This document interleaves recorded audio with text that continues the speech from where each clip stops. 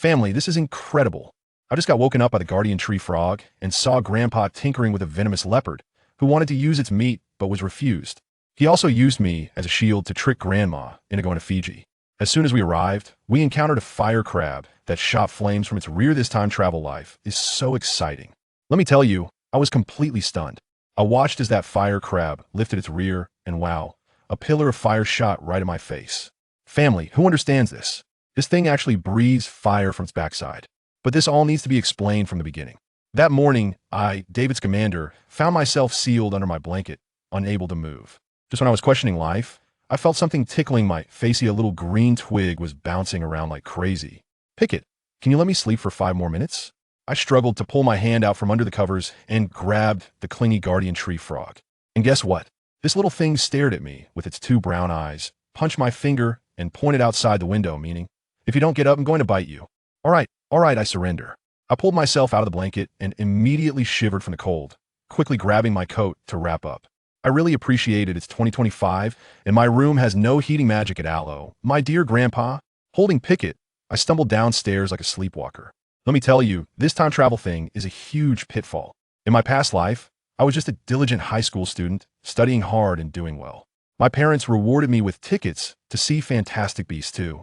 But just a few minutes in a movie, I blinked, and boom, I turned into a baby and traveled to a magical world, becoming the grandson of Newt Scamander. Sounds cool, right? But the problem is it's already the 1980s. Grindelwald has long faded, and now it's Voldemort's time to shine. My little knowledge of movie plots is useless. As for the Harry Potter story, it has been completely washed away by the intense studying in high school, and all I have left in my head are those crazy edits from Billy Billy. In the hall downstairs, my elegantly aged Grandma Tina was reading the newspaper with her glasses on, while 2 knitting needles were busily knitting a sweater by themselves, and at her feet lay 2 chubby little creatures, the cat raccoons. Good morning, Grandma, I greeted weakly. When Grandma saw me, her eyes squinted into slits of joy. Little David, good morning. As soon as she finished speaking, the 2 cat raccoons rushed over to rub against my legs. I bent down, picked one up in each hand, and nearly threw my back out. Millie, Mahler, you 2 really need to lose some weight. As soon as I said that, the 2 cats instantly fluffed up, wriggled free from my arms, and ran to Grandma's side, giving me a look that was anything but friendly. I pouted. At least our family's hobby is easier to hold. Just as I sat down, Grandma waved her wand, and sandwiches and milk from the kitchen flew over in a line. I grabbed a sandwich and stuffed it in my mouth, mumbling, Grandma, where's Grandpa? Where else would he be? He's been holed up at his workshop since early morning. God knows what animal carcass he's brought back this time. Grandma looked displeased. Should I lock that door? Hearing this, my eyes lit up. I quickly finished the sandwich, gulped down the milk, wiped my mouth, and glanced towards Grandpa's study. Go on, you 2 grandpas and grandsons. Grandma shook her head helplessly. I dashed into the study, pushed open the old iron door, and was greeted by a vast workshop with several doors leading to different magical animal habitats. My Grandpa Newt, that sprightly old man, was hunched over, working on a carcass. I quietly crept closer. This was something he taught me, saying it would come in handy when catching magical creatures. On the table lay a creature that looked like a leopard, but was larger, with a ring of spines around its neck. Grandpa, what is this?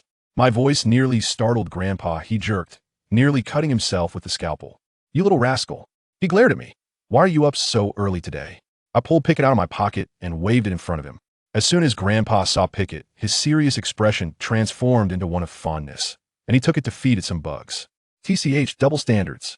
I put on gloves and poked at the carcass. Let me tell you, the meat was firm and delicate, definitely top-notch hot pot material.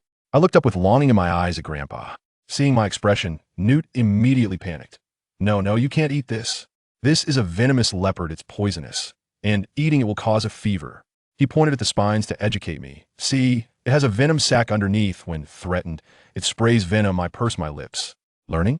I've been feeding magical creatures since I was 3 and took over most of the care by 6. As long as I'm around, if Grandpa can move a finger, it counts as a loss for him. And besides, can't eat this meat. I remember last time he said the same about the pygmy puff, and the next day Grandma turned it into delicious roasted meat, and he ate it until his mouth was greasy. I must ask Grandma about this later. With that thought, I worked more meticulously, as this creature might end up on my own dinner table. Half an hour later, the meat was separated from the bones. Before I could speak, Newt waved his wand, and the bones and meat were all stored in a cabinet, locking it with a click. Was that necessary? I looked at him resentfully. He smiled awkwardly and quickly changed the subject, handing me a bucket of feed. Little David, look, Alexander hasn't been fed, yet hurry up, don't let it go hungry. I reluctantly took the feed and went to find the melancholic, aristocratic-looking, invisible beast. I walked to a large oak tree, shook the bucket in my hand. Alexander, it's time to eat. A figure resembling a monkey slowly emerged from the tree, covered in silver fur. It gracefully climbed down and began to eat the grass. I seized the opportunity, inching closer, cautiously reaching out to touch it. A surge of magic flowed through my hand into my body. At the same time, in my mind, an illustrated guide of magical creatures slowly opened, and the magic merged into it, forming a new page invisible beast. This is my golden finger, a magical creature guide. As long as I gain the creature's recognition, I can absorb its magic, unlock the corresponding entry, and even summon its phantom using the magic. Of course, this thing has a cooldown, and the absorbed creature will become weak for a while. Like Pickett, when it was first absorbed, it fainted right away, nearly scaring me to death. You say when I meet magical creatures in the future, should I first win their affection or go straight into battle? Or should I win their affection and then send them to the dinner table? This is truly a century-old dilemma. After feeding the invisible beast, I ran to the practice area, pulled out my wand, and started practicing spells. This wand was part of a deal I made with Grandpa. I helped him hide some things from Grandma, and he secretly got it for me. But it's not very comfortable to use. Disarm. A red light shot out, hitting the ground next to the wooden stake with a thud. TCH, indeed, it's hard to use something that doesn't belong to me. I wouldn't admit that I shot it off target. This is Harry's signature skill. He'll be counting on it in the future. I don't know how long I practiced, but a blue paper airplane flew in front of me, unfolding to reveal. David, if you don't come out for dinner soon, Tina will get angry. Below, it was a cartoon drawing of Grandma with steam coming out of her head. Pouted and returned to the dining room. Sure enough, my grandfather was sitting there obediently, while my grandmother was watching him like a strict principal. Grandma, I quickly spoke up to rescue the situation. The moment Tina saw me, her expression changed instantly, and she smiled sweetly. Newt seized the opportunity to rush over, pulling me down to sit, acting dramatically. Oh, David, you must be starving. It's all Grandpa's fault for not getting you a pocket watch. You said that last time. Grandma shot him a glare, then divided a large plate of roasted meat for me. Come on, eat slowly. If it's not enough, Grandma will make you more. I looked at Grandpa, who was focused on cutting meat next to me, and shook my head inwardly. In this lifetime, you've been completely controlled by Grandma. Sure enough, after that incident, Grandpa seemed like a different person, going for walks and reading the newspaper with Grandma every day, being overly attentive. I could tell at a glance that this old man was definitely up to something again. As expected, one day at lunch, while Grandma was in the kitchen, Newt suddenly shouted at the top of his lungs. What? David, you want to catch a fire crab? Those things are only found in Fiji. He even winked at me vigorously after saying that. Great, I was going to be the shield again. I had no choice but to cooperate. Grandpa, just take me. I wanted one for a long time. But your grandma is worried about us going that far. He continued to act. At that moment, Grandma came out with a plate of pancakes, glaring at Newt. Since David wants it, just take him for a trip. All right. Since you say so, Newt agreed with an expression of difficulty. After lunch, he hurriedly dragged me out, pulling out the magic carpet. I was puzzled at the time to get to Fiji. Wouldn't we need to fly there? That would take ages. Don't we use apparition? I've been feeling unwell these past few days, afraid of making mistakes, so the magic carpet is safer. He patted his waist. This old man is definitely up to no good. As soon as the magic carpet flew out of Grandma's sight, he immediately pulled out his wand and grabbed my hand. With a pop, we started operating continuously. I felt like my insides were being squeezed into a ball. When we finally stopped, I found myself on an island. All right, you stay here and don't run around. I'll come pick you up later. As soon as the words left his mouth, there was a bang, and he was gone. This is unreliable. It took me a while to stand up straight. Fortunately, he didn't leave me halfway. I started looking for fire crabs in the cracks of the rocks. After searching for a long time, I didn't even see a crab shell. I started to seriously doubt my grandfather's teleportation skills. Last time I was looking for a shape-shifting lizard, he took me straight to Germany, almost getting us reported as international traffickers by a German girl. Just when I was about to lose hope, I suddenly saw a bright light. A creature resembling a turtle, with a shell studded with jewels, was lying there basking in the sun. I finally found it. It seems my grandfather's life is safe. I cautiously slid down, preparing to ambush it from behind. As a result, the temperature near that thing suddenly rose, and the next second, it opened its eyes and a flame shot out from its backside. Holy crap! I quickly put on a fireproof shield, and the flames were instantly deflected. Taking advantage of its moment of wanting to escape, I used my petrification ability to freeze it in place, then rushed forward to grab it. This little creature struggled desperately in my hand, try to bite me. "If you move again, do you believe I'll roast you right now?"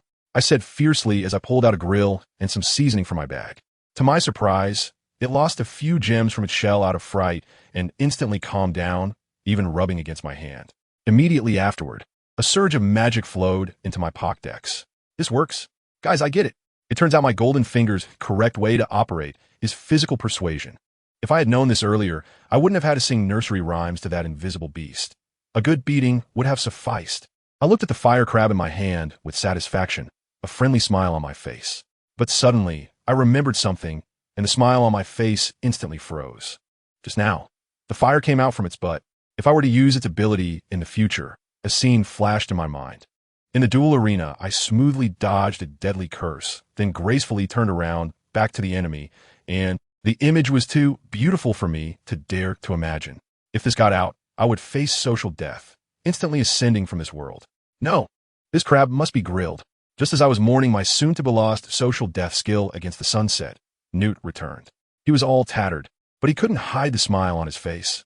It was clear he had accomplished something big. "Grandpa, what have you done?" "Hee hee, I'll tell you when we get back. You know how to talk to Tina later, right?" He mysteriously patted the box. I nodded. "All right, let's go back." He grabbed my hand. "Wait a minute, Grandpa." I pointed at his outfit that looked like he had just come out of a world war. "Are you sure catching a fire crab could make you look like this?" Oh, my mistake, my mistake." Newt was taken aback and quickly restored himself to his usual state. Then, in the next second, whoosh, I tell you. The speed of that phantom movement almost made me lose my breakfast. Bang! He landed directly at the door of our little house. My grandfather, Newt, actually had the leisure to tidy up his wrinkled clothes before pushing the door open and shouting with full energy, "Tina, we're back." Goodness. My grandmother, Tina, came out of the kitchen with her apron on. Her gaze was like an X-ray, first scanning my grandfather from head to toe, then meticulously scanning me again. After confirming that we both had all our arms and legs intact, she spoke directly to the point. "David, where's the fire crab?" Let me tell you, just with that one sentence, my grandfather's old face turned pale in an instant. His expression was as anxious as an ant on a hot stove, frantically giving me signals. He was so caught up in excitement just now that he completely forgot about the important matter. What about me? I'm as steady as an old dog. I raised an eyebrow at him and calmly took out the shiny fire crab from my pocket. "Look, Grandma, isn't it beautiful?"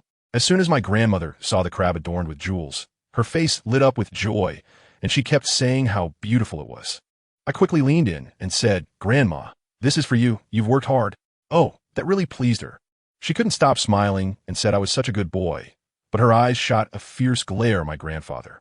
However, in the end, she still didn't accept it, so I casually tossed it into my magic space, thinking I would find it a companion later and perhaps start a gem farming business or something. I couldn't let such immense wealth slip away from me. After dinner, my grandfather took my grandmother for a walk, and I went back to my room to study his notes on those magical animals. By midnight, I had fallen asleep, but suddenly I opened my eyes wide, like a secret agent, and quietly crept out of the room. I crouched by my grandmother's door and listened for a long time, but there was no sound. Okay, safe. Then I snuck downstairs and headed straight for that magic studio. Let me tell you, I know my grandpa too well. He must be hiding something from us. I quietly pushed the door open a crack and slipped inside. Goodness, I was startled. In the studio lay a huge, pitch-black dog. Its fur as smooth as silk. But that wasn't the main point. The main point was that it was covered in wounds. New and old injuries piled on top of each other, making it painful to look at. And it actually had 3 heads. Each one was almost half the size of my body. My grandfather is squatting in front of it, carefully treating its wounds. "Grandpa," I suddenly spoke up. "Is this the big guy you brought back today?" My grandpa was so startled that he almost dropped the medicine bottle in his hand. He turned around and shot me an annoyed glare, then let out a particularly self-satisfied humph. "Did you manage to do it all by yourself?" I asked. Of course. His tail was practically wagging up to the sky. I clicked my tongue twice and pointed at the dog's deep, visible wounds. "You really have a dark hand, don't you?" My gaze was almost enough to carve the words "how cruel" into his face. Ahem, that was done by Dumbledore. He immediately deflected the blame. Really? But I hadn't finished speaking when he directly pushed the medicine box into my arms, saying, all right, I'll leave the rest to you. It's a good chance to learn how to treat a 3-headed dog. Such opportunities are rare." I reluctantly took the medicine box and started to apply medicine to this big guy.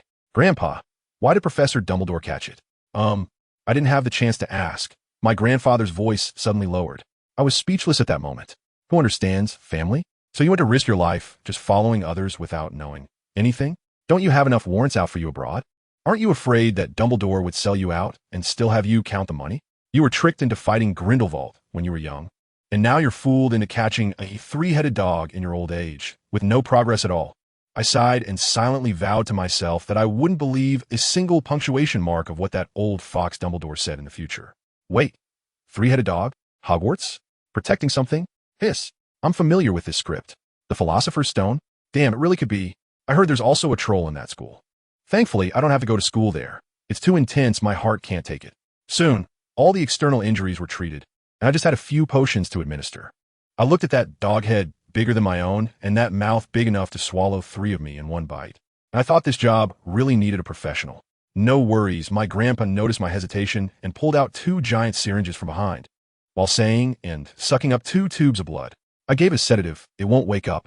You see, my mouth twitched, and you, old man, are really ruthless. I believed you, isn't that enough? I gritted my teeth and mustered all my strength to pry open one of the dog's mouths. A wave of stench hit me, almost sending me away on the spot. I quickly held my breath and poured the medicine into its mouth, then lifted its chin to ensure it swallowed. The next day, when I entered the studio, the three-headed dog was already awake. It pulled the iron chain taut, staring at me with a face full of fear. And my grandpa, well, he looked like a kind uncle holding candy, soothing it with a gentle expression. Grandpa, are you bullying it again? I pointed at the fresh wounds on its body. No way. It thinks I'm Dumbledore, he said seriously, spouting nonsense. Do you think I believe that? I rolled my eyes, and he had no choice but to reluctantly take out a flute and bring it to his lips. Let me tell you, that sound was like a magical cacophony, worse than nails on a chalkboard. Before long, the three-headed dog was swaying like it had drunk fake liquor and collapsed into a deep sleep. You go ahead, my grandpa said with a hint of regret, as he originally wanted to try other methods. I quietly removed my hand from my ears, thinking that this dog's taste was quite unique. For the next half-month, I took care of the wounds of these three-headed dogs, fed them, and became very familiar with them. My grandfather, on the other hand, researched how to tame them every day. To be honest, the results were pretty good. Now, whenever this big guy sees me, all 3 heads scramble to get close to my hand, waiting for me to throw them pieces of meat. They can actually fight amongst themselves just to grab a piece of meat. It's ridiculous. I was puzzled. Aren't you all one stomach? Who eats differently? Taking this opportunity, I also successfully absorbed its magic power into my encyclopedia. And wow, I felt my magic power increase significantly. After half a month, these 3-headed dogs were completely tamed by my grandfather, of course, only obedient to us. One afternoon, there was suddenly a knock on the door.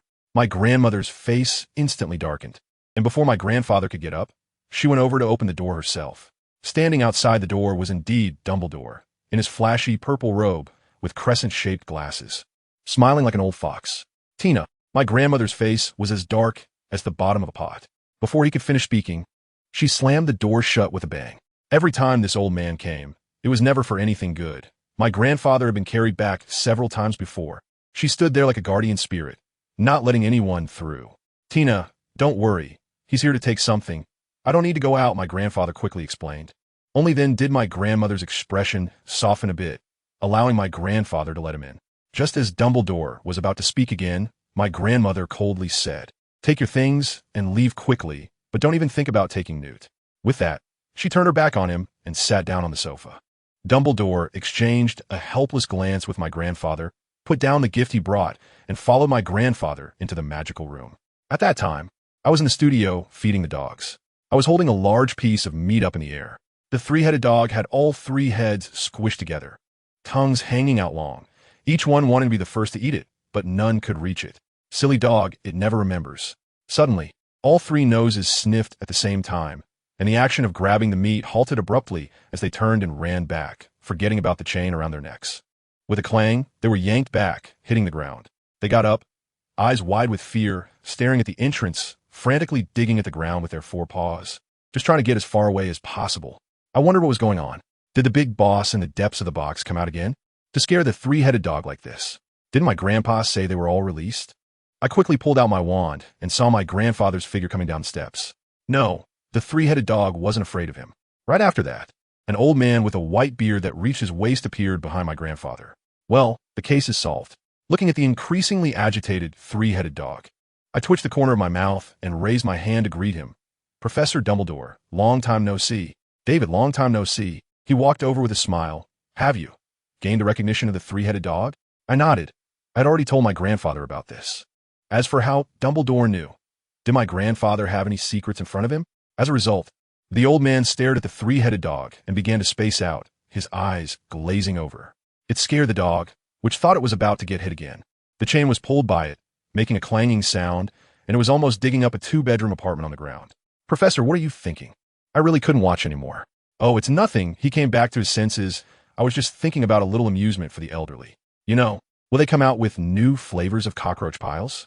I rolled my eyes and said, I think if you personally wrote a letter suggesting it, they would. Good idea. To my surprise, he actually agreed, and then he changed the subject. I think you would make an excellent Gryffindor. Here it comes, he's starting. Trying to persuade me to go to Hogwarts and be Harry Potter's bodyguard? No way. Thank you for the compliment, Professor. But unfortunately, my grandmother already contacted Ilvermorny School of Witchcraft and Wizardry in the U.S. Maybe I could talk to Tina again. He winked at me. Oh, right. Fox has been missing you lately. Wow, the trump card has arrived. My grandfather's eyes lit up at the mention of the Phoenix Fox, and he immediately leaned in and said, Yes, yes. I think we can talk again. Hogwarts is the best school, don't you think, David? I moved aside with disdain. Grandpa, are you trying to sell your grandson for a bird? Aren't you afraid Grandma will skin you alive? Later, Dumbledore asked some tips on feeding the three-headed dog and hurriedly left, not even mentioning my going to Hogwarts to my grandma. That old fox. He passed the mess to my grandpa again. In the evening, after my grandpa walked with my grandma, he sneaked back into the box. I followed him in. Grandpa, do you really want me to go to Hogwarts? He was silent for a while before asking me in return. David, do you want to go? I can go anywhere. But Grandma shouldn't be sad, I said. I will never forget the sadness on my grandmother's face when she talked to me about the past. Back when Voldemort was rampant, she and my grandfather helped Dumbledore carry out missions. And there was one time when my grandfather almost didn't come back. He lay in bed for half a month before waking up. Since then, my grandmother issued a strict order that my grandfather was not to mess around with Dumbledore anymore. My grandfather looked particularly conflicted after hearing my words. After a long pause, he finally said in a deep voice, Dumbledore said that Voldemort is not dead. He will return.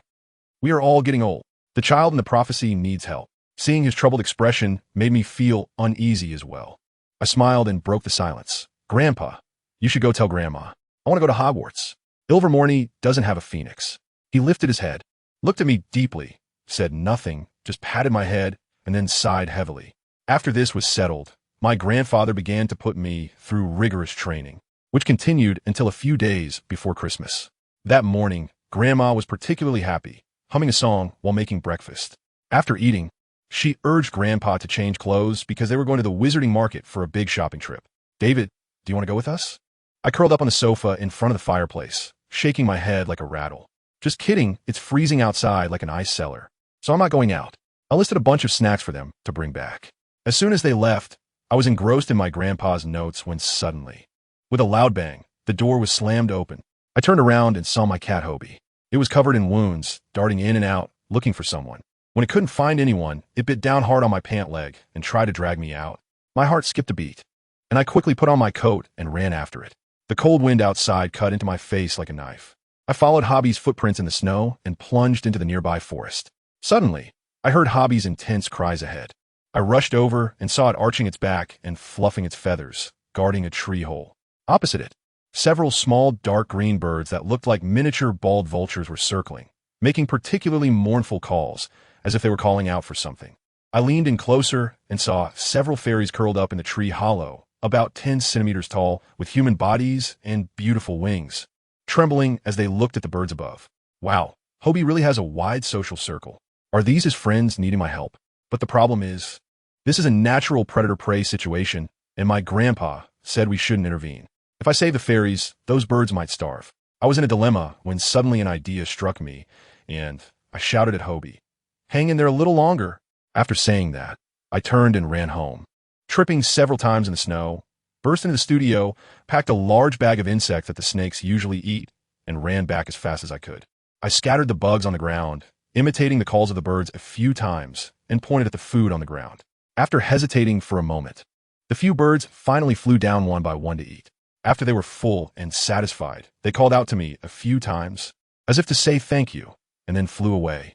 I breathed a sigh of relief and walked under the tree. 6 fairies carefully flew out, 2 of which were injured. I quickly let them burrow into my hat and ran home, knowing that if we stayed outside any longer, we would freeze into popsicles. Once back in the warm house, the uninjured fairies immediately returned to their nature, buzzing around the room and making a racket. Hobie was quite the leader, seriously showing them around. After a while, with a poof, my grandfather and grandmother returned. I quickly waved to my grandfather, "Grandpa, come here." As soon as he saw the 2 injured fairies lying on the table, his tired expression disappeared instantly. With a wave of his wand, ointment and bandages flew over, and in no time, he had treated their wounds, even tying a pretty bow. "Where did these come from?" he asked with a smile. When I mentioned exchanging insect for the fairy, his expression suddenly changed, and he asked anxiously, "The birds? How many are there?" 3, right? Are they okay? Why didn't you bring them back too? They flew away after eating. Then I'll go to the forest in a few days, he said thoughtfully. Just as I was about to ask him if he had any questions, my grandma handed me 2 big boxes of candy. When I opened one, it was the same packaging, featuring an extravagant wizard who grows wings and flies after eating chocolate balls. It's all about false advertising. After eating these for so many years, I haven't grown a single hair. I can complain all I want, but I still popped one in my mouth. The strawberry cream, mixed with a hint of chocolate bitterness, is absolutely divine. I squinted my eyes in enjoyment and secretly glanced behind me. Sure enough, there were still no wings. What a fraud. Early the next morning, as soon as I went downstairs, I saw those 6 fairies flying all over the house, making so much noise it hurt my head. It seems their injuries are completely healed. My grandfather's medicine really works wonders. I was pondering when I realized my grandfather was missing. My grandma Tina, on the other hand, was quite relaxed, sitting by the fireplace reading a book, not in the least bit anxious. Well, the old man is probably off tinkering with his magical creatures in his precious workshop again. We quietly waited until noon, and when the bell on the door jingled, I turned around to see my grandpa rolling in from outside like a snowman, his wrinkled face as red as a monkey's bottom from the cold. He was brushing off the snow from his clothes while rubbing his hands together and breathing out white steam. I was puzzled at the time, wondering why he didn't go to the studio. When he got close to the fireplace, I quickly asked, "Grandpa, where did you go wandering in this heavy snow?" He rubbed his hands and said absent-mindedly, "Oh, I just took a stroll in the forest. Looking for that. What is it called? Bird. Did you find it?" "No, I just saw some footprints." After saying that, he sat down on the sofa and started daydreaming, probably already modeling the bird's activity trajectory in his mind. After lunch, my grandpa barely warmed his seat before he wanted to rush outside again. But he was directly stopped by my grandma. She said that the wind and snow outside were so strong that they could bury a person, and she wouldn't let him go out and do something reckless. In the afternoon, the blizzard was coming down like it was free. Suddenly, there was a loud knocking on the window. I ran over to take a look, and to my surprise, a black and white owl was hanging outside the window, frozen stiff like a popsicle, trembling. "Eric!" I exclaimed in delight, and quickly opened the window to let it in. This was my cheap cousin Rolf's owl. My cousin has been traveling the world with his parents since he was little, studying all kinds of magical plants and animals, and we actually have a good relationship. I quickly wiped the snow off Eric and poured a cup of hot milk to warm him up. When he started drinking the milk, I took off the letter from his foot. As I opened it, I found that, indeed, Rolf and his family wouldn't be coming back this Christmas due to work reasons. The letter also specifically painted a picture for me, saying that next time they would take me to see the Ukrainian iron-bellied dragon. I told my grandparents this news. My grandpa just grunted, took the letter, looked at it, and had no reaction. He was already used to it. But my grandma, Tina, kept turning the letter over and over, her face visibly showing disappointment. She hadn't seen Rolf for 2 years. I realized this won't work. Grandma is unhappy. How can we get through this class? I have to come up with something. But what can I do? Sing? With my voice. Even Piquet would leave home overnight after hearing it. Dance? With my little frame, I'd look like I've been electrocuted when I try to dance. I don't want to embarrass everyone. Who understands my family? How can I be like my grandpa, having no talents at all? Just when I was feeling emo, a few fairies buzzed past me, making a racket. Suddenly it hit me. I can't do it, but they can. Let them perform a show for Christmas. It will definitely liven up the atmosphere. So I decided to do it. I immediately grabbed a copy of a step-by-step guide to making fashionable women's clothing that my grandma had hidden away. That thing is thicker than a brick. I thought about making a few outfits for the fairies. But when I opened it, wow, just for one skirt, the production steps numbered in the thousands. It made my head spin. I'm feeling troubled, as two fairies flew over and pressed their little paws directly on a picture of an incredibly gorgeous dress. Not letting me turn the page. I sighed and said, "Sisters, are you really into this outfit? But let me tell you, even if you brought Hermione here for 2 days, she wouldn't be able to make it." But they just shook their heads and completely ignored me. One of them closed her eyes, and with a flash of light, that dress from the book perfectly replicated onto her. I was stunned. I was still figuring out the first step of threading the needle, and she just changed outfits with the push of a button. In the next second, another fairy transformed into the same outfit. Goodness, it turned into a magical version of whoever is ugly is awkward, and they started to argue right there over the outfit clash, their little faces almost bumping together. I quickly used my fingers to separate the two of them, and after some persuasion, I managed to convince the second one by promising to find her something prettier. Then I called all the fairies over and let them choose for themselves. Even Picty was dragged over by them. This group of little ones was noisy, and finally each picked out their favorite dresses. Seeing that they all had new clothes, Picty got anxious too, pointing at the fairies and then at herself. I teased it, "What's wrong, Picket? Do you want a little skirt too?" It shook its head in anger and pointed at my clothes. "Oh, so you want men's clothing? Why didn't you say so earlier?" As a result, those mischievous fairies huddled together, whispering, and then waved their hands at Picket. In a flash of light, a beautiful short skirt appeared on Picket. Its shy and delicate pose made me unable to hold back, so I quickly covered my mouth, secretly took out my magical camera, and clicked. "Hee hee, Black History 1. This is simply my spiritual food." Picket, fuming with its hands on its hips, pointed at us and yelled, but we ignored it. Finally, when the fairies had enough fun, they transformed it into a black little dress with gold trim. Only then was it satisfied and ran to the side with a small mirror to admire itself. With the outfit sorted, I had a sudden idea to give them a name and launch them. Natalie, Mia, Grace, Samantha, Cammy, Joanna. Each of the little ones now had a stage name. I waved my hand and declared, "From today on, you will be called the Fairy Girl Group. How about that? Is the name explosive enough?" Next came the rehearsals. I pulled out a dusty dance manual from the corner of the bookshelf. The fairies nodded, indicating they could handle it. It was a piece of cake. The only problem was that they absolutely refused to change out of their new clothes. I had to coax and trick them. "Be good. Listen, and I'll find you even prettier skirts later." Finally, I managed to get this group of little troublemakers settled and sent them into my magical space for secret training. Then came the stage. We needed lights, right? I dug out a bunch of prophetic crystal balls that I had been tricked into buying before. I had my grandpa cast a spell on them, and with a whoosh, they lit up in all colors, almost blinding me. I stuffed these balls into a box with holes, used a levitation spell to hang them up, and voila, we had simple stage lighting. Then I built a platform with wooden boards and laid down a red carpet. Done. Before I knew it, it was Christmas Eve. When I opened my eyes, there were gifts piled up at the foot of my bed like a small mountain. Dumbledore sent another pile of cockroaches. This old man really has a heavy taste. My grandma sent a sky blue scarf, which was very warm. My cheap cousin sent a dragon tooth and insisted on calling himself brother in the letter. So I returned the favor in my reply, calling myself brother as well. No one gets to take advantage of the other. This is our long-standing understanding. Downstairs, everything was already beautifully and warmly decorated, clearly my grandma's handiwork. My grandpa's taste is another story. In the evening, my great-uncle Jacob and great-aunt Queenie also arrived. As soon as we met, Queenie asked if I liked the Christmas gift she sent me. My heart skipped a beat. It was a pink sweater. I tell you, my great-aunt is a natural mind reader, able to read thoughts. Could I dare to say I didn't like it? I had to grit my teeth and say I liked it. In the end, she was still not satisfied and insisted I go upstairs to change into it. At that moment, I thought, I'm a 10-year-old boy wearing a pink sweater. Does that make sense?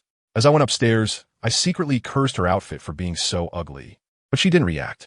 Hey, she really can't read my mind?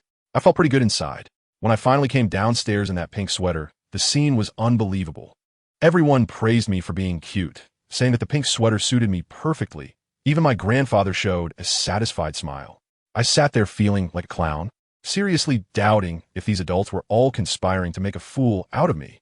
Dinner was the same old routine. My great-uncle Jacob started boasting about his glorious days fighting Grindelwald, and I felt like my ears were about to develop calluses. After finally enduring until the end of the meal, the main event came. I turned off the lights, set up the stage, and, as the music started, the room was instantly filled with a sense of ceremony. I cleared my throat, picked up a microphone that didn't actually exist, and began announcing in the most passionate tone of my life. The Fairy Girl Group's first performance is about to begin. First, let's welcome our captain, Natalie. In this team, you can always trust her. Natalie, dressed in a sky blue dance dress, elegantly flew out from one side of the stage and slowly walked down the magical letter steps I had created. Next is Grace, our most mysterious goddess. Be careful not to stare at her too long. Her beauty might just pull you in. Grace, in a black dress, walked onto the stage with an air of aloofness and gave a slight bow. Mia, I once interviewed 100 wizards, and 99 said she is the cutest fairy in the world. Then I lowered my voice and added mysteriously, just between us. I suspect the last one might have just been hit with an I curse. But that's not all, let me tell you. The next few fairies each have their own style. The second to come up is Cammy, going for a cool and stylish vibe. That dress is incredibly fitted. When she stands on stage and flicks her bangs, she is practically the supermodel of the fairy world. Then there is Samantha. Oh my, as soon as she came up, I knew what it meant to be a walking hormone. That dance dress, that figure, everyone's eyes were practically glued to her. Next is Joanna, the true princess, coming up in a princess dress and elegantly bowing to us. Her poise is impeccable. Finally, there is Jessica, a lively and eye-catching bundle of energy, bouncing up to the beat and running around the stage, high-fiving everyone, instantly igniting the atmosphere. Once all 5 of them were in place, the lights suddenly dimmed, and the music started. I tell you, that scene was incredible. The 5 little fairies danced gracefully to the music, soaring up and down, perfectly in sync. I was just beside them as a lighting technician, changing the lights to the rhythm. During the climax, I waved my wand, and petals floated into the air on stage. They danced on the petals, and that scene was so beautiful it gave me goosebumps. But then, just as they were supposed to end, they all flew over to the Christmas tree. I was stunned. This wasn't T in the script. Just as I was thinking of going up to see if there was a bug, they flew back and formed a circle, hiding something in the middle. The next second, they scattered, and lo and behold, Piquet was in the center. My grandpa Newt immediately stood up, excited like a fan at a concert, just short of 2 glow sticks. The music became more cheerful, and Piquet was in the middle trying to bounce. Though a bit clumsily, it was clear he had worked hard. As the performance ended, the audience erupted in thunderous applause, the letters spelling Fairy Girl glowing as they flew back to the Christmas tree with Piquet. I turned on the lights and quickly ran over to my grandmother to show off. Grandma, how is it? Do you like it? Grandma smiled widely. I love it. It's amazing. My great-aunt Queenie also came over, tugging at my sleeve and asking, are they wearing the clothes I designed? Of course, Auntie. And they transformed themselves. Queenie's eyes lit up, and she said she wanted to invite them to be her exclusive models. I thought this was great. It would solve the fairies' work problem. So I ran over to the Christmas tree to ask them. The fairies were thrilled to hear they could wear many new clothes and perform often. The most lively one, Jessica, grabbed Grace and flew over to me, giving me a kiss on the cheek. Let me tell you, this is where it got tricky. One second, she was kissing my cheek, and the next second, these 2 little ones closed their eyes and fell down like kites with cut strings. Who understands? This sudden situation scared the life out of me. They truly recognized me, but my broken illustration got so excited that it drained their magic. Luckily, it was 2 fairies sharing the burden. Otherwise, it would have been like last time with Pickett, when she fainted right away. I quickly reached out to catch them and rushed them to the studio. When my grandfather Newt saw the situation, he instantly understood and rushed in. I saw him trembling, or rather, steady as a rock, controlling a drop of pitch-black potion, which he fed to Grace. Although the potion looked like dark cuisine, its effect was truly remarkable. The 2 fairies recovered after a short while and started playfully wrestling again. Seeing my curious expression, Newt began to give me a lesson, saying this potion was his new research specifically designed to quickly restore the stamina of magical creatures, but it couldn't be used directly. It needed to be diluted with honey. Otherwise, it could lead to oversaturation and keep the animals unable to sleep. Upon hearing this, I thought it was a great thing and quickly asked, Grandpa, what's the formula? The old man, let me tell you, looked like he was about to burst out laughing. He smiled at me and said, the formula depends on my mood. Don't irritate me lately, especially when I ask you to do chores. At that moment, I had the expression of an old man on the subway, looking at his phone, thinking, you really know how to seize every opportunity to exploit me. But there was nothing I could do. Under his roof, I could only force a smile and say, how could that be? ISNT, it only natural to do things for you. Back in the living room, Aunt Queenie quickly asked what happened. Of course, I couldn't tell the truth. So I said they were just tired from performing and needed a break. Dumbledore had warned me long ago that the information about the creatures had to be kept secret for my safety. When Queenie heard that the fairies were fine and even agreed to be models, her eyes squinted with joy as she carefully lifted them onto her shoulders. After chatting for a while, it was nearly 10 o'clock and Queenie and Jacob prepared to leave. Just before they left, Queenie suddenly leaned in close to my ear and said fiercely, "You little rascal dared to say my clothes are ugly. If it weren't for the fairies, I would have taught you a good lesson." After saying that, she linked arms with Jacob and vanished. I stood there stunned, wanting to cry, but having no tears. Who understands family? My aunt specializes in backstabbing. After Christmas, my grandfather started acting up again, braving the wind and snow to dive into the forest every day, claiming he was looking for a divination bird. But the most ridiculous part was that my grandmother didn't care about him. This is absolutely unscientific. I'm sure they're hiding something big from me. I took advantage of his lunchtime break and sneaked over to ask, "Grandpa, what exactly are you looking for?" He replied without flushing or skipping a beat, "A divination bird." That acting could win him an Oscar. I started to act cute and shook his arm. "Just tell me." He absolutely refused to say anything, so I quickly changed my strategy. "Then, can I go with you?" "No way." He immediately rejected. "It's so cold outside." "Your grandmother wouldn't agree." He quietly added, "She's very fierce. I'm afraid of her." Wow. He even learned to play the victim first. I immediately shouted towards the kitchen, "Grandma, Grandpa said you're very fierce." The next moment, my grandmother rushed out with her wand. My grandfather, lying on the sofa, leisurely said, "David just said he wants to go to the forest with me, but I didn't agree." My grandmother's anger instantly turned 180 degrees towards me. "David, you're not allowed to go. Have you forgotten how you ran around in winter 3 years ago and had a high fever for 3 days?" Great. This move of mine was like shooting myself in the foot. I had to coax my grandmother back into the kitchen. When I turned around, my grandfather was already laughing so hard he was about to choke, and he waved at me smugly as he walked out the door. After a while, the door opened again, and he poked his head in, raising an eyebrow at me, looking all too mischievous. I was unwilling to accept it. In the afternoon, I wanted to sneak out, but just as I touched the doorknob, the cat at home started meowing loudly like it had an alarm system. My grandmother's voice instantly came from upstairs. "David." I can only turn back awkwardly and say, "I was just checking if the doorknob was dirty. I'll wipe it." "Oh, then I'll come clean it later. You go read in the study."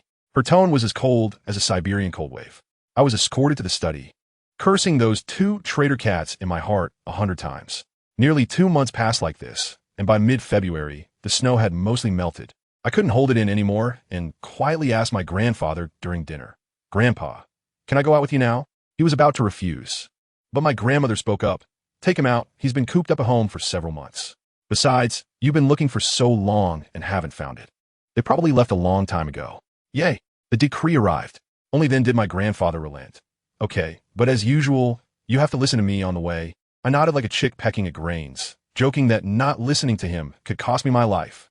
Last time, it was because I took a few extra steps to look at a beautiful little bird that I discovered it was the tail of a giant snake, which almost swallowed my head. Since then, my grandfather has been my absolute authority when going out. After dinner, my grandfather grabbed me, and with a flicker, we arrived in a gloomy, primitive forest. The feeling was so cold it made me shiver. The aftereffects of the flicker were completely cured. My grandfather sniffed the ground like a hunting dog for a long time, then led me in one direction. The forest was wet and slippery. I walked cautiously, like a penguin just learning to walk. After a short while, my grandfather stopped at the base of a tree root and pulled out a few dark green feathers. "Are these the feathers of a cuckoo?" I asked. "Yes," he nodded, "but the most recent ones are from 4 or 5 days ago. They have already left." "Then what are you still looking for?" "I'm looking for the reason they appeared here." After he finished speaking, he began searching for clues around like a detective. There were no cuckoos in Dorset. Their sudden appearance here, and only 3 of them, was too abnormal. As he spoke, it seemed he discovered something and crouched down to sneak into a dense thicket. I hurried to follow, but he moved too fast. The branches he pushed aside snapped back and hit me in the face with a loud smack. It hurt like hell. At that moment, I decided I had to tell my grandmother when I got back. I endured the pain and crawled out of the thicket, only to see my grandfather on all 4s, sniffing the ground. After a while, he even wiped his finger on the ground and then tasted it. I was used to this routine. As long as he did this, it meant there was something big nearby. Sure enough, after tasting the flavor, he made a shushing gesture to me and cautiously moved in one direction. After walking about 100 meters, I saw something dark crouched at the base of a big tree root not far away. Just as I was about to get closer to take a look, my grandfather pulled me back and pointed at that thing, then pointed at me, shaking his head frantically, meaning, "That thing is very dangerous. Don't move." He pressed me behind a rock and then took a small bottle from his bag, applying some transparent liquid on himself before quietly approaching. Just as he was getting close, the black shadow suddenly stood up and stared intently at my grandfather. From a distance, it looked like a lion. My heart jumped into my throat, and my palms were sweaty. My grandfather was brave. He also crouched down and made a few strange calls like that creature, a sound that resembled a lion's roar mixed with a goat's bleat, sounding particularly abstract. The lion seemed to lower its guard a bit, and my grandfather inched closer. When he got near, the creature jumped out from behind the tree root, and in better light, I could see it more clearly. It indeed had the head of a lion, but its tail looked like that of a fire dragon, covered in scales. Moreover, it seemed to be severely injured, limping as it walked. The creature sniffed my grandfather for a long time, getting so close that its mouth nearly touched his neck, which made me clench my fists in fear. Fortunately, in the end, it still accepted my grandfather and returned to the tree root. My grandfather finally sighed in relief and shouted at me, "David, bring over the magic carpet." I quickly placed the magic carpet over. Once my grandfather got that creature onto the magic carpet and sedated it, I dared to get closer to take a look. My God, when I saw it, I was completely stunned. This creature had the head of a lion, a blue-black body, and 4 hooves, just like a goat's. It had a thick iron chain around its neck, and its body was covered in wounds, some of which were festering with maggots. The smell was unbearable. Lion head, goat hooves, fire dragon tail. This appearance was too abstract. This thing was simply a nightmare for biology. A thought flashed through my mind. "Hagrid, did you do this?" I stared blankly for a long time before tremblingly asking my grandfather, "Grandpa, what is this?" "A chimaera, rare stuff from Greece." My grandfather looked heartbroken, gently placing his hand on its mane, as if touching some priceless treasure, afraid of breaking it. I was puzzled at the time. From Greece? How did it end up here? And it's still chained up with an iron chain? This remark immediately ignited my grandfather's powder keg. I could feel the chill from the coldness in his eyes, even from a distance. Gritting his teeth, he said, "Who else could it be? A bunch of poaching scum, internationally known as the R Organization." Goodness, listening to his tone, it was clear that this feud had been brewing for quite some time. I had previously worked with the Ministry of Magic to deal with them, but I never expected these bastards to pop up again like cockroaches that just won't die. He turned to look at the chimaera, his gaze softening, filled with pity. This creature is now a first-class protected animal, and people are fighting over it in the black market. The last time I checked, there were fewer than 50 in the entire population, and now. Sigh. I felt a chill in my heart and instinctively looked around at the pitch-black woods, always feeling like there was a wizard lurking in every shadow, grinning at us. I quickly asked, "So are those people still in this forest?" "They should be gone," my grandfather analyzed. "Something must have happened to them. Otherwise, the chimaera wouldn't have escaped. Let's go back first and treat its injuries." He enlarged the magic carpet to twice its size, first lifting me onto it to keep me far away from that bloodthirsty mouth, and then he jumped on himself, directing the carpet to fly home.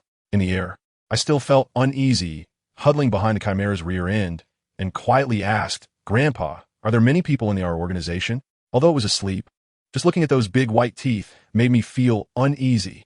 At its peak, there were about 500 or 600 people, my grandfather thought for a moment. After he struck them, they scattered for a while, but those who dared to resurface now probably number around 1 or 200. 1 or 200? My eyes nearly popped out. Good heavens, aren't they even stronger than Voldemort's group? Yes, there are desperate people from all over the world. They do anything for money, no matter who you are. Did you send undercover agents in? We did, my grandfather interjected. Otherwise, how could we have struck against them? But they can only operate on the periphery. They can't get into the core circle at all, so we haven't been able to eradicate them completely. I was just about to ask something else when a magic carpet arrived home. My grandfather jumped down and said, "All right, we'll talk about the future later. At this rate, you'll eventually have to face them." I felt a jolt in my heart. After all, he is a magizoologist, and I am his grandson, with a field guide in my head, searching the world for magical creatures. It was only a matter of time before I crossed paths with these poachers. Once inside the studio, my grandfather gently placed the chimaera on the operating table and pulled out a toolbox filled with shiny surgical knives and tweezers. My grandmother also came in and naturally stood by his side to assist him. I told you. At that moment, I finally understood what it means to be a couple like immortals. With just a glance from my grandfather, without even raising his hand, my grandmother already knew whether he needed a hemostat or anti-inflammatory medicine. The tacit understanding between them was simply astonishing. I watched from the side, feeling dazzled, completely like a useless mascot, deeply realizing that age brings wisdom. Before long, the surgery was completed, necrotic tissue removed, and the wound stitched up, all in one go. My grandfather wiped his sweat and said to my grandmother, "It's highly likely to be them. I still need to go to the forest to take another look and check how these animals got out." As soon as I heard that, I jumped out and said, "Grandpa, I'm going with you." My grandfather was a bit troubled at the time. This was not an act. He was genuinely afraid there might be danger in the woods. In the end, my grandmother spoke up. She patted my grandfather's shoulder, and her gaze instantly returned to the spirited look of her younger days. "Take him. It's time for him to see for himself. Besides," she straightened her chest, "I can still move." After saying that, she took my hand and walked toward the dining room. "Come on, David, are you hungry? Grandma made you roasted pork chops." I watched my grandfather following behind. The smile at the corner of his mouth couldn't be hidden. "Wow, this old dog food is really delicious." Early the next morning, before dawn, my grandfather pulled me out of bed, and the two of us sat on the magic carpet patrolling over the forest. I tell you, at first I was quite excited. But after flying for a while, all I could see below was green, and I almost fell asleep on the spot. I don't know how long we flew, but suddenly my grandfather shook me. "David, quick look, we're here." I was startled and turned to look in the direction he pointed, only to see a large patch of the forest that had been stripped bare, looking like a ghost had shaved its head, particularly conspicuous. We landed and found that the open area was surrounded by piles of cut-down logs, forming a circle. Looking inside, we saw nothing but the charred remains of tents and smashed iron cages. They had been attacked. My grandfather inspected the area and came to a conclusion. "Was it the Ministry of Magic?" I asked. "Doesn't seem like it. I haven't received any news." We walked into the camp, and the ground was covered with various magical animal feathers and scales, all in a mess. My grandfather was squatting on the ground, rummaging through them, and his face grew increasingly grim. He even found a feather from a golden-winged hero. I was shocked at that moment. This thing is now a specially protected animal, and they really have some nerve. I wasn't idle either. I was rummaging through the tent ruins, trying to see if there were any overlooked items. Suddenly, I saw something trapped under a big piece of wood that hadn't been burned. I quickly moved the wood aside and picked it up. It was a mask, cold to the touch, with a drawing of a short pig monster on it, just like the one my grandmother roasted a couple of days ago. I showed it to my grandfather, and he took it and said, "That's right, it's the mask of our organization. Some people wear this during their operations to avoid revealing their identity." After saying that, he handed the mask back to me and said, "Keep it. You might need it in the future." We turned this place upside down, and apart from this mask and a mess of feathers, we found nothing. The sun was already overhead, and my stomach was growling with hunger, so I quickly pulled my grandpa to use the disillusionment charm to get home. At the dinner table, my grandpa reported to my grandma, saying they needed to go to the Ministry of Magic in the afternoon. As soon as he finished speaking, he reached for the knife and fork on the table, but my grandma shot him a glance, and he cleared his throat and hurried off to the kitchen to wash his hands. I happened to come out just then, feeling amused. "What's wrong, Grandpa? Did you think you could get special treatment right under Grandma's nose?" Tina has become quite the neat freak. The next day, I was sleeping soundly when I was awakened by a small sobbing sound. I opened my eyes, and lo and behold, our house's tree guardian, Pickett, was sitting on my pillow putting on a melodramatic show, tears in his eyes, thinking that I had overslept and been eaten by the legendary big-headed hairy monster. I peeked out from behind the wardrobe, and it saw me. At first, it froze, then let out a howl and scurried over, climbing up my arm to my shoulder, hugging my neck and giving me a flurry of kisses. I finally understood that I had startled it by getting up too early today. There was nothing I could do. After all, there was something important happening today. My grandfather brought back a door key from the Ministry of Magic yesterday, saying that the manticore was healed, and today he would return it to Athens, while also taking us on a short trip to Athens. I got dressed and went downstairs, and my grandparents were already ready.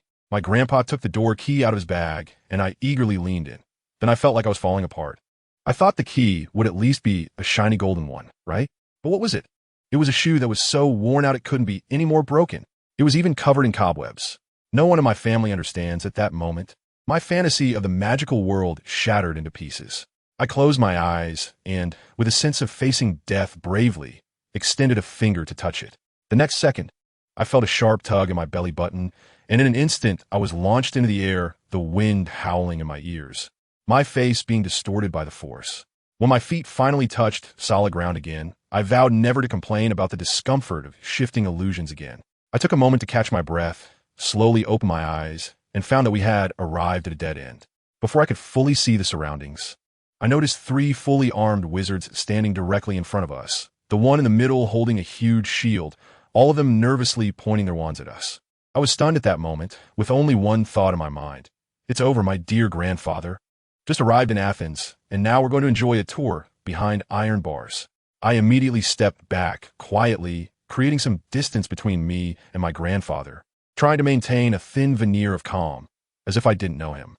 As a result, the guy holding the shield spoke up. Mr. Scamander and Madam, hello. We are from the Greek Ministry of Magic here to welcome you. Me? Do we really need this kind of setup? It's like we're guarding against thieves. Then that guy said to my grandfather, may I ask you to hand over the box you are holding for us to keep safe? My grandfather smiled awkwardly and placed the box on the ground. Guess what? The few people visibly shivered, and two of them lunged forward to check the box's lock, confirming it was secure before they sighed in relief. Then, a few people flew down from the sky, carrying a large iron box engraved with runes, and carefully placed my grandfather's box inside before hastily escorting it away. I was dumbfounded. All this just for my grandpa's old box? The leader, a guy named Gallus, relaxed instantly and smiled brilliantly as soon as he saw the box. He pulled out a gleaming golden key that looked exactly like the one I had imagined for the door. I suddenly realized that it wasn't the door key that was ugly, but our British Ministry of Magic was just too abstract. Once again, there was a whirlwind, and we arrived at a ruin. Everywhere were broken walls and rubble, all in tatters. I thought to myself, this Greek Ministry of Magic is really in bad shape, so poor that they can't even afford to repair their headquarters. Gallus solemnly explained that this was to remind people of the horrors of war. I almost believed his nonsense. Then he walked up to a stone wall, lightly traced his wand over it, and to my surprise, the warrior statue on the wall actually moved, and with a loud rumble, a door opened in the wall. I followed them inside, and in the next second, I was completely stunned, my mouth agape enough to fit an egg. Is this what you call some effort? Am I misunderstanding something? Behind the door was a complex, magnificent, complete temple. It looked exactly like the ruins outside, but here it was perfect. Through the grand entrance, I could see the enormous statue of Athena.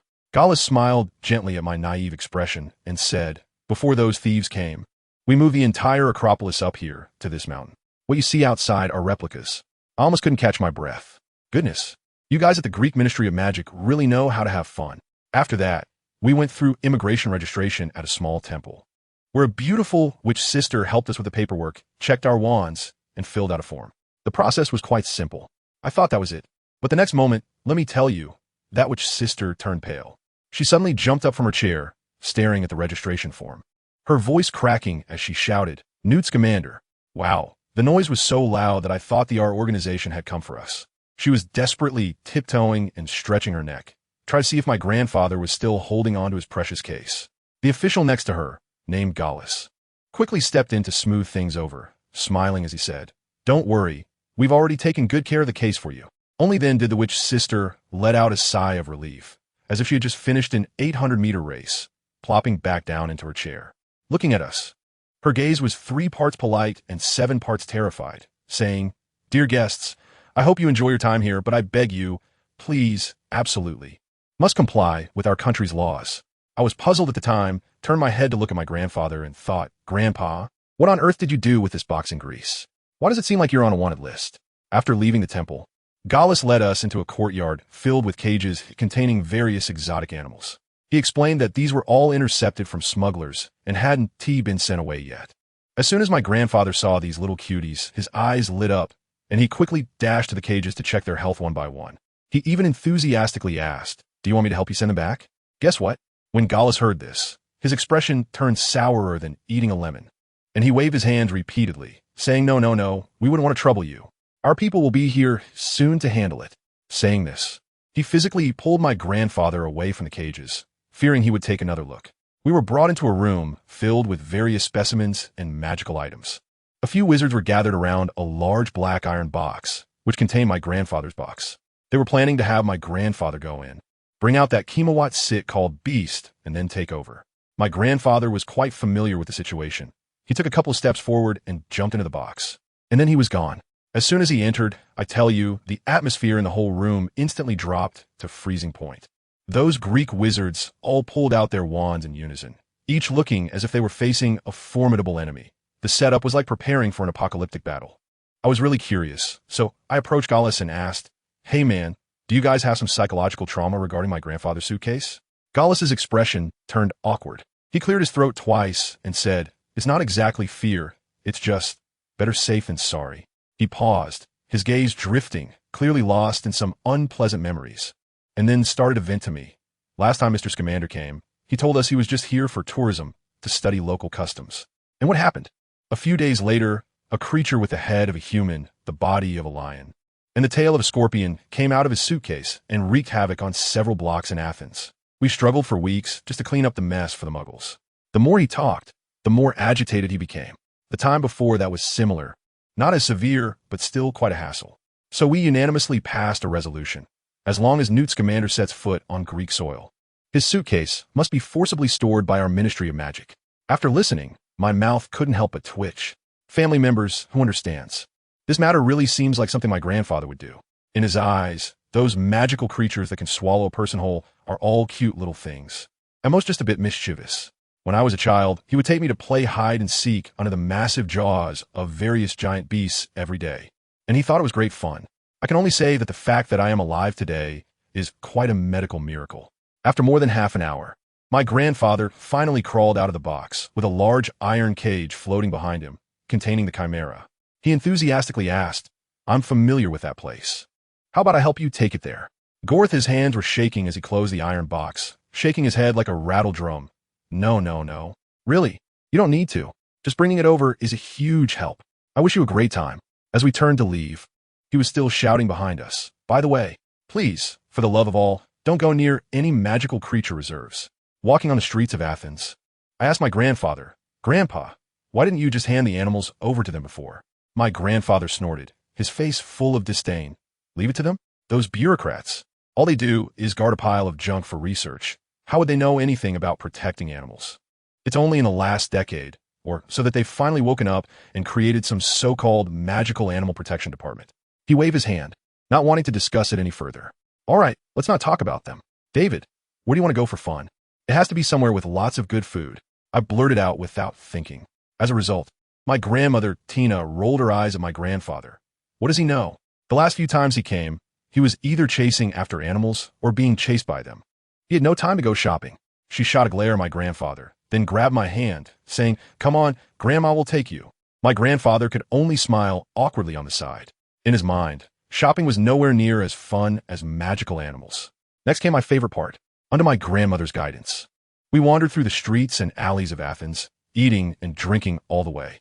I have to say, although my grandmother's cooking is decent, having stayed in the UK for so long, her recipe book is as thin as a flyer, and the methods are just the same old 3 dishes repeated over and over again. My Chinese stomach had long wanted to rebel. Today, I was finally liberated. I was so full that my belly was round, holding a box of freshly fried meatballs, slowly trailing behind them. Just as I was about to shout for them to slow down and let me catch my breath, suddenly someone rushed out from the side and crashed directly into me. Wow, the box of meatballs in my hand instantly performed an aerial ballet, almost ready to escape. I quickly stepped forward in a horse stance, stabilizing my body, and with the fork in my other hand, I swiftly blocked the meatballs that were about to roll off the edge of the box. "Perfect. No, I'm sorry," said the person who bumped into me. He was wearing a hoodie with the hood pulled down low, his head buried so deep that I couldn't see his face at all. He spoke in a stutter, gasping for breath, as if he were being chased. I hadn't even spoken a word when he ran off like the wind. This person is really strange. I stared at his back, pondering in my heart. This guy, keeping his head down as if afraid of being seen, and then looking back every few steps with such a nervous demeanor, clearly looks like someone who just came out of the novice village, afraid that others wouldn't know he was up to something. I followed him with the corner of my eye while walking. I saw him turn into an alley and stop in front of a beverage shop, looking around furtively as if waiting for someone. A big bearded man was sitting at the entrance, leisurely reading a newspaper. After a while, the hooded man approached the big bearded man and said a few words, becoming agitated all of a sudden, even trying to pull something out of his pocket to show him. However, as soon as he took out a small corner, the big bearded man pushed it back forcefully, shot him an angry glare, then cautiously scanned the surroundings and pulled him into the shop. I quickly hid in the corner, the thing that the hooded man just took out. Why does it feel a bit familiar? I scratched my head, and suddenly my mind buzzed. That's right. Isn't that just a corner of the broken mask from our organization? I quietly took out my own mask to compare, and sure enough, it was exactly the same. Oh my gosh, These two are from the R organization. No way, I have to go take a look. I looked up and saw that my grandparents had already walked a couple of 100 meters ahead, completely unaware that I had fallen behind. I quickly caught up to them and immediately switched to my cute mode, grabbing my grandmother's hand. Grandma, I'm thirsty. Let's go have a drink and take a break. My grandfather said beside me. Didn't you just come out of the store? I ignored him and continued to shake my grandmother's hand. My grandmother smiled and said, all right, where do you want to rest? Have you found a good place? Yes. I'll take you there. I pulled my grandmother and rushed towards a shop we just passed, fearing that if we were late, the people would leave. As soon as we entered the shop, a beautiful waitress came to greet us. The shop was quiet, with only 2 customers drinking coffee, but it wasn't those 2. I quickly thought of something and said, excuse me, do you have a quieter spot? The waitress said there were private rooms upstairs. I immediately agreed, ordered 3 cups of coffee, and took my grandparents upstairs. The upstairs had several small rooms separated by wooden boards, and only 2 of the doors were closed. I specifically chose a room that wasn't adjacent to others. And just as I closed the door and sat down, my grandmother spoke up. Go ahead, David. What exactly is going on? I was stunned at the time, and my grandfather looked puzzled too. I asked softly, Grandma, how did you know? Grandma snorted and disdainfully said, you too, with your little schemes. Think you can hide them from me? I thought about it, and it seems that way. Every time my grandpa asks me to keep a secret within 3 days, my grandma figures it out on her own, which makes my grandpa always think that I spilled the beans. I glanced at my grandfather and gestured for him to calm down before saying, I might have found the people from Organization R, right here. My grandfather stood up excitedly, shouted a word, and then quickly lowered his voice, asking, where? I replied, they should be in those 2 closed rooms outside. Seeing that my grandfather was about to rush out for a real-life confrontation, I quickly grabbed him and said, please don't be anxious. Let me investigate first. What if it's not them? Besides, we don't even know what they're here for. I comforted my grandfather, took out my wand, opened the encyclopedia in my mind, and gently pointed at the air. A lifelike tree guardian beetle appeared in my hand. This is a new application I developed. I can directly share the perspective of the animals I transform into through the encyclopedia. I control my drone and randomly chose a room, climbing up the vines on the wall. The first room. Wow, something's going on in Athens. Inside was a couple, and I quickly moved my drone away. Out of sight, out of mind. Moving to another room, I saw a big, bearded man who was impatiently looking at a photo with a torn envelope on the table. Sitting across from him was the hooded man from earlier, now trembling with anxiety. The big man slammed the photo on the table, and I finally got a good look. The photo showed an iron cage with a cub inside, looking exactly like the chimaera my grandfather had just brought back. Wow, what are the odds? I'm practically a walking detective. The big man pulled a potion from his bag and threw it to the hooded man. Drink this. If you blow our cover, I'll take you out. The young man nervously took the bottle, gulped it down, and quickly calmed down. The big man stood up and said, let's go. Remember not to mess up our plan. After saying that, he opened the door and left, with the young man hurriedly following him. Just as he stepped out, I silently maneuvered my drone into his hat. Downstairs, the big man pulled out a wand and cast a memory charm on 3 muggles in the shop, then quickly slipped away with the young man. Poor muggles, they instantly looked like they had lost power, standing there dazed. I opened my eyes again, and my grandfather was already anxious, rushing over to ask, how is it? Is it them? Yes, it's them, and they've also captured a baby chimera. What? My grandfather instantly exploded with anger. Those damn guys. Have they left? Did you follow them? Of course. I flipped the guidebook to the page of the cat raccoon, infused it with magic, and a red thread immediately appeared before me, extending into the distance. I had just let the magic from the tree guardian's transformation stick to that kid. This was a unique skill I learned from the cat raccoon. As long as I wanted, I could find him no matter how far he ran. This way, I led the 2 of them downstairs. The 3 muggles downstairs still looked as if they had lost their souls. My grandfather went over, dripped a few drops of potion into the water kettle at the bar, and said to them, you should drink some water. It'll make you feel better. Then we quickly rushed out to chase after them. I asked whether we should notify Gorlas and the others. My grandfather thought for a moment and said, let's go take a look at the situation first. I don't quite trust them. We just lost 1 chimera beast, and now we've lost another so quickly. I suspect there may be something fishy going on within their ranks. Let's keep an eye on them first, and then inform them to prevent anyone from leaking information. All right, I'll listen to my grandfather. We followed the red line and chased out of the city to a grassland on the outskirts. I pointed to a few blurry figures near the edge of the forest in the distance and said, Grandpa, look. We quietly crept behind a sloping hill, and my grandfather took out his wand. With a swipe, the tip of the wand surprisingly transformed into the shape of an ear. He pointed the ear in that direction, and the voices of those people became clear. They will be met at the seaside. Be careful. Don't let anyone see you, said a voice that sounded like a leader. Then, the few people started to secure the cage onto the cart. What should we do, Grandpa? I asked. My grandfather thought for a moment and said, You and Tina hold them off here. I'll be back right away. After saying that, a phantom shifted, and he disappeared. I was stunned at that moment. Grandpa, are you serious? There were at least 6 people on the other side, and it was just me and my grandma. Our combat power could at most be counted as 1.5, right? How are we going to stop them? As they were about to set off, I hurriedly told my grandma, Grandma, I'll help you become invisible later. You sneak close and launch a surprise attack, then immediately run into the forest. Be very careful. Grandma, on the other hand, was full of spirit. Don't worry. I'll let you see the power of an auror. I activated the illustrated guide and pointed my wand at Grandma. Her figure instantly vanished. Then I saw a trail of flattened grass quickly spreading towards that group of people. As I got closer, a spell shot past, but unfortunately, it was dodged and severed the ropes binding the cage. Who? The group instantly erupted, colorful spells firing towards the spot where Grandma had just been. Fortunately, Grandma was quite skilled. Several spells flew out from the forest, taking one down. But because she was too far from me, her invisibility began to weaken, revealing a blurry figure. She noticed this, swiftly turned to dodge the attack, and darted into the woods. 2 people immediately chased after her. Taking advantage of their focus on Grandma, I quickly summoned a 3-headed dog. However, due to my depleted magic, the summoned creature appeared somewhat blurry, like a semi-transparent ghost. But that was just right for a sneak attack. I controlled the 3-headed dog, sneaking up behind them, and suddenly pounced. What the hell is this? The remaining people reacted, and another wave of spells came crashing down.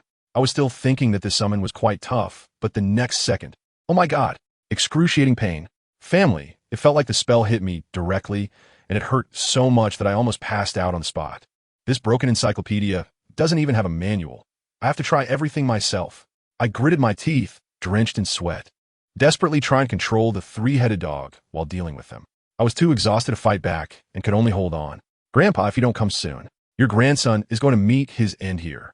Just when I was about to collapse, the 2 people chasing my grandmother suddenly screamed as they ran out of the forest. Run, run. The remaining few, seeing this, could no longer care about my 3-headed dog and quickly mounted their horses, driving the carriage away. Just as they fled, 2 spells shot out from the forest and simultaneously severed the ropes, causing the carriage carrying the cubs to topple onto the grass. Following that, a few earth-shattering roars of lions echoed from the woods. A chimaera? Did my grandpa bring the whole family over? That's ruthless. I breathed a sigh of relief, unable to maintain the 3-headed dog any longer, and it instantly vanished. The group of thieves was so frightened that they fled in a panic, flying away on broomsticks, followed by 7 or 8 roaring chimeras. Wait, the direction they were running in seemed to be towards where I was lying, and the chimeras were following behind. Oh my! I struggled to get up, but everything went dark, and I passed out. I can't be dying at the feet of the chimera, can I? That was my last thought before I lost consciousness. I groaned, opened my eyes, and found myself lying in a strange room, my whole body aching. Where's this? Have I crossed over again? I pushed the door open and saw that, fortunately, it was the yard of the Magical Animal Protection Department I had visited before. But strangely, there was not a single person around, except for the animals in the cages. I walked out of the yard, and the entire Greek Ministry of Magic was empty, like a ghost town. Where is everyone? Did they all go to support my grandfather? Is it really necessary to mobilize everyone? I walked out of the city gate and suddenly felt a violent surge of magical energy coming from the direction where we had fought before. I quickly ran towards it, and the closer I got, the more exaggerated the scene became. Ahead, dust was billowing everywhere. Many houses had collapsed, and stones were flying around like rain. A large group of wizards was jumping around in the ruins, engaged in a team battle. I cautiously leaned in for a closer look and was immediately stunned. What the heck? The creatures surrounded by the wizards were the very chimera beasts my grandfather had brought out from the forest. They were rampaging through the city, smashing the stone walls that the wizards had magically piled up. How did they get here? Didn't my grandfather take them to chase the thieves? What on earth happened while I was unconscious? Wait, suddenly it all clicked. That group of thieves ran towards the city. The chimera beasts my grandfather brought in were precisely tracking them and, incidentally, also targeting Athens. This was going to be fun. The wizards hesitated to use their full strength, fighting cautiously, while the chimera beasts didn't care at all and seized every opportunity to launch fierce attacks, leading to a stalemate. After a long time, when most of the wizards were about to collapse from exhaustion, the three chimera beasts finally ran out of energy and laid down on the ground. Goodness, my grandfather was probably about to walk away from Athens with a platinum bracelet, with all expenses covered. But my grandfather had no such awareness. Just as I was pondering this, with a poof, my grandparents suddenly appeared, holding that precious box of his. Without a word, he pulled out a broken key from his pocket and shoved it into my hand, pressing his voice low as he shouted, "Quick, grab it, hurry up and run, or you'll really be stuck here with all expenses covered." As soon as my hand touched it, the next moment I felt myself being pulled away by a gust of supernatural wind, flying towards home in a flash. When I glanced back, I saw that group of wizards looking exhausted, working on the house while erasing memories from muggles. They probably wouldn't understand by the time they got off work how we, the culprits, had vanished right under their noses. Once I got home, let me tell you, it felt like I'd been hungover for 3 days and nights. My grandparents were slumped on the sofa, looking as if they had been struck by cramp. The two cats in the house were so startled they hid under the sofa, peeking out to see it was us before coming out, meowing at my grandfather as if to say, "Oh, so you do remember to come back." I caught my breath and quickly asked, "No, Grandpa, didn't you go after the thief? How did you end up in the city center and make such a big commotion?" My grandfather got really angry when he heard this. His hair was a mess like a bird's nest. "Don't even mention it. Those bastards ran away when they couldn't fight. And they even had the audacity to deliberately lure the chimaera into the city. The thing can't tell good from bad. It just goes on a rampage as soon as it enters the city, biting whoever it sees." He changed the subject and pointed to my grandmother. "Fortunately, your grandmother reacted quickly and notified the Ministry of Magic in advance. Otherwise today, Athens would have made the headlines." I rolled my eyes at that moment. "Who understands this, family? I really don't get this operation." "No, Grandpa. Why didn't you just shake him directly from the start? Why did you have to go head-to-head? Now look what has happened." My grandpa, who usually has a loud voice, immediately went quiet and awkwardly scratched his head. I thought I could handle it. But who knew those thieves would be so cunning? What did the Greek Ministry of Magic say? We want to be wanted, right? My heart was racing. I hadn't even caught a few magical creatures on this trip yet, and I definitely didn't want to end up on a blacklist. It should be fine, right? My grandpa wasn't even sure himself. We did help them catch the creature after all, and besides, we were trying to protect magical creatures. They would understand. Well, that is what he said, but even didn't believe it. Well, he saw that I was about to say more. He waved his hand dismissively. All right, it's not a big deal. If we're wanted, then we're wanted. They wouldn't dare really come after me. Worst case, I just won't go to Athens anymore. It's not like I've never been wanted before." Goodness. He even had a hint of pride in his tone, as if it were some glorious achievement. Just then, my grandma weakly spoke up. "David, later write to Aunt Quinny and ask her to come over tonight. Just her." In the evening, after we finished dinner, we followed my grandpa into his magical box. Once inside, I was shocked. Inside the box, I tell you, there was a person tied up. It was the young man I had been following at the beginning. He was unconscious, his clothes tattered, but his exposed skin was pale and tender, combined with the wounds on his face, giving off a vibe of a fallen nobleman. "Grandma, who is this?" "This is the one I hit," my grandma explained. We found out later that he had even cut the ropes of the carriage and saved that cub. He seems to have something going for him. So we brought him back to ask about that our organization has intel. After saying that, she waved her wand, and a stream of water splashed directly onto the guy's face. He jolted awake, and upon seeing the three of us, his eyes widened like saucers, struggling desperately, only to pull at his wounds and wince in pain. My grandfather started the interrogation right away. "What's your name?" The guy was so scared he looked like a little chick, stammering like a mosquito. "I am John Smith." My grandfather continued to ask, "When did you join our organization?" "No, it hasn't been long." John curled up into a ball, shaking like a leaf. My grandfather looked at him with a disapproving expression, and his tone softened a bit. "Tell us, you don't seem like one of them. What's going on? You even helped us." I really didn't know they were thieves," John said with a quivering voice. "I was sleeping in the forest, and they said they had a job for me. So I went. I swear I didn't know it was to steal a chimera beast." This excuse was too far-fetched. My grandfather frowned and was about to explode when my grandmother pulled him aside, squatting down herself and speaking in a gentle voice. "Child, have you encountered some trouble? Tell us. Maybe we can help you." John remained silent for a long time, and just when we thought he was going to be a closed book, his lips moved and he blurted out a shocking revelation. I'm a werewolf. Damn. I was stunned at that moment and turned to look at my grandfather, who also had a face full of astonishment. Seeing our reaction, John thought we didn't believe him or that we would discriminate against him, and he immediately broke down, pouring out his tragic story like beans from a bamboo tube.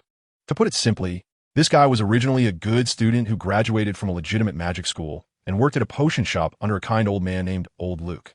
One time, while gathering herbs in the forest, he was kidnapped by a group of people and family members who understood nothing, were shocked to find that they had put werewolves in the cage. It was like a live-action biohazard. John was unfortunately bitten. The group that kidnapped him was an extremist werewolf organization that wanted to recruit him as a member to attack ordinary wizards and expand their werewolf army. But this guy still had a conscience and refused to do it. During a raid on their camp, he desperately managed to escape. From then on, his life entered hell mode. He wanted to be an ordinary person, but his identity as a werewolf was like an unshakable curse. Wherever he went, as soon as his identity was exposed, everyone would drive him away like he was a plague. With no way out, he returned to Old Luke's potion shop. I tell you, that Old Luke was simply the light of his life. Not only did Old Luke not reject him, but he also hugged him and cried, saying it was all his fault, and then did everything he could to protect him, even spending all his savings to pretend that the shop sold werewolf poisons, when in fact, it was all for John to drink. However, the truth could not be hidden. The neighbors still found out, and they began to isolate Old Luke, causing the business to plummet. John watched that old man with white hair who bore everything for him, and his heart shattered. To avoid dragging down the only person in the world who was good to him, he secretly ran away one night. After that, he wandered until he ran out of werewolf poison in Athens, and the torment of the full moon was driving him crazy. He happened to encounter that group of thieves who said they had work, and in order to survive, he followed them. I really didn't know they were going to steal things. John cried uncontrollably, saying Old Luke had told him he was just sick, not a monster. As long as his heart didn't change, he was a normal person. I didn't want to disappoint him.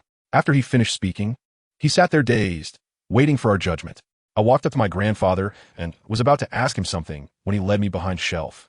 It was then that I noticed Aunt Queenie had been standing there the whole time. Her eyes were red, clearly having heard everything and also having read John's memories. Everything he said was true. Aunt Queenie's voice was filled with sadness. My grandma also came over and looked at my grandpa. Have you thought about what to do? My grandfather was silent for a long time before tentatively asking, how about we keep him and let him be my assistant? Are you guys okay with that? My grandma smiled. He is a child from Ilvermorny Pukwudgie Academy. I believe in him. What about you, David? I quickly replied, I believe in him too. And just like that, John was brought into our fold. When my grandma told him the news, his expression was one of disbelief. He was so excited that he wanted to stand up and bow, but ended up tripping over the rope and could only nod and thank us repeatedly. In the following days, John temporarily lived in a box while waiting for the wolf's bane potion my grandpa ordered to arrive, and for my grandpa to build him a small hut in the forest for transformations before he could come out. 10 days later, John officially moved into our home. To repay us, he took care of all the household chores and was an excellent cook. My grandma now spends her days reading and playing with the cat, living a leisurely retired life. Of course, the incident in Athens didn't pass so easily. The Prophet's Daily published a special edition, condemning my grandparents' misdeeds and included photos of them fleeing in disgrace, demanding a hefty compensation. My grandma is tough. She framed the article and hung it on the wall. She called a warning. Let me tell you, that wall is lined with my grandpa's glorious deeds, making it a walking exhibition of Black history. That afternoon, the moon was almost full. My grandpa took John and me to the safe house he had built in the forest. When I saw it, my mouth twitched. That little wooden house, I tell you, shivered in the wind, feeling like it would fall apart any second. It was supposed to be stable, but not much else. Grandpa, are you sure this thing can hold up? I seriously doubted it. John's face turned pale. He was probably already calculating what position he would sleep in out in the wild that night. My grandfather was still stubborn, patting his chest and saying, "Don't worry." I reinforced it with Dumbledore. It's absolutely sturdy. In the evening, we accompanied John to the cabin. He was quite optimistic, smiling and saying, "I used to be alone, but now that you are with me, there's nothing better than this." After saying that, he took a deep breath and walked into the rickety little house. Soon, the moon rose. Inside the house, there was a heart-wrenching scream, followed by beast-like howls and loud crashing sounds against the walls, causing the entire cabin to shake violently. I listened to that painful sound, feeling particularly uneasy in my heart, and asked my grandfather, "Grandpa, is there no other way?" Like keeping him in a place without moonlight? Grandpa shook his head and explained to me that werewolves are just sick wizards, with their internal magical energy mutated. The moon is just a trigger, not a bullet. Even without moonlight, if that energy accumulates to its limit, it will still explode, leading to even more pain and possibly death. The transformation on a full moon night is actually helping them regularly release pressure to save their lives. So, is this illness incurable? I asked, frowning. Theoretically, it could be, my grandfather said, looking at the little house trembling in the wolf's howl, his gaze deep. As long as we can neutralize the energy inside them, it would be enough. It's like wolfbane. It can only alleviate, not eradicate. He turned to me and asked seriously, David, how about you try to research an antidote in the future? I have to think about this matter seriously. After all, John is my buddy now, and Uncle Lupin treats me so well. I can't just stand by and watch them suffer like this every month, right? Besides, I'm going to Hogwarts. Isn't there a potions master named Snape there? I've heard he's got a terrible temper, but he's really skilled. Who understands this kind of technical expert in my family? I have to find a way to take advantage of him. Just as I was pondering how to deal with Snape, the heart-wrenching howls in the cabin suddenly stopped. Let me tell you, in that moment, the entire forest fell silent. Not even a bug was chirping, which made my hair stand on end. Newt calmly held his wand and said, "Let's go. He should be stabilized now." I opened the door and saw that John had completely transformed into a wolf, curled up in a corner avoiding the moonlight, exuding an aura of being emo and wanting to be left alone. This is the after effect of the wolf's bane potion. Although it can preserve one's sanity, it really takes a toll on the body. I cautiously asked, "Are you okay?" He lifted his wolf head and glanced at me, nodded, then buried his head again. That look was just heart-wrenching. Newt waved his wand to restore the torn blanket and pulled me outside. Just as I reached the door, I couldn't help but turn back, running inside and shouting, "John, remember to roll back tomorrow morning. Your sandwiches are 100 times better than my grandma's. I'm waiting for you to serve breakfast." After shouting, I ran off. I saw him staring blankly at the door, then silently stood up and laid back down on the bed. The next day, I got up early. As I saw Grandma Tina heading to the kitchen, I dashed over to stop her. "Grandma, don't move. I made a deal with John. He's in charge of breakfast today." I firmly pushed her back onto the sofa. Before long, hurried footsteps sounded from outside, and the door swung open with a bang. John rushed in as if he had just run an 800-meter race, his face pale, but his eyes particularly bright. As soon as he entered, he searched for me, and when he saw me sitting at the dining table, I understood his expression instantly. I slammed the table. "You finally came back. I want 2 sandwiches." He immediately laughed, a brilliant smile on his face. Newt and the others waved their hands beside us, saying they had already eaten. John nodded, and a gust of wind swept into the kitchen, making a clattering noise. Soon, 2 delicious-smelling sandwiches were placed in front of me, accompanied by 2 cups of hot milk. I thanked him and grabbed one, shoving it into my mouth like a whirlwind. Looking over at John, he was eating slowly and elegantly, like a gentleman, making me feel like a starving ghost. By the time I cleaned my plate, he still had more than half of his left. Grandma Tina walked over and told me to go clean the garden, and I slumped in my chair, grumbling. Suddenly, John beside me picked up his pace and quickly finished the rest of his food, saying, "Grandma, I slept well yesterday. I'll go too, just to stretch my legs." Great. Our relationship was now solidified. From then on, John became my personal combat coach, and I discovered that his fighting skills were top-notch. Though he didn't like using spells to fight. Time flew by, and soon it was June, hot as a sauna. John and I had just returned from the forest after gathering herbs. This guy's potion-making talent had skyrocketed, and he even started experimenting with concocting wolf poison to save money. Just as we reached the front door, I heard an owl hoot. Looking up, a monkey-faced owl flew straight towards me and landed steadily on my arm. I carried it into the house. "Grandpa, come quick." Newt took one look at the owl and immediately walked over, his eyes darting toward Grandma Tina. However, Tina was sitting on the couch, not even lifting her eyelids. Newt cleared his throat and began his performance, switching to his live commentary mode from Animal World. "David, look. This bird is called a grass owl. Look at its face. Doesn't it look like a monkey? That's why it's also called a monkey-faced owl in China. They have a vicious temperament and swallow mice whole." He went on for quite a while, and finally, Tina reacted with a cold snort. "All right, enough of the show. How about the Hogwarts acceptance letter?" Only then did Newt breathe a sigh of relief, feigning surprise as he took the letter off the owl's leg. "From Mr. David Scamander." "Oh, it's yours. Go ahead and open it." As soon as I opened it, wow, Hogwarts School of Witchcraft and Wizardry.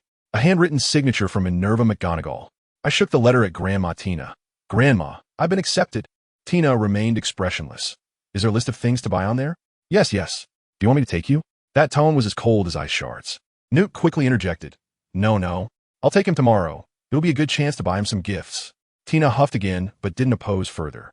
John, who was nearby, let out a sigh of relief. The atmosphere, just now, was as cold as Siberian air. He leaned in and said, You going to Hogwarts? The wizarding school is so interesting. You're definitely going to love it.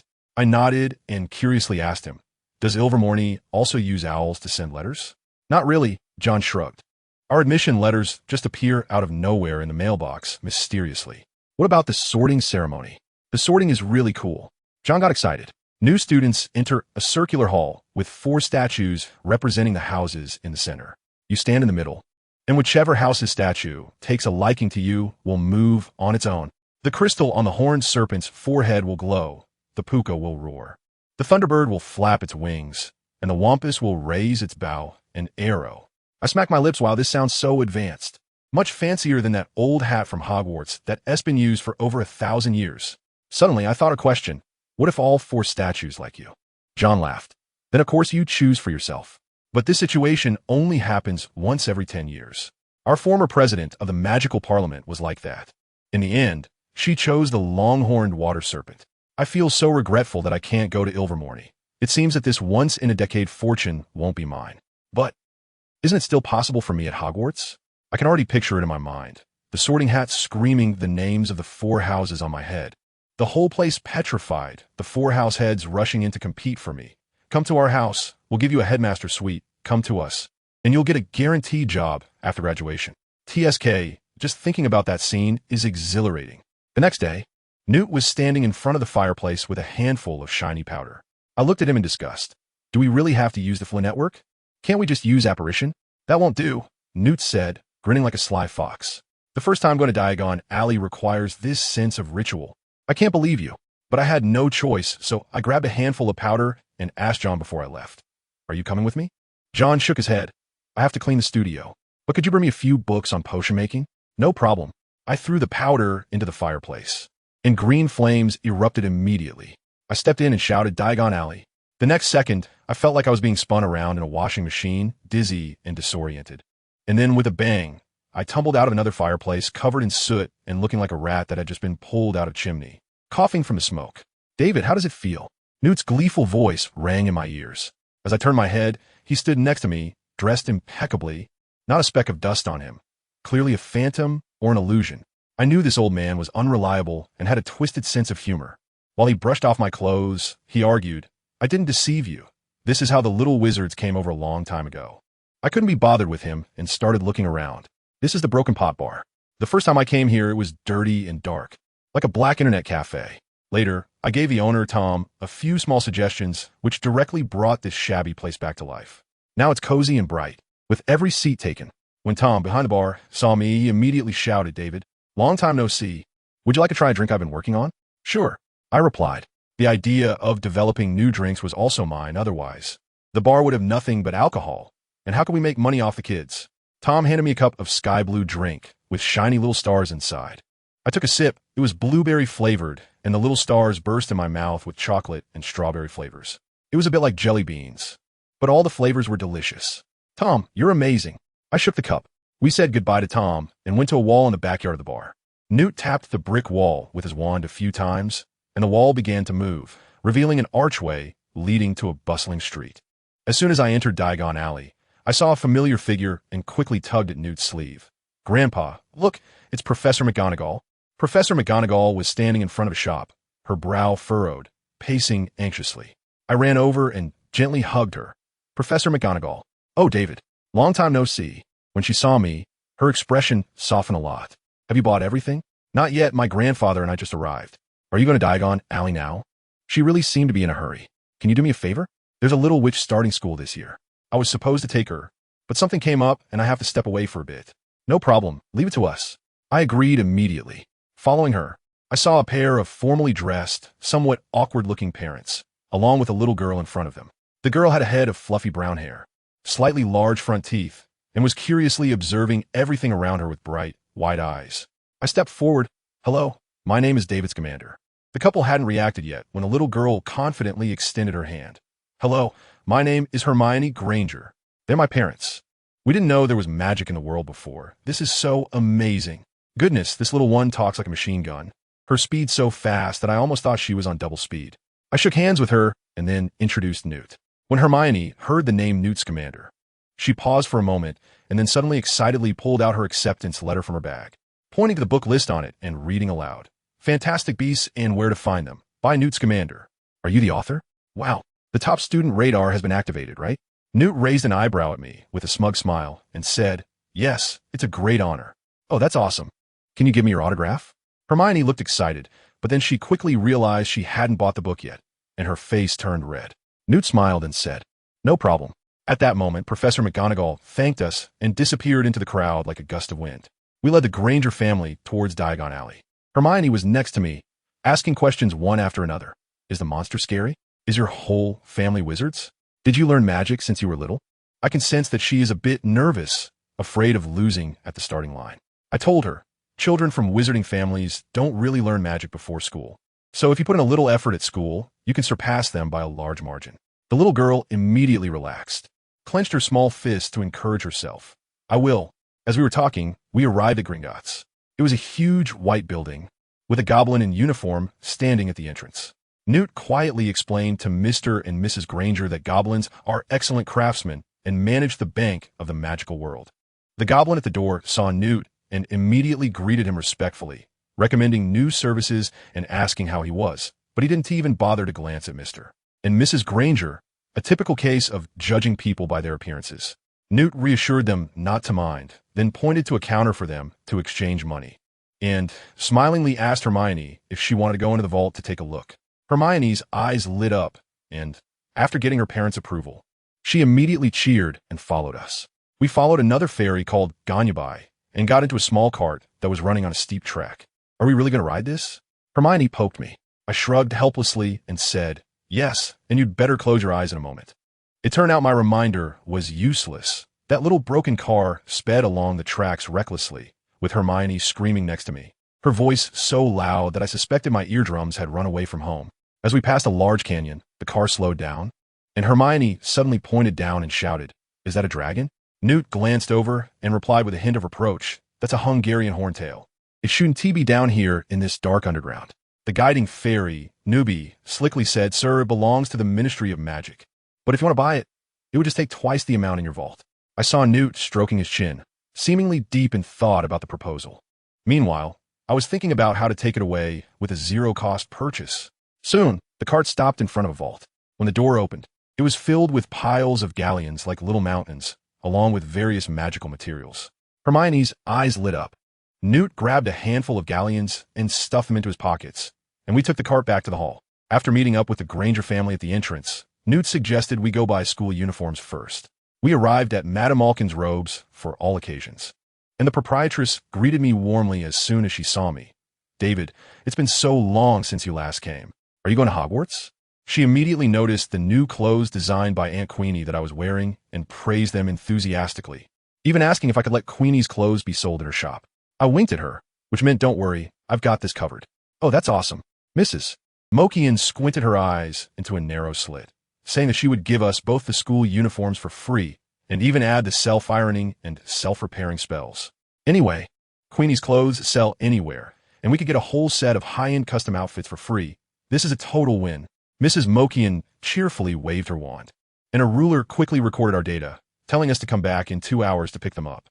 After we stepped outside, I told you, Hermione's parents were so straightforward, insisting on giving Newt the money for the uniforms. Of course, Newt refused, waving his hand and saying that the credit all goes to Queenie. And he couldn't be greedy. In the end, Mrs. Granger bought each of us a giant ice cream. And wow, Hermione's eyes lit up. After all, her parents are dentists, and they usually don't let her have this. So today was a big treat for her. We followed Newt, licking our ice cream as we swaggered toward the wand shop. By the time we finished our ice cream, we had arrived. That shop, who understands it? It was as dilapidated as a dangerous building, with the sign of Ollivander nearly faded away. If it weren't for the fact that it was the only one in Diagon Alley, it would have closed down long ago. Upon entering the shop, there wasn't a single person in sight, and the floor was littered with dusty boxes resembling a recycling station. Suddenly, an old man slid down from a ladder, almost giving Hermione a heart attack. his silver eyes fixed intently on Newt. And he spoke in the tone of an old acquaintance. "Mr. Scamander, I hope you take good care of that white wood wand with the mother-of-pearl core." Newt looked incredibly awkward as he pulled out his old, battered companion and handed it over. Ollivander's face darkened at the sight, clearly judging him for being wasteful. Then he noticed me, paused for a moment, and said, "Little David, you grown up." I quickly greeted him, recalling that I had come with Grandma Tina to have my wand service before. Finally, his gaze fell on Hermione, instantly switching to sales mode. "Welcome, miss. You will surely become a great witch. Come, the wand chooses the wizard. Let's find yours." Next was Hermione's turn. Ollivander, like a robot, pulled out wand after wand, and Hermione tried one after another, but none responded. The old man mumbled about picky customers, but his hands moved quickly, pulling out several more. Finally, a vinewood wand emitted a soft glow in Hermione's hand. Vinewood, dragon heartstring, 9 3/4 inches. Ollivander began his standard pitch. "Those who possess it have great ambitions. I told you, you will become a powerful witch." Having sorted Hermione out, it was my turn. I suspect this old man was doing it on purpose. He carelessly handed me a wand, and when I waved it, boom, a loud bang occurred, and a whole stack of boxes behind him exploded into the air, far more spectacular than when Hermione tried hers. No worries, such strong talent. Ollivander didn't even blink and handed me another one. The result was worse. I shattered both a vase and a lamp. TSK, truly a powerful and picky customer," he muttered, his words mirroring what he had said about Hermione, as if he were copying and pasting. I finally understood. This was pure marketing strategy. First, he builds up every little wizard as the chosen one, the next Dumbledore, making you feel incredible, and then you willingly empty your wallet. That's how monopolies operate. He pretended to search the shelves for a long time before finally pulling down a dusty box. The moment the wand was in my hand, it felt just right, the magic flowing smoothly. I waved it gently, and a red light flashed. Perfect. 10 3/4 inches, English oak, unicorn hair core. The old man smiled like a flower. "The most loyal wand. I believe you will become a great magizoologist like Mr. Scamander. That will be 10 galleons. Wow, that was 3 galleons more expensive than Hermione's. Indeed, the bigger the spectacle, the higher the price. After buying our wands, we went to pick up cauldrons, parchment, and other items. As soon as we reached the entrance of Flourish and Blots, Hermione's scholar DNA kicked in, and she dashed inside, looking at the piles of books that reached the ceiling. Her eyes almost couldn't take it all in, hugging one book but reluctant to let go of another. I directly asked the shop assistant where the first grade textbooks were, and they had already bundled them up with ropes. Hermione ran over with a few thick books, calculated the prices, and was so happy that she almost jumped up. "Great. I have enough money. I can also buy those few books I just saw." After saying that, she dashed back like a gust of wind to grab more books. In the end, she piled 2 stacks of books taller than herself on the counter, making the shop assistant laugh, probably thinking they had encountered a big customer. Because there were too many books, the shop assistant directly asked her to fill in her address, and they would send them to her later via owl. After shopping, Newt was so tired he was panting and said he needed to find a place to rest. I silenced him with one sentence. "Grandpa, we haven't bought the owl yet. Our family has always been freeloading on other people's owls or directly having magical creatures deliver messages." Newt even used a thunderbird to deliver a package to Dumbledore, focusing on safety and efficiency. But going to Hogwarts is different. We can't have thunderbirds flying all over the place, or the school's owls would be out of work. I asked Hermione if she wanted to go together, and she seemed a bit down, having spent all her money on books. I immediately understood and told her it's okay. "Once I buy it, I'll lend it to you. Just write to me anytime." She then cheered up. When we arrived at the Elops Owl Emporium, it was dark inside, and a bunch of owls were chattering away like they were having a party. But among these flashy creatures, there was a snow owl, huge in size, with white feathers adorned with black spots, eyes closed, exuding an air of aloof superiority. "Grandpa, I want that one." I made the decision on the spot. The shopkeeper said it was a snow owl, on sale for the back-to-school season, costing 30 galleons. Newt paid for it, and as I carried the cage, the snow owl opened its eyes and glanced at me before haughtily closing them again, as if to say, "All right, you'll do." As soon as we stepped out of the store, Newt pulled me, and we disapparated straight home. He was completely worn out. After several days at home, I named this aloof creature Firex. This guy still maintained that indifferent demeanor. One day, it returned with a letter, tossed the package onto my desk, and then flew off to the side to rest with its eyes closed. I placed some food and water nearby, and it would only come down to eat once I turned my back, perfectly embodying its character. The package was sent by Hermione, containing a letter, some cookies, and a copy of Fantastic Beasts and where to find them for me to get Newt's signature. The letter was filled with the questions she had encountered while reading. Good heavens, she said she was almost done with her textbook? Meanwhile, my books still had their strings uncut.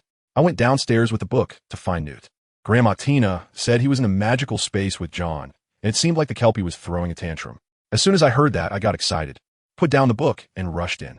Once inside, I found myself in a vast lake that seemed endless. I shouted at the top of my lungs, "Grandpa! John!" But there was no response. I added an amplification spell to my voice and shouted again. The next second, I was thrown. The entire surface of the lake exploded, and a giant wave over 10 meters high surged toward me. Just as it was about to sweep me away, a spell flew out of the water and formed a shield around me. I was pushed far away by the current, like surfing, and when the water receded, I was soaked and coughing. John's anxious voice came through. "David, you scared it." I looked up and saw a creature that looked like a horse, covered in bulrushes, struggling wildly in the lake, with Newt clinging tightly to its neck, while John was in a worse situation, hanging precariously from its rear.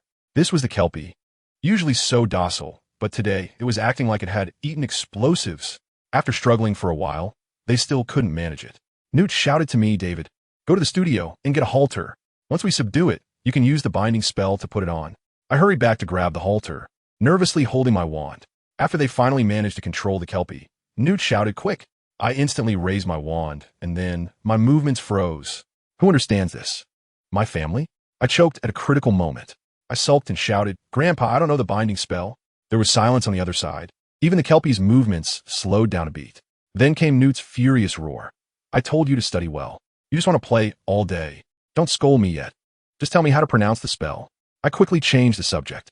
Newt held tightly onto the horse's neck while shouting the spell and the wand movements at me.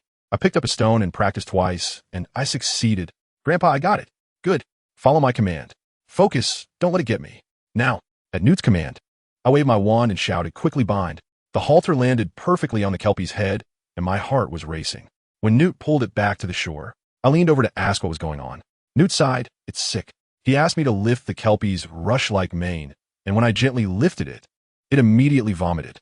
Underneath the mane were swarms of blood-red little worms, wriggling, and in some places, the flesh was gnawed away. Newt said it was a type of parasite and that we had to remove them one by one with tweezers. I mustered my courage and shakily picked one up.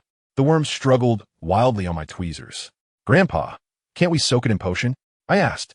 "No, it has wounds. The potion would hurt it." "Great. No shortcuts." I had to remove them one by one, from noon until evening, feeling like my arms were about to turn into a Kieran's.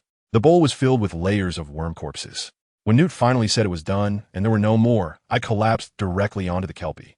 It let out a joyful call, turned back, and licked my head, a surge of magic flowing into my body. And the page of the Kelpie in my guide lit up. It recognized me.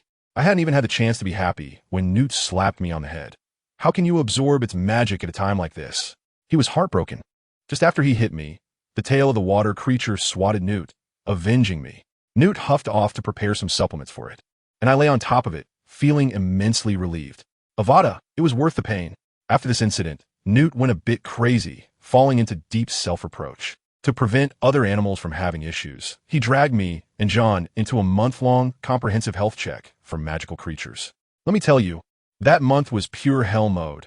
I was dragged up before dawn every day, running around in that magic space larger than a national park, doing checkups for various magical creatures.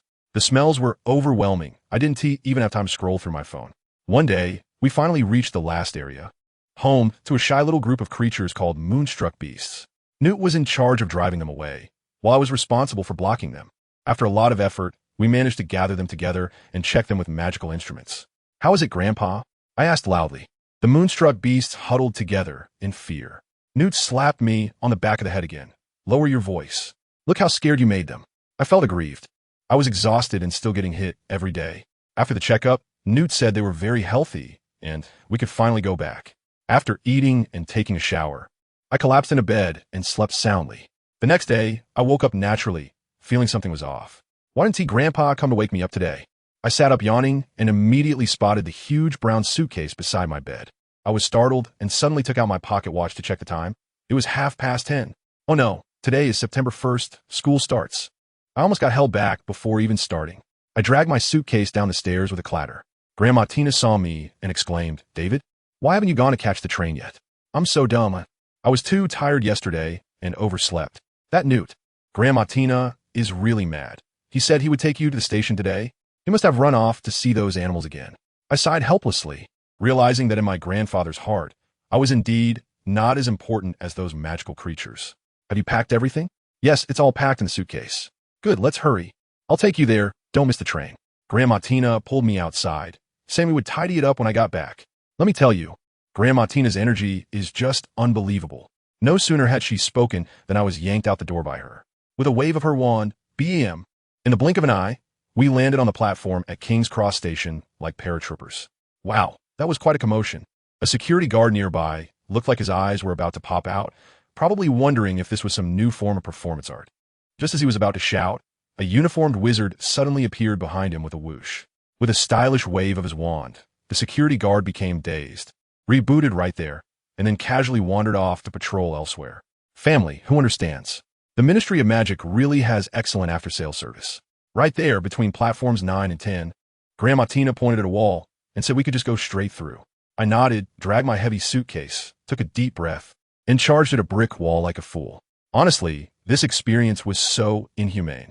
Just as I was about to make intimate contact with the wall, and my mind was rehearsing how to fall gracefully after hitting it, the inertia of my initial speed forced me right through. The scene in front of me instantly switched, and a stunning deep red steam train came to a stop, its large chimney puffing white steam and making a honking sound, instantly ramping up the atmosphere. The platform was filled with reluctant parents and children. The scene was busier than the spring festival travel rush. "Hurry, hurry, the train is about to leave." Grandma Tina came along too. I quickly gave her a big hug and said, "Grandma, see you during the holidays." Then I dragged my suitcase and started the toughest crowd challenge of my life. Let me tell you, those parents were too enthusiastic, all crowding around the edges of the carriage. I shouted, "Excuse me, coming through, thank you." But moving even a step felt harder than climbing a mountain. Just as I was struggling to push forward, it seemed like I heard someone on the train calling my name, but I didn't have time to turn around. The train's whistle grew more urgent, like a death knell. I gritted my teeth, summoned all my strength, and with a loud thud, tossed my suitcase up, following closely behind. Just as my foot touched the floor of the carriage, the train started moving. Phew, I wiped the sweat off my forehead, finally made it. "Why did you arrive so late?" "I've been waiting for you for half a day." A crisp yet slightly pouting voice rang in my ear. I turned around, and there was Hermione standing behind me like a little firecracker, hands on her hips, her hair looking even more frizzy with anger. We had communicated before, and she said she didn't know where the platform was. We had agreed that I would bring her in. But, well, I overslept. I scratched my head, feeling like I wanted to slap myself for coming up with such an excuse. "How could you?" Hermione's voice rose by an octave. "On such an important day. You actually overslept." In the end, Hermione temporarily let me off the hook. She led me through several carriages and found an empty compartment where a book was lying open on one of the seats, its cover embossed in gold letters. Hogwarts, a history. It was clear how urgent she had been when she went to look for me. I felt even more embarrassed. We both put our luggage down and sat facing each other, and the atmosphere was incredibly awkward. I coughed twice in an attempt to break the ice. But Hermione completely ignored me and buried herself in a book. The way she flipped the pages made it clear she was still angry. As I watched the scenery outside rush by, I felt like this half hour was even harder to endure than taking care of those magical creatures for my grandfather. Just when I was about to suffocate from the tension, there was a knock on the door, and a lady pushing a snack cart peeked in with a smile, asking, "Dear, would you like something to eat?" I can almost see the savior. I quickly asked Hermione, "Hermione, want some?" She haughtily snorted and didn't say anything. As soon as I saw the situation, I understood that I had to pull out some hard currency. I took out my money and directly swept up a large pile of snacks, stacking them up like a small mountain, and even made sure to put extra beside her. You can't deny it. The snack offensive is always a classic. Hermione held out for a while, then put away her book and pretended to look out the window. But her little hand had already unconsciously started to explore the pile of snacks. After a bit of back and forth, she finally couldn't hold back anymore and began to ask me what these strange snacks were. This was my area of expertise, so I immediately started to educate her. Just when the atmosphere was harmonious, Hermione picked up a pentagonal box. "Be careful," I shouted. It was too late. She opened it with a snap. She jumped in surprise as a chocolate frog leaped out and stuck itself to the car window. Quick-witted, I caught in time. This is called a chocolate frog, I said, holding the frog that was still struggling symbolically. It jumps when you open it, then it turns into ordinary chocolate. Do you want to try it? Hermione shook her head vigorously, practically shrinking to the other side of her seat. All right then, I one T-hole back. I opened my mouth and finished off the chocolate frog.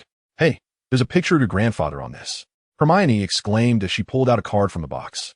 Oh, that's a collectible card, I explained. It's a marketing tactic and they send us some portrait rights fees every month. Hermione nodded and turned the card over. Reading, Newt Scamander, one of the greatest magizoologists of our time, established the werewolf registry. She paused and curiously asked me, have you ever seen a werewolf? The book says they are particularly fierce and can intentionally hurt people. I furrowed my brows at that moment. I told her, you must not believe in those street literature pieces written for clicks. I've seen many werewolves, and most of them are good, just like ordinary people who are sick and need help. It's just that many people don't understand them. Of course, there are bad people everywhere, but that's because they are inherently bad, and it has nothing to do with whether they are werewolves or not. As I was speaking, the door to the stall was pushed open again, and a chubby little face peeked in, crying, "Excuse me. Have you seen my toad?" It was Neville. I recognized him immediately. I had seen him a few times when I accompanied Grandma Tina to visit his parents. Although this child was timid, he was very determined inside. When Neville saw me, he was very happy and hurried over to ask for my help in finding his frog. Don't worry, I've got this, I said, patting his shoulder. I took out my wand and gently tapped it on him, and a golden thread floated out from him. I leaned in to smell it, and there was a damp, grassy scent. No doubt about it, it was the smell of that toad. Reveal, with a wave of my wand. The golden thread instantly formed the outline of a toad on the ground, which then hopped out of the stall and disappeared into a corner. I followed and saw a big toad sitting there. It had been following Neville all along, but just didn't want to be found by him. Neville, your toad has been found. I shouted to him. Trevor, Neville exclaimed excitedly as he rushed over. What spell was that? It's so cool. Hermione's eyes were shining from the side. This is my grandfather's unique secret technique. Do you want to learn it? I can teach you, I said proudly. I explained to her that the premise of the spell is that you have to remember the smell and appearance of that animal. Let me tell you, Hermione is really dedicated. She actually gathered the courage to borrow that toad from Neville and nervously brought the slippery thing up to her nose to smell. Can you believe it? She is really putting in so much effort for her studies. As a result, the toad, Trevor, wasn't cooperative and moved a bit, causing its skin to stick right to the tip of Hermione's nose. Hermione let out a scream, almost passed out, and when she lost grip, Trevor fell to the ground. In the end, I had to grab Trevor and make her start over, ensuring she memorized Trevor's appearance carefully. I also roped Neville into learning with us, since he was the biggest victim. Once he learned, he could catch toads himself. You know what? These two actually have talent. After practicing a few times, they both succeeded. The shadow Neville conjured was even more solid than Hermione's. After all, it's his own toad. For a while, these two were like they had found a new toy, tirelessly practicing in the compartment, while I just lounged in my chair, snacking and enjoying the scenery, completely becoming an outsider. As it got darker, the train started to slow down. A voice came from the corridor, sounding like an upperclassman trying hard to sound mature. First-year students, please change into your uniforms. Your luggage will be sent to your dorms. Neville and I stepped out first, letting Hermione change inside. When she came out, it was our turn, and Neville suddenly slapped his forehead. My school uniform is still in my own trunk. Great. This guy probably forgot where he was sitting earlier. He pointed to the other end of the carriage, looking distressed, and said, probably, over there. Then he held his toad and started searching through the compartments one by one. By the time Hermione and I had changed our clothes, the train came to a screeching halt. Outside the window was a dark and small platform, and students began to pour out, but we still couldn't see Neville. Let us go find him. He might not be able to find us, and got off first. I pulled Hermione off the train and immediately heard Hagrid's distinctive loud voice. First years, over here, come to me. Hagrid was holding a big lantern, looking like a lighthouse among the crowd. When he saw me, he exclaimed, David, and squeezed through to give me a solid hug, of course, hugging my thigh. I introduced him to Hermione, and as a result, this guy sneaked a look around, crouched down my ear, and asked him what he thought was a whisper. David, is it true that Newt is raising a fire dragon in that case? The Ukrainian Iron Belly? Can you take me to see it? I told you, Hagrid's loud voice, what he thinks is a whisper, is no different from thunder in my ear. All the little wizards around turned to look at him in an instant, their eyes full of expectation. At that moment, my instinct for survival kicked in, and I quickly stepped back, responding loudly, Hagrid, you can't say that. It's illegal to keep a dragon without permission. You don't want to raise a dragon, do you? At that moment, everyone's gaze shifted back to Hagrid. I breathed a sigh of relief standing beside him. Seriously, even if my grandfather didn't raise dragons, he had a bunch of other illegal items. If these little brats went back and talked about it, the Ministry of Magic would fine us to the point of losing everything. Hagrid turned pale, quickly covered my mouth, and repeatedly said no such thing. Then he shot me a glare. We followed Hagrid to a pitch-black lake where 4 of us needed to sit in a small boat to cross. Hagrid, still not giving up, asked if I wanted to share a boat with him, but I quickly shook my head and pulled Hermione onto another boat. There was already a nervous little girl sitting in the boat, and we needed one more spot. A surprise shout came from the shore. Neville. It was Neville. He ran over, panting, with his shirt collar still tucked in, barely making it at the last moment. The boat started moving by itself, slowly rowing towards the castle on the other side. Hermione tried to strike up a conversation with a nervous little girl, but she completely ignored her. I had nothing to do, so I leaned over the side of the boat to look into the lake. Just like my grandfather said, there were mermaids and grindylows in this lake, and I thought I'd take my chances to see if I could spot one. Just as I said that, the little girl next to me turned pale with fear, and Hermione quickly nudged me from behind. I realized what I had done and hurriedly backtracked, saying it was nothing, just that they were afraid to approach the castle. Finally, we arrived at the castle, and Professor McGonagall led us into a small room to begin the sorting ceremony. Hermione nervously whispered to me if we were going to have a test, but just as I was about to respond, I was shot a stern look by Professor McGonagall that made me shut up. Then we walked into the Great Hall, and the scene was breathtaking. The ceiling wasn't a ceiling at all. It was a starry sky. Hermione immediately turned into a know-it-all, starting to explain to me what kind of magic this was and from which book and page it came. Professor McGonagall placed a tattered and dirty wizard hat in front of us, and I felt like a single tap could stir up a dust storm. The worst part was that it actually started singing. The song, how should I put it, felt like the latest AI from 2025, just learning to freestyle, with some rhymes but not too many. After it finished singing, the sorting began. David Scamander, Professor McGonagall called out. I picked up the hat with a bit of disdain and placed it on my head. Oh, another little Scamander. A voice echoed in my head, deliberately deepening its tone. I didn't do it on purpose. The voice suddenly became cheerful, like a child, saying that whenever I spoke in my normal voice, they thought I sounded childish. This hat is quite interesting. Not only does it complain to me, but it also spilled some major tea, saying that my grandfather was expelled from school for a heroic act. I was getting into it when Professor McGonagall coughed twice, urging it to hurry up. All right. The hat seemed a bit annoyed. Where do you want to go? You can choose. I immediately said, Ravenclaw. A scholar should go where scholars belong. No problem. Just as the hat was about to shout, it suddenly got stuck. Well, I suddenly remembered you can't go to Ravenclaw. Why not? I was confused. Is my scholarly vibe not strong enough? No, the hat muttered quietly. Someone has already predetermined that you go to Gryffindor. I understood in an instant. Dumbledore? The hat responded in a faint voice. Goodness, this old man is determined to get me on his ship. All right, since that's the case. A bad idea popped into my mind. Can you do me a favor then? As compensation? Of course. You just read out the names of all 4 houses and finally say Gryffindor. Huh, interesting. The hat instantly got excited, cleared its throat, and the whole hall fell silent. The house David Scamander was going to is. The hat shouted with all its might. Hufflepuff. The Hufflepuff table immediately popped champagne and applause erupted. Dumbledore on the platform nearly spat out his pumpkin juice. Before he could react, the hat shouted again, Ravenclaw. The hall fell into a dead silence. The Ravenclaw students raised their hands, unsure whether to clap or not. Slytherin.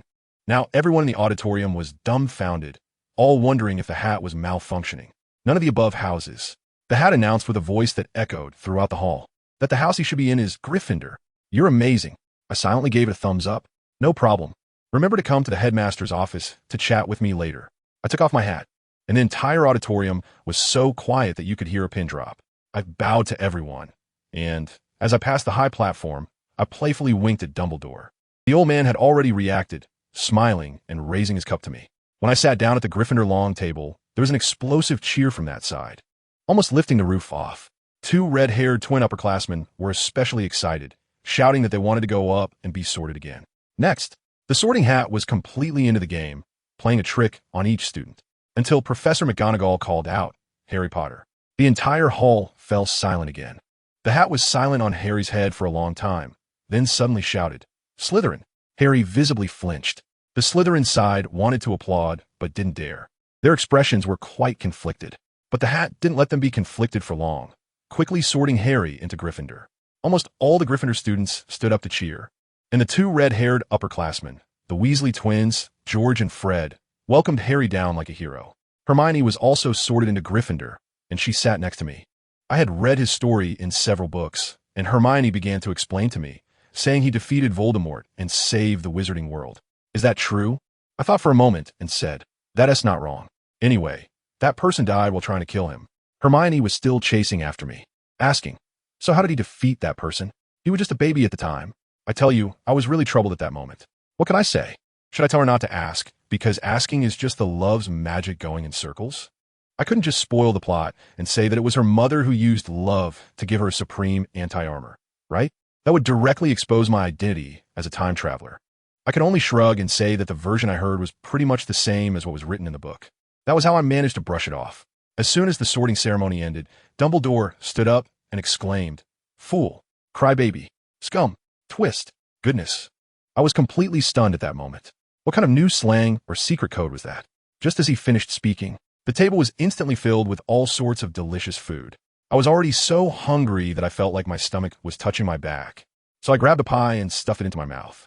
And guess what happened?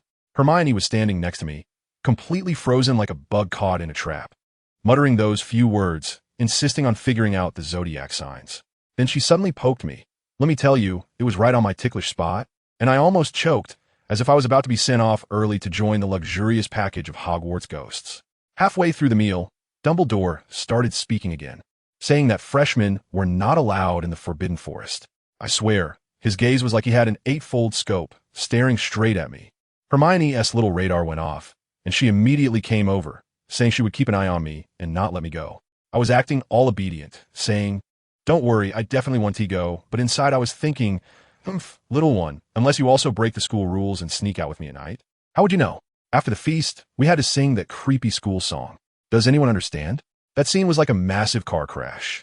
100 people could sing 108 different tunes, and I felt like my ears were under unprecedented spiritual attack.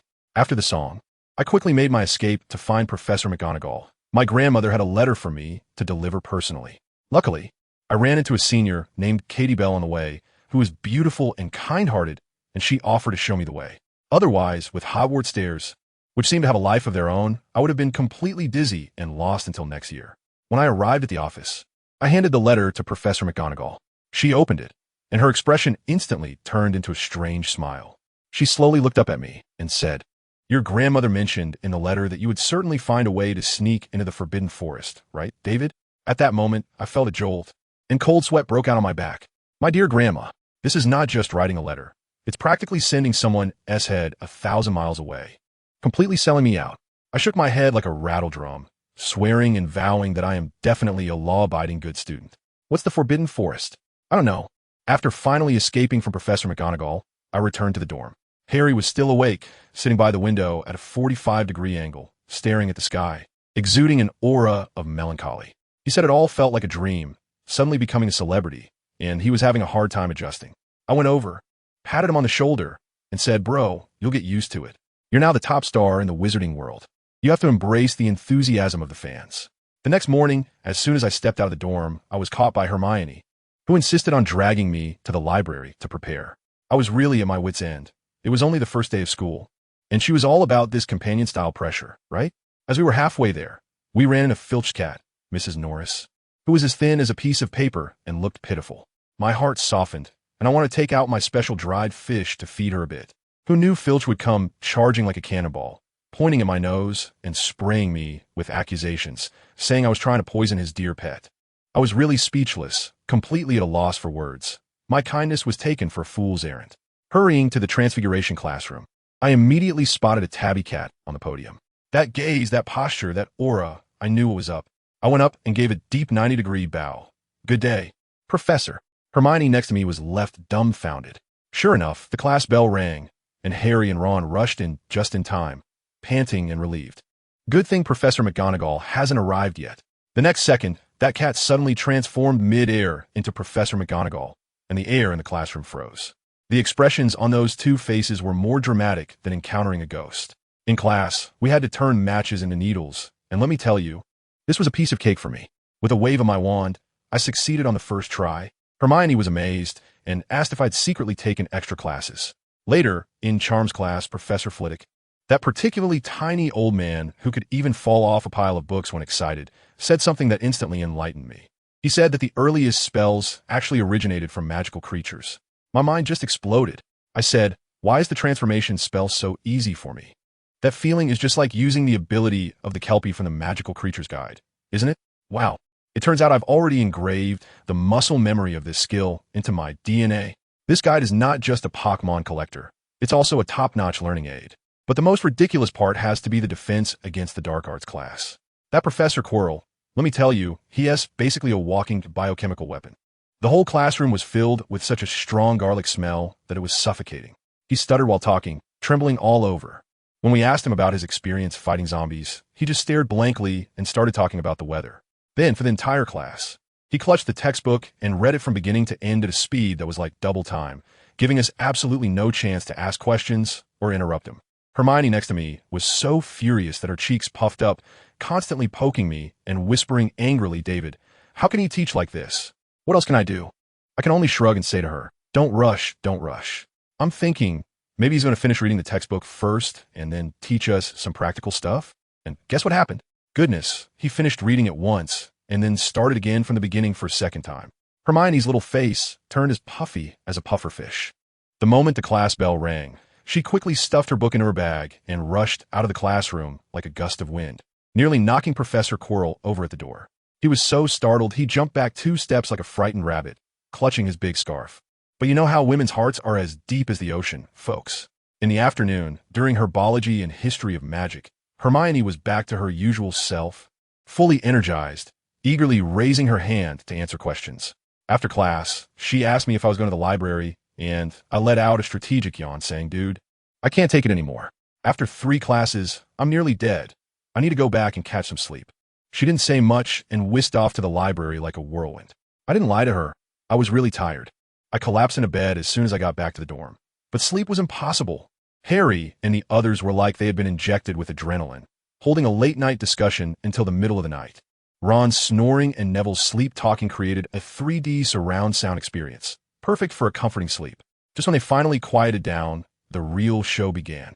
I quietly lifted the covers, opened my precious illustrated guide, found the page about the invisible beast, and pointed my wand at myself. Instantly, a chill ran from my head to my toes, like taking a cold shower in the middle of summer. Refreshing. Night adventure activated. As I passed by Harry's bed, he suddenly sat up with a start, shouting, "No, no." It startled me, and I almost forgot I was invisible. I leaned closer to take a look. He was drenched in sweat, clearly having a nightmare. I quickly crouched down, gently patted him, and whispered, "It's okay. Harry, don't be afraid." Watching him gradually calm down, I finally sighed in relief and slipped out of the dorm. Just as I exited the common room, a shadow darted around the corner. My heart skipped a beat, and I hurriedly followed. The person walked quickly and disappeared around a few turns. But from that fleeting glance, the tall, thin figure, the brisk walking style, and that flowing hair, oh, that could only be Snape. What was he doing here in the middle of the night? He looked awfully anxious. My mind felt like it was stuck, as if I had forgotten something incredibly important, but I couldn't remember what it was, leaving me restless and anxious. If I couldn't figure out, I wouldn't dwell on it. I had to rely on the exclusive secret techniques left by my grandfather Newt. I skillfully made my way to a staircase beside the great hall, went down, and found a door painted with a fruit plate. I scratched at the pear on it, and surprisingly, it grinned and turned into a green doorknob. That's right, I was heading to the Hogwarts kitchen. As soon as I pushed the door open, let me tell you, the scene was like a fan meeting with a group of house elves instantly surrounding me, chattering away. It suddenly struck me that I was still invisible, so I quickly waved my wand to reveal myself. The elves erupted with excitement upon seeing me, each one more thrilled than the last. I quickly urged them to quiet down. If we attracted Filch, Hermione would surely have my head tomorrow. I asked them to just get me some food, but they acted as if they were going to prepare an elaborate full-course meal for me. I quickly stopped them, saying a little would be enough. As a result, the few little elves who weren't chosen immediately looked tearful and very aggrieved. I had to promise them next time, definitely. Only then did they stop crying and start smiling. Before long, a table full of pies and roasted meat was set up. One little elf even thoughtfully transformed a chair for me. I casually said thank you. And let me tell you, the whole kitchen erupted. It was like boiling water. He actually thanked us. Oh my goodness. Does anyone understand? I just said thank you. The commotion was so loud that I quickly stuffed some food into my mouth, fearing that Felky would come rushing in. I had just slipped out of the kitchen when I heard a cat's meow. My heart sank. Oh no, Mrs. Loris. I quickly pressed myself against the wall. Guess what happened? It called out to me twice, sniffed around, and surprisingly ran off without making another sound. I figured it was the little fish treats I had fed it earlier that did the trick. What do you call this? It's called social skills. After dodging a bullet, I rushed to the 4th floor, the forbidden area that Dumbledore mentioned. I used the Alohomora spell to open the door, and a stench of biochemical weapon level almost knocked me out. Upon closer inspection, I saw 3 heads and 6 eyes all glaring at me, saliva almost stringing together. But as soon as I appeared, those 3 heads immediately cowered, like a puppy that had done something wrong. I went up to it and started scolding. Cerberus, what has Hagrid been feeding you? It smells worse than that garlic from Chilo. That's right, I recognized this 3-headed dog. I shared some roasted meat I brought from the kitchen and casually glanced at what it was standing on. There was a trapdoor under its paws. I asked it to lift its foot, but instead, it put both feet on it, afraid I would see. It said it was Dumbledore's orders. I pretended to leave, and it got anxious, not daring to disobey the command, and started blowing air at me frantically. I suddenly realized, are you asking me to play the flute? Its 3 heads nodded like they were mashing garlic. I took out the flute, played a couple of notes, and with a bang, it fell over, even managing to move its feet out of the way before it went down. Let me tell you, that acting skill deserves to be in the Birth of an Actor 2025. I opened the trapdoor and looked down. It was pitch black and bottomless. If I jumped down directly, wouldn't I end up as a pancake? I tapped the sleeping Morlock and asked if anyone else had come besides Hagrid recently. It shook its head. That's when I realized that the Philosopher's Stone was probably down there, and someone was after it. Was it Snape? But I remember him as a good person. Was it Voldemort? How did he manage to get in? Ugh, my mind was filled with fragments of information, driving me crazy. If I had known earlier to watch fewer bizarre videos and read more books, I wouldn't be in this situation. I spent the whole night in a daze, and it was almost dawn before I finally fell asleep. As a result, I was completely out of it the next day. I felt like I was listening to a foreign language in class. Hermione saw that I was struggling and sent me to the side, helping me finish my work. In defense against the dark arts, Quirrell's chanting was practically the ultimate lullaby. I nodded off right away. After class, Hermione handed me a piece of chocolate, telling me to eat it before bed to avoid nightmares. Ugh, I felt quite embarrassed. When we got to potions class, Snape began his daily task, targeting Gryffindor. I saved Neville's life by preventing him from blowing up the cauldron, but Snape coldly floated over. Scamander, showing off your knowledge. Are we? -1 point for Gryffindor. I was speechless. Folks, this was classic PUA. No matter what, points were deducted, whether I saved him or not. That evening, Harry and Ron returned from Hagrid's, and Harry looked serious, saying that the vault that was robbed at Gringotts was the one he had been to with Hagrid. I reassured him that since the items had already been taken, they were surely safe with Dumbledore. Only then did he relax. Once they fell asleep, I started my nighttime operations. First, I went to the kitchen to pack some late-night snacks, then headed straight to the 4th floor. This time I asked Morlock if anyone had come in the past few days, and it actually made 2 sounds. 2 people, and it even let them in. I had a hunch that the scene was starting to be set for this quest. I let sleep as usual, and now it doesn't even need to listen to the flute anymore. As soon as I take out the flute, it just collapses. This is getting more and more ridiculous. I jumped down from the trapdoor and found that it was no longer pitch black down there. A dim little light was lit, creating a full atmosphere. As soon as I jumped down, sure enough, it was the Devil's Web, easily solved with a fire spell. Moving further ahead, there was a huge chessboard, and all the white pieces on the opposite side raised their weapons. My mind buzzed. Everything clicked. The Devil's Web, Wizard's Chess.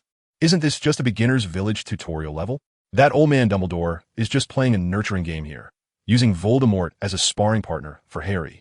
I tried to sneak past, but as soon as I stepped onto the chessboard, a pawn sword swung at me and nearly knocked my head off.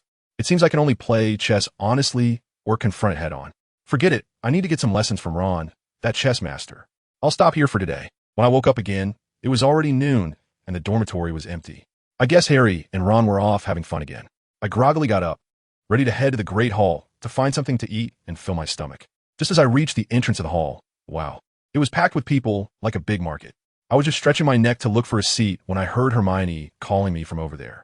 I followed the sound and found her occupying half a table by herself, looking like a left-behind child. You finally woke up, she looked me up and down. Had another nightmare? No way. I quickly grabbed some food and mumbled back. Just woke up too suddenly, wanted to sleep a bit more. I tell you, my ability to lie without blinking is definitely a talent. Seeing her still looking doubtful, I immediately changed the subject. Hey, Hermione, want to play wizard chess? Wizard chess. She paused for a moment. It's similar to regular chess, but the pieces move by themselves and fight. It's really exciting. Hermione showed a bit of interest and said she wasn't very good at it. As soon as I heard that, my eyes lit up. Who understands my family? ISNT, this just a dish served on a platter? I quickly said, no problem. I'm a beginner too. We can practice together. I finished the food on my plate in no time and dragged Hermione to the common room. There was no one in the lounge at that moment. Perfect. I told her to wait and ran upstairs to grab my new chess set.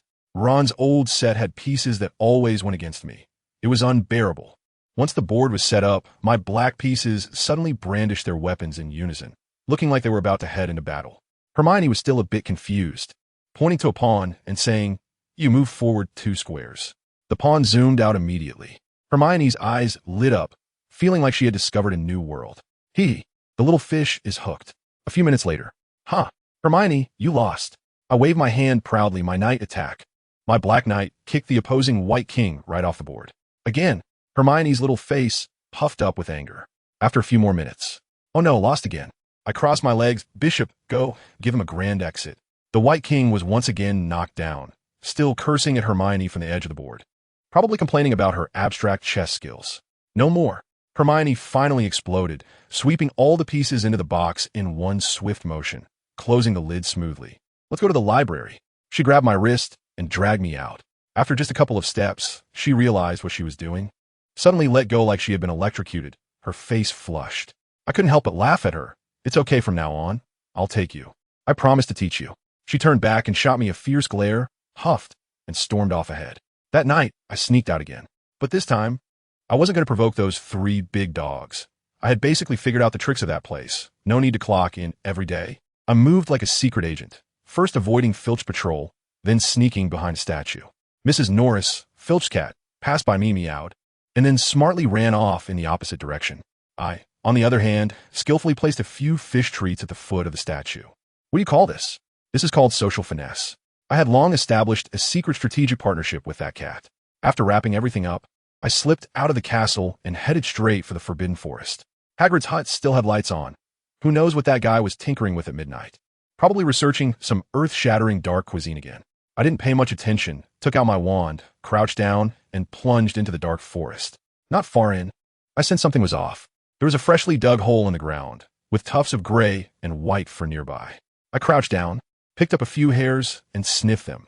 A name immediately popped into my head. The mole. This is a magical creature that spends most of its time underground and occasionally comes out for fresh air. I waved my wand, and a swirl of golden mist coalesced into the shape of a slender little creature at the hole's entrance. Hey, it really was one. I followed this golden guide and soon spotted 3 live ones ahead. 1 big and 2 small. When they saw me, the big one surprisingly spoke. Which fool? I was stunned. Wow, this thing can talk. The other 2 little ones chimed in, calling out, "Come out, fool, fool." I helplessly walked out from behind a tree. They weren't afraid of me, just ran while turning back to call me a fool, playing with me. We chased and ran, getting deeper into the woods. Suddenly, a foul stench hit me, nearly knocking me out. "Be careful," I quickly shouted to the 3 little ones. But it was too late. A gigantic hand reached out from the darkness and grabbed one of the white little moles. Following that, a figure over 3 meters tall emerged, covered in muscle lumps, with an iron chain around its neck. My heart sank. Mountain Troll? Isn't this the one that later charged into the school? The other 2 moles were terrified, screeching from a safe distance, wanting to save their companion, but too scared to approach.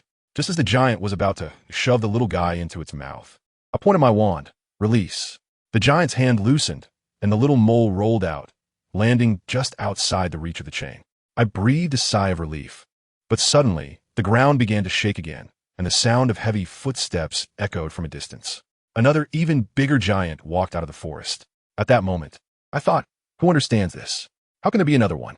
Buy one get one free, right? The little mole that had just been saved seemed stunned, lying on the ground motionless. As the unchained giant stepped closer, I panicked. A levitation spell wouldn't work.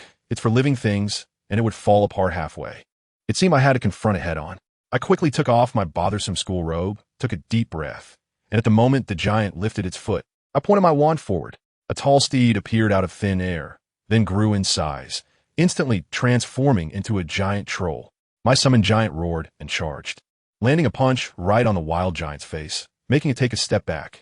Taking advantage of the two giants grappling with each other, I dashed out, avoiding a swing from the chain giant, ran to the little mole, scooped it up, and rolled on the ground. Boom! A loud crash sounded behind me as the giant's massive palm slammed down where I had just been, creating a huge pit. Let me tell you, it was a close call. I could have turned into a pancake. Reaching a safe spot, I checked the little guy in my arms. Good, it was fine, just scared silly. The other two moles also ran over, surrounding me and thanking me repeatedly. I crouched down and patted the head of the gray big mole. It felt pretty good. However, as soon as I touched it, it flopped down on the ground, looking dazed, probably thinking, what species is this human? I touch it once, and it goes limp. Hee. Another page added to the guidebook. While I was enjoying myself, the two giants had already started fighting. My summoned giant was out of my control, just standing there stupidly. I tried to make a counterattack, but its arm got bitten off by the other. The next second, a sharp pain shot through my arm. Damn. So summoning creatures can inflict substantial damage on me, too. What the hell? I quickly commanded my giant to back off and punch the other chain giant in the face, causing it to disappear with a bang. Now, both true giants were glaring at each other, starting to bellow at each other from the distance of their chains, like two chickens pecking at each other. I calmed down and began to think, who raised these two giants? I planted my wand into the ground, murmured a spell, and countless golden footprints appeared around me. Amidst the chaotic animal footprints, there was a row of adult footprints. I pointed my wand at the footprints, channeling my magic to see who it was. The mist swirled for a moment before dissipating. It wasn't anyone from the school. My heart sank. This meant that the one raising the trolls was likely Voldemort, and he might be, right here in this forest. My hair stood on end, and I quickly erased all traces, called over the three mole-like creatures, and bolted. Back near their burrow, I asked them to keep an eye out for any strangers in the woods. The three little fellows chattered among themselves for a moment, then nodded in unison and shouted at me. Fool, fool. All right. Although that name was a bit off-putting, they agreed to help. Back in the dormitory, I lay on my bed, my mind racing. The fourth floor challenge was a trial for Harry, and the Philosopher's Stone was bait to lure Voldemort. So these two trolls were an uncertain factor. I had to find out who was behind it. Otherwise, I wouldn't feel secure coming into the Forbidden Forest again. After much thought, I decided I could only go to Hagrid's the next day to fish for information. The next day, I slept until noon. Harry and Ron were sitting by my bed, murmuring to each other. I yawned and greeted them, and Ron immediately complained, "Still early? The sun's already shining on my bed. What's been going on with you these past couple of days?" I casually made up an excuse about studying too hard, then suggested, "Let's go hang out with Hagrid?" Harry perked up at this, and after a moment's hesitation, Ron agreed too, though he muttered, "I hope he doesn't give us rock cakes again." As we went downstairs, we ran into Hermione. I smiled and asked if she was coming, but she ignored me, instead circling around me, scrutinizingly asking, "You just got up now?" When I nodded, she huffed and turned back to the dormitory to put away her books, saying she would wait for me. This girl is really strange. Ron was still beside me, complaining, "It's hard to imagine how you could be friends with her." I immediately gave him a serious warning. Hermione is our friend too, and if you keep saying that, don't expect to copy my homework in the future. Ron backed down instantly. When we arrived at Hagrid's hut, his big dog Fong nearly scared Hermione half to death. Once inside, sure enough, Hagrid enthusiastically brought out his specialty, rock cakes. Harry and Ron's faces turned green. Hermione, unaware of the danger, curiously picked one up and took a bite, but couldn't even bite through it. She was still unconvinced, using all her strength to take another bite, finally managing to chew off a small piece. But her expression was as if she had swallowed a stone. Hagrid, still grinning, asked, "Not good?" Hermione could only force a smile. "It's delicious, very delicious." I couldn't watch any longer, so while Hagrid turned to brew tea, I secretly took out my wand and cast an expansion charm on the rock cake. The biscuit, as hard as a fossil, instantly became soft. I took a big bite and raised my eyebrows at Hermione. The next second, she punched me, shoved the rock cake back into my hands, and signaled with her eyes, "Hurry up." Harry and Ron's eyes lit up at the sight, and they scrambled to pass me their cakes. When Hagrid turned back and saw us devouring his cakes, he was overjoyed. After chatting for a while, I casually asked, "Hagrid, are there many magical creatures in the Forbidden Forest?" No sooner had I spoken than I felt Hermione's gaze turn icy beside me. She completely ignored me and stared intently at the sky. Let me tell you, The scene was unbelievable. Harry and Malfoy, two first-year students, were up in the air engaged in a fierce dogfight. This all started with the flying lesson. Goodness, it was chaotic.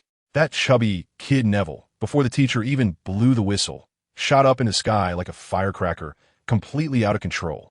He performed a series of acrobatic moves in the air, got caught on a statue, and finally fell with a thud, breaking his wrist. I thought about saving him, so I cast a levitation charm, but it was too late. At least I got 5 points for trying. Just as Professor McGonagall was taking Neville to the hospital wing, Malfoy, that little brat, started causing trouble. He picked up Neville's dropped memory ball and zoomed up on his broom, being all cocky and taunting Harry. Harry's temper couldn't take it. He grabbed his broom and chased after him. Hermione was down below, stomping her feet and shouting that he would get expelled. But I saw that this wouldn't do. Courage without skill wouldn't help. So as the gold medal coach, I had to step in with a supportive teaching style. Just as Malfoy was about to throw the memory ball at the castle wall, I shouted out with a sonorous charm, "Harry, speed up. Use the Wronski feint." You won't believe it. Harry suddenly seemed to be in the zone, diving rapidly and executing a perfect sharp turn, catching the memory ball just a split second before it hit the wall. Awesome. Just as we were all ready to cheer, a cold voice came from behind us, Professor McGonagall. Her face was as dark as a pot's bottom, and without a word, she deducted 10 points from Gryffindor and whisked Harry away. Ron and Hermione turned pale, thinking Harry's Hogwarts experience card was about to expire. Me? I'm not worried at all. I pulled the two of them aside and said, "Don't worry. Harry is not only fine, but is also going to have great luck." They still didn't believe me. Let me tell you a secret. Professor McGonagall is a die-hard Quidditch fan. I went with her to watch the World Cup once. The England team lost, and she was so upset that she went to the nearby tent and drank butterbeer all night. Now Gryffindor needs a seeker, and with Harry's talent, it's like giving her a piece of meat right in front of her. How could you let that go? Sure enough, it wasn't long before Harry came back, all smiles, and became the youngest seeker in a century. Ron was so happy he almost knelt down to thank him, saying he had to thank Malfoy. But this made Hermione really mad. She thought we had violated school rules and hadn't been punished, which was simply unacceptable. The more outrageous part came later. Harry and Ron, those two clueless fools, actually agreed to Malfoy's midnight duel. That night, Hermione cornered me in the library, furious like a little lion, questioning why I didn't T-stop them. I accidentally let it slip that I knew Filch's nighttime patrol route. Oh no! The look on Hermione's face instantly shifted from student mode to interrogation mode, dragging me out into the hallway. "Why are you so familiar with this? How many times have you gone out at night?" As soon as I saw it, I knew I couldn't hide it anymore. So, I confessed that I had gone out 3 times and even ventured into the Forbidden Forest once. Hermione's hair was almost standing on end. She could hardly believe it, pointing at my nose and saying she was going to tell Dumbledore, and then she stormed off angrily. I was feeling quite annoyed. When I returned to the dormitory, I saw Harry and Ron huddled together discussing something. What was Ron teaching? Heart extraction? Leg-locking curse? Was this a magical duel or a street brawl? I couldn't take it anymore. I said, "Hey guys, let me teach you something proper. A disarming spell, Expelliarmus." I demonstrated it right there, and Harry's wand flew right into my hand, leaving both of them dumbfounded. By 11:30, Harry and Ron sneaked out quietly. I tossed and turned in bed, unable to sleep, so I decided to get up and head to the Forbidden Forest to handle some business. Just as I stepped out of the common room, I saw 4 figures. Harry, Ron, and behind them were Neville and Hermione? Goodness, what an odd midnight adventure quartet. I couldn't be bothered with them and turned to head towards the Forbidden Forest. Just as I reached the edge of the woods, I felt something was off. It was eerily silent, you know? Not even a bug was chirping. The quiet was unsettling. Suddenly, a gray, earth-digging ferret dashed out from the bushes, clinging to my leg and squeaking. I understood its meaning immediately. "Boss, something's wrong. Bad guys are messing with the unicorns." My heart skipped a beat. This matter couldn't be ignored. I immediately followed it deeper into the forest, where there were signs of struggle all along the way, and silver liquid appeared on the ground. Unicorn blood. At that moment, I had only one thought. Voldemort. Only someone as desperate as him would do something like this. I quickened my pace and finally stopped in front of an open space. I walked around to take a look, and to my surprise, a guy in a black hoodie was confronting an injured unicorn. He was hunched over, panting like a broken bellows. I thought to myself, is he in this condition? I can take him. Just as I was about to do something, using magic to conjure a fake unicorn to distract him, I moved my wand, and without even looking back, he shot a spell right at my face. Damn, this is pretending to be a pig to eat a tiger. A lazy donkey. Rolled away, and the spot I just stood on was blown out with a big pit. This is a big trouble. I originally wanted the real unicorn to take the chance to escape, but this guy was even braver than me. Surprisingly, not running away, and instead charging in with a shout. Family, who understands? What can I do with such a pig teammate? The black-robed wizard waved his wand, casting 2 spells, trying to take us out in one go. I was also caught up in the moment, so I turned my horse-shaped water monster into a giant, jumped over, and took the damage head-on, throwing a punch right at that black-robed guy's face. And what happened? A glowing shield popped up from him, blocking my punch. I tell you, that guy not only blocked me, but also looked at me with a face that said, "You've successfully caught my attention," with a wave of his hand. Another spell was cast. I quickly rolled to the side like a hungry dog pouncing on food, and with a crack, the big tree I was just standing by fell down. The gap in strength was just too great. It was simply a dimensionality reduction attack. At that moment, my mind was racing, and I couldn't confront him head-on. I quickly flipped to another page in the encyclopedia, and suddenly, a 3-headed hellhound lunged out from his side. Although the dog still had a bit of a phantom image and wasn't fully solid, its momentum was impressive. I commanded my horse-shaped water monster to transform into a giant eagle and swoop down from above, while the 3-headed dog launched a surprise attack from the ground. Meanwhile, taking advantage of his flustered defense, I pointed my wand and shouted, "Disarm your weapon." I swear, this might be the most accurate disarm spell I've ever cast in my life. And what happened? They seemed to have wall hacks, blocking the attack gaps of my 2 babies. And with just a slight sidestep, they dodged it. Is this preemptive dodging? How do you even play this game? Wait, preemptive dodging? I suddenly thought, wow, if he can cheat, so can I. That invisible beast in my collection, besides being invisible, also has the ability to predict the future for a short time. A few seconds into the future. Isn't that invincible on the battlefield? I directly activated the illustrated guide, and in an instant, the world before me changed. A semi-transparent phantom appeared beside the figure in the black robe, and whatever that phantom did, he would follow suit a few seconds later. It worked. Let me tell you, at that moment, I had just one thought. If I couldn't win even with cheats, I might as well find a block of tofu and smash my head against it. The phantom's hand waved in my direction, but I had already run away in advance. Sure enough, the next second, a spell accurately hit the spot where I had just been standing. The wizard was dumbfounded, probably thinking, how did this kid suddenly seem like he'd been blessed? Can I make you understand? I directly commanded the giant eagle and the 3-headed dog to charge again, and then I used the same trick again, firing another disarmament spell. As expected, he sidestepped again, just as it was scripted, but he didn't know that this time was a feint. Behind the disarmament spell was the strongest attack spell Newt taught me, the shatter spell. With a boom, that shatter spell hit his light shield solidly. I watched as that turtle shell shattered into pieces like glass. The opportunity came, just as the light shield broke. My 2 baby's claws and massive jaws were already in his face. You think this means victory? Naive. Just as the attack was about to hit, the space around him twisted with a hum, and he directly teleported behind the 3-headed dog. My giant eagle and 3-headed dog were caught off guard, and the 2 babies crashed into each other. I was dumbfounded. Was he afraid of teleporting into a wall and getting torn apart? The opponent was way more ridiculous than me. This took a toll on him, leaving him gasping for breath. But he was clearly irritated by me and stopped playing around, launching a furious barrage of spells directly at me. Countless spells rained down like a storm, and I quickly had my horse-shaped water monster and 3-headed dog stack up in front of me as meat shields. Let me tell you, that feeling was like being electrified all over with waves of spasms. But it was better than going to meet my great-grandmother. We were at a stalemate, and he might have been afraid of any tricks I had up my sleeve, not daring to come closer, just shooting from a distance. At that moment, I suddenly felt the air around me heat up.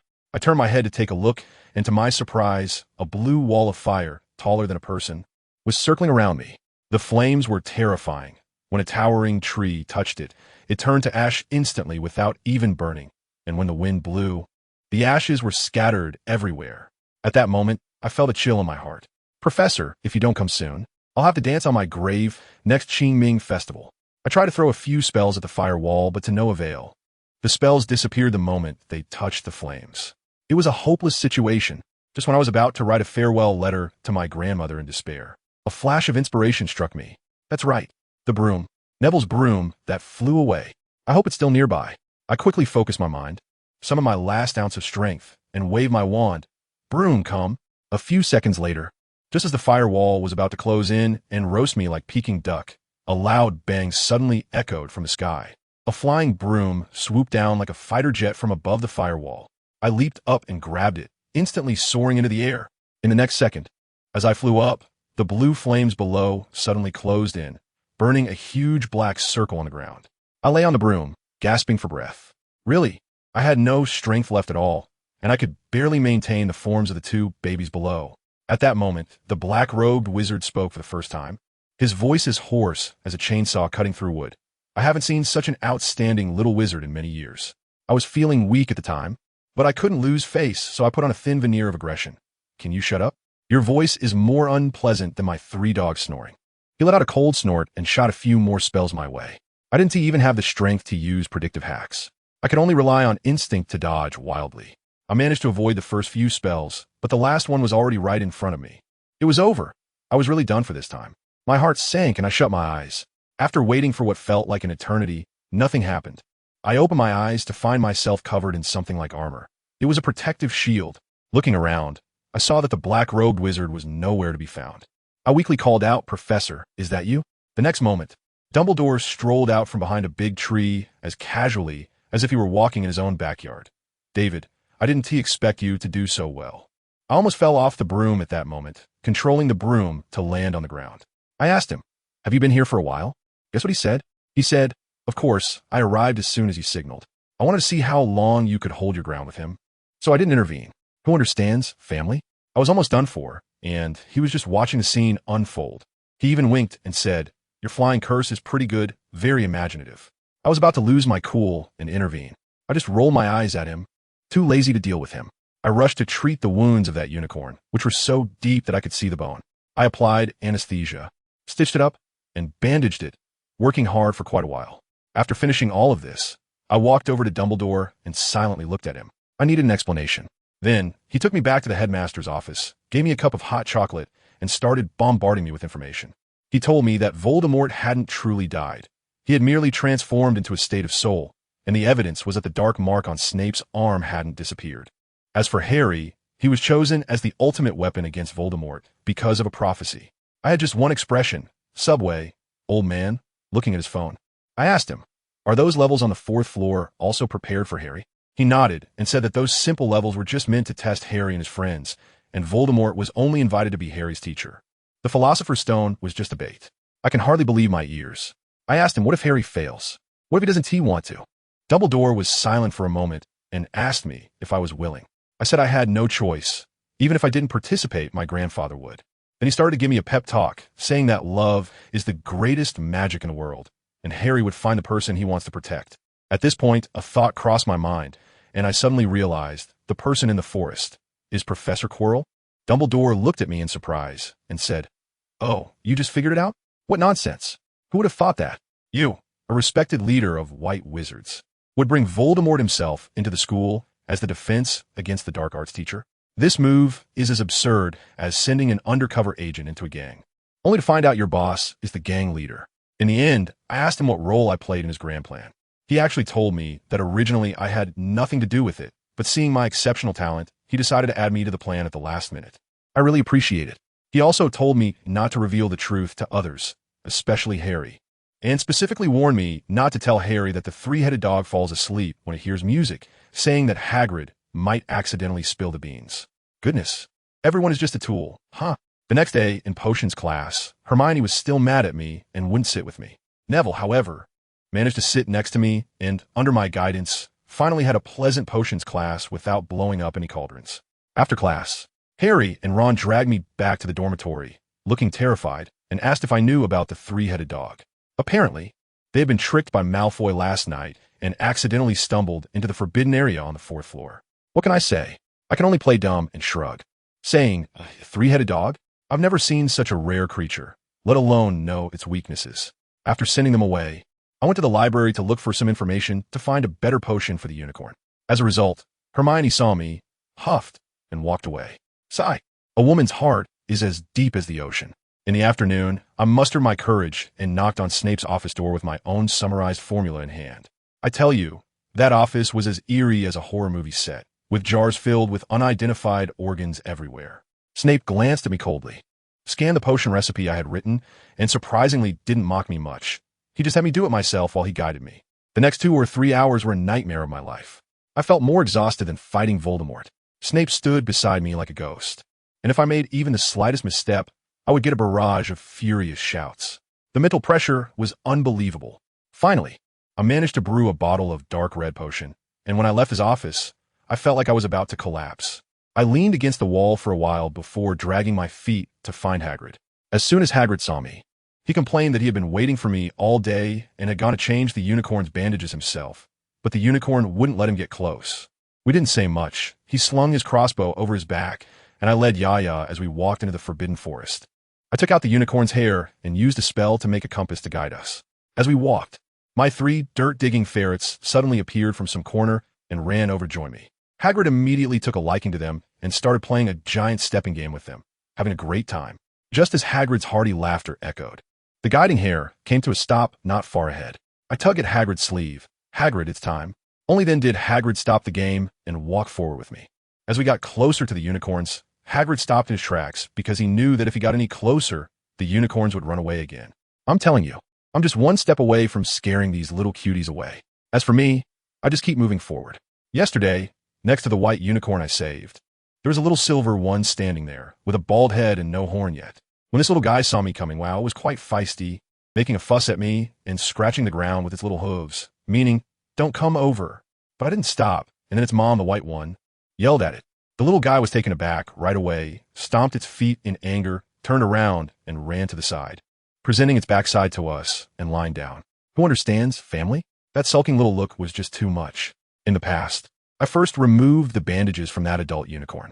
The wound healed quite well, so I took out the potion I had prepared earlier and reapplied it. Guess what? That little guy who had just thrown a tantrum couldn't help but sneak over to peek at me. When he saw I was doing a good deed, he came trotting back and even stuck out his tongue to lick my face. Hey, what a fickle little creature. Once I finished my work and turned around, I saw Hagrid, that big guy, peeking out not far away like a lookout stone, his small eyes full of envy. I shouted to him, "Hagrid, clear your mind. Don't think of anything messy, especially bad thoughts, and come over slowly." Hagrid was so surprised, nodding like a little chick pecking at rice. And then he shuffled over step by step. The few unicorns got a bit nervous, so I quickly patted their backs to calm them down. Hagrid successfully made it to my side, and the 3 ground moles behind him suddenly darted out. In the following days, I was practically a licensed tour guide in the Forbidden Forest, wandering around with Hagrid whenever I was in class. He even took me to see the Acromantula. Let me tell you, that cave was crawling with them, and it made my scalp tingle. If it weren't for Hagrid being there, I felt like I would have been elegantly devoured by those spiders on the spot. The most ridiculous part was that Hagrid told me that was Aragog showing me friendship. Come on, who shows friendship by putting their mouth on someone else's neck and drooling? By the way, after the midnight duel, Harry somehow got his hands on a Firebolt 2000. I borrowed it and flew around the castle. It felt amazing. I immediately decided that for Christmas, I had to get my brother Newt to get me one too. Air superiority is just too important. However, Harry's happiness didn't last long. Whenever he had free time, Wood would drag him to the Quidditch pitch for intense training, saying his basics were too poor, and if he didn't practice, he could forget about the Quidditch Cup. It made Harry so busy during that time that he had to rely on me for homework help. As for Ron, he was a real die-hard fan. Whenever Harry trained, he would cheer him on, and after training, he would borrow my homework to save seats in the Great Hall. I wondered what he was doing that was so important. He seemed busier than the 2 of us. It was all about companionship, right? The only slightly annoying thing was that my relationship with Hermione hadn't fully recovered. She no longer sat next to me in class, which made Neville very happy. He took my seat every day, and the quality of his classes improved dramatically. Snape hadn't picked on him since. On the contrary, I was being mocked by Snape every day. Ever since I went to his office for potions, the old man had higher expectations of me. But the good news was that Hermione's seat in class was getting closer to mine each time, and she wouldn't just turn away when I greeted her. However, her relationship with Ron was genuinely getting worse by the day. Ron constantly complained behind her back that she was a stubborn bookworm. This continued until just before Halloween, when Professor McGonagall finally discovered that I was legally wandering in the Forbidden Forest. Wow. She got really angry and stormed into the headmaster's office to scold Dumbledore, and then my pass to the Forbidden Forest was revoked. Hagrid was also quite upset. He gave me a bunch of rock cakes he made and promised to find a chance to help me apply for it again in the future. On the eve of Halloween, In the charms classroom, Professor Flitwick placed a feather on each desk. He regrouped us. I was paired with Neville, Harry with Seamus. And the funniest part was that Ron and Hermione were paired together, both looking so sour that they might as well have drawn a line down the middle of the table. Professor Flitwick asked us to guess what spell we were going to learn today. Hermione raised her hand high, stood up, and, like reciting a lesson, explained the principles of the levitation charm and why we practiced with feathers, scoring easy points for Gryffindor. Ron rolled his eyes beside her, quietly scoffing. He couldn't stand Hermione's know-it-all attitude. Then it was time to practice. With a wave and a shake, Wingardium Leviosa, Hermione, of course, was the first to succeed, her feather floating steadily in the air. My main task was to tutor Neville. This guy really had no talent for charms. I practiced with him until almost the end of class, and he finally managed to get that feather to wobble and rise into the air. Just as we stepped out of the classroom, I saw Hermione running over, crying. Harry and Ron were standing in the hallway, both looking particularly grim. When I asked, Ron stammered that it was nothing. I looked directly at Harry, and he finally managed to say, Ron, he just said something bad about Hermione, and she heard him. I was a bit angry at the time and told Ron, I've told you so many times, Hermione is our friend.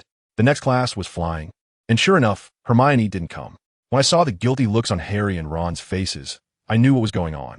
I asked Madame Hooch for leave to find Hermione, but she didn't agree. Malfoy was still there being sarcastic, saying something like Hermione was a coward and didn't dare come. I shot him a glare, and he immediately shut up. After class, I headed straight to the library. But on the way, I saw Professor Quirrell sneaking off towards the Forbidden Forest. My heart skipped a beat, and I invisibly followed him. I saw him run to the place where the troll was kept, unlock a small troll's chain, and then he used the levitation spell to dangle a piece of meat, leading the troll all the way into the castle's underground classroom. And then he slipped away towards the Great Hall. My mind instantly exploded. The troll is bait. He wants to take advantage of the chaos to steal the Philosopher's Stone. Wait a minute, troll.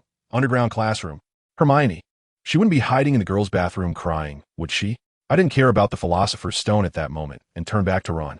When I got there, I saw that the giant had indeed come out of the underground classroom, carrying a big club and heading towards a restroom. I thought to myself, this is bad. And as I rushed over, the giant just entered the door. Hermione happened to come out of stall at the same time, and when she looked up and saw that enormous creature, she was completely shocked, her mouth wide open, unable to make a sound, and she just collapsed weakly onto the ground. I quickly bypassed the giant and rushed to Hermione's side, grabbing her hand and turning us both invisible. She was so frightened that she was about to scream, but I quickly covered her mouth. Once she realized it was me, her whole body relaxed, her palms were sweaty. I supported her and whispered in her ear, Don't be afraid. I'm here, let's sneak out. She was too scared to stand up, so I had to half carry her towards the door. Just as we reached the door, with a loud bang, someone slammed it shut from the outside. I have a million alpacas galloping through my mind. Who is so heartless? Hermione screamed in fright, and now the troll heard the noise and came over swinging its club. I quickly dragged her into a corner. Just then, the door creaked open again, and Harry and Ron poked their heads in. Ron stammered, Harry, there's only the troll inside. No Hermione, Harry said, then closed the door quickly. As the door was about to be pulled shut, I panicked and shouted, Wait. I rushed out holding Hermione, simultaneously canceling my invisibility. Ron looked stunned. Cool. David, how did you do that? I settled Hermione against the wall and said, I'll explain later. Let's deal with this big guy first. Harry said to Ron, but I replied, We can't outrun it. It takes 3 of our steps for one of its. You guys protect Hermione and watch me. I drew out my wand and first cast a spell that created a stream of clear water, spreading it all over the floor by the bathroom door. Then I waved my wand again, and the water instantly froze. I shouted at the troll and imitated it by thumping my chest. Sure enough, it got riled up and charged at me with a roar. But it stepped onto the ice and with a loud crash, fell flat on its back. Harry and Ron cheered. I said, see, to deal with such an idiot, just use your brain. With a flick of my wand, the club in the troll's hand dropped to the ground. I initially wanted to handle it myself, but then I thought this was a great opportunity. I turned to Ron and said, Ron, remember the levitation charm? Use it to lift that club and smash it on its head. Ron seemed a bit unsure, but with my encouragement, he took a deep breath and raised his wand. Wingardium Leviosa, the club wobbled and flew up to the ceiling. Then with a swoosh, it slammed down on the troll's head. The troll let out a whimper and stopped moving. Well done, Ron. I had just finished speaking when we heard Professor McGonagall's angry voice from the corridor. What are you lot doing here? She was followed by Snape and a panicked Quirrell. McGonagall's face turned a shade of green with anger as she scolded me. Then Hermione struggled to stand up and actually lied, saying she had come to find the troll herself, and we were there to save her. Although McGonagall didn't believe her, she deducted 5 points from Hermione and awarded 5 points to each of us 3. Harry and Ron were let go, but I was called to McGonagall's office. Before I left, I leaned over to Ron and whispered, "Remember to apologize to Hermione." When I got to the office, McGonagall slammed the door shut. Her face serious as she said, "David, do you think I should tell your grandmother about what happened today and your trip to the Forbidden Forest?" I immediately panicked and begged her not to. She knew Hermione was lying and pressed me for the truth. I didn't dare to speak. Wouldn't that expose Dumbledore? I could only lower my head and play dead. Seeing me like that, McGonagall sighed and said I was just like my brother Newt, always taking everything on myself, and that I must tell her if I was ever in danger. I had no choice but to mumble, "Professor, actually, you might want to ask Professor Dumbledore about this." McGonagall's eyebrows instantly furrowed. "Does this have something to do with Dumbledore?" The next morning, Hermione was waiting for us in the common room, and we made up. In potions class, she naturally sat next to me, which made Neville's face fall immediately. When Professor Snape came in, I noticed he was limping, although he tried to hide it. I recognized the movement too well. My brother walked like that after being bitten by a magical creature. Halfway through the class, Snape limped over to our table, pretending to check the potions, and randomly criticized Hermione for having an untidy desk. Then, taking the opportunity, he quickly slipped me a note and shot me a glare, warning me not to look at it yet. After class, I found an excuse to sneak into the bathroom, opened the note, and found it hastily written, "Come to my office when you can. Don't let anyone know." The handwriting wasn't even his. My heart raced like a cat scratching inside me. That night, I quietly snuck to the door of Snape's office and knocked. After a long wait, he finally opened the door, sweating profusely and with pale lips. The office was filled with the smell of blood, and there was a basin of blood on the floor along with a pile of stained bandages. As soon as I stepped in, Snape took a big step towards me, staring intensely into my eyes, and asked, "What has Dumbledore told you?" "About me?" I was taken aback, but I maintained my composure on the surface. "Professor, apart from what S on the 4th floor, Professor Dumbledore hasn't told me anything." "Very well." Snape straightened up. "I hope you haven't lied to me." Seeing my pale face, he didn't say more, sat back down, gritting his teeth, and rolled up his pant leg. The moment he rolled it up, I nearly lost it right then and there. Good heavens, his calf was a bloody mess, as if it had been torn apart by some wild beast. The bandages were coming off in layers.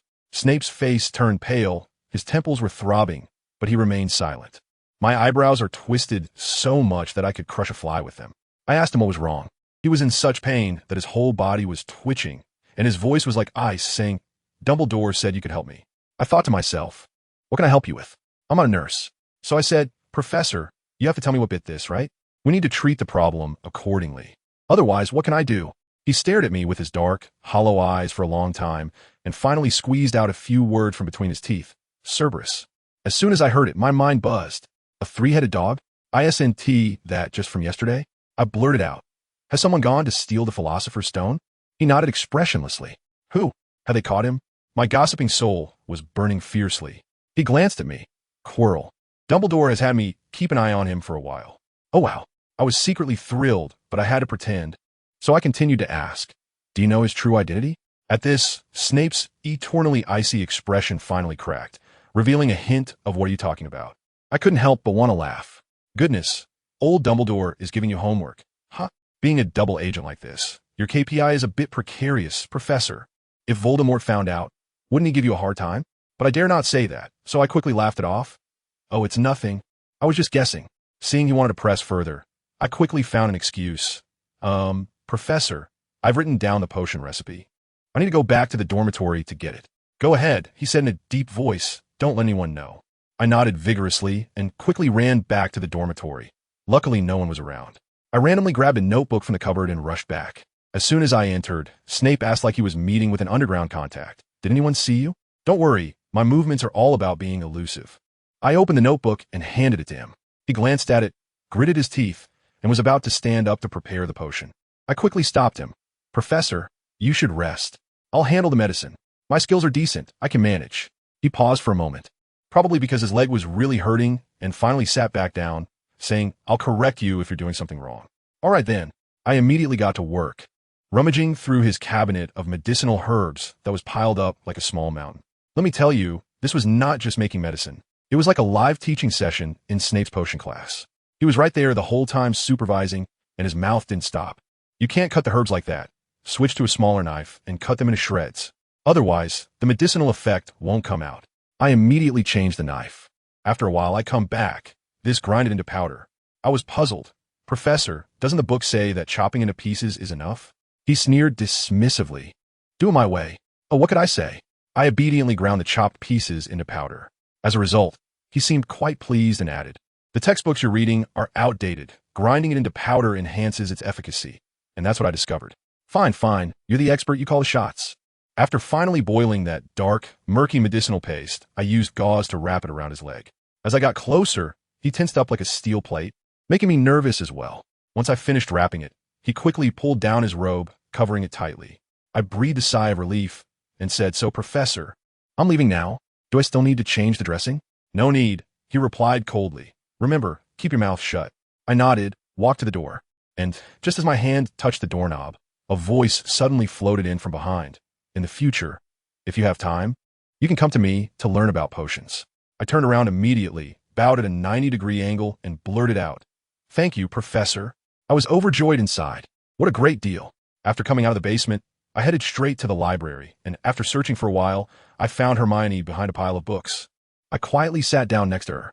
She raised an eyebrow. Where have you been? I took care of some small matters. I grinned. Are you planning to sneak into the Forbidden Forest again? She questioned me like an interrogator. I was taken aback and quickly waved my hand. No. I haven't been there in a long time. It's precisely because you haven't been there in a long time that you want to go. The way she looked at me seemed to see right through me. Who understands family? I was completely confused at that moment. Her logic. It seemed impossible to refute. My mind was racing, thinking about how to smooth this over. Then, she suddenly sighed and leaned in to say, If you really go, take me with you. My eyes were about to pop out, and I shrank back. Is this still Hermione? Has she been possessed? She looked at my silly expression and shot me a fierce glare. I know I can't stop you. I'll go with you. If we encounter danger, I could drag you away. I've read a lot of books about magical creatures recently. Wow, if you can't beat them, join them, right? That's the unique thinking of a top student. I tentatively asked, Aren't you afraid of being penalized? She glanced at me disdainfully and replied, Have you been caught going out so many times? Can't you make us invisible? Besides, that cat, Fiji, seems to have a good relationship with you now. I saw you feeding it fish treats. I am completely shocked. This girl is so clear about everything. She must have planned this ahead of time. So are we going tonight? She's actually urging me to go. I touched my chin and said, All right, since the top student has taken the initiative, let's go. I'll take you to see the unicorn. As soon as she heard unicorn, Hermione's eyes lit up. At midnight, we met in the common room. Hermione was in workout clothes, huddled behind the sofa, looking as professional as a secret agent. I activated the map, and our figures flashed and disappeared. Once we entered the Forbidden Forest, it was pitch black around us, and we occasionally heard strange cries. Hermione immediately got scared and clung to me tightly. I patted her and reassured her it's okay. Hagrid has cleared this area. It's safe. I whistled a few times, and before long, my handsome white owl Phylax swooped down from the treetops like a ghost. Phylax, have you made any new discoveries lately? I asked it. It stood there so aloof and didn't move at all. Well, seeing its calm demeanor reassured me, indicating that there wasn't anything serious going on. We followed Phylax deeper inside, and Hermione was still worried. Will the unicorn let me get close? The book says they don't like humans. Don't worry. I comforted her. They love pretty little witches like you the most. As soon as she heard that, she immediately smiled. But just after I said that, Phylax suddenly screamed in the sky. Immediately, shadows were darting around the trees, making strange chirping sounds. I pulled out my wand. Hermione, there's a bit of trouble. Want to see? If not, we could just invisibly leave right now. What is it? A mischievous little creature Hagrid brought back from America, with an incredibly high reproduction rate, and it's about to become a plague. I shrugged helplessly. Is it dangerous? No, otherwise I would have taken you and run. Then, can we take a look? Hermione seemed quite curious. Okay, but don't get scared. No sooner had I said this than a dark swarm descended from the trees around us. These creatures looked like a hybrid of monkeys and frogs, with little horns on their heads, mouths stretching to their ears, jagged teeth, and smooth, green, hairless skin, complete with webbed hands and feet. Tree monkey frog? Hermione whispered. Yes. I nodded, watching these grinning creatures. Without their natural enemies, they were breeding like crazy. If it weren't for the centaurs helping to control them, this forest would have been overrun. There are centaurs here? Hermione was surprised again. Yes, they're the guardians of the forest, but they don't really like to interact with me. Just then, it seemed the tree monkey frogs were about to make a move. I had a bad idea as my eyes darted around. Hermione, run after me, quickly. What do you want to do? I didn't respond, took a deep breath, and let out a dragon roar at those guys. Instantly, all the tree monkeys and frogs seemed to hit the pause button, frozen in place, with several of them falling from the branches. The large pus-filled bumps on their foreheads began to glow brilliantly red due to the fright. Goodness. Dozens of little red bulbs around lit up the path ahead. Run.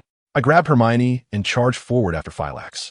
The group of tree monkeys and frogs behind, having regained their senses, became furious and started wildly throwing down branches and fruits.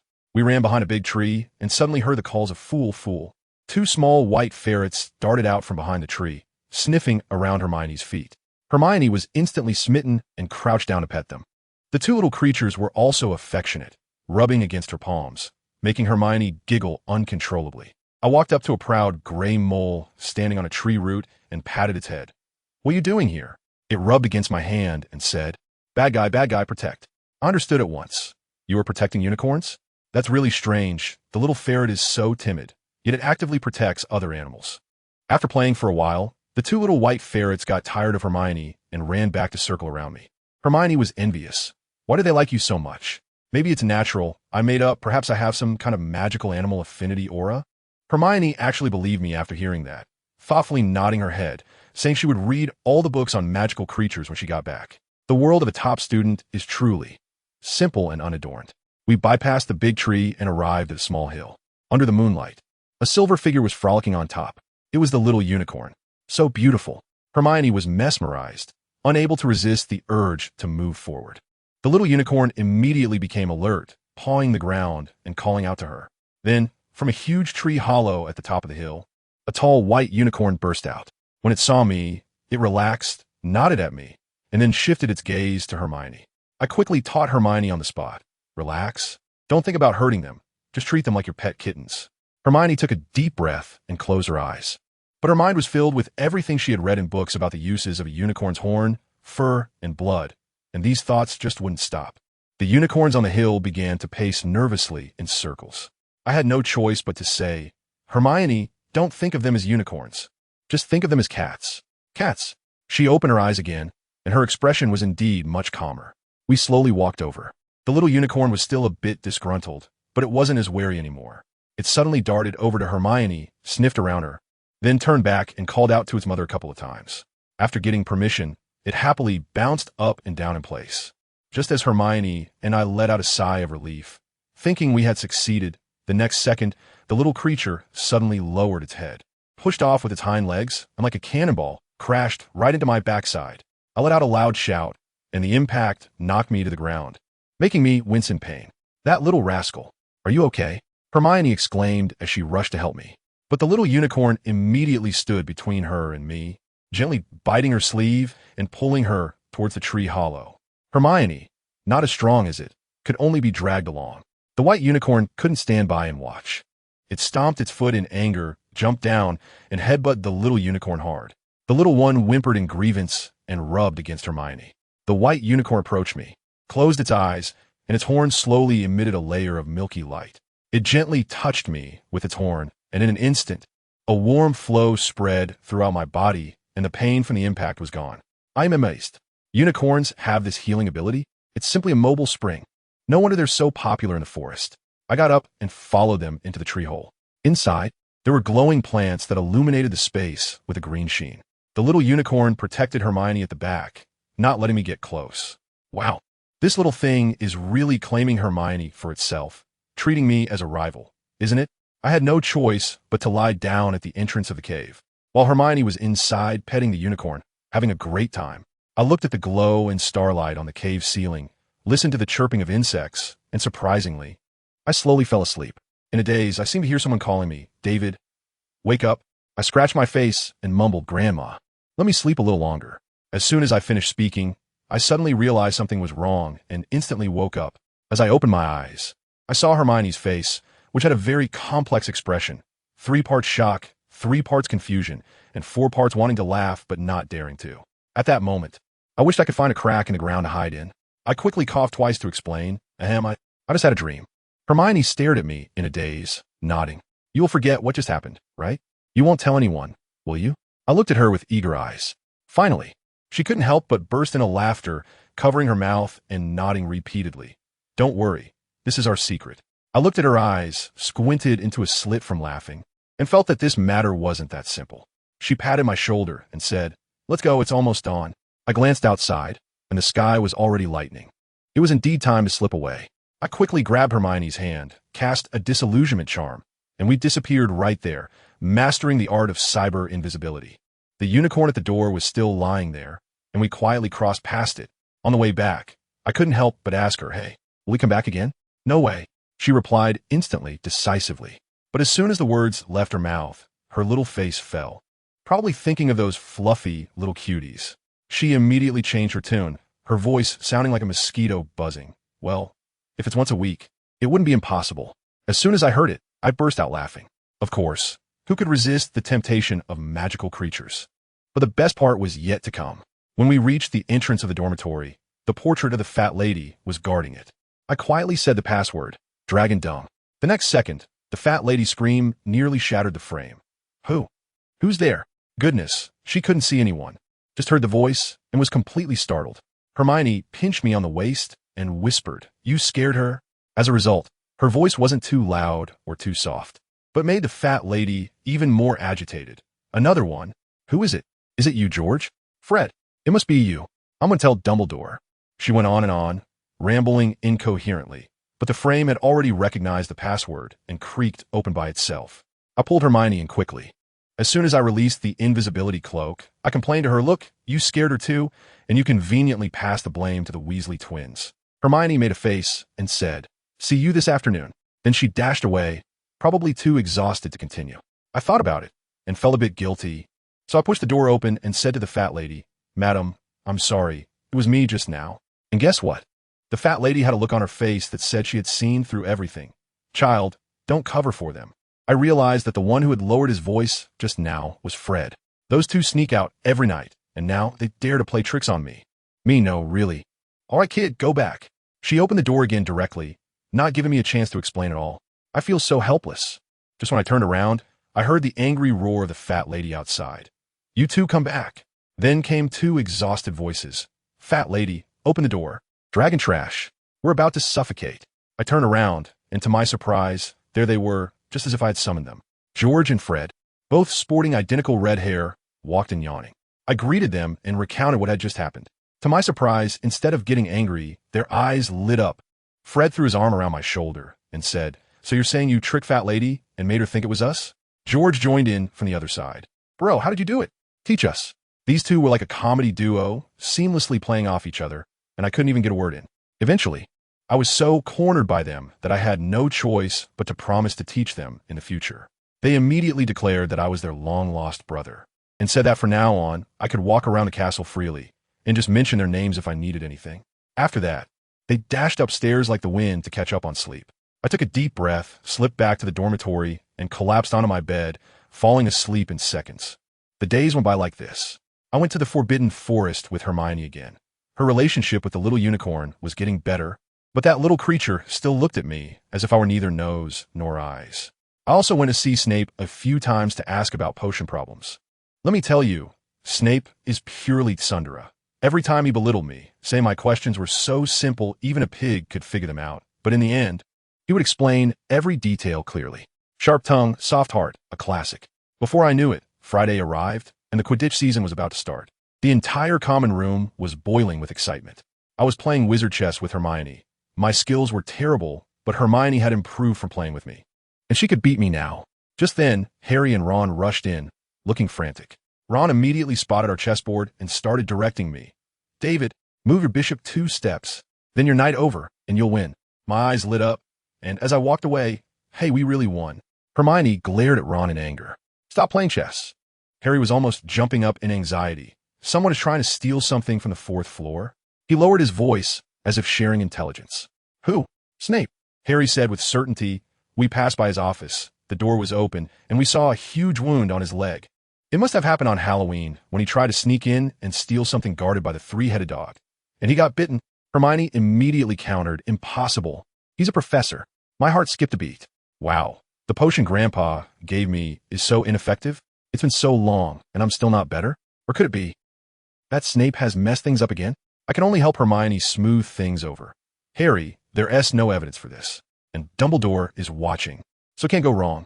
Ron shook his head beside me, saying I'm just as naive as Hermione. I patted Harry on the shoulder and quickly changed the subject. Don't think too much about it, mate. The Quidditch match is tomorrow. Are you ready? I'm looking forward to seeing you catch the golden snitch. The next morning, the Great Hall was packed with people, and Harry looked so nervous that his face went pale and he couldn't even eat. To lighten the mood, I cleared my throat and said, Harry, I have an idea. I'll sneak some polyjuice potion, turn into you, and take your place on the field. What do you think? Ron immediately burst out laughing. David, come on. Are you going up there just for a sightseeing tour? I hadn't even retorted when Hermione punched me on the back, making me laugh in anger. I instinctively let out a yell and fell onto the table. You wouldn't believe it, but with all that commotion, Harry actually relaxed quite a bit and even ate 2 sausages. When we got to the field, the match began. It was intense, let me tell you. The entire crowd was cheering. Suddenly, Ron pointed to the sky and shouted, Go, Harry. I looked up and saw that Harry seemed to have spotted the snitch and was chasing it fiercely. But I was in trouble here. Hermione, in her panic, was gripping my thigh tightly. Family, who understands that pain? I felt like my leg was about to break. Just as I was grimacing in agony, Hermione suddenly exclaimed, David, look. I followed the direction of her finger and saw that something was wrong. Harry's broom was bucking wildly in the air like it had a vibrator attached to it, trying to throw him off. Hermione snatched my binoculars, took a look, and exploded with anger. I knew it. It's Snape. He's casting a spell on Harry. I took a look through the telescope, and I was stunned. Snape was indeed casting a spell, but nearby. That obsequious Professor Quirrell was moving his lips even faster than he was. At that moment, I had only one thought. Snape is really taking the blame too hard. He's practically Hogwarts' designated scapegoat. He is clearly reciting a counter curse to save someone. I was just about to remind them when Hermione suddenly stood up. I have a way. After saying that, she shot towards Snape's podium like a little cannonball. As soon as I looked, I saw Quirrell right in her path. Well, I couldn't let her work hard for nothing. I quickly followed. Hermione was running fast and accidentally knocked Quirrell, who was focused on his spell, over, and he tumbled down several steps. The moment he fell, Harry's broom immediately stabilized. But this guy's determination was really strong. Even lying on the ground, he was struggling to lift his head and continue casting the spell. I pretended to be watching the match, not paying attention, and while cheering, I accidentally stepped on his hand. Ah, it hurts. Quirrell screamed in agony. I quickly moved my foot away, looking innocent. Sorry, Professor. Are you okay? What is this new viewing posture you've invented? Can you see more clearly? Chilo rubbed his hands, a glint of malice flashing in his eyes. But he quickly put on a cowardly expression and even went along with my words, saying it was an ancient viewing magic and that he would teach me separately. But I had to go to his office alone. I thought to myself, isn't this banquet too obvious?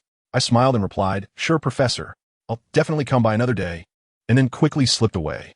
Turning around, I saw that Hermione had successfully set Snape's robe on fire and was nervously running back. Not long after, cheers erupted in the sky. Harry won. He actually swallowed the golden snitch with his mouth. Wow, that is quite a big mouth. As soon as the match ended, we were called to Hagrid's hut. Harry and Ron were still there, fuming and insisting that it was Snape's doing.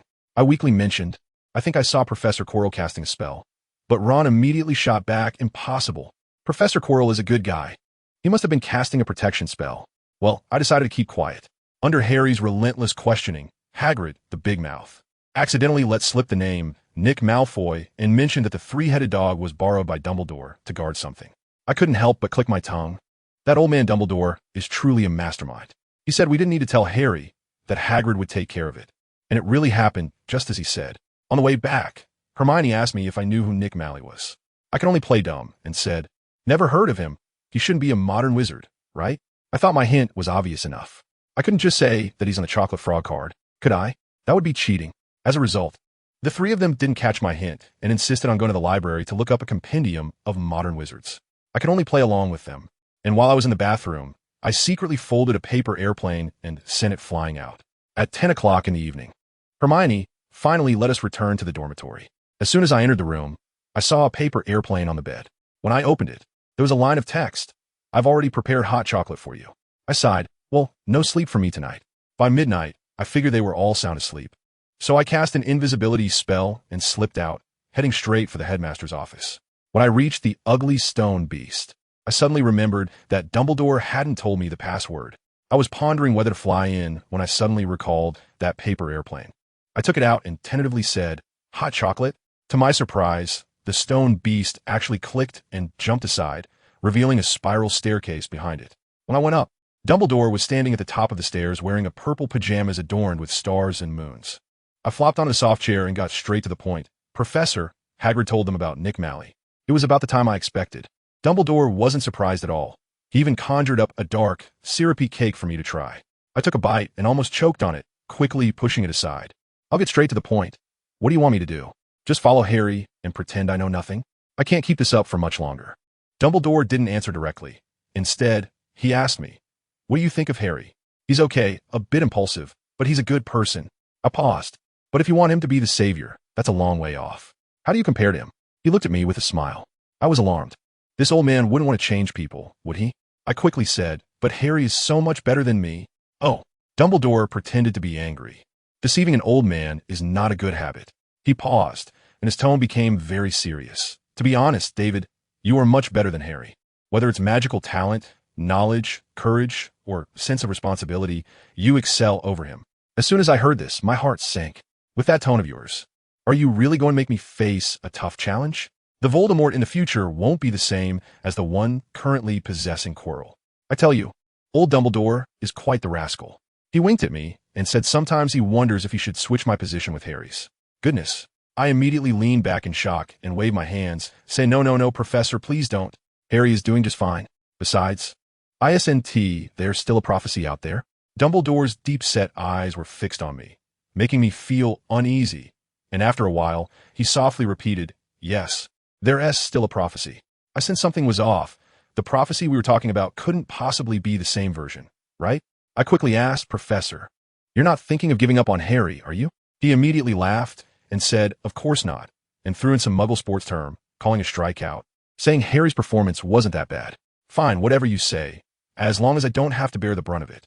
Then he showed his true colors, saying he wanted to put me in a position where I could observe without giving Harry and the others too much help.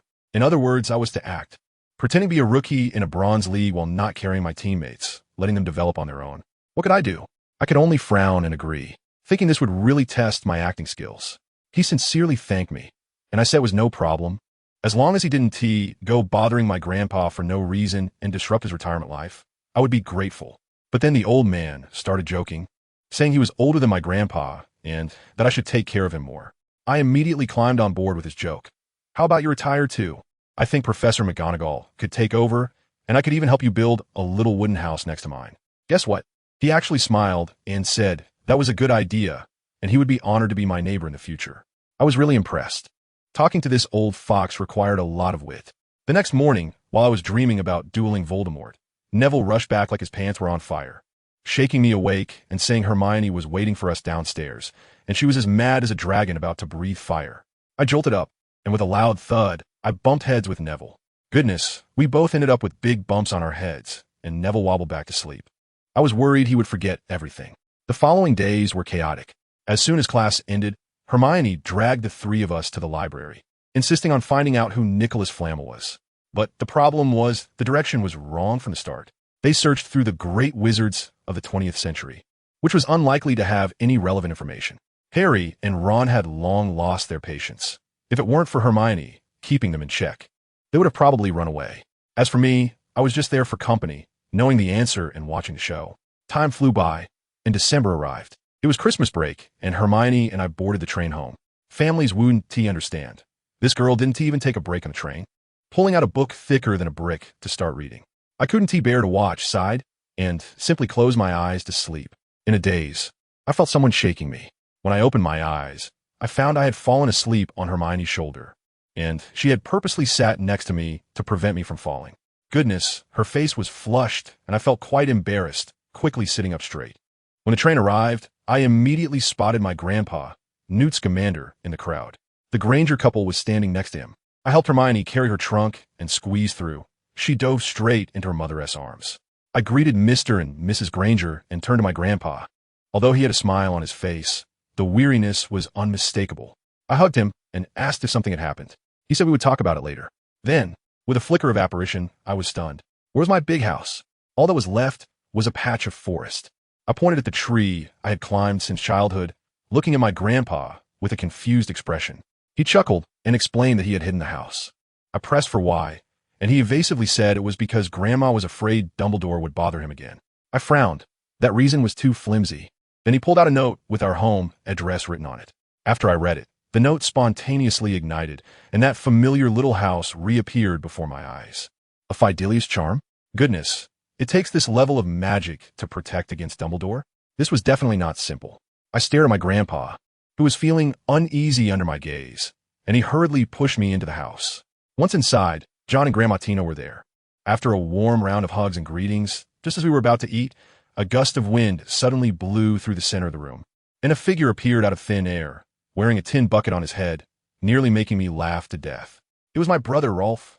This kid had grown taller than me in the years I hadn't seen him, and I seriously suspected he'd been sneaking some good fee behind my back. As soon as we met, we started bantering and revealing each other's childhood embarrassments. He said that when he was a kid, I cried like crazy after being hung up in a tree by a little sprite. I retorted that he couldn't even beat a cat and got stuck in a tree. We continued our playful teasing, just like when we were kids. After enough fun, we lay under a big tree at the edge of the forest, and I finally brought up the serious topic about the loyalty curse. Rolf's expression turned serious as well. He said he wasn't too sure, but suspected it was related to something called the Our Organization. He mentioned that his parents had been busy with this matter lately, and they hadn't seen each other much. Hearing this made my heart skip a beat. We'd also had a run-in with those people when we were in Athens. It seemed our families were hiding something big from us. Now my curiosity was completely piqued. Rolf and I exchanged a glance, and without saying anything, our years of understanding allowed us to reach a consensus instantly. Tonight we would sneak into my grandfather's study and workshop. By midnight, we slipped out like thieves, splitting up. He went to the study, and I headed to the workshop. As soon as I entered the workshop, a little creature appeared on my shoulder. It was Pickett, my grandfather's tree guardian bowtruckle. I played with it for a while before starting a search. The workshop was a mess, clearly indicating that my grandfather had been too busy to tidy up lately. The table was cluttered with treatment plans for animals, and when I glanced at them, I noticed the injuries documented were particularly severe. Some were even half-maimed, which made my heart heavy. After searching for a while, I finally found a small box that was different from the others in a corner. It wasn't too dusty, indicating it had been opened frequently. I tried the Alohomora spell with my wand, but it was useless. The box had been enchanted with a counter-unlocking charm. I asked Pickett for help, but the little guy shook his head vigorously, saying that my grandfather wouldn't allow it. Oh, playing this game with me? I waved my wand and transformed a matching bowtruckle on the table, pretending to ask it to unlock the box. When Pickett saw this, he got jealous and rushed forward to push the fake one away, then extended his little claw and, with a click, unlocked the box. See? It was all a psychological game. I opened the box, and inside was a stack of letters and a stack of photos, but they were all blank. I tried to reveal them urgently, but there was no response. There was no way around it, so I had to call Rolf down. Rolf took a look and said this was a hidden spell created by my grandfather, but he just happened to have secretly learned it. I saw him draw a 6 on a letter paper with his wand, mumbling fire lizard, and immediately, words appeared on the blank letter paper. We huddled together and read the entire letter. The amount of information was immense. In short, there are 3 things. First, their organization has started making big moves again. Second, they have formed a new group dedicated to biological experiments, dissecting magical animals and studying their brains with the aim of controlling them. These people are all desperate criminals, and before retreating, they destroy all the magical animals they can't take with them. Third, besides my grandfather and the others, there's another group of mysterious individuals also targeting our organization. After reading the letter, both of us felt our hearts sink to the bottom. Then, Rolf unraveled the spells on those photos. The moment the photos appeared, I tell you, Rolf and I both gasped in shock. And even Pickett was scared enough to cover his eyes. All the photos were taken secretly and were extremely bloody. In one photo, several people were cutting up the carcasses of animals on a table, blood and chunks of meat falling down. And even through the photo, I could almost smell the stench. In another photo, a group of people was carrying a dead poison leopard, and on its head, there was a gaping hole about 2 fingers wide. The one that made my scalp tingle the most was a photo of a cage containing a reticulated python. The snake was covered in wounds, bleeding profusely, but it seemed to be going crazy, with 3 heads fiercely biting each other and crashing against the iron cage. Before long, 2 of the heads died, and the remaining one smashed itself until its head was bloodied and eventually collapsed on the ground, twitching uncontrollably. And on one of its heads, there was also a faint small hole. Rolf reminded me that many animals in the photos had this kind of round hole on their heads. A flash of insight struck me, and I immediately grabbed the letter to search for more, and sure enough, I found the key sentence. An undercover agent infiltrating our organization discovered. They were conducting vivisection to study their brains. In an instant, everything connected. That round hole was where these bastards implanted devices to control magical animals. They were conducting live brain experiments on these animals. I was so furious that my whole body shook, and Rolf's knuckles were turning white as he clutched the photos. These bastards truly deserve to die. I stared at the stacks of animal treatment manuscripts on the table, then glanced at the horrific scenes in the photos. A surge of anger rising to the top of my head. I turned to Rolf and said, "Rolf, come with me." Inside was a lush green prairie, with a blazing sun hanging in the sky. It was still daytime here. "David, what are you doing here?" Rolf asked. "Shoo."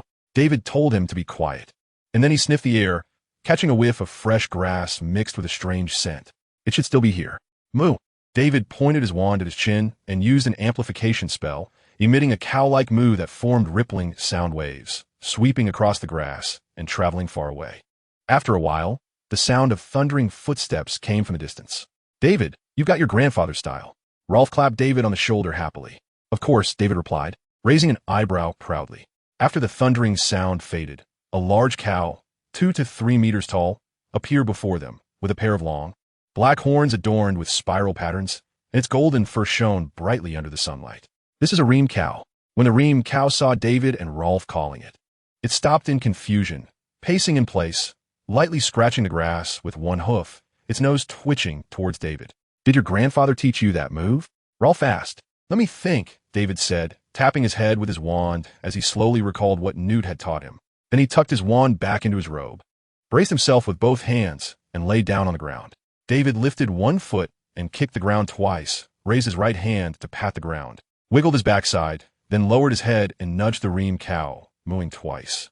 This was the standard gesture of submission and friendliness for reem cows, produced by Newt. Absolutely reliable and essential for traveling. It was even more standard than what the reem cow itself would do. After going through the motions, the reem cow gradually calmed down, no longer resisting, and began to slowly approach David and Rolf. "David, that move of yours is really ugly," Rolf said disdainfully, patting David's shoulder after he stood up. "Really?" David chuckled coldly. "I've memorized it all. Just wait for our joint performance. If Grandpa doesn't believe it, I'll take him to use the meditation basin." Rolf's mouth twitched. He didn't want to talk to this shameless little person anymore. As the reem cow approached them, David suddenly noticed it was moving awkwardly. He hurried over to check, while Rolf stood still, waiting for David to fully calm the reem cow before he could approach. Otherwise, the reem cow might just run away. Although the reem cow was big, it was timid. Moreover, because people drank its blood, they gained great strength, so it was often hunted.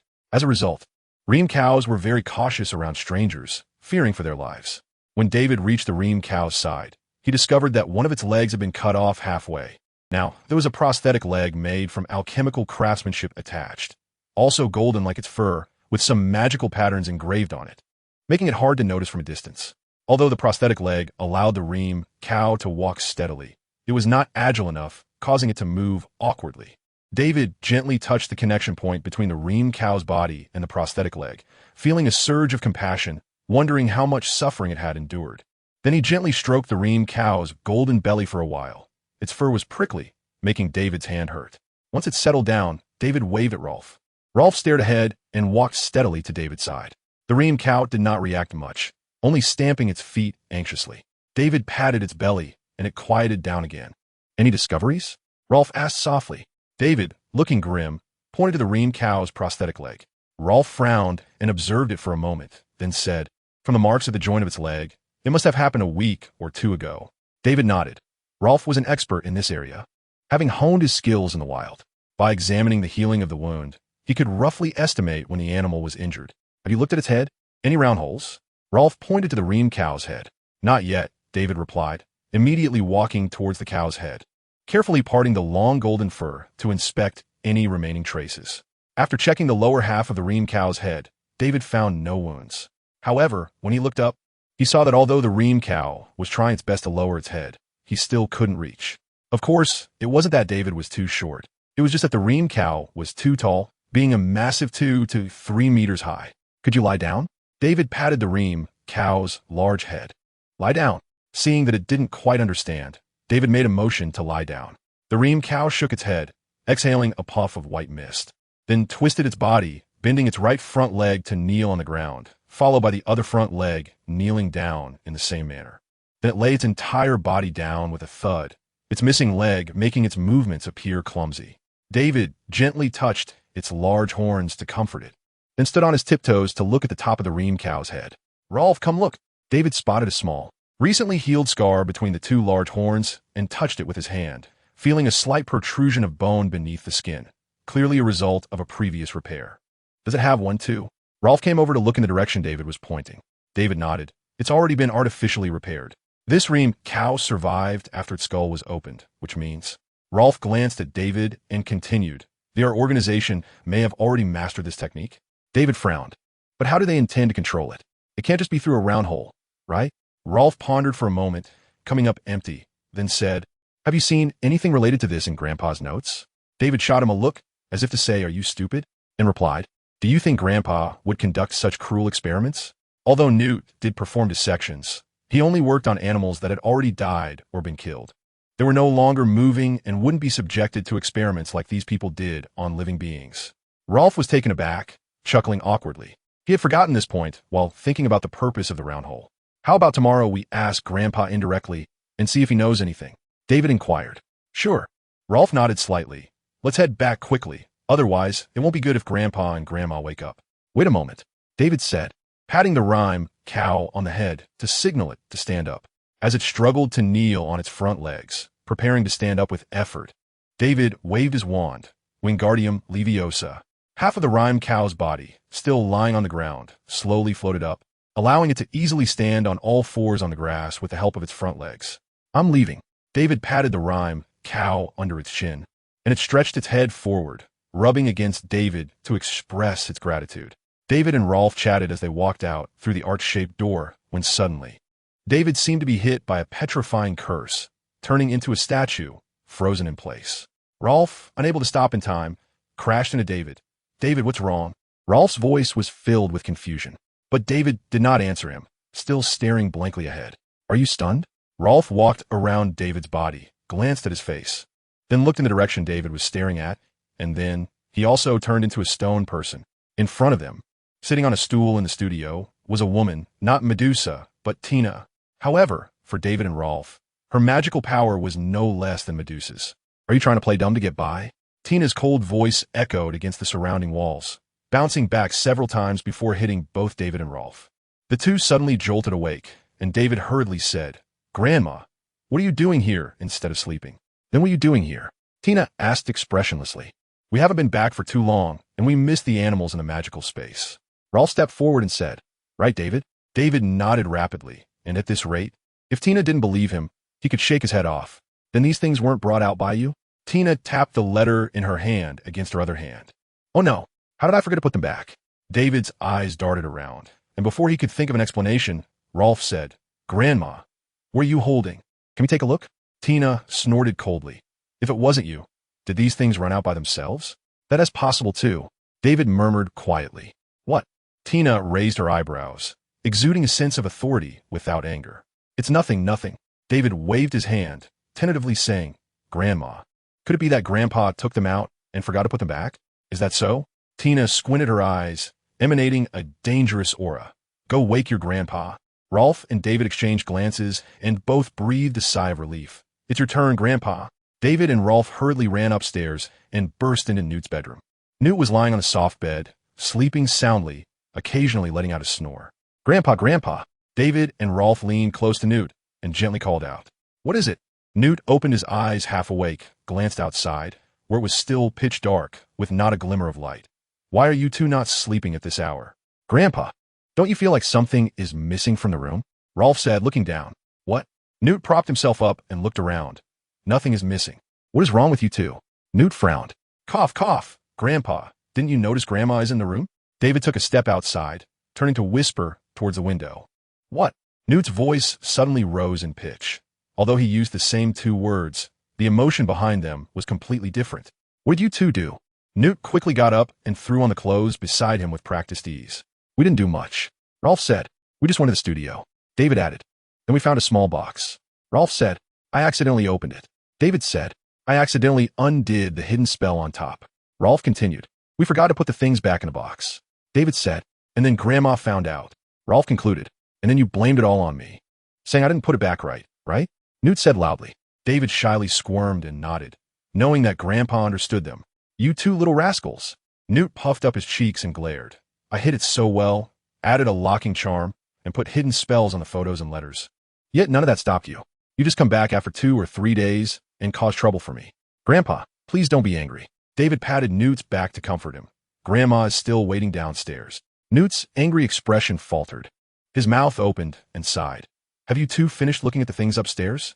Rolf nodded. But we still have a few things we don't quite understand, Grandpa. Could you tell us about them another day? You little rascals. Newt glared at the two. All right, go downstairs. Let your grandma calm down first. The three returned downstairs, where Tina sat on the couch with pursed lips, the small box on her lap, the light from the fireplace casting shadows on her face, making her appear even more terrifying, like a monster ready to erupt into violence at any moment. David and Rolf tiptoed to sit on the sofa farthest from Tina. Newt, expressionless, sat beside Tina. You two sit properly. Newt said loudly. You sit over there too. Tina glanced at Newt. Cough, cough. Newt coughed twice and moved to sit next to David and Rolf. Did you put away the things in this little box? Tina asked Newt. I did. John can vouch for me. He was in the studio when I put them away. Newt raised his eyebrows at David and Rolf, indicating that they were the ones trying to frame him. Grandma, we were wrong. Before Tina could speak, Rolf and David sincerely said in unison, I didn't expect Grandpa to have a witness. This has never happened before. Now you know you were wrong? What did you go do just now? Tina glared at the two. Whose idea was it? She continued to ask. David and Rolf exchanged glances and said in unison, mine. Tina laughed. You two are quite in sync. David and Rolf kept their heads down in silence. Newt, on the other hand, watched with a smile, realizing that being called up wasn't so bad after all. Otherwise, he would have missed this scene. He even thought about asking Dumbledore to use the pensieve to preserve this memory. Still laughing, Tina said, if you didn't bring it back, would they have found out? Newt immediately lost his smile, looking at David and Rolf with a serious expression. David and Rolf simultaneously rolled their eyes at him. Now tell me, what did you think of these things? Tina asked. Grandma, our organization is really conducting biological experiments. David looked up at Tina and said, while Rove also curiously raised his head. Yes, that's right. We rescued some animals, Newt quickly replied. Can they really control magical creatures? Rove frowned. We're not sure about that either. We just speculated based on our findings during this time, Newt said. But they should only have that idea and haven't succeeded yet. Otherwise, they wouldn't be running away from us. David and Rove nodded in agreement. So, Grandpa, did you catch them? David asked. No, Newt said, a hint of frustration appearing on his face. We caught many members of our organization, but they said they didn't know those people. However, our undercover agents confirmed that they are indeed members of our organization, sharing the same style and command structure, and importantly, they even found the former leader of our organization among them. They are likely split into 2 factions now, one responsible for capturing and selling magical creatures, and the other for research work, with no interaction between the two. But you haven't caught any researchers? Rove inquired. No, Newt shrugged helplessly. This faction is just too cautious. Their research base is probably protected by the Fidelius charm. Although our people can infiltrate, they can only become peripheral personnel. The day before a mission starts, they receive a message instructing them to go to a certain place. When they arrive, someone comes to help them clean off their belongings and change their clothes, after which they are taken to another place to stay for a day, and then led by someone else to another location where they use a key to reach the research base. By the end, they don't even know where they are. During this time, their wands are confiscated and they can't access the outside world. We've tried various methods to track them, but we lose our tracking at the second stage at most. We can't even find their general location. After saying this, Newt sighed and continued, moreover, once they reach the research base, they can't participate in the research activities, only helping the researchers with odd jobs and moving things. The few photos you saw were obtained with great effort at the very beginning. Now, it's impossible to take pictures like that. David nodded thoughtfully. What about the Riem cow in the magical space? You even saw that? A hint of a smile finally appeared on Newt's face. Its discovery can be considered a coincidence of coincidences. Do you remember Kevin Donovan? Newt asked. David and Rove both nodded. Kevin was also one of Newt's students. And when David and the others were little, Kevin often came to discuss problems with Newt. He suddenly became fascinated with army ants this year and ran off to Africa to follow a colony of them. Newt continued. While passing through a deep part of the forest, the army ants suddenly took a detour, which amazed him. Army ants are not a species that easily takes detours. Even when they encounter obstacles like puddles, they form bridges with their bodies to cross them, let alone when facing an unimpeded forest. So Kevin went ahead of the army ants and used a special potion to force them back. When they passed that area, the army ants took a detour again. Kevin tried it himself, and when he walked forward and stopped, he realized he wasn't at the place he intended to go. He had taken a detour. Someone had set up large interference and invisibility charms to hide that area, making it inaccessible to others and animals. After circling around that area, Kevin discovered that the hidden area was quite large. Considering the photos we received not long ago, he suspected that this might be our organization's base. So he called us over. A hint of pride appeared on Newt's face. It was discovered by a student. When we got there, we got busy trying to break the magic. After working hard for half a day, we realized it was indeed interference and invisibility charms. Clearly someone had placed the Fidelius charm on that place. Otherwise, we would have broken it long ago. But this discovery also strengthened our belief that something was wrong there. So we stayed put for nearly a month. Just when we were about to lose hope, a group of wizards appeared, dragging a large box out from that hidden area. A glimmer of joy appeared on Newt's face. After they moved a little further away, we attacked them and intercepted the box. But those wizards were too cunning. Seeing the situation was not right, they rushed into that hidden area. If it weren't for the Riem cow being big enough, we might not have even noticed it. There are still people monitoring that area, but we haven't seen anyone around for a long time. They'll likely have given up on that base. After finishing, Newt sighed softly, unsure whether it was because they hadn't captured the members of our organization or because they hadn't rescued the magical creatures inside, or perhaps both. David and Rove exchanged glances. Our organization's people were so cautious yet still fell to a group of tiny ants. One could only say they were unlucky. What about the people who helped you? Rove suddenly thought of this. Well, Newt pondered for a moment and said, they seem to have appeared out of nowhere. Our zoologists and aurors don't know them. We have encountered them a few times, but they are not very willing to interact with us. However, their strength is quite good, and they are well-informed, often attacking some of our organization's trading locations, which has helped us a lot. Otherwise, we would be stretched too thin. What about the animals they rescued? David asked. The ones they could take, they brought to a small island for protection. We sent someone to check, and it's a fairly safe place, Newt said. As for those they couldn't take, they left them for us. And, Newt smiled, they also requested that we are not allowed to return these animals to their countries of origin. They said those magical creature protection departments are useless. Is that so? David muttered, they seem pretty decent. What? After seeing those photos and hearing the story, what are your thoughts? Tina suddenly said. Those bastards deserve to die. Rove said heavily, and David nodded in agreement beside him. So, are you planning to go arrest them? Tina raised her eyebrows and looked at David and Rove. Isn't that what we're supposed to do? David murmured quietly. Do you know why we didn't want you to know? Tina asked. David and Rove shook their heads in succession. Oomph. Tina snorted coldly. Because I knew you would think that way. Have you forgotten that you too are just 11-year-old little wizards? You're just at the age to start school. Tina said, I didn't want to tell you before because I didn't want you to go. If it were the previous group of people, it would have been fine. They were just a bunch of rabble. We could protect you and help you gain some practical experience. But now, we are facing desperate criminals. Tina said heavily, don't even mention you guys. Even among us, there are several who have been lying in the hospital after countless battles, and it's only been 2 or 3 months. You think you can go like this, without even being able to use your armor? Tina said angrily. Newt learns all the bad things quickly, but ignores the good ones. One by one, they never consider the consequences when doing things or thinking about things. They just do whatever comes to mind. Under Tina's scolding, David and Rolf both lowered their heads, not daring to speak. Newt also tightly closed his mouth. An angry Tina was somewhat scary. Just forget about tonight's events. Don't think about getting involved, Tina said solemnly. Remember your identity. You are children, students, and you should study well in school. I'm telling you this just to remind you that there are many people in the world harming the things you love and want to protect. So you need to work hard in school to be able to protect them in the future. Right now, we can still move, so we don't need you.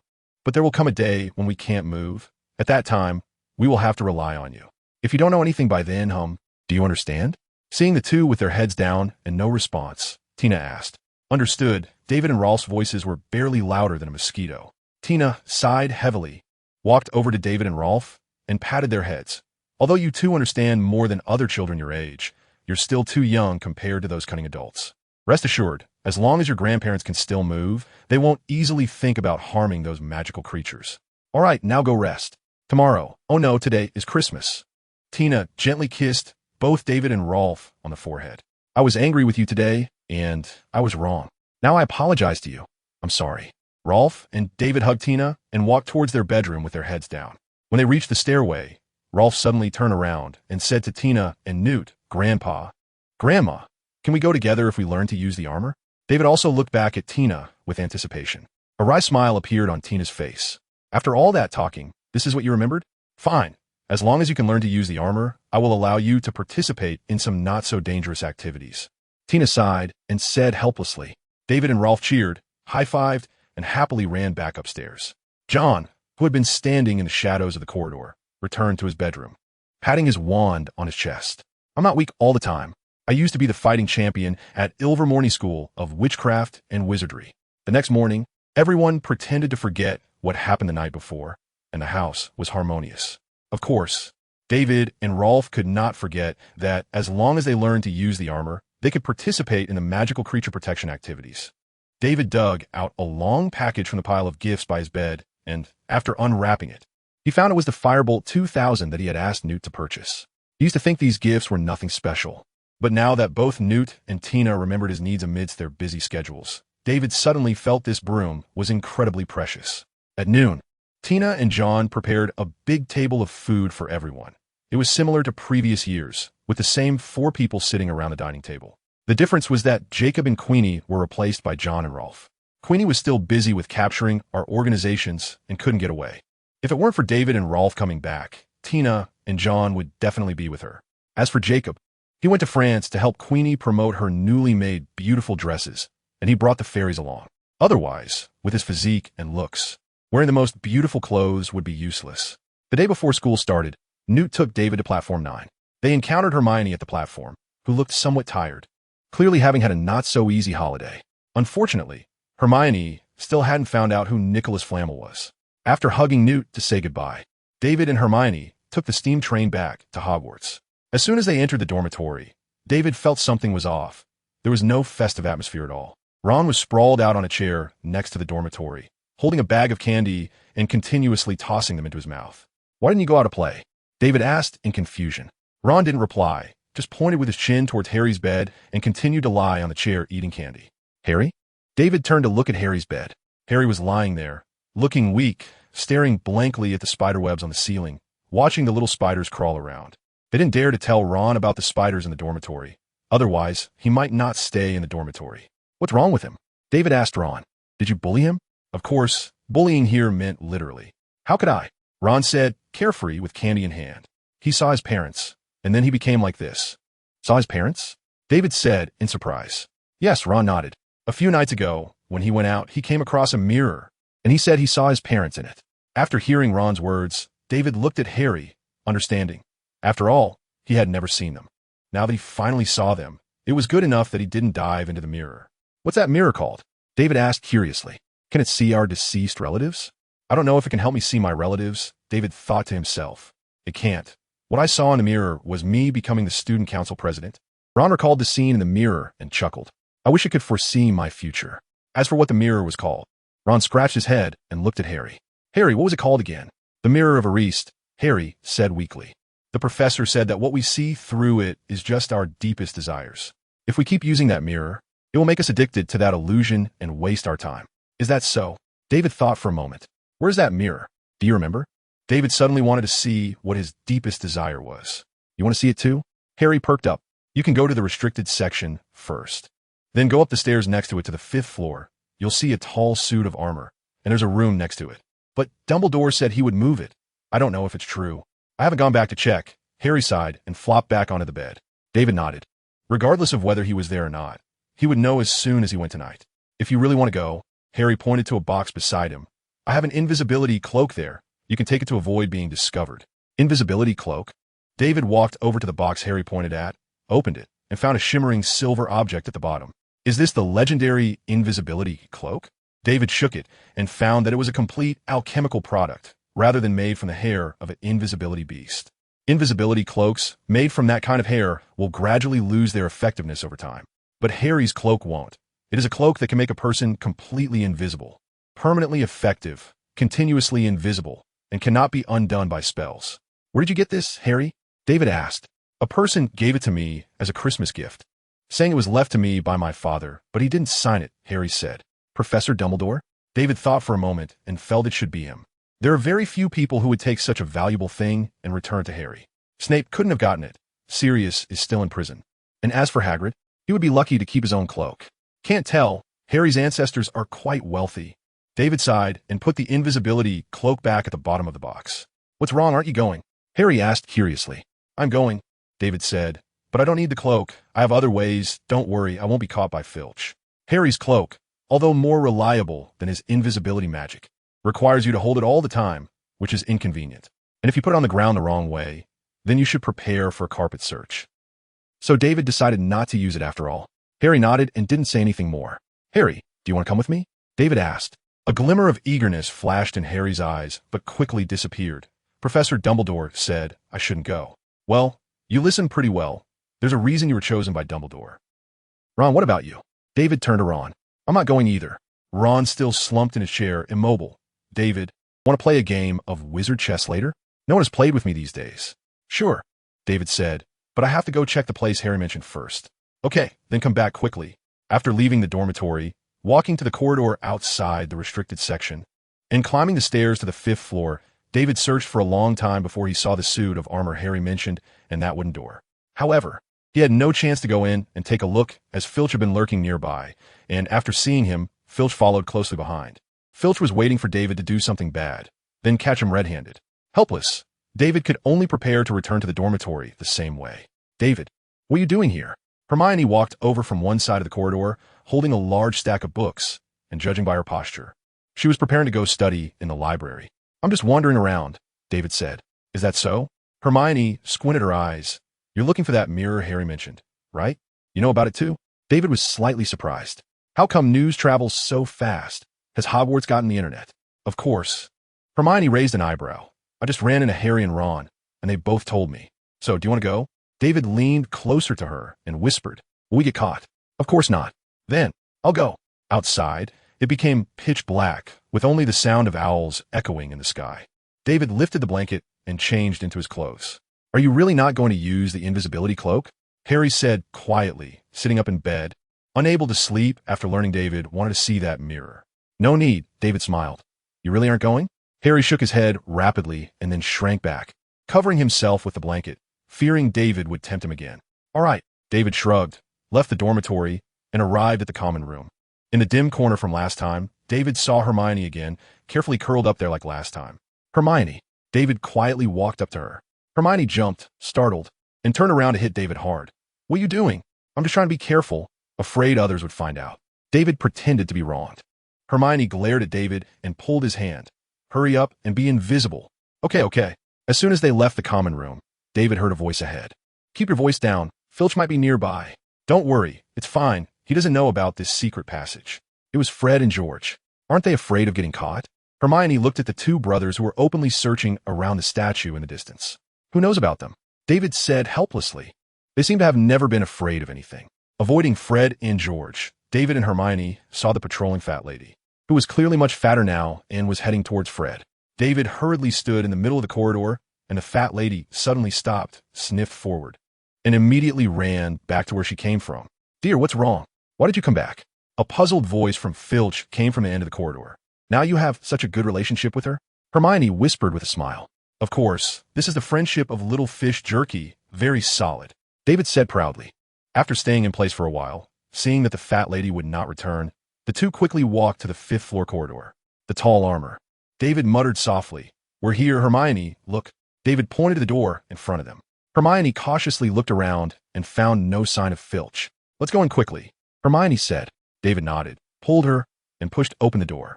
Once both were inside, they closed the door. Hermione, it seems the mirror has really been taken away. In the dim light, David could barely see inside.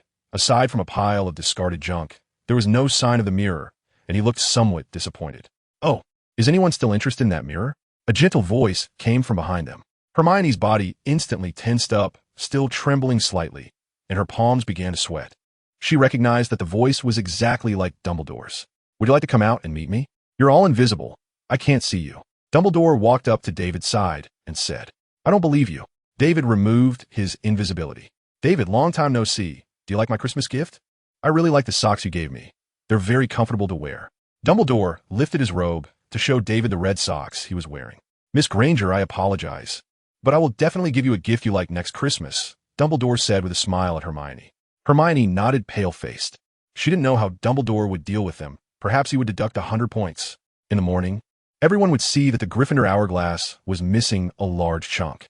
Then they would know that 2 idiots sneaked out last night and were caught by Professor Dumbledore. Hermione had already prepared herself for being blamed by everyone and for doubling her scores in class. David squeezed Hermione's hand, signaling her not to be too nervous. "Professor, you're already so old. Why not rest early? What are you doing here? It's not good for your health." David said, "Thank you for your concern. But I'm not sitting here," Dumbledore replied. "I just arrived." "Really?" David turned to look at the well-closed door. "As the headmaster, I should have some privileges." "I don't have to go through that door to get in," Dumbledore winked. "Apparition?" David asked. Dumbledore nodded. "And you? What are you looking for that mirror for?" "We just want to take a look," David said. "Oh, it can't teach you anything," Dumbledore said. "But it can see into our hearts," David replied. "Maybe I can know what kind of person I am through it." "Oh, interesting idea." Dumbledore thought for a moment and smiled. "What about you, Miss Granger? Do you want to go too?" "Professor, you agree to take us to see it?" David said in surprise. "Of course. How could I refuse a child seeking self-discovery?" Dumbledore winked, and, as headmaster, I should use my privileges a few times a year. After Dumbledore finished speaking, Hermione hurriedly nodded. She wanted to go too, mainly because she couldn't go back alone and was afraid of being caught by Filch again. "All right, David, hold my hand, okay?" Dumbledore said. David immediately stepped forward and took Dumbledore's hand. His hand was much larger than David's, feeling very dry but extremely warm. "Are you ready? We're off." After Dumbledore said this, David felt a twist, and then they appeared in a spacious room. There were many huge stone pillars around, and in the middle stood a tall, magnificent mirror with a golden frame. Just as David was about to approach to take a look, he heard a sound. "Ugh." Hermione suddenly ran aside and started gagging. Apparition made her feel extremely uncomfortable, and David hurriedly went up to pat her back. After training with Newt, David had already overcome the aftereffects of apparition. When Hermione straightened up, Dumbledore spoke. "Are you all right?" Hermione nodded painfully. "Standing in front of a mirror will allow you to see the thoughts deep in your heart." Dumbledore pointed to the large mirror. "Who wants to go first?" "How about David?" "Okay." David took a deep breath and walked up to the mirror. "Damn, Mom!" David exclaimed with joy.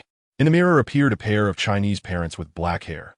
The man wore glasses, and the woman was in a beautiful dress. They were supporting each other, smiling and waving at David, with traces of tears in their eyes. But soon, the image in the mirror shattered, and new images began to form. After the image of David's parents shattered, it turned into pieces, spinning in the mirror for a while before reassembling. The first piece that emerged was Hogwarts Castle, but it had become dilapidated. This image occupied a small part on the far left of the mirror. Soon, another image appeared on the right side of the mirror. A bridge was filled with wizards, some wearing tattered black robes, and some wearing masks of the organization. Notably, many of them wore tense expressions. Voldemort stood at the front of the group of wizards, bald, noseless, with a mouth wide open, pointing one hand up at the sky, laughing arrogantly, forming a stark contrast with those behind him. Not long after, the lower middle image also slowly emerged, showing many Hogwarts teachers and students standing there with serious faces, holding wands, many of them battered and bruised. Among the crowd were many gigantic magical creatures, as well as the figures of Newt, Tina, and John. But David was nowhere to be seen. "Where am I? Where did I go? I can't have been killed off early." David felt a bit confused. The last piece in the middle also appeared, showing various flying magical creatures hovering above Hogwarts, above the long bridge. Phoenixes, thunderbirds, griffins. In front of them was a row of dragons. At this moment, David's figure finally appeared, holding a wand. Standing atop, a huge dragon with black scales and a fierce face, looking down at Voldemort on the ground. "Wow, I look pretty cool like this," David thought. "If only this were real. Voldemort can't do anything, but this also proved that I am good inside and out." Plus, I saw my parents. David nodded in satisfaction and turned away from the magic mirror. How was it? What did you see? Dumbledore asked. Hermione also looked over curiously. I played at the last level of my game, David said with a smile. Oh, Dumbledore paused for a moment before quickly saying then, are you the hero or the dragon? Of course, I'm the hero, David patted his chest. Dumbledore nodded with a smile, not asking further, and turned to Hermione. Come on. Miss Granger, it's your turn. Hermione took a deep breath, pushed aside the doubts arising from David's and Dumbledore's conversation, and nervously walked to the front of the magic mirror. I became the greatest scholar in the world, Hermione exclaimed not long after. But soon her surprise disappeared, and her face turned bright red, as if she were sitting by a hot stove in the middle of winter. What did you see? David asked in confusion. In nothing. Hermione glanced at David casually and hurriedly left the front of the mirror. Aren't you all going to look? Dumbledore asked. Will it change if we look again? David looked at the mirror. No, at least not in the short term, Dumbledore explained. Then I won't look, David shrugged. All right, then let's go back. It's not good to stay up too late. Dumbledore extended his hand, and David quickly took hold of it. But Hermione suddenly became a bit shy and hesitated to hold David's hand. What's wrong, Hermione? Is something the matter? David said softly. And no, Hermione said, blushing as she took David's hand. Not long after, they appeared at the entrance of the Gryffindor common room. Do you need me to take you in? Dumbledore said with a smile. That's enough. Thank you, Professor. You should go back and rest early, David waved his hand. Dumbledore nodded and turned to leave. Professor. Wait a moment. Hermione paused for a moment and hurriedly said, Are you going to deduct point from me? Dumbledore tugged at his beard and gently tapped his head. What am I doing here? The older you get, the worse your memory becomes. As he spoke, Dumbledore walked away. So the professor won't deduct our points? Hermione said happily, tugging at David's hand. Of course, but if we stay here a little longer. Filch might deduct our points, David replied. Then let's hurry inside.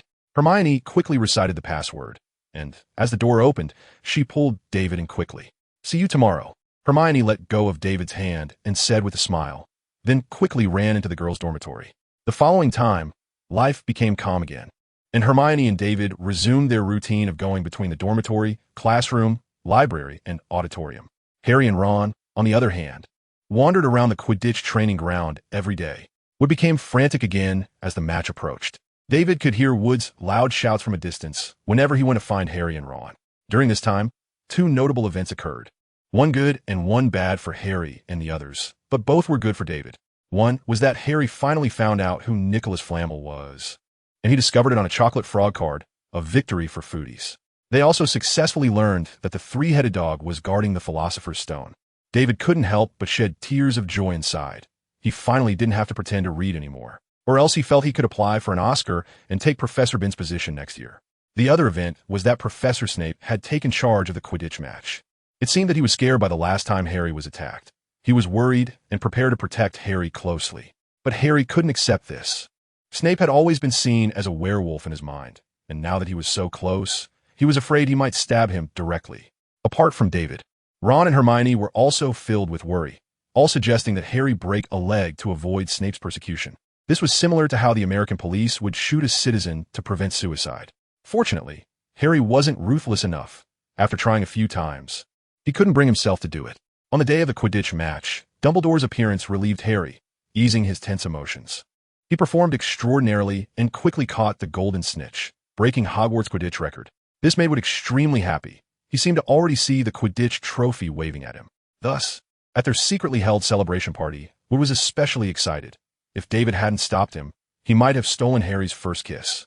But such easygoing days were about to come to an end, as final exams were approaching, even though there were still 10 weeks left. However, for Hermione, the exam days felt like they were tomorrow. After the celebration party ended, she secretly handed David a piece of paper. Initially, David thought it was a love letter. But when he quietly opened it back in the dormitory, it was filled with a dense review plan. He admitted that at first, he thought, what the heck? In a corner of the library, David, who had been leaning for a long time, stood up and leaned against the back of the chair, rubbing his sore neck. In front of him lay a notebook that Professor McGonagall had given him, filled with various spellcasting techniques. After studying for a few days, David felt that his spell level had increased significantly, and he was just one practical exercise away from being a master of magic. Hermione, do you want to go out for a walk and take a break? David asked softly. Since breakfast, he had been dragged to the library by Hermione, and 3 or 4 hours had already passed. Hermione was sitting directly opposite David, enthusiastically flipping through her class notes, organizing what she thought the teacher would test.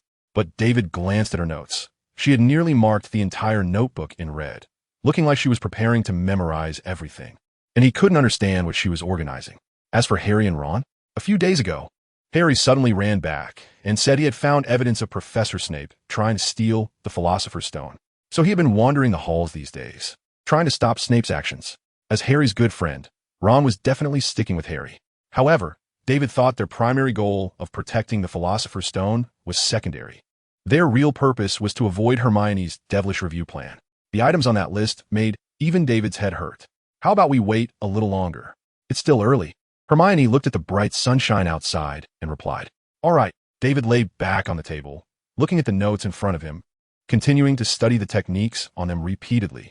Suddenly, David caught a whiff of an unusual smell, one that didn't belong in the library, filled with the scent of magical creatures. David! Hagrid suddenly appeared beside him, sneakily patting David's arm, tightly clutching a few books in his arms. Wow, Hagrid can read and study too?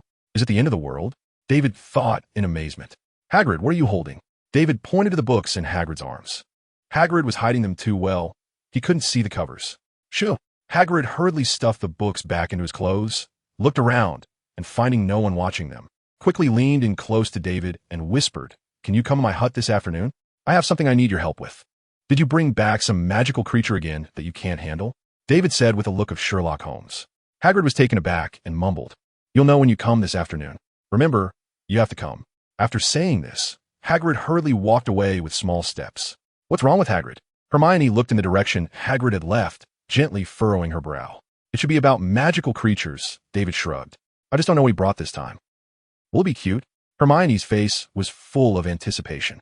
David thought for a moment and said, "Then you might not want to think about it. With Hagrid's taste, a tree frog might look beautiful in his eyes." "Oh!" Hermione's expression instantly fell, and she focused all her attention back on her notes. In the afternoon, under the warm winter sun, David took Hermione to Hagrid's hut. "Hagrid!" David knocked on the door loudly.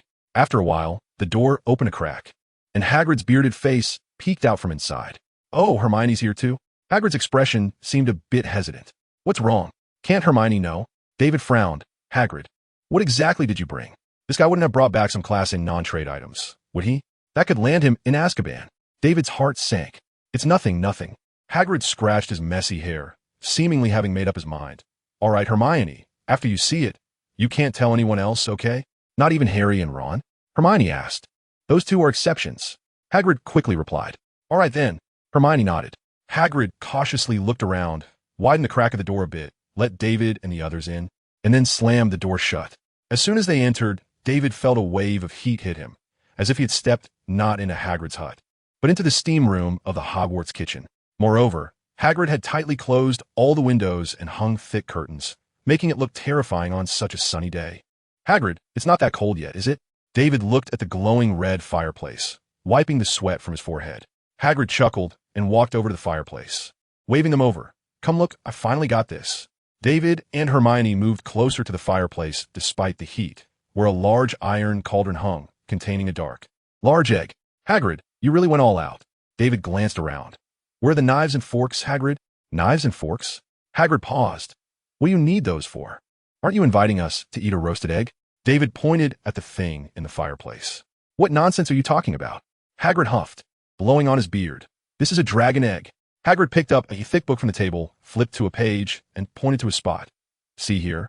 It's the same as the Norwegian Ridgeback egg." "Oh, I see." David pretended to be surprised. "So who taught you how to hatch it?" "With your setup. I thought you were really inviting us to eat a roasted egg." The book says so. It says that the Norwegian Ridgeback egg needs constant high temperatures to hatch." Hagrid said awkwardly. "Constant high temperatures?" David looked at the flames shooting up around the dragon egg and sighed. "How long have you been roasting?" "Oh no, I mean hatching it.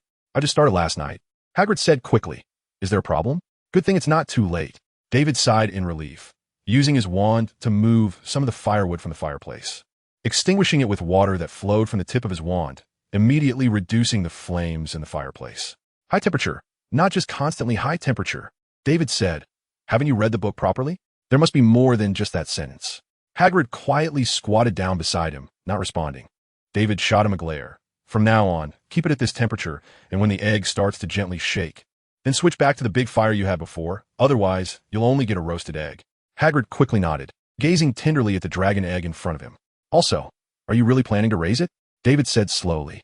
Yes, Hagrid, raising a dragon is illegal. Hermione snapped back to reality, speaking urgently. Of course, Hagrid said to himself, I am its mother. I have to take care of it.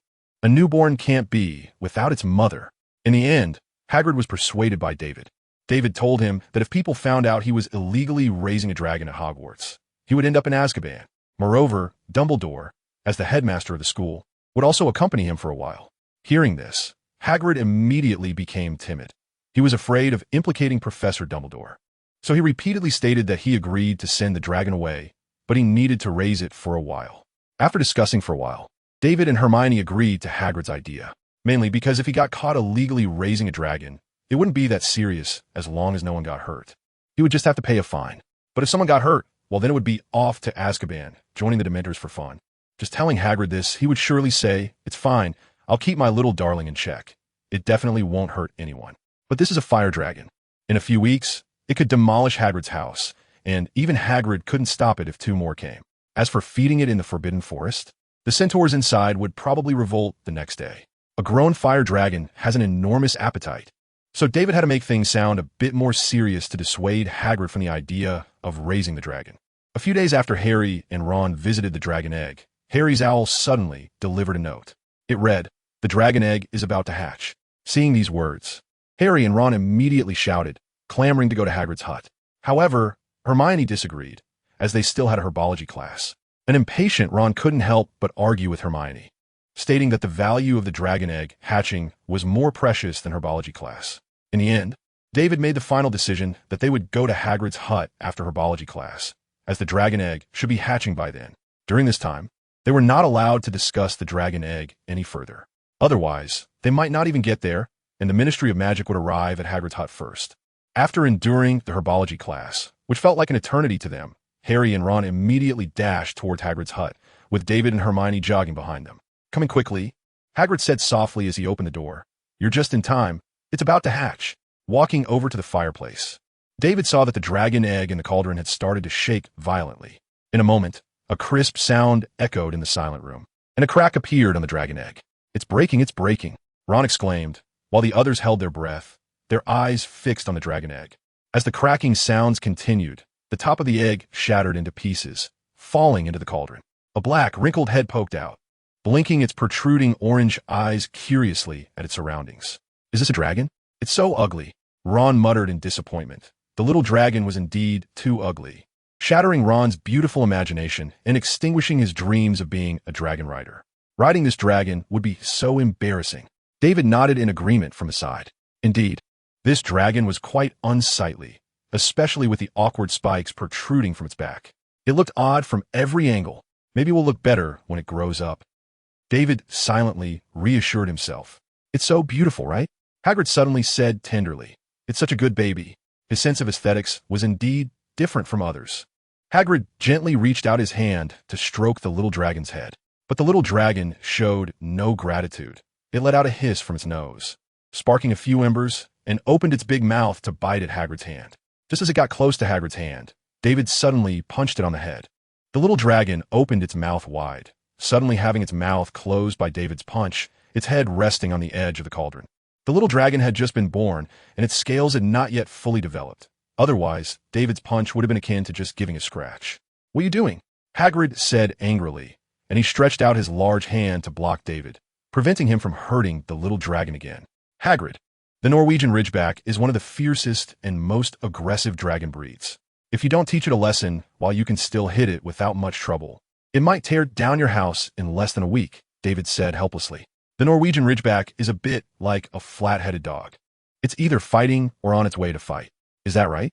Hagrid hesitantly looked at the little dragon, which was baring its teeth and roaring at David, venting its anger. Hagrid hesitated, raised his large hand, glanced at it, then clenched his fist, seemingly wanting to punch the little dragon. David quickly stopped him, saying that if Hagrid punched it, the little dragon would definitely be much more obedient, but more likely it would die. A newborn dragon couldn't handle that. "I'll take care of it," so as not to ruin the friendly relationship between you and your mother, David quickly said. Hagrid nodded in realization and gave David a friendly smile that made David feel a bit uneasy. He quickly turned and punched the little dragon on the head, and when it still looked a bit defiant, David gave it another punch. The little dragon immediately whimpered and buried its head in the eggshell, feeling that it had no hope of life as it faced such a villain right after being born. "Good child, don't be afraid. Mommy is here," Hagrid said, then brought over a large bucket that smelled strongly of alcohol.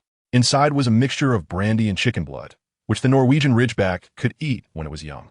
But that was in the past. The current dragon-raising facility had long since phased this out, as Norwegian Ridgebacks became more like silly huskies after drinking brandy.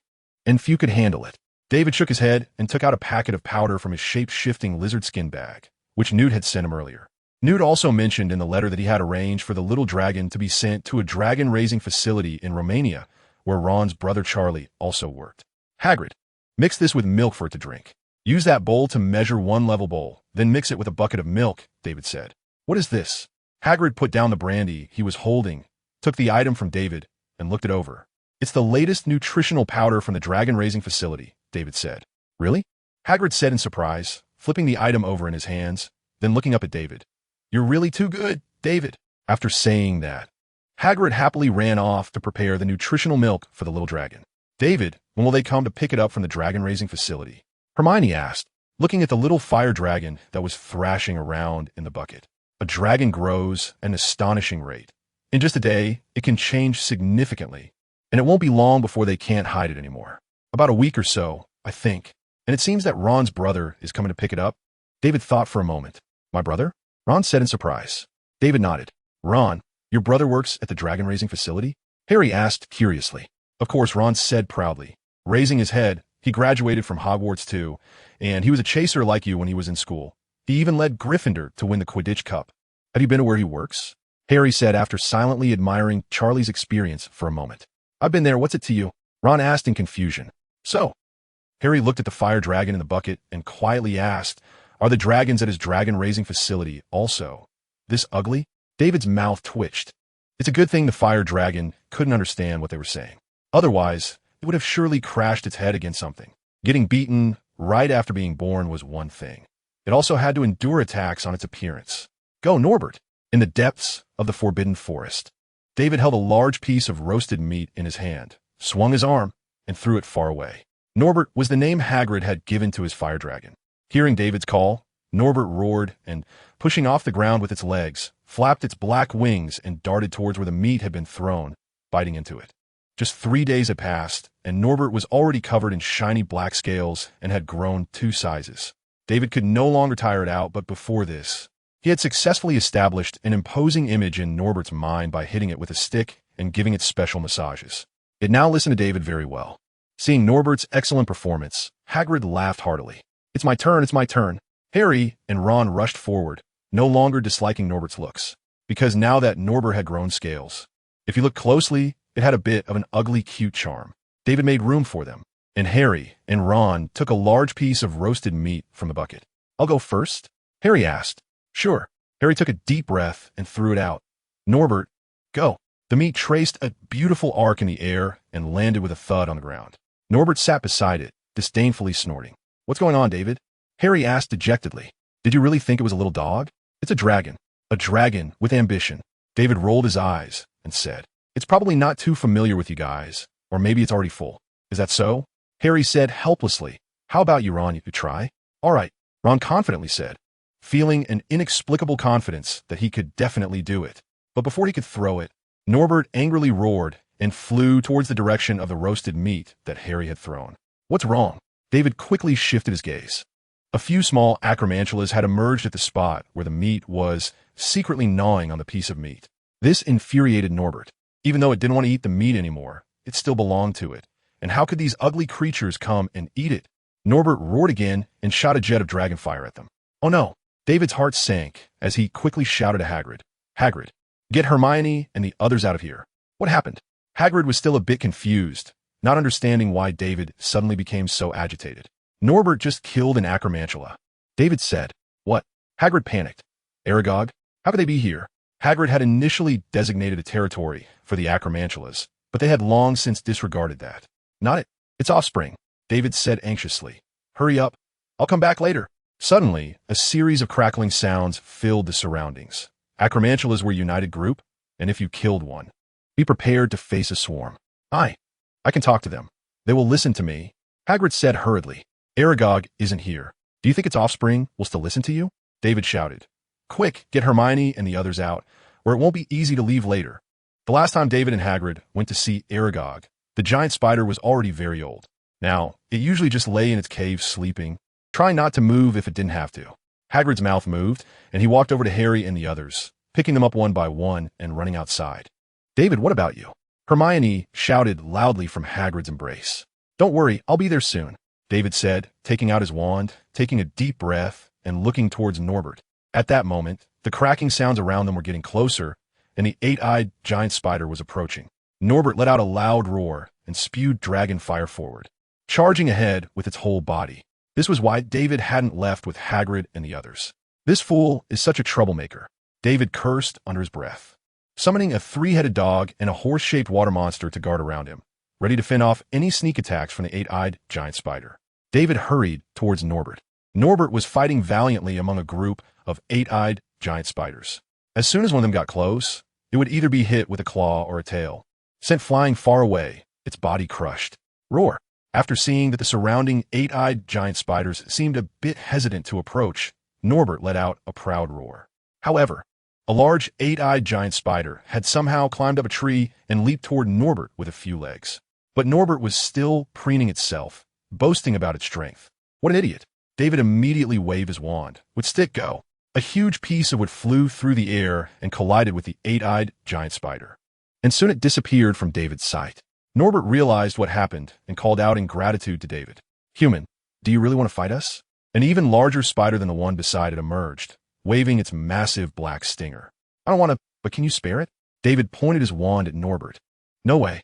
That eight-eyed giant spider growled fiercely. It killed my offspring, and I must avenge them.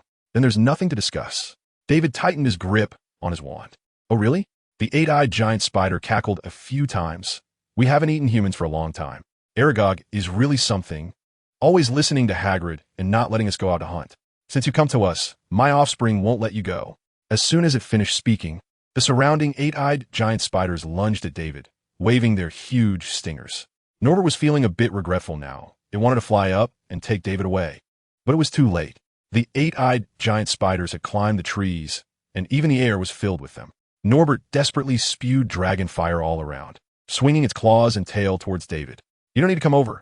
Just kill properly, David said fiercely, as he had wanted to do it for a long time. He had just hesitated because of Hagrid. The eight-eyed giant spiders weren't very strong individually, but their sheer numbers were annoying, and they could greatly disrupt the ecology of the forest. David stood safely in the center of the magical creatures he summoned, with enough energy left to support Norbert. Seeing this, Norbert didn't go over. It swung its claws and charged into the midst of the eight-eyed giant spiders. After a while, there were many eight-eyed giant spider corpses on the ground, but the number of eight-eyed giant spiders around was still as many as ever. They reproduced far too quickly.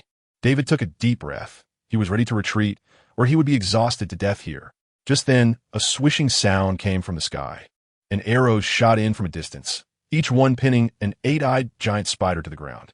Panic spread among the group of eight-eyed giant spiders. Stay calm. The large eight-eyed giant spider roared loudly. Don't be afraid. Continue the attack. Who are those people? The archer shouted. Is it Hagrid? It's me, David. David replied while waving his wand. The centaurs also rushed over, always the first to charge in to kill the eight-eyed giant spiders. David? The people outside exclaimed in surprise. It's Bane. Can you hold on? I'm fine, David said. You guys just keep killing from the outside. I can't hold on much longer, but I have a way to leave. Bane hesitated for a moment and then replied loudly. Okay.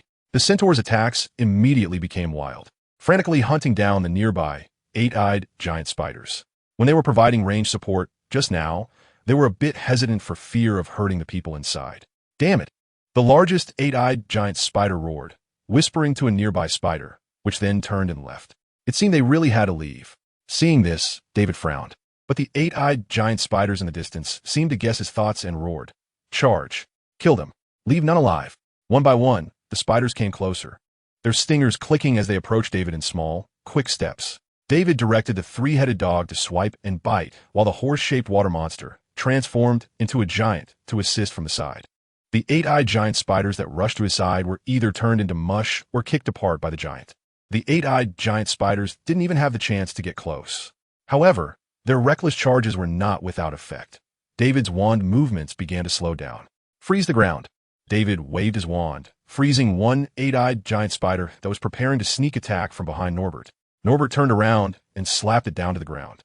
Another batch of spider corpses was added to the ground, but suddenly the ground began to tremble slightly. It's time. Bane, you guys leave first. We're getting ready to go. David shouted loudly to the outside. Okay, Bane replied. If you can't get away, we'll continue to hold them off. Although the centaurs didn't particularly like humans, they were still very loyal to their teammates on the same front line. Want to leave? The huge eight-eyed giant spider clicked its stinger. You won't have that chance. From David's side, many more eight-eyed giant spiders emerged, and each one was nearly as large as the largest one just now. Are they all coming out? What a huge investment. David thought fiercely. What a pity. But now I have to leave. Norbert, David shouted loudly, and the surrounding spiders thought he was going to run, scrambling to crawl towards David, causing many spiders near Norbert to disperse. For them, dragon meat was not as appealing as human flesh, as David's surroundings were surrounded by circles of spiders. The attacks of the three-headed dog and horse-shaped water monster were already beginning to weaken. Some eight-eyed giant spiders crossed their defensive line and crawled toward David. Norbert suddenly panicked, roaring and charging toward David, but there were simply too many spiders in the way. It wasn't much faster than a turtle. Watching the spiders close in, David remained calm and even smiled slightly. David waved his wand, and the horse-shaped water monster beside him transformed, its body elongated and turned deep green, with a bright red feather on its head, opening its mouth and constantly hissing. A snake monster. There's a snake monster here. Run, run. A wave stirred up 1,000 layers of waves, and the spiders around David scrambled in a frenzy, creating an empty space around him. Although it was fake, the spider's fear of a natural enemy was not something that could be overcome easily. Nobber, hurry up.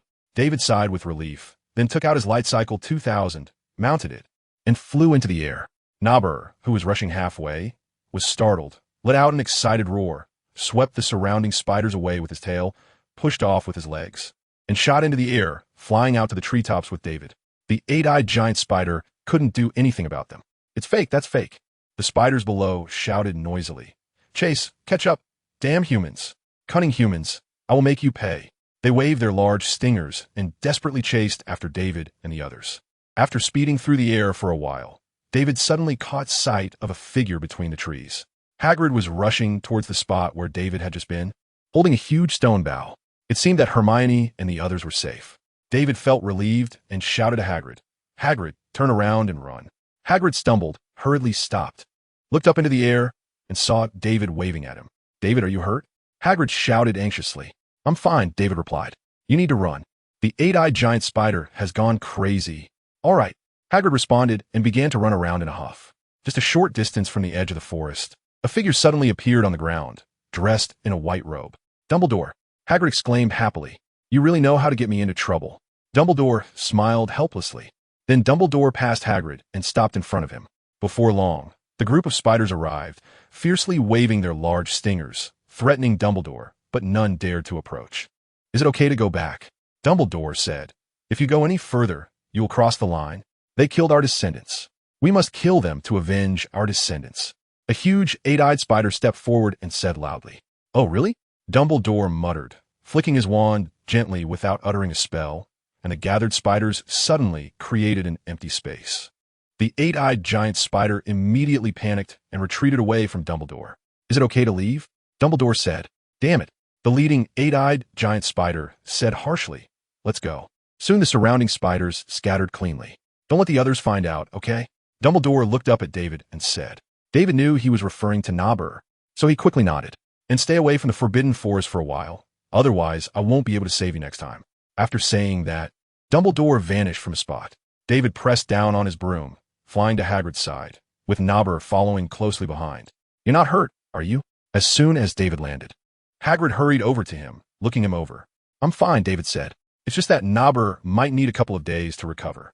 Nobber was lying weakly to the side, covered in many wounds. It had been fighting fiercely with the eight-eyed giant spider. although its scales were tough. It couldn't withstand such a battle. Most importantly, the black stinger of the eight-eyed giant spider was poisonous. Nobber relaxed and suddenly felt a bit dizzy, as if about to ascend to immortality. David quickly went over to it, took out 2 bottles of antidote, and poured them into its mouth. This was his last stock. If it didn't work, he would have to find Professor Snape. Fortunately, Nobber was quite resilient. After drinking the antidote, it lay on the ground for a while and gradually recovered.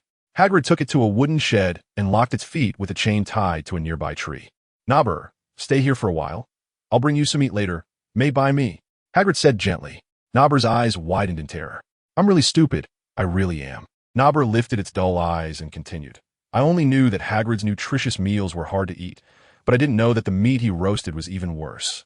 That morning, he handed me a big bowl of meat, dark and unappetizing, insisting that I eat it. I usually listen to Hagrid, and I thought it was just ugly, so I ate it. But I didn't expect it to be so terrible, like someone stuffed stinky dog poop in my throat and kept pouring hot soup into it. Nobber became dazed, unable to think of a coherent sentence. Or should I make it instead? Seeing Nobber's hopeless expression, David said sympathetically, I used to make supplements often. I have experience. Nobber's eyes sparkled with a thirst for new life, and it quickly leaned closer to David. Hagrid glanced at Nobber, hesitated for a moment, and said softly, Okay, but I need to see how you do it. All right. David patted Nobber's head and walked with Hagrid towards his little house. David, you weren't hurt, were you?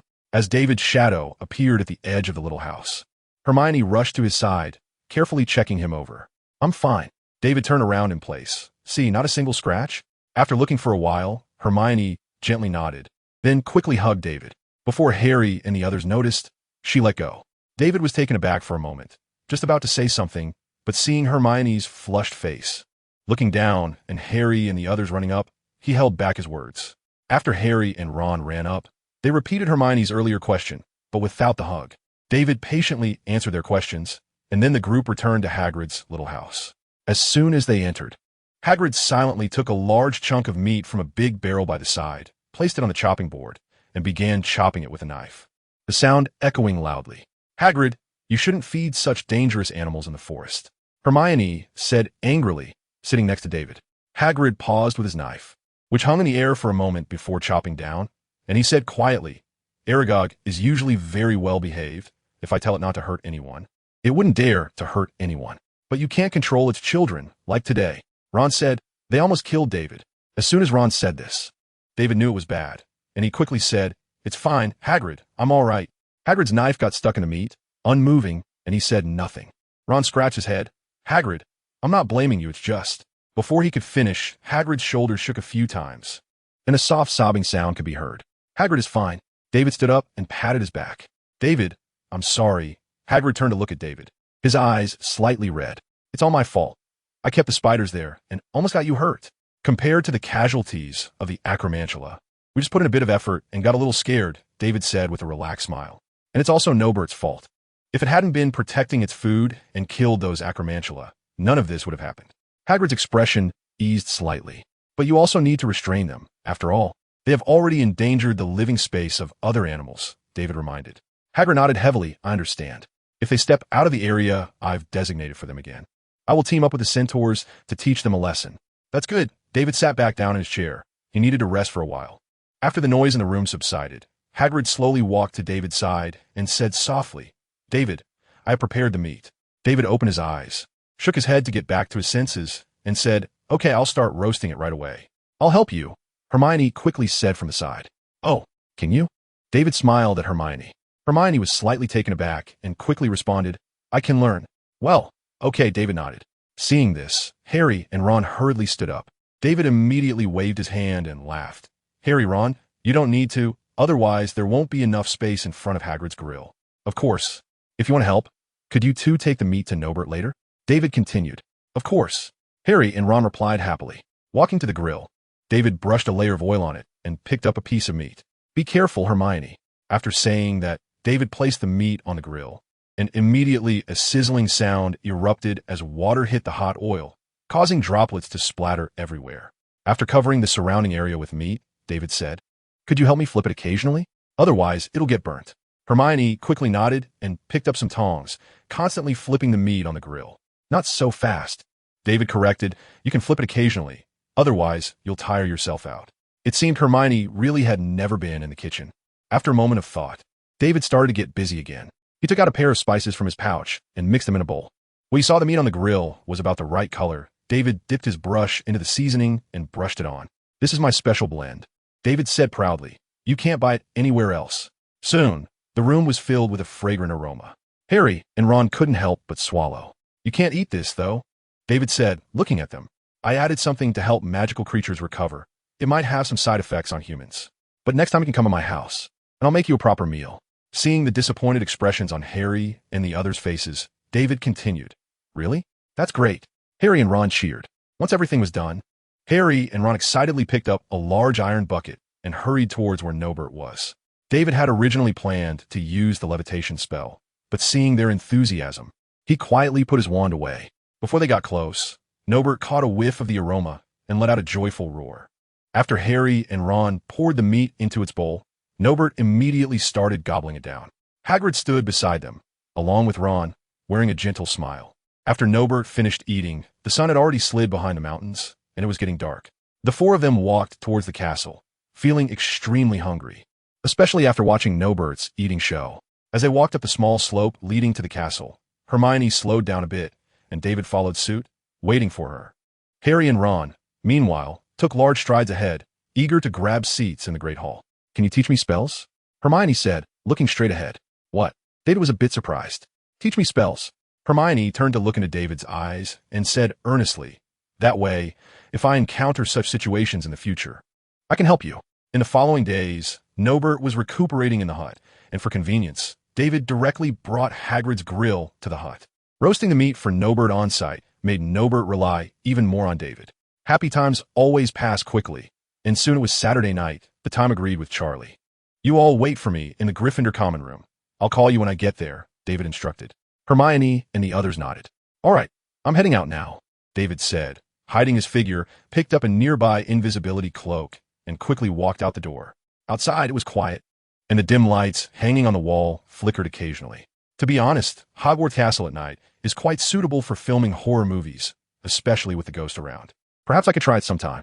After admiring his own cleverness in his heart, David looked around, saw no sign of Filch, and then jogged to Hagrid's hut.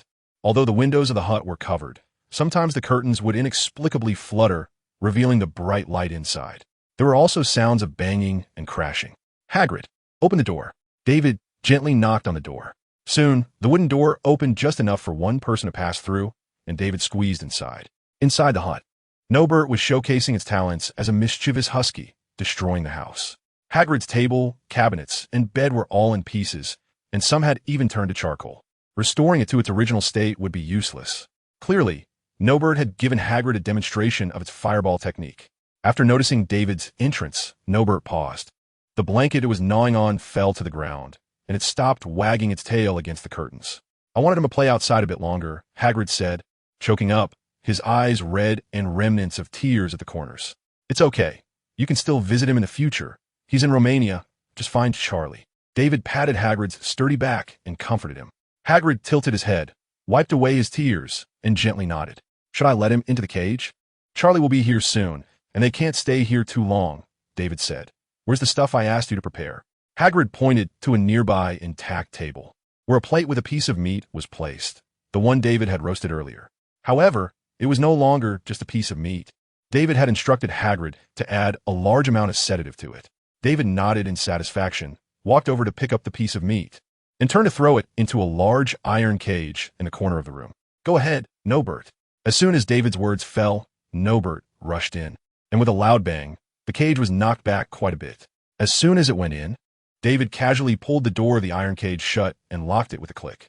Norbert was momentarily at a loss. It wanted to turn around, but the space inside the cage wouldn't allow it, so it could only bump against the cage walls, desperately trying to get out. David used the levitation spell to turn the cage so that Norbert's face was facing him. Don't bump around, be good. I'll come to see you later. The dragon farm is more suitable for you. Otherwise, with your appetite, Hagrid won't be able to afford you after a while. David reached his hand through the gap in the iron cage and gently touched Norbert's rough scales. David felt a bit reluctant. After all, he had watched it grow this big, and it was so well behaved. Norbert seemed to sense the emotion of parting as it stopped banging its head against the cage, stunned and motionless. Actually, I can afford it. Suddenly, Hagrid said with a sob. David's sadness immediately dissipated. Was this the key to the problem? By your reasoning, Newt has raised so many magical creatures. What's one more mouth to feed? But can Newt raise it? Definitely not. The legality is secondary. Newt has plenty of money. The main issue is that a fire dragon needs a large activity range and has a strong territorial instinct. Newt's magical space doesn't meet this condition. After all, it can't just be raised alone. Hogwarts could work, as the Forbidden Forest leads into a huge mountain range, but the ecosystem there is already established. If Norbert were put in, it would be prepared for daily battles with the Acromantula. This could also be turned into a game. Hogwarts defense. Get all the students to train, consider it an early internship. In just a few years, Hogwarts student spellcasting levels would definitely soar. Of course, the mortality rate would also go up. The animals in the mountains are not as easy as Acromantula. David sighed, stood up, picked up the invisibility cloak next to him, and covered the cage, leaving only Norbert's head partially uncovered. Hagrid, come say goodbye. David stepped aside to make room for him. Norbert, my good child. Tears immediately welled up in Hagrid's eyes as he advised, if you get bullied over there, tell me, and I'll teach them a lesson. David's mouth twitched. You teach them a lesson? Hagrid was getting more and more talkative, going on, and David quickly said, Hagrid, are you done? Time's running out. Hagrid nodded gently. Norbert, you must remember your mom. After saying that, Hagrid turned and walked to the side, wiping his tears. David breathed a sigh of relief, pinched the corner of the invisibility cloak, and softly said, Goodbye, Norbert. Then, David prepared to completely cover the cage. But Norbert suddenly became agitated, continuously bumping against the cage and rubbing its head back and forth on the bars. What is going on? David thought for a moment, a smile creeping onto his lips as he extended his fist toward Norbert's head. This was the most frequent action they had shared over this time. For what began, to what ends? At the moment David's fist made contact with Norbert's scales, a surge of magic flowed into David's body. Huh, is Norbert acknowledging me? David was a bit surprised. This dragon doesn't have some sort of masochistic tendency, does it? Or was it the effects of Hagrid's concoction or the stimulation from that battle in the forest? But in any case, this result was quite satisfying. Once the magic transfer was complete, Norbert's head suddenly dropped down as if it had been given a sedative and then hit again. It was struggling to hold on. David transformed his fist into a palm and gently patted Norbert's head. Has the sedative taken effect? Hagrid leaned over, sobbing. Maybe we underestimated the timing. David said somewhat awkwardly. According to their estimate, Norbert originally had about 10 more minutes of energy left. After covering the invisibility cloak properly, David stood up and said, Hagrid, shall we go now? Can I go? Hagrid suddenly said. According to their previous agreement, he wasn't supposed to go, but now Hagrid had changed his mind. He wanted to see Norbert off. David sighed. Sorry, Hagrid, your size is too big. The invisibility cloak can't cover you. Hagrid nodded sadly and stepped into a corner, no longer looking this way. You all can go, Hagrid said softly. David waved his wand, and the cage floated up, following behind him. In fact, David could make Hagrid perfectly invisible, but with his thundering footsteps, David couldn't manage it. Taking him along was too risky, almost like rushing to deliver achievements to Filch. So David had to refuse him. When they reached the fat lady's portrait, David looked around, then removed the invisibility cloak so as not to scare the fat lady again. Once the portrait swung open, David gently called out a few times, and soon Hermione and the others stealthily came out. Where's Norbert? Harry looked around and asked quietly. Over there. David pointed to a nearby corner. Harry and Ron crept over, found Norbert's location, and lifted the invisibility cloak to hide inside. Hermione naturally took David's hand. You all wait a moment. Just follow the cage, David reminded them. Don't we need to carry it? Ron said excitedly. Come on, we're wizards. David sighed and made the cage float. Let us go. After David said this, he and Hermione's figures vanished from Harry and Ron's sight. This is really convenient. Ron whispered in admiration. I can teach you all later, David said as he led the cage toward the highest tower. It seemed that learning the disillusionment charm needed to be prioritized. This had already promised several people. As they were walking, David suddenly heard Professor McGonagall's voice. Along with Malfoy? The group was startled and stopped in their tracks. David took a few steps forward with Hermione to take a look. Professor McGonagall was angrily grabbing Malfoy and walking aside. Moreover, from the conversation between McGonagall and Malfoy, they seemed to know about Norbert. No way. I've been so careful these past few days. No one has come to spy. How did Malfoy find out? David was puzzled. Returning to Harry and Ron's side, Ron quickly asked, David, are you back? What happened up front?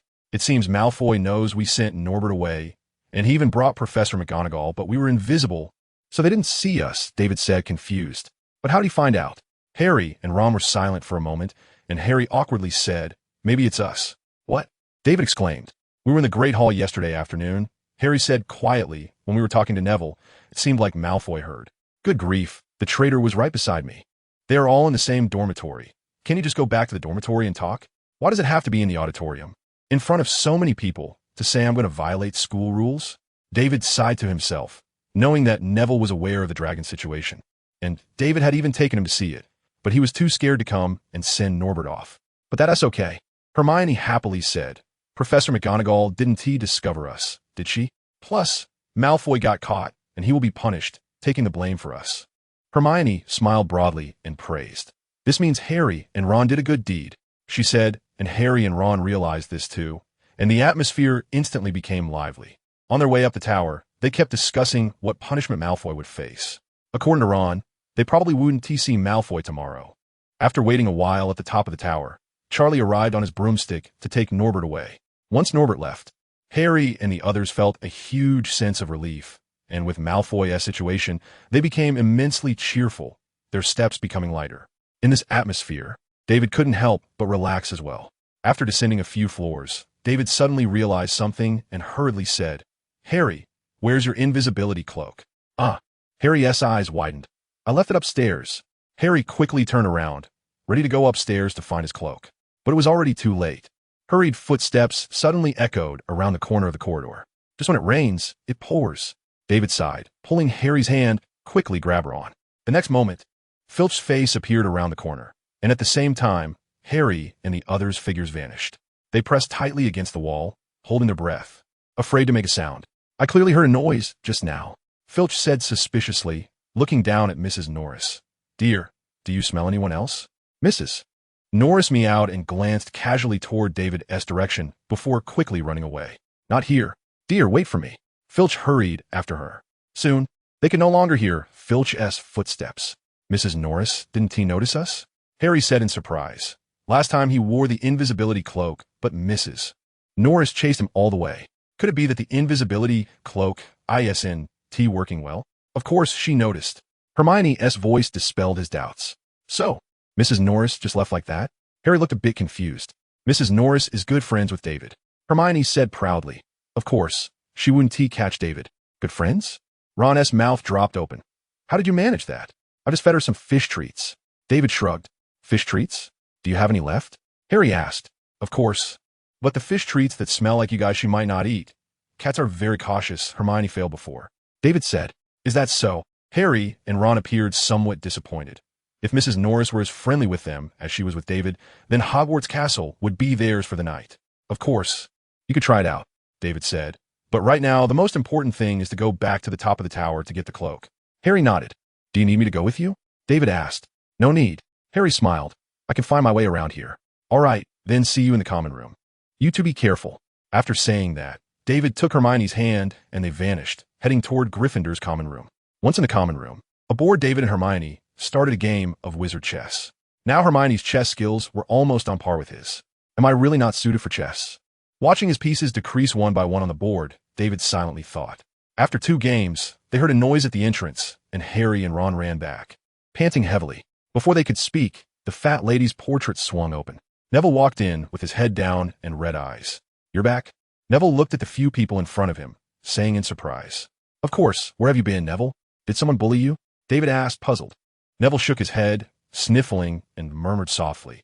I heard Malfoy was going to catch you, so I planned to warn you, but I got caught by Professor McGonagall, and I caused Gryffindor to lose 50 points. David was taken aback and quickly went up to give Neville a hug. It's okay, Neville, it's just 50 points. We'll earn it back soon. This year no one is taking the house cup away from us. Right, Neville, I'll answer more questions in class. And I can teach you, you can grab points too. Hermione followed up to comfort him. In future matches, I'll also work hard to catch the golden snitch. And then we won't even be able to lose if we wanted to. Harry said with a smile. Ron quickly leaned forward and opened his mouth. What was I going to say? After thinking for a moment, Ron patted Neville on the shoulder. Neville, let us work hard together. Who would blame a friend who genuinely cares for them? The next morning, A Gryffindor student noticed that a large segment of the hourglass was missing, but not many were angry about it. And in fact, most people were somewhat happy because everyone's attention had shifted to Slytherin's hourglass. After deducting 50 points, Slytherin's ranking fell to 3rd place, and they were only a few points ahead of Hufflepuff. This made Hufflepuff students, who were usually gentle, calm, and as stable as the elderly, excited, rejuvenating their spirits. They all rolled up their sleeves, stating that in at most 2 weeks, oh no, a week, they would put Slytherin at the bottom and would never let them recover. Cedric's book, How to Grab Points in Class, quickly became a casual reading material for every Hufflepuff student.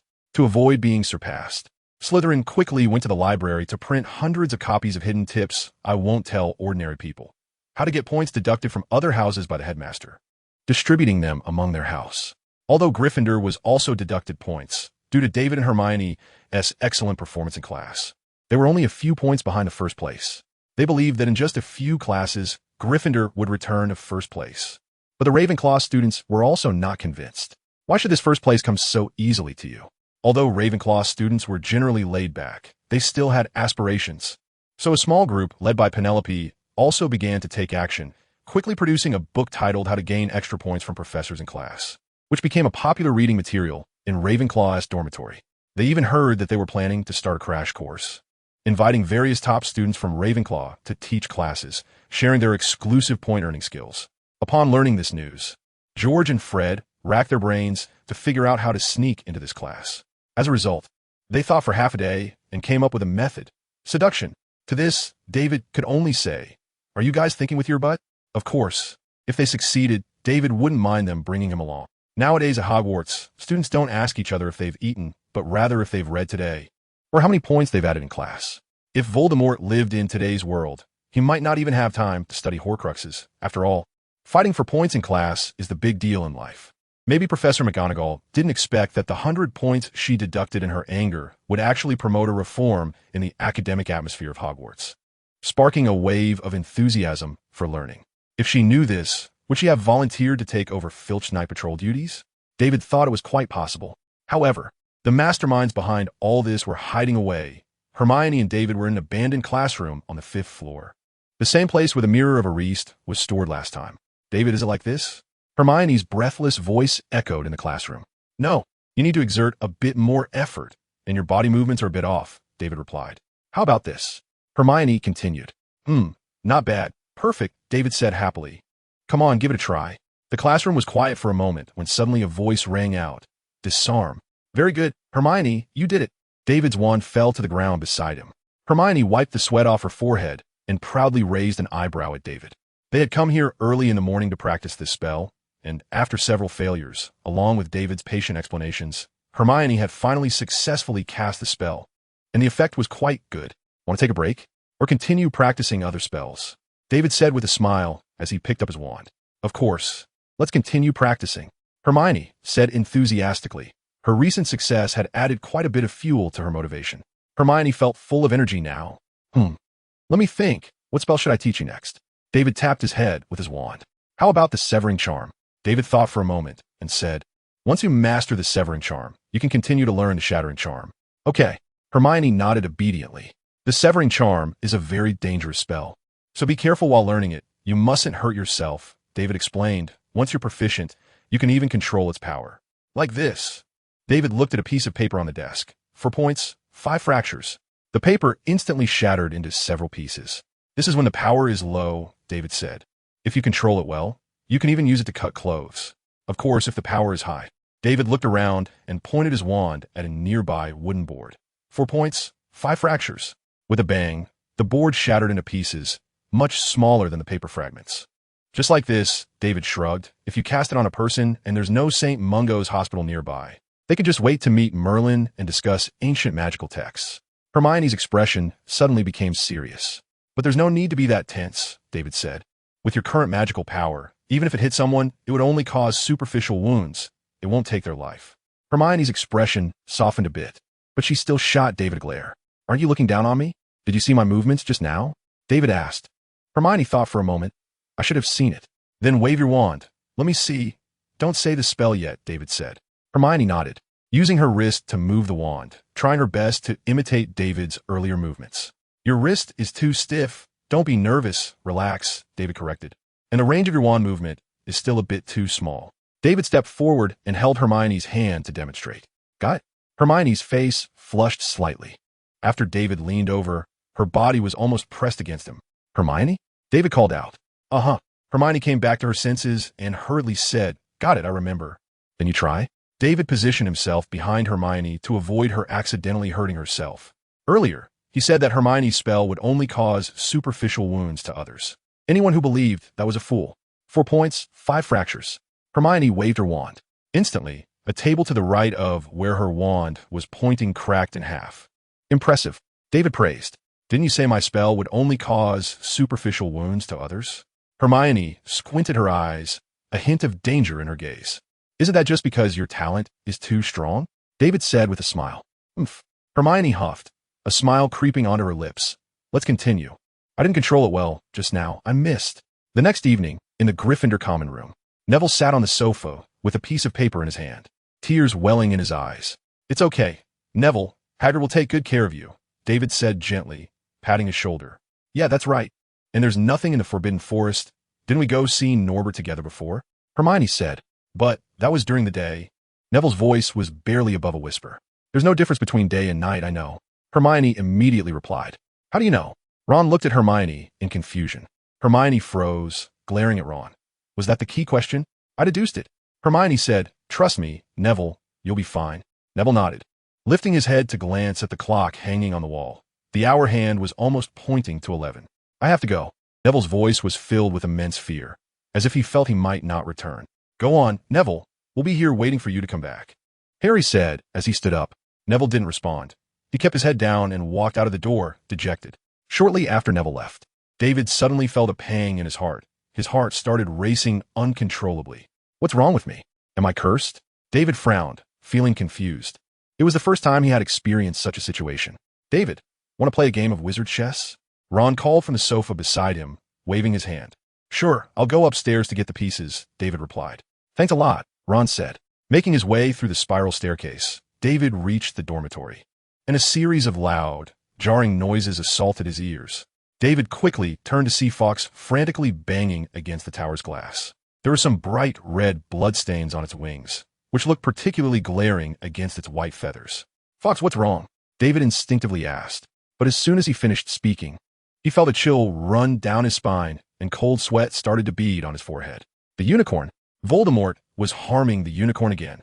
David turned and ran downstairs. He had instructed Fawkes to guard the unicorn, to notify him if the unicorn was harmed.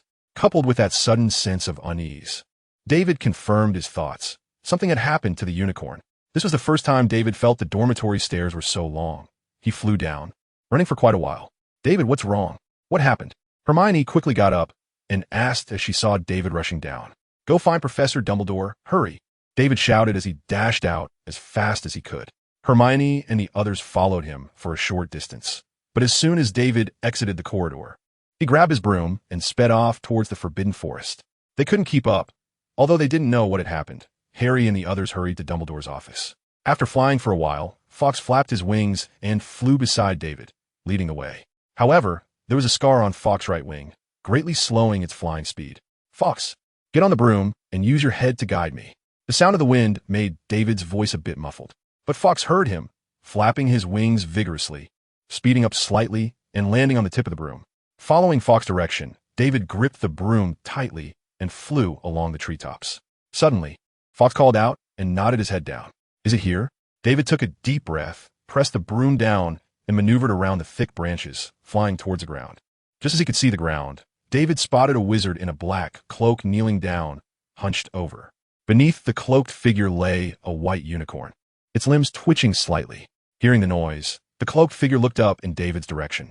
The bright moonlight, partially obscured by dense branches, left very little on the ground. David couldn't see the person's face clearly, but he could see the silver glint of blood near the person's mouth. He was drinking the unicorn's blood. That damn bastard. Although David couldn't see his face, he recognized him instantly. Damn Voldemort. Or rather, Professor Quirrell. When there was still some distance to the ground, David jumped to the side, landing on the ground as the broom continued to fly forward, crashing into a tree trunk and shattering into pieces. At the same time, David had just landed and had not yet steadied himself when he drew his wand and cast a spell at Voldemort. Voldemort rolled back, dodging David's attack. You again. The unbearable sound of sawing wood echoed in the forest. This is the third time you've ruined my plans. I should have killed you long ago. Oh really? David said coldly, looking at the unicorn lying on the ground. He felt a surge of fire rising within his chest, gradually spreading throughout his body. David's mind was filled with only one thought: to kill the bastard in front of him. He waved his wand, and a Norwegian ridgeback and a hippogriff appeared beside him. Unlike the previous summons, the hippogriff's eyes were no longer dull. The moment it appeared, it turned to look at David. But the Norwegian ridgeback remained as dazed as ever. If David didn't command it, it would never move. David's entire focus was on Voldemort, thinking about how to kill him. He didn't notice the changes in the hippogriff. Taking a deep breath, David flipped through the pages of his magical creature guide in his mind to the page on the thestral, waved his wand, and sent the Norwegian ridgeback and the hippogriff charging towards Voldemort. Behind the two creatures, another spell was concealed. This spell again? Voldemort let out a disturbing laugh and continued. To be honest, seeing this spell again, I can't help but admire it, but its power is still a bit weak, and they're too clumsy. As long as your commands are not timely, they're nothing. As he spoke, Voldemort sidestepped to avoid the Norwegian ridgeback's attack, then waved his wand, turning a branch of a large tree behind him into a thick rope that flew swiftly towards the hippogriff. David's reactions were not quick enough to command the hippogriff to dodge. His combat experience was too limited. Moreover, there was a delay in commanding the hippogriff to transform. If it were Dumbledore or Professor Flitwick, they would have sensed Voldemort's intentions the moment he waved his wand. Had the guide predictions gone wrong?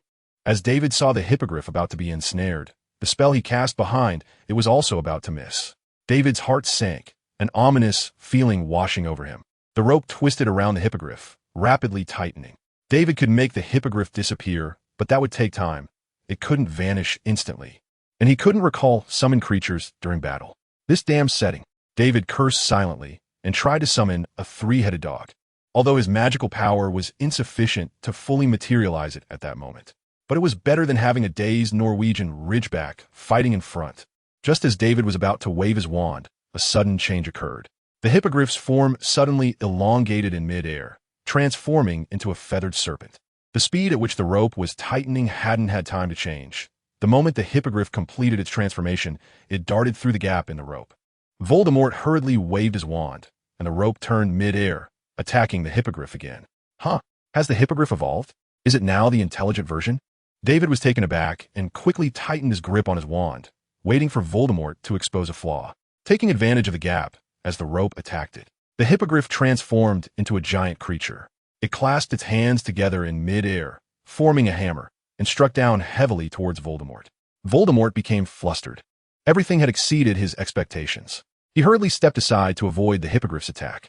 Although the situation on the battlefield had changed several times, only a few seconds had passed. The spell David cast just reached the spot where Voldemort had retreated. The guide hadn't gone wrong. A smile crept onto David's face. Voldemort caught a glimpse of the spell with his peripheral vision, immediately waving his wand. Before he could even steady himself, the spell rushing towards him rebounded back towards David. Armored protection, David thought, but he never expected that such a simple spell could harm Voldemort. The gap between them couldn't be bridged by just a little prediction. As Voldemort returned the spell, David waved his wand, sending a burst of blue flames towards Voldemort. This was the skill bestowed upon him by the Norwegian ridgeback, Dragon Fire. The blue flames whistled through the air, engulfing the spell and continuing to fly forward. Although Voldemort tried to disperse it, the flames still grazed the hem of his robe. The flames suddenly surged like a glutton that had been starving for a long time, frantically devouring Voldemort's clothes and sweeping over his entire body. Voldemort frowned and calmly waved his wand. All curses end. This was the first time David heard Voldemort utter a spell. Before this, he had only used non-verbal spells. This time, unsure of the level of magic David could cast, Voldemort directly used the most powerful disarming spell. The flames flickered on Voldemort's clothes and instantly turned into a wisp of blue smoke. However, his flowing robe was already reduced to half, pitifully fluttering in the breeze. And the legs of his pants revealed pale flesh. You've improved quite a bit since last time. Voldemort cackled twice and continued, I'm increasingly interested in you. If you join me, I might consider sparing your life. Is that so? David scoffed. I don't like wearing torn clothes. Although David spoke defiantly, he was constantly screaming in his heart. Professor, why aren't you here yet? Are you hiding somewhere and watching? David secretly glanced at the unicorn on the ground. Its twitching movements were becoming slower. If David and Voldemort continued to be entangled for a while, it might lose its life.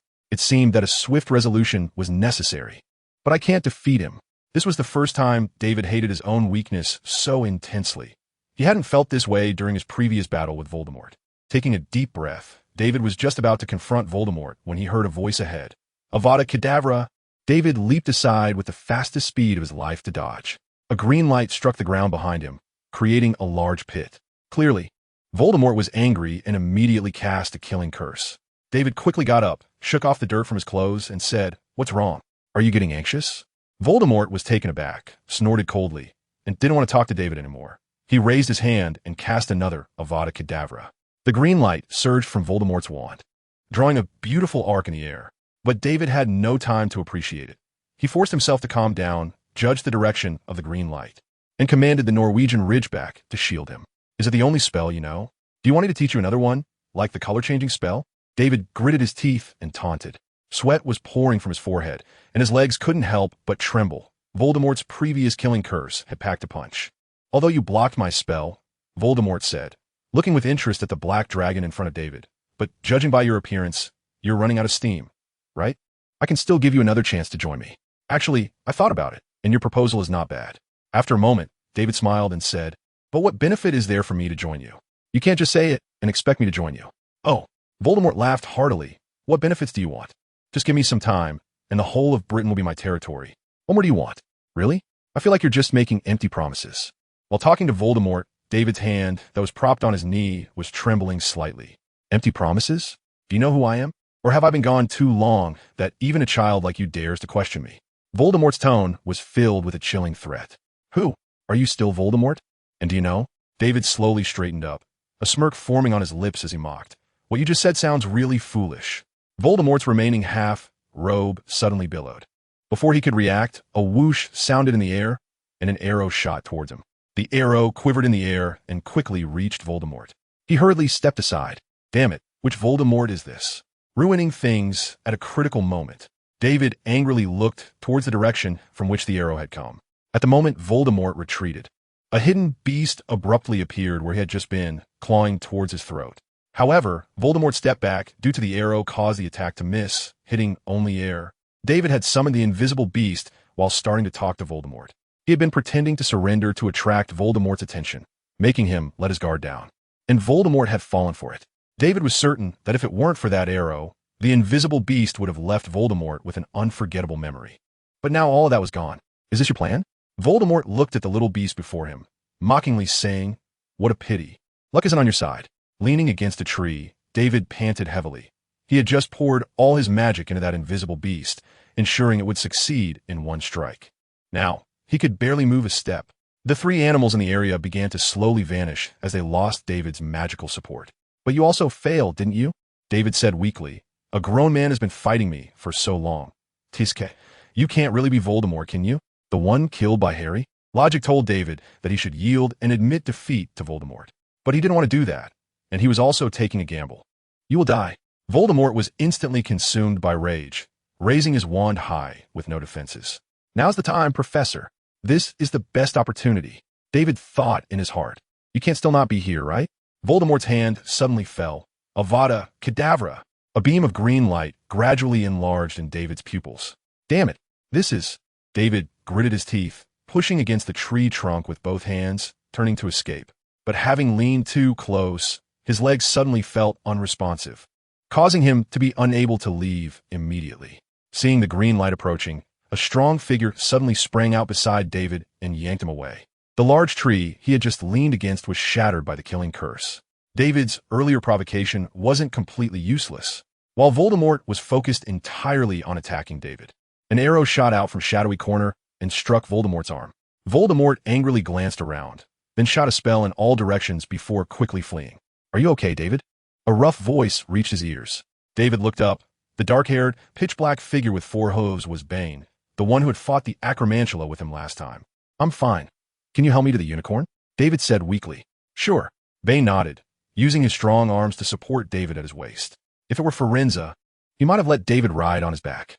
But this was Bane, proud and wild Bane, who would never allow such a thing to happen. After a few heaves, Bane set David down. David knelt on the ground and looked. There was a massive wound on the unicorn's throat, continuously oozing blood. Occasionally, a few bubbles would rise, which meant the unicorn was breathing. But it was almost at the end of its life, its body twitching almost imperceptibly. David's heart sank, and an ominous premonition arose. But he dared not think further. He yanked the pouch from his waist and rummaged through it for a while, pulling out a large handful of healing potions. David poured them onto the unicorn's wounds as if they were free, but it didn't help much. These potions could only alleviate the unicorn's bleeding symptoms and had no effect on its wound healing, or perhaps the healing rate was too slow. It wouldn't last until then. I will save you, David said solemnly, continuously searching through the pouch for any medicine that could heal the unicorn. Suddenly, footsteps sounded around him, and the centaurs formed a circle. Pardon, make way. A silver figure darted in, the little unicorn, followed by 3 soil moles, 1 white and 2 gray, all stained with bright red blood. They must have hidden when Voldemort captured the unicorn. Looking at the silver unicorn, David suddenly had a flash of inspiration. Healing magic. The milky white light your mother used earlier, can you do it? David said urgently, like a drowning person grabbing at a last straw. The little unicorn had tears in its eyes, let out a cry, bent its front legs, and exerted all its strength. A white light slowly rose from its body, enveloping the little unicorn. David felt a glimmer of hope. But that hope quickly shattered. The little unicorn did not have a horn. It could only gather this power, but could not channel it outward. The little unicorn let out a wail, stamping its front hooves on the ground, desperately trying to push its head towards the white unicorn, attempting to guide the healing magic within it outward. Unfortunately, its efforts were in vain. Watching the white unicorn, which had almost no breath left, David felt a surge of regret. If he had been stronger, could he have killed Voldemort the first time? If he had been stronger, could he have driven Voldemort away faster, just now, and saved it? David's vision began to blur, and a tear formed at the corner of his eye, slowly sliding down. Tears! Tears! David shivered all over, grasping at a glimmer of hope. Fox! David shouted to the sky, Fox, hurry, I need you! His voice broke through the dense branches around him, echoing into the distance. What happened? Hagrid's puzzled voice suddenly came from the edge of the centaur circle. But no one answered his question. Everyone was waiting for what David was summoning. Is that a unicorn? Hagrid tiptoed to see what was inside, shouting angrily, Who did this? In the next second, a fiery red figure appeared on David's shoulder, accompanied by Professor McGonagall and Hermione. Dumbledore was still nowhere to be found. Fox! Tears! Quickly! Tears! David urged, pointing at the unicorn's wounds. Fox let out a cry, gently flapped its wings, and flew above the unicorn's wounds. A crystal-clear tear slid down from the corner of its eye and fell into the wound. It's working, it's working, David exclaimed with joy. The unicorn's wounds began to show signs of healing, albeit slowly, but it was effective. The centaurs, who had been holding their breath, couldn't help but let out a gentle cheer and softly clap their hands. Fox cried out happily, and tears continued to slide down from its eyes. The white unicorn's wounds healed faster and faster, and intermittent breaths could be heard from it. Suddenly, Fox trembled and began to fall. David hurriedly reached out to catch it. Can you still hold on, Fox? David asked softly. Fox let out a faint groan, lying in David's hand, as tears continued to slide down from its eyes. After a few drops, Fox could no longer gather tears. For other animals or humans, tears are just a pool of water. But for a phoenix, gathered tears are its internal magic. This was an extremely exhausting task, and Fox was too old. David, give Fox to me, Professor McGonagall said gently. David reached out and handed Fox to her. The unicorn beneath him, having lost the healing tears of the phoenix, began to bleed again from its wounds, and the faint breathing that had just returned disappeared. Suddenly, the unicorn's body twitched, and it slowly opened its eyes, looking at David. Seeing it struggling to lift its head, David hurriedly reached out to support it. As David leaned closer to the unicorn, it desperately extended its tongue to lick David's face, and a drop of tear fell onto David's arm. David was startled and instinctively let it go, but it was too late. A surge of magic flowed from the unicorn into David's body. The white unicorn's eyelids slowly closed, and it completely lost its breath. The centaurs surrounding them fell silent for a moment, then suddenly all knelt on one knee, placing their right hands over their hearts, bowing their heads to express their respect for the unicorn, thanking it for healing them in the past. David trembled as he pulled the unicorn back into his arms. resting his chin gently on its head. The little unicorn whimpered and slowly rested its head on David's head. David stared blankly at the blood-stained ground beneath the unicorn, tears continuously dripping onto it, merging with the blood. In his heart, two thoughts were surging back and forth. Did I kill it? I will kill him. Eliza, why are you running around again? A towering white unicorn with a crown on its head angrily spoke to him. I can understand it talking. Have I turned into a unicorn? Am I crossing over again? A series of questions popped into David's mind. Daddy, why can't I go out to play? A gentle voice sounded from behind him. David turned to look, and a silver-haired unicorn was playfully there. Is this the unicorn from the Forbidden Forest? David's body trembled involuntarily. A wave of sadness surged in his heart. Although it was still small, David still saw a familiar scent on it. Eliza was very similar to her child, except that it had already grown a small horn. Am I entering its memory? David looked around. He was in a dense forest, with unicorns flashing through the gaps between the trees. Is this its home? Eliza? David took a closer look at the little unicorn. No, Eliza's father said sternly. Have you forgotten how our kin were killed by those greedy humans? But not everyone is bad, Eliza retorted. Her father shot her a fierce glare. But if you encounter one, he could take your life. I'll have Uncle Jim keep a close eye on you. You won't be able to run out. After saying this, Elisa's father turned and left. Elisa stomped her foot in anger and bit down hard in the direction her father had gone. Then she angrily climbed down to hide under a dense tree, sheltering in its shade. Watching this scene, David couldn't help but smile, feeling a little of his sadness dissipate. Elisa was just like his son when he was little. Elisa, what's wrong? Did someone bully you? A silver unicorn popped up from the side. Go away, Charles. I don't want to talk to you. Elisa turned her head away. What's wrong? Charles asked in confusion. Did I make you angry? My dad asked Uncle Jim to keep an eye on me. He won't let me go out. Elisa said, tears welling up, feeling wronged. My dad? Charles looked a bit troubled. But Uncle Ross is the clan leader. My dad can't disobey his orders. Elisa turned around, facing the sturdy tree.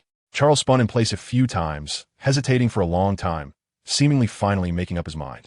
He walked over to Elisa and said softly, I have a way to take you out. Really? Elisa immediately turned her head back. Of course, but I have a condition. Charles glanced at Elisa. What? What is it? Hurry up and say it. Elisa said eagerly. You have to promise not to ignore me in the future, and you have to listen to me once we go out. Charles said quietly. That's 2 conditions. Elisa replied. But I promise you I won't ignore you, and I'll listen to you. All right. Charles nodded happily. I'll come to take you away the night after tomorrow. It's a small path I found that no one else knows about. Oh yeah. Elisa jumped up excitedly. What is the outside world like? Elisa suddenly asked. Charles thought for a moment and was about to answer when Elisa continued. What kind of creatures are humans? Are they like what Dad said? Or do they like us? Are there many creatures outside? And dragons? The kind of big ones Dad mentioned. Do you think we'll see them when we go out? Elisa's questions came one after another, endlessly. Charles lay down next to her, quietly watching her and listening to her questions. 2 nights later, the moon was tightly wrapped in clouds, and it was pitch black all around. Perfect for escaping. Be careful, Charles said. Make sure to follow me. Elisa quickly nodded. Charles looked down at the grass below, jumped down, and his figure disappeared into the grass. Where are you going, Charles? Elisa asked anxiously. Right here, you just need to jump down to see me, Charles said, shaking the dense grass beside him. All right. Elisa took a deep breath, stepped back 2 paces, then dashed forward and jumped down. Ouch! Charles cried out in pain. Are you okay?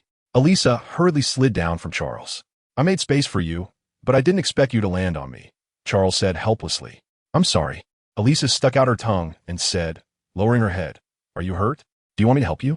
I'm fine. Charles got up, shook his head and sighed. Let's hurry. Otherwise, they'll discover we're missing. Okay. Elisa wagged her tail and followed behind Charles. Charles, are we almost there?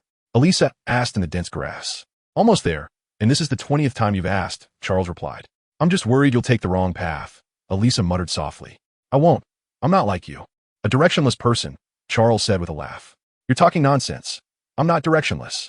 Elisa angrily bumped into Charles. All right, you're not, Charles said. But the one who got lost in the forest last time wasn't you. Elisa huffed. You move aside, I'll lead the way. She stepped ahead of Charles. But after a few steps, her pace slowed, and Charles overtook her. All right, we're here, Charles sighed in relief. In front of them was a huge light curtain, blocking outsiders from entering and preventing unicorns from coming and going. Only with the clan leader's permission could he use his crown to open a small gap in the curtain for others to pass through. But in front of Charles, There was a hole that was just the right size for them to enter and exit. How did you find this? Elisa looked at the hole in surprise. I found it when I was looking for Elisa flowers for you last time, Charles explained. The Elisa flower is a small flower with light yellow and sky blue colors that blooms in the summer, emitting a strong fragrance. Eating it also makes one smell like the flower. Elisa loves this flower very much, but it is very rare. So every summer, Charles spent a lot of time helping her find this flower. He even named this flower after her, calling it the Elisa flower. Elisa nodded. Then let's hurry and go out. After saying that, she prepared to crawl out of the hole. Wait, Charles stopped her. What is it? Elisa asked in confusion. You said you would listen to me. Charles said, right? Elisa widened her eyes, not understanding what Charles meant. Then come here and let me go out first. Charles said firmly. What's the difference who goes out first? Elisa rolled her eyes at him. It's different, Charles insisted. Hurry over and let me go out. Fine, fine. I'll let you go first. Elisa sighed and slowly stepped aside. Charles took a deep breath, bent down, and crawled out through the hole. He carefully looked around, and after confirming there was no danger, he called back, You can come out now. Yay. Then you quickly move aside. As soon as Charles stepped aside, Elisa hurriedly crawled out. She breathed in the surrounding air and smiled happily. I finally made it out, Elisa shouted. Keep your voice down, Charles said, startled, quickly looking around. Elisa nodded obediently. Charles, do you think we'll see a giant dragon? Elisa asked curiously. Let's look around. We should be able to see one. Charles thought for a moment and said, Uncle Sean said he often saw a colorful giant dragon flying around here in the past. And it's so big that once it flies by, we can see it. Sean is a griffin they encountered on the road, and its foot was injured during the landing process. Eliza helped it heal its foot, and afterward, Sean invited Eliza and her companions to live with the Griffin tribe for a while. Until today, when Eliza learned from Sean about the dragon, she insisted on going to see it. Charles, who had no way to stop her, could only accompany her on this unknown journey. Oh, by the way, this is already the second year that Eliza and Charles have been out. Many of Eliza's fur has turned white. David has been following them around, eating dog food. Oh no, unicorn food. Of course, he can only stay with them. During this time, David discovered through trial and error that his range of movement is limited to the area within Eliza's line of sight. In other words, he can only access places that exist in Eliza's memory. Beyond that range, there will be an invisible wall. Just like in a game, other areas are still undeveloped. Charles, do you think the dragon will eat us? Eliza suddenly leaned close to Charles and said in a low voice. Charles shivered and looked around warily. It shouldn't, right? His voice was full of uncertainty. How about we don't go? Charles pondered for a moment and said. Eliza laughed a few times. Did I scare you? Charles? Haha, Charles is a coward. Eliza ran in front of Charles and stuck out her tongue, then wagged her tail and walked ahead with a light step. Charles was taken aback, his mouth curled up slightly, but he quickly composed himself and pretended to be angry. How dare you tease me? After walking for a long time, Eliza and Charles arrived at the edge of a huge canyon. Were those eaten by the dragon? Eliza trembled as she spoke. In the middle of the canyon was a stream flowing through with clear and transparent water. Logically, places with water sources in the forest should have the most animal activity. However, Eliza did not see any animals around. All that could be seen were pale bones lying among the rubble. How about we leave quickly? Charles shuddered at the sight of the bones, swallowed hard. He had never seen such a terrifying scene before. Eliza nodded. She was also scared now and no longer thought about going to see any dragon. Just as they turned to leave, a rumbling sound suddenly came from the canyon. A dragon over 10 meters long emerged from a cave, spreading its wings and gently flapping them twice. It soared into the sky above the canyon. The dragon was covered in pearl-like scales, reflecting rainbow colors under the sunlight, sparkling and colorful. As the dragon approached, David looked at its pupilless eyes and its bulging belly, and he breathed a sigh of relief. Eliza and the others should be safe. This dragon is called pupilless, named for its lack of pupils. Pupilless is the gentlest species among fire dragons. As long as they are full, they rarely engage in killing behavior. Then David realized he was overthinking. If there were danger, how could he meet Eliza in the future? Pupilless circled low in the air twice, stopping at the spot where Eliza and the others had just stood. Come out. Little ones, I've already caught your scent. Eliza and Charles had long hidden in a bush, with Eliza trembling behind Charles.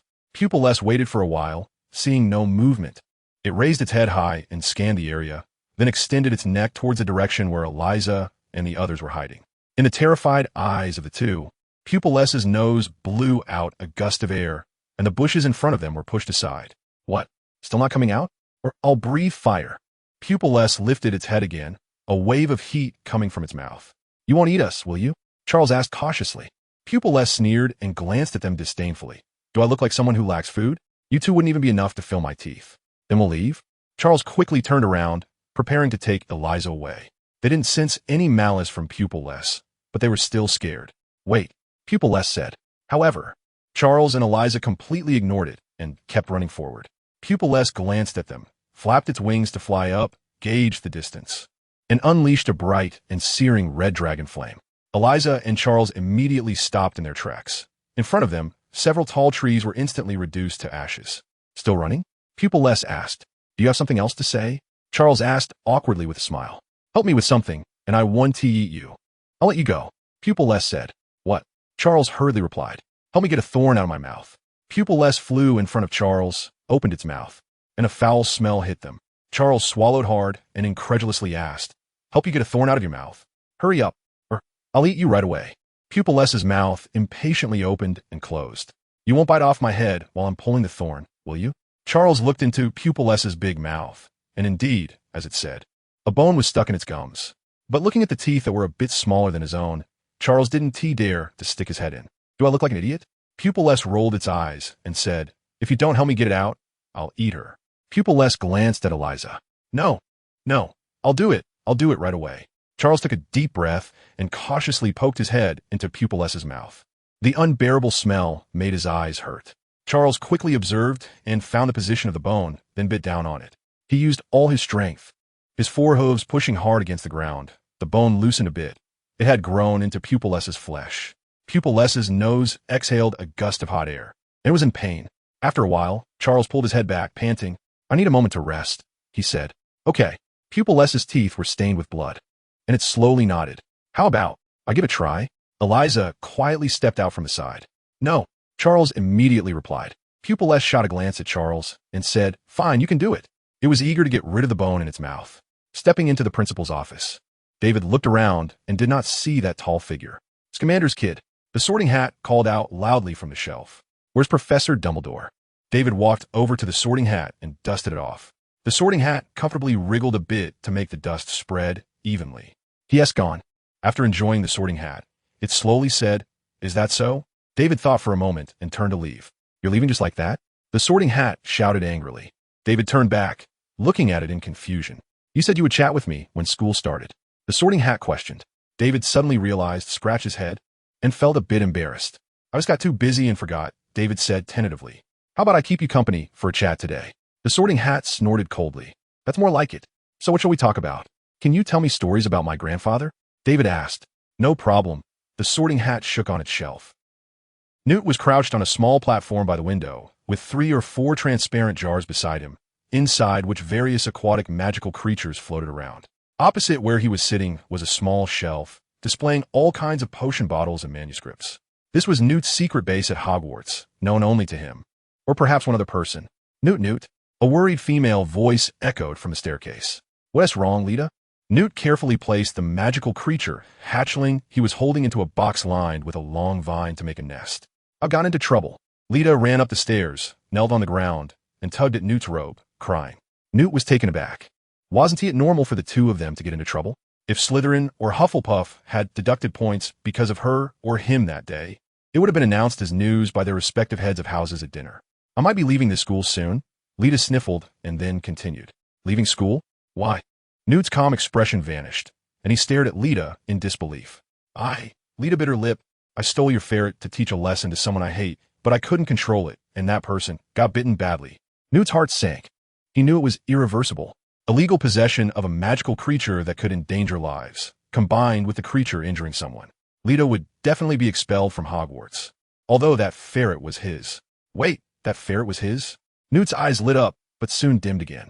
Did you take that person to the hospital? I did, Lita said, looking down. What about the ferret? Newt asked. It ran into the forest, Lita recalled. Did that person see it was your ferret? Newt continued asking. Lita shook her head, but then said, but they will find out. Professor Dumbledore can recreate the scene, and they will expel me. Newt fell silent, not speaking for a long time. He gently bit his lip, with an inner conflict raging inside him. Lita cried for a while, slowly wiping the tears from her face. Newt, I'm leaving, Lita said softly. Can you hug me one last time? Newt sat there without responding. After a moment, he looked at the magical creatures floating in the jars and softly said, You don't have to leave. What? Lita exclaimed in surprise. The ferret is mine. Newt continued looking at the jar. Everyone knows that. Lita instantly reacted, No, that won't do. She quickly stepped back. Newt glanced at Lita and quickly looked away again. You know, I prefer studying magical creatures in the wild and don't like attending classes at school. Just like that time in the defense against the dark arts class when my boggart was a desk piled high with paperwork. Newt smiled at Lita. Previously, Lita had told him stories about her home, and if she were expelled from Hogwarts, she would have to return to that cold, unfeeling home. All that awaited her was her family's indifference and discrimination. But Lita looked up into Newt's eyes and said something, but was quickly interrupted by Newt, who said, We're friends, aren't we? Newt stood up and patted Lita on the shoulder. I'll go find Professor Dumbledore. In the office of the defense against the dark arts professor. Newt, what brings you here? The dark-haired Dumbledore said with a smile. Newt mumbled softly, Professor, that ferret is mine. Dumbledore nodded. I suspected as much, but you didn't let it out, did you? No. Newt stared at the floor and said, I didn't watch it closely, and it got out. Dumbledore frowned and placed a hand on Newt's shoulder, saying, Are you sure? You need to know this could lead to your expulsion. Newt took a step back, avoiding Dumbledore's hand, and gently nodded. After staring at Newt for a moment, Dumbledore sighed and said softly, You may go. I will do my best to help you. By the Black Lake, Newt crouched by the shore. Beside him was an iron bucket filled with some small fish. Creatures with horns on their heads, light green bodies, green teeth, and very long fingers were splashing in the water, fighting for the small fish in Newt's hand. They were called Grindylows. I guess you would be here. Dumbledore approached and sat down next to Newt. Professor, how did it go? Newt asked quietly, looking at the Grindylows in the water. I'm very sorry.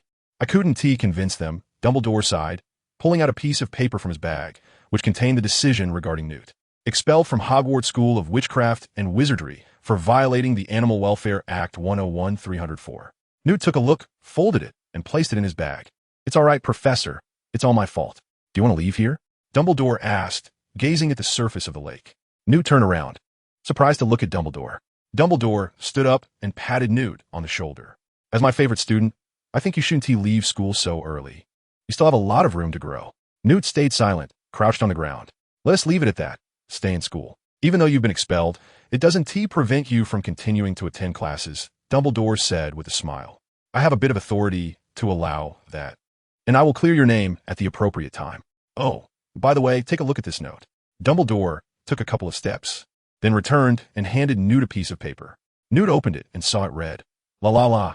Here, that's the story of Newt S. House that I've left for everyone, but I didn't find much material. Just a report and some introductions to people. Many said Lita accidentally injured a classmate during an experiment, and then Newt helped her take the blame and got expelled. But I feel that doesn't quite match the report, so I made some adaptations. Friends who can't accept it, please forgive me. All right, now let us officially begin the speech. First of all, I would like to thank all my friends for their support. It feels like just yesterday I started writing this book, and now I'm about to publish it. When I first began writing, it was just a moment of passion. I thought it wouldn't be too difficult. But after writing, I realized that this is really hard to do. I have to manage the relationships between characters and various events. However, I will persevere so everyone can rest assured that I will complete it. In the upcoming plot, there will be storylines involving dragons, werewolves, vampires, Voldemort, and all kinds of magical creatures. If you like it, please keep reading. Lastly, I want to thank my dear editor, Huya. Thanks to Wei AI Hu Jiashir Ba Pai, First Time 1, Trooper 1770, and Jing Xiao Lu for their rewards. I appreciate everyone's monthly tickets and recommendation votes. Thank you all. At the same time, this book's performance isn't very good, which makes it difficult to get recommendations. So, I hope everyone who sees this book can support it more, give it a first subscription, and make the results look a bit better. I only have all of you. Thank you all for giving me a bit of motivation to keep writing. Tomorrow at noon, I will update 4 chapters, and after that, I will add 1 chapter for every 100 subscriptions. I don't even know if there will be opportunities for extra updates. As for rewards, we'll see about that later, feeling down. Once again, thank you all, and I hope you enjoy reading. I will take a break today and continue updating tomorrow.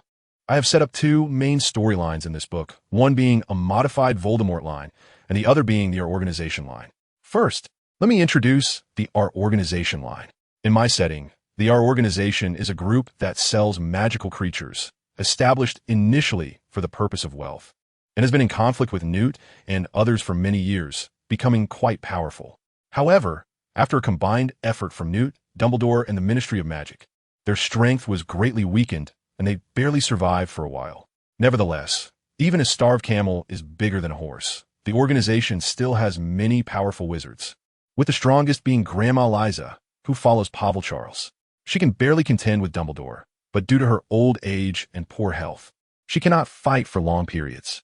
During the R organization's decline, a mysterious organization took advantage of their weakness. They acted under the R organization's banner, capturing magical creature researchers in various locations, aiming to master lost spells and control magical creatures to achieve dominance over the magical world. This mysterious organization originated from Nurmengard and was founded by Grindelwald. Although he is imprisoned, he is still unwilling to accept defeat. So he waits for an opportunity and instructs his subordinates to disguise themselves as members of the R organization and operate in secret. Tarek Terry, who encountered Grindelwald's ideology at school, became obsessed with it. He hurried to Nurmengard to rescue Grindelwald, thereby gaining his trust and becoming a follower, serving him. New recruits among the Saints who complete their tasks can draw symbols on their chests according to the difficulty of the task, with a complete symbol being Grindelwald's mark, which signifies their full entry into the core group. When Tarek Terry met David, Grindelwald had already made preparations, hiding the symbol on him and fabricating a false memory in his mind, so Newt and the others did not discover it. Their subsequent actions would follow this pattern. Even if someone was captured or killed, Grindelwald would not be exposed, so David and the others remained unaware that this force belonged to Grindelwald. Continuing from the plot after the break, after David and Lauren ambushed those werewolves, they learned about a werewolf stronghold. They rushed over and fought for a while. When another group of people arrived, numerous and powerful, after some time in battle, David spotted Tarek among them. And after recognizing him, this will include a mocking remark from Tarek. The fight was halted. Tarek had already found Catherine. The villagers protected her as she escaped, and she had been hiding without being threatened by the werewolves. From Tarek, David acquired more information about the werewolves, and through subsequent actions, David found the main werewolf stronghold. When they arrived, they discovered that the werewolves were already prepared, having laid out silver weapons around, greatly weakening the vampire's power. Although there was help from Tarek and others, the number of werewolves was overwhelming, and with their ability to transform, David and the others were in a precarious situation. In this critical moment, another group of werewolves suddenly emerged. They transformed as well, but their eyes were of normal color. After defeating or subduing the red-eyed werewolves, the leading werewolf transformed back into human form.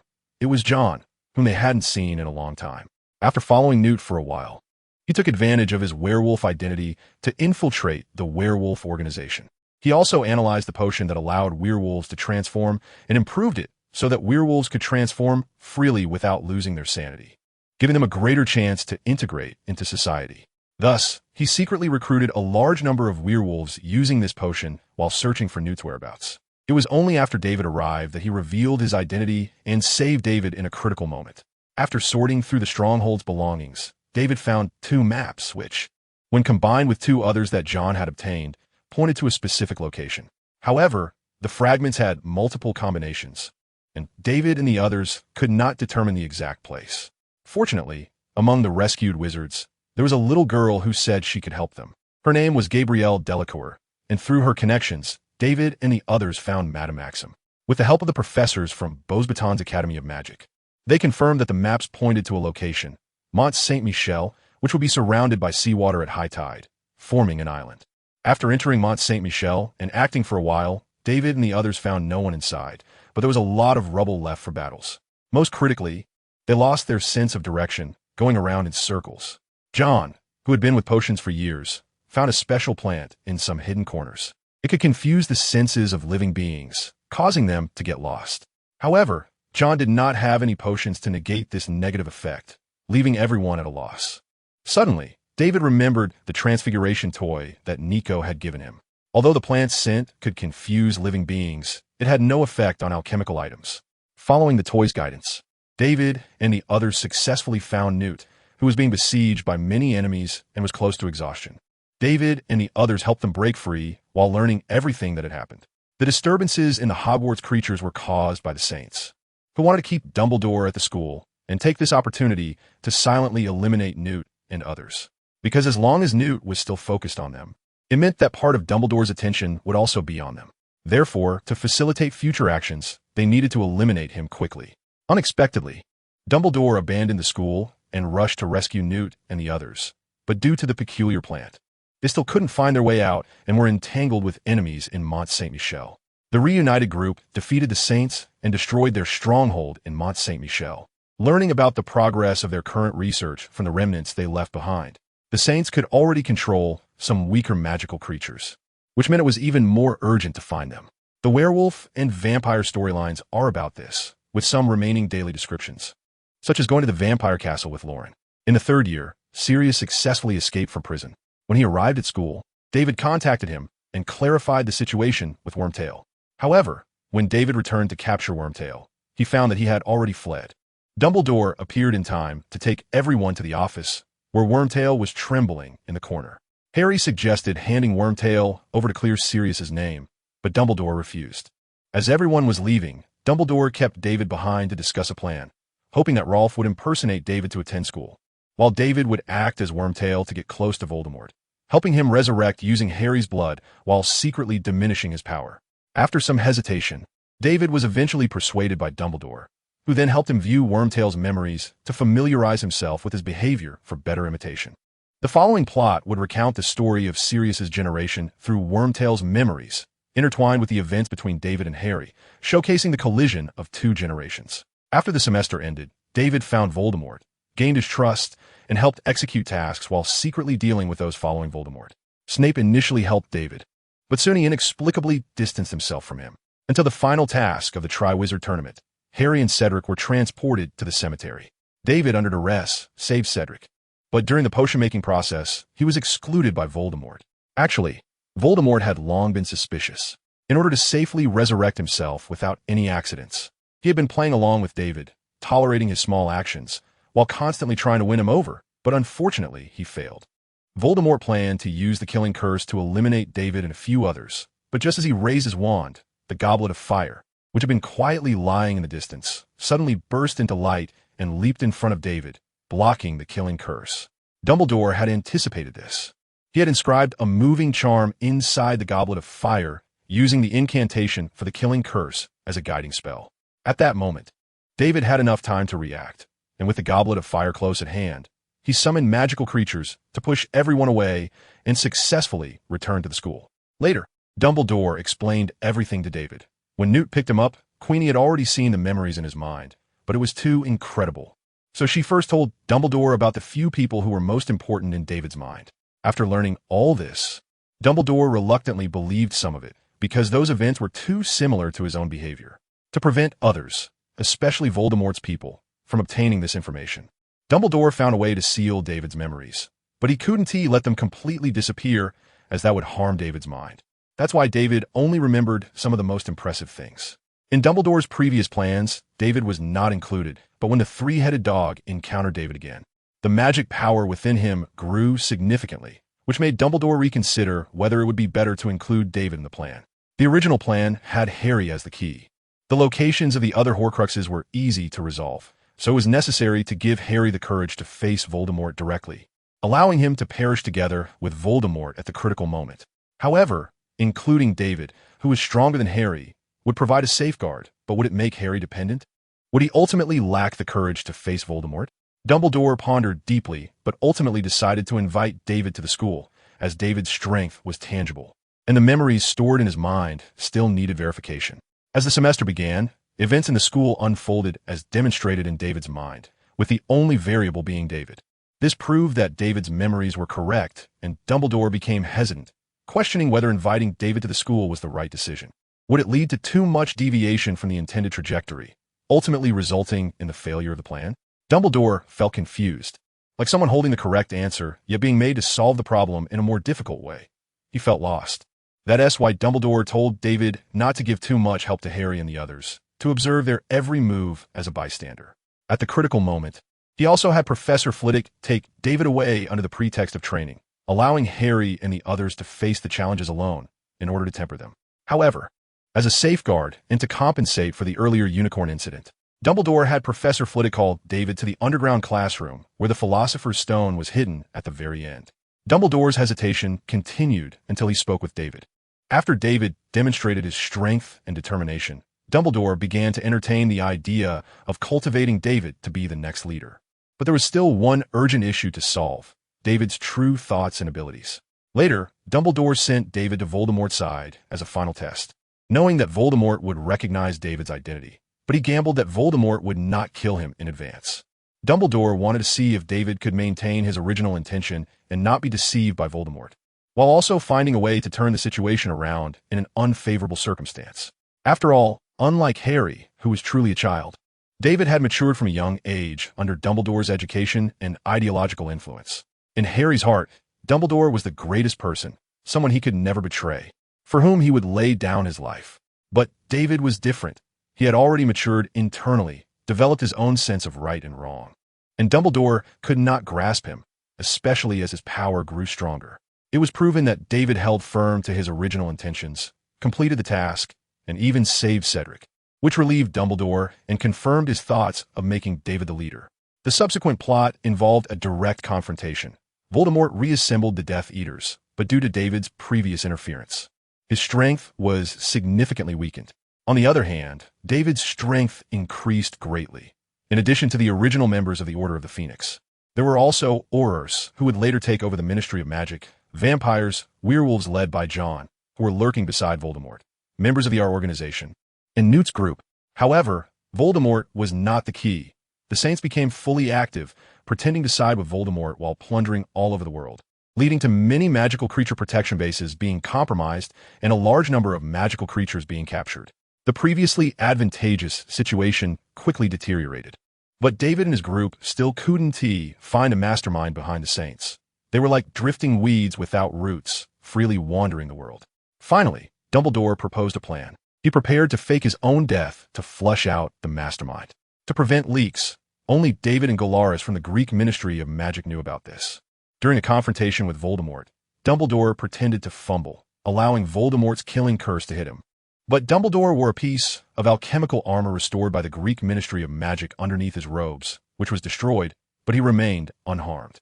After pretending to be dead and falling to the ground, just as Voldemort approached to check, David feigned rage, summoning a large number of magical creatures, and more people arrived. With no other choice, Voldemort could only leave with a laugh.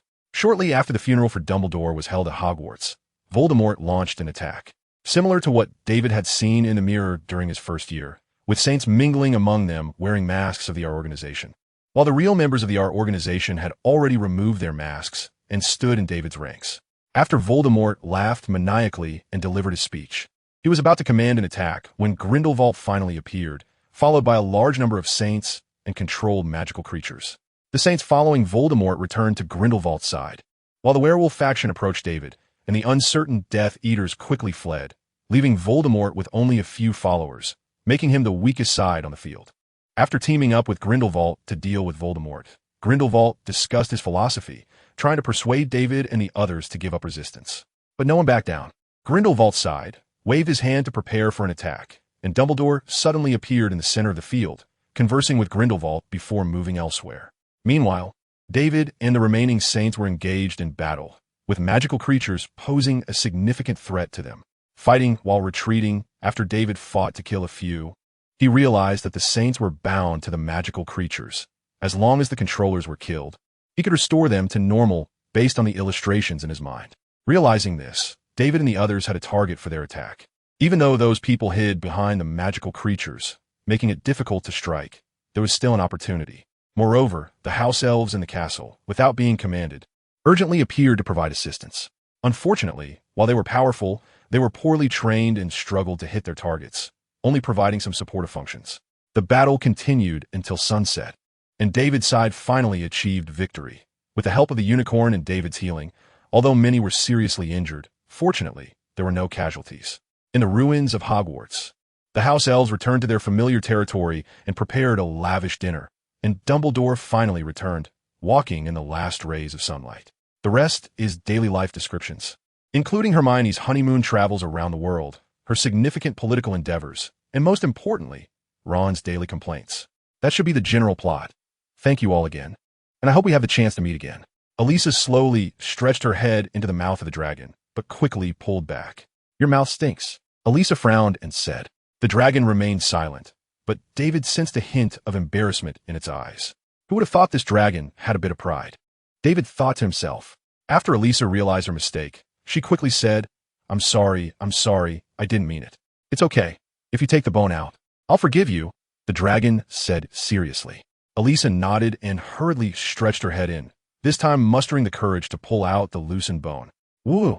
The dragon immediately let out a huge sigh, and the gust of air knocked Elisa and Charles to the ground. The dragon joyfully threw its head back and released a jet of dragon fire into the sky. Are you all okay? After celebrating, the dragon grinned and said, with the blood on its mouth, its smile appeared somewhat terrifying. Elisa and Charles took a few steps back and shook their heads repeatedly. It's fine. I was just too excited, the dragon said, its good mood making it seem incredibly gentle. Elisa and Charles exchanged a glance, and Elisa said, We can help you heal the wounds in your mouth. Do you need it? Really? The dragon said happily, Then I'll trouble you. A white light surged from Elisa, traveling through her feet to the dragon. After a moment, the dragon smacked its lips and exclaimed, It really works. The dragon squinted happily at the two little ones in front of it. How should I thank you? Do you need anything? Elisa and Charles exchanged glances and quickly shook their heads. That won't do, the dragon said. That's not how I was taught. How about you check out the cave where you're staying? I have plenty good things there. A dragon education? David's mouth twitched. Have dragons now adopted compulsory education? Elisa and Charles were a bit eager, but thinking of the bones in the canyon, they shook their heads. What? Afraid I'll eat you? The dragon said. Don't worry. I still have some credibility. Besides, catching prey is not hard. I wouldn't want to eat two scrawny little things like you. Elisa shook her head and softly said, No, we're a bit afraid of those bones. The dragon paused for a moment, then burst into laughter. Wait here. I'll be right back. With that, it flapped its wings and flew into the canyon. Elisa and Charles exchanged glances, unsure of what it meant. So they leaned over the edge of the cliff to take a look. The dragon flew close to the canyon floor, breathing out intense flames. And soon the bones at the bottom turned to black powder. Not scared anymore, right?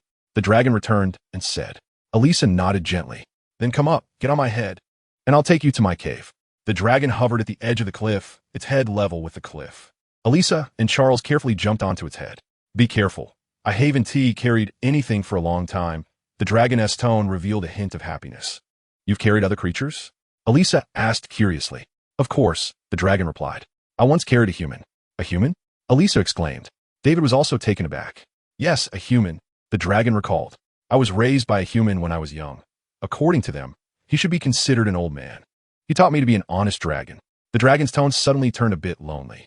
But later I grew too big and ate too much. He couldn't afford to keep me, so he sent me to this canyon. At first, he often came to see me, but now he hasn't been here for a long time. After saying this, the dragon fell silent. Elisa lowered her head and gently rubbed against its scales, comforting it. He must be busy with something. He will come back when he has done. Haha, thank you, you're right. He will come back. The dragon's mood lifted again. What are humans like? Elisa asked. Are they very bad? Very bad? The dragon replied. Why would you say that? Because my dad told me. Elisa said. The dragon snorted. Then your dad has deceived you. Humans are really nice folks. I grew up with them, and now when they see me, they still leave me gifts. All those things in my cave came from them. David was left with a lot of questions. You better not mislead them, he thought. Elisa wouldn't just believe him. Would she? And are you sure those are gifts? On the dragon's head, Elisa pondered over its words and nodded thoughtfully. After flying to the canyon floor, the dragon landed on a pile of rocks. Are we there? Charles asked. Not yet, but I have to do something first, the dragon said, then lowered its head to drink from the deep stream, swishing the water in its mouth before spraying out, creating a mist in the air. What are you doing? Elisa asked curiously. This is called rinsing, the dragon proudly stated. This is what the human who raised me taught me. He said it cleans my mouth. Elisa thought for a moment, then slid down from the dragon's back. When the dragon lifted its head, they had slid onto its back. Elisa stood in the shallow water of the stream, mimicking the dragon's actions, took a sip of water, swirled it around, and then forcefully sprayed it out. Yes, yes. Just like that. You're learning very well, the dragon said happily. Shortly after, the dragon took Elisa and the others back to its cave, which was a huge cavern located on a high cliff. As soon as they entered, David was stunned by the sight inside. There were heaps upon heaps of galleons and sickles, stretching endlessly. On top of the gold coins were various magical items scattered about. This guy didn't go rob Gringotts, did he? David couldn't help but click his tongue. Even he, someone who didn't care much about money, felt his heart racing at this scene. These are all gifts from humans, the dragon said proudly. Take whatever you like as your reward. Charles and Elisa curiously wandered around, poking through the piles of coins with their hooves. They had never seen such things before. However, in the end, they took nothing, as they were merely curious about these items, but didn't particularly like them. This has made the protein-eyed creature very worried. His education taught him to repay kindness. However, his favorite things, Eliza and Charles, do not share the same feelings. There's nothing he can do. He can only keep Eliza and Charles safe. Whenever Eliza needs food, the protein-eyed creature will take them to the edge of a cliff. At the same time, he will eat outside to avoid scaring Eliza and the others. During their time together, the protein-eyed creature discovered that Eliza especially loved listening to human stories. So whenever he had free time, he would lie in the cave and tell Eliza stories about his life in human society. Meanwhile, Eliza and Charles also learned the protein-eyed creature's name, Hector. Charles, let's take a look at the edge of the forest, Eliza said playfully. We'll just look from a distance. And if we can't see anything, we'll leave, okay? Now it has been 4 years since they came out. Eliza and Charles have both become adults and have truly become a couple. 2 weeks ago, they were still living with Hector, but now Hector has finished telling his stories. So Eliza insisted on going out. She wanted to see real humans, not just the ones in stories. Charles looked a bit troubled, although Hector often praised humans. What his father said was completely the opposite. In his father's narrative, humans were brutal and ruthless, always trying to take advantage of them. Charles paced a few steps, hesitating. He didn't know who to believe. Let's hide behind the bushes and take a look, but we mustn't get close. And Eliza leaned closer to Charles and rubbed her head against his neck, then said, and we can run fast enough that even if they are bad people, they definitely won't catch us. Okay, but just this once. If we don't see anything this time, we can't go again. Charles sighed and said helplessly, Got it, got it, got it. Eliza cheerfully replied, Charles is the best. Follow me. Charles smiled and shook his head as he walked south. Hector had said that there were often people in the southern part of the forest. Eliza took small steps, closely following Charles. Is that a human? What are they doing? Hidden in a dense bush, Eliza opened her round eyes and said curiously, looking at the few people in the distance. David felt a sinking feeling in his heart. He vaguely understood why. When he later saw Eliza, Charles was not by her side. In the clearing in front of them, there were several iron cages covered with black cloth. Standing around the cages were 7 or 8 men in black robes, 2 of whom wore masks depicting an 8-eyed giant spider and a billywig. They were members of the R organization. Where are they going? The group moved a few steps aside, just as a large tree blocked them, disappearing from Eliza's view. She couldn't help but lean forward a couple of steps.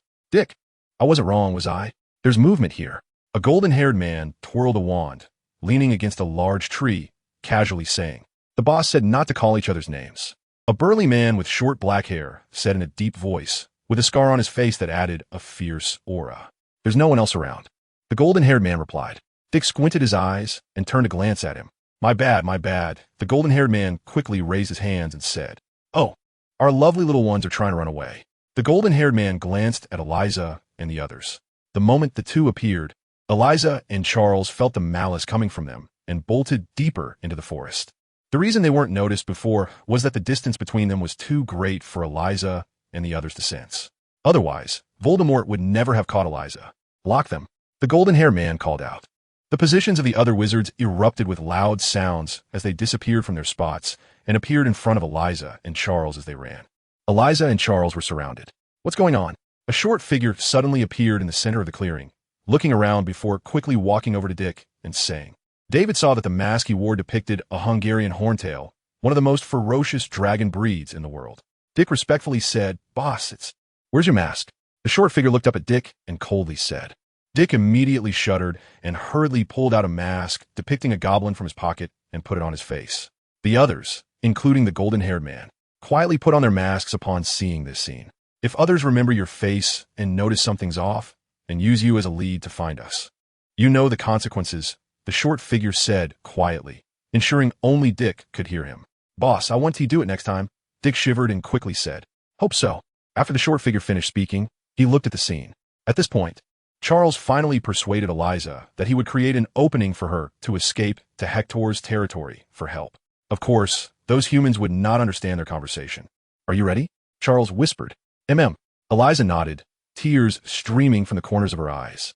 She sensed that everyone present held strong malice towards them, and some even wanted to kill them. But it seemed like there was one direction that was a bit unexpected. "Charles, that person in the diagonal front." Eliza called out to remind him. Charles nodded slightly. He felt it too. That person seemed to harbor little malice towards them. In fact, he sensed a hint of goodwill from that person. Charles took a deep breath, gathered his strength, and instantly ran toward another person. He moved swiftly, catching a glimpse of a white figure in the air. "Block him!" The short figure shouted loudly. The two people in front of Charles immediately waved their wands to try to stop him. While everyone's attention was on Charles, Eliza used all her strength to run towards the position of the person they had felt earlier. "Please let us pass." Eliza silently cried out in her heart. When she reached that person, he seemed not to react. His wand tilted, and the spell he shot at Eliza missed. Eliza seized the opportunity and rushed out, and Charles turned around and ran after her. "What's going on?" The short figure shouted angrily. "Useless. Hurry up and stop them." But after Eliza got out, she fully utilized her speed advantage, skillfully avoiding those trying to intercept her. "Forget it, just kill them. The bodies are valuable too," the short figure decided. "But that way the price will drop significantly." A wizard on the scene questioned. "I will compensate you," the short man said in a deep voice. "Do as I say now." The attacks from several wizards on the field suddenly became fierce, with spells flying towards Eliza and the others as if they were free. Suddenly, a muffled groan echoed in the woods. Eliza turned back to see Charles staggering and falling to the ground. He had been hit by a spell. Eliza couldn't help but slow her pace. "Run, quickly, go find Hector," Charles shouted anxiously. "Protect her child." Tears streamed down Eliza's face as she nodded with difficulty and ran with all her strength toward where Hector was. Perhaps if she found Hector, Charles would be saved. Suddenly, Charles, lying on the ground, let out a loud cry, darted to the right, and collided with a wizard. The wizard's wand tilted, sending a spell meant for Eliza crashing into a nearby tree. At the same time, Charles was also struck down by a following spell. When Eliza returned with Hector, the place was already in ruins. The group of wizards had long since left. Eliza stood alone, her steps unsteady as she approached a patch of ground stained with silver blood, collapsing beside it in despair. "It's all my fault, Eliza," Hector said mournfully, standing in the clearing. "I shouldn't have told you those things, shouldn't have spoken well of humans. They are all liars."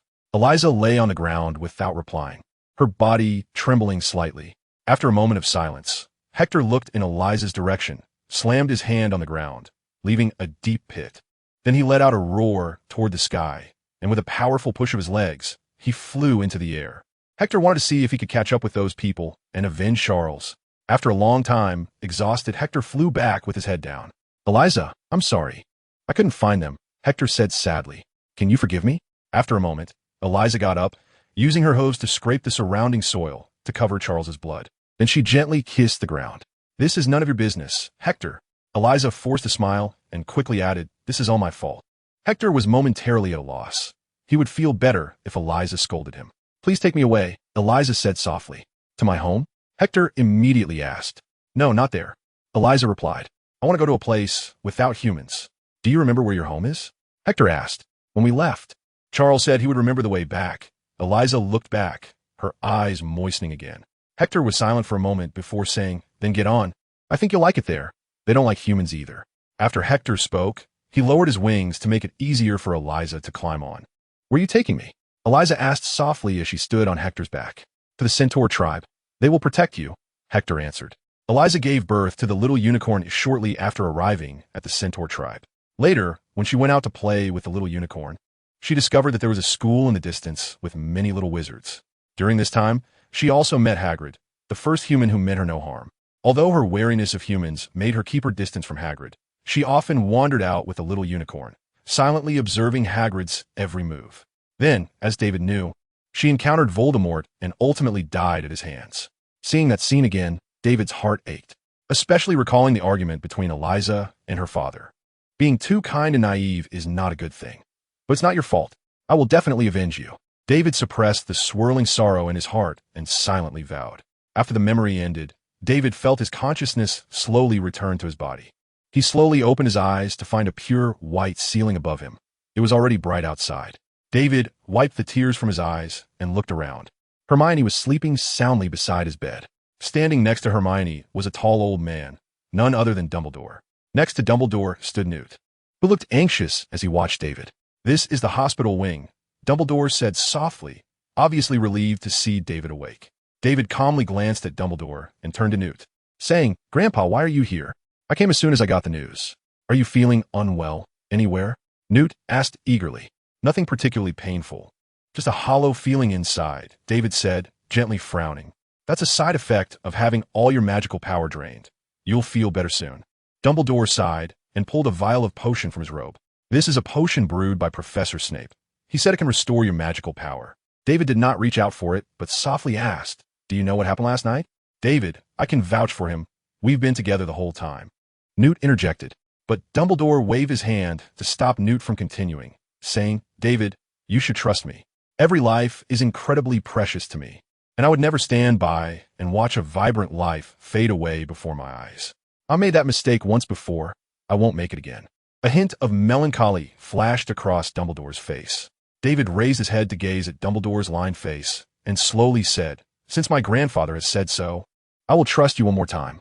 Dumbledore sighed. "First, please drink the potion, all right? Once you've finished, I will give you an answer that will convince you. After all, our trust cannot always rely on Newt to maintain."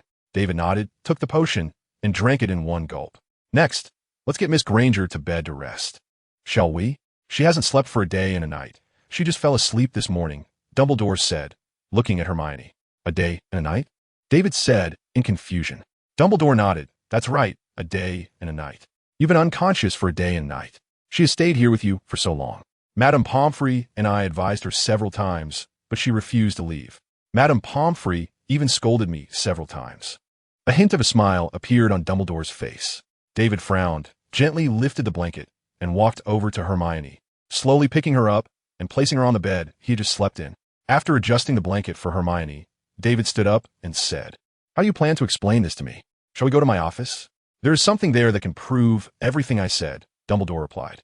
David nodded slightly, left a note for Hermione on the table, and then took Dumbledore's hand. "Let's go." With a twist, when David opened his eyes, he was already standing on the floor of the headmaster's office. Dumbledore opened a black cabinet, revealing a shallow stone basin with some oddly shaped letters and symbols around the rim. This was the pensieve, which could help us see the memories of others. Dumbledore smiled slightly, and it's not easy to deceive it like with legitimacy. "Do you want me to use it to see your memories from that day?" David raised an eyebrow slightly. "Of course. Is there a simpler and more reliable way?" Dumbledore winked at David. After saying this, Dumbledore inserted the tip of his wand into his silver hair near his temple. When he took the wand away, David saw a small strand of silver substance sticking to the tip. "Is this your memory?" David asked softly. "Yes." Dumbledore nodded slightly, placed the substance from the tip of his wand into the pensieve, then swirled the pensieve and set it on the table. "Come take a look, David. I hope it gives you a satisfactory answer," Dumbledore said softly. "Professor, how do I use this?" David walked over to the table to take a look. The substance in the pensieve had changed from silver to clear and transparent. "Just bury your head in it, and you'll see more clearly." Dumbledore pointed to the glass-like surface of the pensieve. David nodded and slowly leaned his head toward the mysterious liquid in the pensieve. The moment his skin touched the liquid, the entire office seemed to turn upside down, and David's body suddenly fell into the pensieve. After sliding through a cold substance for a while, David found himself sitting on a chair in a dim corner of a room. In the middle of the room was a long table, and both sides of the table were filled with wizards. Dumbledore sat at the front of the table, with Newt sitting beside him. "What is so urgent that you called me here?" Dumbledore asked, looking around at everyone. "Dumbledore, we need your help," an elderly man with graying hair said sincerely. "What's wrong, Frederick? If I can help, it's my honor," Dumbledore replied, looking at Frederick. Frederick said eagerly, "We've gathered information about our organization's research team." Dumbledore frowned. "Is the information reliable?" "It should be reliable," Newt interjected. "We've been pressing them hard lately, so they inevitably have some oversights. This is information from a reliable friend of ours, who even secretly took photos." Newt rummaged through his bag and took out a photo, placing it on the table. David stood up to take a look. In the photo, a group of people was riding broomsticks, carrying some iron cages, flying off into the distance, looking travel-worn. Some black cloth covering the cages was lifted by the wind, and David saw that the animals inside were on the verge of death, with something stuck in their heads. This was clearly the style of the research team. Those responsible for selling wound tea be willing to harm their hard-caught treasures. Do I really have to go? Dumbledore looked at the photo, thought for a moment, and said softly, if you don't go, we can't guarantee a successful interception. They're not just another group of useless people. Frederick leaned on the table, leaning towards Dumbledore, anxiously saying, Dumbledore, if you miss this opportunity, they're one TB another. Also, we can use this chance to gather information on their research. Even if they have other teams, we would be prepared for them in the future, right? After Frederick finished speaking, he stared intently at Dumbledore, fearing to hear a no from him. What are you planning to act? Dumbledore asked. The sooner, the better. A young wizard wearing a hat said. Upon hearing this answer, Dumbledore's brows immediately knitted together. Let me think about it, okay? He said. The room immediately fell silent, with only the sound of everyone's breathing left. Everyone at the table focused their gaze on Dumbledore, waiting for his answer. Dumbledore fumbled with the photo Newt had taken out, his eyes staring blankly ahead, not knowing what he was thinking. After a while, Dumbledore moved slightly. The few people at the bottom started to breathe a little faster. Newt, can I talk to you outside? Dumbledore turned to Newt and said. Newt nodded slightly. Please wait here for a moment. After I come back in, I will give everyone a satisfactory answer, Dumbledore said as he stood up and walked out. Newt followed behind him. After the two left, the previously quiet room erupted into chatter, with everyone discussing what decision Dumbledore would make. The scene shifted to the dim corridor outside the room. Dumbledore gently held the photo, looked at it, and said to Newt, Do you think this could be a trap? Newt remained silent and didn't respond. Dumbledore continued, You all have worked so hard for so long, and it's just coincidentally a few discoveries, but now this. Dumbledore waved the photo in his hand. Newt pressed his lips together, sighed, and said, I also suspect it's a trap, but we have to go, which is why I had them come to find you. Is the situation that serious? Dumbledore frowned. Yes. Newt nodded. We now suspect that they have actually begun biological experiments long ago. We just discovered it now. If we wait any longer and remain ignorant, we fear. Newt didn't finish his sentence, but Dumbledore understood his meaning. Dumbledore said helplessly, All right, I understand. When they re-entered the room, Frederick stood up and said, So, Dumbledore, what do you think? What reason do I have to refuse? Dumbledore sat back down in his chair and said.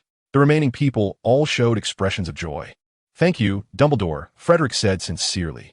Dumbledore waved his hand, smiled at him, and said, Can you tell me your plan? Of course. Frederick nodded, turning to the young wizard with the hat, and said, Andre, why don't you explain it? All right.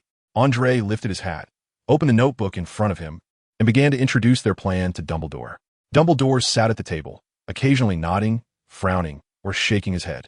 After Andre had read for a while, there was suddenly a knock at the door. Newt signaled Andre to stop and said, Please come in. A young man with black hair pushed the door open and walked in, saying, A letter for Professor Dumbledore. It's urgent. Dumbledore stood up and extended his hand. Could you please hand it to me? The black-haired man stepped forward a couple of steps and handed him the letter. Dumbledore opened it and looked at it. His face immediately darkened, like the waters of the Black Lake.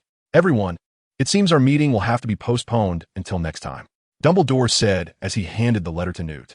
What's wrong? Frederick asked. Some things have happened at the school. I need to rush back to handle them. It's about Newt's grandson, Dumbledore replied. After reading the letter, Newt's brows furrowed tightly, and his eyes revealed a sense of urgency. This was the first time David had seen Newt's expression change in this room. Previously, he had been calm and collected, as if handling many significant matters. Well, all right then. Frederick nodded helplessly. I'm sorry, everyone. With that, Dumbledore and Newt hurriedly left the room and returned to Hogwarts, arriving at the infirmary where David was. After seeing this, David suddenly felt himself slowly rising into the air, and after a moment, he reappeared in the headmaster's office. How is it? Do you believe me now? It's not easy to alter memories to deceive you, and Newt can vouch for me, Dumbledore said with a smile. David was silent for a moment and then asked, Are you going out again? Dumbledore nodded. They need me, and I need to repay them. What about Voldemort? David looked at Dumbledore expressionlessly and said, Are you still planning to let him roam freely in the school? Continue with your plan? I will have Professor Snape keep an eye on him, Dumbledore nodded and said, I guarantee there won't be a single incident, otherwise, I will take matters into my own hands and abandon the previous plan. Really? You would truly abandon your plan? David's tone carried a hint of amusement. You are all equally important to me, believe me. David. And only through my plan can Voldemort truly die, Dumbledore said sincerely. David thought for a moment, casually glanced at Newt, and said, "All right, I'll trust you once more. I hope that by the end of your plan, Voldemort will be truly dead, not just occasionally popping up again. Rest assured, I assure you, he will be completely dead, and I can guarantee that with my life," Dumbledore said, his tone slightly strange at the end. David shot him a glance and said, "I have one more question. What if Voldemort gives up the Philosopher's Stone? What if he chooses to leave directly? After all, he is almost completely exposed now. He should be able to think of this, right? He won't leave. After all, he has invested so much." Dumbledore explained, "Moreover, after I leave, it will also ease his mind. His arrogance makes him believe that no one in the school can stop him, so he will continue." David nodded and said, "All right then, Professor, do you have anything else? If not, I'd like to leave first. My friends are still waiting for me." "Go ahead, David. I hope our trust can remain as it was before," Dumbledore said. Gazing at David, David glanced at him, took a deep breath, and reached out. "Fox, could you come over here?" Fox, who had been resting on the table, lifted its head at David's call, stood up, and flapped its wings to fly onto David's arm. "Professor, are you satisfied with this answer?" David stroked Fox and asked. A look of relief appeared on Dumbledore's face. "I hope there will never come a day when I call Fox, and he ignores me," David said softly. "Rest assured, Fox will always be your friend," Dumbledore said with a smile.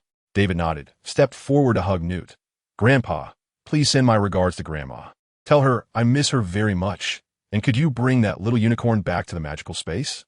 Newt patted David's head and mumbled, "All right, I will bring it back safely, and I've also helped treat those injured animals for you."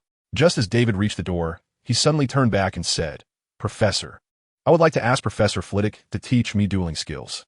Dumbledore was taken aback, then sighed and said, "I will speak to Professor Flitwick. He shouldn't refuse. However, David, I hope that while you pursue power, you do not forget the most precious things about yourself." "Of course, you needn't worry about that. I have many people around me reminding me of this," David replied, bowing slightly before turning to leave the headmaster's office, heading towards the Gryffindor common room. Just as he passed through the doorway, he heard several gasps. David, Harry, Ron, and Neville jumped up from the soft couch, their faces filled with surprise. Hermione, sitting in a chair, froze for a moment, then leaped over the sofa and threw herself into David's arms. "I'm fine." David gently wiped the tears from Hermione's face. "You didn't take me with you," Hermione said, choking on her words. "If it weren't for you bringing Professor McGonagall, I wouldn't have been able to get away so easily," David said with a smile. Ron and the others gathered around, and Hermione, realizing what she was doing, quickly shyly released David from her embrace. But she still stood closely beside him. "David, what exactly happened the night before last? Who killed the unicorn?" Harry asked curiously. "A man in black." David's eyes flashed with hatred. "Unfortunately, I didn't find out who he was." "Is that so?" Harry nodded.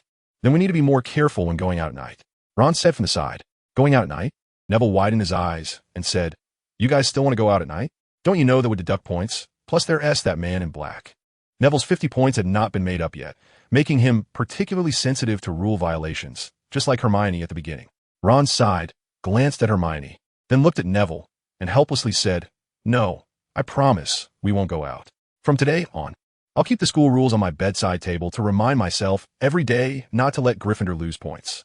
The rest of the group smiled, as the gloom brought by the man in black dissipated quite a bit. Sitting on the sofa, David said, "I want to invite Professor Flitwick to teach me dueling skills." "Do you all want to join?" "Dueling skills?" Ron exclaimed. "Cool, then I definitely want to join." "I want to go too," Hermione said firmly. Harry and Neville quickly nodded in agreement. Neville was a bit hesitant at first, but seeing everyone else wanting to go, he felt a bit embarrassed not to join. "Then it's settled. I'll go find Professor Flitwick to discuss a time another day. So what should we do next?" David leaned back on the soft sofa, smiling. "Let us go to the library to study," Hermione immediately said decisively. "Oh, Merlin S. Beard." Ron sighed dramatically. "Hermione, David just got out of bed, and you want him to go study. Is that appropriate? Right? He already missed a whole morning of classes," Hermione said, puffing up her cheeks. Ron shook his head and said to David, "David, let us play wizard's chess. I'll show you my notes for the class content." "Notes? You can still take notes?" Hermione glanced at Ron and then grabbed David's hand. Let's go. We need to study." "All right." David followed Hermione to the doorway and turned to Harry and the others. "Are you guys going to the library?" The group quickly shook their heads, afraid that David would call them over. "Okay then." David shrugged. How about coming back to play chess tonight? Walking down the corridor to the library, David turned and asked, "Was that on purpose?" "Of course." Hermione proudly raised an eyebrow. "I knew they wouldn't follow us." "You're quite clever," David praised. Hermione smiled, but suddenly felt downcast. "You know the identity of the man in black, right?" David pondered for a moment and nodded. "You can't tell me?" "I can't," David said seriously. "Is it because I'm too weak?" "That's one reason, I suppose," David rubbed his chin. "Well, how dare you call me weak?" Hermione said angrily, hitting David lightly on the arm. In the following days, Professor Quirrell continued to read from his textbook in class, as if nothing had happened.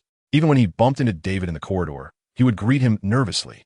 If it weren't for the inexplicable chill that rose within David whenever he saw Quirrell, he would have thought the man in the forest wasn't him. David absorbed the unicorn's magic and also gained the ability to sense others' malice towards him. The afternoon of the next day, in the corridor on the 8th floor, David was walking back and forth with Hermione and a few others, holding a note. The note was delivered to his pillow by Fox that morning. It read, "The room of requirement is opposite the giant troll tapestry in the 8th floor corridor. Focus on the space you need, and you'll get the room you desire." The handwriting was Dumbledore's. After walking past the tapestry 3 times, David saw a smooth door slowly appear on the wall across from him. David walked over, pressed down the doorknob, and gently pulled it open, revealing the scene inside. Ron and Harry rushed in to take a look. "This is amazing, David. Come in and see these things." Ron shouted excitedly as he wandered around the room. David glanced around inside. There were tall shelves in the corner filled with various magical instruments and books. "Hermione, Neville, you go in first." "I'll wait for Professor Flitwick at the door," David said. Hermione and Neville nodded and hurried inside, drawn by the wonders within. After a while, hurried footsteps came from one side of the corridor. David looked over and saw a short figure quickly making small steps towards him. It was Professor Flitwick. "I'm sorry. I'm late. I just had a class," Professor Flitwick said, panting. "It's all right, Professor. We just arrived as well," David said. Once Professor Flitwick entered, David gently closed the door, and the smooth door on the corridor wall immediately disappeared. Professor Flitwick scanned the room for a moment and smiled. "Oh, are there no chairs here? But it's fine. With only 5 students, I believe you can see me instead of just hearing my voice." Harry and the others immediately covered their mouths and laughed, the tension of starting a new lesson easing a bit. "All right, everyone quiet down." Professor Flitwick clapped his hands and said, "Now we officially begin the lesson. First, I'm very honored to have received Dumbledore's invitation to teach you a few dueling techniques." Professor Flitwick proudly said, "I will definitely teach you some useful things. I won the dueling championship when I was young." "The dueling championship?" Ron couldn't help but exclaim. "Professor, can you tell us about it? What was the dueling championship like?" Professor Flitwick waved his hand. "I'll tell you during the break. Let us start the class now." Ron nodded from the side. "Before we start the formal teaching, I want to ask you a question." Professor Flitwick looked around at everyone's faces and continued. "Why are you learning dueling skills? You should know that there is no dueling championship right now. You can't make a name for yourself through dueling." Professor Flitwick explained. "Are you learning for the future to join the Aurors or simply to pursue power?" David thought for a moment and was the first to speak. "Professor, I learned dueling skills to protect everything I love, my family, magical creatures, and my friends." David glanced at the others around him. "Very good, what about you?"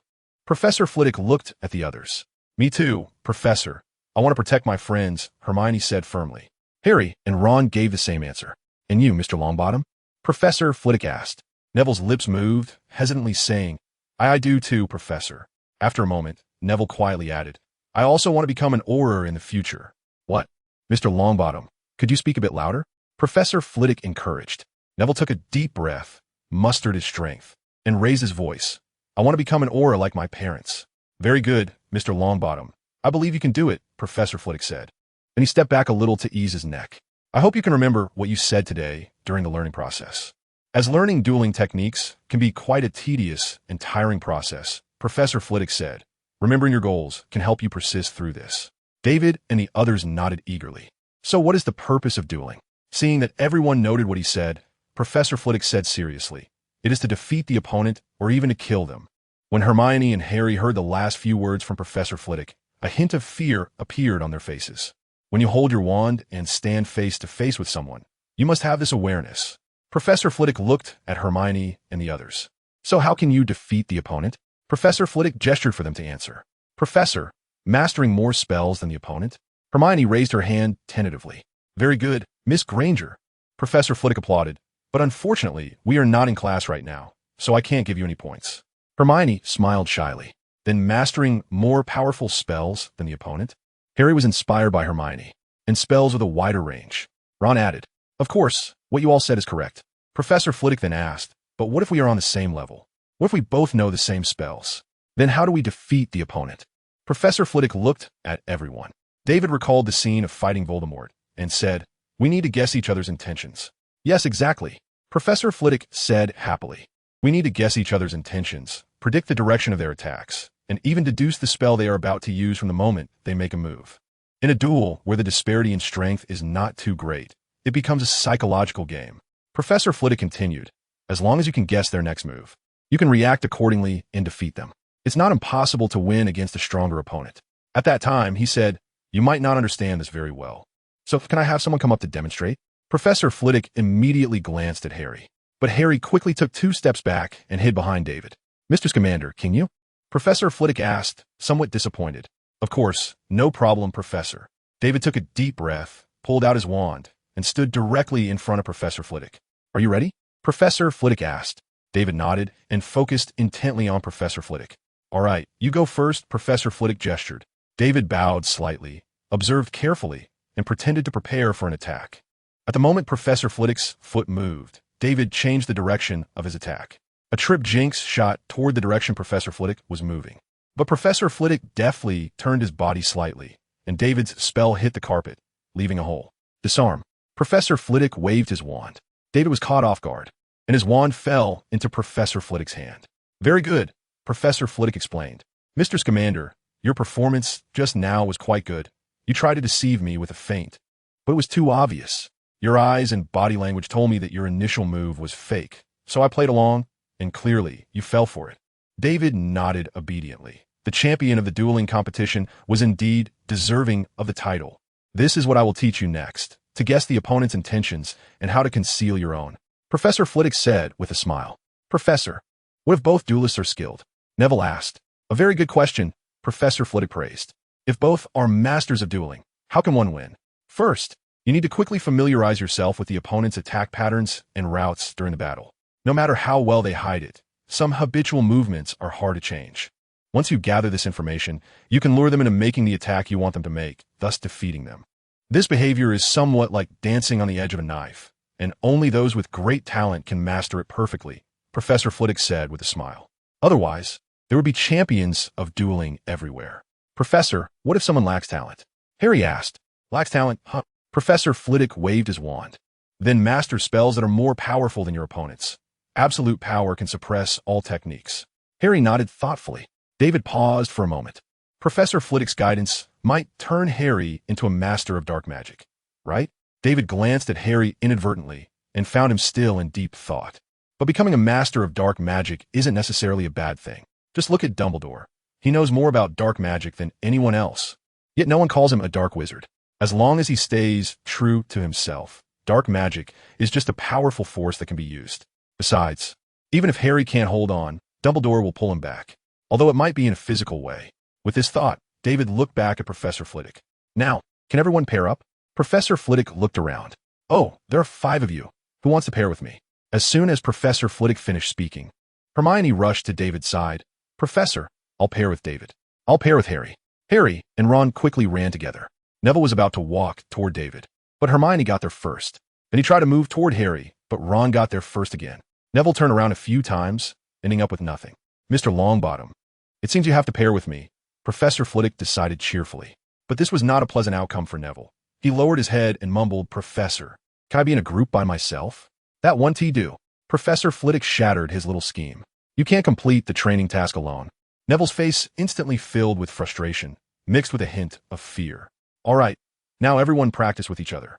During the practice, pay attention to the changes in each other's eyes, wrists, or toes before casting a spell, and see who can first determine the direction of the opponent's attack." Professor Flitwick called out, and the room immediately became lively. "Are you ready, Hermione?" David asked with a smile. "Uh-huh." Hermione nervously took a deep breath to calm her slightly trembling hands. "Did you go first?" David twirled his wand. "Okay." Hermione bit her lip, and her wand made a small arc. "Disarm." David stood still, not moving at all, and the spell slid past him. "Why aren't you moving?" Hermione said angrily. I clearly made a feint first. David chuckled. If you hadn't been staring right next to me, I might have believed you. Did I? Hermione thought for a moment and immediately said, I was clearly looking at you. How about I try? David raised an eyebrow. Fine. You go ahead. Hermione said defiantly, then stood ready, watching David. The moment David raised his wand, Hermione's body showed movement. During the descent of the wand, David's wand suddenly turned to the right, but quickly pulled back to the left, disarm. Hermione's wand flew to the ground. David couldn't yet make the wand that flew out land steadily in his hand, like Professor Flitwick. How did you notice that? Hermione's joy instantly vanished. You clearly tricked me at first. It was your eyes, David said with a smile. Although your body's slight movements kept hinting to me that you were about to move to the right, your eyes inadvertently glanced to the left, so I trusted your eyes. Hermione picked up her wand, irritatedly ruffling her hair. Let's go again. Now, it's my turn to attack. Okay, go ahead. As soon as David finished speaking, another spell flew past him. Is it my eyes again? I tried my best to control it this time. Hermione stomped her foot angrily. Not this time, David said. Then what was it? Hermione was slightly curious. Could it be that she was full of flaws? Ahem, I just didn't react in time, David said apologetically. Hermione was taken aback for a moment, then rushed over and punched David, proving that physical attacks are effective. Miss Granger, it's better to practice with your wand first.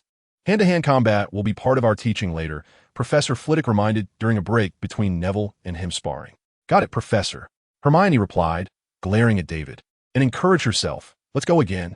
I will definitely succeed today. All right, go for it, Hermione, David encouraged her with a fist pump. Time flew by, and soon the day's classes were over. Hermione squatted down on the ground in frustration, while David stood beside her. Miss Granger, how about changing your practice partner for another day? Professor Flitwick asked. No need. Hermione stood up abruptly and said earnestly to David, I will definitely hit you. After saying that, Hermione rushed out. Professor, please excuse her. Hermione was a bit stimulated today, David murmured. Professor Flitwick nodded in understanding. How about you let her win once next time? David nodded seriously. David, aren't you leaving? Hermione suddenly turned around and asked. But the voices of Harry and Ron discussing caught her attention. Harry, I hit you 6 times today. Ron said happily. Didn't I hit you 2 more times than that? Harry scoffed.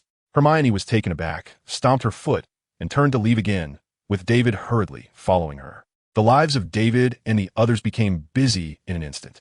Besides attending classes, they spent most of their free time at the Room of Requirement, undergoing training with Professor Flitwick. After some time, David was already able to touch the hem of Professor Flitwick's robes and had barely mastered the shield charm and some other offensive spells. As for Hermione, although her combat talent was not as good as David's, she also made significant progress. Under David's relaxed conditions, Hermione could barely hold her own against him. Harry also improved rapidly. From their initial back and forth, Ron had now become somewhat outmatched. As for Neville, David could hear Professor Flitwick praising him every day at the Room of Requirement. However, David had never seen Neville hit Professor Flitwick once. The professor keeps encouraging the master. In the midst of such busy days, Harry and the others seemed to have forgotten about the Philosopher's Stone. Every day when they returned to the dormitory, they simply lay in bed and fell asleep. The training continued until a week before the exams, when Hermione told Professor Flitwick that they needed to review for the exams. So Professor Flitwick halted the training. But this didn't mean that David and the others could relax.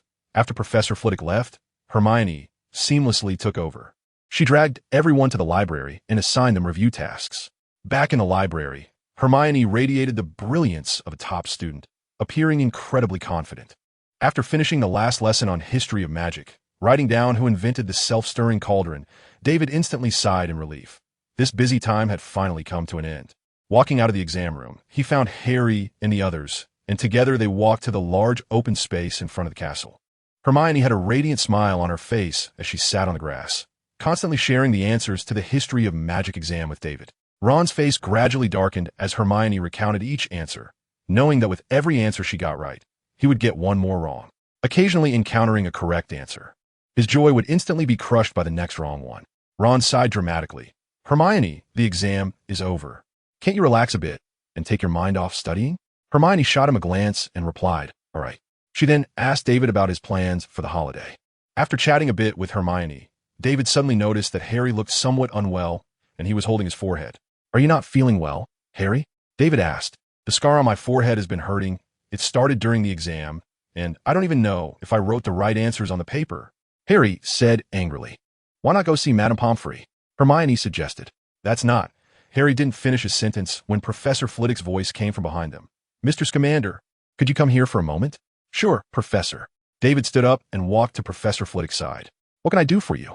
David asked. "Oh, it's nothing. I've developed a set of training equipment and wanted you to try it out," Professor Flitwick said, his gaze a bit unfocused. "Should I call Hermione and the others to join?" David frowned. No, it's not necessary. I'm not sure if those devices are safe. They're too weak." Professor Flitwick hurriedly said, lowering his voice for the last few words. "All right then, I'll let them know." David shrugged. After informing Hermione and the others, David followed Professor Flitwick to the 8th floor corridor and entered the room of requirement. Inside, it was completely different from when David had come earlier, evidently. Professor Flitwick had the room of requirement change its layout. David could see the scene inside through the large lights placed in the empty holes on the surrounding walls. A few humanoid stone statues holding bows and arrows stood coldly in the middle of the room. "Professor, what is this?" David pointed at the statues in front of him. "Oh, these were made for me by Professor McGonagall," Professor Flitwick said, pointing to a set of armor in the corner. "Go put it on. I'll demonstrate it for you." David nodded slightly, waved his wand, and the armor flew over. He reached out and put it on. "Ready? Then let's begin." Professor Flitwick stepped back to the corner and gently waved his wand. The statues in the middle seemed to be infused with life and instantly sprang to life. They twisted their bodies, shook off the dust, and then shot a glance at David before drawing their bows and shooting arrows at him. Professor Flitwick stood by, completely unfazed. "Dodge them, dodge them." Professor Flitwick shouted excitedly from the side. "It seems this armor not only protects me, but also draws the fire from the statues." David instantly understood the principle. As the arrows approached, David worked hard to shift his feet and twist his waist to avoid the arrows. Only when he had no other choice would he use his wand to deflect the arrows. The difficulty is about to increase. Just as Professor Flitwick finished speaking, the situation on the field changed. At first, David could prepare in advance based on the direction the arrows were coming from. However, seeing the arrows curve in the room and evade his spells, David knew the real challenge had arrived. He could no longer judge the direction from which the arrows were fired. He would only know where to dodge at the very last moment. It's all about reflexes now. This was getting a bit difficult. David took a deep breath, focusing intently on the arrows in the air. 1, 2, 3, 6. When he ducked behind the 6th pillar, David stumbled, and a clanging sound suddenly echoed around him. Arrows shot continuously at David. Fortunately, both the arrows and the armor were likely enchanted. The arrows would only hit David's armor and not other parts of his body. Otherwise, he would have several holes in him. How does it feel? Professor Flitwick called a halt to the statue and walked over to David's side. Catching sight of the statue no longer shooting arrows, David's legs went weak, and he collapsed to the ground, gasping for breath, sweat pouring out and dripping onto the floor, soon leaving an imprint of his body. "Very good. If I can perfectly dodge the arrows in the 2nd stage, then you shouldn't be able to hit me either, Professor," David said softly after catching his breath. "Haha, that's not guaranteed," Professor Flitwick said happily. "And there's more to come. Professor McGonagall and I have prepared much more than just this. Do you want to try again?" Professor Flitwick leaned down to look at David, like a child showing off a toy. David quickly shook his head. Just handling the 2nd stage is tough enough. If there's something even more powerful, that would just be asking for trouble. "All right." A hint of disappointment crossed Professor Flitwick's face as he took out a potion from his bag and handed it to David. "Drink this. It will help you recover faster. Otherwise, I don't know when you'll be ready for the next stage." David sighed heavily, got up, took the potion and gulped it down. A strong, bitter taste immediately filled his mouth, making David furrow his brow. "Bitter means it's more effective." Professor Flitwick patted David on the shoulder. "What theory is that again? I've studied with Professor Snape so many times. How come I didn't know?" David looked at Professor Flitwick with skepticism. "You're not doing this on purpose because I don't want to try the next stage with the statue, are you?" Under David's gaze, Professor Flitwick slowly turned his head away. What bad intentions could a professor have? After drinking the stamina potion for the 6th time, David leaned against the uneven wall, closed his eyes, and breathed heavily, recovering his energy. During the previous 5 times he drank the potion, David hadn't tasted any bitterness. Professor Flitwick had said he made improvements on the spot to spare David from suffering. Truly worthy of being a Hogwarts professor. TSK, such thick skin. Oh no, such skill. "Mr. Scamander, you can take off the armor now," Professor Flitwick said softly. "No more testing?" David raised his eyelids and looked at Professor Flitwick. "No, it's almost time." Professor Flitwick secretly glanced at the pocket watch in his bag. Then you should tell me why you brought me here, David asked. Professor Flitwick's eyes widened. What could there be? I just called you over to test my instruments. As he spoke, Professor Flitwick turned away, shaking his head. Isn't it time yet? David didn't believe Professor Flitwick's nonsense. Professor Flitwick did not respond, only gave a barely noticeable nod. Fine, David thought for a moment, continued leaning against the wall, and closed his eyes. Anyway, whatever he needed to tell him, Professor Flitwick would say it sooner or later. And although the potion could restore his physical strength, it did nothing for his mental fatigue. After a long period of intense training, David's head felt heavy, constantly urging him, sleep now, sleep now. Leaning against the wall, David quickly fell asleep. After a while, Professor Flitwick shook David's shoulder. When David opened his eyes, he saw Professor Flitwick standing beside him with a small box. Professor, what's this? David yawned. Dumbledore asked me to give this to you. Professor Flitwick handed the box to David. David frowned slightly, opened the box, and found a potion and a piece of paper inside. The paper read, David, Harry and the others have entered the trials for the Philosopher's Stone. The potion in the box will help you through the final challenge of the Black Flames. Take the potion and hurry over. This should just have entered the final challenge. Remember, if Harry can face Voldemort alone, do not help him. Also, do not tell Professor Flitwick about this. At the bottom, there was a hurriedly added note, scrawled and messy. David could barely make out. The magic of love means that Voldemort will be harmed if he touches Harry. After reading it, David crumpled the note tightly in his hand. Professor, aren't you worried about Harry and the others getting into trouble? You still want to keep me here. What does it say? Professor Flitwick asked curiously. Some tasks Professor Dumbledore instructed me to complete, David replied, putting the note into his pocket. Do you need my help? Professor Flitwick asked, not surprised. No, Professor. This is also a test of what I've learned during this time. David waved his hand. All right. Professor Flitwick nodded slightly. Professor, I'm leaving now. After saying that, David immediately got up and pushed open the door to the room of requirement. The dim little lights on the walls outside were already lit, and looking out the window, he could still see a few stars. It's 12 o'clock. Dumbledore told me I must deliver this to you by this time, Professor Flitwick said apologetically. I hope I didn't delay you. It's fine, Professor. After saying this, David hurriedly ran up to the 4th floor. As he reached the corner of the corridor, David waved his wand, making his figure disappear so as not to be discovered by Filch. Pushing open the wooden board that closed off the troll room, David saw the troll staring anxiously at the trapdoor below, roaring loudly, with a heart placed beside it. When it sensed someone had entered, the troll immediately charged in David's direction, its chains rattling. But the troll quickly stopped, having caught a whiff of David's scent. Have they all gone down? David closed the door and, dispelling his invisibility, asked softly. The troll whimpered, its 3 heads eagerly nodding toward the harp, then lowered its heads, falling silent. It meant that those people knew its weakness. It hadn't let them in on purpose. It's all right. Professor Dumbledore won't blame you, I promise. Now I'm going to stop them. David patted the troll's head, signaling it to move aside from the trapdoor. The troll immediately stepped back, clearing the entrance, and kept shaking its head, softly urging David to hurry down. This guy. David shook his head, skillfully opened the trapdoor, and slid down. The moment the devil's snare wrapped around David's body, he immediately waved his wand, and a jet of flame shot out from the tip, causing the devil's snare to gently lower him to the ground. As he walked down the corridor, he noticed that at the end was a wooden door, unlike the one before. Swarms of winged keys fluttered above it, and a few brooms were placed on the ground. This challenge is really half-hearted. Riding a broom to find keys? David observed for a moment and spotted a key that was different from the others. It had only one wing and flew unsteadily, incredibly slowly. The key flew closer. David muttered. The key trembled slightly and continued to fly as if nothing had happened. Was it under a counter curse? David frowned slightly, and a beam of light shot from the tip of his wand, hitting the key's last wing. Since it didn't want to fly, then let it fall.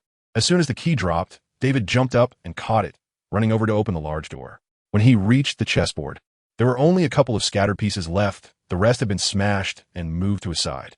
They were struggling to assemble their bodies. Taking this chance, David quickly ran off the chessboard. Just as he reached the door on the opposite side, he heard footsteps coming from within.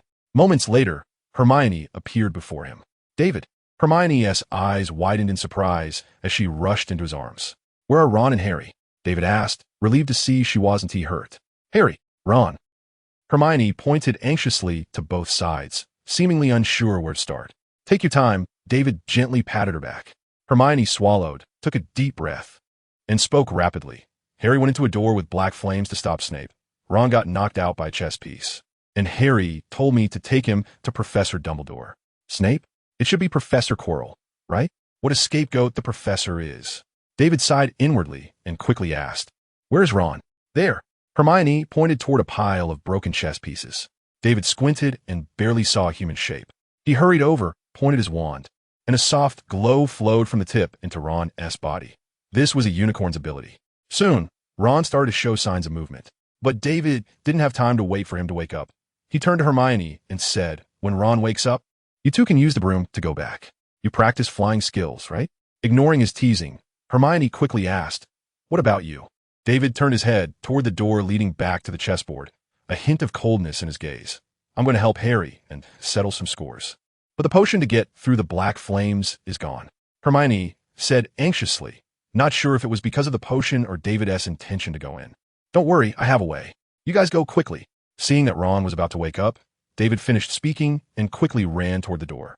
Passing through a room filled with the corpses of trolls, David stepped onto the stairs of the next door, and a wooden table immediately came into view, with flames rising on the doorframes in front and behind him. David walked over to the table, where 7 bottles were laid out. 2 had been moved, and the smaller one was empty. "Is this the black flame the professor mentioned?" David studied the doorframe for a moment before pulling out the potion and gulping it down. A chill immediately rose from his body, as if he had just swallowed a big chunk of ice, rolling down his throat. "Oh right, invisibility." David concealed himself, stepped forward, and entered the flames without feeling a hint of burning. When he passed through the flames into the next room, David realized this was the place where Dumbledore had brought him to see the mirror of Ariste. At this moment, Harry should have already gotten the Philosopher's Stone. He was lying on the ground, looking terrified at something ahead. Quirrell stood with his back to him. The scarf on his head had been removed. On the ground where the back of his head should be, a human face was growing strangely, and he had no nose. He did have hair, but it belonged to Quirrell. Harry and Voldemort were in a tense standoff, and no one noticed or cared about David, who had just intruded. After a quick glance at Voldemort, David quietly hid behind a massive stone pillar. "Harry Potter, give me the Philosopher's Stone." Voldemort's unpleasant voice echoed throughout the room. "You? What are you talking about? I don't know what Philosopher's Stone." Harry's voice trembled slightly. "Lies. You're still lying to me." Voldemort shouted angrily. "Give me the Philosopher's Stone, or you will end up like your parents, begging me for mercy on your knees as you die. You should cherish this little life they saved for you." "Liar." Harry shouted furiously and suddenly sprang up, running towards the door with the black flames. "Trying to run?" Voldemort's eyes narrowed, and Quirrell's arm raised. "Master, do you want to use your power?" Quirrell stammered. "Shut up. It's none of your business." Voldemort barked. As soon as he finished speaking, the scarf around Quirrell's neck shot out like a long snake and wrapped around Harry's neck, lifting him off the ground. "Give me the Philosopher's Stone." Quirrell backed away toward Harry, and the raspy voice of Voldemort came from the back of his head. Harry struggled to pull at the scarf around his neck, try to regain the right to breathe. If I hadn't come, wouldn't Harry be done for? I don't know where Professor Dumbledore got his confidence. Besides, it seems like Harry has forgotten everything Professor Flitwick taught him. Wait, how did Harry win in a world without me? Has his protagonist, Aura, disappeared? A series of questions flooded David's mind, but no one could give him answers. And there was no time to think. Otherwise, Harry Potter and the Philosopher's Stone could have been renamed. David took a deep breath and waved his wand. Stop. The scarf holding Harry immediately lost its magic and loosened, causing Harry to fall to the ground. Cough, cough. Harry lay on the ground, clutching his neck and coughing violently. Who is it? Voldemort roared. Master, who is he? Where is he? Quirrell asked repeatedly, his voice tinged with panic. Who do you think? David said as he twirled his wand. The ground beneath Voldemort began to crack, collapsing downwards. This was the ability of the earth-digging ferret, and it was even more powerful in David's hands. Voldemort quickly rolled aside to avoid the collapsing area. You again, this is the 4th time. Voldemort gritted his teeth. Where is he? I can't see him, Quirrell exclaimed. Shut up, he is invisible, but he can't hide from me, Voldemort said angrily.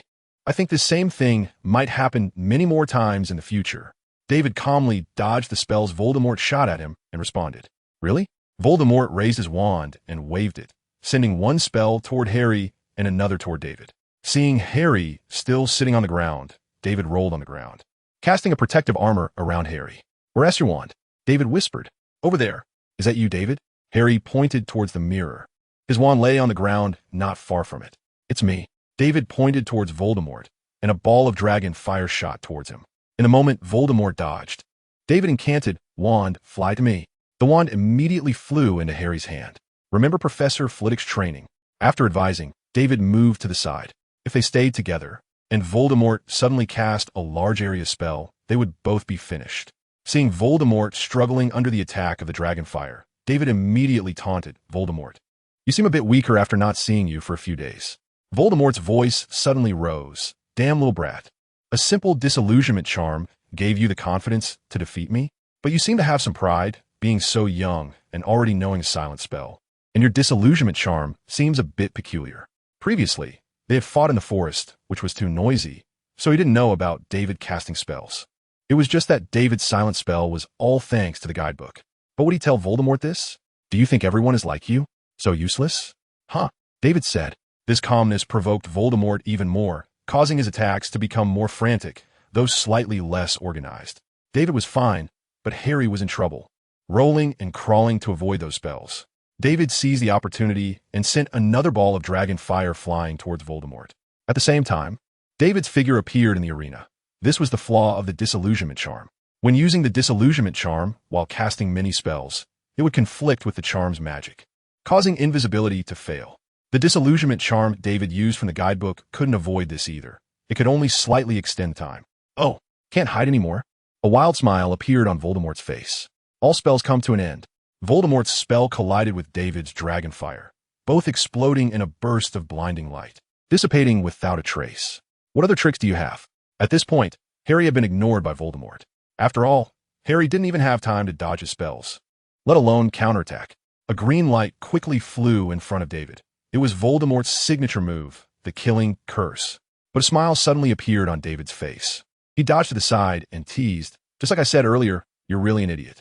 Voldemort's face turned pale with anger, just as he was about to retort. The ground he was standing on trembled again, the same magic David had used before. Voldemort had prior experience. He lightly stepped on a piece of ground that hadn't cracked yet, moving his entire body aside. "Do you think using this kind of spell repeatedly would hurt me?" Voldemort mocked. "Of course not," David replied with a broad smile. "But who said I wanted to kill you with it?" "Master! Master!" Quirrell suddenly shouted in terror. "What?" Before Voldemort could finish his sentence, a white figure flashed out from behind a stone pillar, catching a white afterimage in midair.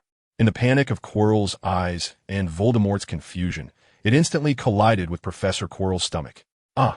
Ah!" Two screams rang out in the room as Quirrell's body flew out with Voldemort, crashing to the ground. From the very beginning, when David used the Earth Mole skill, he had summoned a unicorn. During the battle, David kept provoking Voldemort to attract his attention, while forcing him towards the place where the unicorn was hiding. If revenge was to be taken, it had to come by itself. Voldemort, or rather Quirrell, lay on the ground groaning, some crimson blood flowing from his body, spreading across the floor, seeping into the cracks of the stone slabs. His wand also flew to the side, landing under David's feet. The unicorn stood at a distance, blood dripping from its horn, flowing through its white fur, dropping onto the ground and splattering around. "How about it? Do you have anything to say?" David said coldly. "If it weren't for this body being too weak, do you think you would be my opponents? I would have torn you to pieces long ago." Voldemort roared with anger. Quirrell lay on the ground, with Voldemort's face turned towards the ceiling. At this moment, he was straining to raise his head, wanting to see David's face. But Quirrell's already weak body, after the previous collision, found it difficult to move. David sneered. "Wait until you have a body to say those words? Parasite?" Voldemort let out another roar of anger. "Actually, if you hadn't killed the unicorn, I wouldn't have bothered to deal with you," David said. "Speaking of which, I have to thank you. You made me realize the importance of power." David controlled the unicorn to walk over to Voldemort and kicked him hard. Quirrell let out a painful howl, while Voldemort gritted his teeth, staring at the stone ceiling. "David, you defeated Voldemort?" A dust-covered Harry approached David, incredulously saying. David lowered his wand, which he had prepared to kill Voldemort, and said to Harry, "It's just that he is too weak now. In his prime, Voldemort would not be my match." David was self-aware and didn't get carried away just because he defeated a severely weakened Voldemort. But he is Voldemort. Harry looked in astonishment at Quirrell's twitching body on the ground and Voldemort's face. Hearing David and Harry's words, a trace of pride flashed across Voldemort's face. Just as he was about to speak, David glanced over, commanding the unicorn to kick him again, interrupting what he wanted to say. I understand, you want to concede, but I don't want to give you that chance, David said as he looked down at him. Voldemort's red eyes widened immediately, emitting a terrifying light. Moreover, David could see his nostrils without squinting. In extreme anger, Voldemort's long nostrils widened considerably. Unfortunately, he only had nostrils. There was still no nose. Extreme anger couldn't make one grow a nose, just like math. If it doesn't work, it doesn't work. David pointed his wand at Voldemort's face. Goodbye, Voldemort. Voldemort glared at David coldly for a moment before suddenly bursting into a cackling laugh, the sound echoing throughout the room like a duck's quack. David suddenly felt a chill run down his spine, sensing a hint of danger, and quickly pulled Harry back a step. No, don't, Master, don't do this. Quirrell suddenly shouted in terror. The next time we meet, I will definitely kill you. Voldemort twisted on the back of Quirrell's head, and judging by his posture, he seemed to want to come out from Quirrell's body. Master, please don't do this or I will die. Tears streamed from Quirrell's eyes as his body gradually withered, as if blood was being drained from him. You useless piece of trash. If it weren't for you, I wouldn't have to suffer these humiliations. Voldemort said in a deep voice, his face already protruding significantly on the back of Quirrell's head. You didn't say that, weren't you saying this to me earlier? Quirrell's voice grew softer until it disappeared, and at the same time, his body stopped struggling. Voldemort's face burst forth from Quirrell's body, transforming into a mass of black mist in the air. You both deserve to die. If it weren't for you, I would have succeeded long ago. The black mist swirled for a moment, forming Voldemort's face, which scanned David and Harry with his hollow eyes. I will kill you both sooner or later. After saying this, Voldemort led the black mist towards David. A thought surged in David's mind. It couldn't be good for him to charge through. Instinctively, David dodged to the side. However, Harry stood frozen, mouth agape, his face filled with anguish. Harry! David shouted and rushed back. David's speed could not match the flying Voldemort, and he barely reached Harry after Voldemort had passed through his body. Harry's eyes suddenly lost their spark, and he slowly fell back. David quickly reached out to catch him. Voldemort roared angrily as he flew out through the black flames. After a while, the black flames near the exit disappeared, and footsteps could be heard. The first thing to enter was a wrinkled hand holding a wand, followed by the person stepping fully through the doorframe. Professor, David called as he looked up. I'm sorry. I couldn't hold him back, Dumbledore said, but there was no trace of regret on his face. You never intended to keep him, did you? David shot him a glance. If Dumbledore truly wanted to keep Voldemort, after preparing for so long, how could he let him leave? Dumbledore smiled slightly, but remained silent. Is Harry okay? At the last moment, he seemed to be petrified, standing still as Voldemort passed through him, David asked. Harry lay in David's arms, breathing fairly steadily, though the look of terror on his face had yet to fade. So David wasn't particularly worried. Don't you understand? Dumbledore immediately asked. David was taken aback and replied, Was this covered in class? I'll explain it to you later, Dumbledore said as he crouched down to observe Harry. Can't you do it now? David inquired. If you want to hear me lie, then I can. Dumbledore paused before continuing. David, if you hadn't come, could Harry have dealt with Voldemort alone? The image of Harry being suspended in the air by Voldemort flashed in David's mind, and he said, I don't think so. He didn't even dodge Voldemort's first spell. Upon hearing David's words, a hint of doubt crossed Dumbledore's face. He moved his lips, but David couldn't hear what he was saying. What did you say? David looked towards Dumbledore. David's voice pulled Dumbledore from his thoughts. He calmly replied, It's nothing, just a small matter. David raised an eyebrow slightly. Professor, this was Harry's first battle. It's normal for him to be a bit off. Of course, Dumbledore smiled slightly. All right, let's go back. I think Harry needs Madame Pomfrey even more now. Oh, and this one, Dumbledore said as he took Harry, and just as he stood up, he noticed Quirrell on the ground. Voldemort had completely drained his life force, and Quirrell had turned into a pile of dry dust. A hint of regret flashed in Dumbledore's eyes. He was also my student, a talented child. I just couldn't guide him properly, leading him down a path of no return. Dumbledore said regretfully. David patted Dumbledore's arm, but said nothing. Dumbledore sighed. Can you hold Harry for a moment? David nodded and took Harry. Dumbledore took out his wand, flicked his wrist, and the stone slab Quirrell lay on began to float, expanding, lengthening, closing in, and transforming into a stone coffin. Then the ground shifted, cracking open from both sides to form a crevice, and Dumbledore directed the coffin to descend. Afterward, the ground closed up, returning to its original state. Let's go. Dumbledore said softly as he carried Harry. By the way, how did Harry get the Philosopher's Stone? David asked curiously as he walked behind Dumbledore. Oh, that was a little understanding between Harry and me, Dumbledore said slyly. Dumbledore carried Harry ahead, and David struggled to keep up with his pace. As they approached the Devil's Snare, David didn't see how Dumbledore moved, but a massive intense fire appeared above them. The vines of the Devil's Snare twisted slightly as they were scorched by the flames and quickly retracted to the dark corners that were not illuminated. Then the stone slabs on the floor made a few sounds, and David quickly stepped back. The slab beneath his feet, along with the one in front, slowly floated into the air, forming a set of stairs that extended to the trapdoor. Be careful, they might be a bit bumpy. Dumbledore reminded him as he stepped up first. David placed his foot on the slab, which swayed slightly up and down like a board laid on a lake's surface. David cautiously took each step, ensuring his footing remained in the center of the slab. Otherwise, it wouldn't be good if he ended up falling down the stairs and breaking a bone instead of getting hurt fighting Voldemort. After climbing the stairs, David let out a gentle sigh. When he slid through the chute under the trapdoor, Dumbledore was already waiting for him at the entrance. Fluffy was curled up in a corner, its 3 heads trying to hide under its paws. Sensing David's presence, Fluffy quickly lifted its head and barked twice at David, its tongue sticking out in a friendly manner.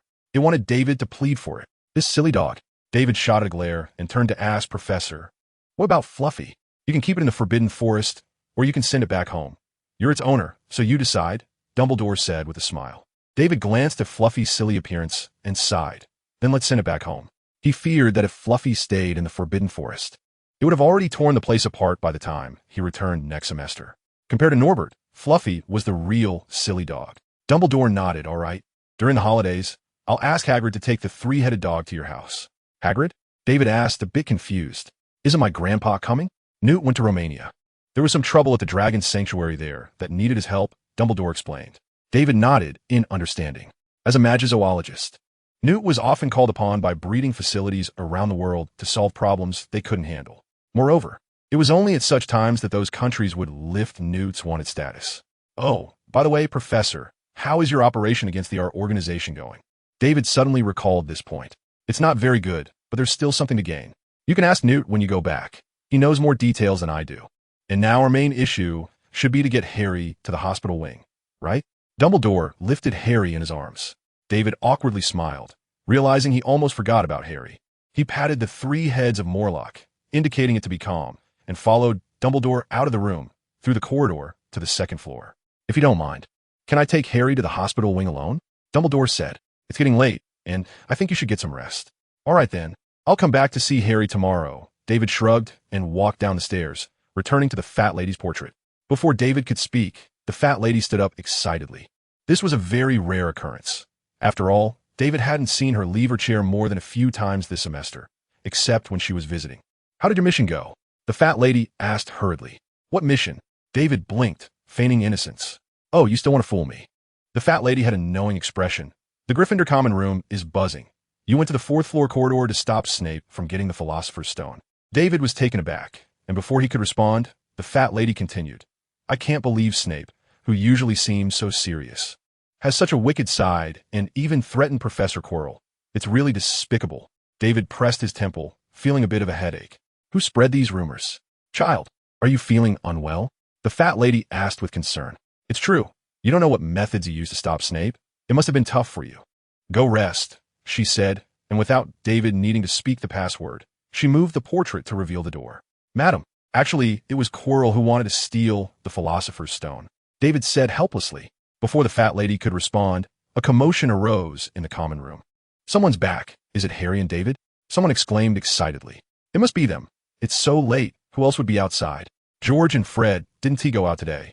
Another responded.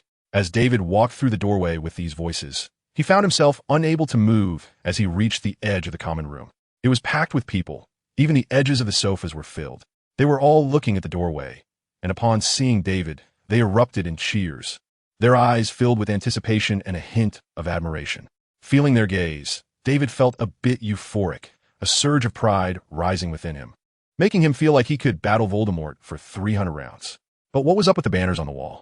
David couldn't help but twitch the corners of his mouth. Numerous bright red banners hung on the surrounding walls, with messages like, Snape is going to Azkaban, did you know? Cheer for Gryffindor's victory, commemorating the 0th day since Snape's departure. I said from the start, Snape is not a good person. The prophet? Solid evidence, got him. Among these banners, one stood out particularly. It was much larger than the others, and the words were shimmering, clearly made by a fan. It read, "Need a stinky egg? Just one galleon, and you can experience unprecedented fun on the way to send Snape off, with an Imperial-like enjoyment." Below this line was a slightly smaller text. "For inquiries, please contact George or Fred. Limited stock. First come, first served." How much do Snape's students hate him? David silently sighed to himself. Make way, Ron shouted, squeezing through the crowd with Hermione, Neville, George, and Fred to David's side. "Great job," Fred said, patting David on the shoulder. "It's just a pity you didn't take us along." George shook his head. "Otherwise, you wouldn't have come back so late." Fred added, "The two of us could have taken Snape down easily." George raised an eyebrow. "But if he begged for mercy, we might consider going easy on him." Fred's words drew laughter from everyone. "By the way, where's Harry?" Ron quickly asked as he interjected during Fred's and George's banter. "Huh," David was about to say when he heard the portrait behind him swing open again. "Has Harry woken up?" David quickly turned to look. After a moment, no one appeared, only a piece of paper fluttering in. It floated to the center of the room and folded itself into a mouth. "I'm glad you two decided to let me off easy," came Snape's flat voice from the mouth. "Gryffindor has lost 100 points due to your mercy and your commotion." After delivering his message, the paper mouth shook and turned to ashes. "How could he do that?" Hermione said, fuming. After David shared the real story without mentioning Voldemort, everyone immediately expressed their disappointment with an "oh," greeted David, and most dispersed. Clearly, Quirrell was more popular than Snape in Gryffindor. Soon, only Hermione, Ron, and a few others remained in the common room. Ron curiously asked, "Was it really Quirrell? I don't see him as a bad person, and he was so timid. Always so friendly when he met me and Harry." "Of course it was him," David shrugged. "If Quirrell wasn't a good actor, how could he fool the other professors? But he was forced into it." "Guess who? The Dark Lord?" Hermione immediately said. David nodded. "That's right, Voldemort." "Oh, David, you could have just said the Dark Lord. We all know who he is." Ron and Neville's faces showed a hint of unease at the mention of the name. "He's just a mass of dark mist now. Even if you set up a stage in the busy market to curse him, he can't do anything to you." "No need to be afraid," David reassured. But Ron and Neville's expressions didn't improve much. Clearly, their fear of this character, who had been the protagonist in their childhood horror stories, wasn't easy to overcome. David had to change his wording and referred to him as the Dark Lord, finishing the story of what happened after his arrival. "All right, for the rest, you'll have to ask Harry tomorrow morning," David said. "David," Ron suddenly leaned closer. "Are you saying you defeated the Dark Lord?" "To be precise, it was a super weakened version of Voldemort," David corrected. "But that was still the Dark Lord." Ron looked David up and down, slowly asking, "Do you think after training with Professor Flitwick, I could defeat him like you did? From my professional perspective of having defeated the mysterious man." David stroked his chin and glanced back and forth at a few people for a moment. "I think you all can do it. Your potential is much greater than Voldemort's." "Really?" Ron seemed to take David's words seriously. He fantasized for a while and inexplicably said, "David, when the time comes, you can have as much chocolate as you want." Clearly, he was already imagining scenarios of overpowering Voldemort in the future and how to celebrate after defeating him. David and Hermione exchanged a glance, both revealing a slight smile. "You're not hurt, are you?" Hermione asked softly, sitting next to David. Although David spoke lightly, she could understand the dangers just by thinking about it. If David were careless, then it would be game over. A blanket thrown over him, and the whole village. Oh no, the entire Hogwarts would be waiting for a feast. "It's really nothing." David showed Hermione a bit, then continued, "Besides, if even you can't hurt me, can Mysterious Man?" Hermione shot David a glare, but the smile in her eyes couldn't be suppressed. "All right, go rest. Tomorrow we'll go see Harry early," David said, pretending to yawn. Hermione nodded, got up, and cheerfully said good night to everyone before bouncing back to the girls' dormitory. David also led Ron and Neville back to the dormitory, but Ron was still quite excited. He couldn't sleep at all and kept pulling Neville next to him to talk about his dreams for the future. It wasn't until Neville couldn't take it anymore and started softly snoring that Ron finally quieted down. At that moment, the busy and noisy Gryffindor Tower finally settled down. The next morning, Ron dragged David and the others to the hospital wing, but Madame Pomfrey wouldn't let them in no matter what. It was only after Harry and Hermione's joint pleas that she allowed them to enter for 5 minutes. However, 5 minutes was barely enough. Ron and Harry spent almost 3 minutes expressing their emotions upon seeing each other. So they pretended to forget Madame Pomfrey's warning and quietly hid behind the curtain to listen to Harry tell the rest of the story. When Harry mentioned that David had come in and was busy, Madame Pomfrey finally took a breather and walked over to Harry's bedside with a cup of dark potion. As soon as she pulled back the curtain, she saw a few little guys hiding inside, and Harry, who was excitedly waving his arms on the bed and not resting properly. A flicker of anger crossed Madame Pomfrey's face as she waved her wand, and a feathered duster flew into her hand from distance.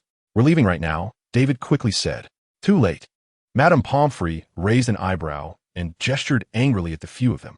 David and the others immediately scattered like birds, running out of the hospital wing while dodging the feather duster. "You're not allowed to come back today," Madame Pomfrey shouted at the entrance of the hospital, waving the duster angrily. "Madam, we were wrong. Please don't be angry. You look much prettier when you smile," David called out from a distance. Madame Pomfrey raised her feather duster again, but the anger on her face had clearly dissipated a lot. Seeing this, David and the others quickly walked to a small courtyard on the first floor, sitting in a row on a low step. "What should we do next? Do you have any plans?" David said lazily, enjoying the warm sunlight. "How about a game of wizard chess?" Ron immediately suggested. David sighed. "Is your world just wizard chess?" Ron chuckled. This was his game with the highest win rate, so of course he suggested playing it. "How about a game of exploding snap?" Neville tentatively said. "Exploding snap?" Hermione blinked. Clearly, as a top student, Hermione had devoted all her time to studying and hadn't figured out the wizard's entertainment activities even after so long. "It's a fun card game with many ways to play," David patiently explained. "Today we can start with a simple one. How about you two go get the cards? Hermione and I will wait for you on the grass in front of the castle." David turned to ask Neville and Ron. "No problem," Ron said before pulling Neville away. David stood up and strolled with Hermione to the grass in front of the castle. He bent down and touched the grass, which was hot from the sun, clearly. They couldn't sit directly here and needed to find a shady spot. David looked around and suddenly caught sight of the black lake in the distance. David's eyes lit up. "Hermione, do you want to see an interesting little creature?" "Is it far?" Hermione asked. "Not far, it's right in the black lake." David pointed to the reeds swaying in the breeze ahead. Then, "Okay," Hermione nodded. "Wait for me a moment," David said, then jogged to Hagrid's hut to get a bag of fish jerky. He had finished all of his own with Mrs. Norris. After returning, David led Hermione through the reeds to the edge of the black lake. The lake sparkled like a black gemstone under the sunlight, and with the reflection of the reeds beside it, it was adorned with a layer of beauty. The surface of the lake was tranquil, and after a long time, a fish would surface, snapping at the tiny bugs on the lake surface, creating ripples. David pinched some fish jerky from his bag and sprinkled it on the lake surface, causing small particles to drift around, enticing the creatures inside. "What's in there?" Hermione asked, her eyes wide with curiosity as she watched the fish jerky floating on the lake. Before long, some dark fish about the length of an arm shot up from the bottom of the lake. "Is that them?" As soon as Hermione finished speaking, the black fish, which had just opened its mouth to swallow the fish jerky, paused, flicked its tail, and instantly disappeared from her sight. Hermione was startled and was about to look up to ask David when she heard him say, "Watch closely, they're coming." The surface of the lake rippled, and some bubbles emerged as several green Grindylows swam up from the bottom, using their hands to stir the water. "What are these?" Hermione frowned slightly and instinctively took a step back. The ugly appearance of these creatures frightened her.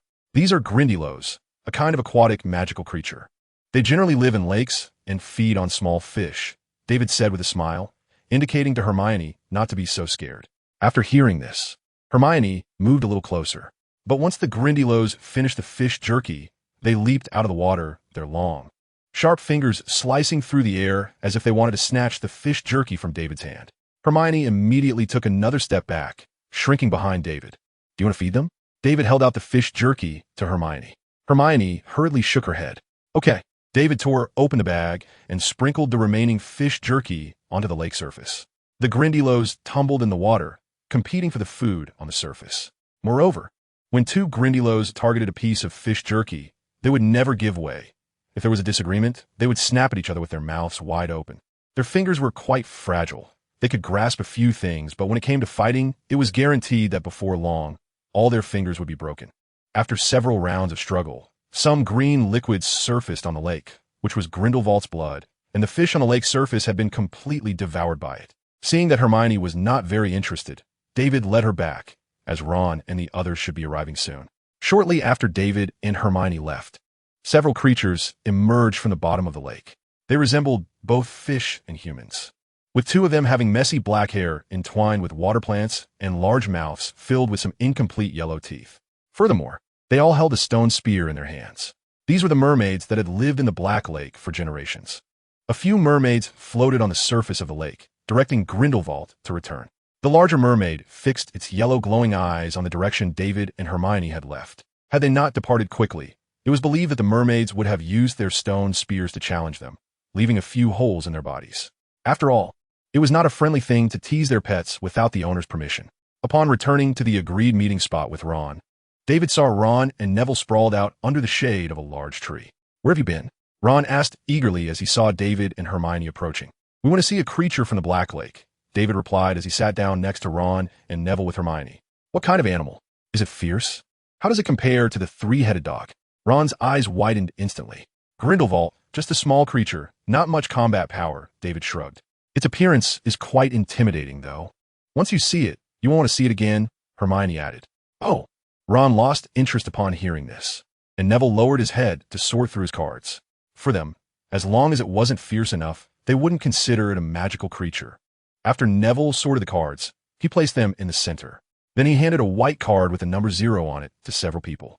David tapped his wand on the card, and it automatically split into 4 piles, flying in front of Hermione and the others. "I'll go first. Then everyone plays 1 card in clockwise order," David explained to Hermione.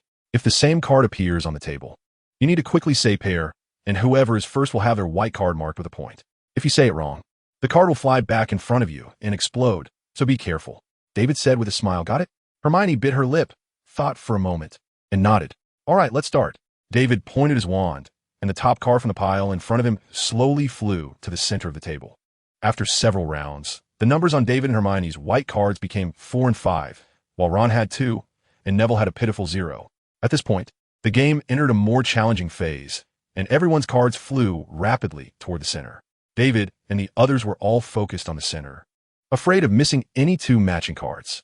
"Pair!" Neville suddenly shouted excitedly, but his face quickly dropped. He had made a mistake. The card that had just flown out featured a knight on horseback, twirling a spear and pointing it towards Neville. The card quickly flew over.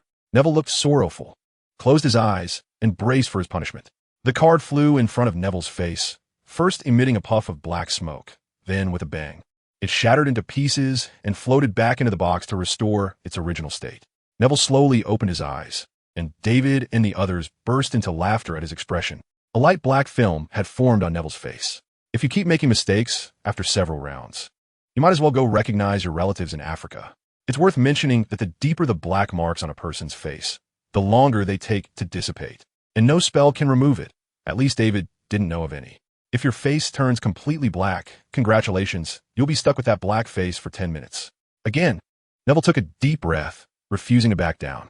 Another card flew out in front of him. Then Ron's card also flew out, and when it flipped over, David saw that it was exactly the same as Neville's. "Pair!" David just started to speak when Ron shouted loudly, "Pair!" His white card changed to 3. "Thank you, Neville." Ron instantly broke into a wide grin. After the last round of cards, the numbers on David's card became 10, Hermione's was 8, Ron's was 6, and Neville, despite winning a few rounds at the end, still ended up last with 4. Moreover, aside from David, the others had some black marks on their faces. In the final stage of the game, they all became aggressive in snatching points, leading to continuous mistakes. David, relying on his accumulated advantage, calmly watched their faces turn increasingly black, reaping the benefits. "You guys lost," David said with a smile, and quickly distanced himself from them. Hermione had not yet reacted when the pile of cards in the middle flew up. These were the leftover single cards they had failed to call or had called incorrectly. The cards swayed in the air for a moment before splitting into 3 piles, with the one facing Neville being the thickest. "These cards will explode in front of us too?" Hermione exclaimed with wide eyes, speaking hurriedly. "Of course, the losers will definitely face some punishment." David's face was beaming with a bright smile. It was the privilege of a winner. As Hermione saw the cards approaching her, she quickly glanced at David. Then, just as the cards reached her, she suddenly lunged into David's arms, burying her head. The cards immediately changed direction, arriving in front of David, and with a bang, they exploded into a flurry of paper flowers. Once the sound ended, Hermione lifted her head to look at David's dark face and burst into laughter. That evening, the sun dyed the clouds at the horizon a brilliant red. Harry, having received permission from Madame Pomfrey, happily ran down the stairs toward the Great Hall. However, as soon as he entered the Great Hall, he stood there in shock, rubbing his eyes in disbelief. It seemed as if someone was singing in his ear. The sky is blue, and outside the window are 1,000 paper cranes. In front of Harry, hanging above the Great Hall, were Slytherin's banners and flags, creating a fresh green sea. The Slytherin long table was filled with students, most of whom held their heads high, looking disdainfully at the other houses. They were about to win the House Cup championship again for the 7th consecutive time, and they had every reason to be proud. What happened? Didn't we have a few more points than Slytherin yesterday? Harry stared wide-eyed at everything before him, as if it were all a dream, as if he hadn't woken up yet. Harry rubbed his eyes again forcefully and turned to closely examine the scoring hourglass set aside. The Gryffindor hourglass was significantly shorter than Slytherin's and only slightly more than Hufflepuff's. They not only lost first place, but had also dropped to third. I must still be dreaming. How could we lose 100 points overnight? Harry kept hypnotizing himself in his mind, and he noticed that the scene before him was becoming increasingly unreal. Just as Harry felt he was about to wake up from the dream, he heard Ron's surprised shout, "Harry, over here, over here."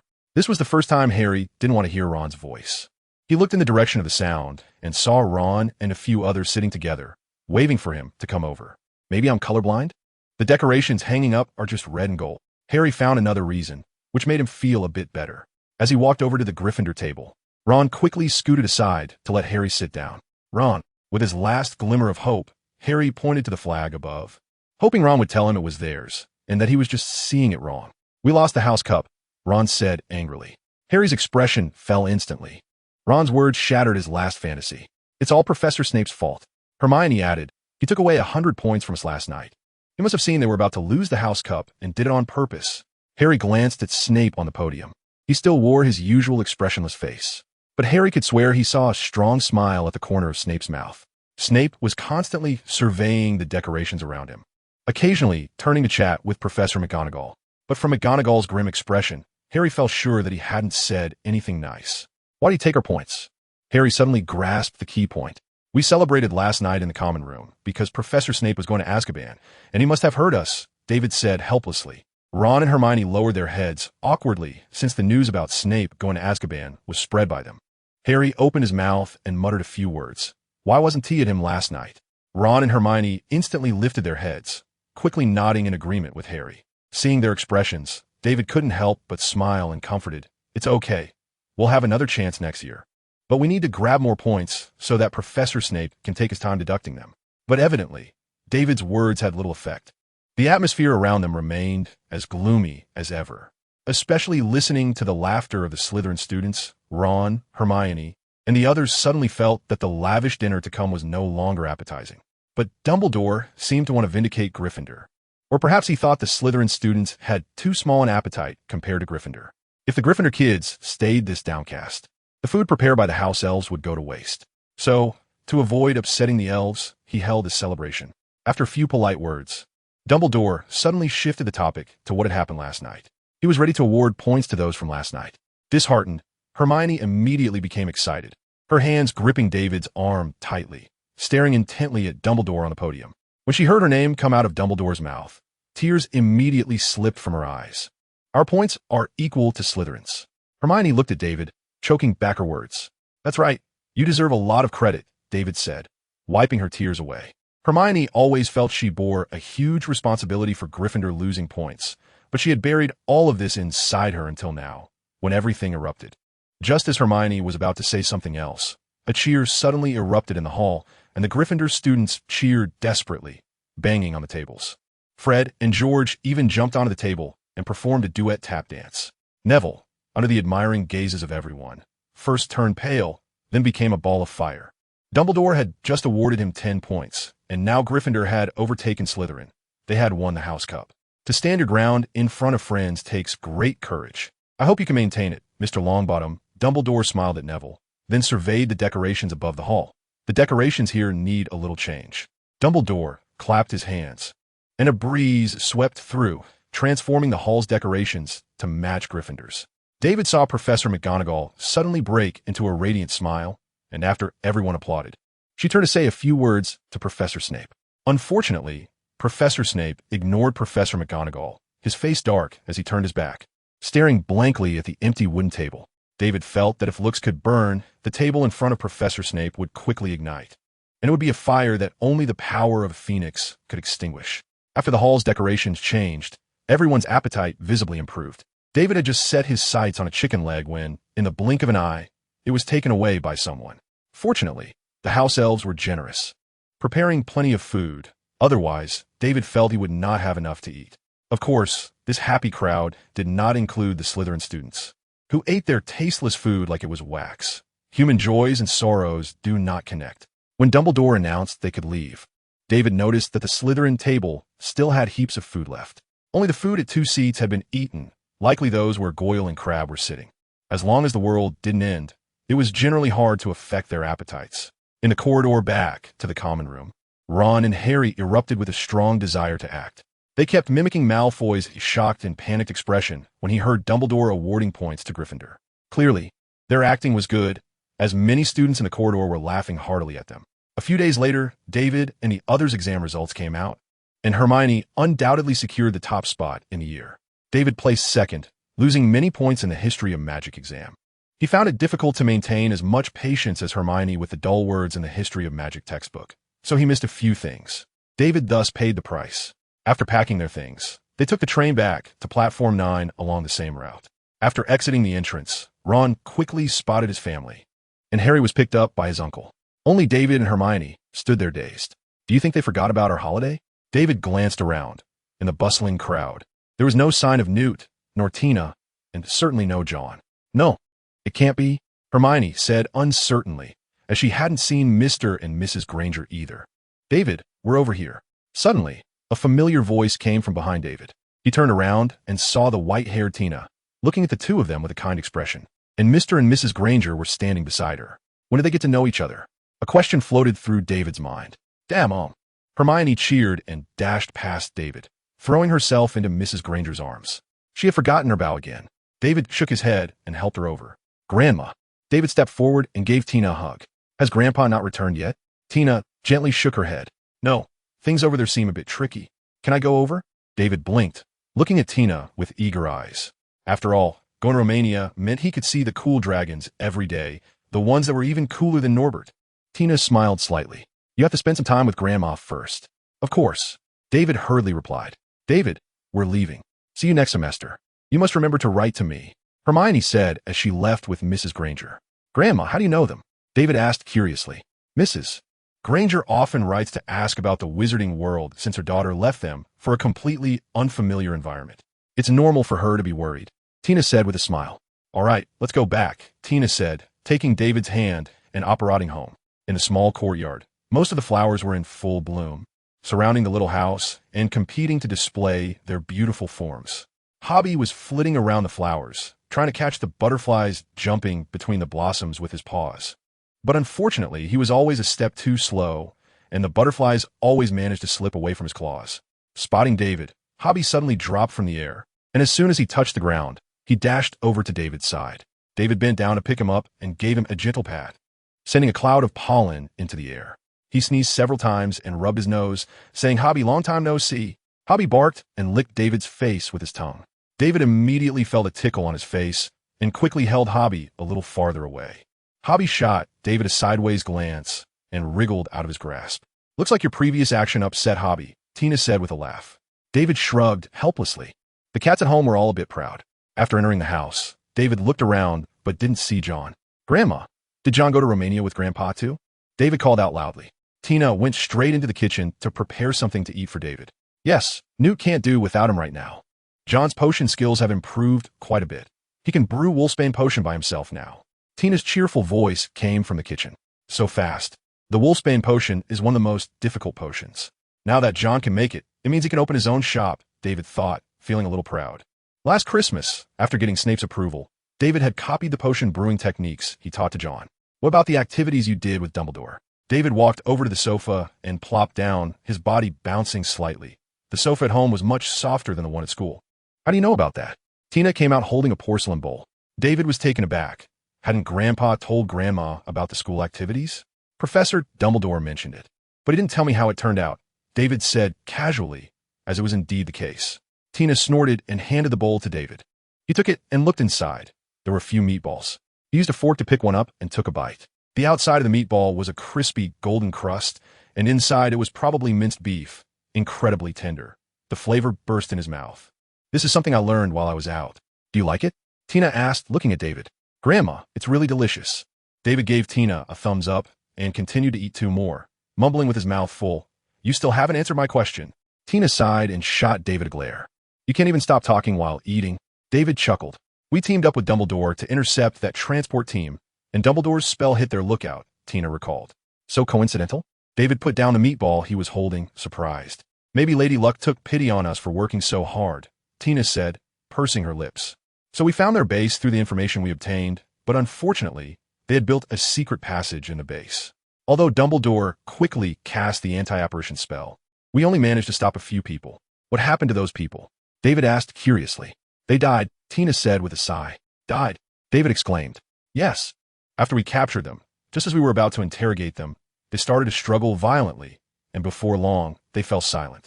They must have been cursed to prevent them from revealing anything about the base, Tina frowned. But then we gained nothing? David said. Not exactly. We did have some gains. Tina smiled.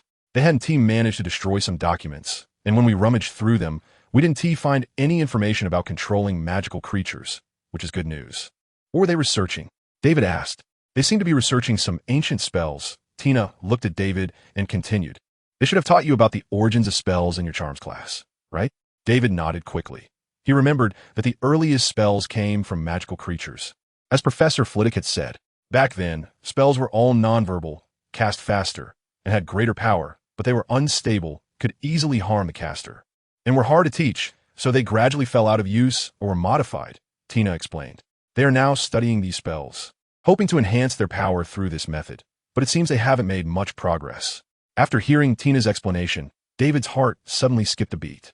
What Grandma said sounds so much like my compendium. The power given to me by the compendium is the ultimate research goal of our organization. David leaned back on the sofa, thoughts swirling in his mind, until he recalled the scenes he had seen in Dumbledore's memory and what Newt had said. The people from our organization might have already started their experiments. Was Grandpa wrong in his judgment? If they had already begun, how could they be just starting out now? David, do you have any other questions? Tina noticed David sitting there in a daze and asked, Grandma, does our organization have other bases? David came back to his senses. Tina's lips curled into a bitter smile. In my and your grandfather's opinion, they should have, but ever since we destroyed that base, they seem to have vanished without a trace. We haven't found any clues. So some people speculate that they only have that one base. But in any case, we can finally take a break for a while. If we keep being this busy, my old buddies will start protesting against me.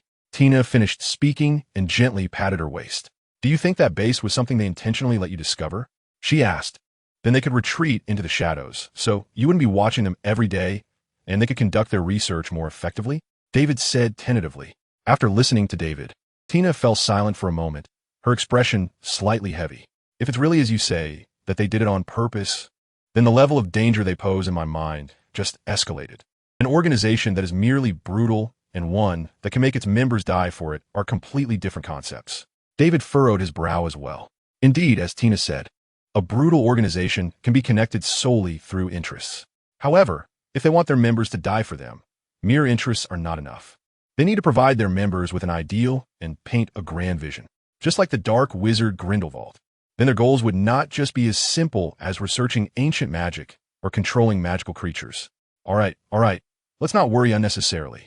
It's not your concern right now, Tina said, tugging at David's brow to smooth it out. At least it's not something you need to worry about now. David smiled slightly and nodded at Tina. Do you want to go see the little unicorn? Tina asked with a smile. How has it been in the magical space? David immediately inquired.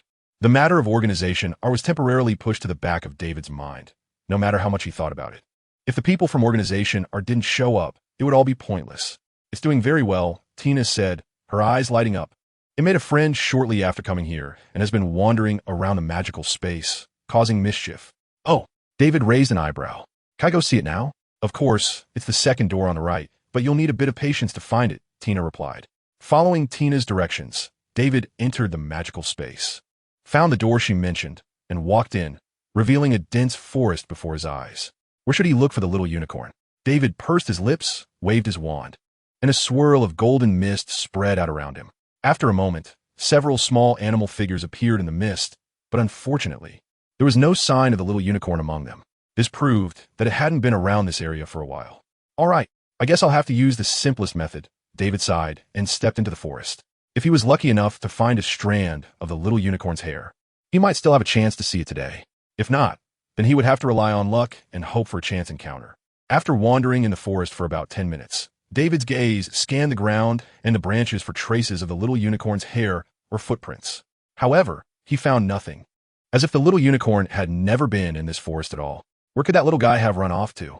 The surrounding trees were too dense, limiting David's view to just a few meters ahead, making his search even more difficult. After about half an hour, David had lost track of how far he had walked in the forest, but fortunately, he had the skill of a cat and didn't have to worry about getting lost. Suddenly, a series of crackling sounds came from his right, as if something was quickly approaching him. David immediately turned and leaned against a large tree that could fit 3 people, pulled out his wand, and held it in front of his chest, watching the direction of the sound warily. After a moment, through the gaps in the trees, David caught a glimpse of a silver figure flash by. He relaxed and put away his wand. At the same time, the silver figure circled around a large tree in front of it and pounced in front of David, rubbing against his calf. It was the little unicorn. "How did you find me?" David squatted down and petted its soft, smooth fur, casually helping it remove a few leaves that had gotten tangled in it. The little unicorn tilted its head and looked at David for a moment, letting out a soft call. Although David couldn't understand what it was saying, from the little unicorn's demeanor, it seemed to have warmed up to him quite a bit. Just then, a small sound came from behind the unicorn, which David might have missed if he hadn't been vigilant enough. David scooped up the unicorn, moved it a bit aside, and leaned forward slightly to see the creature behind the unicorn. A plump bird covered in snow-white fluff stood nervously there, its small wings pressed tightly against its round belly. This was a puffskein. Their size indicated they couldn't fly, but they were one of the hardest birds to catch in the world, because they could teleport, much like disapparition, and their method was even simpler. As soon as they touched the ground, a puffskein could disappear without a trace and reappear somewhere else. When the little unicorn saw it, it called out joyfully and nudged its head toward the puffskein, inviting it over. "Is it your friend?" David recalled what Tina had told him, that the little unicorn had made a good friend shortly after arriving. The little unicorn nodded and continued to urge the puffskein to come over. The puffskein's large beak poked toward David's position, seemingly sensing his presence. After a while, with the little unicorn's calls and David's warm smile, the puffskein finally lowered its guard. David saw the puffskein's wings twitch slightly, and the next moment it appeared at the little unicorn's feet. What a marvelous ability, David thought to himself, and the puffskein immediately became his target to win over. Before he could think of how to gain the puffskein's approval, the little unicorn stomped its hooves on the ground and called out a few times to the puffskein. The puffskein raised its head and shot the little unicorn a sharp, piercing cry. The little unicorn immediately responded with a call of its own and even leaned down to rub against the puffskein, as if comforting it or being affectionate. What were they doing? Watching the enthusiastic interaction between the bird and the beast, David was filled with questions. Under the little unicorn's comforting, the puffskein shook its head and cautiously walked over to David, lowering its head slightly to rest against David's hand. David instinctively prepared to pull his hand back, but he quickly controlled his muscles and kept his hand there. This sequence of movements caused his hand to tremble in the air. The puffskein jumped back in surprise, its eyes revealing a hint of dissatisfaction.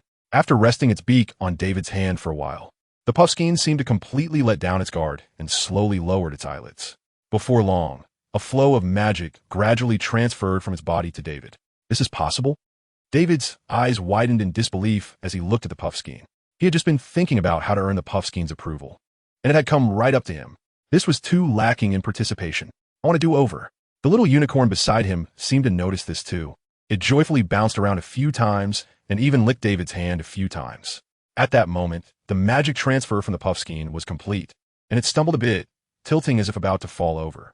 David hurriedly reached out to support the ball bird, and while he was preparing to take out something to feed it, his mind's encyclopedia suddenly trembled. A surge of impulse rose within him, and he followed that thought, drawing his wand and waving it. A white unicorn appeared beside him. After standing for a moment, the white unicorn seemed to regain its awareness. It turned its head and glanced at the little unicorn, its eyes revealing a sense of kindness and sorrow. "Is this Eliza?" David was taken aback. The little unicorn cheered and leaped to the side of the white unicorn, rubbing its little head against it repeatedly. The encyclopedia in my mind seems to be more complicated than I thought. Observing the white unicorn, David stroked his chin and pondered. In the following days, apart from chatting with Tina, David spent his time researching the changes in the encyclopedia in the magical space. After summoning the magical creatures listed in the encyclopedia in turns, David discovered that except for the three-headed dog, all the other magical creatures that initially recognized him had developed awareness.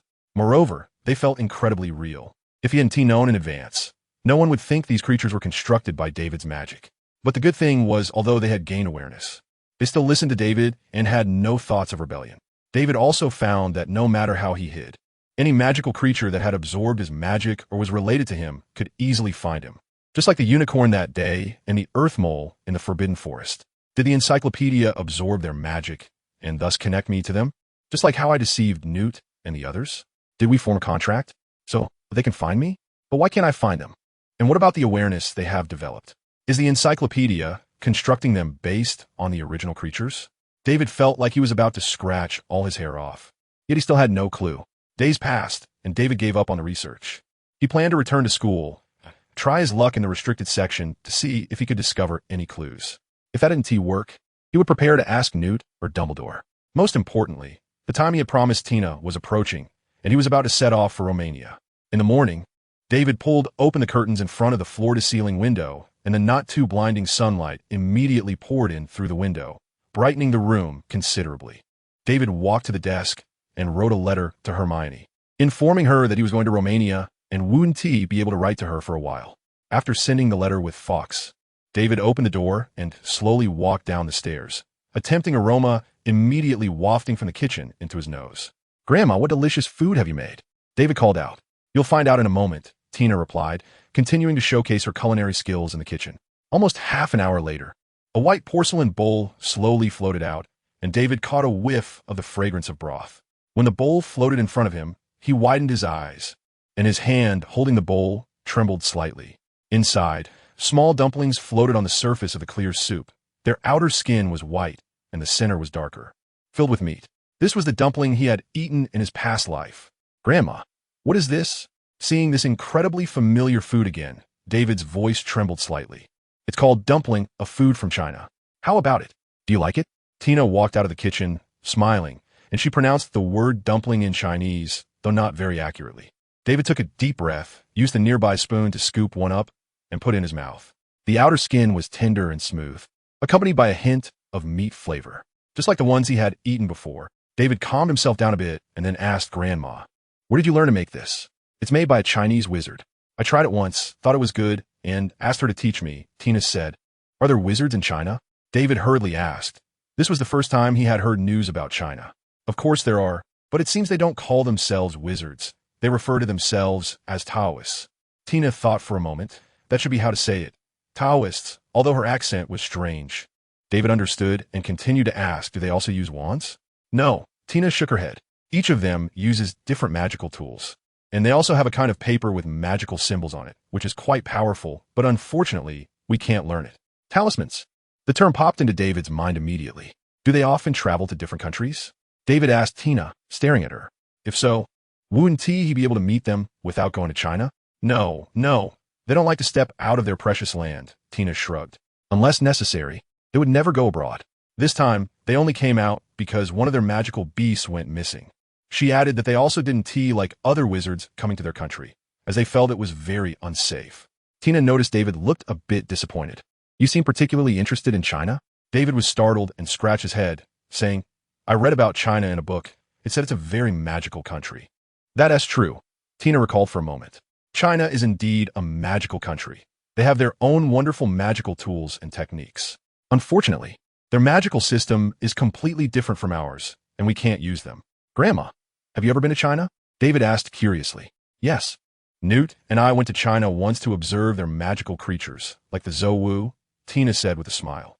"If you really like it, I can apply to the Ministry of Magic to take you there for a visit." "You're so kind. Thank you, Grandma," David cheered, letting the bowl float aside and suddenly pouncing into Tina's embrace. All right, that's all for the future. Now you need to finish your food quickly. It's almost time for your appointment with Newt and the others." Tina helped David tidy up his slightly messy hair.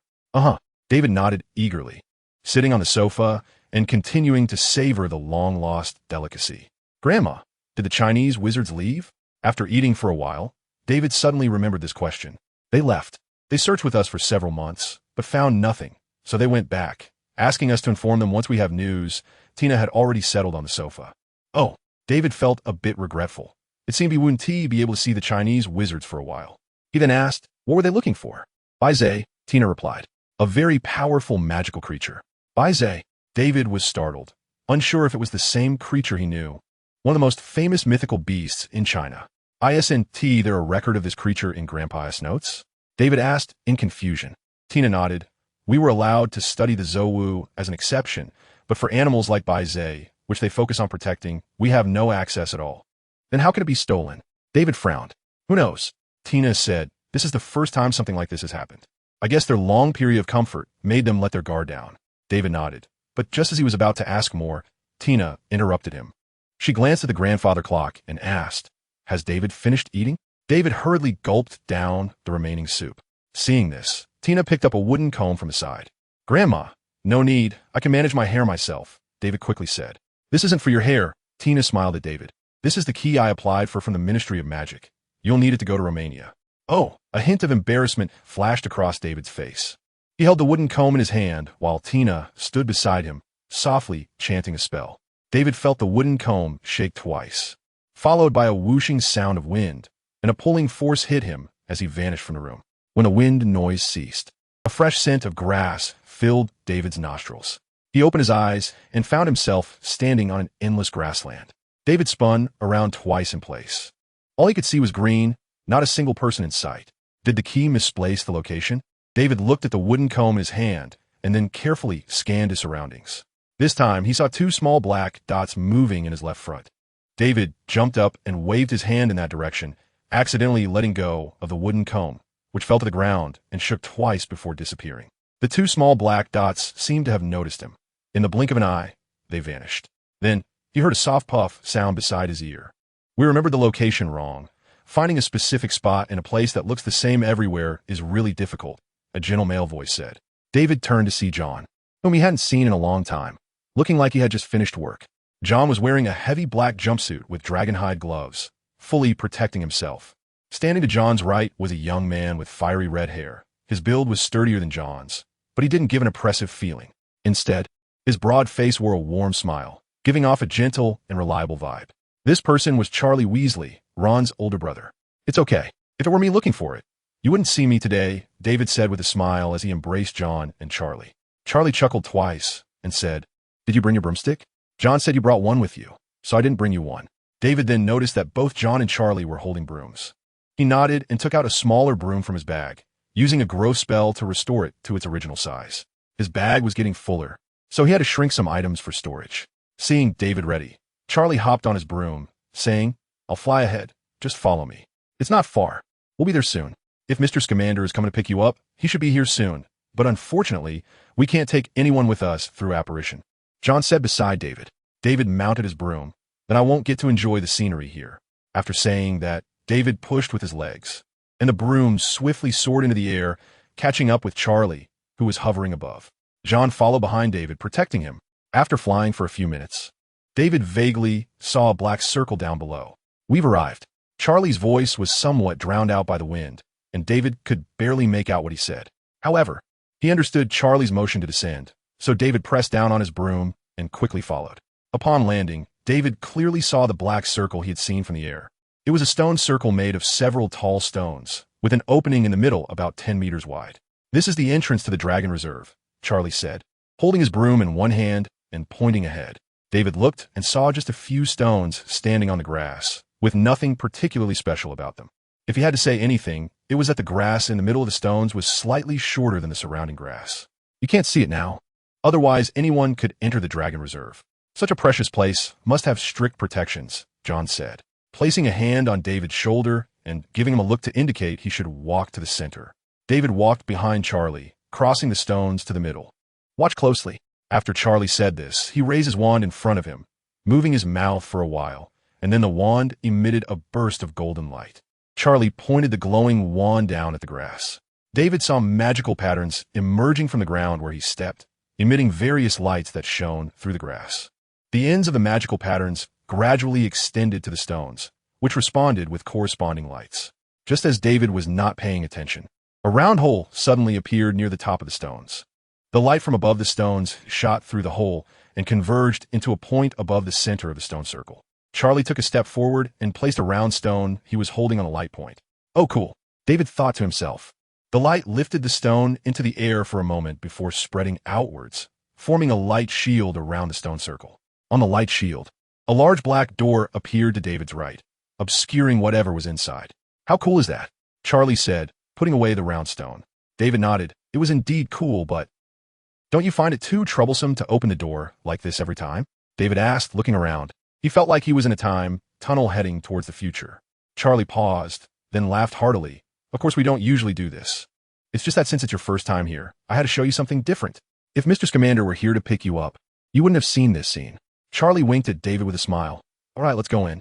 David took a couple of steps forward, walking through the dark door, and before his perspective could adjust, he heard a deafening roar of a dragon. As expected of the Dragon Reserve, this welcome ceremony was different. David rubbed his ears and opened his eyes. A deep green dragon nearly filled the entire sky in front of him, with one of its golden long horns shining brilliantly under the scorching sun. This was a Romanian longhorn. Other dragons usually captured prey with their mouths, claws, or tails. But Romanian longhorns were unique. They preferred to impale their prey with their horns before roasting them with fire. Therefore, the ground in areas where longhorns lived was always pockmarked. Moreover, the wizards caring for longhorns had to first learn the skill of helping them repair their horns. That's what Charlie said as he walked up to David, pointing at the longhorn in the sky. It's considered one of the pets of our Dragon Reserve. After saying this, Charlie waved at the longhorn and shouted, Larry. The longhorn glanced down, responded, and flapped its wings, flying off into the distance. Do you let them fly around here? David asked. Of course not. Charlie pointed to a circle of raised black objects with some magical runes on the edge of the stone path in the distance. Do you see that thing? When the fire dragon approaches it, it will feel a wave of agitation and fear, and they will fly back, similar to a banishment spell. So, if we want them to stay in a certain area, we just need to mark that area for them. David nodded slightly, indicating he understood. This was knowledge that couldn't be learned in school, so a true magizoologist couldn't be cultivated in the classroom. What about my grandpa? David turned to ask. He's still busy, John replied. He hasn't rested much since he got here. Otherwise, he would have come to pick you up today. Oh, what is he doing? David asked. You'll find out when you get there, John said. A Hungarian horntail has developed a strange illness, but Mr. Scamander is close to resolving it. Charlie sighed. The master of magical creatures truly lives up to his name. After walking along the stone path for a while, David spotted what seemed to be some low houses in the distance. As they approached, several wooden houses, at most 2 stories high, stood before David in an orderly manner. The stone path also expanded on both sides of David, forming a square that included the wooden houses. In the square, many wizards of varying ages were bustling about on the stone path. Charlie, have you picked up the Scamander kid? A rude voice came from David's right. David stepped aside to look around Charlie and saw a robust man standing there, at least 9 meters tall. His muscular arms were exposed, revealing burn marks from fire, which looked somewhat terrifying. He wore shorts, and his muscular thighs were visible, but one leg had been amputated at the knee and replaced with a prosthetic limb. Oh, I didn't see you just now. My apologies. Welcome to the Dragon Farm. The robust man waved at David and said loudly. However, David felt no trace of apology on his face. If you'd like, I can take you to see the fire dragon I care for, as long as you don't get scared and fall over. The robust man grinned, revealing 2 rows of white teeth. Jason, are you bullying people again? A woman's angry voice came from a wooden house diagonally across from him. From this shout, David learned his name, Jason. Upon hearing the woman's voice, the smile on Jason's face vanished without a trace, and he sheepishly said towards the wooden house, I was just joking with him. The wooden house did not respond, and after a moment, a beautiful voice appeared at the door. She had smooth, light golden long hair, and her features were perfectly proportioned, making her look extremely comfortable. Her skin might have darkened slightly due to prolonged exposure to sunlight, but it did not appear unattractive. Instead, it looked very healthy. She wore a loose white short-sleeve top, and as the wind blew, the fabric pulled back, revealing a graceful curve. The long-haired girl shot a glare at Jason and then turned to David with a gentle smile. Don't mind him. He's always like this, so unrefined. David smiled and waved his hand at her, indicating that it was no problem. The long-haired girl then turned back and said in a serious tone, "Hurry up and come in to take the stuff." Jason chuckled awkwardly and walked towards the wooden house. But halfway there, he turned back and shouted to David, "I'm serious. If you want to see the fire dragon, come find me. I guarantee your safety." David nodded to him in response. "Okay, no problem." After Jason entered the wooden house, Charlie explained, "He's Jason Brown, one of the best dragon trainers at the dragon farm. The other person is his wife, Anna Brown. She is responsible for preparing the fire dragon's nutrition meals. The stuff we sent you last time was also made by her." Charlie smiled. "They're also the most loving couple in the entire dragon farm. I heard they were already together when they first started school." "So," David pointed to his leg, "that's a very famous story. Shall we talk while we walk?" Charlie shrugged. David nodded slightly and followed Charlie. About 6 months after Jason and Anna arrived at the dragon farm, Jason received a young dragon due to his outstanding skills, and Anna also showcased her remarkable talent as a nutritionist. They were practically the best team. Charlie continued. About 2 months after Jason got the young dragon, someone asked him to check on it. He didn't know what the problem was, but that day he forgot to inform Anna. When mealtime came, Anna waited for a long time but didn't see Jason. The key was that Jason always returned at mealtime unless he had something important to do, and he would also message her in advance if he had something on. After waiting for a long time in the house without hearing from Jason, Anna got anxious and ran over herself. But for some reason, she accidentally stepped outside the boundary. Jason was taking care of the most ferocious black dragon at that time, which had never seen Anna before. So as soon as Anna entered its territory, it regarded her as an enemy and charged at her with a roar. At this critical moment, Charlie took a breath and continued. Fortunately, Jason returned just in time. He saw Anna, who was frozen in fear, and the black dragon lunging at her. Jason immediately shouted to scare off the black dragon, but the black dragon, in a territorial defense state, didn't care about that. Charlie shook his head and sighed. In a moment of desperation, Jason directly apparat next to Anna and pushed her away. The outcome was as you see. Anna was fine, but Jason lost a leg in the process. From then on, Anna never left the living area of the dragon farm, and Jason never forgot to send messages again. As for the scars on his arm, who among those working in the dragon area doesn't have a few burn marks? Charlie laughed and patted his own arm. David glanced at Charlie. "Did you ever feel scared?" "Of course," Charlie said, "but watching the fire dragons grow under our care, soaring in the sky day by day, that fear quickly gets replaced by joy." "All right, we've arrived." Charlie finished speaking and pointed to the wooden house ahead. "You and John can go in. I have a few things to take care of. I'll come find you when I'm not busy." "Thank you." David added, "Be safe." "Of course, I'm not Jason." Charlie grinned and walked into the street. Walking into the house with John, David found that the wooden house was much larger than he had imagined. Clearly someone had used a stretching charm inside. David looked around and saw at least 5 or 6 rooms surrounding the wooden house. Some were bedrooms, and some were filled with various items. In the center of the house was a spacious living room. With a little tidying up, it would be spacious enough for 3 or 4 people. "The sir is inside," John whispered. Following John's lead, David walked to the door of a room deeper inside. On the right side of the room is a huge bookshelf, densely packed with books, and below the bookshelf, there are piles of disorganized books. On the left are some magical instruments and a few green plants, making the room feel less oppressive. Newt is sitting with his head down on a long wooden table. Stacks of messy manuscripts piled up in front of and beside him. "Grandpa," David called softly. Newt jumped slightly and slowly raised his head. David noticed a weary expression on his face. "David, is that you? Sit outside for a moment. I'll be done soon," Newt said, then looked at John. "John, mix the potion in the bucket outside and feed it again. If it's completely better by tomorrow, we can wrap up." "Okay." John nodded and turned to leave. "Grandpa, can I go?" David quickly asked. Newt thought for a moment. "Yes, but you must listen to John and absolutely do not step into the dragon area. Understand?" David hurriedly nodded. David rode on the broomstick, following behind John. They flew over layers of wooden houses and turned into a separated stone path. After a while, David saw 5 or 6 fire dragons on either side of the road. There was even a wizard flying whimsically on a longhorn dragon, skillfully dodging its charges and fire attacks. Unfortunately, he was too far away and moving too fast for David to see his face. Otherwise, he would definitely want to meet this brave man. "We're here." John suddenly hovered in front and said loudly. David's mind was still on the person he had just seen, and he accidentally flew past. It was only when John shouted a couple of times that he realized. "What happened to you just now?" John asked in confusion when David flew back. "I was thinking about the person flying in front of the longhorn dragon," David said, scratching his head, feeling a bit embarrassed. Zoning out in this area was not a good idea. That should be Ian Thomas, John said with a smile. Once we finish our work here, we can go find him to play. David nodded and followed John down. After landing, John placed the broom on the stone path. Next to him floated a bucket of potion and a black bag. I'll go in first. You wait here for me. If it stabilizes, I'll call you in, John instructed, directing the iron bucket and bag to follow him as he flew inside. David stood at the edge of the stone path, watching in front of John. A Hungarian horntail, over 10 meters long, was coiled on the grass not far from David. Its body was covered in black scales, resembling a wingless lizard.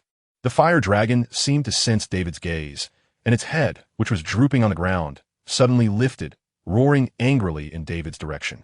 David then saw its fierce head clearly.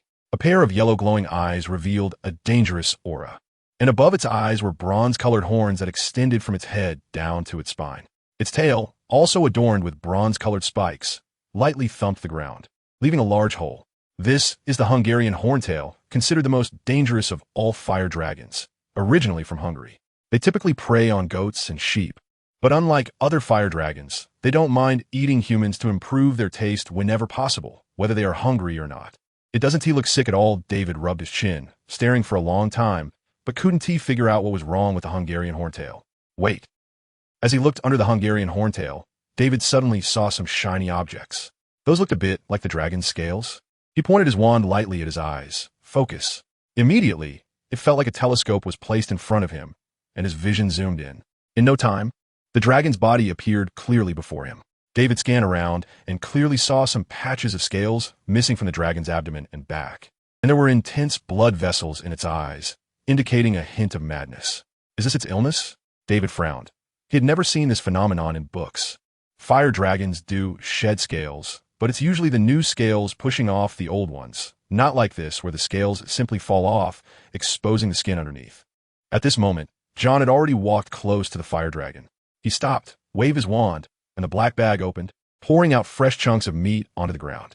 The fire dragon caught the scent of the meat and immediately stood up, wanting to pounce on the pile. David couldn't help but sweat for John. This wasn't a well-behaved baby. However, as soon as the fire dragon moved, David heard a loud clanking sound in the air.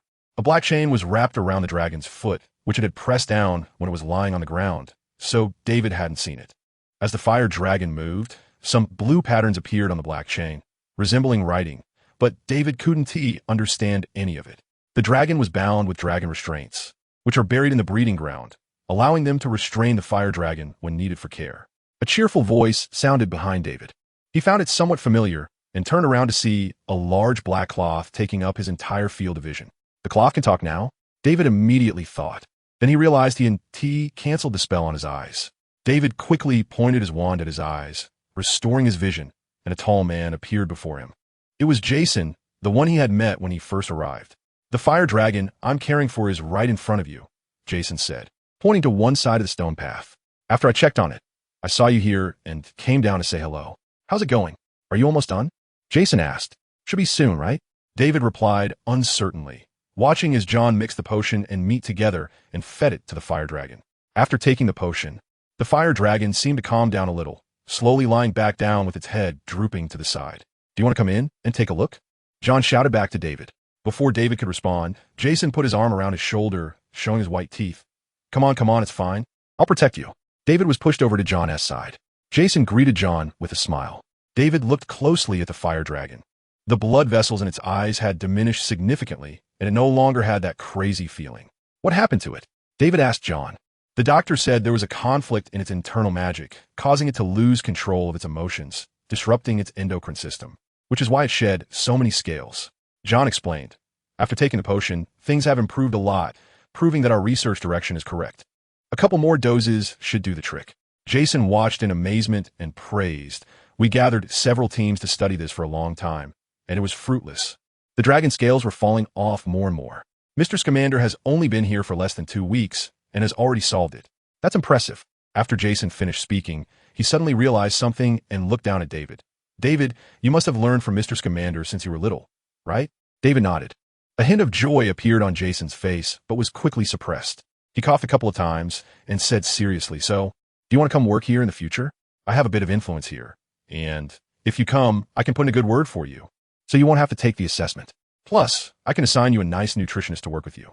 What do you say? Want to come? Aren't you going to look down on me for being a kid anymore? David rolled his eyes at him. You big guy, you have quite a few tricks up your sleeve. Although David had clearly declined, Jason seemed not to give up. On the way back, Jason kept inviting David to his house for a visit in the evening, claiming he wanted them to try Anna's authentic Romanian cuisine. Unable to resist Jason's repeated invitations, David agreed, and he was also quite interested in the Romanian food Jason mentioned.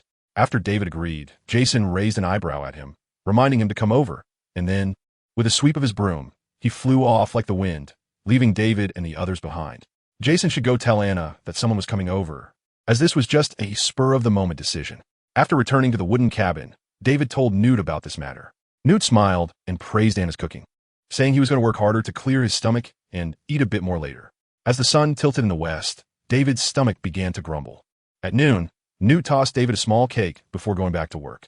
However, that little thing couldn't fill David's stomach at all. Grandpa, are you done yet? David mumbled towards Newt's workspace while sitting on a wooden chair. After a while, Newt's voice came back. Just a few more minutes, almost done. All right. David continued to curl up in the chair, closing his eyes. About half an hour later, which was Newt's few minutes, David felt someone patting his shoulder. When David opened his eyes, he found John standing beside him, having changed out of his work clothes into a neat, casual short-sleeve shirt. David, let's go. The sir is done, John said softly. David nodded, rubbed his eyes, stretched lazily, and stood up from the chair. When he and John reached the door of Newt's studio, Newt happened to come out, hammering his waist, as if he was a bit uncomfortable. David stepped forward, walked to Newt's side, and took over the work from Newt's hands, helping him massage his back. Yes, right there, Newt said comfortably. As David massaged Newt's back, he followed him towards Jason's house. They had just reached the door when they heard a loud shout from inside. Welcome, welcome. Jason hurried out, his feet making a loud thumping sound on the wooden floor. David also noticed that he had an apron tied around his waist, but it was a bit small, making it look a bit awkward on him. Following David's gaze, Jason spotted the little thing around his waist, immediately yanked it off, and tossed it aside. I'm just occasionally helping out, Jason said with a goofy smile. David smiled and nodded, entering the house at Jason's gesture. Their house was laid out similarly to the one Newt lived in, with rooms surrounding a large living room. However, their home had more of a lived-in feel, with many photos hanging on the walls. Most were pictures of Jason and Anna together, with very few solo photos of the two. Judging by the scenes in the pictures, they both seemed to love traveling. David casually glanced around and saw 3 or 4 different countries represented. Some corners of the rooms were also thoughtfully decorated with potted plants, instantly bringing life to the space. How is it?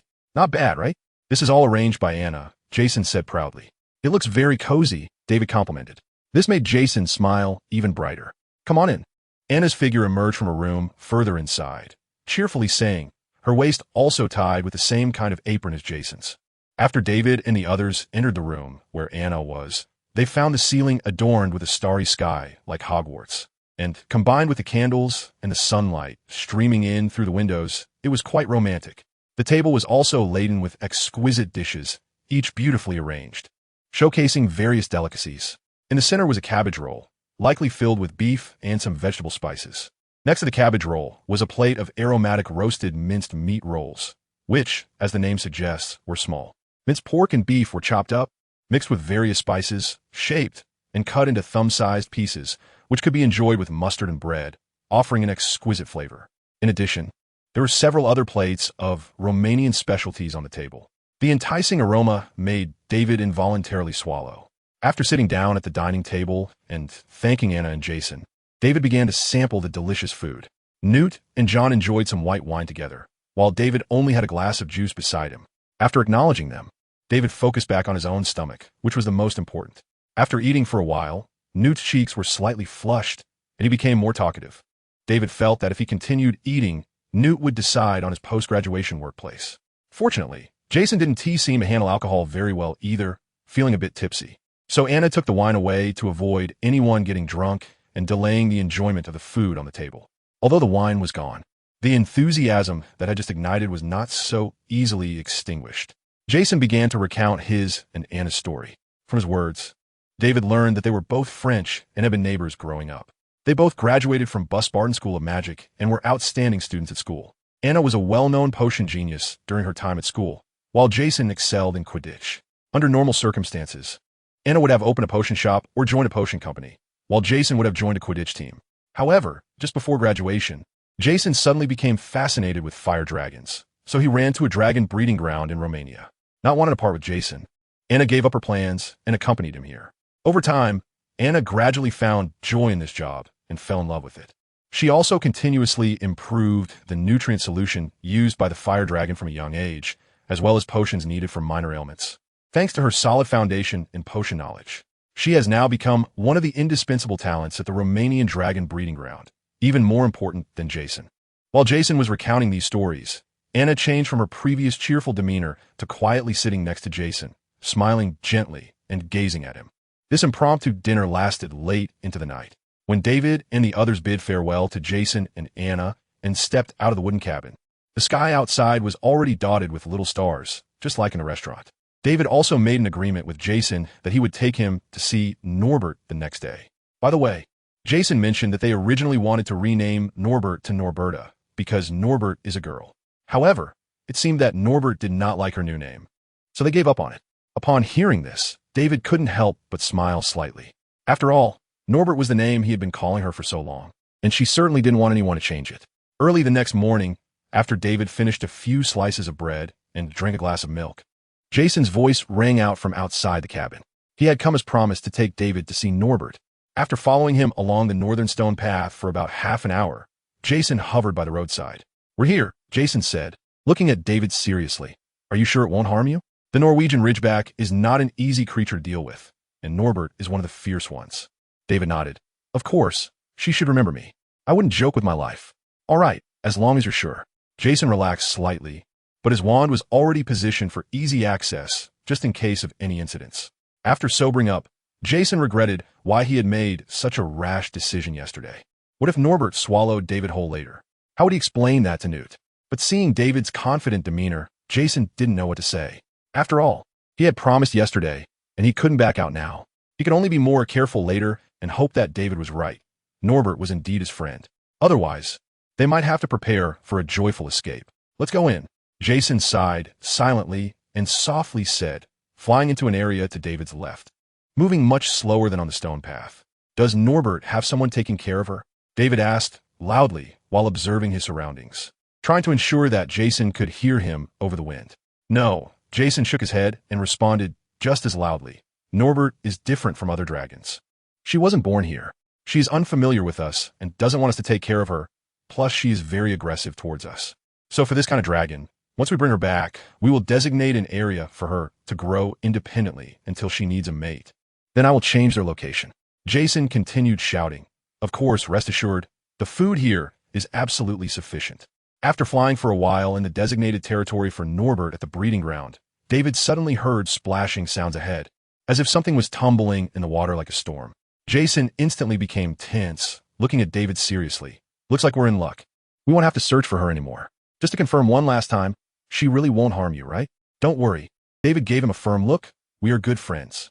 "Then let's go." Jason held his wand in hand, shielding David in front of him, and flew forward. If Norbert made any sudden movements, Jason promised he could hit her in the eye with one strike, allowing them to safely retreat with David. Compared to Jason's tension, David appeared much more relaxed, even feeling a hint of joy at the reunion. A few minutes later, the splashing sounds grew louder.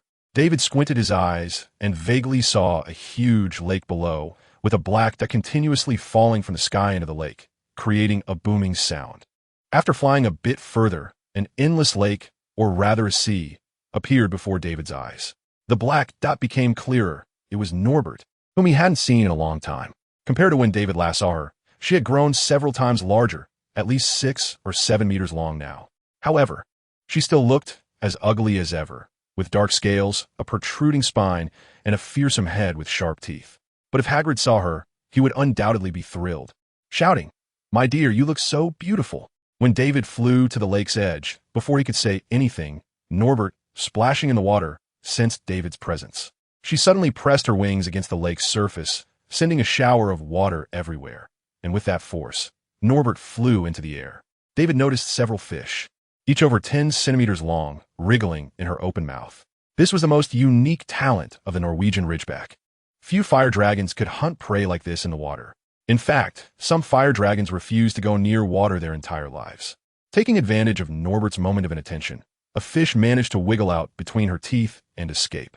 The noise startled Norbert, who swallowed the fish she had in her mouth, and then, with a flap of her wings, quickly dove down to gulp down the lucky one that had just jumped away.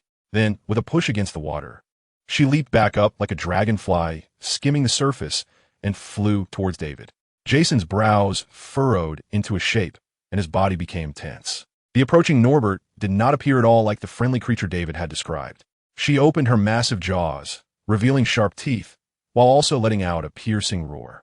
Not only was she unfriendly, but also extremely dangerous, as if she were hunting. David? Jason glanced at David, his eyes seemingly saying, "If you think we should run now, we still have time." "It's fine, don't worry, but you might want to stand back a bit," David said, flying past Jason to the front. Jason nervously watched ahead as Norbert drew closer to David, her gaping mouth still wide open. Just when Jason thought Norbert was about to swallow David whole, and he could hardly hold back from intervening, David suddenly reached out a hand and then made a fist. Jason furrowed his brow, feeling confused. He didn't understand the meaning of David's action. Could such a small fist threaten a fire dragon? Norbert didn't leave Jason in suspense for long. She quickly answered his question. Looking at David's fist, Norbert blinked her eyes, and her massive mouth immediately closed, her speed of flight decreasing as well. It was as if the man-eating fire dragon, just moments ago, was no longer the same creature. Norbert slowly flew in front of David, submissively lowering her head and gently placing it in front of David's fist. David's face lifted with a hint of joy. Nobber indeed remembered him. He wasn't sure if it was because of the Pokédex or if their previous bond was deep enough. But regardless, they were still friends. David's fist landed gently on Nobber's head, giving it a light pat. However, Nobber reacted as if it had been hit hard, shuddering all over. Its wings stopped flapping, and it fell straight into the water, creating a big splash. This acting could rival Morlock. Could I start in Animal Hollywood in the future?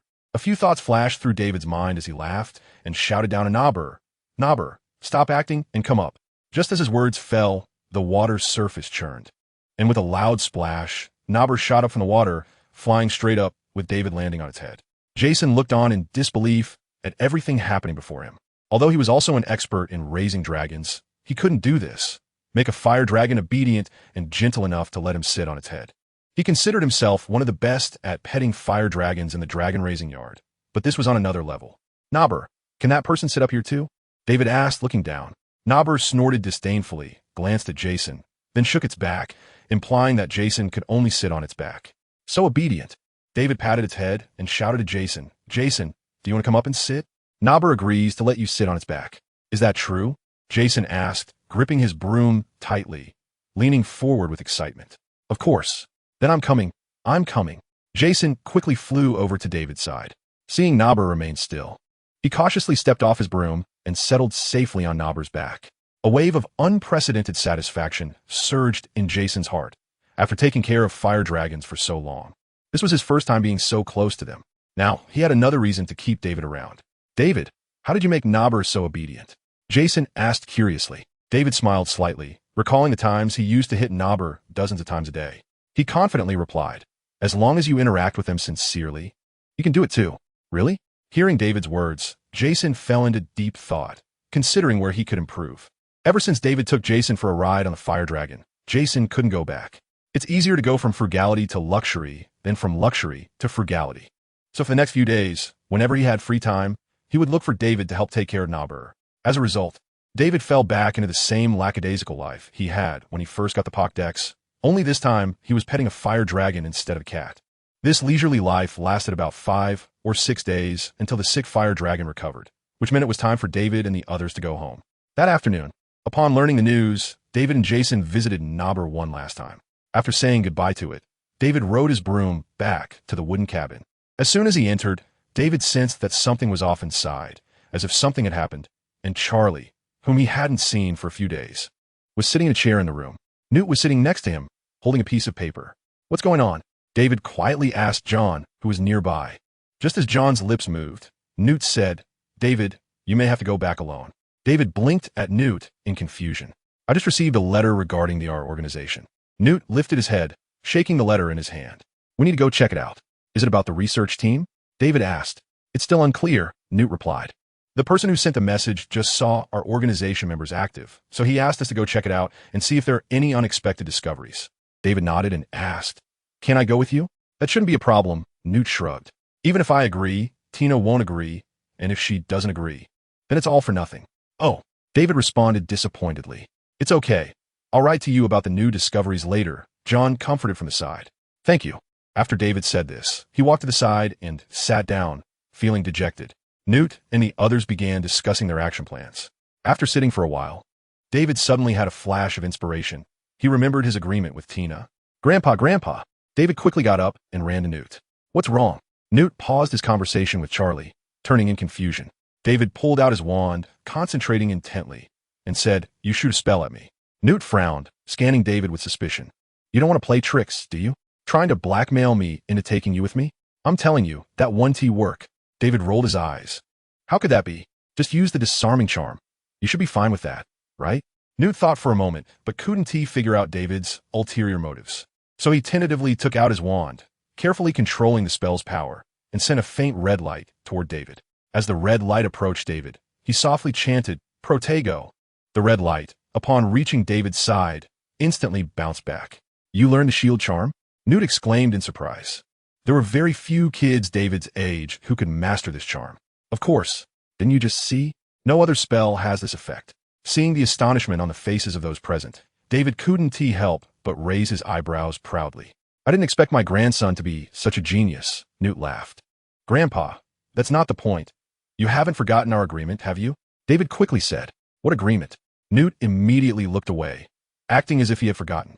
"Your acting isn't as good as Nobber's," David silently shouted in his heart, stepping forward, moving behind Newt, bending down, and hanging off Newt's back. "This is what you promised me. If you don't let me go, I won't get off." David was definitely acting like a little rascal.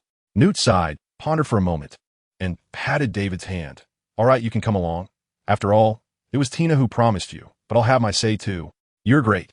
David perked up immediately, squeezing Newt's shoulder, instantly becoming obedient and listening intently to their conversation. After all, he was now involved, which was completely different from before. The next morning, after breakfast, Newt took David and used apparition to transport them to another area of the grassland, with John and Charlie following behind. Charlie had handed over the work at the dragon-raising yard to Jason. With a refreshing breeze blowing against him, David could tell that they were heading toward the sea because he could smell a faint hint of salt water in the wind. "Grandpa, where are we going?" David asked curiously. "Ahem, we're heading to America from the front," Newt replied awkwardly. David nodded. Based on the information from the letter sent to Newt, members of our organization were active in a small town in America, and they needed to go there to check the situation. After walking for a while, David heard the sound of the sea crashing against the shore. At the same time, he saw a figure in a black robe standing on the cliff by the shore, seemingly beside an iron barrel. When they reached the black-robed man, he looked up at them and softly asked, "Where are you going?"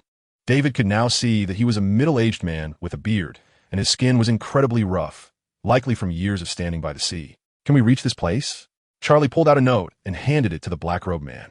The man glanced down at it and immediately said, "Yes, 50. 50? Charlie frowned. "Hasn't it always been 30? You promised it wouldn't go up." "That's right, it's always been 30, the black-robed man replied. Then, Charlie narrowed his eyes. "The additional 20 is for your confidentiality. Do you accept it, Mr. Scamander?" The black-robed man turned to Newt and said, "The price of fame. Especially for someone like you who is wanted by various countries."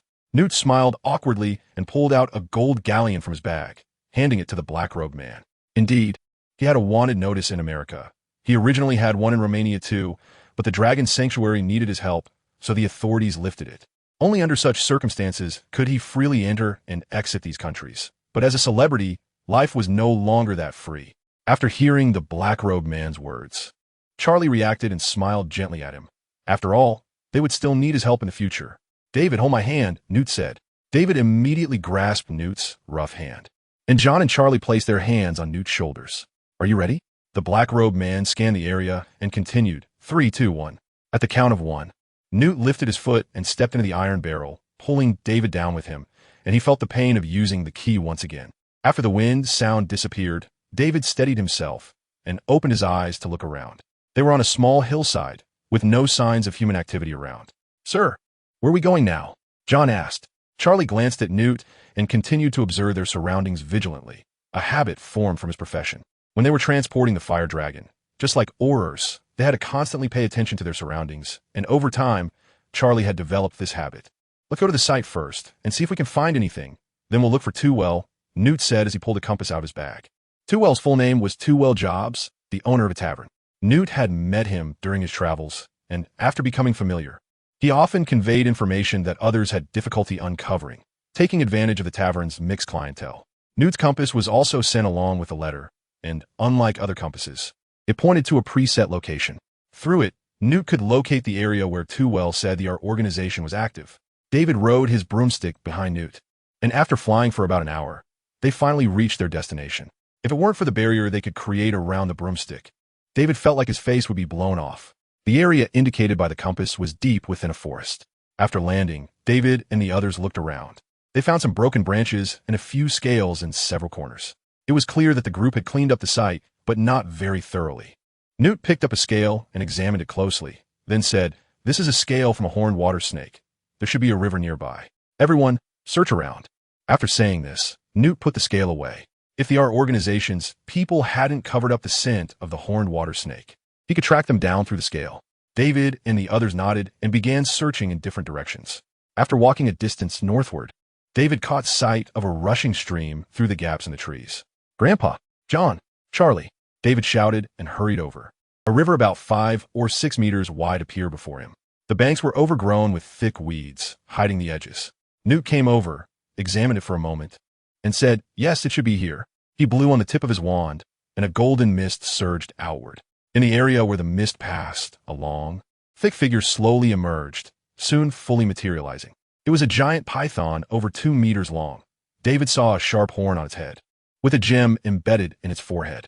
This was the horned water snake. The horn and gem on its head granted it magical power, making it a treasure among criminals. Shortly after the form of the horned water snake took shape, the mist surged again, coalescing into the shapes of 8 people, though their faces were unclear. "There are 8 of them?" Charlie looked over and asked Newt. "That's a conservative estimate," Newt replied. "Who knows how many of them are not here? Once confirmed, we'll notify the others directly to avoid any surprises." Charlie nodded slightly, agreeing with Newt's assessment. After searching the surrounding area for a while longer, David and the others did not find any more useful clues. "All right, let's ask Tewell if he has any new discoveries," Newt said as everyone gathered around. "Do you know the entrance to the wizarding town here?" Charlie and John both nodded, while David was completely clueless. "All right, I'll take David. You guys go on your own," Newt said, taking David's hand and turning his wand. After a moment of distortion, they found themselves in the middle of a small alley, surrounded by 3-story white buildings, the tallest of which was only 5 stories. It seemed to be in a remote location, as David did not see a single person around. Shortly after David steadied himself, 2 more sounds echoed in the air, and John and Charlie appeared beside him. Newt gave him a glance, and then walked toward one end of the alley, with David and the other 2 closely following. Exiting the alley, they found themselves facing a park, and Newt led them inside. After turning right, they entered a path lined with large trees. After about 5 minutes of walking, David saw a crossroads ahead. In the middle of the intersection stood a pedestal with a female statue holding flowers. Newt took a couple of steps forward and tapped it with his wand, causing the statue's hand that held the flowers to drop down. "Only a few minutes. Move quickly," Newt said to David, stepping forward, disappearing as if the space before him was empty. David hurriedly followed his footsteps. When David's eyes could see again, he was momentarily stunned. In front of him was a wide street, the pavement uneven and clearly very old. On both sides of the street were various shops, much like Diagon Alley, selling all sorts of magical foods, potions, and toys unique to the wizarding world. In some corners of the street, there were tents set up, but they were closed, and David couldn't see what they were for. Those were merchants or performance teams wandering around. John walked over to David and explained, but they can only perform at night. Otherwise, the Ministry of Magic will fine them for blocking traffic. David's eyes lit up. "So can we come out at night to see?" "Of course. I can take you out at night," John replied, patting David's shoulder. "Now, let's head to the tavern." They walked along the street for a while until a tavern that felt like it belonged to the same era as the outside pavement appeared before them. David looked up to see a dark sign hanging above the entrance that read the Jobs Tavern, with the letters slightly blurred. "I can't tell this is a family business," David exclaimed. After walking inside with Newt, he found the interior matched the sign outside, full of a sense of age. Old oil paintings hung on the weathered walls, and the staircase leading upstairs had some cracks. David thought that if Hagrid were here, he could easily crush it with one step. Only the chairs and tables in front of him were in slightly better condition, but they also seemed to be products of over a decade, with some dents on them. After looking around the tavern, David glanced towards the counter. An elderly man with a full head of silver hair was standing behind the counter, flipping through some items in his hands. David noticed some dark spots on his wrinkled face, indicating he was quite old. After Newt led them over, he gently tapped the counter and politely asked, "Do you have any rooms available?" The old man looked up, scanned them with a warm smile, and said, "You're in luck. There's just one room for 4 left. It costs 60 galleons. Would you like a check-in?" Newt nodded, took out the necessary amount of galleons from his bag, and handed it to him. The old man accepted the galleons, wrote something in a notebook on the table, and then took a key from a drawer and handed it to Newt. "By the way, could you bring us some food later?" Newt suddenly turned around while going up the stairs and asked. "Of course, no problem," the old man replied gently. Once they reached upstairs and passed a few rooms, Newt glanced at the sign on the door, which read 306. "This is it," Newt said, taking out the key to unlock the door. David followed him inside. The first thing that caught his eye was a spacious living room, with some tables, chairs, sofas, and cabinets in the middle. There were 2 wooden doors on either side of the room, which should lead to the bedrooms. After sitting down on the sofa, David quietly asked, "Grandpa, where's Tevil? Haven't you met him already?" Newt replied with a smile, winking. "Is that him?" David instantly realized that Tevil was the old man they had just seen. Grandpa's acting skills are a bit exaggerated, he thought, and seeing that John and the others were resting on the sofa, he got up and walked to the window to observe the bustling crowd outside. About 5 or 6 minutes later, there was a knock at the door. "Hello, this is what you ordered," said the polite voice from outside. David hurried over, opened the door, and saw Tevil standing outside with 2 large plates floating beside him. After David stepped aside to let him in, Tevil smiled at him and walked inside, closing the door behind him. "Tevil, it's been a while." Newt immediately walked up and hugged Tevil, completely different from the politeness they had shown downstairs. "It has been a while. You haven't thought about coming to see me.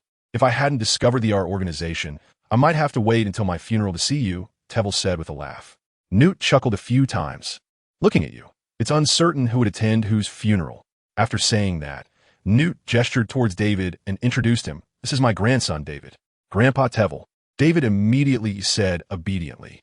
Tevil squinted his eyes in a smile as he looked David up and down and said, not bad, Newt. He is much more handsome than you were at his age, and he doesn't look as silly as you do." Newt gave him a light punch and didn't respond. Continuing to point at John and Charlie, "They can barely be considered my students, Charlie Weasley and John Smith." After Charlie and John greeted him, Tevil smiled and nodded at them. "All right, old man, do you have any new discoveries?" Newt patted Tevil's shoulder and asked. "A little." Tevil finally remembered what he had brought and directed them to fly onto the table, indicating David and the others to taste before continuing. "After I sent you the letter, someone moved into my shop, sneaky-like. I don't know if it's related to the art organization. I've arranged for you to stay opposite him, so you can observe." "Is he in the room now?" Newt quickly asked. "He left in the morning," Tevil replied, "but he hasn't checked out, so he should be back." Newt nodded a few times. "All right, call me if there's anything. I'm not suited to stay here," Tevil said, walking up to David and giving him a small pendant. "Here, as a little gift for you." "Thank you." David accepted it with both hands. Tevil smiled and patted David's shoulder. "What a nice young man. Too bad he's Newt's grandson." After saying this, he glanced at Newt, shook his head in disdain, and quickly walked out. "That old guy." Newt chuckled helplessly. "Grandpa, look at this pendant." David approached Newt and held it up in the air. A teardrop-shaped, transparent crystal hung on a silver chain, and in the sunlight, it looked as if a fish was swimming inside. Newt's face showed a hint of surprise. "That old guy even gave you this? Is it very valuable?" David asked. "Well, it's a precious alchemical item that can help block a few spells. Wearing it is like having armor protecting you at all times," Newt explained. "Should I give it back to him?" David quickly asked, as it felt too precious. "No need," Newt said with a smile. "Keep it. Since he gave it to you, you don't have to return it.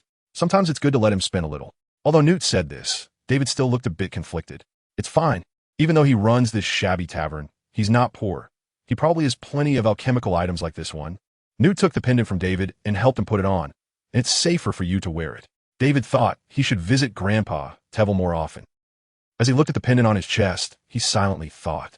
When the sun set beyond the mountains, the person opposite David still had not returned. The street had transformed from its daytime quietness into a lively scene. People seemed to emerge from nowhere, filling the entire street and chatting loudly. The noisy sound from outside continuously flowed in through the window, tugging at David's heartstrings. After sitting patiently for a while, he could no longer stay still and looked up to ask, "Grandpa, can I go out with John?" "Sure, you two go ahead. I'll keep an eye on things here. And if that person comes back, I'll let you know," Newt replied after thinking for a moment. "Wait, I want to go too," Charlie said as he walked out of his bedroom. The three of them went down the stairs, and as soon as they stepped out of the shop, David's attention was drawn to a crowd gathered not far ahead. "Where should we go first?" David asked, and seeing the two agree, he took the lead and walked over. Through the gaps between two middle-aged men standing there, David saw two wizards in colorful outfits performing in the center of the area. They stood facing each other, both raising their wands and blowing on them, causing a burst of flames to rush toward each other, eliciting gasps from the crowd around them. When the flames collided in the center, they spread outwards before coming together to form a large ball that bounced when it hit the ground. Next came the most exciting moment. "Can we get a round of applause?" One of the wizards raised his hands and gestured for everyone to give them some encouragement. The crowd around them began to clap and shouted for them to hurry up. Thank you, everyone. Here it comes," the wizard said, and with a flick of his wand, the fireball trembled and then burst apart, revealing two small monkeys made of flames. "Beautiful." The audience cheered loudly, and David also heard the sound of coins clinking. Someone was tossing money into the two wizards' plates, and Charlie and John joined in, throwing a dozen silver sickles. "Thank you for your support." The wizards smiled even wider upon seeing this. They waved their wands repeatedly, and the little flame monkeys immediately charged forward and began to wrestle with each other. The flames on the monkeys spread out with their movements, making the scene look incredibly intense, which drew cheers from the audience and more clinking sounds of coins being tossed. After watching the fiery monkeys fight, David slipped over to a small cart nearby. The vendor was a kind lady who stood behind the cart, leaning on it and greeting passing customers. A sign hanging on the cart flashed with light and read, "Bringing you long-lost joy. How about a taste?" The vendor smiled and asked David. David leaned in slightly to take a look inside. The cart was filled with ice cream in white, blue, and yellow colors. Unlike the ice cream David had bought before, this one was sprinkled with many light golden particles. "What are those golden particles?" David asked. "The secret to happiness," the vendor quickly replied. "Buy one, and you'll find out." "Really?" Hearing her say this, David became intrigued. "Then I'll have one of each color, please." The vendor scooped 2 spoons of ice cream into a clear cup, and David took the 3 ice creams and paid her a few silver sickles. "What about this cup?" David shook the cup with one hand, holding the ice creams. "Do you want me to bring it back?" "No need," the vendor smiled and said. "Once you finish, just leave it on the ground, and it will disappear." David, holding the ice cream with some skepticism, walked to the right where John and Charlie were waiting for him. "Which one do you want?" David asked, raising the ice cream. Charlie and John glanced at each other and took the white and yellow ones, respectively. "This ice cream seems to bring happiness," David said to them, lifting the ice cream to his nose to smell it. It had a faint blueberry scent. Taking a bite, the blueberry flavor intensified, and the tiny particles added a slight roughness. But that feeling quickly faded, replaced by a hint of mint flavor. Along with the mint came an inexplicable sense of excitement. Although nothing particularly happy had happened, David couldn't help but smile. "Those light golden particles are happiness agents," John said after tasting it. "No wonder they bring joy." David raised an eyebrow. "But don't happiness agents have side effects? Can they be added in?" She added peppermint to counteract the side effects, and the amount of happiness agent is very small. "Once you finish it, the effect will almost wear off," John shrugged. "So it's not against the law. So don't worry about it. It's not harmful. It just makes you feel a bit excited and satisfied while eating." After hearing John's words, David nodded slightly and took another bite of the ice cream.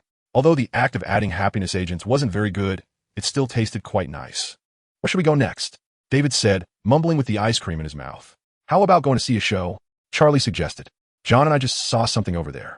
David looked in the direction Charlie pointed, where a large tent stood in the middle of the intersection. The walls of the tent were painted with colorful cartoons of knights riding tall horses, dressed in beautiful armor. They were galloping back and forth on the tent, inviting passersby to come in and watch the performance. "What is that?" David asked curiously. "It's better to keep a bit of mystery." "I promise you haven't seen anything like it," Charlie said with a smile, winking at David and leading them over. After paying for the tickets at the entrance, the three of them walked inside, which resembled a Quidditch stadium. The surrounding seats were tiered, and there was an open space in the middle with 2 goals on either side. Once most of the audience had settled in, a wizard dressed in formal attire hurriedly entered from a corridor next to the entrance. He bowed to the crowd and immediately spoke enthusiastically. "Hello, everyone. I am your most beloved friend in the world, Matthew. It's great to see you all. However, I know you don't want to see me right now, because my presence means the show hasn't started yet, and you still have to sit in those chairs listening to me ramble on. Honestly, I don't want to do this either, but..." Matthew lowered his voice a bit, pretending to speak quietly. "But if I don't come up and say a few words, my boss won't pay me. And he's quite a stingy guy." Laughter erupted from the crowd as Matthew feigned a sigh and shook his head. "So please forgive me and don't give my boss a reason to dock my galleons." At that moment, a middle-aged man with a big beer belly appeared from where he had just entered and shouted at Matthew, "If you keep talking bad about me, your galleons will really be gone." Matthew glanced back at him and sighed again. You see, he is already starting to change excuses. "Does anyone here need a good host? After the show, we can chat. I can't stay here any longer." The several witches on the long side immediately raised their hands, shouting that they could take him in. After all, Matthew was quite intolerable to look at. "Oh, thank you very much, but you can lower your hand a bit. Don't let my boss see them, or you'll have to be careful walking at night. But don't worry too much with my boss's size. You just need to place a 5-centimeter high plank in front of him, and he won't be able to step over it." Matthew walked up to the witches and handed them a few small gifts. Amid the laughter around, Matthew returned to the center of the stage. At that moment, a figure appeared at the corridor entrance, waving at Matthew and giving him an okay sign. Upon catching sight of this, Matthew straightened up a bit and continued. "As everyone knows, we are a wandering performance troupe. Except for us few, everything else is not fixed. Even the guest performers were invited just before the show.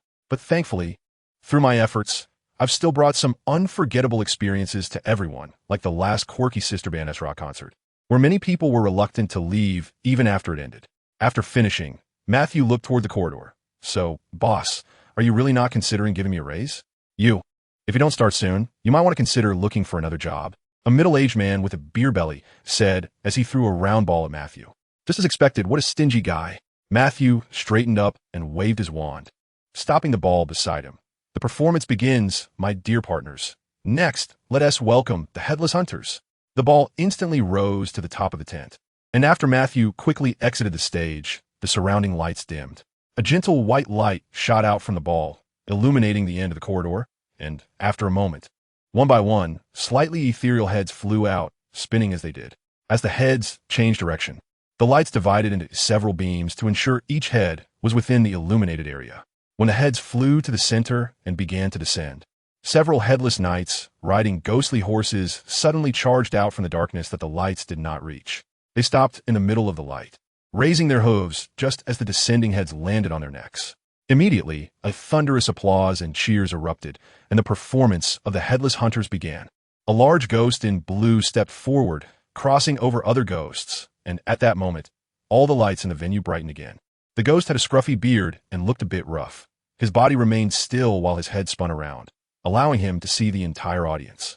"Ladies and gentlemen, good evening," the scruffy bearded ghost said loudly. "I am Patrick, the captain of the Headless Hunters, and I'm honored to be invited to perform for you. I won't waste time with nonsense. The head hockey match begins now."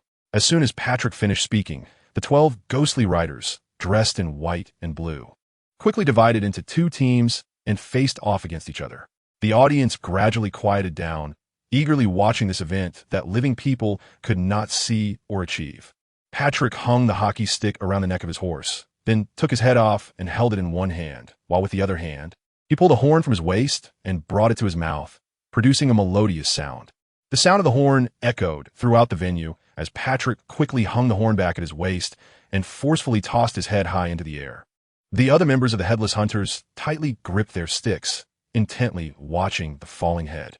When a head fell to their level, the 12 ghostly horses simultaneously galloped forward. One tall ghost in blue was faster than the others, reaching the head first, swinging his stick and hitting it hard. Even from a distance, David could see the head dent insignificantly. This violent scene immediately elicited cheers from the audience.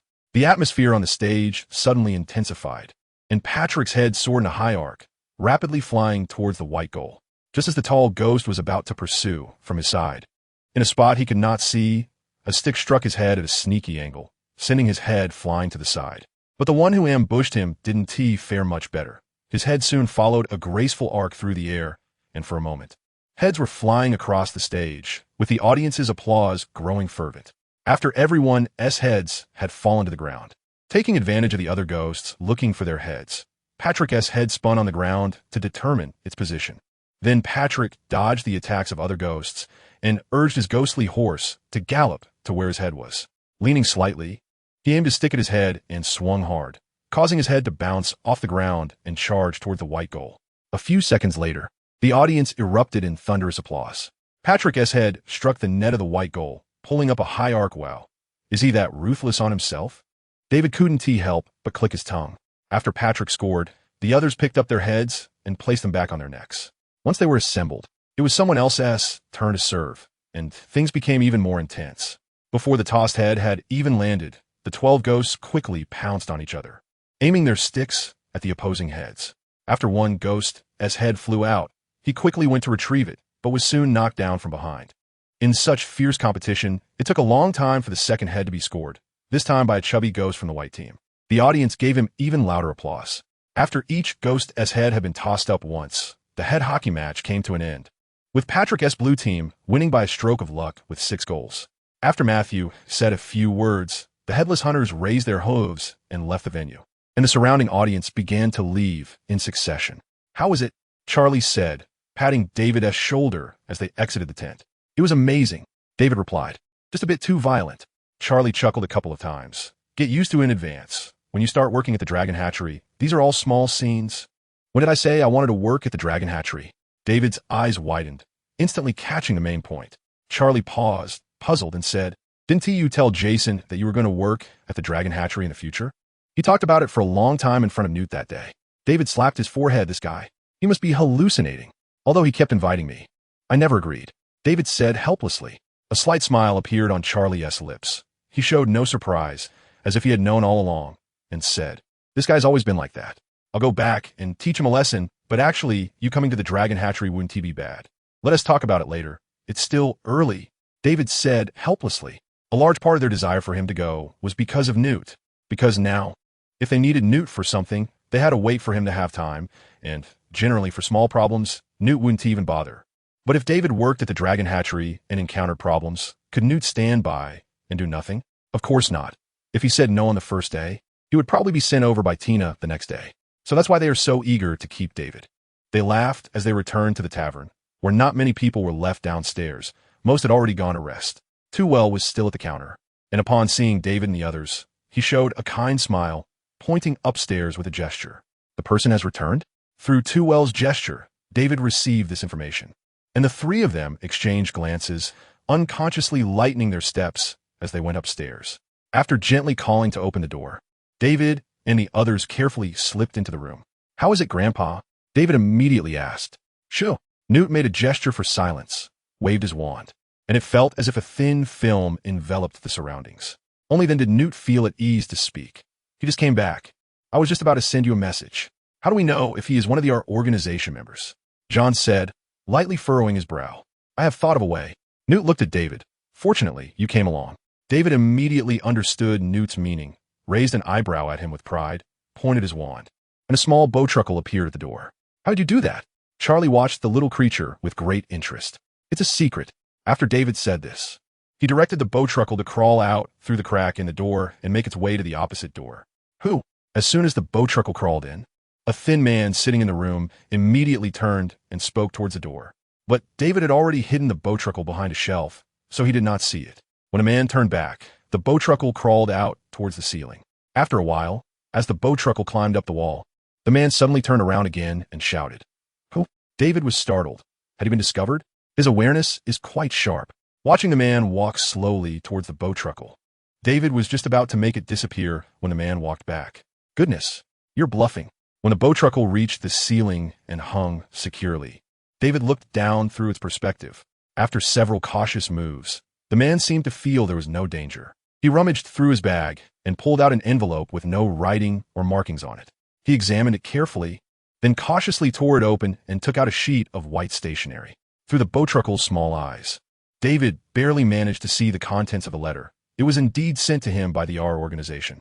The letter also had small circles with the letter R inside, constantly changing colors. This was one of the R organization's symbols, which few people could imitate. From the letter, it seemed that this person had applied to join the R organization, which had already agreed, instructing him to report to 115 Charlie Street in 5 days. After the man put the letter away without any further action, David withdrew from the Bowtruckle's perspective. Grandpa Toohwell is an outstanding informant, David said to everyone. So he is indeed one of our organization members? Newt's mustache twitched slightly. To be precise, he is not one yet. He will be in 5 days, David said. The others looked at him with some confusion, waiting for his explanation. I saw him take a letter that instructed him to report in 5 days to join our organization, David explained. Everyone fell silent for a moment, and John looked at Newt and said, "What should we do now?" Newt stroked his chin. "How about we find a way to follow him? He hasn't joined yet, and he doesn't know much information." John and Charlie thought for a moment and nodded, agreeing with Newt's idea. "Following him won't be easy," David said. "Just a moment ago, he was extremely alert. He must be an experienced one, the kind that often outsmarts aurors." "Is that so?" Newt frowned, starting to ponder what other methods might work. "Grandpa, I have an idea," David said slowly. "What?" Newt immediately looked at him. "Wait a moment." After David said this, he closed his eyes and tried hard to recall the man's appearance. A long face, thin lips, small eyes, and a nose that seemed nailed to his face. David's body began to twist in a painful tearing sensation, and soon his appearance changed. When he opened his eyes again, the people in front of him no longer seemed so tall. Now he could look them in the eye. Moreover, from Newt's widened eyes, he saw a look of pure disbelief. David's transformation was already at a high level of transfiguration, achievable only by a few masters. Although he had cheated by using the ability of the hippogriff from the illustrated guide, but this was still his ability, right? David smiled slightly and walked past the others to admire himself in the mirror. Not bad. It was almost indistinguishable from the real thing. Just the cold gaze was a bit lacking. "Grandpa, how does it look?" David turned and asked. You, amazing," Newt stammered, still unable to recover from the surprise David had given him. "Is this what the man looks like? You want to pretend to be him to get in?" John was the first to react. Young people's ability to accept was indeed stronger. Moreover, they all tacitly avoided the topic of how David accomplished this. Talented people in the magical world all have their own secrets. To ensure that others do not investigate your secret, you must allow others to have secrets. Therefore, unless it involves cruel dark magic, very few people will dig deeper. After all, everyone is different. "I disagree." Newt came back to his senses and immediately said loudly, "Do you have a better plan?" After David transformed, he no longer had to look up at Newt, which gave him much more momentum. Newt's lips moved, unable to come up with any ideas, and could only continue. "Anyway, I disagree. David, this is too dangerous. If they discover you, you are no match for them, and I can't explain to Tina either. Just don't tell Grandma for now," David said. "And who says I'm not their match? Back in school, I defeated Voldemort, the Dark Lord." Seeing that Newt still disagreed, David dropped a bombshell. Newt's lips trembled, and his eyes widened. "How did I not know about this?" "You can ask the professors, and you'll find out." David shrugged. Charlie desperately suppressed his shock. He was even more surprised than when he saw David transform. "David, are you serious?" "Of course, Ron knows too," David said. The room fell silent again as everyone digested the impact of that news. Only John was a bit better off, as Voldemort's reputation in America was not very great. Newt also began to consider the feasibility of David's idea.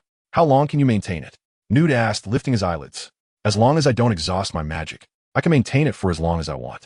After absorbing the magic of unicorns and the alchemy, David's magical power had entered a phase of explosive growth. Now, he was not only not weaker than an average adult wizard, but he was even stronger. "All right, I'll write to Dumbledore to ask. If what you said is true, I will agree, and we will try our best to follow you." Newt actually already believed what David said. He wrote to Dumbledore just to reassure himself. "Now the question is, how do we subdue that person?" David pointed outside. "I need the letter in his hand. Who exactly is he? And if anyone inside knows him. Otherwise I can't impersonate him. I can help you with all of that." After Newt finished speaking, he took out a small bottle from his bag, which contained some crystalline liquid. "A sleeping potion?"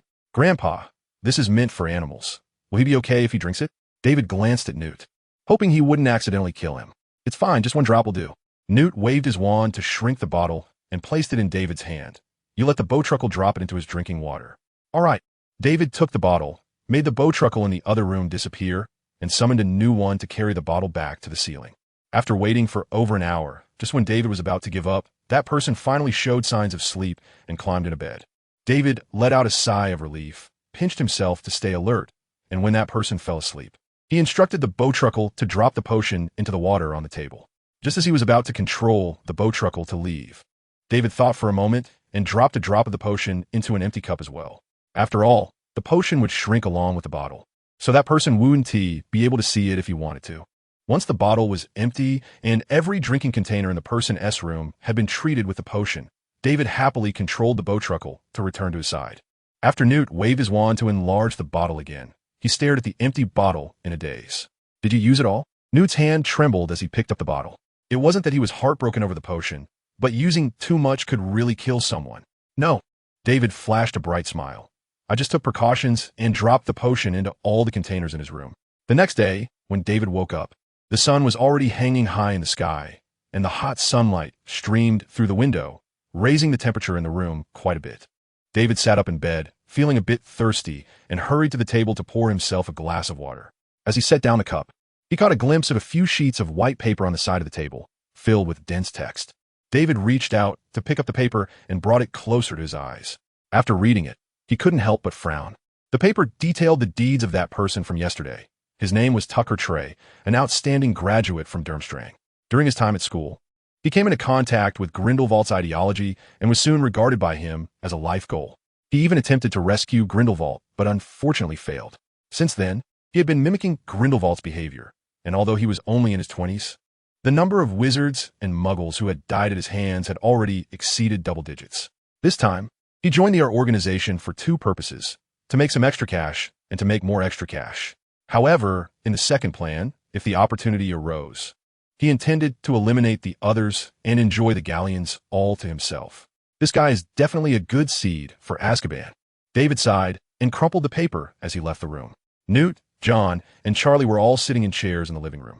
As soon as they heard the noise, they turned their heads, clearly waiting for David. "Grandpa, why didn't you wake me up?" David asked, a bit puzzled. Newt coughed lightly, turning his head awkwardly to the side, and said, "I didn't want to wake you because you looked so tired. I thought you could use more sleep." David raised an eyebrow. "Then where did all this come from?" He shook the white paper in his hand. "Quebec." Queenie came by. Newt said softly, "I knew it. You didn't wake me up because you were afraid Annie would find out about the plan for me? You even let me sleep a bit longer. I almost believed it." David took a couple of steps and glanced at Newt. Although the starting points were different, the results are the same, right? Newt hurriedly gave John a glance. John immediately chimed in. "David, have you finished reading what I saw on the paper?" "I have." "What about that person?" David asked. When Queenie went back, she handed it over to the American Ministry of Magic, so he should be sitting in prison now. A hint of satisfaction appeared on Newt's face. "Are you confident you can impersonate him?" John asked. "A lot of the information in your hands can be verified. If the organization finds out and your performance doesn't team match, they will definitely suspect you. I'll practice more in the next few days." I still remember his expressions from yesterday. David sighed, feeling a bit helpless. This was indeed a problem. He had always been a model youth, and now having to turn into a bad one was somewhat challenging. "You should learn the Patronus charm when you go back. Otherwise, if you directly look at his memories, it would be much easier to imitate." Newt concluded. "All right." David nodded.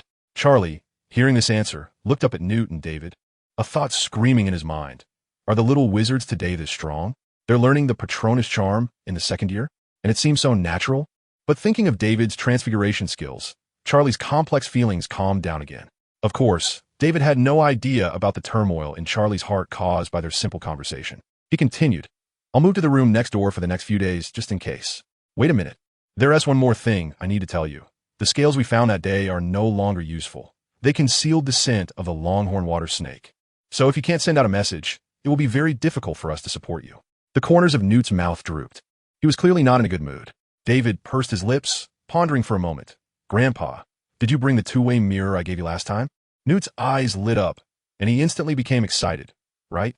You can use the two-way mirror to send messages, and we can find you. So, I'm going over." David picked up some food from the table. "Go ahead, here's the key to the other room, and these are all that person's belongings. Make sure to take them with you." Newt handed David a bag from by his feet and a key. "I packed everything up yesterday. Goodbye, everyone." David smiled and waved at them, quickly walking out and opening the door to the other room.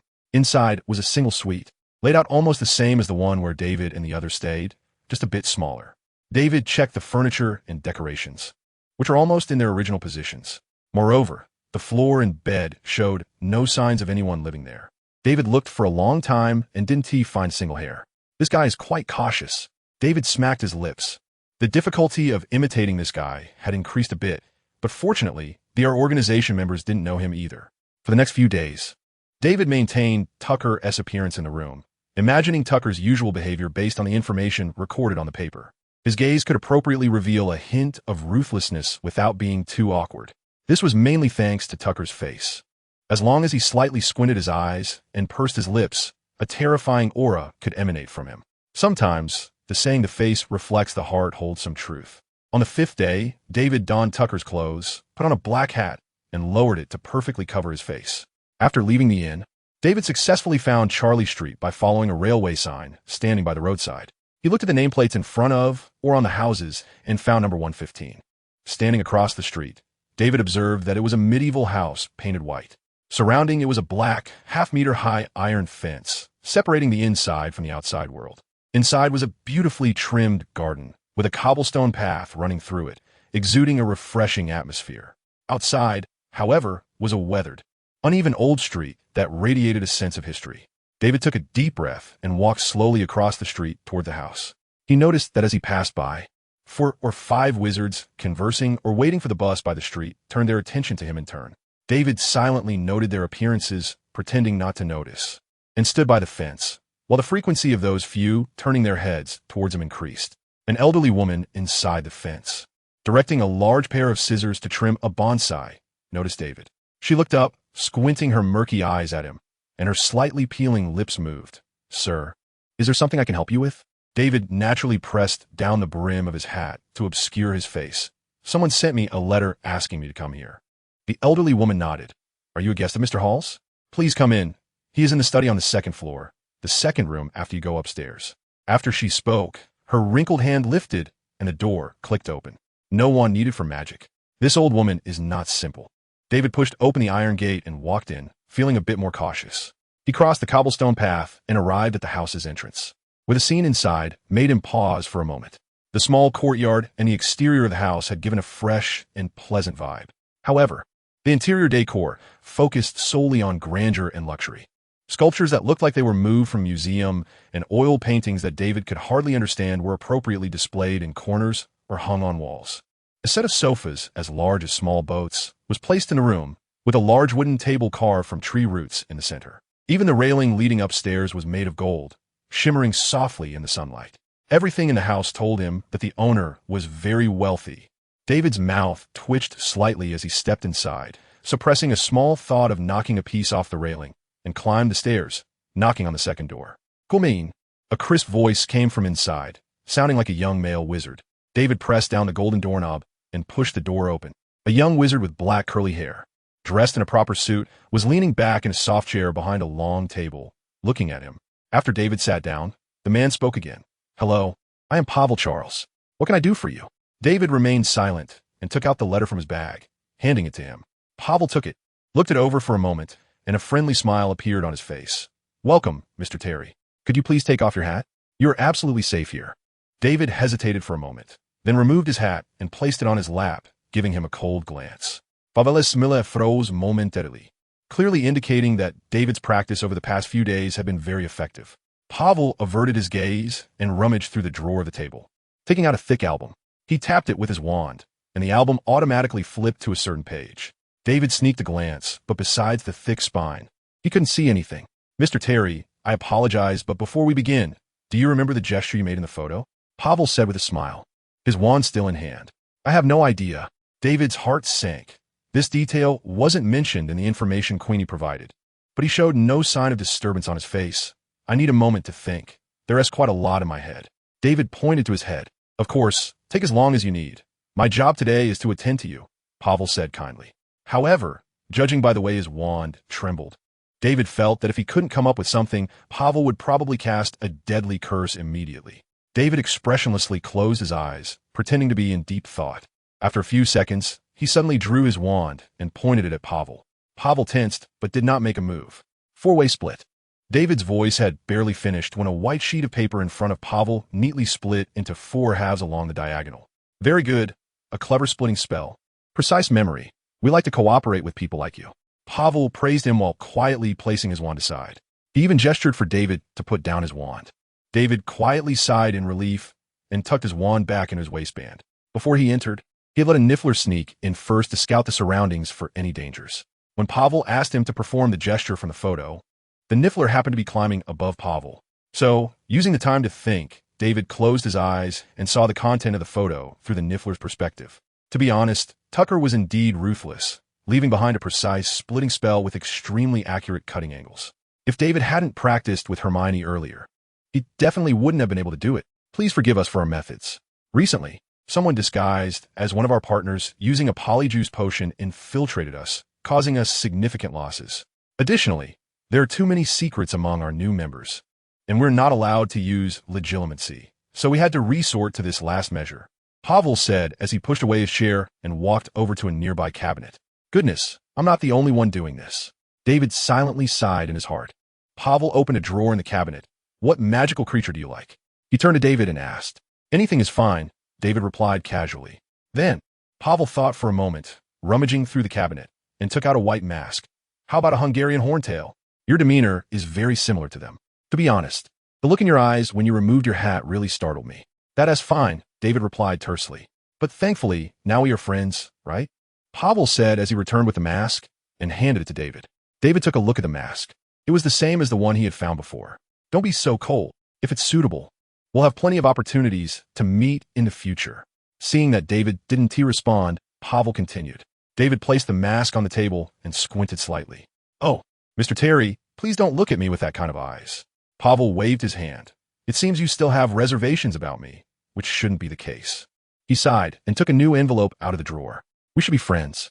I hope you can accept me in the future. It would be the greatest honor of my life. And this, can you open it at 8 a.m. on August 12th? David took the envelope and nodded slightly. August 12th was just 5 days away. If you open it early, we won't be able to become partners, Pavel said with a smile. All right, now I officially welcome you to join us. You will gain all the wealth you need here, Mr. Tucker Tree. David nodded slightly. Can I leave now? Of course, Pavel replied, then muttered under his breath, what a cold guy. David ignored him, put on his hat, stood up, and pushed the door open to leave. After closing the door, David paused for a moment to tie his shoelaces. Inside, Pavel pulled out a note and quickly wrote a line on it, which David saw through the tree guard. Pavel had someone quietly follow him to monitor him, calling him a friend while spying on him. The world has changed. David sighed and walked slowly down the stairs, tapping his hand on the railing as he went. The craftsmanship was solid, without a hammer. It would be hard to knock a piece off. Exiting the house, David greeted an old woman and pushed open the iron gate, walking towards the inn. After walking about 100 meters, David suddenly felt a hint of malice, the ability of the unicorn. He casually glanced towards the direction from which the malice came. There were probably 3 wizards hanging behind him, all unfamiliar faces, not the ones guarding the house. It seemed there were quite a few of them here. David pressed down his hat and hurried towards the inn. In the evening, the mottled sunset illuminated the sky, and the houses and the streets gradually fell into darkness, but were soon rescued by the streetlights that lit up along the roadside. David sat on a chair on the balcony with a cup of coffee, glancing down during sips. Across from him, someone was staring at his room, either from a small shop on the opposite street or leaning against a streetlight, in any case, in a position where they could see him. David sighed softly and put the coffee down on the table. Since returning from Charlie Street, he had gone down a couple of times under the pretense of needing something and encountered Newt and the others. However, David did not greet them, as someone was already living next door to him. As soon as there was any noise from his door, that person would come out shortly. There was also a wizard sitting at a table downstairs who seemed to have nothing to do, but as soon as David went downstairs, the person would fix their gaze on him. It was indeed an all-around surveillance. This situation couldn't continue. Not only was it difficult to pass information to Newt and the others, but with them monitoring him, it was hard to guarantee he wouldn't slip up. David leaned back in his chair, considering the person on the street with his peripheral vision for a moment, then stood up and gently tapped his wand on the blanket. A small whirlwind swept through the cup, and it immediately became clean again. David walked inside, took the hat hanging on the coat rack, pressed it on his head, and after ensuring it was secure, he opened the door and walked out. Just 2 steps out, David heard a door behind him make a clicking sound, and the person monitoring him followed out. David pretended not to notice and continued down the stairs. The downstairs was bustling with customers as nightlife had just begun, with only a few seats empty. A small framed wizard with 2 little mustaches sat in a spot further in, his gaze vaguely directed at David. If it weren't for that uncomfortable feeling David had, he would have found it hard to notice the small wizard. David continued to ignore him, pressed his hat down lightly, and exited the inn, strolling past various stalls as if he were shopping. Had the three of them followed? David raised an eyebrow and looked up at a stall in the distance, striding over. Passing through an alley lit by only two dim little lights, David skillfully turned around, slipped through the crowded people, and walked quickly inside. Then he concealed himself in a corner. Where'd he go? Soon, the three wizards hurriedly walked in. I just saw him come in here. Go check ahead, but be careful, the small mustache said, pulling out his wand. The three of them scattered, carefully searching the alley. After they had walked a considerable distance, David moved his wand, and his entire body silently disappeared from the spot. Who? The small mustache shouted. Don't move. David stood behind the small mustache, his wand pressed against the back of his head. The small mustache recognized David's voice and hurriedly said, No, we are friends. Oh, my friends wouldn't engage in following and spying, David replied, glancing at the two beside him, then coldly said, Shall we compare who takes me down first? You, or I smash his head first? You two don't move. It seemed the small mustache was their leader after he spoke. The other two ceased their movements. We come from 115 Charlie Street, where you were this morning, the small mustache explained to David. Of course. I know you came from there. David gently tapped his fingers on his wand, moving it slightly, and the small mustache's body instantly tensed up. Charles sent you? David's voice was very cold. No, sir. We're just here to protect your safety. After all, you are our friend now, the small mustache said. Protect my safety? You dare say that? A hint of a smile appeared on David's face, though the three couldn't see it. Do you think I need your protection? It seems I don't need it now. The small mustache forced a smile. Then do you still want to follow me?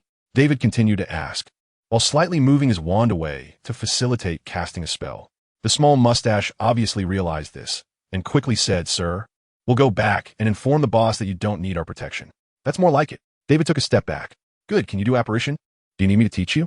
Of course, sir. It's an essential skill for us, the small mustache said, reaching into his pocket. David narrowed his eyes and tightened his grip on his wand slightly. Don't be nervous. The small mustache seemed to sense this and raised his wand-holding hand to the side. It's a letter from our boss to you. The small mustache rummaged in his pocket and took out a white envelope, identical to the one David had taken that morning.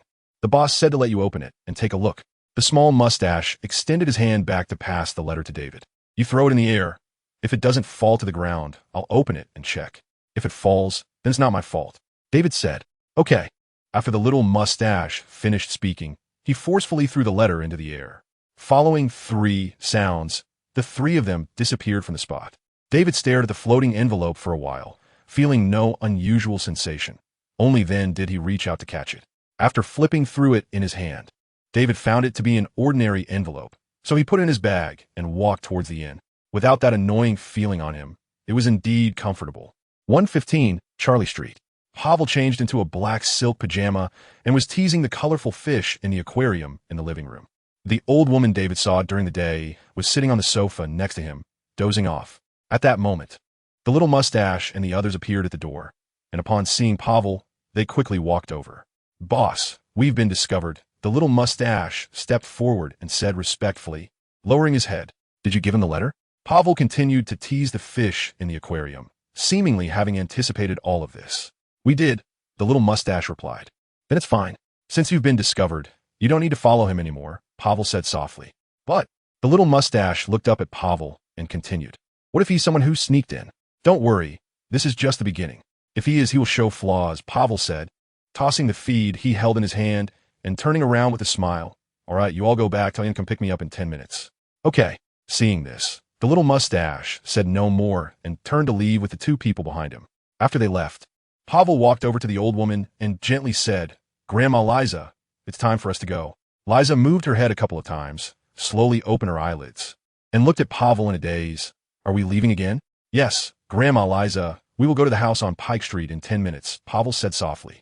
Liza sighed, a bit dissatisfied. I've only just stayed here for 2 days, and I haven't even tidied up the garden. Business is hard to come by these days. Besides, there's a garden over there too, Pavel comforted her. Liza nodded and staggered to the center of the room with a wave of her hand. A box flew down from upstairs and opened up on the ground. Then, Pavel's study opened up, and the items inside flew out in sequence, neatly arranged in the box. After a while, the sound of hooves was heard outside, and Pavel came downstairs, already dressed in an elaborate outfit. Grandma Liza, let us go, Pavel said as he assisted the elderly woman outside, with the boxes floating behind them. On the street outside the fence, a black carriage was parked, but strangely, there were no animals pulling it in front. After returning to the inn's room, David sat down in a chair and pulled out the letter, flipping through it repeatedly before tearing open the seal. Inside was just a piece of white letter paper. David took it out and glanced at it, finding it to be nonsense. Most of the first half talked about how they were friends, while the latter half expressed apologies for sending someone to follow him. According to Pavel, sending someone to follow David was also a reluctant decision. They had suffered significant losses during this time, so they would observe newcomers for a while. Moreover, the person he sent could also protect David. After all, this was not a well-regarded profession. If David truly came to join them, it could be considered protection. But he wasn't. David set the letter aside, took out some white paper from the room, and then tapped it with his wand, softly reciting a spell. Slowly, lines began to appear on the white paper, gradually forming portraits of the people he had seen during the day. Once all the drawings were finished and he had written down all the information he had gathered on the back, David picked up the white paper to check it, confirming there were no issues before putting it away, shrinking it, and sending it to Newt's room across the way using the shrinking charm. Then, David returned to his bedroom, pulled the curtains shut, and continued to refine his acting skills. He had only passed one hurdle. The long journey was just beginning. On a morning of August 12th, the hour hand pointed exactly at the number 8. David took out that envelope, tore it open from the side, and found another piece of white paper inside. After taking it out and unfolding it, David frowned. Did he give me the wrong one? He flipped the empty white paper back and forth, feeling a bit confused. What if? Reveal yourself. David tapped the white paper with his wand. After a moment, a faint black arrow shook a couple of times, appearing in the center of the white paper. TSK, how careful. David turned the white paper around and found the arrow pointing to a specific location, like a compass drawn on the paper. David packed his things, followed the arrow's guidance, and stepped out the door, temporarily not letting Newt and the others follow him. When he made a discovery, he would find a way to notify them to avoid being discovered by the organization. After teleporting several times using the ball of the avian skill, David found himself in a dense forest, the arrow's color now very dark. It should be just ahead. David took out the white mask from his bag and pressed it to his face. Although the mask's outer shell was very hard, it felt quite comfortable on his face. The inside of the mask became soft as it adhered to his face, changing shape to perfectly cover it. Moreover, he felt no presence of the mask at all, as if it were just a layer of skin. After feeling it for a moment, David continued walking deeper into the forest following the arrow's direction. About half an hour later, David heard voices ahead, and he walked over slowly. As soon as he revealed himself, he saw a dozen people pointing their wands at him. Don't be nervous, we are one of us. A big guy was the first to lower his wand, and the others followed suit, putting their wands away. David looked around, counting, including him, there were a total of 12 people. In the middle of the group were 3 box-like objects covered with black cloth, and he couldn't tell what animals were inside. Cool. Brother, how did you get that mask? A chubby kid about 5 to 1, 6 meters tall wobbled over to David's side. Listening to his tone, David felt as if he were seeing a chubby version of Ron. They sent it to us. David glanced at him. Really? Then you must be really lucky. The chubby kid exclaimed, then said, why don't we trade one? Look, mine looks pretty good too. David glanced over and saw a huge, round brown worm-like creature painted on his mask, which looked quite realistic, as if it could wriggle at any moment. The corners of David's mouth twitched, suppressing the urge to punch him, and looked away. Who would trade with you? The Hungarian horntail is 100 million times more handsome than your flobberworm. TSK, another person without an appreciation level, the chubby kid said disdainfully. David quickly took a step aside. Hey, brother, it's fine if you don't want to trade with me, the chubby kid hurriedly said. David still ignored him, but the chubby boy didn't care at all. He continued to speak softly. My name is Tarek. What's your name? Seeing David still silent, Tarek changed the topic. So why are you here? After finishing his sentence, Tarek looked around and then buzzed in David's ear nonstop. Actually, I'm not sure of money. I just heard others say this job is thrilling, so I sneaked in to experience it. Otherwise, I want to have this chance after I graduate. By the way, you must not tell anyone else, or they might kidnap me, and that would be bad. I just thought you looked friendly. How do you know I look friendly when I'm wearing a mask? Is there something wrong with your head? David hurriedly took a few steps to the side to avoid being infected by him. After a few more sentences from Tarek, he turned around and found that David had already walked away, so he hurriedly followed. Hey bro, why didn't you say anything before you left? Tarek said, somewhat dissatisfied. Is there any way you can stay away from me? David said in a deep voice. You can just trade masks with me, Tarek replied immediately, his words quick. David sighed silently, took out his wand, and looked at Tarek. Do you want the killing curse too? Tarek was taken aback, took a step back, and left. But his mouth kept mumbling, it's just a mask swap. So stingy. After a while, David heard him shout again, cool. Bro, how did you get that mask? David turned to look, and the chubby boy was again pestering others to swap masks. Doesn't he fear getting beaten to death? David shook his head and prayed for him internally. After waiting for about 10 minutes, a commotion came from distance, and soon after, another masked wizard walked in. Just as Tarek was about to approach, he saw a big guy clap his hands and loudly say, "Can everyone come over, please?" Once everyone gathered around, the big guy continued, "You can call me Davo. I'm the leader of this group. During your operation, everything must follow my command. If the transport fails because of one person, don't blame me for being ruthless." Seeing everyone nod, Davo said, "Now you four form a group freely. If the items you transport are lost, it will also be your responsibility." As soon as Davo finished speaking, Tarek darted to David's side. "Bro, let us be in the same group. I still feel you look friendly. Your whole family looks friendly." David cursed inwardly and quickly moved away. But due to Tarek's persistence, the people on the field quickly formed their teams, leaving only 2 people looking dejectedly over here. It seems everyone didn't want to be in a team with Tarek. "See, bro, we're still in the same team. It's fate. You can't escape. By the way, you haven't told me your name yet?" Tarek bounced to David's side, happily said, "My name is Ron." David sighed and resignedly said Ron's name. "Is everyone assigned to a group now?" Davo looked around and said loudly, "Now please discuss among yourselves.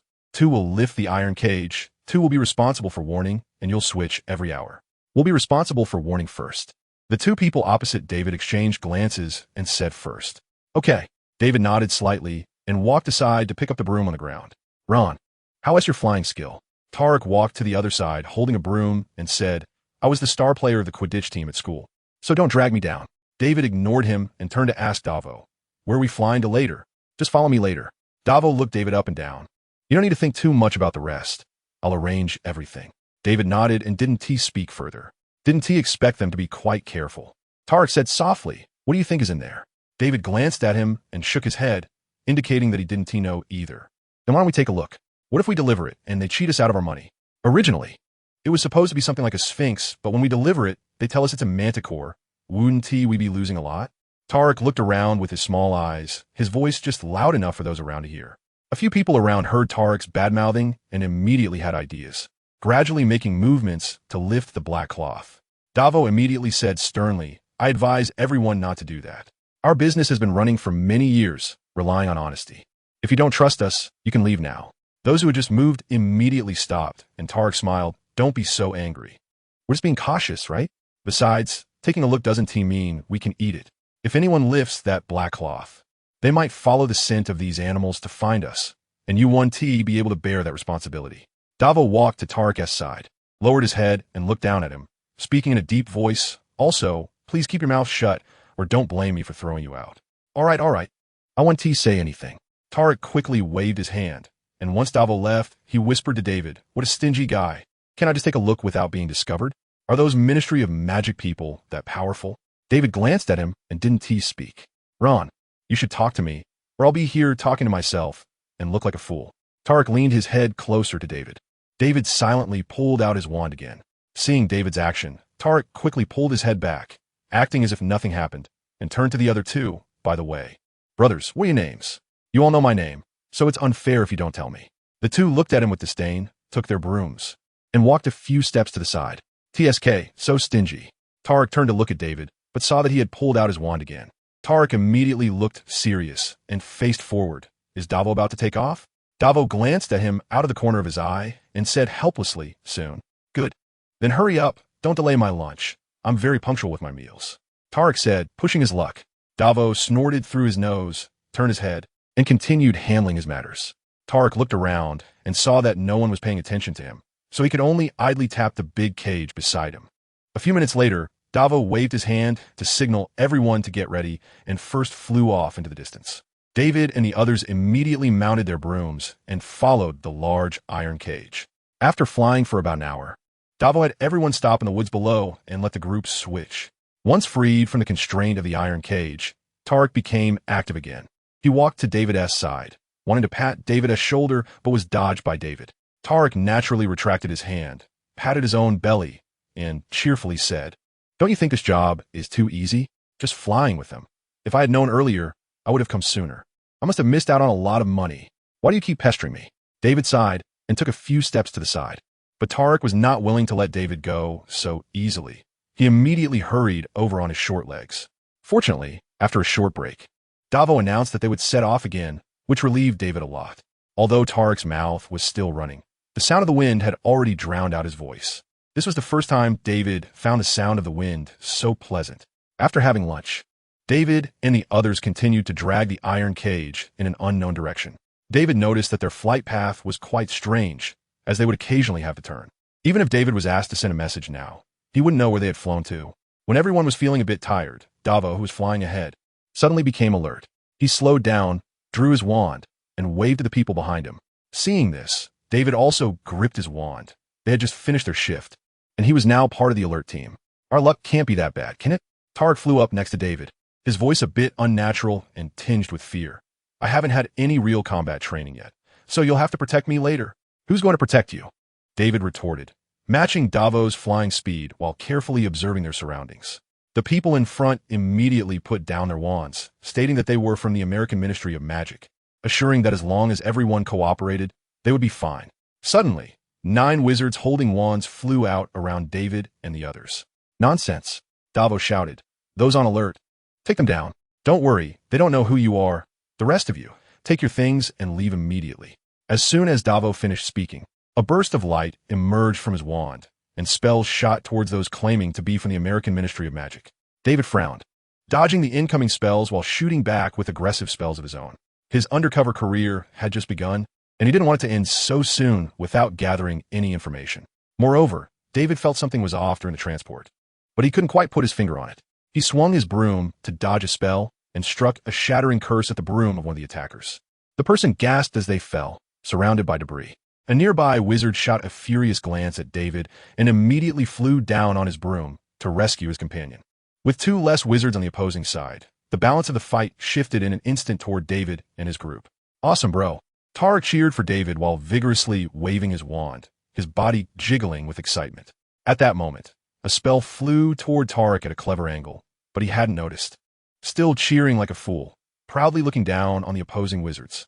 "Idiot." David flicked his wand, casting a protective charm around Tarek, shielding him for the incoming spell. In the distance, Davo, who was fighting the enemy, discreetly withdrew his gaze from this side. "Thanks," Tarek said, still shaken. David ignored him and continued to focus on battling the opposing wizards. After those dragging the iron cage flew far away, Davo raised his wand, and a large fire appeared in the air, distorting the atmosphere.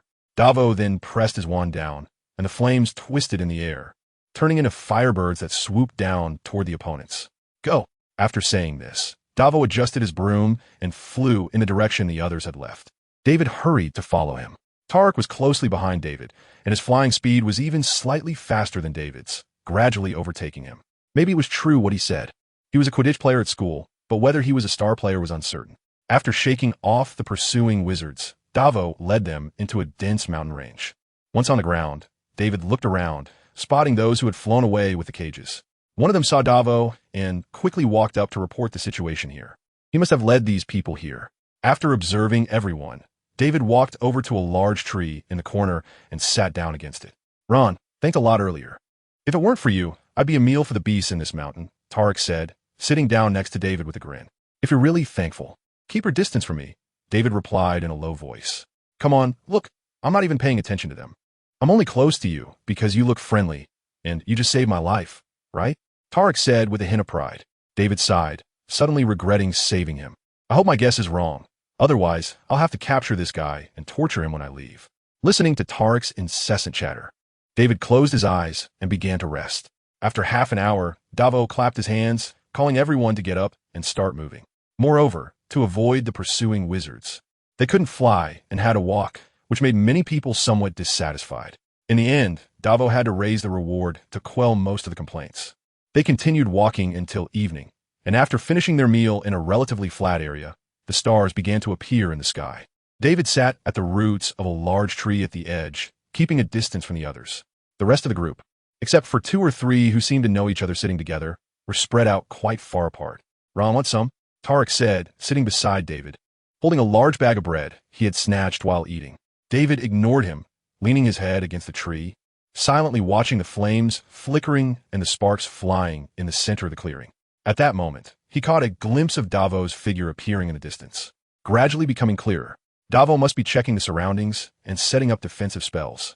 When Davo's figure was clearly visible, the person who had reported to him at noon stood up and walked over to his side. Davo nodded slightly, and the two approached a person sitting diagonally in front of David, sitting on either side of him and surrounding him. The man wore a mask painted with a banshee, and he appeared a bit nervous, occasionally touching his mask as if afraid it would fall off. Everyone's attention was drawn to this scene, even Tarek, who was eating bread, stopped. Brother, those people today were called by you, right? Davo lightly tapped his wand on his thigh, his tone cold and merciless. What? What nonsense are you talking about? The banshee-masked man's voice trembled. David watched everything with an expressionless face, feeling no emotional upheaval. Unexpectedly, you actually followed us here. What? Do you want to sell us out again? Davo turned to look at the masked man, speaking in a deep voice. No, it wasn't me. The banshee-masked man shrank back, but Davo's large hand gripped his shoulder, preventing him from retreating any further. Do you think we would come to find you without evidence? The banshee-masked man suddenly jumped up, preparing to turn and escape. However, Davo was faster than him. He suddenly leaped up and kicked the masked man in the chest. The soundless bird masked man was struck hard, bending beautifully before flying forward rapidly and landing on the ground. The atmosphere around them instantly became heavy, as everyone watched to see how Davo would handle him. Davo slowly rotated his wand in his hand, walked step by step to the soundless bird masked man, crouched down, and said, "Why do people always want to trouble us? Isn't it better to coexist peacefully? Damn it, then why do you hurt those animals?" The soundless bird masked man fell silent for a moment, then suddenly turned around and pointed his wand at Davo. Unfortunately, Davo seemed to have been prepared. With a swift motion, he grabbed the masked man as a wrist. The spell that erupted from the tip of the wand struck a nearby branch, creating a large hole, in which chips flew everywhere, hitting David's face. "This guy is quite ruthless," Talek exclaimed from aside. David remained silent, continuing to focus on the dramatic scene unfolding before him. Davo tightened his grip on the masked man's hand, causing him to scream in agony as the wand slipped from his fingers and fell to the ground. "What a pity you were a bit slow. If you were a little more skilled, you might have had a chance." Davo released the masked man's hand and kicked his wand aside. Then, Davo bent down and searched the masked man, pulling out a small ball. He displayed it to everyone and explained, "This thing sold us out. It leaves a trace along the way, allowing the Ministry of Magic to find us." The man lying on the ground glared at Davo with resentment and turned to bite his leg. Davo dodged his attack with a slight movement and pointed his wand at him, chanting, "Heart-piercing."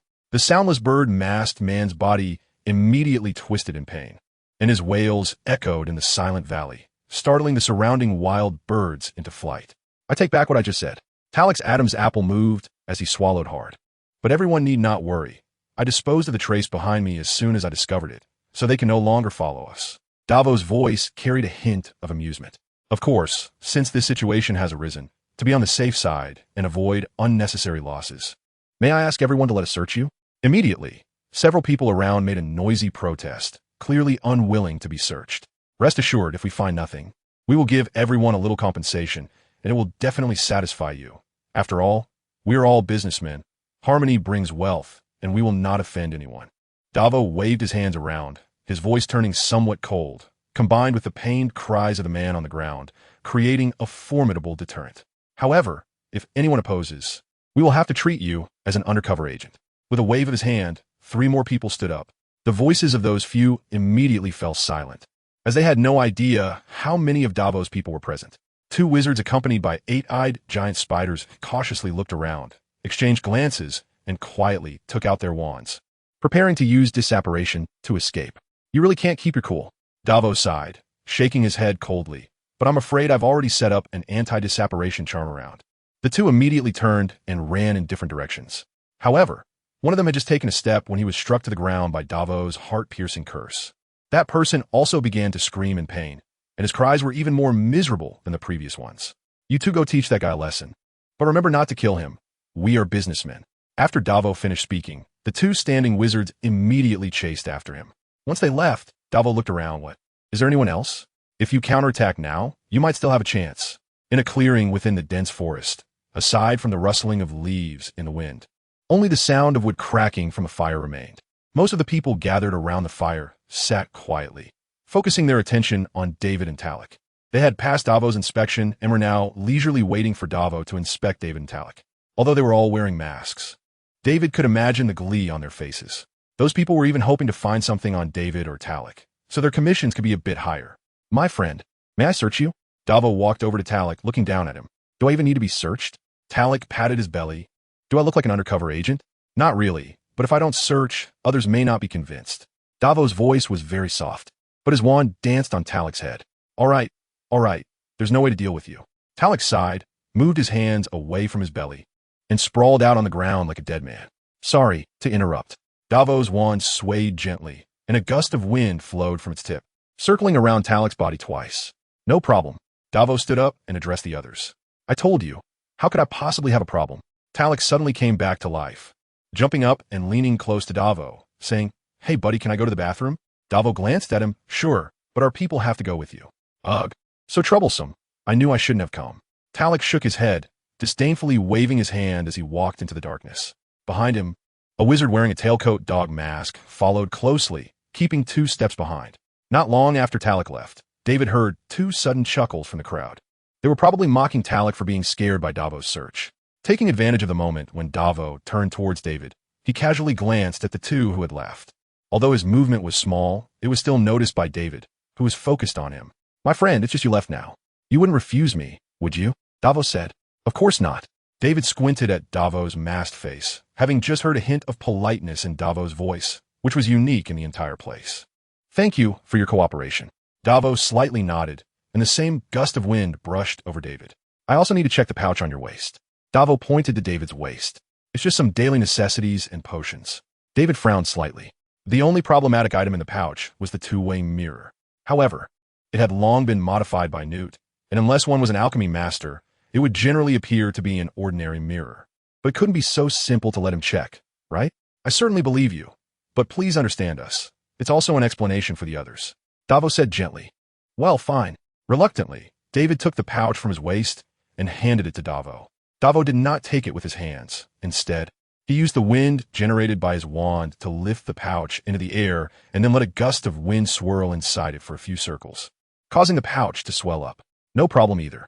Davo waved his hand around, controlling the pouch to fly back into David's hand. "Thank you for your cooperation." David nodded at him and continued to rest against the tree. "Now it's time to deal with our 2 friends." Davo walked to the center of the area and pointed his wand at the 2 people lying on the ground, who had long since been reduced to weak groans. "Sigh." Davo suddenly let out a heavy sigh. "It's all because our boss is too kind-hearted. He says we are businessmen and that killing is not good, so we can only give them a small punishment." The wizard with the 8-eyed giant spider showed a glimmer of hope in his eyes and nodded his head towards Davo. Davo turned to look at him, waved his wand, and a nearby branch transformed into a rope, wrapping around him. The other wizard with the absolute soundbird was treated in the same way. "We will throw them deep into the mountains, and if they are lucky, someone might save them. Of course, I think their chances of encountering wild beasts are greater, but we can't be blamed for that, right?" Davo said softly. No, you can't." The wizard with the 8-eyed giant spider struggled painfully.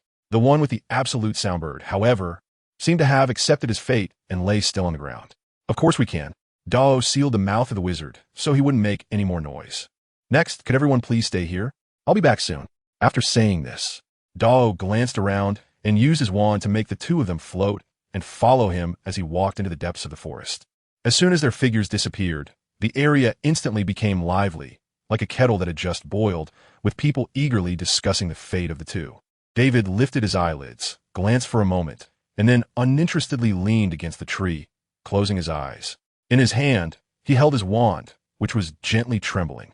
After his vision darkened for a moment, light slowly emerged, revealing a scene. It was a high-angle view of Dao and the 2 he had bound.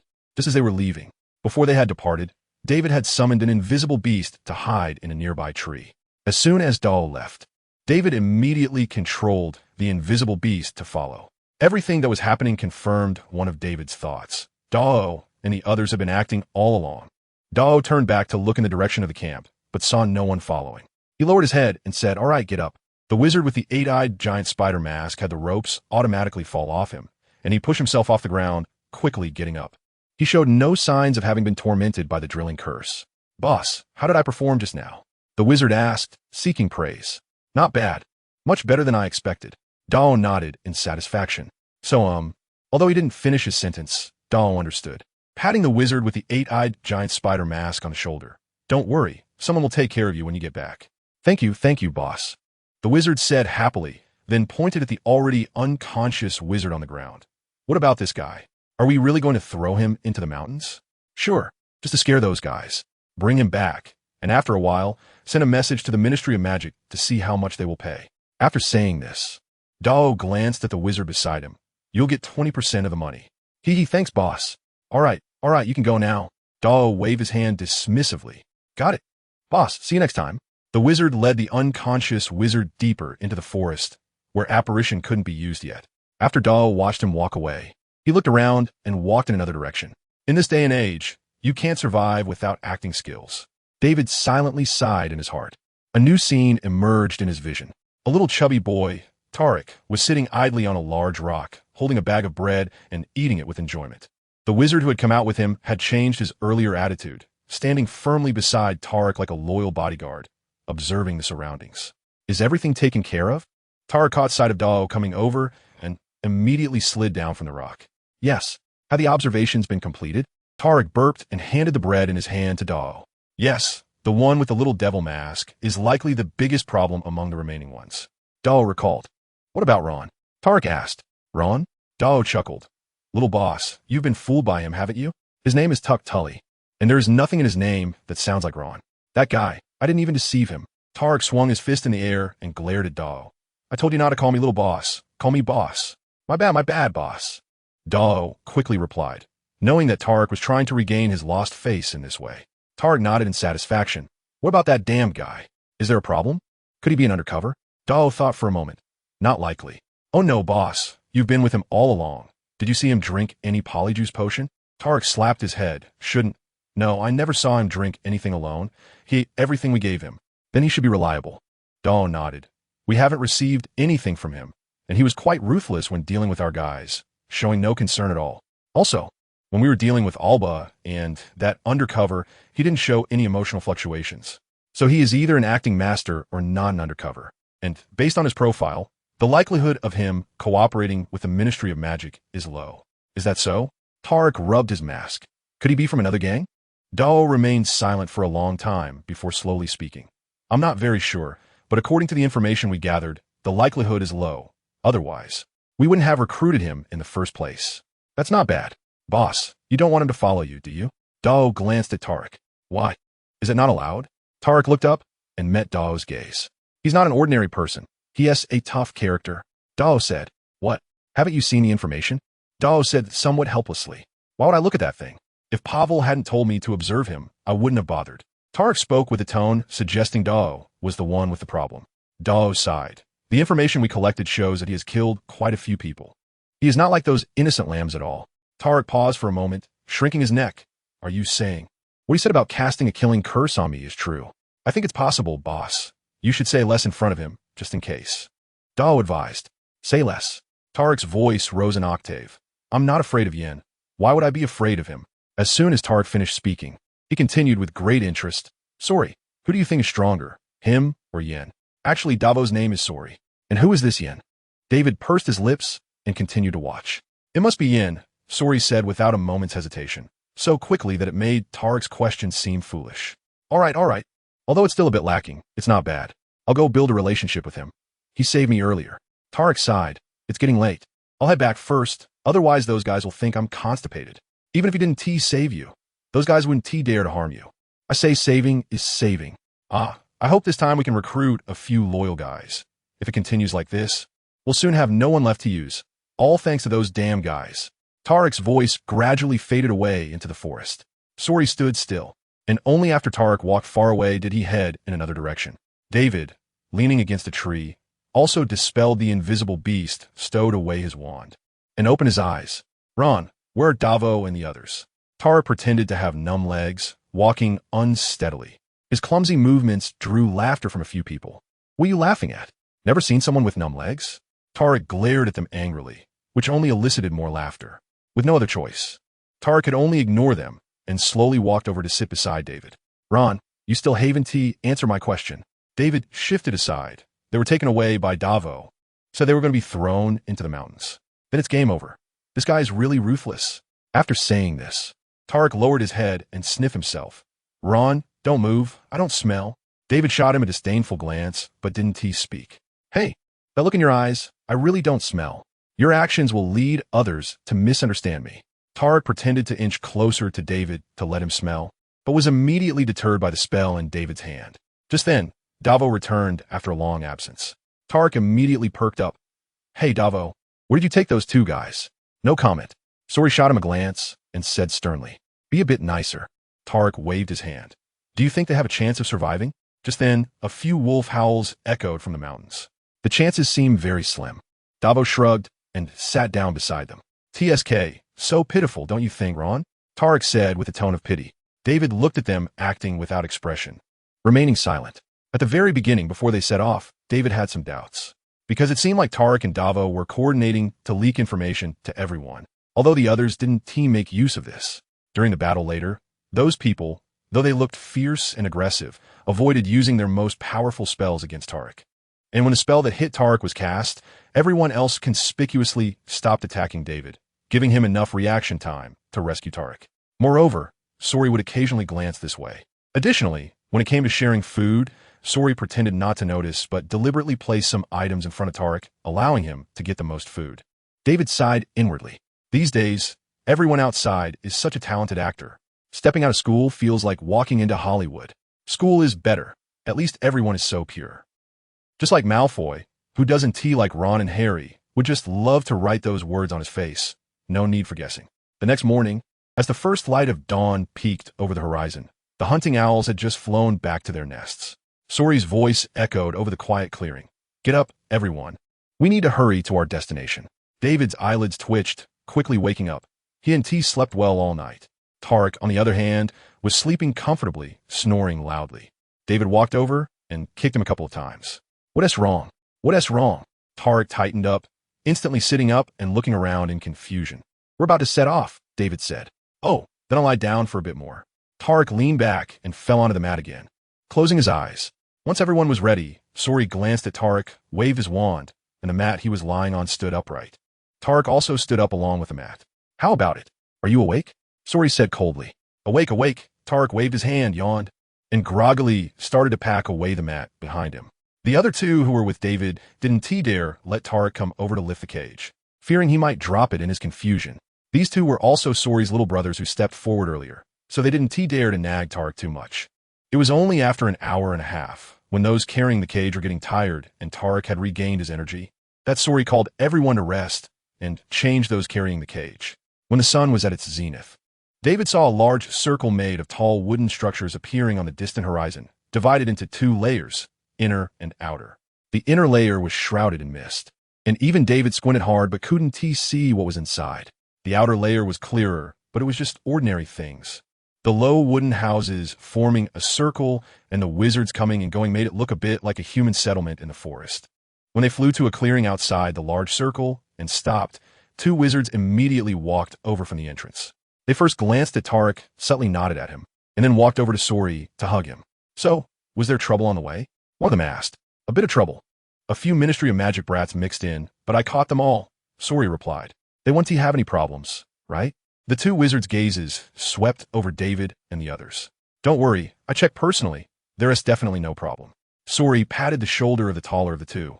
All right, then you take them inside. The two wizards stepped aside to let David and the others pass. What about these things? David asked.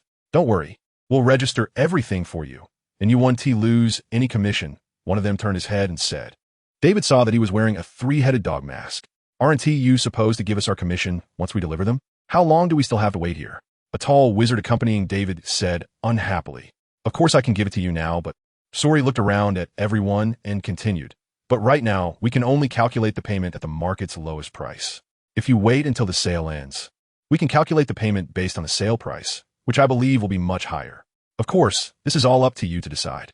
Oh, by the way, let me mention that if you choose to receive your commission now, you won't be free to move around. You will need to stay at the inn we arrange for a few days until our sale ends. Otherwise, if you take money from us and then turn around and sell us to the Ministry of Magic, we would be in a bind." After Sori finished speaking, he stood straight, waiting for everyone's decision.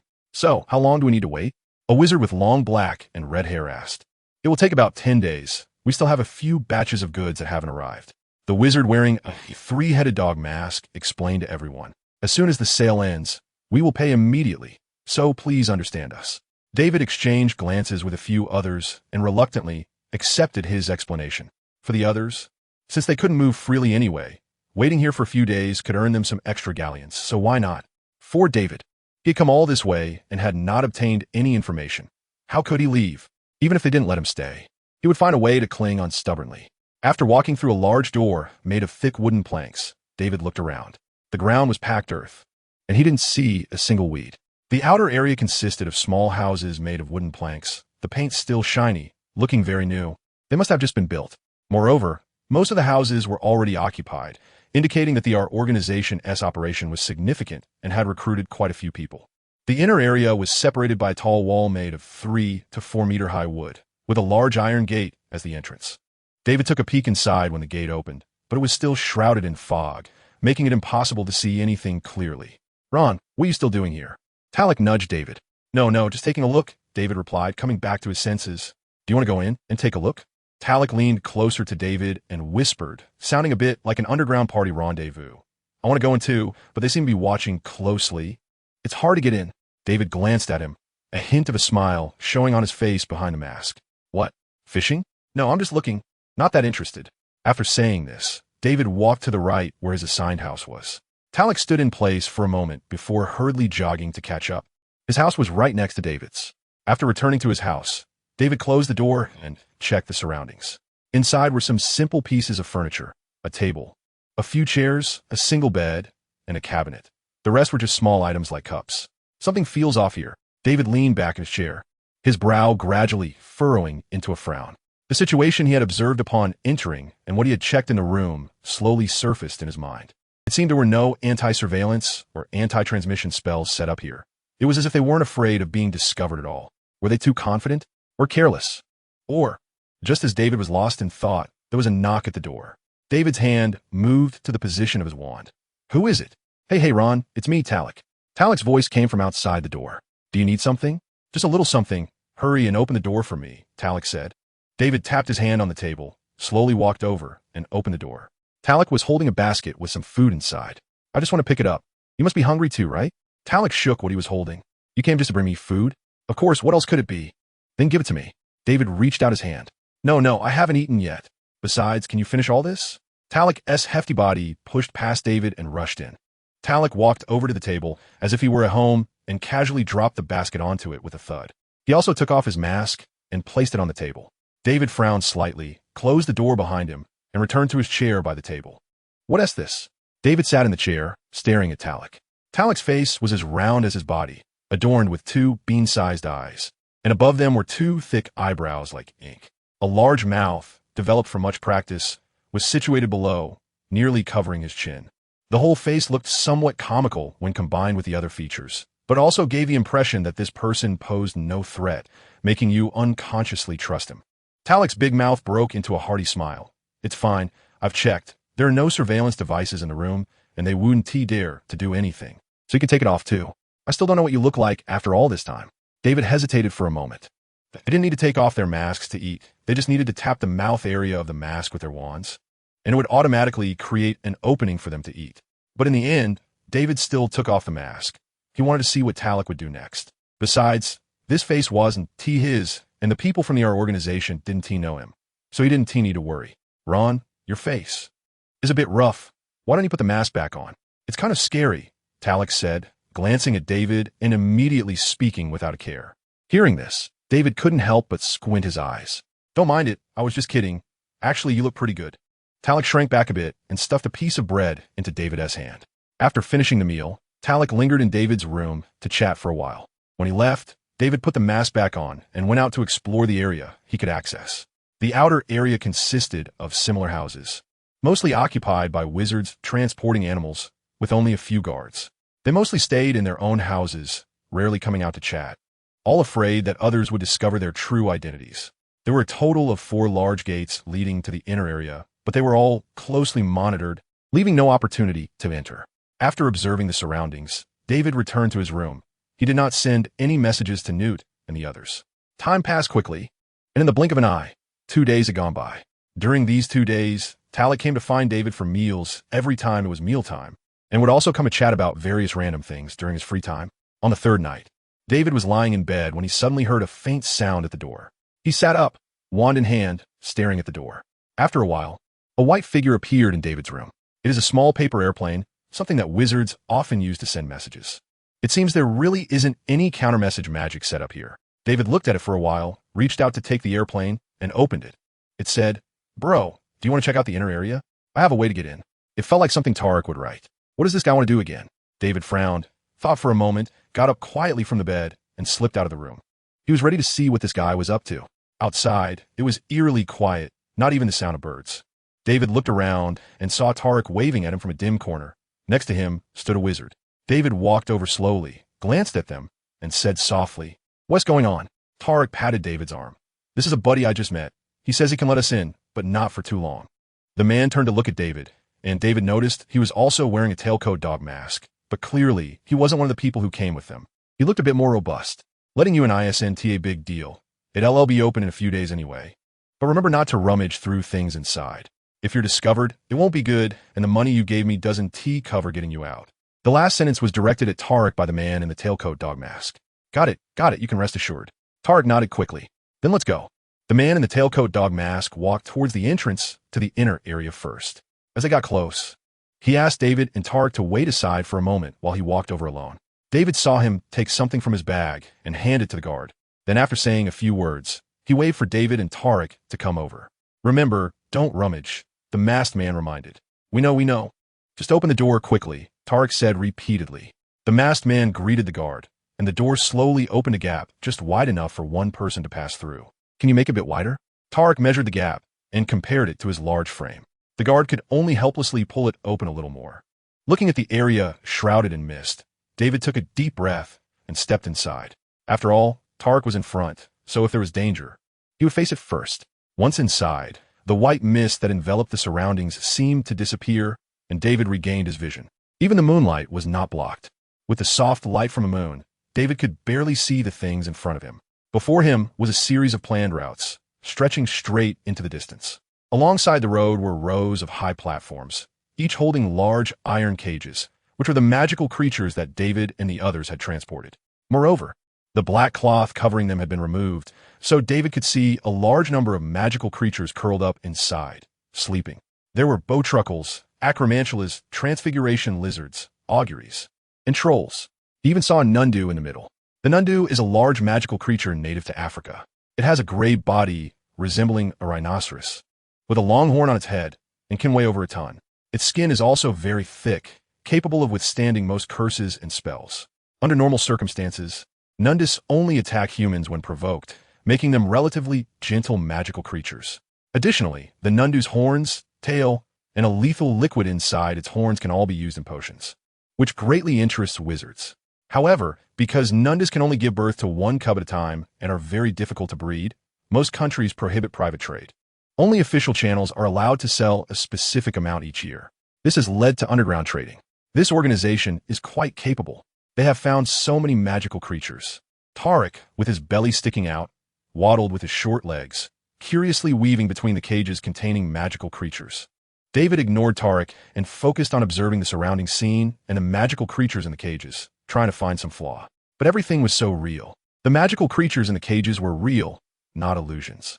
This made David question what Tarek was really up to. Why did he bring him to see these magical creatures? The next morning, as soon as David opened his eyes, he heard a bustling noise outside. What's going on? It had been quiet for the past few days. David got out of bed and opened the door to take a look. A large crowd had gathered at Tarek's door, with Tarek standing in the middle, animatedly talking about something. Catching sight of David coming out, Tarek immediately pushed a few people aside and waved at David. "Ron, come here. Tell them what magical creatures are behind the walls." "Is there a nundu?" "I told them, but they don't believe me." After Tarek finished, he shot an annoyed glance at the people around him. "Yes, there's a nundu inside, David said softly, and seeing that Tarek was about to say something more, David turned back into the room and closed the door. Now he understood why Tarek had taken him to see those magical creatures. This place is a big fishing ground, but he had a new question. How would our organization move these magical creatures? Otherwise, why would they be willing to pay such a high price to fish? Unfortunately, he couldn't get in again now to check the situation inside. Time passed to the 8th day. With 2 days left until the wizard wearing the three-headed dog mask had mentioned, there had been no magical creatures delivered lately, and the wizards guarding the area had begun decorating the site. The bare wood had been enchanted, and when David got up, he saw that the wood was covered with vines resembling climbing ivy, adorned with colorful flowers. The house where David and the others were staying had also been magically painted with various magical creatures' images and their information for the visitors' reference. A long red carpet flew out from the furthest room, wrapping around the site and slowly landing on the surrounding pathways, extending into the inner area, but unfortunately, the white mist inside had not dissipated. Meanwhile, the scene began to get chaotic, as a large number of wizards came out of the houses to look at everything being decorated. The spacious street became a bit crowded. This lively scene continued until the afternoon, as the sun slowly set, painting the sky with streaks of evening glow. "Enemy attack!" shouted a wizard standing guard on a high tower outside the walls using a sonorous charm. The wizards who were decorating immediately stopped their work, quickly entered the houses, and grabbed their brooms to fly into the air. The onlookers also panicked, and in just a short while, David heard a series of popping sound around him. Some wizards used disapparation to leave.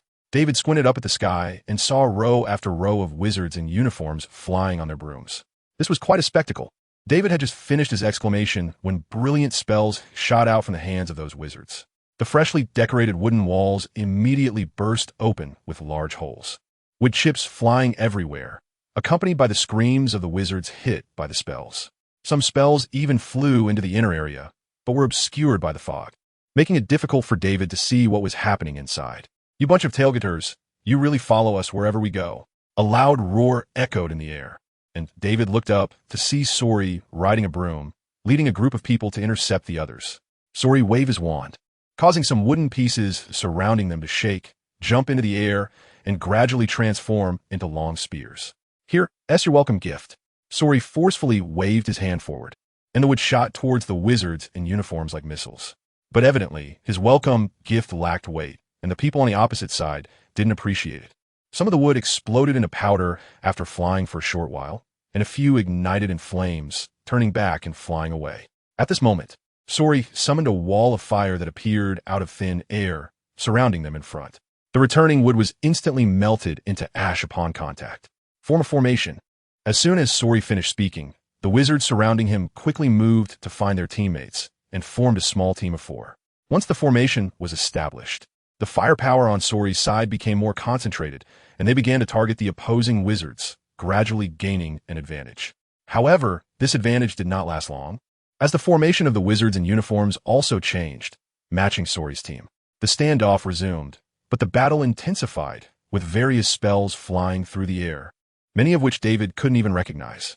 Within a few minutes, several wizards accidentally fell from the sky after being hit by spells, groaning in pain. David had always fought alone, and this was the first time he witnessed such a large-scale wizard duel, leaving him momentarily stunned. It wasn't until 2 spells flew right in front of him that he snapped back to reality, quickly stepping aside. At that moment, he noticed that the entrance was undefended, and he wanted to check the inner area to see if those magical creatures had been moved. But suddenly, a wizard wearing a tailcoat mask approached him and grabbed him. "Brother, this is for you." Before David could fully comprehend his words, he saw the wizard hurriedly move towards another wizard. David glanced down at what he was holding. It was a small bag that felt quite heavy, but now was not the time to investigate what was inside the bag. David looked around and saw no one paying attention to him, so he quickly walked towards the entrance. Just as he reached it, he heard Sori's voice coming from the air. "Fuck, since we can't hold it, you all shouldn't expect to get it either." A small red dot appeared from Sori's spell, slowly expanding. "Everyone retreat." Sori shouted loudly, ensuring his voice was heard by everyone. "No, Sori, don't do this." An obviously leading wizard on the opposite side shouted anxiously. The wizards immediately intensified their attacks on Sori, trying to stop him from casting the spell. But the wizards on Sori's side desperately intercepted the spells aimed at him, ensuring his safety. Unfortunately, it was too late. When the red ball grew to the size of a ping-pong ball, Sori pressed down with his wand. and the red ball slipped from the tip of his wand, falling towards the inner area. David immediately halted his steps towards the inside, a wave of horror washing over him, his body hair standing on end, a thought racing through his mind, warning him, if I don't leave immediately, I will definitely die. David took a few steps back, ready to cast a spell to leave, when another person hurriedly grabbed his arm. Ron, take me with you, take me with you. David glanced and saw it was that fat Tarek. UNT, leave me alone. David sighed, seeing the red ball falling rapidly, and he instantly used a teleportation spell with Tarek. When David opened his eyes again, he found himself in a desolate landscape, with some birds startled and flying everywhere. Finally escaped. Tarek sighed heavily, leaning back and falling heavily to the ground. At that moment, a loud rumble echoed from a distance, shaking the ground where David stood, and a thick cloud of dust rose in the sky. What happened? What happened? Tarek quickly sat up, nervously looking around. You wait here for me. I'll come back for you later, David said, scanning Tarek. No, where are you going? Take me with you. What if you don't come back? I'll be all alone in this wilderness. Tarek rolled over on the ground and grabbed David's foot, pleading, I'm going back to the camp. Do you want to come with me? If we run into the Ministry of Magic people, I'll 1T take responsibility for you, David replied. Tarek paused. No. Why are you going back? Didn't you hear the commotion just now? With that sound, can anything still be left? David shot him a cold glance and remained silent. All right. Are you sure you'll come back for me? Tarek blinked his small eyes, staring intently at David, his mask long discarded.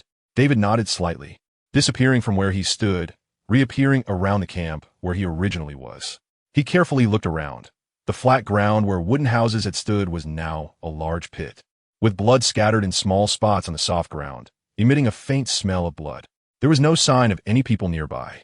They must have been driven away by the explosion or directly blown to pieces. David quickly walked to the center of the pit, examining it carefully, and found no traces of magical creature's blood or any body parts. I told you, these people aren't that generous. I wonder when they move them. Seeing that the magical creatures were unharmed, David finally felt relieved and turned back to Tarek's side. Ron, how is it? Tarek immediately got up when he saw David's figure. Only a big pit is left, David said, sitting down on a nearby dead tree trunk. Tarek nodded thoughtfully, sneaking closer to David. What do you want to do? David asked. Ron, did they give you anything? Tarek grinned foolishly. David recalled the small bag that the wizard wearing the tailcoat mask had quietly handed him. Yes. What is wrong with that small bag? No, it's full of good stuff. Tarek pulled out his own small bag from behind, opened it, and shook it, causing a pile of galleons to scatter on the ground, mixed with a white envelope. David counted briefly. There should be about 40 or 50 galleons. Tarek pushed the coins aside, took out the envelope, flipped it over, and handed it to David. Take a look at this. David glanced down at the envelope, which had a line of text. Please open again in 3 days. Just like the one we received earlier, Tarek said. What do you think they want? Probably more action. David replied. Are you still going? Tarek quickly asked. Of course, why wouldn't I? What can I do with just this little money? David kicked the gold galleon on the ground. Then I'll go too, Tarek said. You? David scoffed. You just got out of an ambush. And now you think you can handle it? Tarek grinned foolishly. But you'll be there, right? You want to leave me behind, will you? David turned to look at him for a moment. Did you bring the broom? We should go. Yes, always carry it with me. Tarek said joyfully as he pulled out a brand new broom from the bag behind him. What about the money on the ground? Aren't you going to take it? David reminded him, seeing that Tarek was ready to set off. Oh, right, I still need it. I'll need it for lunch later. Remember, I'll treat you, Tarek said, using his wand to command the galleons to fly back into a small bag. Once he was ready, David took out the broom, mounted it, and quickly flew towards the edge of the forest. Tarek, do you know where the wizarding town is? As they mingled in the crowd on the sidewalk, David felt an unreal sensation while watching the busy figures around him, observing the slow-moving cars on the street and listening to the beeping sounds and conversations around him. He felt out of place in this world. Even though he stood next to others, there was always a sense of distance. He had originally wanted to experience staying at a Muggle hotel, but now he had lost the mood for it. Of course, I know there's a great restaurant in the wizarding town here, Tarek said cheerfully, leading David across the street toward an alley. David glanced ahead. At the end of the alley stood a moss-covered brick wall. Tarek walked up to the wall, tiptoed, and tapped a few bricks near the top with his wand, somewhat like the method for entering Diagon Alley. Once the bricks shifted, David saw a staircase leading up behind the wall. Climbing the steps, they emerged into a narrow alley. But the scenery around them had completely changed, filled with the ambience of magic. On a long rectangular iron rod protruding from the high wall of the alley sat a metal figure. In its hand, it held a small, glowing orb. It was a street lamp for that area. However, it was daytime and not needed, so it sat there bored, juggling the small orb. After walking a few steps and passing under the metal figure, they arrived at an intersection of two alleys, where a not very tall iron rod appeared before David. On the rod was a platform, and standing on it was another metal figure, but unlike the previous one, it held a small black box with a small opening at the top. Tarek stepped forward and stood under the metal figure. "Could you please tell me how to get to Sonia's restaurant?" The metal figure leaned down to listen to Tarek, then tapped its box, causing a golden arrow the size of a finger to spring out from the opening. It floated in front of Tarek for a moment before swaying to point in a direction. "Thank you," Tarek said, and just as he finished speaking, the metal figure's box fell back onto the platform with a thud. One hand covered its face while the other waved at Tarek, indicating he need not be so polite. Most people don't say thank you after asking for directions, so they get particularly happy and shy when someone does thank them, Tarek explained to David. David nodded slightly and also looked up to say thank you to the metal figure. The metal figure felt even more excited and bowed in return, then did a little tap dance on the small platform. The rhythmic sound of its tapping gradually spread into the distance, and the metal figure with the ball in the distance stood up, one hand holding the ball and the other keeping the beat on its pant leg. Tarek displayed his signature silly grin. "Let us go. I'll take you to the best restaurant here. You'll be satisfied." David followed him to the right at the intersection, and after crossing two main streets, a shabby shop appeared at the end of the road. There weren't many people inside, possibly because it wasn't team mealtime. "Hey, don't judge it by its looks. The food inside is delicious. Just look at my figure." "I wouldn't lie to you," Tarek said quickly when he noticed David's expression. David glanced him over and believed his words, following him into the shop. "What do you want to eat?" Tarek walked to a table with ease and picked up a wooden menu nearby. "Anything's fine. Just order what you think is best." David replied. "All right, let me take a look." Tarek scanned the menu, and with his wand, he tapped on a few selected dishes. David saw the names of the dishes he chose emit a faint glow. After a few minutes, several plates flew out from the kitchen beside them, filled with delicious-smelling food that Tarek had just ordered. Indeed, the magical world seemed a bit more interesting. 3 days later, in a hotel room on the 3rd floor, David picked up the white envelope from the table and took out a piece of white paper. After using the reveal spell, a line of text appeared on the paper. "Do you really want to join us?" Below were the options, yes and a no. David lightly tapped yes with his wand. The text quickly vanished, and a new line appeared. "Dear friend, welcome. We are looking forward to your arrival." After this line faded, a solitary arrow emerged. It wobbled on the paper, pointing south. "Ron, did you open a letter?" Tarek knocked loudly on his door. "I did," David replied as he got up to open the door. Tarek had helped him a lot these past few days, from meals to finding hotels. Otherwise, with his face on the wanted list and being unfamiliar with the area, it would have been quite troublesome to find these things. So he didn't mind the guy as much now. "When are you planning to go?" Tarek waved the paper at David. "This afternoon." "Let's go take a look first," David said. "Make sure to call me. Don't go alone. That's not safe," Tarek said in a tone that expressed his concern. "Don't worry, I won't forget you," David replied helplessly, and after Tarek left, he closed the door again. "I wonder if I can find out their connection with the research team this time," David thought silently as he gazed at the white paper on the table. On an endless grassy plain, the sun was mercilessly scorching everything on the ground. Two figures, one tall and one short, were slowly moving across the scorching grass. "Ron, are you sure this is the place?" Tarek said, fanning himself with the mask in his hand, panting and exhausted, sweat already streaming down his face. "Don't you have a letter?" "Just take a look and you'll know," David replied irritably. "I put it in my bag. I can barely move right now." "Then shut up." Having resolved Tarek's issue, David continued to stare at the white paper in his hand, trying to see if there were any other changes. Unfortunately, there was only a black arrow as dark as ink pointing in one direction. However, when David and the others walked over according to the arrow, they found nothing.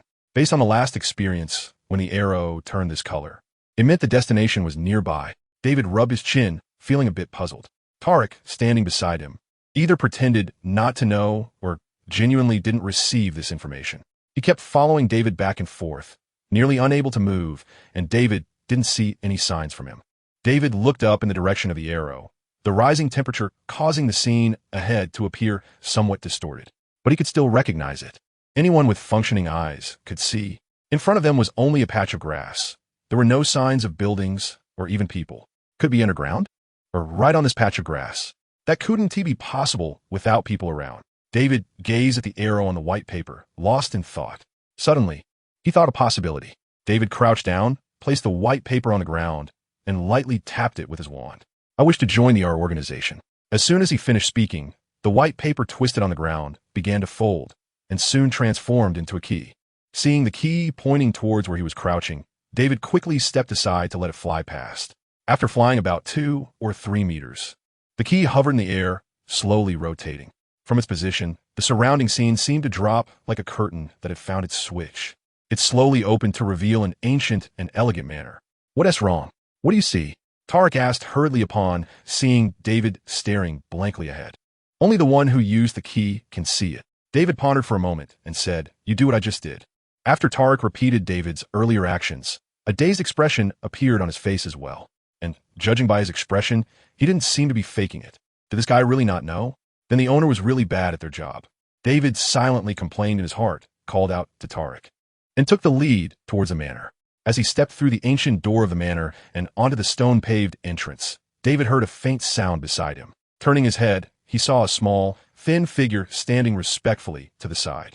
He had a pair of ears shaped like bat wings, a long, flat nose, slightly protruding eyes, tiny limbs, and was only wearing a pillowcase, looking battered and malnourished. "Welcome, gentlemen. The master is waiting for you in the hall ahead," the house elf of the manor said respectfully, slightly bending at the waist. He treated both David and Tarek the same, showing no difference. This indicated that Tarek might genuinely not know about this manor, and at least he was not its owner. Because even if he gave a house elf orders, as long as you were their master, they would instinctively become submissive upon seeing you. That was their nature and hard to change through commands. Of course, exceptions could be made for certain cases. "Are we supposed to go in here?" David asked. He had casually gauged the distance to the grand palace-like building in the distance and estimated that if they walked there, it would take them about 10 minutes. "Certainly not. Could you please hold on to my finger?" The house elf trembled as he extended his long, thin, and wrinkled fingers. Once David and Tarek took hold, a jolt caused them to close their eyes. When they opened them again, they found themselves in a beautifully decorated hall. It was a bit like apparition, but without that feeling of distortion and compression. "Welcome, gentlemen." Pavel stood up from the sofa and quickly walked to David, opening his arms enthusiastically. "I told you we'd be seeing each other often from now on." Looking at Pavel's radiant smile, David didn't say anything, just raised his hand to gently shake the one Pavel had extended. Tarek, on the other hand, appeared extremely enthusiastic, exclaiming that this place was too hard to find and demanded some travel compensation, stepping forward to give Pavel a hearty hug. "That was my oversight," Pavel said with a smile. "Now could you both take a rest? Cuss will show you to your rooms, where some food has been prepared. You can rest for a bit. I still need to stay here because there are some guests who haven't arrived yet, and I have a banquet prepared for the evening. We can chat then, all right?" Cuss, the house elf who had led David and the others in, was now respectfully bent at the waist, maintaining a gesture for them to come upstairs. Upon reaching the 3rd floor, David and Tarek were assigned 2 adjacent rooms. After Cuss left, David surveyed his surroundings, summoned the tree snare, and quietly crawled into Tarek's room, hiding behind the leg of a cabinet. As soon as Tarek entered the center of the room, he threw the mask on the table and leaped back, sinking into the sofa. The food on the table slowly floated up and drifted towards him. After about half an hour, there was some noise at Tarek's door, and shortly after, Pavel walked in. Just as Tarek was about to speak, he saw Pavel make a shushing gesture. Then with a wave of his wand, the surrounding space trembled as if covered by a thin film. Fortunately, the position of the tree snare was within the film. "My dear brother, how was your outing?" Pavel sat elegantly across from Tarek, unlike Tarek's rudeness. "Not so great. Can't you see how thin I've become?" Tarek shot him a glare, speaking irritably. "I really didn't notice that," Pavel said, a hint of a narrow smile appearing on his face. Tarek shot him a glance and directed an apple floating in the air to fly towards Pavel's face. "When did you buy this manor? How come I never knew?"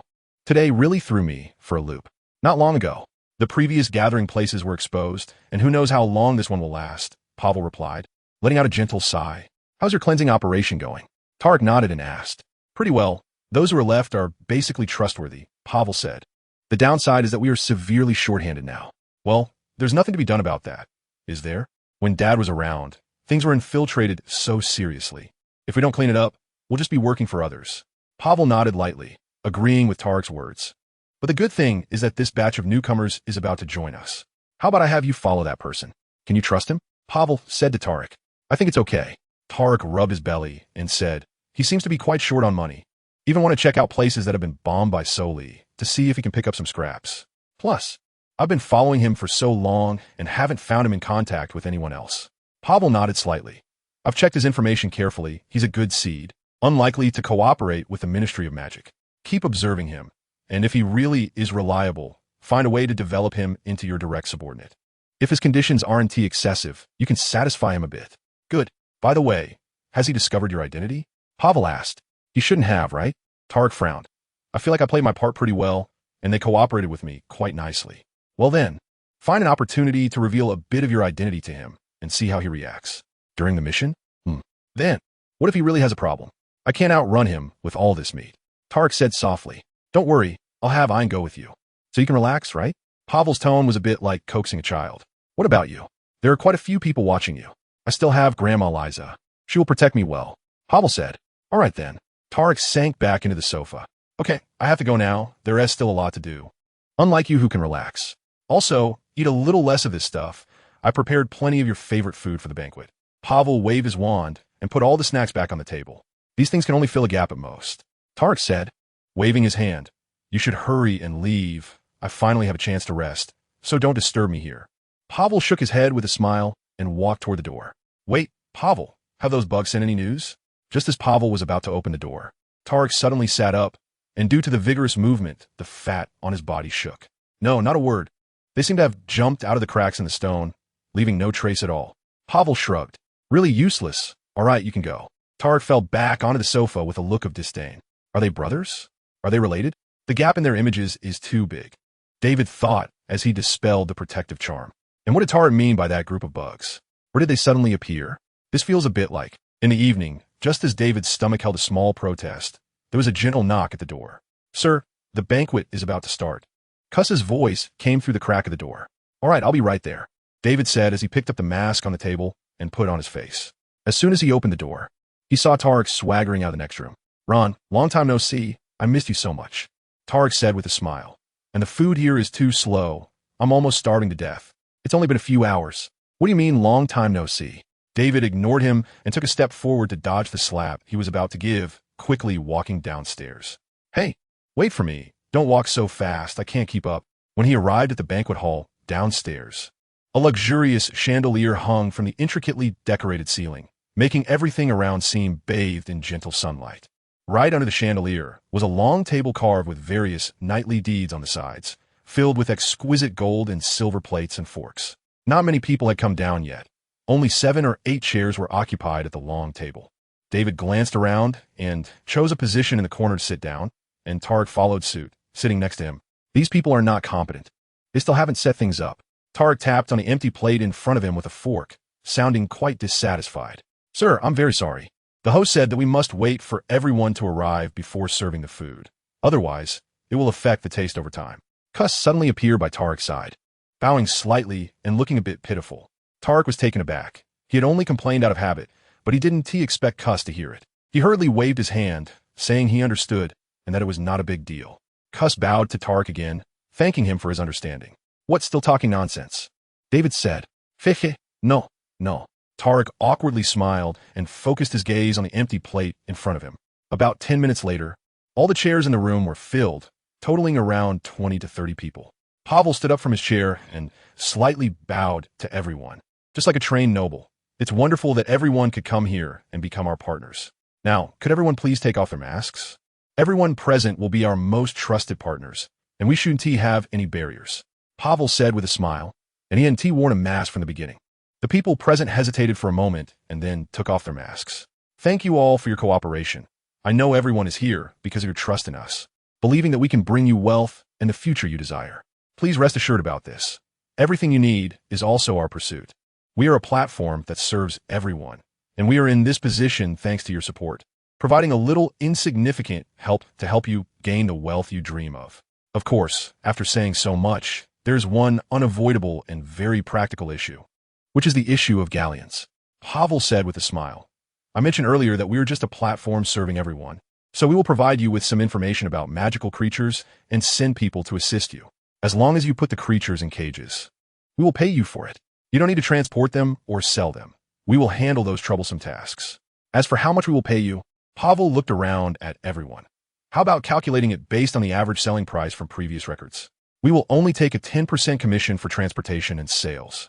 The information and guidance will be provided to everyone for free. What do you all think? The hall fell silent for a moment, and a wizard with a slightly shiny forehead said in a deep voice, "What about magical creatures that have never been caught?" "Oh, that is a good question. If that is the case, we will hold an auction for you. We want to let you suffer in terms of price." Pavel looked at the bald wizard and said with a smile. As everyone present fell into deep thought, Pavel gently tapped the table, and a sumptuous feast immediately appeared on each plate, although there were still some doubts among the crowd, which was understandable considering this was a long-term cooperation that required careful consideration. One couldn't ignore their hungry stomachs, could they? Now, I kindly ask everyone to set aside their questions and enjoy the delicious food. I specially prepared these dishes for you, and I will be here all night to answer any questions you may have. After Pavel finished speaking, he sat back down and waved to everyone. On September 1st, just like the feelings of the students, the weather was particularly hot today. Even the ants on the road complained about the scorching earth and retreated into their holes to cool off. The Hogwarts Express sped through the mountains and fields, the sun shining on it and giving it a reddish glow like a rushing red giant python. In a small compartment inside the train, Hermione leaned against the window, propping her head up with her arm, her eyes absent-mindedly watching the scenes outside as they flew by. "Hermione, do you know where David and Harry are?" Neville couldn't stand the silence in the compartment any longer and whispered. Early this morning, Neville had been sent to Platform 9 by his grandmother. He thought he would see his friends again to alleviate the loneliness of the holiday. But to his disappointment, he had searched the platform and the train and found only Hermione waiting at the train entrance. David, Harry, and Ron seemed to have vanished from the world, leaving no trace behind. When the train departed, he and Hermione bumped into the hurried Fred and George Weasley. Oh, and that beautiful little girl from the Weasley family, Ginny. Neville still clearly remembered the scene at that time. Hermione asked Fred, "Aren't Harry and Ron with you? How could they be? Aren't they behind us?" Fred gasped, turned to look back, and immediately wore a look of terror. "George, Harry, and Ron have been kidnapped." "What? Where are the kidnappers?" George tossed his suitcase aside as if it were garbage, pulled out his wand, pressed it against the wall of the compartment, and vigilantly looked around. "They might have used the disillusionment charm. Be careful." Fred leaned against the other side in the same way. "Harry and our dear brother can only rely on us to save them." George exchanged a glance with Fred, and they both nodded in agreement. At that moment, Ginny snapped back to reality, her eyes turning as red as her face, her lips trembling slightly. Harry has been kidnapped? Obviously, she had automatically filtered out Ron, who had also gone missing alongside Harry. "Oh no, we're just joking. Harry and Ron must be right behind us." "They're just a bit slow," Fred said when he saw Ginny about to cry, quickly putting away his wand and speaking earnestly. "Yes, they must be behind. You know Harry and Ron are not very tall, so it's normal for them to walk a bit slower," George added to reassure her. Ginny managed to hold back some of her tears, but soon they began to flow again. She pointed at the swaying train carriage. Her voice choked with sobs, but the train is about to leave. Fred and George were at a loss upon seeing Ginny's tears. Percy had already left to maintain order in the carriage. Fred immediately turned to Hermione with a pleading look, hoping she would comfort Ginny. Hermione shot a furious glare at Fred and walked over to Ginny, speaking softly. "Don't worry, Harry and the others are fine. They might just be delayed for some reason. Once Mrs. Weasley finds them or they send a letter to the school, they'll arrive safely." Ginny nodded slightly and slowly raised her hand to wipe her tears. Fred and George both sighed in relief and said in unison to Hermione, "Hermione, we'll leave Ginny to you. Thank you." After saying this, the two brothers darted off like the wind. Back to the present, Hermione seemed not to have heard Neville's question clearly. She turned her head and said, "What?" Neville had to repeat, "Where did David and Harry go?" Ginny also focused her gaze on Hermione. Hermione sighed, a hint of worry crossing her face. "I don't know. Ever since David wrote to me saying he was going to Romania, I haven't received any letters from him." Moreover, when she wrote to David, the replies came from Tina, who said they were still at the Dragon Reserve and hadn't returned. After getting the address of the Dragon Reserve from Tina, she wrote several letters to that place, but there had been no news. So Hermione could only write to Tina again and again, asking if David and the others had returned. But she hadn't received any good news from Tina until the eve of the school year. This morning, Hermione arrived at the platform early with great anticipation, thinking she would soon see David. She even planned how she would deal with him. "I wrote him a total of 36 letters, so I should hit him 36 times. Unfortunately, it seemed that fate didn't want her to punish David, as she hadn't seen his figure even as the train started moving. "Look, that seems to be Harry," Ginny suddenly shouted, pointing out the window. Her face was filled with a mix of surprise and worry. Hermione snapped out of her thoughts and looked outside in the direction of Ginny's finger. A dilapidated little car was speeding alongside the train. Through the driver's window, Ron's figure could barely be seen. "What are those two doing? If they get caught, they'll definitely be expelled from school," Hermione exclaimed angrily. "But at least they're safe for now, right?" Neville murmured as he gazed out the window. Hermione's expression froze for a moment, and her anger dissipated significantly. "Yes, at least they're safe for now. But where's David? Where is he now? Is he safe?" In the hall of the manor, David stood in the center with nearly 40 masked individuals. Pavel stood in front of them, his mouth moving tirelessly. However, he was only speaking nonsense. Not a single useful word. Taking advantage of a pause to catch his breath, David turned to look outside. The sunlight was just right. They should be boarding the train to Hogwarts now, David thought to himself. "What are you looking at?" Talek peered out following David's gaze, but saw nothing. "The weather is nice today," David said, continuing to listen to Pavel's speech, even though it didn't offer much substance, but it could help pass the time, right? Talek looked at David in confusion and then back out the window, still seeing nothing. Indeed, the weather was nice.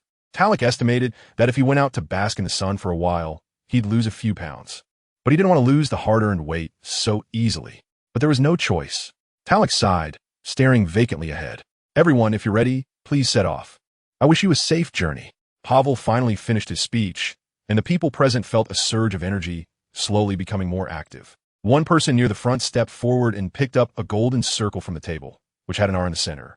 The people behind him placed their hands on the shoulders of the person in front, forming a long line. "I wish you a successful mission." Pavel smiled and waved to the crowd. At that moment, David heard a rush of wind in his ears. The golden ring was a key to a door. When the sound of the wind stopped, David felt a warmth that was bearable.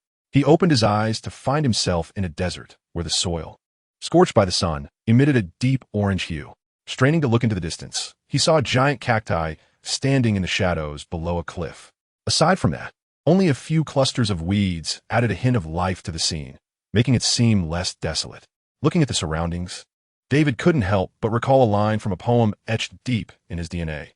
"In the vast desert, a lone smoke rises straight, and the setting sun is round over the long river." But clearly, not everyone could appreciate such poetic imagery. "Do you know where this is? It's too barren." Tarek wiped the sweat that was already streaming down his forehead. Although the weather wasn't too hot, it was still a bit unbearable for someone as overweight as he was. "Did you hear any place names from Pavel's speech?"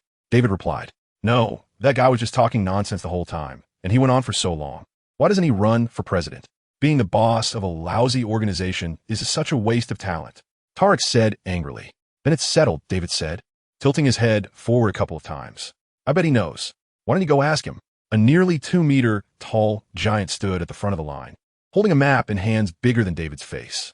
He was intently searching the map for their next direction. A hint of fear flashed across Tarek's face, but it was cleverly concealed by his mask. "Actually, I don't think it matters whether we know or not." Tarek glanced elsewhere and said softly, "Are you that scared of him?" David gently frowned. The giant in front of him was likely the Aaron that Pavel mentioned. He had been assigned to lead David's group just this morning, with Pavel making him their head. "But I need to know where we are. There are plenty of magical creatures that survive in this desert. Without knowing the specific place name, it's hard for David to determine what they're going to catch. It's also difficult to prepare in advance." David sighed, walked over to Aaron, and tried to ask casually, "Boss, where are we? It feels like I've been here before." Aaron lifted his gaze and scanned David, and David immediately felt a chilling sensation, like a beast that had just killed, with blood still dripping from its mouth. Lurking in the shadows, watching him, David instinctively took a step back. "Arizona," a deep and hoarse voice emerged from Aaron's throat, like a beast's growl. "What do you think? Do you know the way?" "Oh, I'm sorry. I went to New Mexico. There's an area that also belongs to this plateau," David said, retreating to Tarek's side, feeling a bit of cold sweat on his back. "How about that? That guy's a bit scary, right?" Tarek's tone was somewhat gleeful. David ignored him and silently contemplated. "Arizona? Colorado Plateau? What magical creatures are here? And are they worth such a big effort?" "Wait." David looked up toward the southeast. There are the Rocky Mountains, the most vibrant area in Arizona. At the same time, it was also a habitat for powerful aerial predators. Were they going to catch Frank? A sense of foreboding rose in David's heart. Aaron seemed to have confirmed the direction. He folded the map into a small square and tucked it away. "Follow me." Aaron took out a broom and flew southeast. Their target really was Frank. David sighed inwardly and hopped on his broom to follow. Flying over a smooth desert and crossing a canyon carved by rocks, the ground gradually became greener. After about another hour, David saw several rolling mountains ahead, with a winding river flowing through them. Aaron led the group to a grove by the river, and as they gazed at the shimmering lake surface, the heat in their hearts dissipated considerably. "Let's rest here. We'll head out in the evening." After saying this, Aaron sat down and pulled out a book to read. David glanced over. It had some cartoon characters on it. If he guessed correctly, Aaron was reading a children's picture book. David couldn't help but smile. It seemed Aaron had quite a childlike heart, which was quite inconsistent with his predatory gaze. A wizard wearing a tailcoat dog mask noticed that everyone had found their spots to sit and stood up to distribute food. As the sky gradually turned red, Aaron carefully put away his drawing book, stood up, and said, "Let's go," then mounted his broom and flew ahead. This caught everyone a bit off guard. Some were still resting with their eyes closed, and after being nudged awake, they hurriedly scrambled to grab their brooms and catch up with Aaron. Flying a bit further into the mountains, the forest below became denser. The air around them also took on a hint of moisture, becoming somewhat humid. "We're almost there," David thought to himself, looking up to see a sheer cliff that seemed to have been cut by a blade. 2/3 of the way up the cliff, there was a cave hollowed out with a spoon, and within it, a huge nest could be faintly seen. That was the Thunderbird, Frank's home, which Newt had helped him build, and Newt had even helped him find a mate so he could reproduce here. "Stop, we'll walk the rest of the way." Aaron gestured and flew into the dense forest first. The Thunderbird is a magical creature, highly sensitive to danger. If they approach from the air again, the Thunderbird would surely detect them. Once on the ground, David immediately caught a whiff of a rotting odor, mixed with the scent of dead branches, leaves, and some animal carcasses. The ground had also become extremely slippery. Every step needed careful consideration of where to place his foot next, or even a wizard could end up falling flat on their face. Most of this was the Thunderbird's doing when it soared in the sky, if it wanted. It could summon storms and dense black clouds, bringing ample rainfall to the land and meeting the growth needs of the surrounding plants. However, there was also a downside. If it encountered a bad mood, this mountain range would be subjected to continuous heavy rain, washing everything away. Fortunately, there was a broad Colorado River below that could temper its temper, preventing the damage from being too severe. Ron looked quickly. Tarek's voice was filled with awe. "It's beautiful." David followed his gaze upwards, climbing along the steep cliff and through the randomly growing branches, until a giant bird of prey with a pale golden back and pure white belly appeared in front of him. It stood at the edge of a cave, gently shaking its wings and stretching its body. In the next moment, the Thunderbird's sturdy feet lightly tapped the ground, and its whole body dropped down. Just before it touched the treetops, it flapped its wings gently, using a light breeze that had just blown in to soar straight into the sky. Sunlight streamed through the gaps in its feathers and combined with the pale golden glow emanating from its body. At that moment, it looked like an angel just descended from heaven. "Frank!" David murmured its name and turned to look at Aaron. He was sitting on a thick tree root, engrossed in his comic book. "Boss, is that the guy we're supposed to catch? Can we handle it with just a few of us?" Although David knew it was dangerous to interrupt Aaron at this moment, he did it anyway. Sure enough, Aaron's gaze shifted from his comic, looking at David with a fierce expression, his breathing growing louder, like a machine starting up. "No, boss, don't be angry. Just keep reading your book. I'll go teach him a lesson." A wizard wearing a tailcoat dog mask quickly stood up to calm him down. Seeing Aaron turn back to his comic, the wizard let out a sigh of relief and hurried over to David's side. "Brother, what's wrong with you? Didn't we agree that we can't disturb the boss when he's reading?" His tone was filled with reproach. "I'm just thinking about our safety," David shrugged nonchalantly. "You saw that big guy that just flew by. It's not like those obedient owls. With just a few of us." David glanced at the others. "We don't know what kind of price we'd have to pay to catch it, and I might end up paying the most. I don't want to lose my life on the first mission, especially when there are only a few hundred galleons at stake." After David finished speaking, several wizards around him realized this and looked at the tailcoat dog mask man with some skepticism. "Rest assured, our target this time is not to catch it, and we will never make such arrangements. After all, you are our carefully selected partners. How can we let you all go to your deaths?" The tailcoat dog mask man waved his hand, explaining hurriedly, fearing that someone might harbor doubts because of this. "So why are we here? Just to sit and enjoy the scenery?" David pressed on. The tailcoat dog mask man shot an annoyed glance at David and replied, "We are here for the Thunderbird's eggs. We've calculated that they will lay eggs in the next few days, and the period right after laying eggs is when the female is the weakest. We will find a way to lure it away, so someone can go in and take the eggs. Originally, this information was supposed to be shared with everyone before the operation began, but due to some people's reasons, the tailcoat dog mask man shot a disapproving look at David. We had to tell everyone in advance, just to reassure you all that our actions will be well considered for everyone. I'm really sorry, I was just too anxious. After all, life is only lived once. And once dead, no amount of money will help. David tried to make his tone sound apologetic. It's fine, I can understand. But I hope you can trust us in the future, the tailcoat dog mask man said sternly before turning back to his previous spot. Want to steal Frank's eggs? David looked up the cliff. The bird has worked hard for so many years, and now that it finally has results, you want to take it away? Ron, what are you thinking? Tarek asked curiously. When Aaron turned his head earlier, he had slipped aside to show he had nothing to do with David. Now that nothing was happening, he moved back. It's nothing. I was just wondering how big the thunderbird's eggs are. Would they be enough for all of us if we made egg drop soup? David softly tapped his mask, but in his heart, he was thinking about how to convey the information to Newt. After all, if these people really took the eggs under his nose, Newt would tear him apart later. I don't think it would be enough. Why don't we try? Tarek said, his throat gently moving as if he took David's words seriously. Then you go up and get one? I'll set up the pot for you. Well, never mind. Tarek immediately, obediently sat down on a nearby mat, thinking that eating was more important than risking his life. A smile spread across David's lips as he sat down beside Tarek. He was preparing for the night action. The sun completely disappeared beyond the horizon, and the sky was like a black cloth with not a single twinkling star visible. A storm is coming. David glanced at the sky, and after the person who had gone to the bathroom returned, he asked the tailcoat dog mask man behind him, I need to go to the bathroom too. Will you accompany me? Of course. The tailcoat dog mask man turned around helplessly and followed David into the dark forest once more, due to the weather and the forest barriers, and because they couldn't use illumination spells for fear of being spotted by the thunderbird above. The tailcoat dog mask man had to stick very close to David to see him clearly. After moving a bit away from where everyone was seated, David stopped in front of a large tree. Now can you stand a little farther away? After all, I don't have that kind of preference. David said sideways to the tailcoat dog mask man. I don't either. The tailcoat dog mask man replied as he stepped back, but the fallen branches and entwined tree roots forced him to keep his head down to avoid tripping. In the moment he looked down, David quickly summoned the water creature to change into his form while making himself invisible. Perfect. Although the water creature couldn't perfectly mimic his exact appearance in this dark forest, having a silhouette that looked 8 or 9 parts similar would keep the masked man from suspecting anything.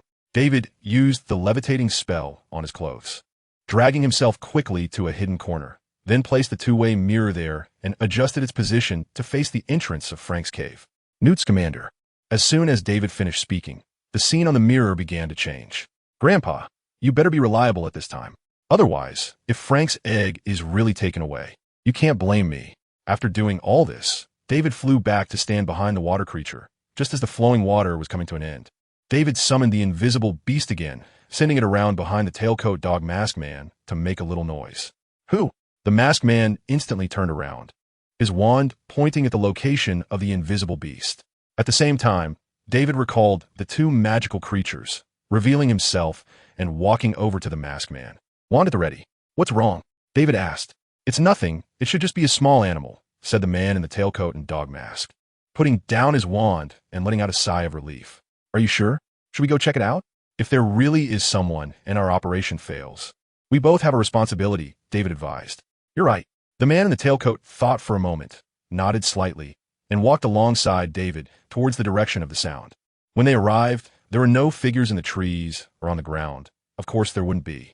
However, a small figure darted across the treetops in the distance, looking a bit like a squirrel. That must have been the little guy just now. The man in the tailcoat completely relaxed and put away his wand. That squirrel showed up just in time. David gave a thumbs up to the squirrel, easily stowed his wand, and walked back to the camp with the man in the mask. Halfway there, the man suddenly spoke. Ron? David was startled. Have I been exposed? But his tone was very calm. Yeah, what's up? I was a bit harsh this afternoon. Don't take it personally. Is that all? David sighed in relief, saying it's fine. It's also my fault. You know, there have been more people sneaking in lately. The man in the tailcoat leaned closer to David and lowered his voice. I've heard that even some leaders have been bought off, so we have to be a bit more careful. David nodded. I understand.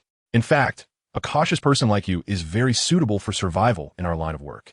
I hope we have more opportunities to cooperate in the future.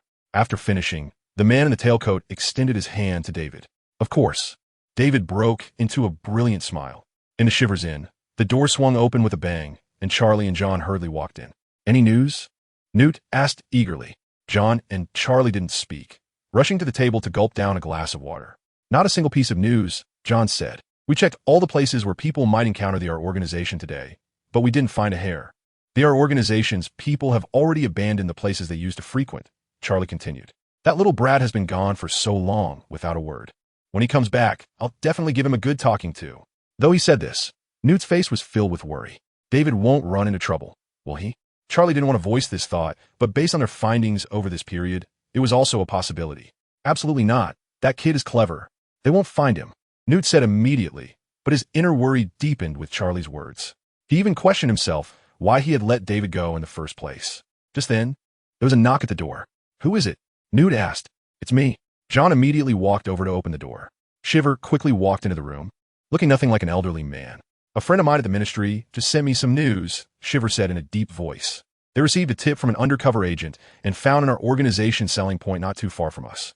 During the arrest operation, a leader named Sori went crazy and blew up the scene, killing several wizards. After Shiver finished speaking, he looked at Newt and struggled to say a few words. Do you think David will? No. Newt interrupted Shiver, his gaze fixed on the two-way mirror on the table. David had said he would contact him through this mirror if he had any discoveries. This damn mirror. Why hasn't it reacted yet after all this time? The room gradually fell silent due to the news brought by Shiver. The atmosphere felt stifling, as if someone had sucked the oxygen out of the room.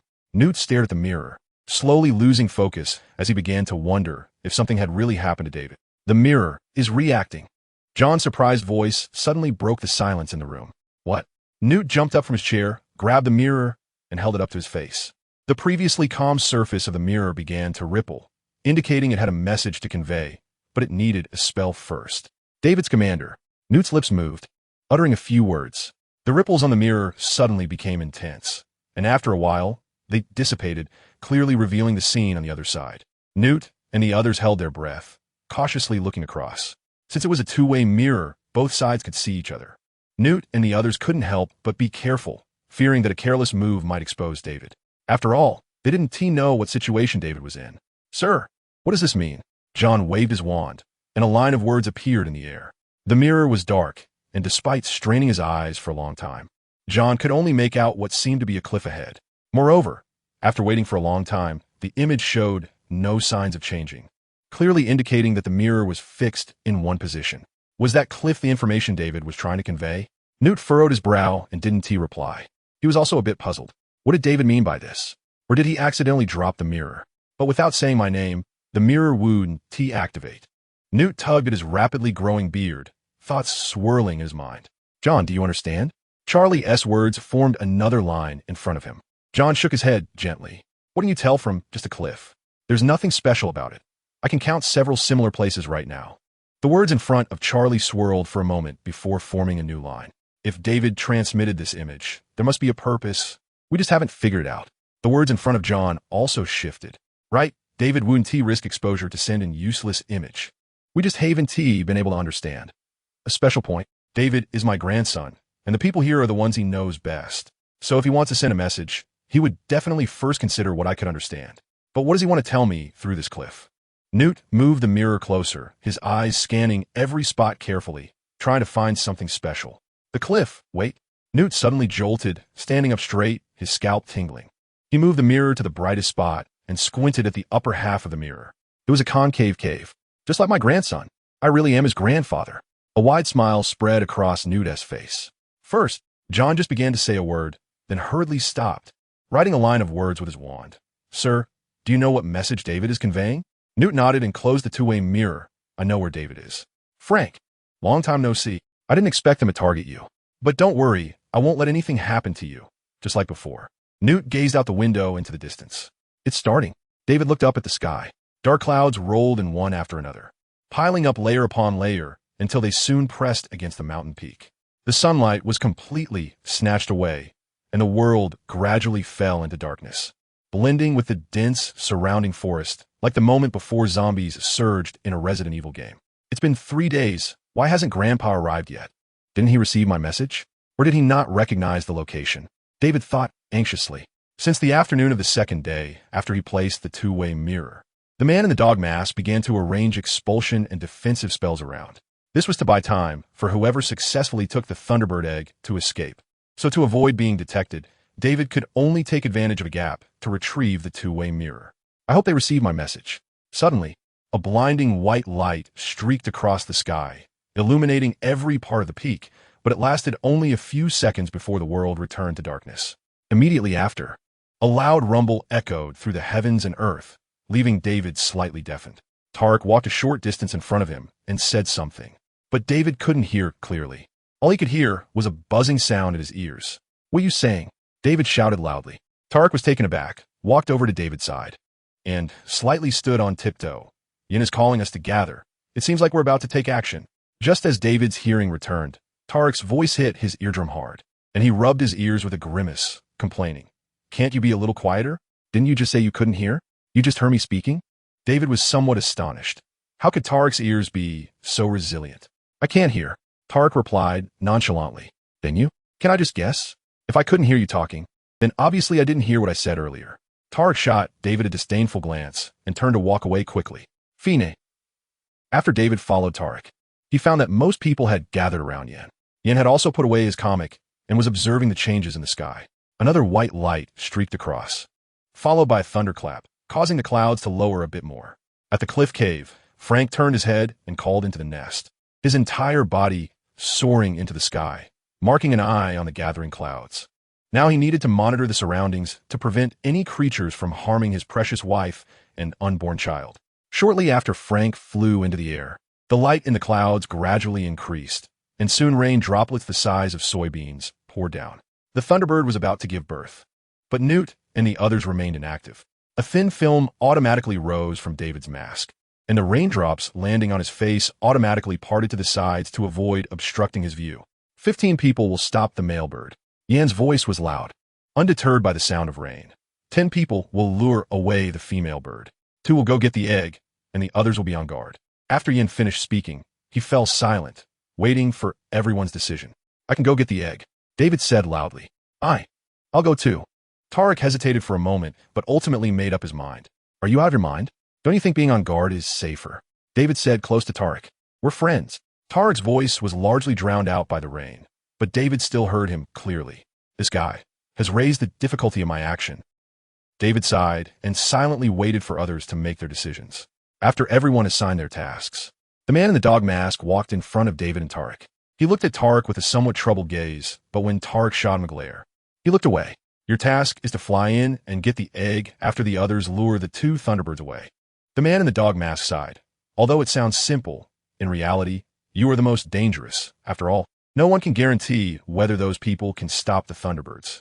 You have one last chance to reconsider. I can send someone else." The man in the dog mask was speaking to Tarek, and David understood that. "No need, I think, as a Quidditch star player. Getting a few eggs will be quite simple." Tarek said, "What about you?" The man in the dog mask could tell that Tarek was going with David, so he turned his pleading gaze to David. "I'm the same." But clearly, David couldn't comply with his request. "All right, you 2 be careful, and if you encounter an attack from the thunderbird after getting the egg, just drop the egg. We will catch it, and remember to leave one behind.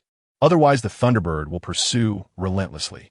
After the man in the dog mask finished speaking, he returned to Yan's side. Action. After about half an hour, Yan lowered his gaze from the sky and said in a muffled voice, The 25 wizards mounted their brooms and flew into the sky. As their figures just emerged from the trees, sharp-eyed Frank spotted them and let out a piercing scream to alert his recently birthed wife. Then Frank flapped his wings and rushed toward the cave, but the firepower line formed by a dozen wizards was not so easy to break through. He was forced to retreat step by step, appearing a bit anxious. The other 10 wizards had just flown to the front of the cave when they saw a larger thunderbird flying out. Although it was bigger, the effects of giving birth had not completely worn off, and its wing movements were not as agile.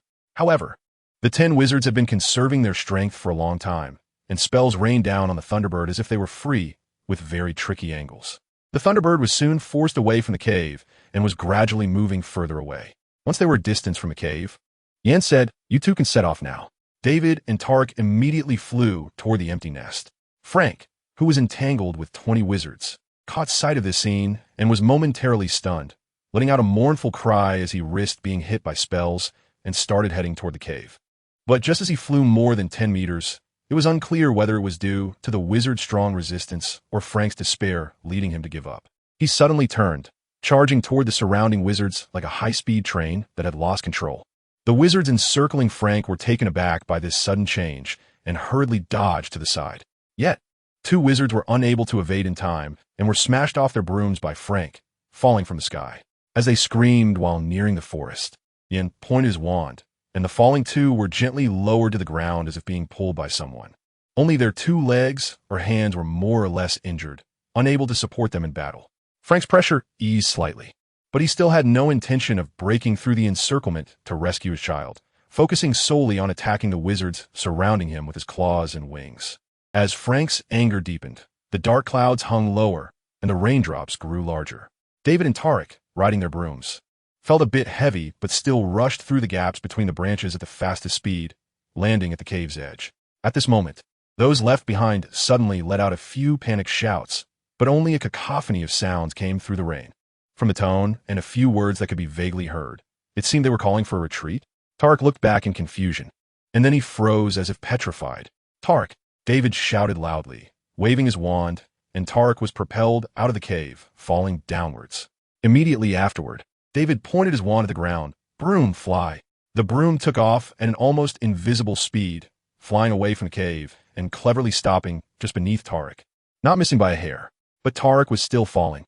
He hadn't recovered from the shock. As he neared the treetops, the shouts below became clearer, and Tarek snapped back to his senses, gripping the front of the broom tightly and pulling up sharply, safely returning to the sky. At that moment, David's furious voice rang out. "You bunch of useless fools. How could there be another Thunderbird? Do you want to get us both killed?" There was a moment of silence, and even Frank momentarily forgot to counterattack, as everyone's gaze was focused on the newly appeared Thunderbird. It looked just like Frank, but was much larger, clearly not something David could handle alone. What was going on? Ian's voice was somewhat cold, as if he were speaking to a dead person. Our people, have been observing here for several days, and there was clearly only one Thunderbird." The man in the tailcoat mask spoke with a trembling voice, unsure whether it was due to Ian or the additional Thunderbird. "Then don't tell me it just flew in today?" Ian raised his arm, pointing at the Thunderbird in the sky. "Yes, that's right, it flew in today." The man in the tailcoat mask wanted to say this, but he knew that if he did, he would surely face Ian's deadly curse. If it were solely, there might still be a chance to turn back today, but unfortunately, it wasn't. The man in the tailcoat mask sighed, his hand holding the wand, trembling slightly. "I will lead people to lure it away, even if it costs me my life." Ian stared at him for a moment, then nodded slightly. "Go." In the high cave of the cliff, as the Thunderbird swooped down again, David swiped his wand on the ground, and the rock wall immediately became somewhat soft. Then David dove backward, dodging the Thunderbird's attack. But that part of the rock wall wasn't so lucky, as the Thunderbird's iron claws tore through it like tofu, breaking it into chunks that rolled down the cliff. Coupled with a timely flash of lightning and the booming thunder, the scene appeared somewhat spectacular. Under the backdrop of lightning and heavy rain, the newly appeared Thunderbird looked like a giant beast that could destroy the world. The man in the tailcoat mask couldn't help but hesitate at this moment. There were only 5 wizards left on the ground, including Ian, who needed to be ready to rescue others and couldn't join him, meaning they had only 4 people available. But looking at the Thunderbird's imposing stance in the sky, 4 was not enough. 20 more would be closer to the mark. Those idiots. Don't they know how to gather useful information? They couldn't even collect such important news. They're all useless. The man in the tailcoat mask cursed angrily at the group sent to gather information. But Ian didn't care about that. He saw that the man in the tailcoat mask hadn't moved yet, while David in the cave was showing signs of being unable to hold on, and Tarek floating in the air was just a supporting piece. Ian felt a surge of anger and slightly moved his wand. "Aren't you going? Are you waiting for me to help you?" "I'm going right now." The man in the tailcoat mask took a deep breath, waved his hand around. "Go. Buy them some time." But it seemed someone saw his dilemma and didn't want him to take risks. A voice came from afar, carrying a hint of joy. "Sir, we arrived just in time. They haven't gained the upper hand yet." As soon as the words fell, one wizard after another appeared around the area, braving the heavy rain to support the battling Thunderbird. The newcomers were Newt and his group. He had started preparing as soon as he received the news. But contacting other wizards took a lot of time, so he barely made it in time. Newt looked around and, seeing no signs of casualties, let out a sigh of relief. Ian squinted up at Newt and muttered, "It's this old guy again. Where'd he get this news this time?" The others weren't as calm as him. A few masked wizards couldn't withstand the pressure, casting powerful spells to drive everyone away, desperately flying out. Not long after, seeing no one was pursuing them, they stopped behind a rock and disapparated away. "Head," the man in the tailcoat mask quietly asked Ian, meaning they had to retreat. Relying on this group of fence-sitters would make it hard to resist the incoming crowd, let alone the 3 large thunderbirds in the sky. "Let's retreat." Ian sighed. "I'll cover you." "Head." The man in the tailcoat mask wanted to say something, but under Ian's cold gaze, he swallowed the words back down. He took out a horn and blew it into the air, and the masked wizards immediately lost the will to resist, starting to retreat orderly to the surroundings. "Run!" Tarek shouted loudly, flying toward the cave on his broom. While in the process, he didn't stop, casting spells at the thunderbird. However, the power seemed not very strong. After half a day of effort, the thunderbird had only lost a few feathers. "This idiot! Why does he have to make it harder for me to act?" David cursed inwardly. At this moment, David was huddled deep in the cave. Behind him were several white bird eggs the size of wash basins, with spiral patterns on them. The eggs were still steaming, freshly laid by the thunderbird. The newly appeared thunderbird was still scratching at the rock wall with its iron claws, causing chunks of rock to roll down the cliff. But the narrow terrain inside the cave seemed to limit its performance. The thunderbird's movements were somewhat clumsy, and its speed had slowed down considerably. After taking several spells head-on, the thunderbird released its wings blocking the cave, flapped them, and David seized the opportunity to see Tarek still recklessly rushing toward him. Is this guy not considering his own strength? After spending so much time with Tarek, David had long figured out Tarek's capabilities. He was just a showpiece, half-baked, with hardly any combat power, yet he insisted on getting into dangerous situations. The play can't go on. That's right, the thunderbird blocking the cave entrance is actually the horse-like monster summoned by David. But it only has one form and lacks the power of the thunderbird, which is why David used his wand to loosen the rock wall earlier, making it look more ferocious. What a pity. I originally wanted to wait until later to see Grandpa. David sighed, waved his wand, and when the thunderbird blocking the cave was hit by a spell from Talek, it dodged and flew up high. Talek thought the thunderbird had been driven away by his attack, so he excitedly shouted, "Ron, come out quickly. Forget about the bird egg. A bunch of wizards are coming. We have to retreat." But Talek hadn't been excited for 2 minutes when the thunderbird in the sky circled around and flew towards him. "Ron, run. You won't die in there, will you? I don't have time to collect your body right now." Talek, frightened, hurriedly dashed outside, but he still didn't remind David. "Come this way." David flew out of the cave and headed to the right, but there were already several wizards blocking the way. "Yarn." Talek flew to David's side and shouted below. Yarn's gaze instantly shifted from another part of the battlefield, and he nodded slightly to indicate he understood. As David and Talek approached the wizards, Yarn squinted and began muttering an unknown spell, causing raindrops falling around him to quickly condense into ice, hovering around him. When David and Talek got a bit closer, Yarn pointed his arm forward, and the ice arrows formed from the rain in the air quickly flew forward, shattering the raindrops in front of them, and soon reached the wizards blocking David and Talek. "Get back! Don't take it head on." Newt noticed the power of the spell and hurriedly shouted. The wizards quickly retreated, and the ice dragon formed by the arrows surged through the position they had just occupied, soaring into the sky before exploding into ice flowers. Taking advantage of this gap, David and Talek quickly dashed through the wizards. When they flew below the explosion of the ice arrows, they realized that all the raindrops falling from above had been blown apart, and not a single drop of rain fell on them. The few wizards who had just dodged couldn't help but swallow hard. If they had treated that spell as a normal ice arrow earlier, they would have ended up just like the raindrops up high. Nothing left. The few of them gratefully nodded at Newt, and when they looked back at Yarn standing on the ground, their eyes were filled with a bit of fear. Without the entanglement of others, David and Talek quickly flew away, with David controlling the thunderbird closely following, urging Talek to run faster. The effect was clearly significant.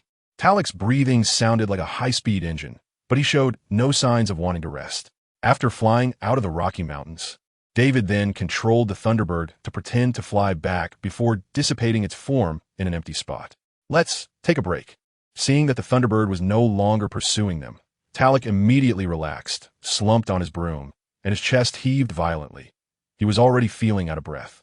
Over there, David scanned below and spotted a tall rock, behind which there was a shaded area. Although the Rocky Mountains were overcast The Colorado Plateau was still basking in the sun. After being drenched in a heavy rain, facing another round of scorching sun was not an enjoyable thing. When they reached the rock, Talek tossed his broom aside, leaned against the boulder, and slid down to the ground, also tossing his mask aside. David noticed that his face was a bit pale, and his lips were trembling slightly, clearly having overexerted himself. Clean and fresh. With David's words, a breeze suddenly appeared around them, swirling around David and Talek, taking away the rainwater and dirt from their bodies. Eat this. David took out a piece of chocolate and handed it to Talek, sitting down beside him. After finishing the chocolate, Talek's face regained some color, and he turned to look at David with a silly smile. "What's up?" David asked. "Today I saved you." Talek seemed a bit excited. "Thanks." David was taken aback and then said seriously, "So, are we friends now?" Talek turned to look ahead. "Of course. That's good." Talek squinted at the distant cactus, his face breaking into a silly smile again. After a long while, Talek hesitated and said softly, "Ron." "What?" "I." Talek paused, gritted his teeth, and finally said, "I'm actually the boss of our organization." A look of surprise flashed across David's face. He hadn't expected Talek to reveal his identity at this moment, knowing that no one could protect him now. David turned to glance at Talek and cooperated, saying, "Oh? Then what about Pavel? He's my brother." Talek became happy because he only sensed surprise in David's emotions and didn't think much else. However, Talek believed that David's surprise might be different from his own. "Oh, related?" David looked Talek up and down, asking the question he had wanted to know the answer to for a long time. "Of course we're related," Talek shouted, but then his expression fell, and his voice lowered significantly. "Actually, I was even more handsome than him when I was a kid." "Really?" David looked back and forth, unable to imagine what Talek meant by handsome, still suffering from a lack of imagination. Talek was silent for a moment, and then his signature silly smile appeared again. But David sensed that this time Talek's smile seemed different, as if it carried a hint of bitterness. "I wasn't this chubby before." Talek patted his belly. This figure was all gained from overeating later on.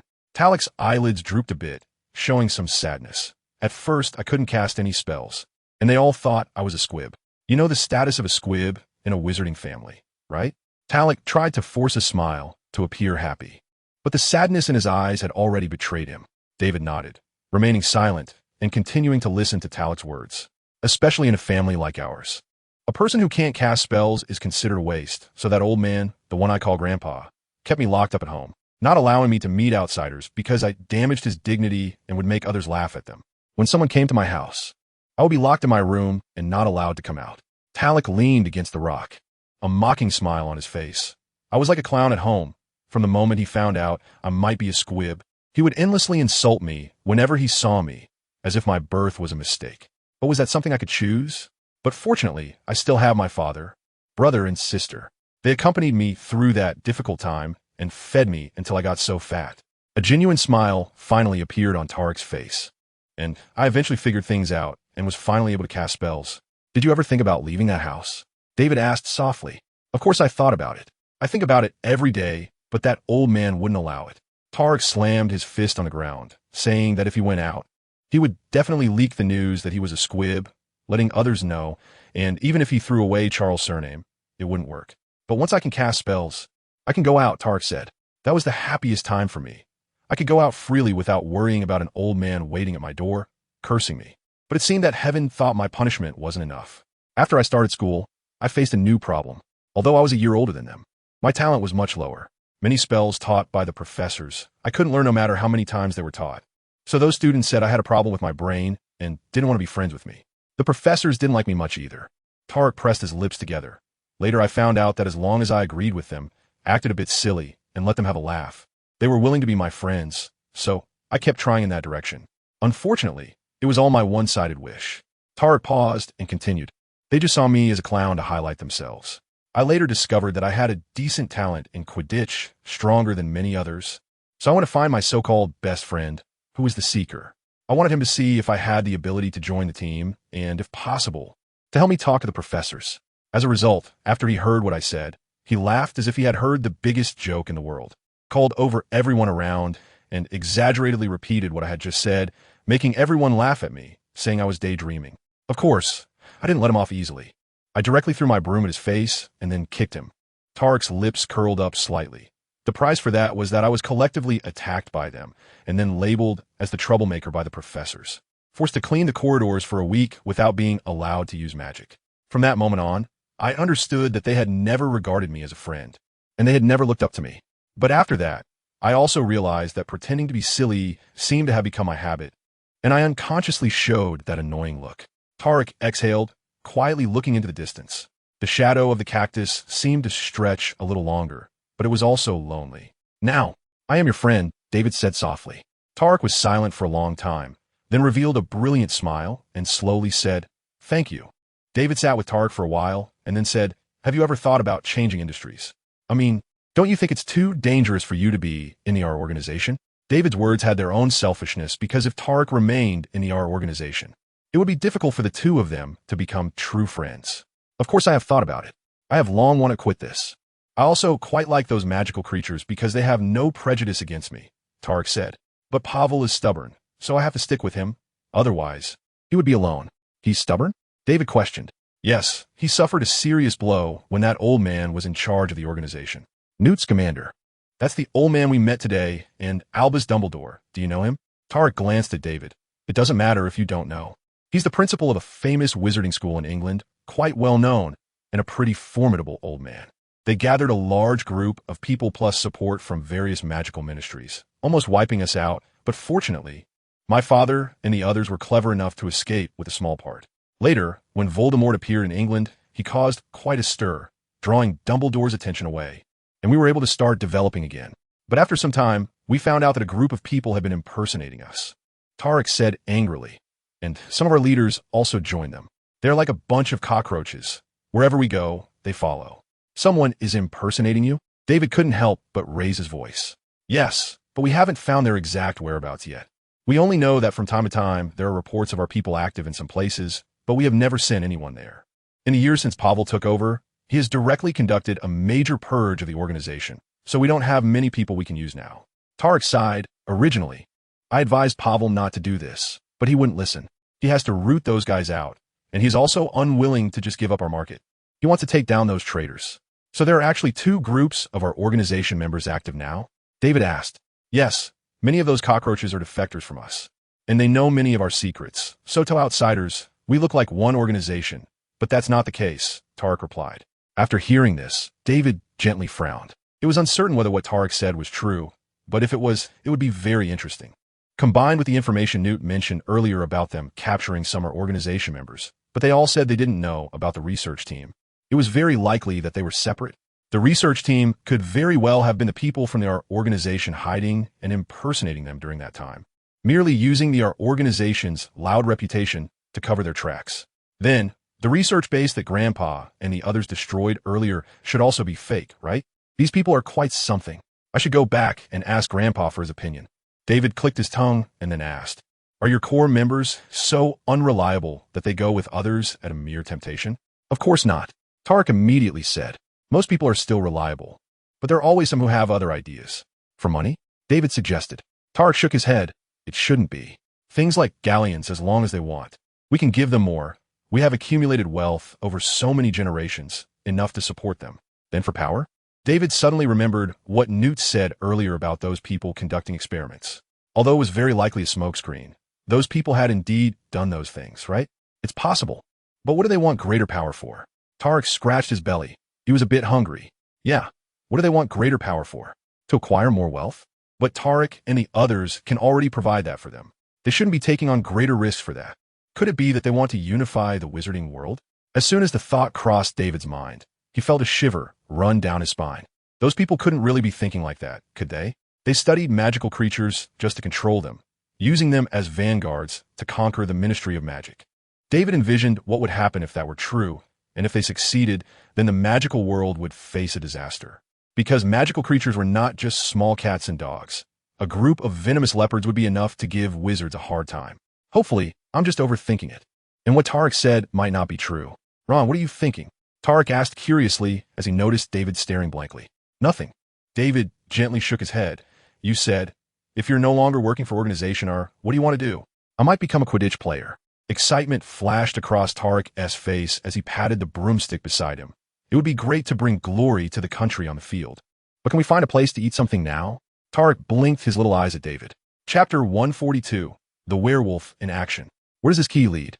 David asked, looking at the cookie box in Tarek's hand. A small wizarding village. We often go there to take refuge. They all know me. And there's a great chef there who cooks superbly. After Tarek finished speaking, a happy smile appeared on his face. And he hurriedly urged David to put his hand on his shoulder, clearly having a special relationship with that chef.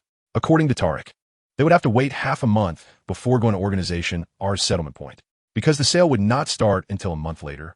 The settlement point was not yet open, so they would have to wander outside for a while. As soon as the wind died down, David just steadied himself and smelled a strong stench of decay, like the smell of a rotting corpse. He quickly opened his eyes, and the first thing that came into view was a door made of giant stones, with a sign hanging on the doorframe that read, Austin Wizarding Village. The words, along with the stone beside it, were splattered with blood, and it had clearly been there for a long time. The blood had dried, turned black, and was stuck firmly to the surface. Is this village going for a horror theme? Do I have a horror village? David couldn't help but turn to look at Tarek. Tarek stared blankly ahead, his face pale, and his lips slightly trembling. Tarek? David asked softly. Tarek seemed to awaken from a dream, but he didn't respond to David. He just ran inside as if under a spell. Something's wrong. David's heart sank. He drew his wand and hurriedly followed him inside. Passing through the stone door, they ran about 100 meters, turned a corner, and some low, makeshift stone houses appeared in front of David, and the stench was even stronger. David carefully stayed behind Tarek, observing his surroundings. The surrounding stone houses looked like they were built by wizards themselves. They appeared very simple, but each had its own unique characteristics. You could tell what kind of person the owner was just by looking at it. For instance, the second house near the outside was shaped like a mushroom, predominantly pink on the cap with some small circles on it. The stem was white, but it had pretty fairies and flowers painted on it. There was even a small yard in front of the house, planted with colorful flowers, although most of them had already wilted. It was clear that the owner of this house must have been a wizard who loved life very much. But at that moment, David found it hard to appreciate the architectural art here, because all he felt was desolation and horror. The entire village was deserted, and the ground still bore some of the same black marks as those on the stone door. Some bones were scattered around, looking very much like human remains, and there were flies buzzing around. With the smell lingering in the air, it was not hard to imagine what had happened here first. No way, no way, Tarek shouted as he ran toward the mushroom-shaped house. Pushing open the small gate of the yard, David found that the flower bed inside had been trampled severely, indicating that a fierce struggle had taken place here. Moreover, some stones and a stone table in the corner of the yard still bore large claw marks. The creature that attacked here was likely not human. Be careful. David pulled Tarek back, who was about to rush in, and cautioned him. Tarek, with a blank expression, nodded, trembling as he pulled out his wand. But, judging by his state, even if someone stood in front of him, he wouldn't be able to fight back. David sighed and positioned himself in front of Tarek. I'll go in first. You stay behind me. Tarek nodded again. David raised his wand and moved forward cautiously, carefully observing the surroundings. The wooden door of the mushroom house was already somewhat loose. As soon as David's hand touched it, it creaked loudly.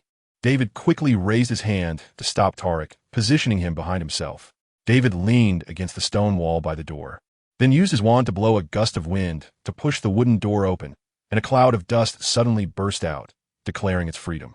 David gently waved his hand in front of his nose and waited for a moment. There was no movement inside the house. I'll go in first. If it's safe, I'll call you, David said, stepping inside while preparing to use his wand to defend himself.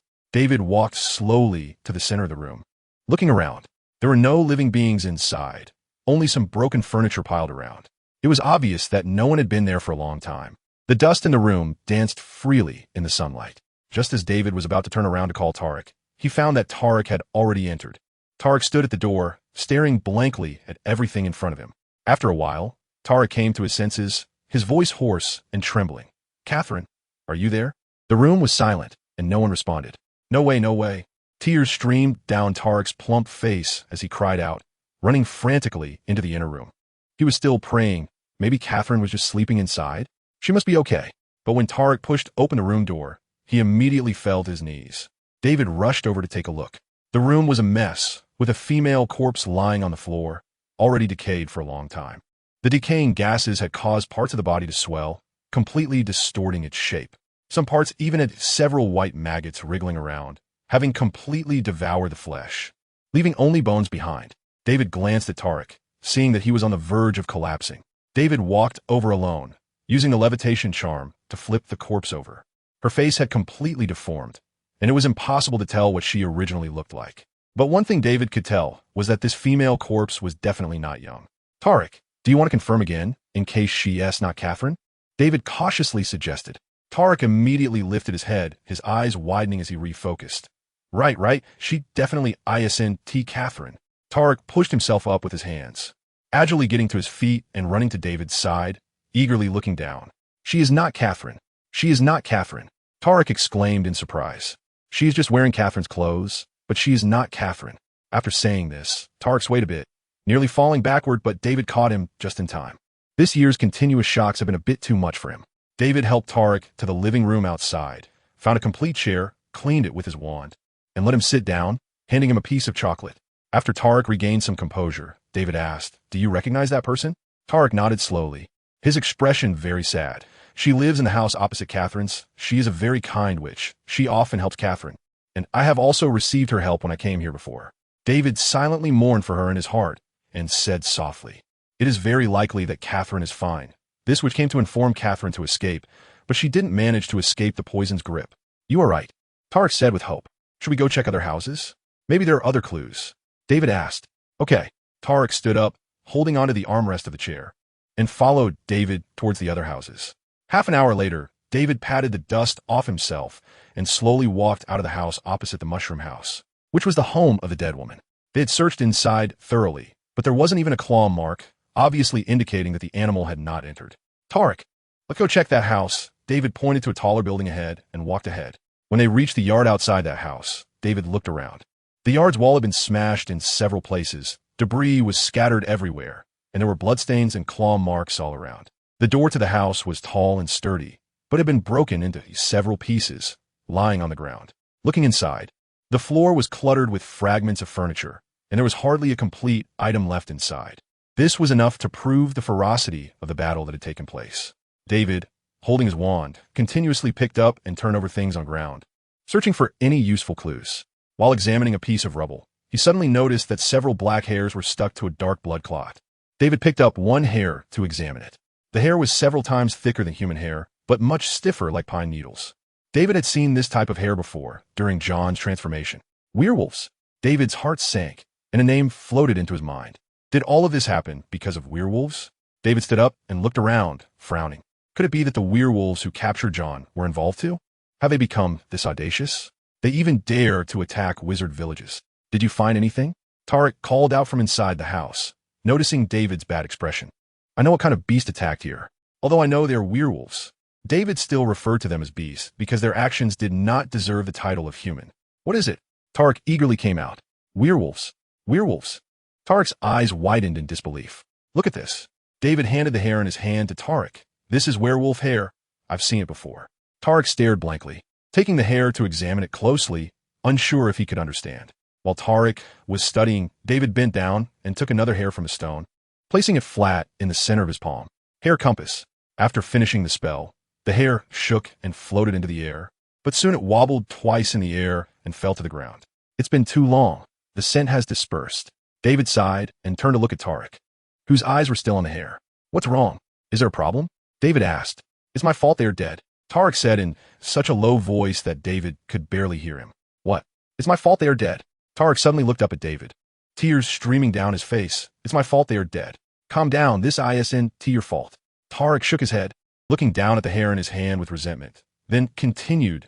"Months ago, after we delivered a batch of goods and could take a break, I invited them to come here to play, so I could see Catherine. But on the way here, I saw several werewolves snatching children.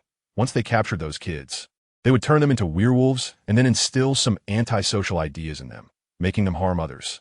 So I told my people to stop those werewolves. At first, they were unwilling, but they couldn't resist me, so they all went. Those werewolves were no match for us and quickly fled." Tarek's face twitched. "So they must have followed us here to take revenge. It's all my fault." David was silent for a moment, then stepped forward and patted Tarek on the shoulder. "No, this is not your fault. It's the werewolves' fault. They're the ones who killed these people. But, really, it's not your fault. What you should do now is to pull yourself together, find those werewolves who attacked here, and take revenge for everyone here," David said, patting Tarek's shoulder. Tarek kept his head down in silence for a long time, As if finally convincing himself, he raised his head and nodded firmly. David sighed with relief and said, "Let's look for clues and bury these people." "Okay."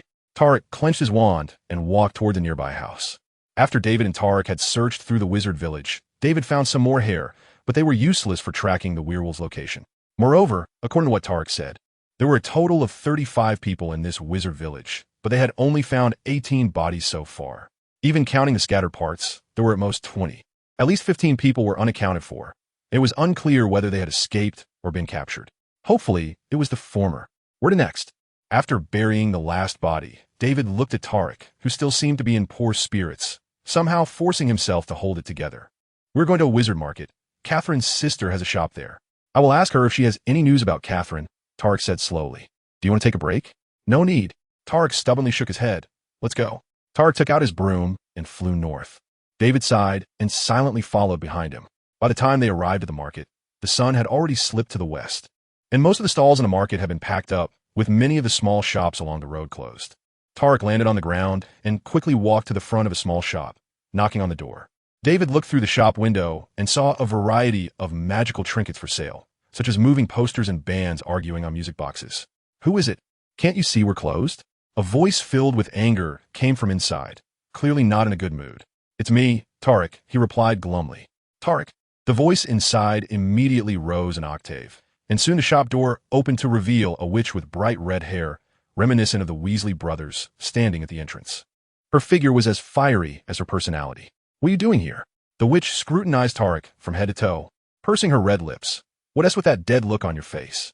Did you confess to Catherine and she rejected you? Let me tell you." Tarek forced a difficult smile, interrupting her chatter. "Didn't Tishi come here?" The witch was taken aback for a moment and replied casually, "No, I haven't seen her for months. That woman, always like this next time." At this point, the witch suddenly widened her eyes, her long eyelashes fluttering, and stepped forward to grab Tarek by the collar, her voice booming. "Is something wrong with Catherine?" Tarek lowered his eyelids and nodded slightly. "Damn it." The witch pushed Tarek away and smashed a nearby cabinet with her wand. David couldn't help but swallow hard. "Come in and explain." The witch walked into the back room. "So, that means Catherine might not be dead yet?" The witch's fingers lightly tapped on the table. Tarek nodded. The witch seemed to become angry upon seeing his expression. She glared at him. "You useless fool. How can you concern yourself with such matters when you have no strength? If you just killed those werewolves back then, none of this would have happened." Tarek hung his head in silence. The witch slammed her hand on the table. "Can you at least show some spirit? Show a bit of manliness? If you had been braver and confessed to Catherine sooner and taken her away, she wouldn't be in trouble today." Tarek remained sullen. "Get out of here. I get angry just seeing you." The witch pointed outside, fuming. Tarek nodded and walked out with his head down. "You make me so mad."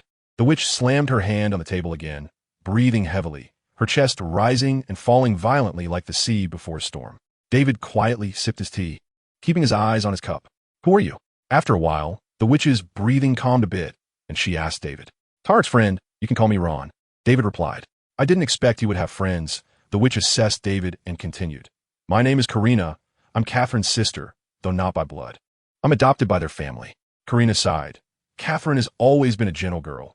Even when walking, she looks to see if she'll step on an ant. And who would have thought? What do you plan to do next?" Karina took a deep breath, quickly adjusting herself. "We plan to wander around the area to see if we can find any news about those werewolves," David said. Karina nodded. "I'll go tomorrow. You can rest here today. The 2 rooms on the right upstairs are unoccupied." After saying that, Karina stood up and walked upstairs, and halfway up, she calmly said, "Please comfort Tarek a bit more. Although he is useless, my sister likes him, and I don't want to see Tarek looking dejected when she returns." "Okay." With David's response, Karina quickly walked upstairs. Exiting the back room, David saw that the cabinet Karina had smashed had been restored by Tarek, who was now sitting at the counter, staring blankly at something on the counter. David walked over and saw 2 wooden carved figures standing on a fancy little platform. The craftsmanship was somewhat rough. One of them David recognized as Karina, laughing and hugging a slightly smaller witch, who seemed quite shy and was struggling to escape Karina's embrace. This is something Karina made when she first opened this shop. She said it was like Catherine was always with her. Tarek continued to gaze at the little figures. David turned and sat beside him, quietly keeping him company until the stars began to twinkle outside and the moon impatiently urged them on. Finally, David spoke. "Let's go rest. We need to find Catherine tomorrow, and you can't be so down." Starting the next day, David and the others began to search around for traces of Catherine and the werewolves.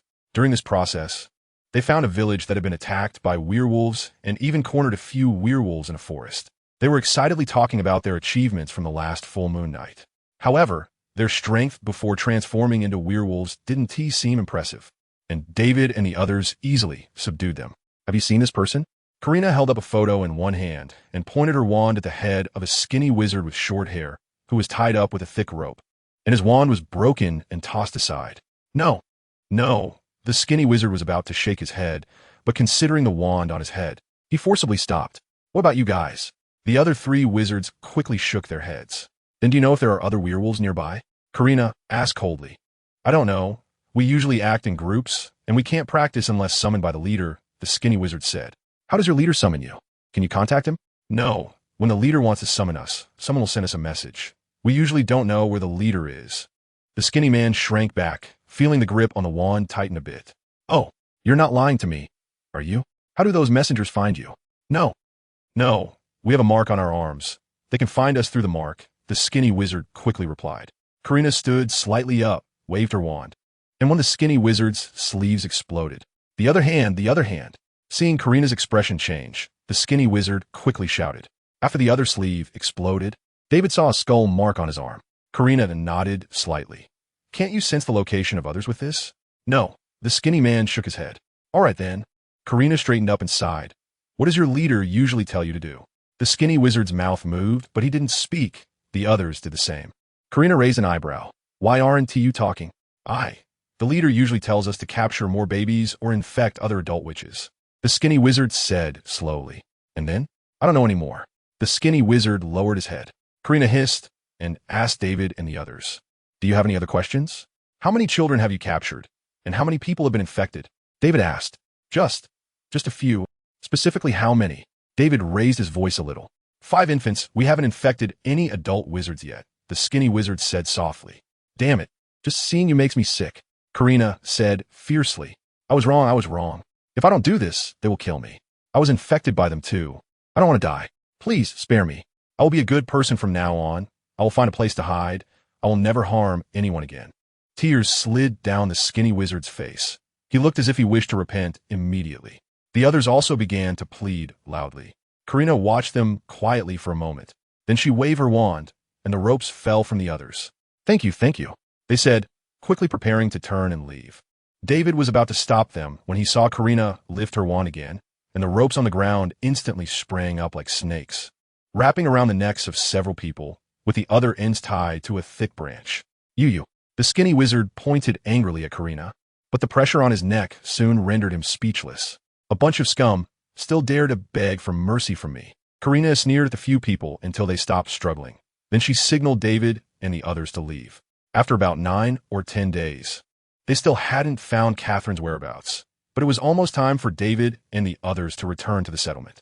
In a small, open pavilion, Karina leaned against a pillar and looked at Tarek and said, Are you going back? I can stay. I just need to send a letter to my brother, Tarek said. No, you must go, Karina said in a low voice. Tarek looked at Karina in surprise. After you return, tell Pavel what happened. After your sale ends, I want all of you to come and find Catherine. Remember, it has to be all of you. It's time for you to repay us. Karina said. Tarek stared at Karina for a moment and said firmly, I promise they will all come. I hope so. As soon as she finished speaking, Karina vanished with a flick of her wand. Tarek? David said.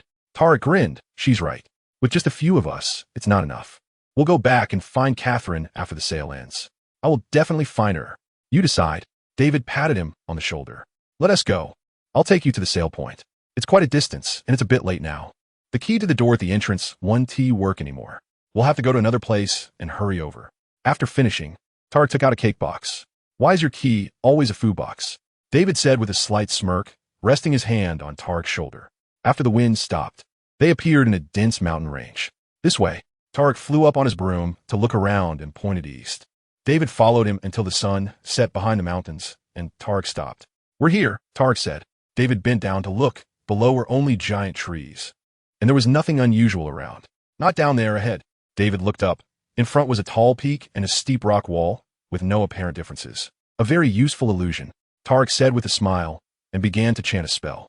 Before long, Ripples appeared on the cliff as if a lake was stirred. And as the ripples dissipated, a round cave appeared at the top of the rock wall. Near the cave entrance, a few wizards wearing tail-coated dog masks were patrolling. As they flew into the cave, a wizard standing in front seemed to want to say something to Tarek, but upon seeing David, he stopped. "He's my friend now," Tarek said to the wizard. The wizard nodded. "The boss is calling for you. You haven't come for so long. The boss is quite anxious." "Has he returned?" "He came back a few days ago." Tarek nodded slightly. Was he injured, was he?" "No." "Good, I'm going in. You all have worked hard." After saying that, Tarek led David into the cave. After walking for a while, David saw that the cave walls were adorned with many glowing stones providing light. Moreover, the cave had many forks. If one wasn't careful, they could easily get lost. "This is a place that Pavel and I developed. Besides the two of us, no one else is familiar with the paths inside, so you must stick close to me," Tarek said. "Okay," David replied, following the sloping passage and passing through countless forks. Tarek and David arrived in front of a room. The door was a circular wooden one, painted in colors, with a small window at the top. But it looked dark from the outside, resembling a hobbit's door. "You can stay here," Tarek said, pointing to the room across. "I live opposite you. If you need anything, you can call me, but not now. I have to find Pavel." "All right. You go ahead," David nodded, pushed open the wooden door in front of him, and ducked inside. The space inside was much larger than David had imagined. 2 spherical lamps hung on the walls, emitting a warm yellow light. The floor was covered with a dark carpet with white patterns, and directly in front of the door was a row of soft sofas. There was also a flower-like wooden table and a half-height cabinet for storing things. To the right was a door leading to the bedroom, which was also well-equipped. It could be said that aside from the dim lighting, there were no drawbacks. Moreover, unlike the previous campsite, various counter-surveillance and communication spells were arranged all around. "How am I supposed to send information from here to Grandpa and Tarek?" David leaned against a large red pillow, feeling somewhat conflicted. Meanwhile, Tarek walked up to a black wooden door with a small R painted on it. A few others patrolling around nodded at Tarek as a greeting. Tarek knocked on the door, and after hearing "please come in" from inside, he gently pushed the door open and walked in. "My dear brother, why did you come so late? I thought Terry had kidnapped you." Pavel was sitting behind a long table piled high with documents, looking fatigued. "How could that be? He's my good friend now."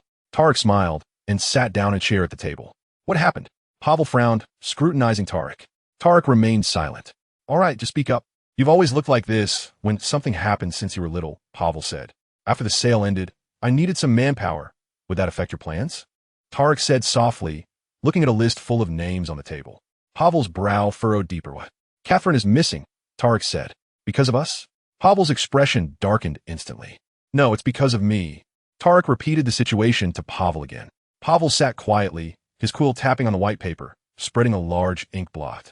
"You can take Sori and Yin with you. Just leave me a few people," Pavel said. "But your plan? You have to let me rest for a while, right?" Pavel pretended to stretch. "I've been working hard for so long. It's time for a vacation. It's just a pity that the list for this sale has already been sent out, so it can't be canceled. You'll just have to wait a few more days."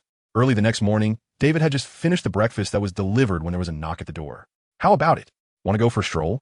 Tarek said with a smile outside the door. "Of course, you really should set up some entertainment facilities here. And the books on the shelves should cater to young people's tastes. They shouldn't all be dull biographies of old people." David turned and pointed to a few large tomes on the cabinet. He had managed to sleep soundly last night, largely thanks to them. Those were arranged by Pavel. He always likes to put on a show. There's no helping it. Tarek shrugged, grabbed David's arm, and said, "Come on, I'll take you to see those magical creatures. And this time, you don't have to be so careful." The two recalled what had happened at the camp earlier, and smiles unconsciously appeared on their faces. They went down a few more levels, and David felt like they were almost at the bottom of the mountain when an empty square appeared before him. The square was filled with countless cages, stretching into the distance as if it would never end. How many magical creatures could there be? David thought silently as he looked at the cages in front of him. "These are all common things, not worth much. I'll take you to see some beautiful ones. Those will only be visible to VIP clients." Tarek pulled David's arm and turned, passing through dozens of cages before turning right into a straight corridor. As they went further down, David heard the rising and falling roars of animals, forming a stark contrast to the earlier silence. The magical creatures in the hall were all asleep. Not a single one was awake. Keeping them awake would improve their condition, and the price would be much higher. Tarek noticed David's confusion and explained. David nodded and followed Tarek's footsteps from room to room, seeing precious magical creatures like the venomous tentacula and the griffin. He even spotted a large creature known as a horned camel in one room. The horned camel is a species native to the mountainous regions of Europe. They are large, purple, and slightly gray. The horned camel has very sharp long horns on its head, a raised back, and long whiskers on its mouth, walking on large feet with 4 toes. Moreover, horned camels are naturally aggressive when their numbers are plentiful. People occasionally see mountain trolls riding them in an attempt to tame them. However, there are very few successes, as the trolls usually end up covered in scars from the horned camels. Additionally, the powder from the horned camel's horns can be used in various potions. But because their horns are hard to obtain, this powder is extremely expensive. This has led many wizards to set their sights on them, nearly causing the horned camel's extinction. Fortunately, Newt rescued a pair when he was young and helped them breed into a sustainable population. It can be said that most of the horned camels in the wild today originated from Newt's magical space. But that was nothing. It wasn't until they reached a room deeper inside that David's eyes widened in shock. In the room, a peculiar-looking animal was chained up, one he had never seen in Newt's notes. It was completely snow-white, with a body like a lion, but it had 2 goat-like long horns on its head and long white whiskers on its chin, resembling a weathered old man. Baisha. Although David had never seen it before, its name automatically jumped into his mind, as if etched in his soul. Seeing that it had many still unhealed wounds and appeared very weak, David frowned and asked Tarek, "You just leave it like this? Aren't you afraid it will die?" "Of course not, of course not." Tarek waved his hand repeatedly. "We took this animal from that bunch of pests, the ones who impersonated us. We want to treat it, but it's very cunning. No matter what we do, it doesn't trust us. And we don't even know what kind of animal it is. As soon as we get close, it makes us feel uncomfortable, as if it can see through all our thoughts." David listened, looked at Baizé for a while, and cautiously took a step forward. Baizé immediately raised its head, opening its clear eyes to examine him. Under Baizé's gaze, David felt as if he were standing naked in front of it. Just as Tarek had said, "Be careful, it's very fierce." Seeing David still approaching, Tarek hurriedly reminded him, "If I help you heal it, how much will you give me?" David asked, pointing at Baizé. "You can heal it?" Tarek's eyes widened. "Brother, don't overestimate yourself. If it hurts you, money won't matter. Besides, if you really want money, just tell me directly. That's different. It's more reassuring to earn my own money. Let me give it a try. If it doesn't work, then forget it. You aren't thinking of using the disillusionment charm to sneak past, are you? It won't work. I'm telling you, we've tried that long ago, but can see right through you. I'm not using that method." David continued to observe Baizé. "What about using the levitation charm to send the potion over?" "That won't work either. It can blow the potion back in one breath, and it seems like it never sleeps. No matter when you float it over, it can blow it back." Tarek continued, "Do you have any healing potions for animals?" David sighed and asked, "You really want to go? Why won't you listen?" Seeing David glare at him, Tarek softened. Fine. I'll go get you the potion. Just don't get too close. It's very dangerous. Remember to wait for me to come back," Tarek said, turning back 3 times as he walked away. After Tarek walked far away, David glanced outside the corridor. The patrolling guards were at a distance. Hello, I'm here to help you." David looked at Baizé, feeling a bit nervous, and cautiously spoke in a language he hadn't used in a long time, his accent sounding somewhat strange, but it could be recognized as Chinese. Baizé continued to stare at David, and just when he thought it was impossible to succeed, Baizé's head nodded slightly. David was overjoyed and hurriedly continued, "I will help you heal your wounds. Please don't refuse, okay? Otherwise, in your current condition, I won't be able to save you." Baizé was silent for a moment, nodded, and was no longer as guarded as at the beginning. Seeing this, David took a few steps closer. Just then, Tarek rushed back, panting. He saw David was almost in front of Baizé and immediately became anxious. "Ron, hurry, step back, let's be cautious. Sorry, we'll come over soon. It will be safer with him here." Tarek wanted to pull David back, but was hesitant to approach. "It's fine," David mouthed to Tarek, then waved his hand, signaling him to throw over the potion. Tarek showed signs of urgency, lightly stomped his foot on the ground, and pulled out his wand. In the brief moment before throwing the potion, he continued to advise, "Be careful. If anything feels off, step back." David caught the potion, nodded at him, and continued to approach Baizé. When he reached its side and saw its glinting claws, David couldn't help but swallow hard and showed the potion to it. Baizé seemed to sense David's fear. It snorted out a puff of white mist, hissed, and lay down with its eyes closed. Tarek was stunned by this scene. They had never been treated so well before. David also breathed a sigh of relief, uncorked the potion, and carefully applied it to Baizé's wounds. By the time Sori hurried over, David had nearly finished applying the potion. What's going on? Sori asked quietly. Tarek shrugged helplessly, indicating he wasn't sure either. Bandages, David said after finishing with the potion, reaching out his hand toward Tarek. Tarek quickly rummaged through his bag and tossed a large bundle of bandages to David. David caught it and used his wand to wrap the bandages around Zay's wounds. Before long, Zay was completely wrapped in bandages, and fortunately, its entire body was white, so it didn't look too out of place. Stepping back to Tarek's side, he immediately asked curiously, "How did you do that? Why did it suddenly become so obedient? Can I go over?" David waved his hand. "I don't know either. Well, I got close to it. I felt it didn't have much hostility towards me. It didn't seem like it would harm me, so I approached. As for you, I think you can go over and give it a meal. Get out of here." Tarek pushed David, continuing to gaze at Zay in amazement. He also seemed eager to try getting closer. "We need to give it something to eat. It looks quite weak," David reminded. Right. It hasn't eaten anything since we brought it back. It's really tough." Tarek sighed and said to Sori, "Quick, go get it some food. And make sure to get a lot. Don't be stingy." "Okay." Sori nodded obediently and turned to leave. Looks like Sori and Tarek have a special relationship, David thought as he glanced at the departing Sori. He hadn't seen Sori show the kind of respect towards anyone else. "I save his life, so he treats me a bit better," Tarek said with a smile. "You save his life?" David said in surprise. "Of course. And what's with that tone? You don't believe I could save him?" Tarek shot David an annoyed glance and continued. "He was seriously injured for some reason. I happened to pass by and saved him, and then he started following me. What a coincidence. But who can say for sure about things in this world?" David replied. "Just like Zay, which Newt and the others couldn't find for months. I happened to come as an undercover and met it." After listening, David pondered for a moment, not wanting to dwell on Sori's matters, and continued studying Zay in front of him. This was a magical creature that even Newt hadn't studied up close.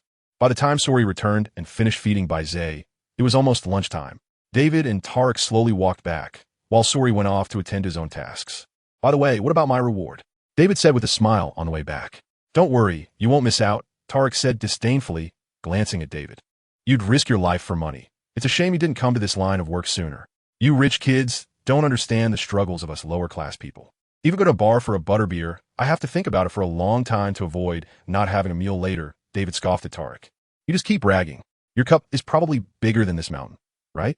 That's something to consider. Otherwise, you might just drink yourself to death without a next meal," Tarek retorted. Over the next few days, David and Tarek kept revolving around Zay, treating its wounds and feeding it. However, David felt something was off. He sensed someone seemed to be watching him, but he couldn't ask Tarek about it. What they were sent by them. He had been looking for ways to send messages these days, and although he felt sorry for Tarek, some things were bound to be impossible to balance. All of this continued until the afternoon 4 days later, 5 days before the sale event. David and Tarek, as usual, finished checking on Zay and returned to their respective rooms. David still hadn't found a way to send messages. The defenses here were too tight, and the paths difficult to navigate. One could easily get lost if not careful. After sitting on the sofa for a while, the sound of knocking pulled David out of his thoughts. "Who is it?" David asked. "Food delivery." David looked up at the clock on the wall. It was 6:30, the same time food was usually delivered. He got up to open the door and said to the wizard outside, who wore a tailcoat and dog mask, "Thank you. That's enough. You can just leave it here. I should help you bring it in. We have some new dishes today, and I need to explain them to you," the man in the dog mask said as he bypassed David and walked straight into the room. "Is this the person who has been watching me? Am I exposed?" But I didn't sense any malice from him. David furrowed his brow, quietly gripped his wand, and casually closed the door. "It's not easy for no. Tend to get close to you, but you, kid, are quite impressive, actually getting so close to the boss of our organization." The man in the dog mask spoke in a very familiar tone as he heard David close the door. "What is going on? Número 10, referring to Terry? Does he have partners? Mission impossible? Is he bluffing, or is it real?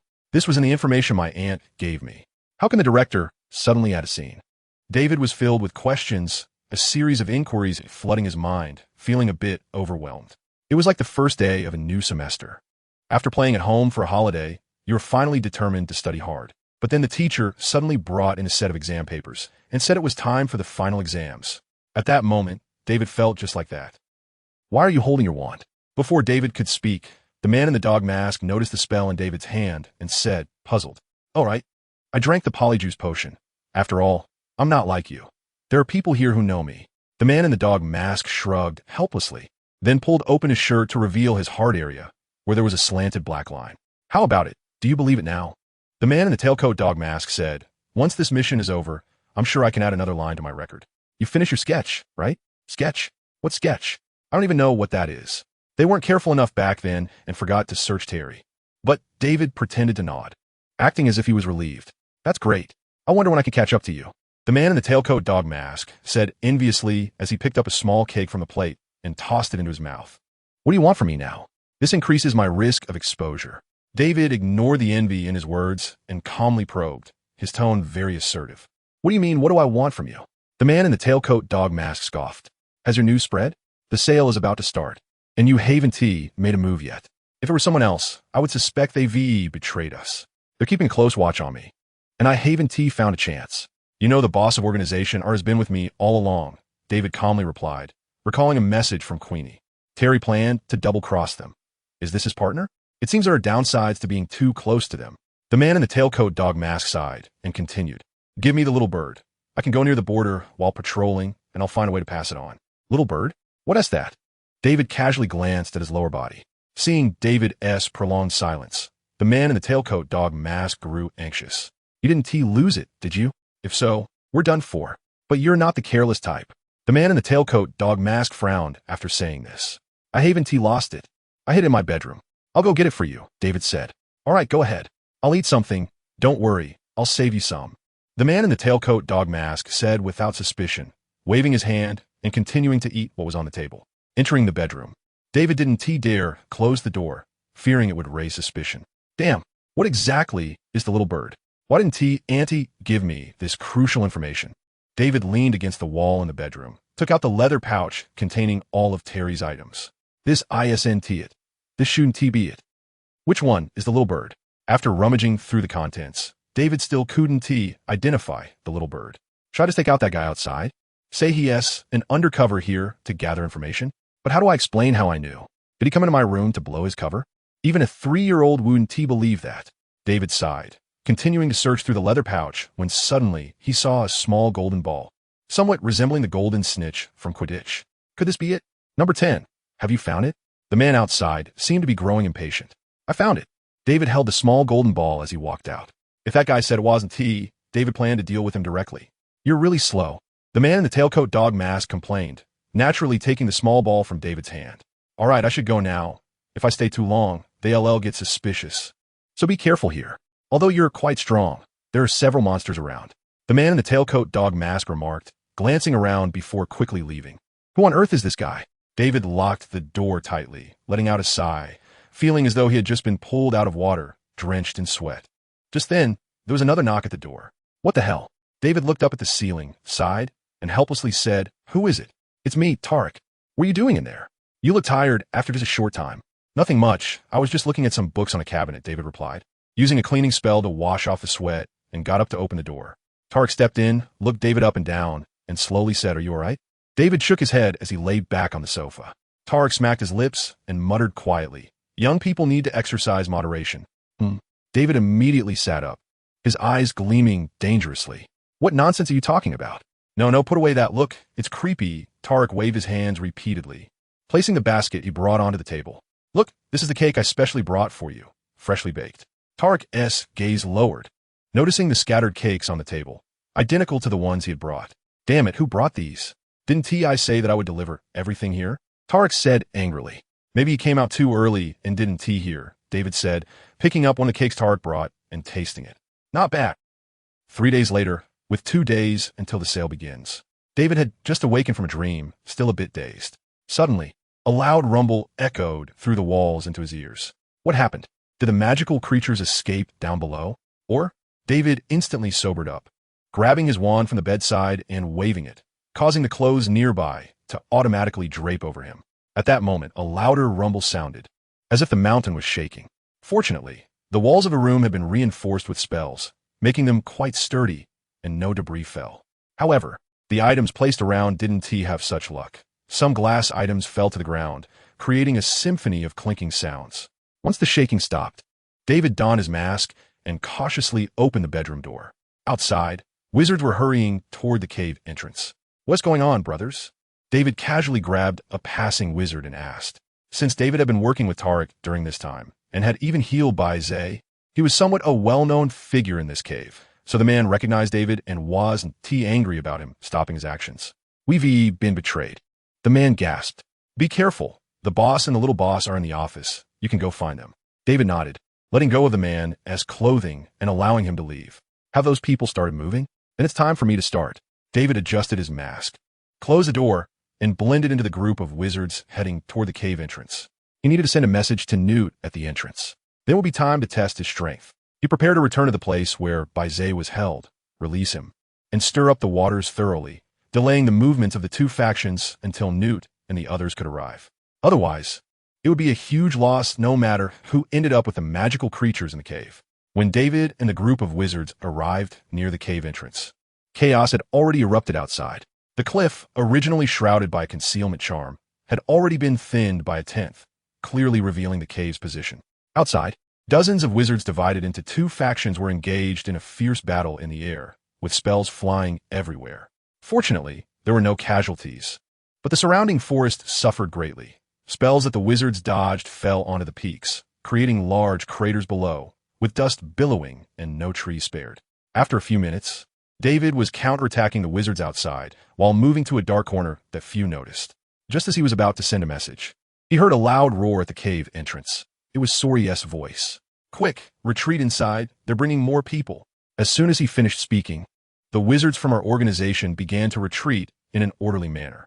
The wizards in the air quickly flew into the cave, and those standing at the entrance intensified their attacks to cover their teammates' retreat. This was completely different from the ragtag group that had gone to capture the Thunderbird. David was swept along with the crowd into the cave, glancing up outside. Professor Dumbledore? Why is he here? An elderly man with flowing white hair appeared confidently at the front of the crowd, riding a broom. David saw him slightly shake his wand, and the originally narrow cave entrance vibrated as if someone had pulled it open, forcibly creating a large opening and forming a spacious plaza at the cave entrance. The wizards outside immediately intensified their attacks, and soon several managed to stand on the platform. Moreover, any spells from our organization that were about to hit the incoming wizards were timely deflected by Dumbledore. Why is that old man here too? Sori complained angrily, grabbing Ian, who was about to confront Dumbledore, and urging the wizards around to quickly retreat. They had lost their terrain advantage here. After retreating a bit further, the cave became narrow again, and the advanced speed of the outside wizards immediately slowed. I don't believe you can widen this place. Sori felt a bit relieved when the wizards outside couldn't break in for the moment. Dumbledore stood at the entrance plaza and looked inside. Could the people in front move aside a bit? Dumbledore said softly. The wizards standing in front of him immediately moved aside to the cave wall as if they had received a holy command. Sori sensed something was wrong and also urged everyone to move to the side, but the intensity of the attacks didn't diminish at all. The gazes around unconsciously focused on Dumbledore, who, after calmly deflecting a few spells, crossed his wand over his chest and murmured to himself. After a few seconds, Dumbledore pointed his wand forward, but nothing happened. Just as everyone was puzzled, Ian suddenly shouted in terror to retreat. Then he grabbed two wizards beside him, wedged them in, and madly ran deeper into the cave. It was as if a fierce beast was chasing them. Oh no, there really is one. David felt the air around him dry up a bit, as if someone had ignited a fierce fire nearby.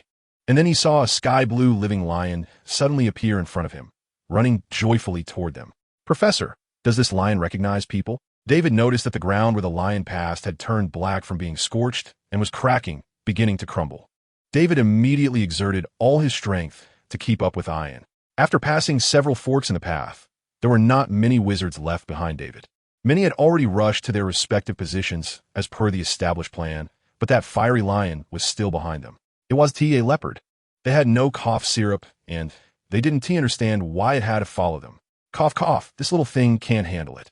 An elderly woman appeared in front of David and the others. It was Leisha, who had been taking care of Pavel. She waved at David and the others in dissatisfaction, urging them to run faster. After they passed, Leisha stood against the wall, raised her wand, and chanted for a while. As the fiery lion got closer, a giant water serpent emerged in the cave. The giant serpent raised its head, flicked its tongue, and suddenly lunged out, wrapping around the lion's waist and biting its head. In no time, the fiery lion and the giant serpent disappeared, but a white mist of water rose, blocking the cave entrance. Hurry up! Misha coughed a couple of times, urging everyone to leave. After all, she was getting old. And if there were a few more of these encounters, her body wouldn't hold up. Should I continue to run with them? Or find an opportunity to slip away and join the professor? Just as David was pondering, Tarek's figure appeared at the fork ahead. You all go this way, Tarek said to Ian and the others. Ian nodded and continued to leave without stopping. As David passed by, Tarek called out, Ron, come here. David was taken aback and followed him. They walked deep into an empty passage for a long time until they could no longer see the fork they had entered from. Tarek finally stopped. Ron, did you betray us? Tarek's voice was flat, as if Snape had possessed him. David's heart sank. Before he could speak, Tarek continued. We caught the guy who was passing messages. He went to your room. Tarek took a deep breath, turned around, and removed his mask, revealing a slightly trembling face full of flesh. Tell me, he was just delivering bread to you. David sighed. It was inevitable. The thing he used to send messages was taken from me, David said softly. So you're in cahoots? Tarek raised his wand, pointing it at David. His eyes filled with menace. No, I don't even know him. David shook his head. Do you think I should trust you? Tarek sneered. I truly don't know him. My identity is also fake. We caught one of their partners, and I impersonated him to sneak in. Wanting to see if you're doing biological experiments, David explained, not knowing why he was saying so much to Tarek. Oh, I haven't seen you drink polyjuice potion. Tarek looked skeptical. Disguising doesn't necessarily require polyjuice potion. David removed his mask, and his body slowly changed shape. Before long, another Tarek appeared in the passage. Now do you believe it? David asked. Tarek stared blankly at the identical face in front of him. After a moment, Tarek dropped his wand, muttering, I was prepared for you to be in cahoots with them, but I didn't expect something even stranger.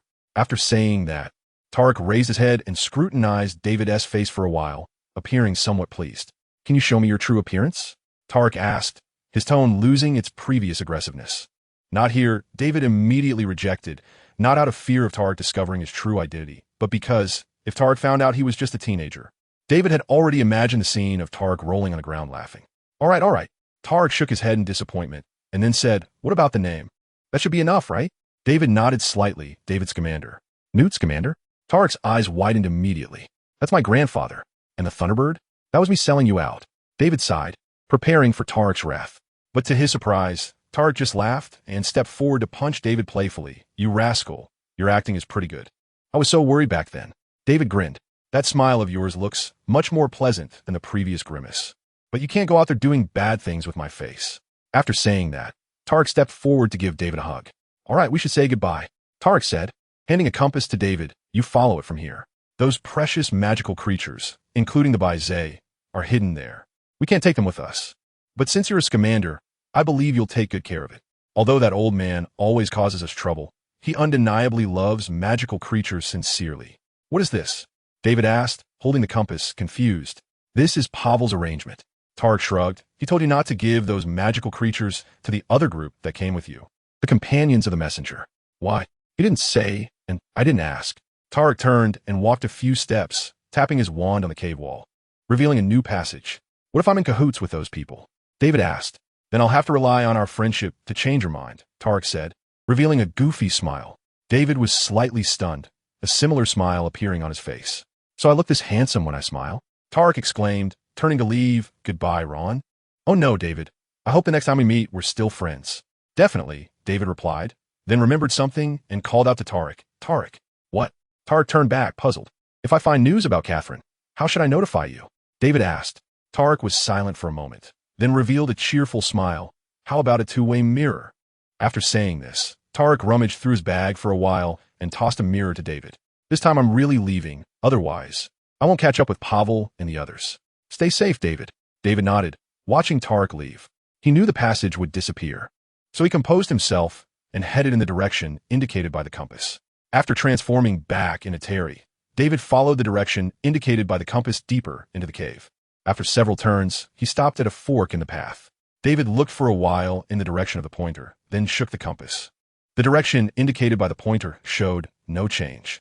Could this compass be broken? David clicked his tongue at the thick wall in front of him. Or was there another secret? Remembering Tarek's actions, he moved forward and tapped the wall with his wand.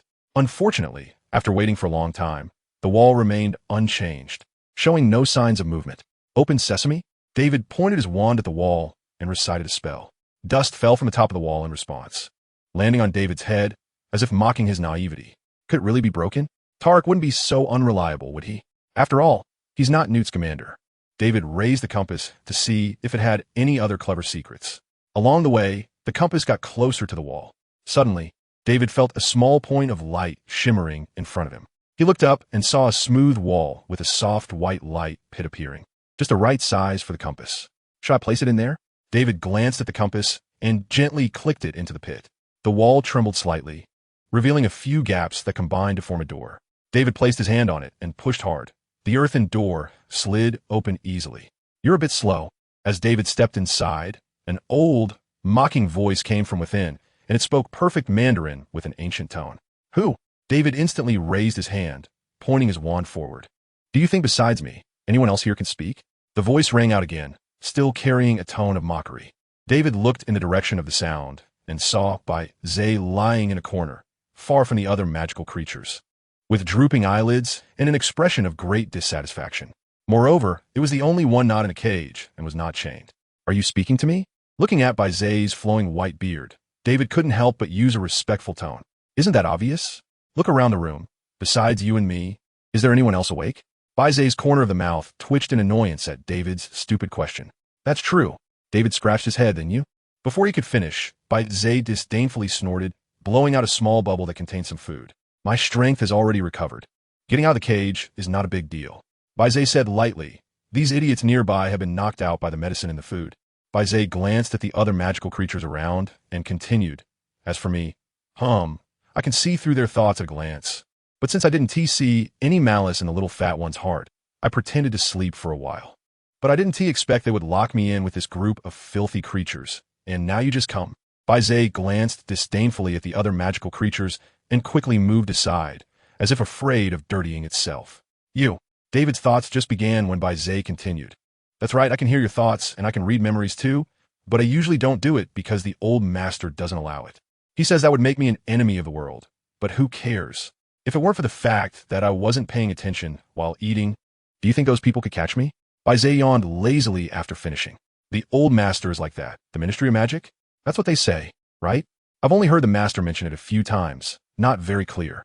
Bai Zay stared at David for a while, confirming his thoughts in his heart, then said, "Just like the head of the Ministry of Magic, he manages all the cultivators." All right, stop thinking about it. I won't listen anymore. Hurry up and get me out of here. If I stay with these guys any longer, my fur is going to stink, and when Xiaoyu sees me, she'll be disgusted." Bai Zay shook its head in dissatisfaction, patting the ground with its palm. "Xiaoyu?" As soon as David finished speaking, he noticed Bai Zay's expression change and quickly said, "I need to find my grandfather first before I can take you all out." Okay, but I need to wait outside. Don't worry, my strength is enough. Even if you brought 100 like you, they would still be my opponents." Bai Zay said as he stood up and walked out slowly. David saw this and couldn't stop him, so he let him go, not knowing if what Bai Zay said about being able to take on 100 was true. "It is true." Bai Zay, feeling a bit dissatisfied with David's doubt, swept his long tail across David. "If it weren't for those people poisoning the food, I wouldn't have been weak for so long." "You, food can't talk." David shot back. Bai Zay glared at David. "Those people just threw the stuff on the roadside, and it smelled quite nice, so I couldn't resist." "All right, still a foodie. You've been living in these places. What do you understand?" Bai Zay scoffed. "I don't even know how you guys eat." Enough. I don't even remember those who caught me. You should hurry and go. Don't dawdle." Bai Zay found a clean spot outside the door and lay down again. David nodded slightly and quickly walked outside. Just after crossing 2 intersections, he discovered a very serious problem. He seemed to be lost. The compass could only point towards Bai Zay's direction and couldn't lead him to the exit. David frowned slightly. After thinking for a moment, he summoned a cat raccoon. As soon as it appeared, it rubbed against David's feet, not at all like a fake. This added a bit of confidence to David. "Take me home." David looked at the cat raccoon expectantly. Finding home was the cat raccoon's unique skill. As long as they were around, you would never lose the direction to your home. The cat raccoon raised its big, watery eyes to look at David, seemingly understanding his request. It observed its surroundings and began to hop toward a passage. Following its steps, David returned to the corridor that had been scorched by fire. Now he could find the way without the cat raccoon. He just had to keep walking towards the burned areas. After all, that fire lion had been chasing them the whole time and hadn't changed targets. Ignoring the cat raccoon's resentful gaze, David recalled it and quickly walked outside. In a place that was slightly brighter and where the traces of magical bombardment had suddenly increased, David heard a voice questioning from a distance. "Who is there?" Accompanied by it was a violent wave of magic. Don't make a move. We're on the same side, David hurriedly said, but he didn't revert to his true appearance, because he wasn't sure if the people ahead were with Dumbledore or the one who was looking for him for the little bird. David cautiously stepped forward, and the figures in the distance became clearer. The man with the full white beard was Dumbledore. Next to him were Newt, Charlie, and John, and there was no one else. When Newt and the others saw David's figure, they all lowered their wands, visibly relieved and smiling. Only Dumbledore appeared a bit cautious. He looked at Newt with a questioning gaze. "He is David," Newt said. "Polyjuice potion?" Dumbledore looked at the approaching David with interest. "No, it's transfiguration. Just like what Grindelwald used to perform," Newt explained. "Oh." Dumbledore looked a bit surprised, and a strange glint flashed in his eyes. "Professor, what's wrong?" David looked around and didn't see anyone else, reverting to his original appearance. His line of sight suddenly lowered, forcing him to look up at people, which made David feel a bit unaccustomed. "It's nothing, just amazed by my excellent student," Dumbledore said. "It's just that he seems to have forgotten he is still a student. Of course, it could also be because he feels he can't learn anything at school anymore, so he doesn't want to go. This also reminds me that the school should change some teachers." David smiled, knowing that Dumbledore was joking. "Professor, I will be going to school soon. I just didn't expect the time to take this long." "I understand," Dumbledore winked. "But shouldn't you consider this, old man? I receive several letters from your friends left at my door every day asking when you will return. To ease their worries, I have to spend several hours at my desk writing back to assure them that you are fine. Isn't that a bit too much for an old man? I promise. I will be back at school soon," David said helplessly. Hearing David's promise, Dumbledore smiled gently. "Grandpa, how did you know the base was here?" David asked, voicing a question that had been on his mind for a long time. "It was the group that had been helping us before who notified me.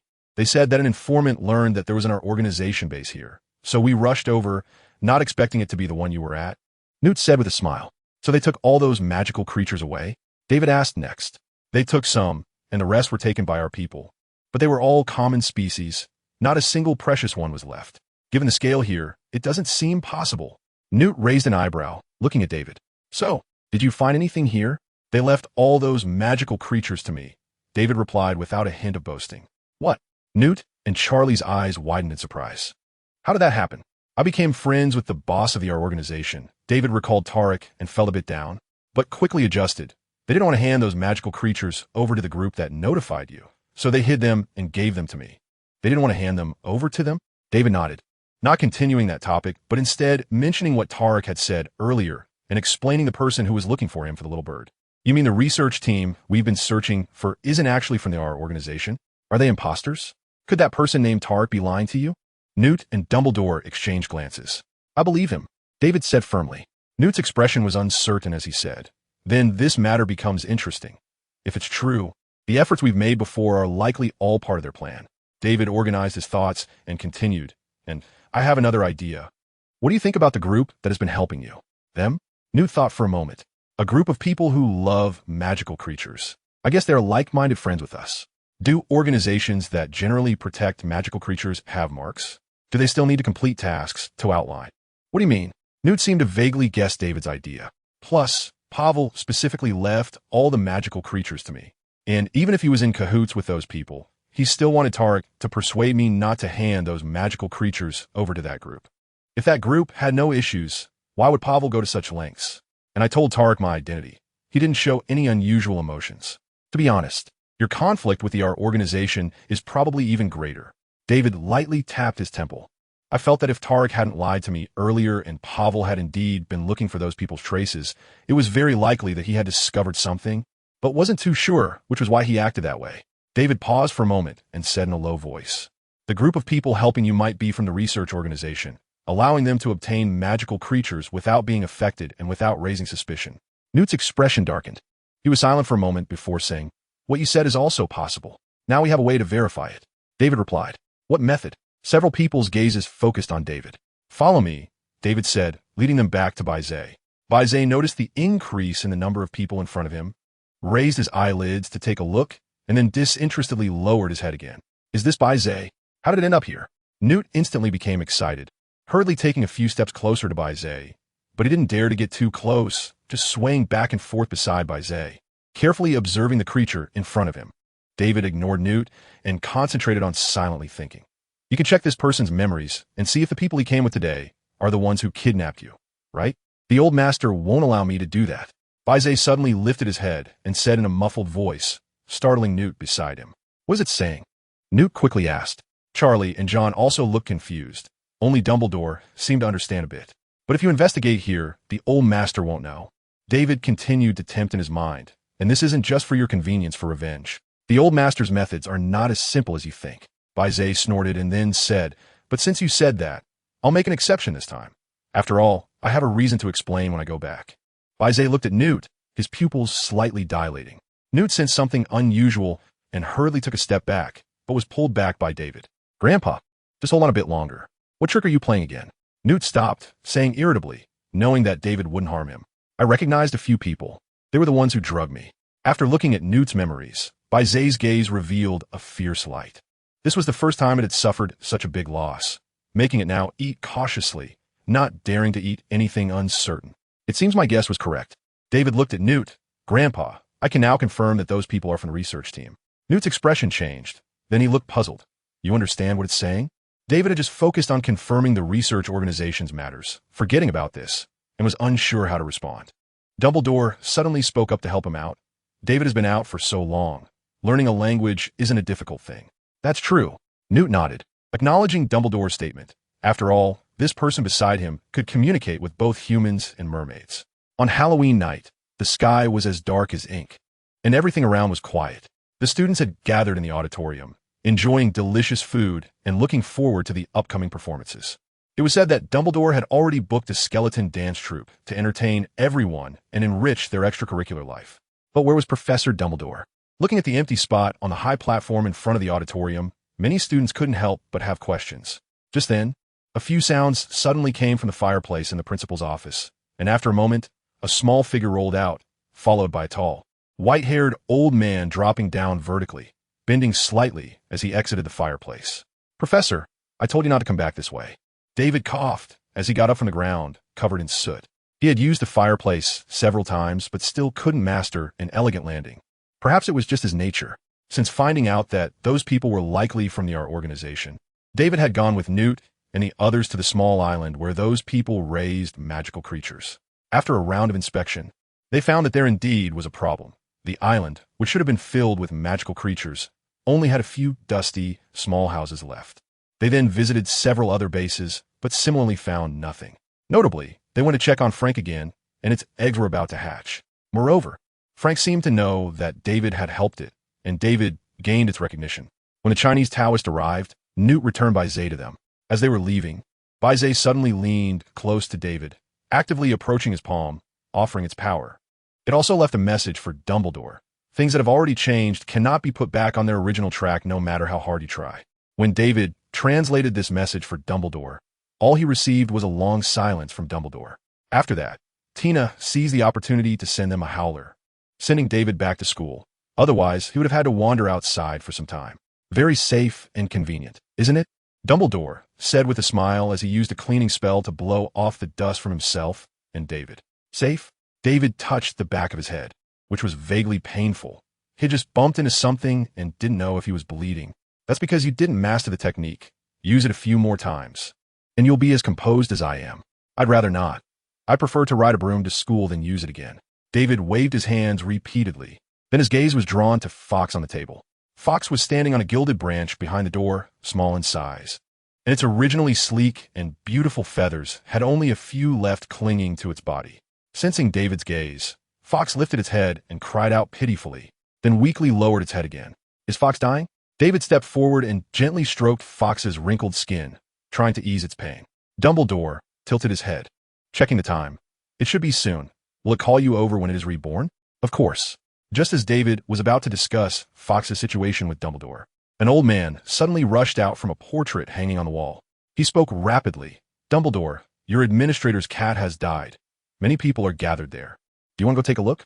As soon as he finished speaking, the door to the principal's office was pushed open with a bang, crashing against the wall. Soon, Professor McGonagall stormed in, her face pale and her lips tightly pressed together. Dumbledore, something has happened. Professor McGonagall's gaze swept over, and when she saw David, a trace of joy appeared on her face but quickly faded. Mr. Scamander, when did you arrive? Do you know how many classes you've missed this semester? David forced out an apologetic expression and quickly looked to Dumbledore for help. Professor McGonagall, David's late arrival has its reasons. But we don't have time to explain everything to you right now. Shall we head to the scene first? Dumbledore led the way out of the office. Professor McGonagall shot David a glare and hurriedly led him along. As they progressed, Dumbledore gradually joined up with the other professors, and what had started as a small group quickly formed into a line.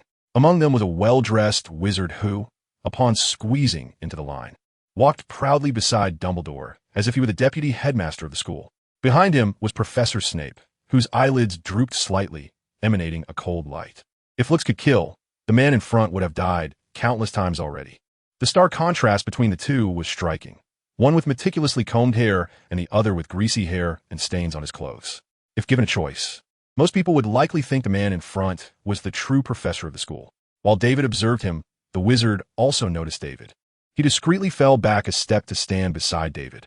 "I am Professor Gilderoy Lockhart, Defense Against the Dark Arts, 3rd Class Order of Merlin, honorary member of the Society for the Protection of Magical Creatures, 5-time winner of the Most Charming Smile Award from Witch Weekly, though I seldom boast about these."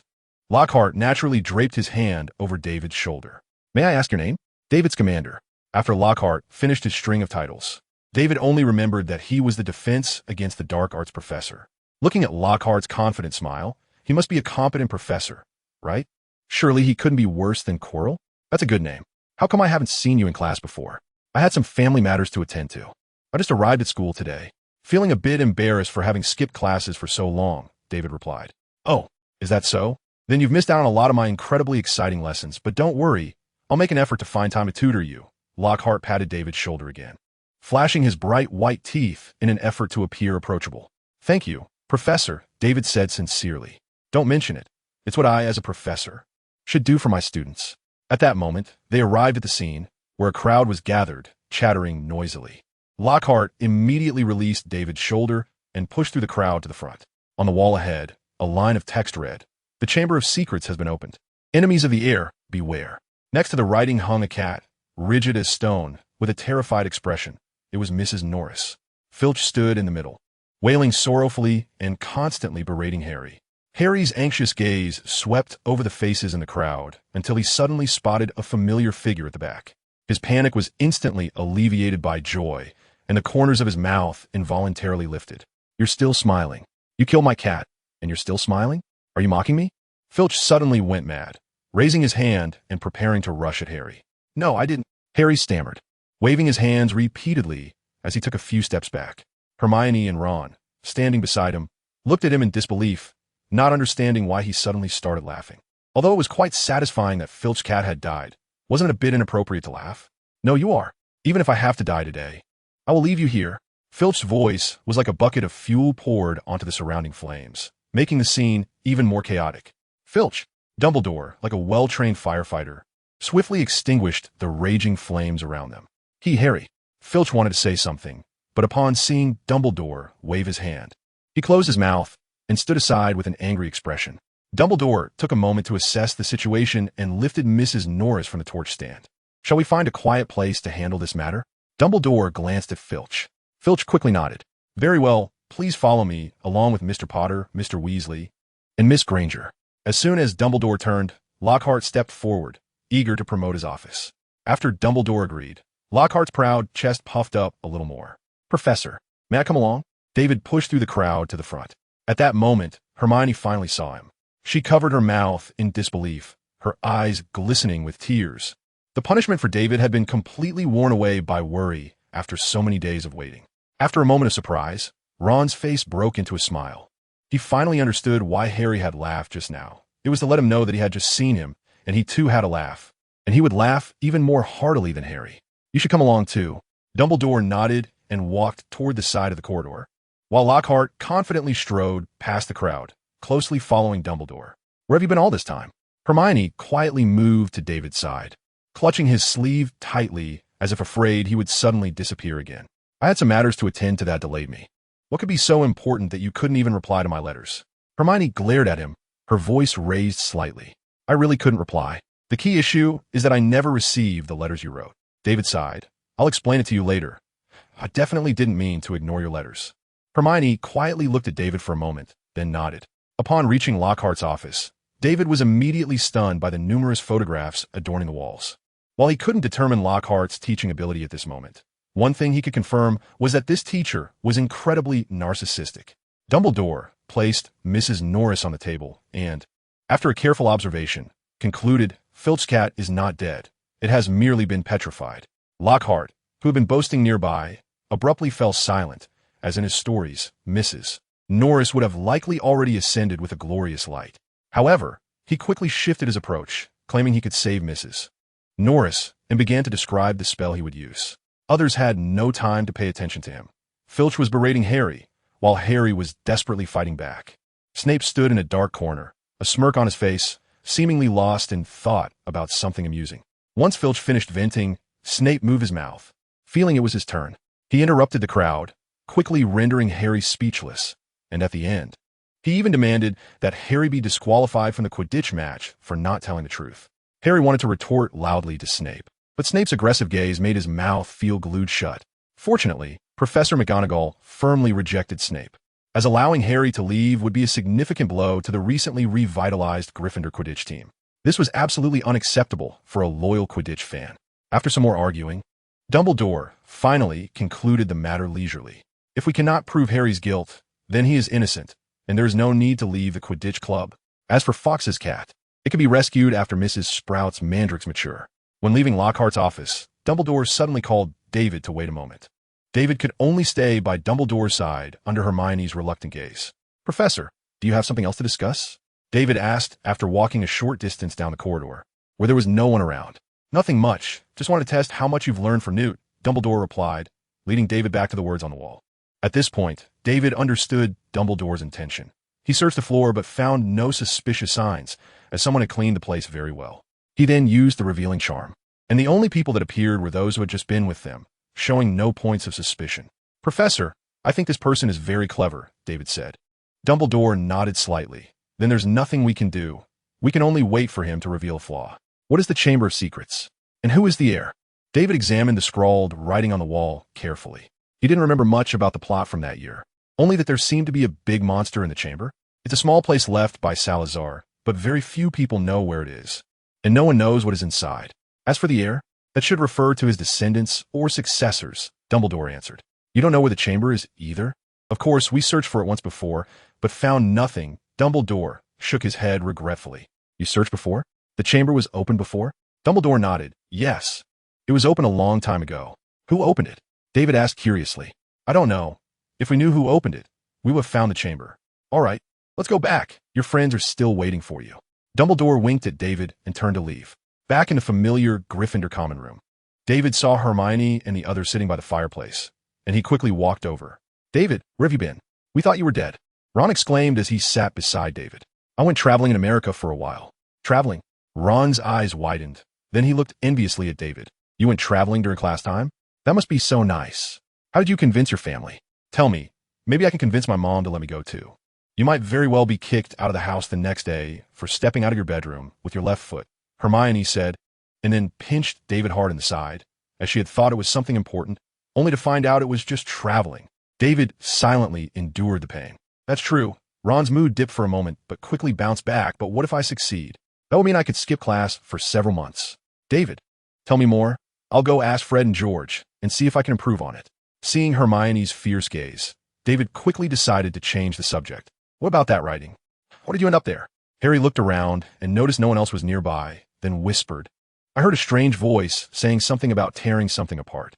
I followed that voice there and found the writing." "A strange voice? Did you all hear it?" Hermione and Ron shook their heads gently. "I heard it last time in Lockhart's office too, but he didn't hear it. He just stupidly asked me to write him back." David detected a hint of disdain in Harry's voice regarding Lockhart. What? Did Lockhart have a conflict with Harry? But now is clearly not the time to dwell on that issue. "So you mean that voice can only be heard by you?" David asked. Harry nodded reluctantly. "That's not a good thing, is it? Why would you think that?" David comforted him. "Hearing sounds that others can't might just mean you have a special talent for languages.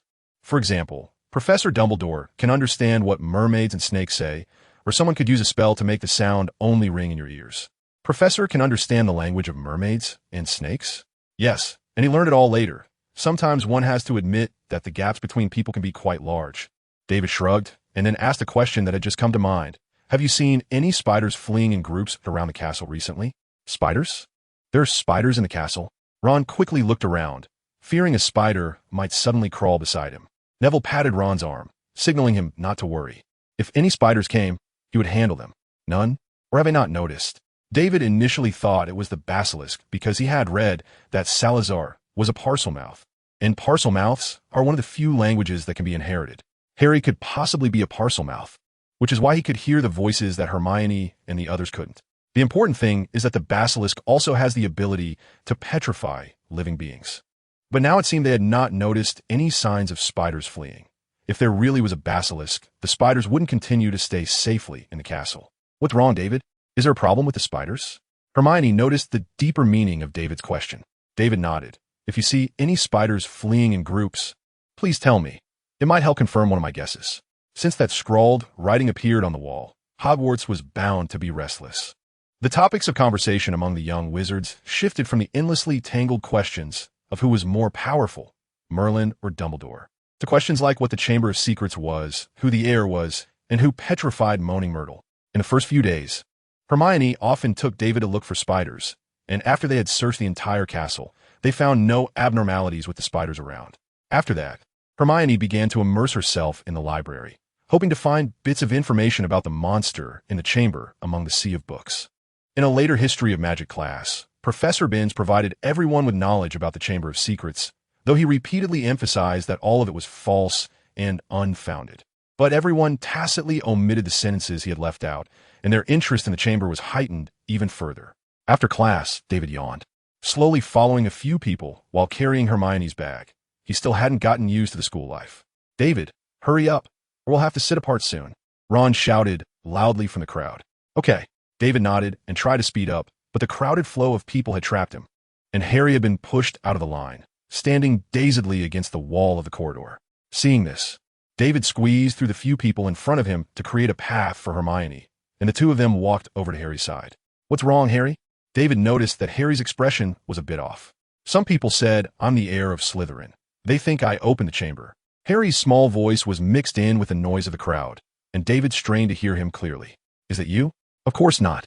Harry suddenly lifted his head, his voice much louder, startling a few people passing by, who turned to glance and hurriedly quickened their pace to distance themselves from Harry and the others. Well, that's that. You can't stop them from talking, and there are still many who believe in you, so relax. After David finished speaking, Ron and Hermione chimed in with a few words, making Harry's face look a bit better. At this point, the corridor had become sparse, and they effortlessly made their way up the stairs. But it was already late to go to the Great Hall, so everyone slowed down a bit. Turning the corner, they arrived at the place where Moaning Myrtle was attacked. The writing on the wall still remained, and Filch had struggled a lot to clean it off. Filch had been here all along, hoping to catch the person who opened the Chamber of Secrets. Ron pointed to a chair placed beneath the large letters. Moaning Myrtle was Filch's only emotional support, and now she had suddenly turned to stone lying in the hospital wing. This was a huge blow for Filch. It was already quite good that he could stand here to monitor. As they walked through the corridor, when they got near the window, Hermione suddenly grabbed David's arm. Look, those spiders. Don't they look like what you said? Following the direction of her finger, David saw a dozen or 20 spiders hurriedly escaping the castle through a small gap in the glass. This phenomenon hadn't occurred the last time he was here. Ron took a quick glance and quickly retreated to a distance. Is it really the basilisk? David glanced at Harry, searched the ground, and used his wand to transform a small piece of paper in the corner of the corridor into a snake shape. Fortunately, Filch had not been in good spirits these days. Otherwise, it would have been difficult for him to even find this piece of paper. Harry talked to it. What? Harry stared, not understanding what David meant. Just look into its eyes and talk to it. Don't think about anything, just like you normally do. But what should I say? Harry scratched his head, looking at the lifelike little snake on the ground, feeling a bit at a loss. Just call my name, David said helplessly. Harry took a deep breath, stared into the little snake's eyes, and slowly his pupils began to dilate, his expression becoming a bit dazed. Hiss echoed suddenly in the quiet corridor. Harry, are you speaking parcel tongue? The surprise at Harry being a parcel mouth made Ron overcome his fear of spiders, and he walked over to Harry's side, his eyebrows raised in astonishment. What? Harry, who didn't like reading, clearly didn't understand the meaning of the term. Parcel tongue means you can talk to snakes, Hermione explained. Harry nodded and said, yes, I know. I talked to a python when I went to the zoo before. can't you? Parseltongue is a rare linguistic talent possessed by a few people, allowing them to control some snake species. Ordinary people can learn it later, but it's difficult. After David explained, he continued, "You guys look for where the spiders came out from here. I'll go find Professor Dumbledore." "Do you know what monster is in the chamber?" Hermione asked. "I guess I know. I'll tell you later." Stone, fleeing spiders, Parseltongue. If these three obvious pieces of information are connected and I still don't know the answer, my grandpa might come and take me home for a redo the next day. David quickly walked up to the stone monster, thought for a moment. Ice-cold lemon juice. The stone monster agilely jumped aside, and the wall behind it cracked in half. David walked in and stepped onto the slowly ascending spiral staircase. After coming out of the staircase, he knocked on a door, and it gently opened by itself. Dumbledore was sitting in a chair behind a desk, eating something. When he saw David come in, he put down his fork and said gently, "Oh, David, you came to find me at this time. Have you eaten?" "Not yet, Professor." David unceremoniously sat down in front of Dumbledore's desk and picked up a small piece of bread. "Do you want me to get you something?" "No need." David swallowed the bread and shook his head, saying, "I know what monster petrified Moaning Myrtle." "Oh, so soon?" Dumbledore seemed not surprised at all. "You actually already knew what was inside, right?" Dumbledore didn't speak, but the expression on his face told David the answer. "Then what about you?" David was full of doubts. Dumbledore was silent for a long time, then sighed. "I still don't know whether it was good or bad for you to come to school." "What do you mean?" David frowned, looking up at Dumbledore, his eyes hollow, making you feel like your whole person was reflected inside. David glanced briefly and then turned to look at Fawkes beside him. It had been a while since he last saw it, and it had lost quite a bit of its feathers, looking even older. "Do you think Harry can handle the basilisk alone? Without your help?" Dumbledore's voice was very soft, as if he were not asking David, but himself. "Harry going to face the basilisk alone? Although it's not difficult to deal with it once you understand it. But asking Harry, someone without any training, to deal with it, well..." David shrugged. The implication was clear. "Is that so?" Dumbledore closed his eyes, lightly tapping his fingers on the table. "Professor, is there anything you haven't told me?" David looked at the old man with white hair in front of him, feeling that he was full of secrets. "David, can I trust you?" Dumbledore did not answer David's question, but threw a question back to him with great seriousness. "What do you mean?" "Regarding Voldemort." "Then rest assured, I can never be friends with him." After David finished speaking, Fawkes let out a mournful cry. The office suddenly became quiet, and the portraits hanging on the walls exchanged glances, holding their breath, afraid that the sound of their breathing would disturb the two lost in thought below. A few minutes later, David suddenly felt something unusual. He reflexively pushed his hand against the table and leaned back. Armor protection. David instinctively grabbed his wand. Two spells flew from Dumbledore's direction. One exploded behind David, creating a large hole, while the other rebounded onto a nearby table, shattering it into dust, causing various items on it to fall to the ground. "Professor?" David stood there, his wand tightly in hand, unsure of what was wrong with Dumbledore. A smile appeared on Dumbledore's face. He waved his right hand, lifting up the chair that David had knocked over, and the nearby table returned to its original state. "Every time your progress amazes me." Dumbledore motioned for David to sit down. David observed Dumbledore for a moment, noticing that he had no intention of making another move, so he returned to his seat. "What has happened? Don't tell me it was just a little test of yours?" "That's right, just a little test," Dumbledore said with a smile. "You're making me more and more confused." "Confusion is good.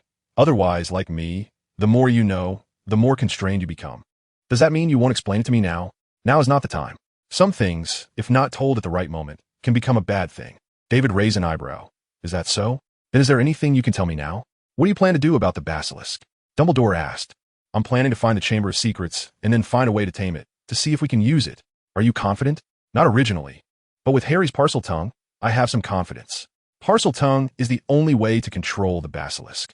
Dumbledore nodded slightly. "Then do as you wish. If you need help, feel free to come to me." Hearing Dumbledore say this, David immediately stood up. He felt that Dumbledore seemed a bit strange today and sensed his confusion. After taking a couple of steps, David remembered a question and echoed. "One more question. Do you know who opened the Chamber of Secrets?"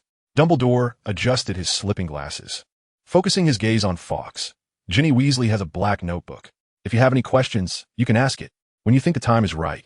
Can you bring it to me? Remember, don't give it to anyone else, and don't let it stay with you for too long." "Notebook? Is it related to Voldemort?" "That's right. It was opened by Voldemort when he was a student, back when he was still called Tom Riddle." "Will the notebook affect me?" "Not in the short term, but over time it may invade your consciousness and control you subtly. So after you learn a bit from it, bring it to me, Dumbledore explained. And Ginny Weasley? Seeing Dumbledore nod, David understood that it was the notebook controlling Ginny that opened the Chamber of Secrets. No wonder she had been acting strangely all day, and Ron said she was upset over Moaning Myrtle. She was clearly frightened.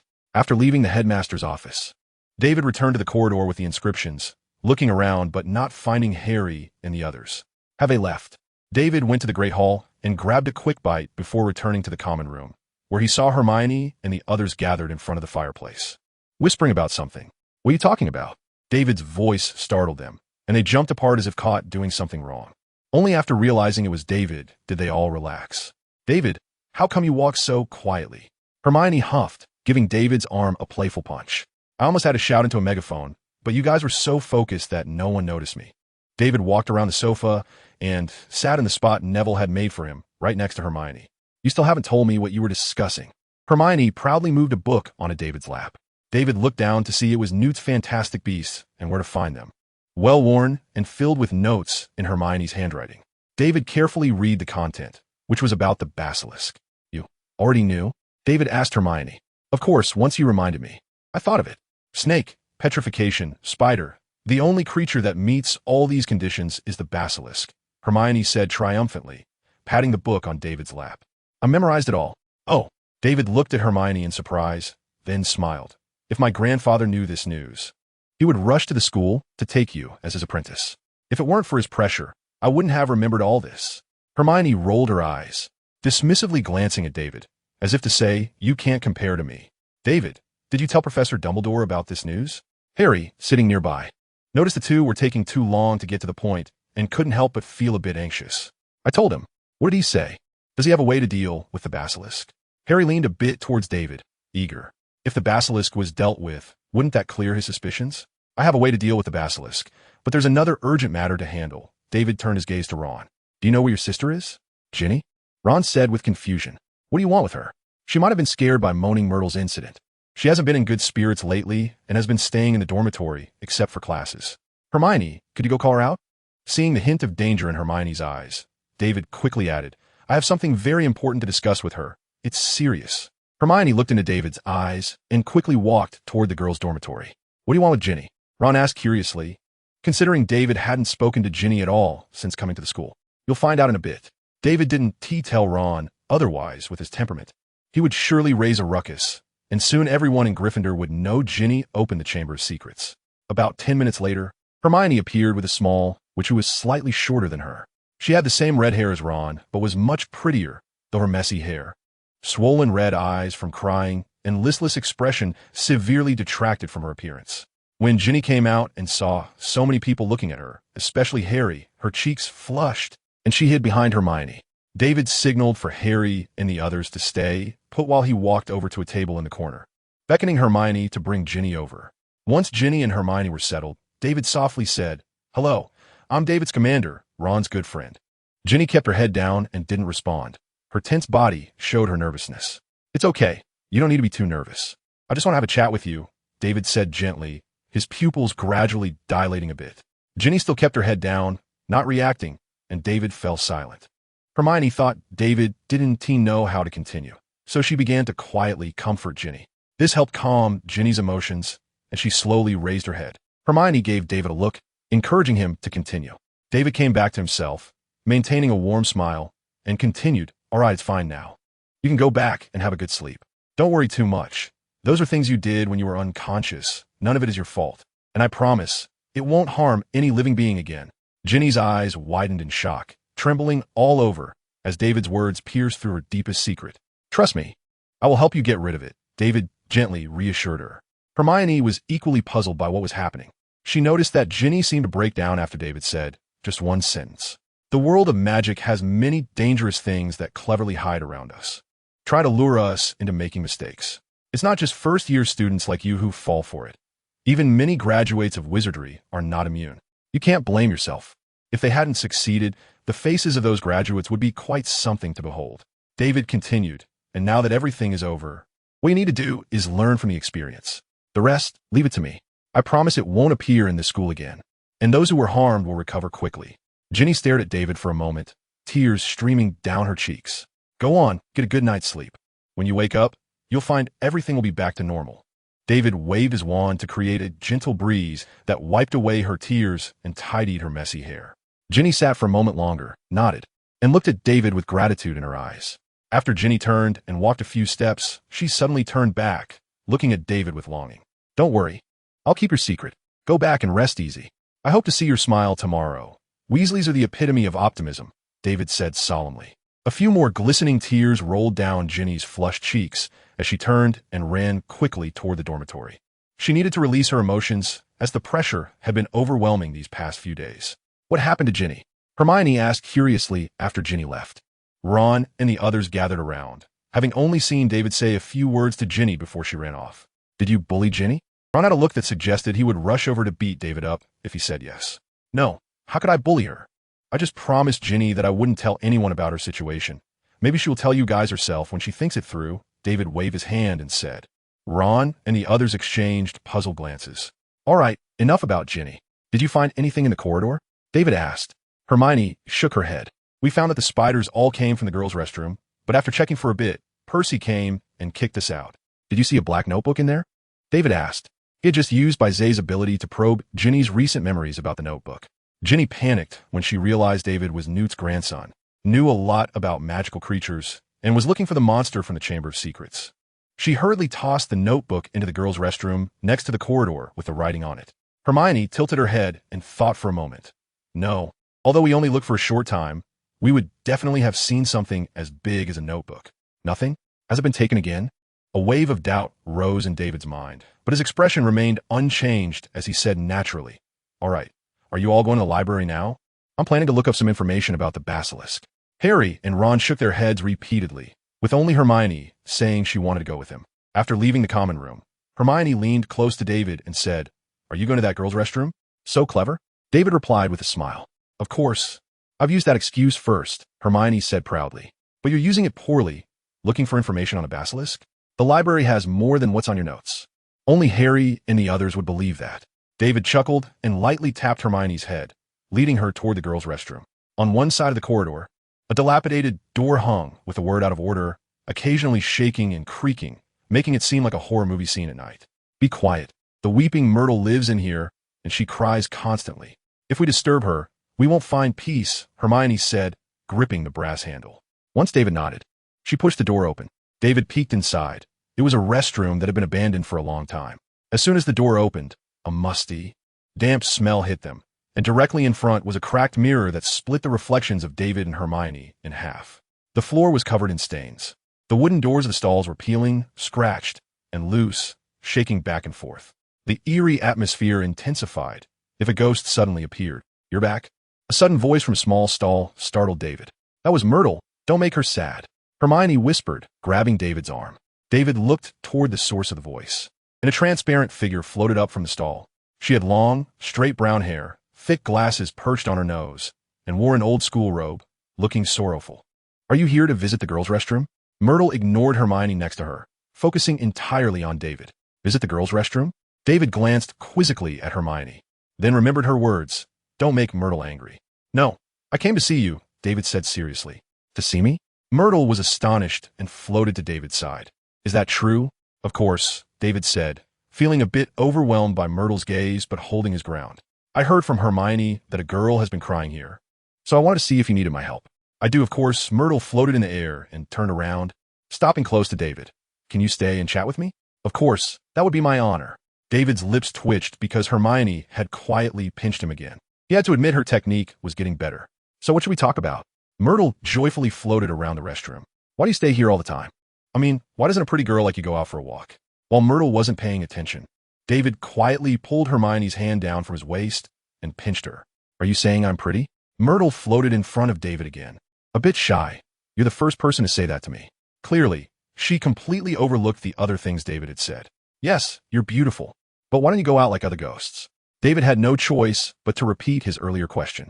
If I go out, they will bully me. They aren't as friendly as you, Myrtle said, floating in the air, looking at David. Besides, I died here. This place is like my home. You died here? David's expression was one of shock and deep sorrow. This made Myrtle feel appreciated, and she reminisced, yes, I died here. That day, Olive Hornby mocked me for wearing glasses, calling me Four Eyes. I just couldn't stand it. Oh, he really shouldn't have said that. It's so rude.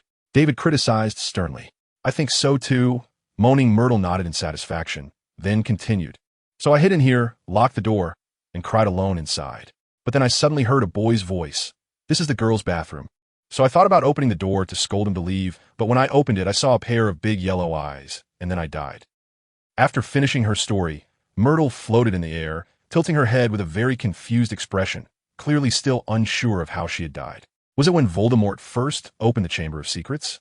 Do you remember where you saw those eyes? David asked. Right here. Myrtle spun around in the air, then pointed at the pool below. It should have been here. David stepped closer to the pool and, after a careful inspection, saw a small snake engraved on the side of the faucet. This should be the switch for the chamber, right? I should ask Harry to take a look another day. Have you seen anyone come here recently? David said. A little red-haired girl has come a few times, but she looked quite scary. So I always hid far away, Myrtle replied. She seemed to feel her words lacked credibility, and she mimicked the girl's expression, her eyes vacant and her face blank, like a puppet being controlled. At that time, Ginny must have already been under control, and she didn't know who gave her the notebook. That person is problematic too. David pondered for a moment and continued. Has she come the past couple of days? Of course. Myrtle suddenly became a bit angry. She came a few days ago, crying all the way, and her face didn't have that scary expression.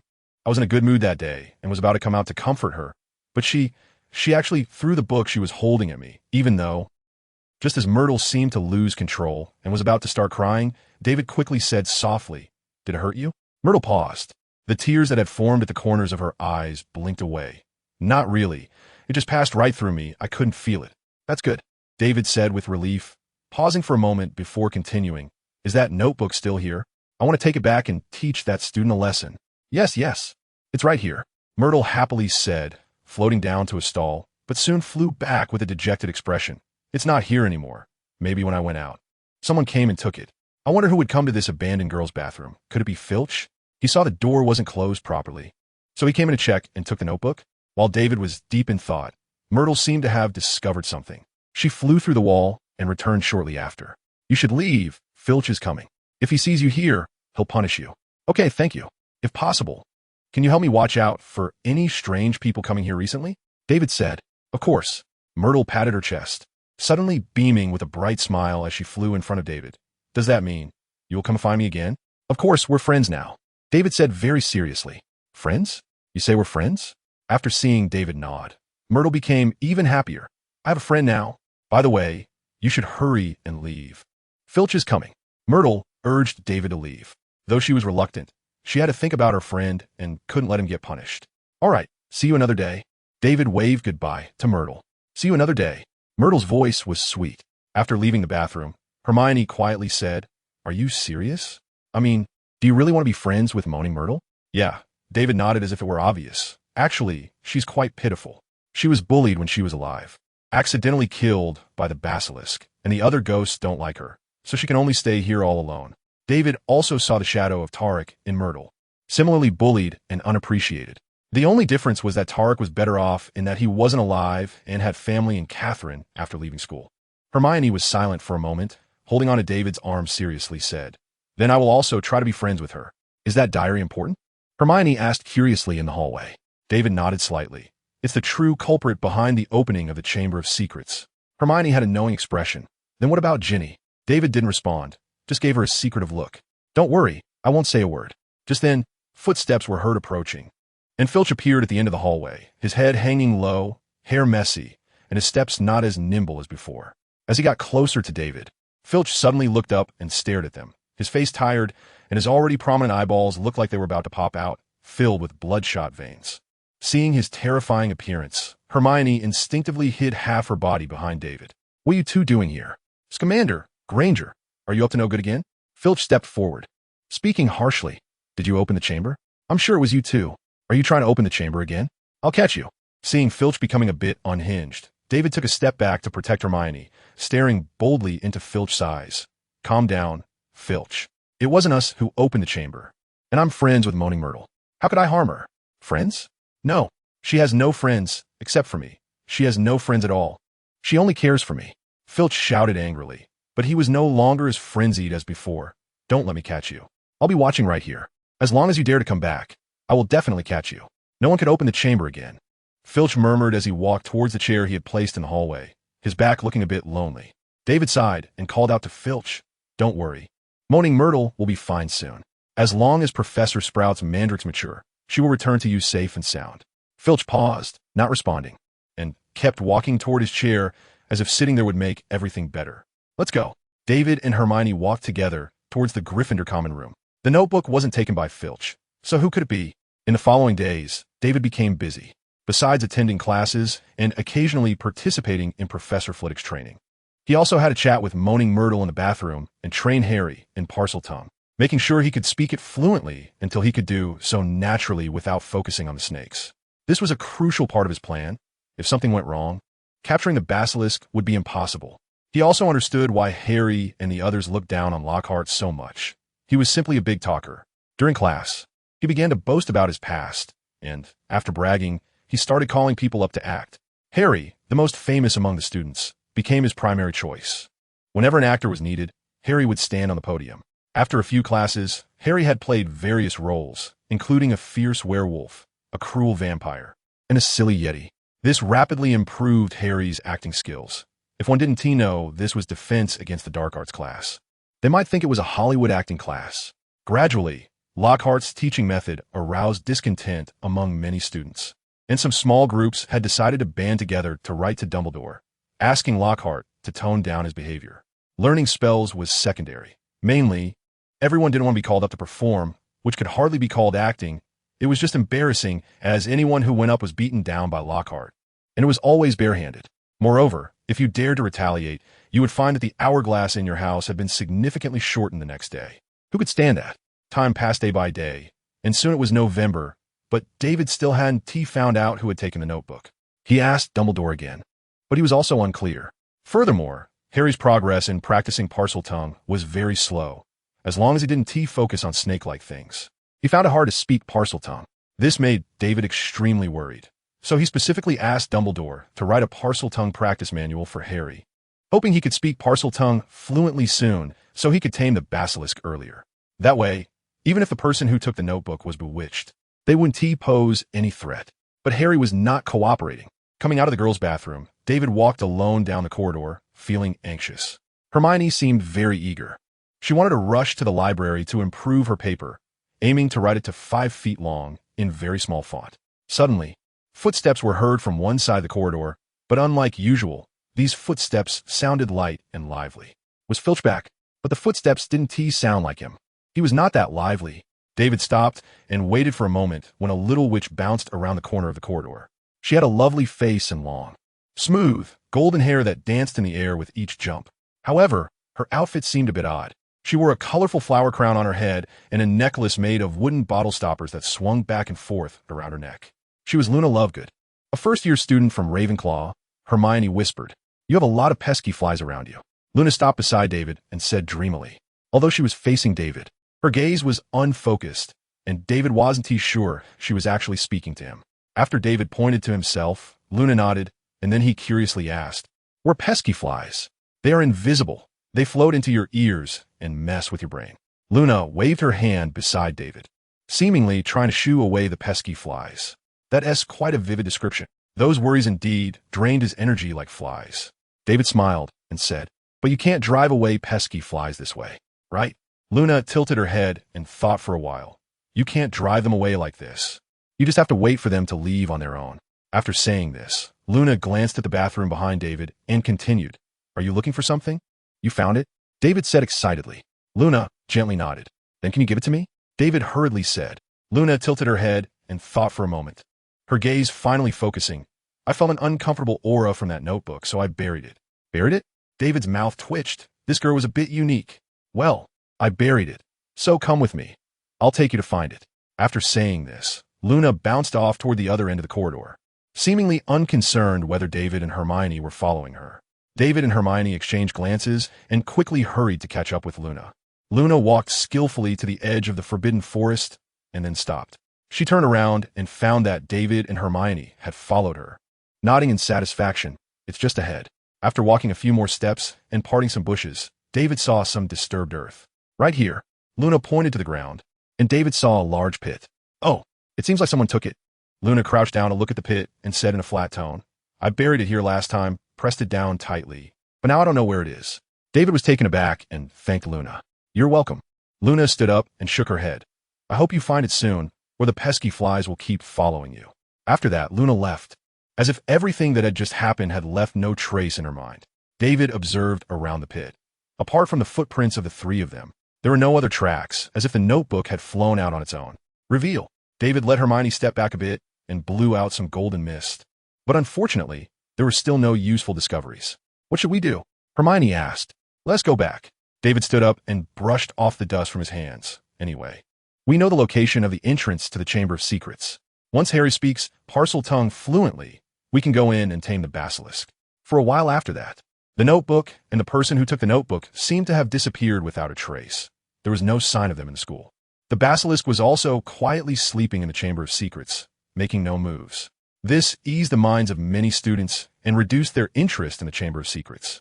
Even Harry's motivation to practice Parseltongue decreased significantly, as no one suspected he had opened the chamber. If it weren't for David pushing him every day, he would have stopped practicing long ago. Unlike everyone else's relief, David's worries grew day by day. Because the notebook had not been found, the person who took the notebook would eventually be bewitched to open the chamber, releasing the basilisk. It wouldn't be so easy to tame the basilisk during the battle. Until the defense against the dark arts class, David finally received some good news.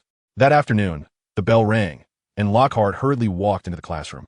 Although he was still dressed elegantly and his hair was meticulously styled, anyone could read the word fatigue from the big dark circles under his eyes. Lockhart stood on the podium, revealing his signature smile, excitedly clapping his hands, and said something that made everyone doubt their ears. "Could everyone please put the books off your desks, so they don't block your view?" David and Harry exchanged glances, unsure of what Lockhart was up to. Previously, you could attend Lockhart's class without your wand, but you could never go without his books. Otherwise, you'd be waiting to lose points. After hesitating for a while, everyone in the classroom obediently moved the thick books from their desks to the floor. Very good. Lockhart was trying his best to attract everyone's attention to himself. In the previous lessons, I taught you many theoretical applications of spells to prevent you from using them incorrectly and causing harm after you've learned them. But now I think you all have learned quite a bit. So today I will make a small change to my lesson. Lockhart paused here to give everyone a moment to react, while enjoying their surprised gazes. "Do you think he took the wrong medicine?" Ron whispered. Harry nodded in agreement, hoping that as long as Lockhart didn't drag him up to perform, he wished Lockhart would take the wrong medicine every day. From now on in our studies, we will no longer use those textbooks that, while valuable, are too far removed from your reality, Lockhart said with a smile, his voice enthusiastic. "Please take out your wands. Starting today, I will teach you some useful spells, showing you how to defend against dark magic, so that you can travel the world like me, helping others. If possible, you might even earn the Order of Merlin like I did. Although it's difficult, I hope you will aim for that." Lockhart raised his hands around him, anticipating everyone's reaction. The classroom fell silent for a moment, and everyone looked at each other before bursting into enthusiastic cheers, relieved that they wouldn't have to worry about being called up or watching those poor performances anymore. He really took the wrong medicine, but it's the kind that makes his mind normal again. Ron muttered, joining in the cheers. Lockhart pressed his raised hand down, and with his gesture, the classroom immediately quieted down. This was the first time he had such authority in this classroom, making his smile a bit brighter. "Considering your age and learning situation, today I will teach you a spell that is not too difficult, but very useful." Lockhart twirled his wand in a beautiful flourish and continued. "That spell is the disarming charm, Expelliarmus." Lockhart pointed his wand, and the wand of a young wizard near him flew aside, which prompted another round of cheers. One could only say that after the previous defense against the dark arts classes, everyone had become particularly agreeable and satisfied. "This spell is particularly simple," Lockhart said, then exaggeratedly shook his head. "Oh, sorry, I forgot you were just starting to learn. Although it's simple for me, it might not be for you. But don't worry too much, I promise to teach you well, please trust me." Although Harry, Ron, and a few others had already learned this spell, they still studied it very earnestly. After all, Lockhart had finally changed for the better, and if they didn't, he give him some respect. What if he reverted back in the next class? Hermione also wore a smile. She had been disappointed in Lockhart, but now she felt she had misunderstood him. Hermione decided to find the course schedule she had thrown to the bottom of her box, which had a heart shape around it, after class. After the defense against the dark arts class, everyone was still enthusiastic. Walking down the corridor to the Great Hall, Ron said. What do you think happened to Lockhart? Did Dumbledore really talk to him? I think that's possible, David agreed. Otherwise, what could cause such a big change in Lockhart? Can't you think of anything positive? Hermione picked up the banner of the Lockhart fan club again. Didn't the professor say in class that he was teaching us theoretical knowledge to prevent us from misusing spells and hurting others? He was thinking of us. Hermione, do you really believe that? Ron suddenly felt Hermione's image had changed. She seemed a bit silly now. What do you think, David? Hermione looked at David with a dangerous signal in her eyes. David exchanged glances with Ron and said earnestly, I think you're right. On Saturday, the weather was particularly hot and humid, with distant thunder rumbling. But nothing could dampen the crazy enthusiasm of the Hogwarts students, as the Quidditch season was starting again. The first match was still Gryffindor against Slytherin. Not long after the match began, Ron suddenly stood up excitedly, holding his binoculars, and after looking for a moment, he eagerly shook David's shoulder. David, look, that bludger seems to have a problem. It keeps targeting Harry. David shifted his gaze from the players struggling near the goal to Harry. Something is indeed off. He saw Fred hit the bludger that was charging at Harry, and it flew back in a perfect arc. Quidditch matches with Harry are never calm. It's hard to get used to if nothing happens. David scanned the field with his binoculars, but found no signs of anyone casting spells. David, think of something, Ron said anxiously as he saw Harry almost get hit by the bludger several times. A low rumble of thunder filled the air as it began to rain. Should we call for a timeout? Hermione suggested. The decision isn't ours to make. David stood up and looked toward some hidden corners, determined to find the person controlling the bludger. A few minutes later, a sharp whistle sounded in the center of the field. They called a timeout. They called a timeout, Ron said, then suddenly looked a bit angry. But what is going on with that bludger? Why is it still chasing Harry? Those Slytherin guys are too despicable. Such obvious cheating should lead Madame Hooch to declare them the losers. Yes, you're right. The honest Neville shouted along. David looked toward the center of the field and saw Harry and the others huddled together discussing. Then they all mounted their brooms and took off, seemingly not intending to stop the game. What is wrong with them? Hermione said in confusion. Clearly, Wood's earlier words to Harry had had an effect. David shrugged and continued searching for the person controlling the bludger. Last semester, because of Harry, Gryffindor had lost the Quidditch trophy that was almost in their grasp. This was a huge blow to Wood. Although he buried it deep in his heart, it occasionally slipped out when he wasn't paying attention. While Wood was not careless, Harry kept these words in mind. He didn't want to let Gryffindor lose another Quidditch match because of him. The game continued, and the rain fell harder, creating a silver curtain of rain in David's eyes. Is it him? Below one of the stands, David saw a house elf. It was wearing a tattered, dirty pillowcase and was waving its hands toward Harry. You all stay here. I'll be right back. David took a step onto the stairs and hurried down, but unfortunately, the bludger skill could only be used when it touched the ground. Suddenly, there was a gasp nearby, and David looked up to see the bludger zooming past Harry, almost knocking him down. It seemed Harry was struggling to keep up. This is too slow. David glanced to the right, braced himself against the railing, and flipped over, plunging toward the ground amidst a chorus of gasps. A few students sitting at the edge of the stands were startled and rushed to grab him, but they only felt a gust of wind from the corner of David's clothing. As he reached a third of the way down, David suddenly pulled out his broom, glided for a distance, jumped to the ground, and instantly vanished to the spot he had just observed. Stop! David pointed his wand at the house elf hiding in the corner. He didn't expect anyone to discover him, and was startled, but his spell-casting motion did not stop. Why do you want to hurt Harry? A spell from David struck near the house elf's feet, trying to make him stop. The elf immediately took a step back, his eyes widening in terror. No, Dobby didn't hurt Harry Potter. Dobby would never hurt Harry Potter. Harry Potter is a good person. Dobby is protecting Harry Potter. Is this how you protect him? David said in a low voice, and the room erupted in waves of applause. He turned to see Harry had caught the golden snitch, but he was lying on the ground, seemingly injured. Is this protection? Dobby watched this scene, shrinking back, muttering, Dobby is protecting Harry Potter. Dobby is protecting Harry Potter. Dobby said a few more things that seemed to lack conviction, and he began to bang his head against the nearby pillar. Seeing this, David quickly reached out to grab Dobby, wanting to stop him from harming himself. But halfway through, Dobby glanced back, snapped his fingers, and disappeared. David's hand grasped at empty air. That guy. David looked around but found no trace of Dobby, and immediately vanished to Harry's side. Don't know. As David approached, he heard Harry shout, Don't be afraid. It's okay. You'll be fine soon. That was Lockhart's voice. David squeezed into the crowd and saw Lockhart pointing his wand at Harry's arm. while Harry looked pale and reluctant, like a bullied little wife. Then Lockhart turned his wand, and a flash of light passed. "See, isn't it much better?" Lockhart said proudly. Harry was taken aback, incredulously moving his arm as if it really was healed. "I told you, it's just a simple spell. For the next few days, you just need to drink a bit more milk, and your bones will heal completely." Lockhart stood up and waved to everyone, basking in their adoration. David glanced at Lockhart's face. Lockhart's dark circles seemed a bit deeper. What had he been doing lately? Had he been researching spells all night? "Isn't he amazing?" Hermione said admiringly. "This spell is indeed good." David's wand emitted a white light, healing the last crack in Harry's bone. David could do it too. Ron hurriedly expressed his disdain, as he always held the anti-Lockhart banner.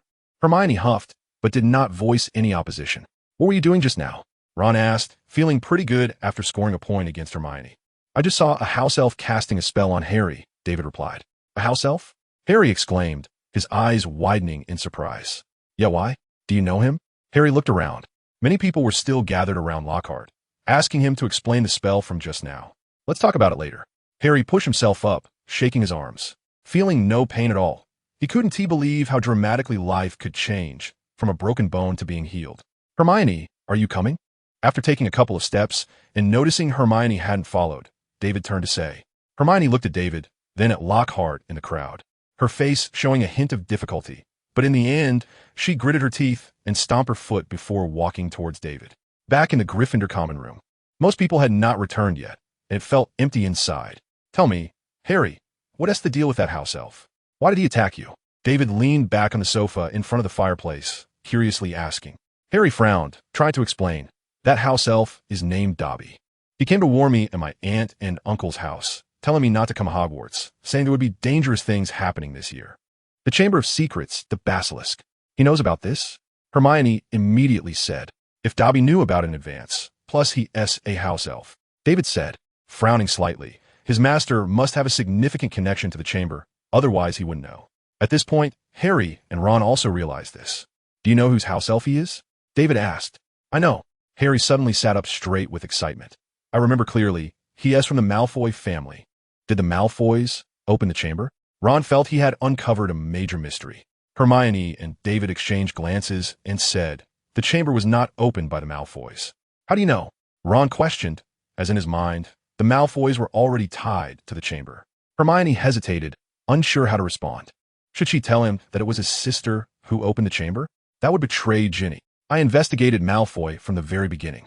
It definitely wasn't him who opened it." David helped Hermione out of the predicament. "Oh, I see."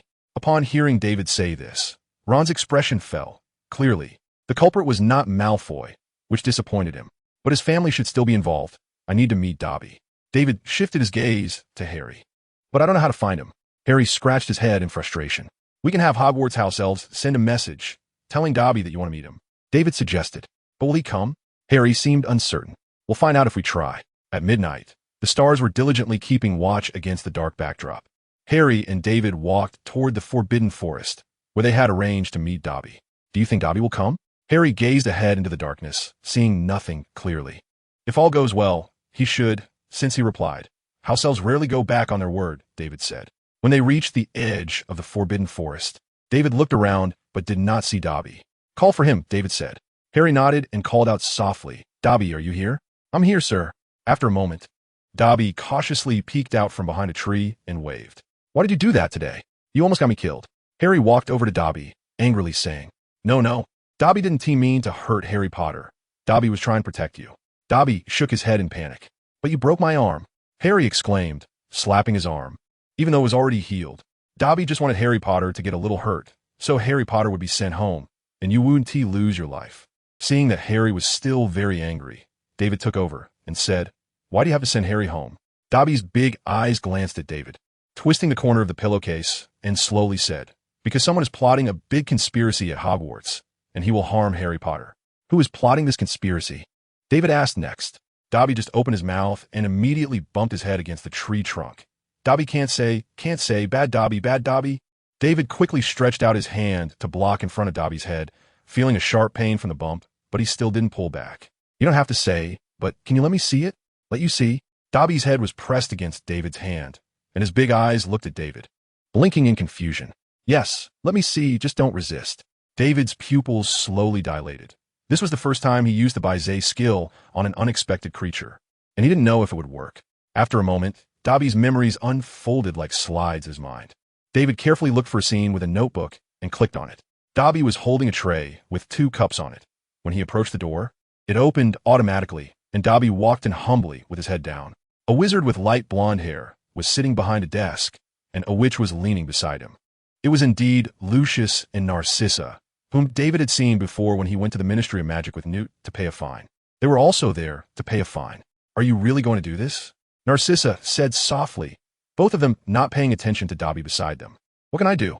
Lucius looked down an old diary. "It told me to find a way to get it to Hogwarts. This was given to me by that person. Who knows if it might be his order? But it will open the Chamber of Secrets and release the monster inside. And Draco is studying at Hogwarts too," Narcissa said anxiously. "And that person?" Lucius raised his hand to stop Narcissa from continuing. "My mark hasn't disappeared. If that day he comes back and finds that I didn't follow his orders, then we will be in trouble. Besides, Draco is pure blood. The monster inside won't harm him. It will only cleanse the outcasts."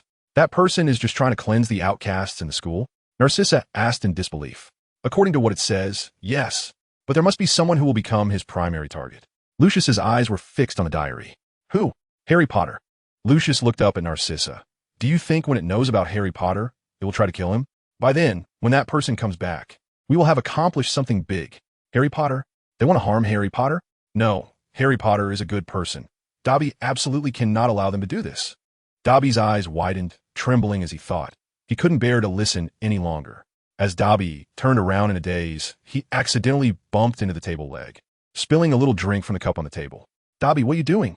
Lucius glared. Dobby trembled, lowered his head, and desperately hit his own head with his hands. Dobby didn't mean to. Get out." Dobby quickly nodded and hurried out. He didn't want to stay there any longer. Dobby had to find a way to notify Harry Potter and prevent him from going to school.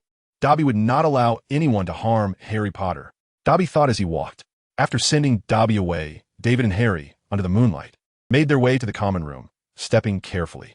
Sitting by the fireplace, David told Harry and them about Lucius's plan he saw in Dobby's memory.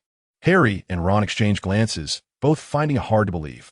Opening the Chamber of Secrets is to kill Harry, and it's related to the mysterious person? Ron couldn't quite believe it. Harry, who had previously been considered the heir, had now become the target of persecution? According to Lucius, that's how it is. David shrugged. "So, where's that diary? We have to stop him." Harry snapped back to reality, a bit anxious. After all, someone was already holding a knife to his throat. "Unfortunately, I've been looking for it recently, but found nothing." David said helplessly. "What should we do? We can't find the diary. Are we just going to sit here and wait for him to open the Chamber of Secrets and then release the basilisk to kill me?" Harry pointed at his own face, his eyes wide. "Don't worry, he's in the dark. We are very passive, but that doesn't mean we have no way out. Do you know why I had you practice Parseltongue?" David patted Harry's shoulder, hinting. "Parseltongue?" Harry blinked, and a hint of joy appeared on his face. "It's to subdue the basilisk." "Yes. His method of dealing with you is to open the Chamber of Secrets and release the basilisk to kill you. But if we deal with the basilisk directly, it doesn't matter if he breaks the door of the chamber." "Where are we going?" Harry said anxiously. "Wait until you reach the standard I set for you. Otherwise, going now would be useless." David said, "Okay, I'm going to practice right now." To avoid seeing a pair of yellow eyes as soon as he stepped out the door that day, Harry was now full of energy. "Go ahead, the sooner you succeed, the sooner we can go to the chamber." David smiled and waved at Harry, thinking that this was also good. Otherwise, he estimated that Harry wouldn't speak Parseltongue smoothly this semester. In the following weeks, Harry spent all his spare time practicing Parseltongue. The dormitory was filled with his hissing sounds, especially at night, which was a bit eerie. However, Harry's progress was still quite limited, making David doubt whether Harry was really a Parselmouth. But one person made a remarkable change and improved significantly, and that was Lockhart. Since his last passionate speech, Lockhart seemed like a different person, teaching a new spell every couple of classes or introducing ways to deal with some dangerous creatures. His knowledge level was not much different from what he introduced in his books, and he was increasingly embodying the style of a defense against the dark arts professor. Coupled with his handsome appearance, he was still the best-dressed person at Hogwarts, and soon, his popularity at school rivaled Dumbledore's.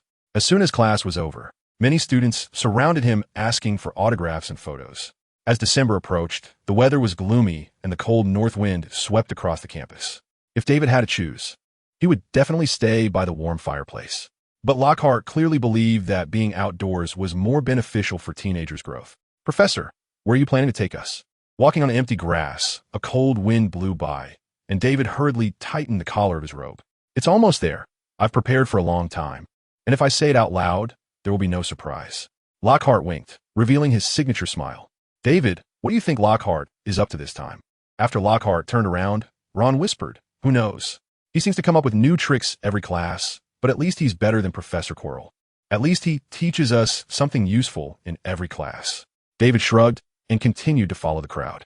"I actually hope he doesn't change," Ron muttered. "Before, his assignments were easy. I just had to pull out his few books and copy them. But now his assignments are almost as difficult as Professor McGonagall's. Goodness, one Professor McGonagall is already enough for me. Professor Lockhart is doing this for your own good," Hermione said disdainfully. "Otherwise, with your level of spell work after graduation, you'd only be able to use a Scourgify to clean the streets, and you'd have to see if anyone wants you." "Who said that?" Ron said defiantly. "Last time, Professor McGonagall praised me in Transfiguration class." "Oh," Hermione mimicked McGonagall's tone.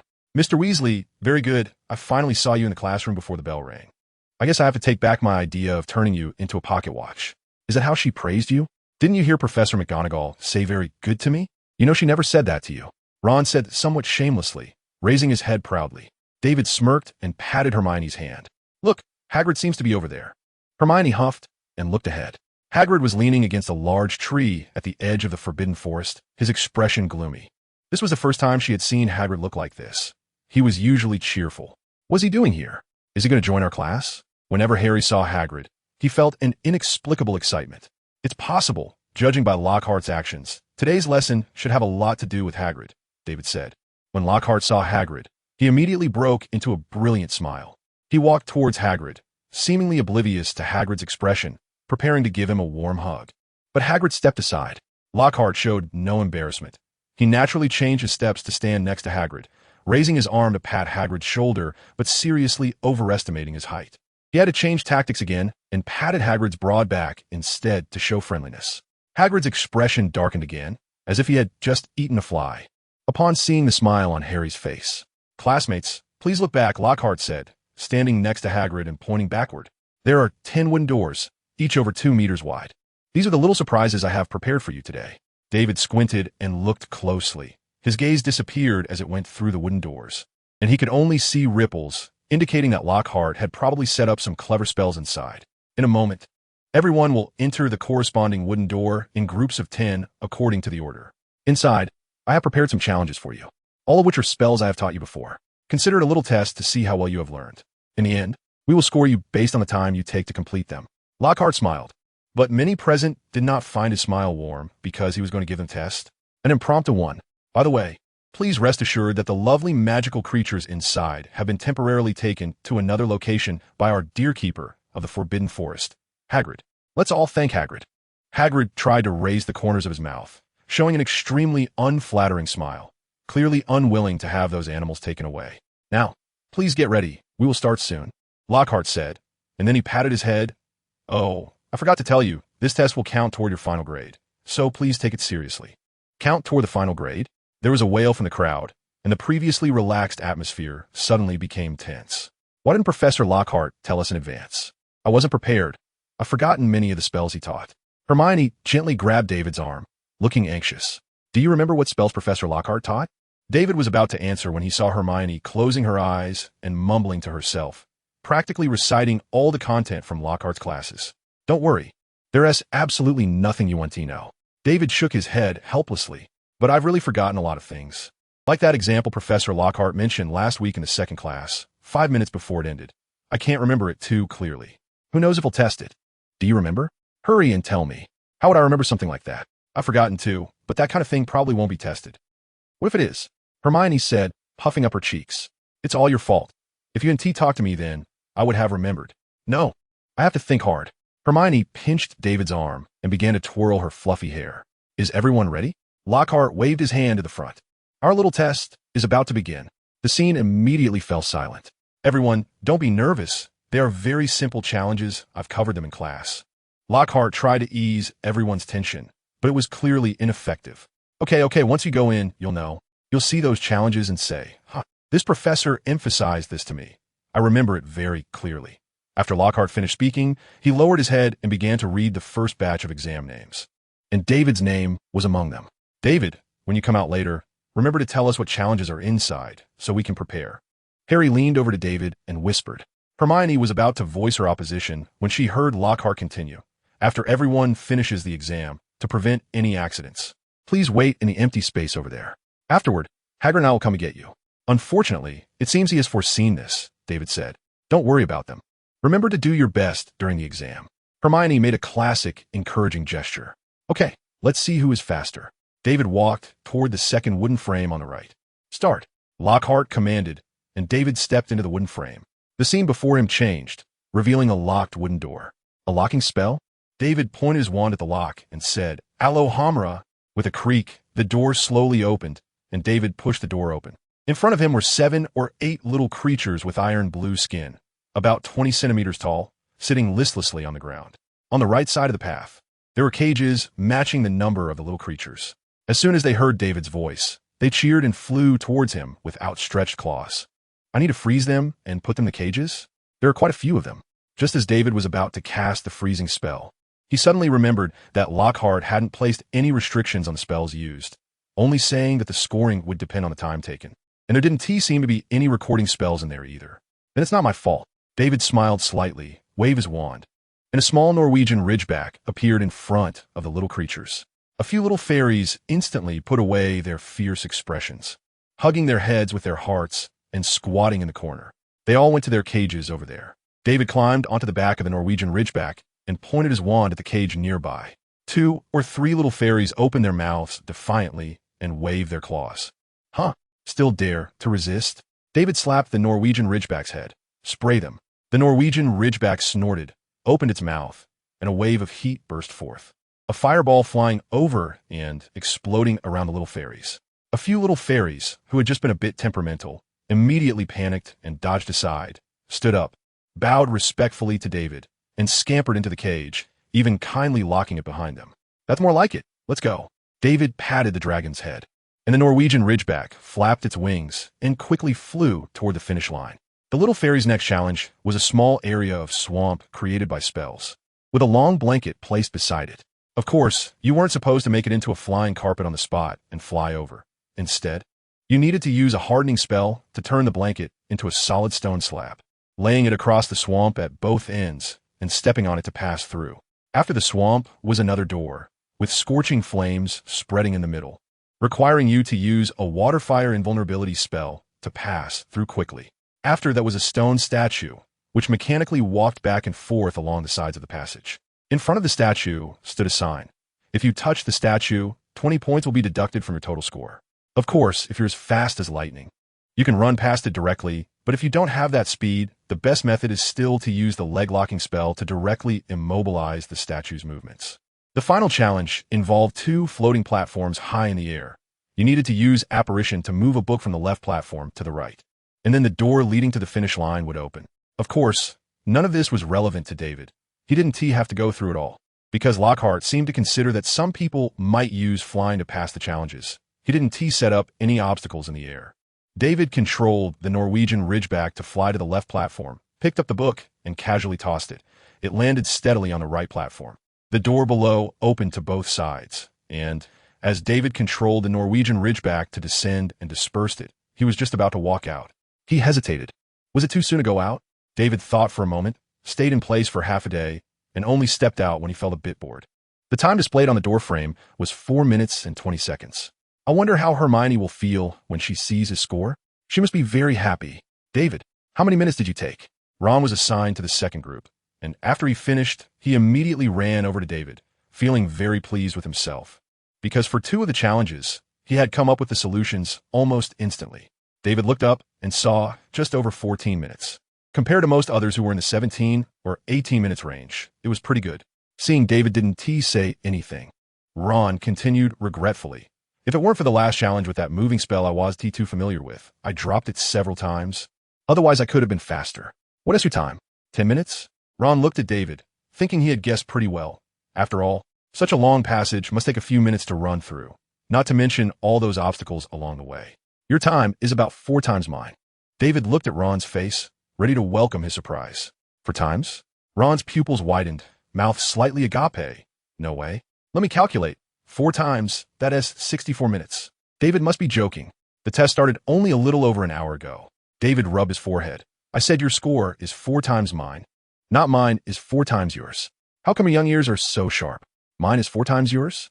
Ron's eyes widened even more surprised than before. That means 4 minutes? How did you do that? To be precise, it's 4 minutes and 20 seconds. As for how I did it. David leaned closer to Ron and whispered, I flew over.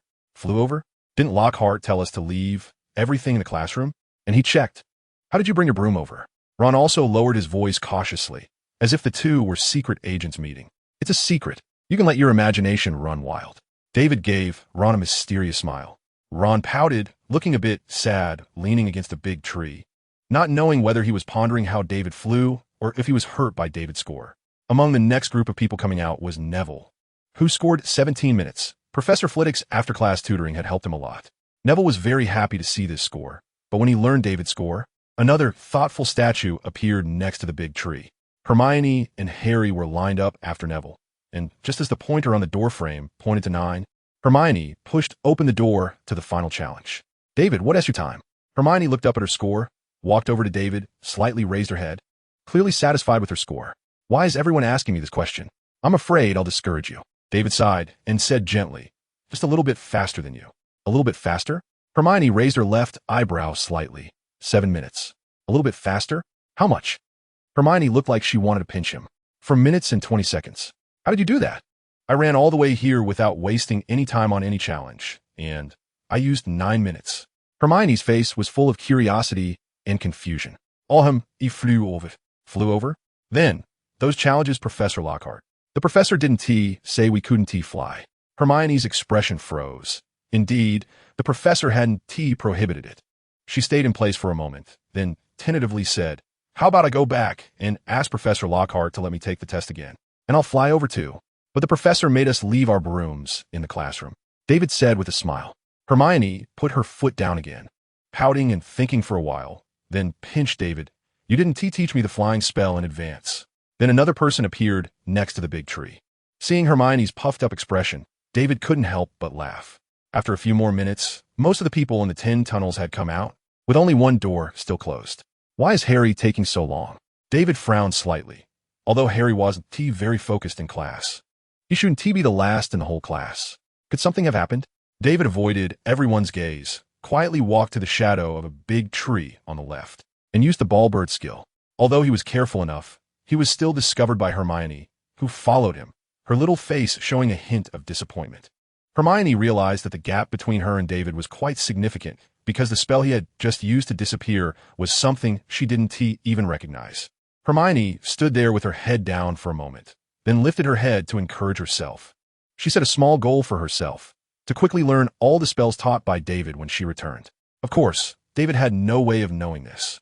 He didn't realize that because of his one action, Hermione had scheduled her future free time around him. As soon as David crossed the wooden door and appeared in the corridor, he heard a cry for help ahead. Harry? David hurriedly ran over. Harry was half submerged in the swamp, and a huge basilisk was twisting its body, swinging its head and flicking its tongue as it approached Harry. Harry, you can't even take a test in peace. Harry, don't move, or you'll sink down quickly. David urgently reminded him. David, is it you? Harry eagerly turned around, hoping it was really him. I said don't move. David's voice was stern.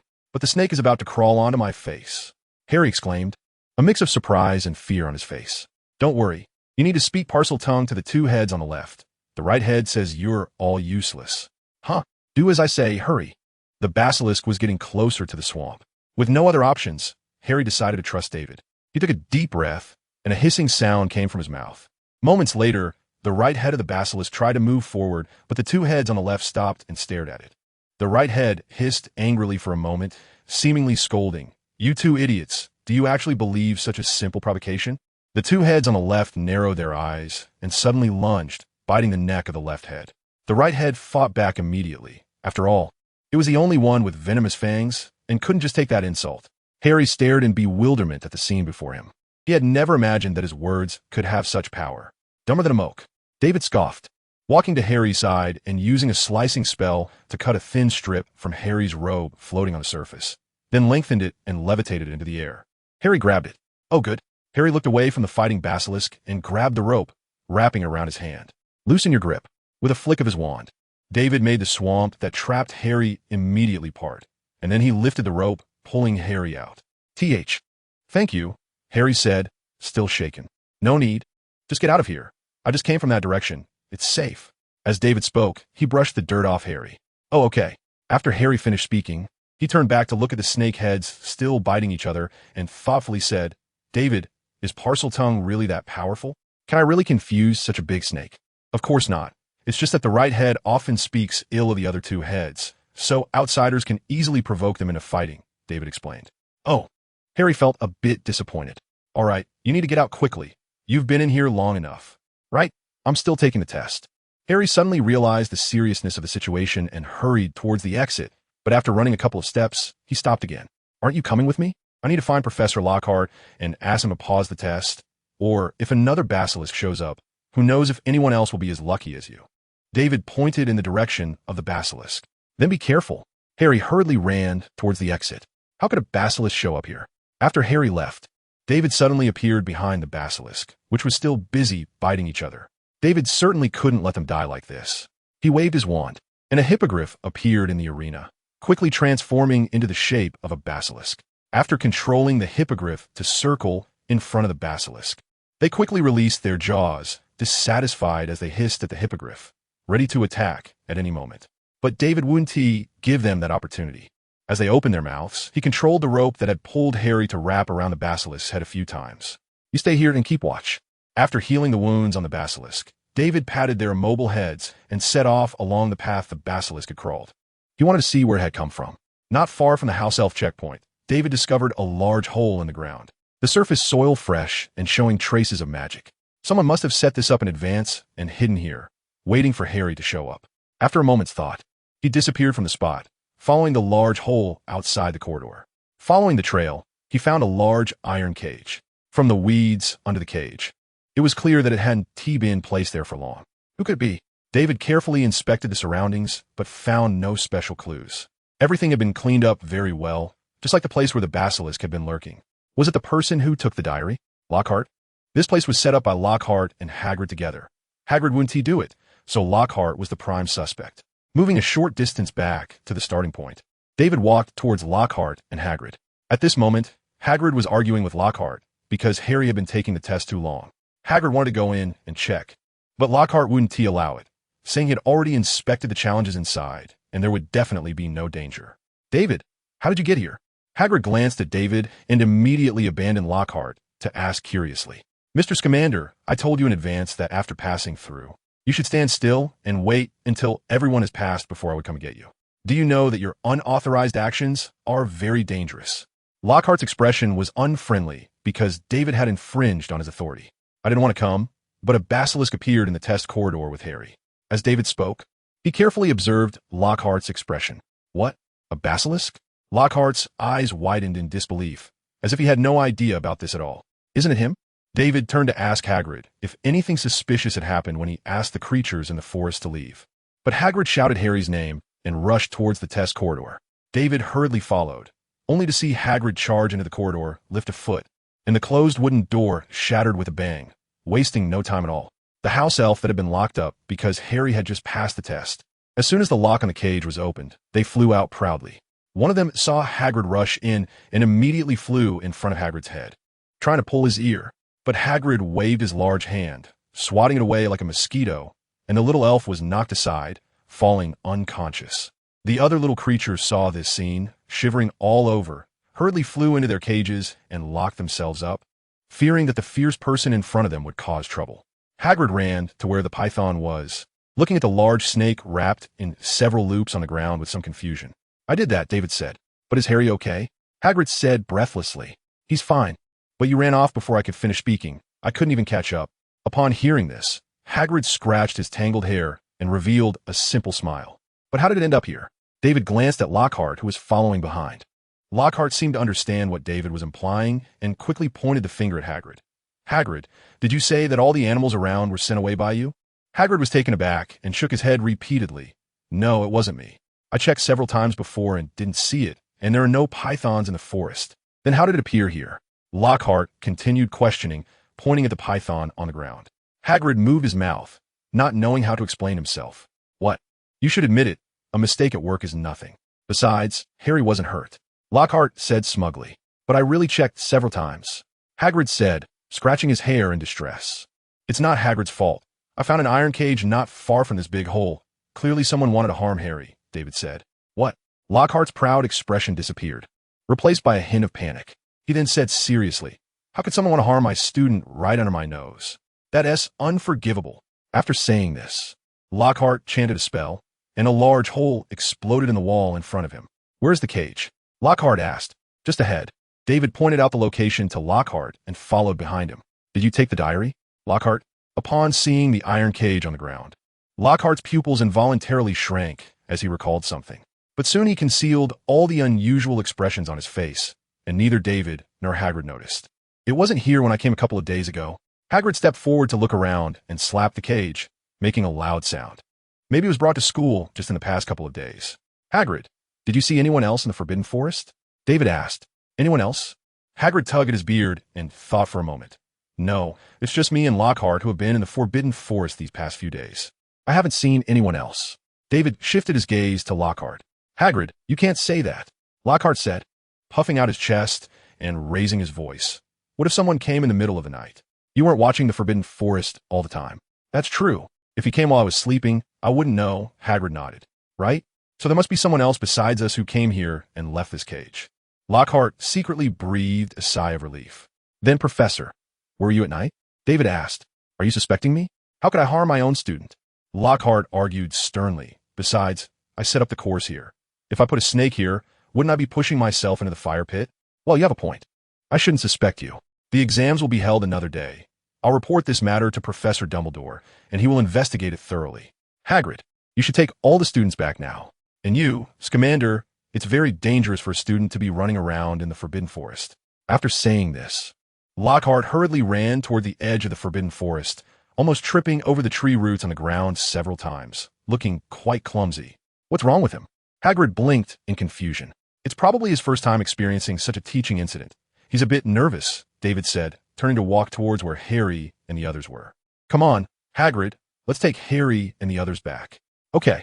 When they reached the finish line, Harry was surrounded by many students, standing in the middle and vividly recounting his escape from the python's mouth, eliciting gasps from the audience around him. David's here, someone shouted, and everyone's gaze shifted to David. How did it go? What did Lockhart say? Harry squeezed through the crowd to David's side. He went to report this matter to Professor Dumbledore. I believe there will be results soon. And he said all remaining exams for today are canceled and will be held the next day, David said. Did he say what I should do? Can I retake the exam? Harry said anxiously, as if he couldn't retake it. He would definitely be in last place, and with a significant gap from the second to last. He didn't say that. You can ask him about it next time. I believe he'll agree. David added in his heart, if Lockhart can still stay in school. All right. Harry's eyebrows drooped in disappointment. Okay, let's go back. Everyone please stay close behind me. Hagrid clapped his hands, gathering the students together, and slowly walked towards the edge of the Forbidden Forest. David, how could there be a python in the exam passage? Logically, there shouldn't be such animals in the Forbidden Forest, right? David and Hermione hung back, trailing behind the others to prevent any further accidents. We found a cage over there. Someone brought it here, David whispered. Hermione's eyes widened as she looked at Harry, who was chatting animatedly with Ron. Someone wants to harm Harry? Is it the one who took the diary? It's very likely, but I still haven't found any useful clues, David replied. Then isn't Harry in danger now? Should we report this to Professor Dumbledore? Hermione anxiously tugged at David's arm. I'll go tell the professor. Don't worry, David reassured her. Back in the common room, while Hermione went back to her dormitory to rest, David returned to his dormitory and picked up a book written by Lockhart, Gaddying with Ghouls. David, where are you going? Seeing David holding Lockhart's book and heading out, Ron propped himself up from his bed and curiously asked, There's a part in this book I didn't understand. I'm going to ask Professor Lockhart about it. David waved the thick book in his hand. Oh my God, you and Hermione are becoming more and more alike. Even when it comes to questions about Lockhart, Ron sighed dramatically and flopped back onto his bed. Is that so? David left the dormitory, and just as he was about to go to Lockhart's office, he thought better of it and took a detour to find Colin. Professor, are you in? David knocked on Lockhart's office door. Oh, I'm sorry. I'm not really available right now. Can you come back later? The noise inside immediately stopped. It's okay, I'm quite free. I'll just wait here for you to finish, David replied. David leaned against the side of the door frame and whispered. There was a moment of silence inside, and Lockhart cautiously opened the door crack to look outside. Is it just you? Of course, there's a part in this book that I don't understand. So I wanted to ask you. David held up Wanderings with Ghouls for Lockhart to see. Lockhart glanced down at it, his face lacking the usual excitement. Instead appearing a bit gloomy. Come in. He opened the door wide enough for one person, and as soon as David stepped inside, he locked the door. What questions do you have? Lockhart placed a hand on David's shoulder and pushed him toward the center of the room. Professor, are you leaving? David looked around. Everything in the room had been packed into boxes, making the whole place seem empty. Just a small matter that requires me to step out for a bit. You know, people like us who are famous are always busy. Lockhart stepped back, blocking the door to prevent David from escaping. Oh, do you really need to take all these things? David turned to face Lockhart with a smile. Lockhart explained nervously. Better to bring a little extra, in case I need something later and have to come back to get it. That would be quite troublesome. David nodded. Well, yes. Not many people consider things as thoroughly as you do. What exactly do you not understand? Just tell me, and I'll explain it to you quickly. Oh, no need. Professor, you seem so busy, I don't want to trouble you. David waved his hand. Then let's wait until I come back to discuss it. Don't worry. I'll let you know as soon as I return. Lockhart turned to prepare to open the door for David. But David showed no sign of moving, smiling as he said, but by then it might be too late. What if you don't come back, Professor? Perhaps you should leave me a notebook, and I can ask myself. Lockhart's face instantly darkened. When did you find out? David stared into Lockhart's eyes and asked, You're such a smart person. How could you be deceived by that thing? Lockhart forced a grim smile. Wasn't it because of you all? If you hadn't reported me, I wouldn't have believed it. If I really got expelled by Dumbledore, what would people think of me? According to what you wrote in your book, teaching a group of elementary students should be quite simple, right? David patted the thick book in his hand. Books can be deceiving. Lockhart seemed to think David posed no threat. Oh, so you mean the stories in there are all from other people? David pretended to be surprised. Lockhart sneered. But people are willing to believe me, aren't they? Who want to read about a bunch of hideous wizards, like that witch who expelled the Banshee? She was quite ugly. Do you think the public would prefer to read about her or the handsome Lockhart? So you're comfortable taking their stories as your own? Aren't you afraid they'll come forward and expose you? David noticed Lockhart secretly took out his wand, but he made no move. They've all forgotten. How could they come forward to expose me? Lockhart proudly shook his head. Do you know why I'm telling you so much? Because soon you will know nothing. Oh, Professor, are you planning to attack me? David threw the book onto the table. Do you think I would come to find you unguarded, knowing you have a problem? What do you mean? Lockhart pointed his wand at David, confused. David smirked. Nothing. I'm just reminding you that my strength might be a bit stronger than yours. Perhaps you shouldn't choose to confront me. Ha! Lockhart seemed to think he had heard a joke. I'm still your professor, right? Besides, there's a spell that not many can master better than me. Obliviate. Lockhart raised his wand high and shouted. I told you I'm stronger than you. Why don't you believe it? David muttered, raising one arm in a defensive posture. The light that burst from Lockhart's wand flew toward David, but was deflected and veered off to the side. Non verbal spellcasting. Lockhart's eyes widened in disbelief. Who are you? He couldn't believe that this teenager could cast spells without a wand. I told you I'm a bit stronger. Do you believe it now? David said calmly. And non-verbal spellcasting isn't that difficult, for instance. David pointed his right index finger at Lockhart. Lockhart, still shocked from earlier, felt that a powerful wizard was disguised as David to trick him. He unconsciously took a step back, his wand trembling slightly. Lockhart took a deep breath, trying to calm himself, preparing to rebound David's attack when he struck. Imprison. David cast the spell, and Lockhart was immediately frozen in place, unable to move. Most importantly, Lockhart felt no signs of spell being cast by David, leaving him with no way to defend himself. Who are you? Why are you tormenting me? Lockhart's only movable part, his mouth, trembled as he spoke. I am who I am. No fakes here. In fact, nonverbal spellcasting is really quite simple. David raised an eyebrow. As long as you have a strong enough wizard to assist you. While Lockhart was still stunned, David shouted towards the door, Professor, come in quickly. It's cold outside, and it's warm in here. The door opened, and a tall, white-haired old man walked in. Hogwarts headmaster was not to be stopped by the door. Are you having fun? Dumbledore said helplessly. Not bad, just a pity there are no spectators. At the beginning, David had informed Dumbledore. After all, Lockhart was still a professor and deserved some respect. Professor Dumbledore, how did you end up here? Lockhart's face turned pale upon seeing Dumbledore. He knew he was finished. He had originally come to Hogwarts to gild his reputation, but unexpectedly found himself in this situation. Professor Dumbledore was standing outside the door from the beginning, and I warned you earlier that I wouldn't come to find you unguarded. But unfortunately, you didn't believe me. David explained Lockhart's confusion. Lockhart's lips moved slightly, but he said nothing. Gilderoy Lockhart, Dumbledore sighed. I didn't expect we would meet in this way. Professor Dumbledore. Lockhart looked at the kindly old man in front of him, suddenly unsure of how to speak. Why did you think of using this underhanded method to make a name for yourself? Dumbledore looked at the book Wanderings with Ghouls on the table, his expression very calm. Lockhart gazed at Dumbledore, feeling as if he were back when he received his Hogwarts acceptance letter. That morning, the sun was particularly gentle, and when it first touched his bed through the window, 11-year-old Lockhart opened his eyes, got up yawning, and walked to the living room. Lockhart's mother stood at the door, and Lockhart saw a lovely owl just fly away from her arm. Mom, what was that? Lockhart's gaze shifted from the distant owl back to the envelope his mother was holding. Gilderoy. Lockhart's mother excitedly hugged him, her face pressed against his head as she said, Do you remember the stories I used to tell you? Of course. A scene from when he first accidentally moved a cup of water appeared in Lockhart's small mind. His mother was overjoyed. In the following days, she dedicated a lot of time to him, explaining the wonderful changes happening to him. He was a wizard. He could conjure things from thin air, fly on a broomstick, and do things that his dad and sisters could never do, because they were all muggles. Only Lockhart and his mother were wizards in the family. Lockhart often heard the name of a magic school from his mother's words, Hogwarts. His mother graduated from there, and he would go there to study as well. Can I go to Hogwarts to study? Lockhart's eyes widened. Of course, my dear Gilderoy. You can go to Hogwarts this September. Lockhart took the envelope from his mother's hand, opened it, and saw the names of the books written on the paper, which were just as he believed, filled with a magical aura. After reading it and putting the envelope away, Lockhart caught a glimpse of his two sisters looking at him with envious eyes. Sisters, do you want to see it? Lockhart offered the envelope to his sisters. He liked the way they looked at him.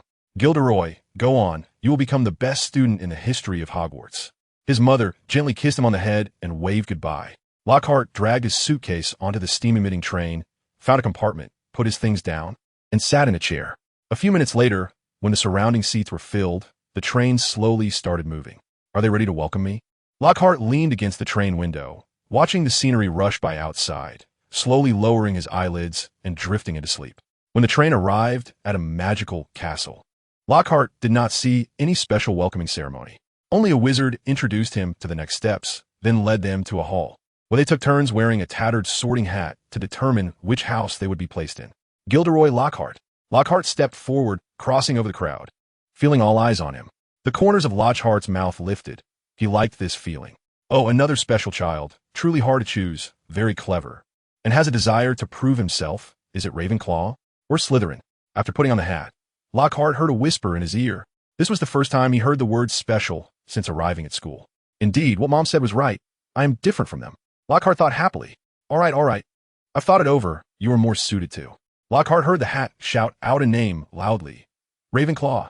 Taking off the hat, Lockhart saw the students at the Ravenclaw table applauding him, and an older student even made room for him. Lockhart accepted it all with satisfaction, feeling it was what they should do, because he was about to become their hero, winning the house cup for them, just as his mother said. However, after some time, Lockhart realized that everything in the school was not quite as his mother described. They didn't know their names, and no one discussed their magical powers, because they were all like him, and some were even stronger than him. Lockhart could not bear this situation. He began to study hard, frequently raising his hand to answer questions. Gradually, his name started appearing in the mouths of professors and some students, and he became a relatively outstanding student. But Lockhart felt this was not enough. He kept repeating a phrase in his mind. Either do your best, or don't do it all.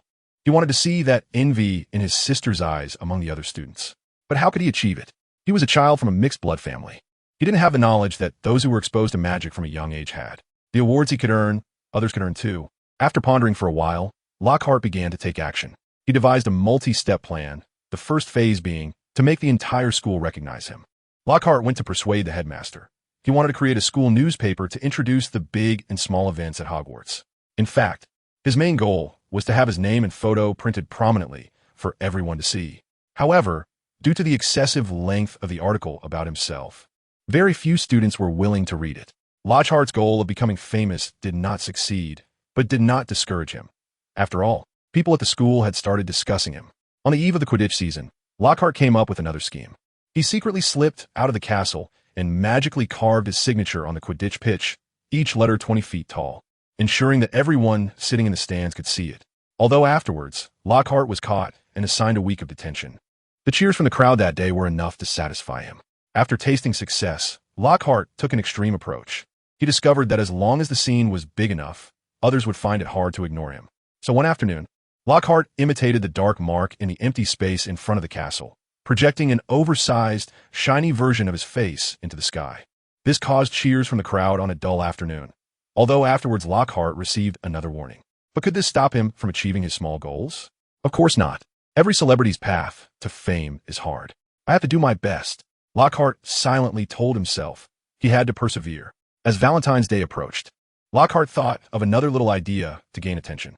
He pre-ordered 800 greeting cards from a shop off campus, each filled with words of admiration for himself. On Valentine's Day at 9 o'clock, everyone was enjoying delicious meals in the dining hall. Suddenly, a loud flapping of wings and owl hoots came from above. And it sounded like there were many more owls than usual. Many students had not realized the seriousness of the situation. They curiously looked up. Countless owls crowded into the hall, accompanied by a thick cloud of feathers and droppings. I'm sorry, my fans are just too enthusiastic. Lockhart stood up, his head covered in droppings, waving to everyone, and soon the swarm of owls settled around him. The students in the hall could no longer endure the torment of droppings and feathers, and they all abandoned their meals and left the hall. I have to say that Lockhart's idea made him famous, although not for a good reason. Everyone at the school knew him, and the professors couldn't punish him. After all, you can't stop someone from sending letters, can you? Thus, the romantic notion of lover's sky, full of manure, became a standard program at Hogwarts until Lockhart graduated. After achieving the first phase of his goal, Lockhart began the second phase, gaining the admiration of others. This was not an easy goal to accomplish, and after much contemplation, Lockhart came up with one idea: bragging. Whenever others were willing to talk to him, he would constantly boast that he would create the Philosopher's Stone before graduation. And after graduation, he would join the England Quidditch team as captain and lead them to win the Quidditch World Cup. And then he would become the Minister of Magic. Among other things that were difficult for ordinary people to achieve, hoping to inspire admiration in others. Unfortunately, Lockhart did not succeed and remained stuck in the first phase. His various behaviors caused great headaches for the professors at Hogwarts, and when he graduated, many professors sighed in relief, eager to throw a party to celebrate. After graduation, Lockhart quickly realized that the world was not as he had imagined. He could no longer easily attract the attention of others, and he lacked talent in Quidditch. When he applied to the Ministry of Magic, no one wanted him. Ultimately, Lockhart could only rely on his experience of founding the school newspaper to find a job as an editor in a newspaper, where he danced with words all day long.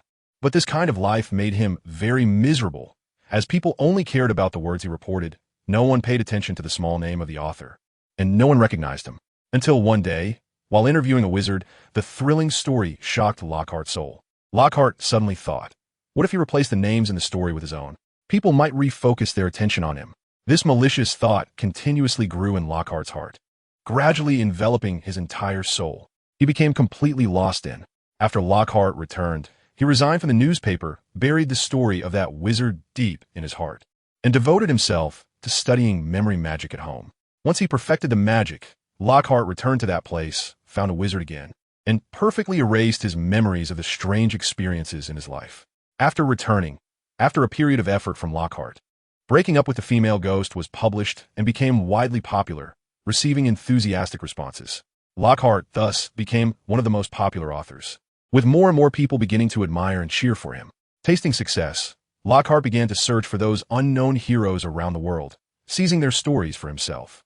Soon he achieved a series of accolades: the third-class Order of Merlin, honorary member of the Anti-Dark Arts Alliance, and 5-time winner of the Witch Weekly Most Charming Smile Award. Lockhart's career reached its peak, entering a period of rapid development. But behind all of this lay the buried stories of countless people who had lost their memories. Lockhart awoke from his memories, a bitter smile on his lips. Vanity and laziness were like two mad demons, and I'd already lost myself when I stepped onto the Hogwarts train. Suddenly, there was a loud knock at the door. Dumbledore said at the door, "Come in, Harry. Did you already know about my deception?" Lockhart turned to look at Dumbledore, who had confiscated his wand and lifted the spells on him after entering. "Yes, I have 2 friends who happen to do the same thing as the characters in your book, so I went to visit them." "Then why did you?" Lockhart stared at Dumbledore, not finishing his sentence, as he understood Dumbledore's intention. With his abilities, as long as he stayed at the school for a while, he would be exposed. And the ultimate purpose of all this was... Lockhart turned to look at Harry, who had just entered. Harry stood by the door, somewhat at a loss. He had been practicing Parseltongue in the dormitory when suddenly a small airplane flew in to summon him to Lockhart's office. Harry quietly made a gesture to David, asking what was going on. "You call me here for Harry, right?" Lockhart's eyes shifted. "That's one reason," Dumbledore asked Professor Lockhart. "Would you be willing to tell your story to Harry?" Lockhart chuckled awkwardly. "Of course, but I have a small condition." "What?" Dumbledore asked. "After I finish telling Harry my story, could you not inform the Ministry of Magic and let me leave safely?" Lockhart spoke with an anxious expression mixed with desperation. He knew that if the Ministry of Magic found out what he had done, he would definitely be sent to Azkaban, which was not a place for anyone to stay. After hearing this, Dumbledore looked Lockhart up and down and said, "I think before sending you to Azkaban, you should return your story to those whose memories you erased." Lockhart looked up in surprise. "You agree? You won't inform the Ministry of Magic? You'll let me leave?" No, not let you leave, but let you go heal those you have harmed. After all, apart from you, others would find it very difficult to locate them," Dumbledore said. "As for whether you should be sent to accompany the Dementors afterward, that depends on whether those you harmed can forgive you." Joy surged in Lockhart's heart. As long as he didn't go to Azkaban, everything could be discussed, and once he left this school, he could escape Dumbledore's control. He had made so much money that he could easily find a place to hide and live the rest of his life in peace.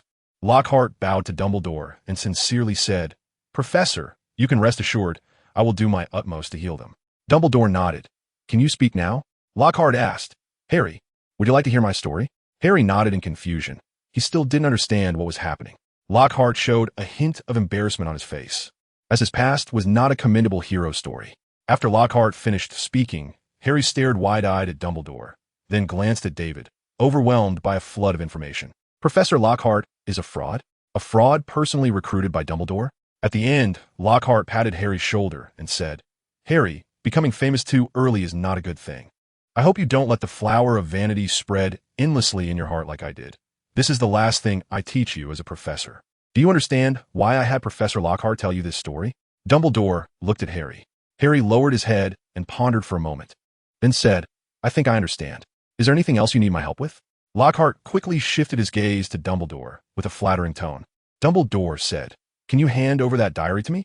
Of course, that wasn't mine to begin with. Lockhart walked over to a cabinet in the corner of the room, rummaged around for a moment, and pulled out a small black wooden box. "I intended to leave it here and walk away, but this child stopped me." Lockhart raised his eyebrows at David, his gaze lingering on the box. "The time I had it was probably the happiest time since my graduation. It was the first time I gained so much recognition through my own efforts, but unfortunately, it seemed to have ill intentions." Lockhart handed the box in his hand to Dumbledore, unsure whether what he said was true. After Dumbledore opened it and checked, he smiled at Harry. "Harry, could you go back for a moment? We need to return this room to Professor Lockhart." Harry nodded, walked a couple of steps in a daze, and turned back to look at David. Dumbledore waved his hand at Harry. "I have a few things to discuss with David, so he might be a little late returning." After Harry left, David walked over to a shelf near the door and picked up a camera. It was borrowed from Colin and placed here by Dumbledore. He summoned the invisibility beast to take a few interesting photos. David took out the film, looked at it in the light, and found that the pictures were very clear. A bad thought flashed through Lockhart's mind, and he quickly asked, "What do you have in your hand?" "Just a few photos of professors attacking students. Nothing worth seeing." David waved the film in his hand toward Lockhart. Sorry you can't." Lockhart reached out, but was rejected by David. At that moment, Dumbledore straightened up from the desk. He had been writing something on a piece of parchment since Harry left. "Professor Lockhart, although I trust you, to avoid unnecessary trouble, could you please sign your name on this?" Dumbledore handed the parchment to Lockhart. Lockhart took it, looked at it, and his expression turned ugly. "You placed a curse on it?" Dumbledore nodded slightly. "Don't worry, it will only activate if you don't do as we agreed." Lockhart stared at the parchment in his hand for a while, contemplated for a long time, and finally shakily signed his name on it. "Is it okay now?" Lockhart's lips moved with difficulty. Of course, have a pleasant journey, Dumbledore said while patting David on the shoulder. Let's go, David. We should head back. David followed Dumbledore to the office, and shortly after they sat down, they heard the door being pushed open with a bang. Dumbledore, I heard Lockhart seems to be leaving. Snape's voice reached their ears even before he fully entered, filled with palpable joy. This was the first time David saw Snape so unsettled. What did Lockhart do to Snape to make him dislike him so much? Snape caught sight of David leaning against the chair. His expression froze for a moment, quickly hiding it and returning to his usual impassive look. Is Lockhart really leaving? Snape's body leaned against the table, his voice calm, but the fingers pressing on the table betrayed him. Dumbledore nodded helplessly. What about the defense against the dark arts class? Snape leaned slightly forward, his eyes revealing joy and urgency. So you were eyeing that position? David shook his head slightly. He wasn't sure what was so good about the defense against the dark arts class. Would Snape have enough time for another class? Dumbledore clearly considered this issue as well. Your time? Don't worry, I have my arrangements, Snape immediately said, fearing Dumbledore would assign the defense against the dark arts class to someone else. After careful consideration, I think it's better not to, otherwise. You won't have enough time and will fall behind in both classes. Next semester, I will find an excellent teacher to help them catch up. Upon hearing this, Snape pressed his lips together, looking dissatisfied. You two take your time chatting. I will take my leave first. Oh, Scamander, just a reminder. The essay for potions class is due next week. I hope you do well. David twitched his lips at Snape's threatening words. It wasn't like he was intentionally listening. He just happened to be there. After Snape left, David asked, It seems Professor Snape really wants to teach the defense against the dark art class? Dumbledore nodded. He always feels that the defense against the dark arts class is more important than potions, but he is not quite suited for that class right now. Do you have any other questions for me? David pointed to the notebook next to Dumbledore. What exactly is that diary? Dumbledore picked up the notebook, flipping through it, finding it blank inside. This is part of Voldemort. He placed a piece of his soul in here. A Horcrux?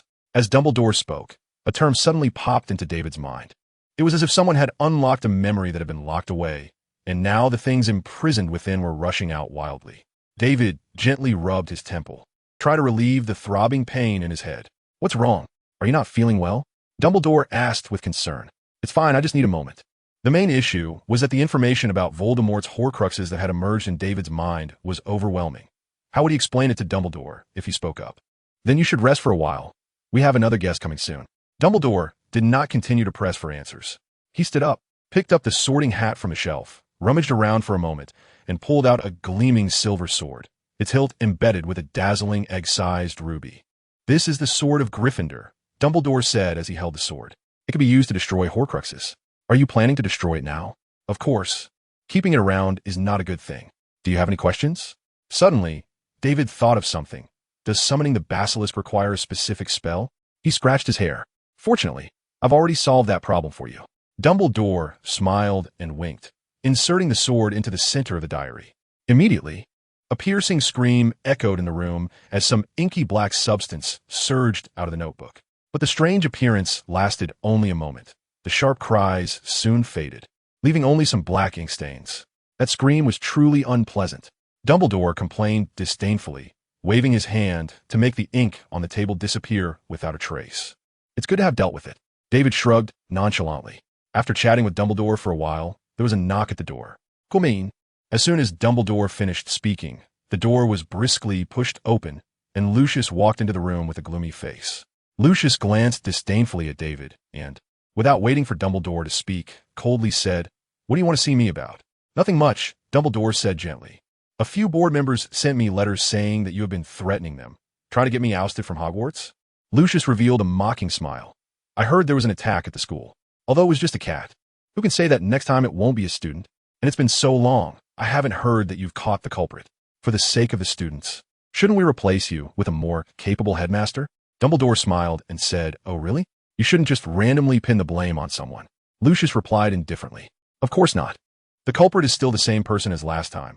You should know, Lucius. Dumbledore stared into Lucius's eyes, but Lucius showed no signs of panic. He was just using someone else this time, along with his diary. Dumbledore pulled out a black notebook with a long, thin gap in the middle from under the table. Before Lucius entered, Dumbledore had been fiddling with something down below. Congratulations, he said. The moment Lucius saw the diary, his pupils contracted, but his face seemed to wear a mask, utterly calm. You can continue to stay at the school as your headmaster." At that moment, there was a loud clap, and Dobby appeared in the headmaster's office. He saw Lucius in front of him and shrank back into the corner. "What are you doing here?" Lucius's expression finally changed. He glared angrily at Dobby, his eyes wide as if about to spit fire. Dobby lowered his head, hiding in the corner, occasionally glancing at Dumbledore with big, confused eyes. "This is your family matter. Can we first deal with our issue?" Dumbledore said. "What?" Lucius looked at Dumbledore. Dumbledore picked up the diary in his hand. "I hope you keep your little gadgets safe and don't let them slip out. That is also the reason I called you here." Lucius stood still for a moment before immediately questioning. "Are you saying I brought it to the school?" "Sneaking it to Ginny was a good strategy, but it's not without traces," Dumbledore said. Lucius snorted coldly, staring at Dumbledore for a while. His right hand moved, preparing to pull out his wand, but in the end, he gave up. "Dobby, let's go." Lucius kicked Dobby and quickly left. "It seems like you forgot something. David, could you hand this to him?" Dumbledore handed the diary to David to pass on to Lucius. David nodded, took the diary, and suddenly felt something bulging. He opened it and found a shrunk light blue sock inside, which he had previously given to Dumbledore in winter.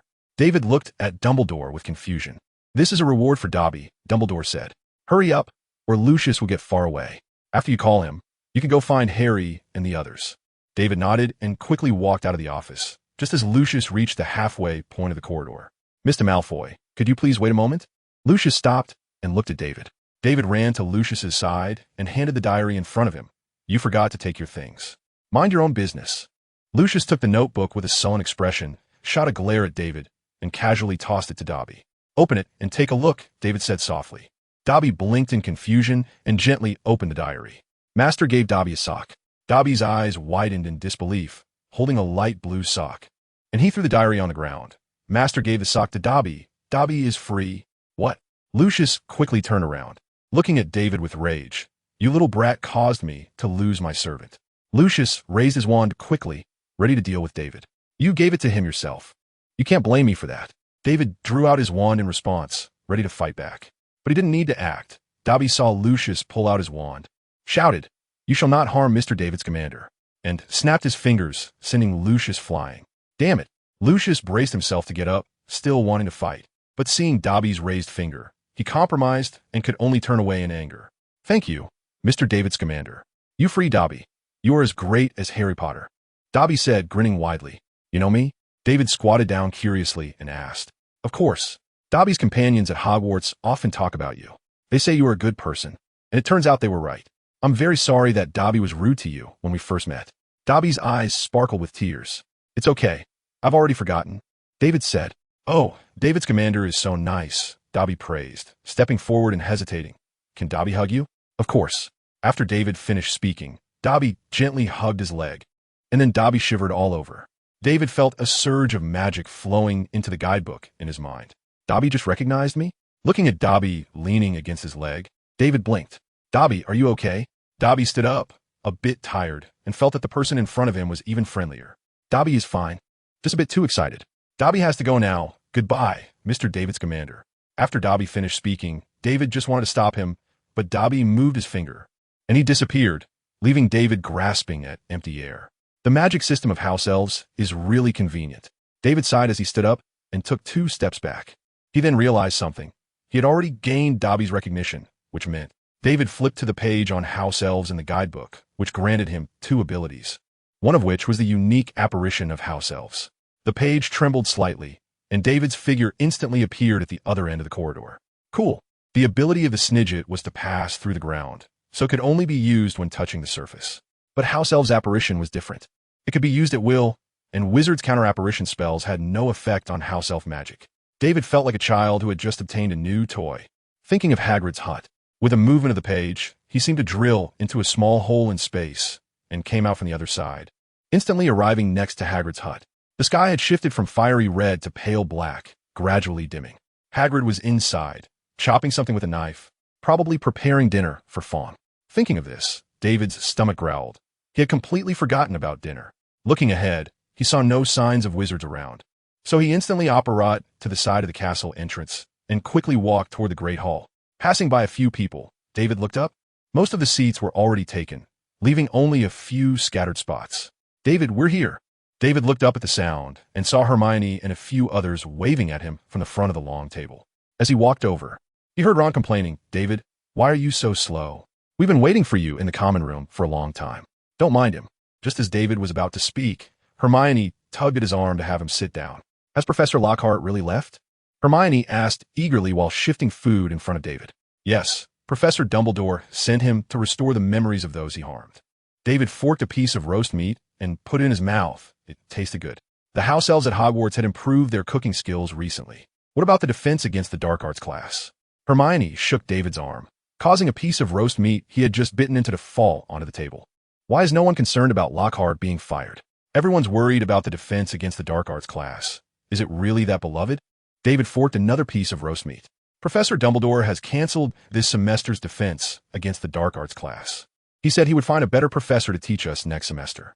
So the tests we just took are now invalid? That's outrageous," Hermione exclaimed. "Awesome." Harry cheered when he heard David's news because his last place score no longer counted. "I worked hard for a good score, and now it's all for nothing?" Ron looked up at the floating candles, feeling as if the world was against him. The saying that human joys and sorrows are not shared was proven true by Professor Snape. While the whole school was celebrating the cancellation of the defense against the dark arts class, Snape hadn't shown a smile for days. Many students in the house thought Snape must be going through a midlife crisis. In potions class, looking at Snape's gloomy face and cold eyes, even the Slytherin students dared not breathe loudly, afraid of disturbing him. "In this class, you need to brew a swelling solution," Snape said, glancing around, and everyone lowered their heads under his gaze. "I hope you can perform well." Snape flicked his robe and turned back to the blackboard to start writing. In no time, he had written down all the ingredients and methods for brewing the swelling solution on the board. Snape turned around and saw everyone still looking at him. He curled his lips and coldly said, "What? Aren't you starting yet? Are you waiting for me to teach you these simple things again?" The classroom immediately filled with the sound of clattering as everyone hurriedly picked up the pre-prepared ingredients on their desks to start cutting and processing. No matter if it was right or wrong, they figured it was better to do something than to wait for Snape's watchful gaze. Harry stood out in this regard. The moment Snape spoke, he grabbed the ingredients on the table and started chopping away with a small knife, making it look like a cooking competition. "Professor Snape, something seems off today," Hermione whispered as she set up her cauldron. Just as David was about to answer her, he saw Snape casually walk between the wooden tables, heading straight for his position. "Scamander, everyone else is processing their ingredients, and you're just standing there doing nothing, waiting for me to help you?" Snape said mockingly. "Professor, I'm starting now," David replied, picking up the small knife and bat-spleen to work on it seriously. But Snape seemed unwilling to let David off the hook. He stood there, squinting to observe every small movement David made. Unfortunately, even after David finished processing the entire spleen, Snape didn't find any faults. He snorted coldly and walked away, heading in the direction of Harry. After a moment of silent mourning for Harry, David decided not to tell Hermione about being rejected for the defense against the dark arts class by Snape. Otherwise, he felt he would have a dedicated inspector during potions class from now on. "Harry Potter." Snape's voice rang out in front of David, echoing through the entire classroom. "Is this how you handle the bat spleen? I'm asking you to brew potions, not prepare dinner." 5 point for Gryffindor. Malfoy couldn't help but snicker at Snape's criticism. But when Snape's gaze shifted towards him, he immediately wiped the smile off his face and focused intently on his materials. Once Snape turned his back, Malfoy quietly rolled his eyes at Harry. Half an hour later, the 20 or so cauldrons in the potions classroom were steaming, and under Snape's strict surveillance. No one dared to fail. When the class bell rang, everyone sighed in relief. Do you think Snape is really going through a midlife crisis?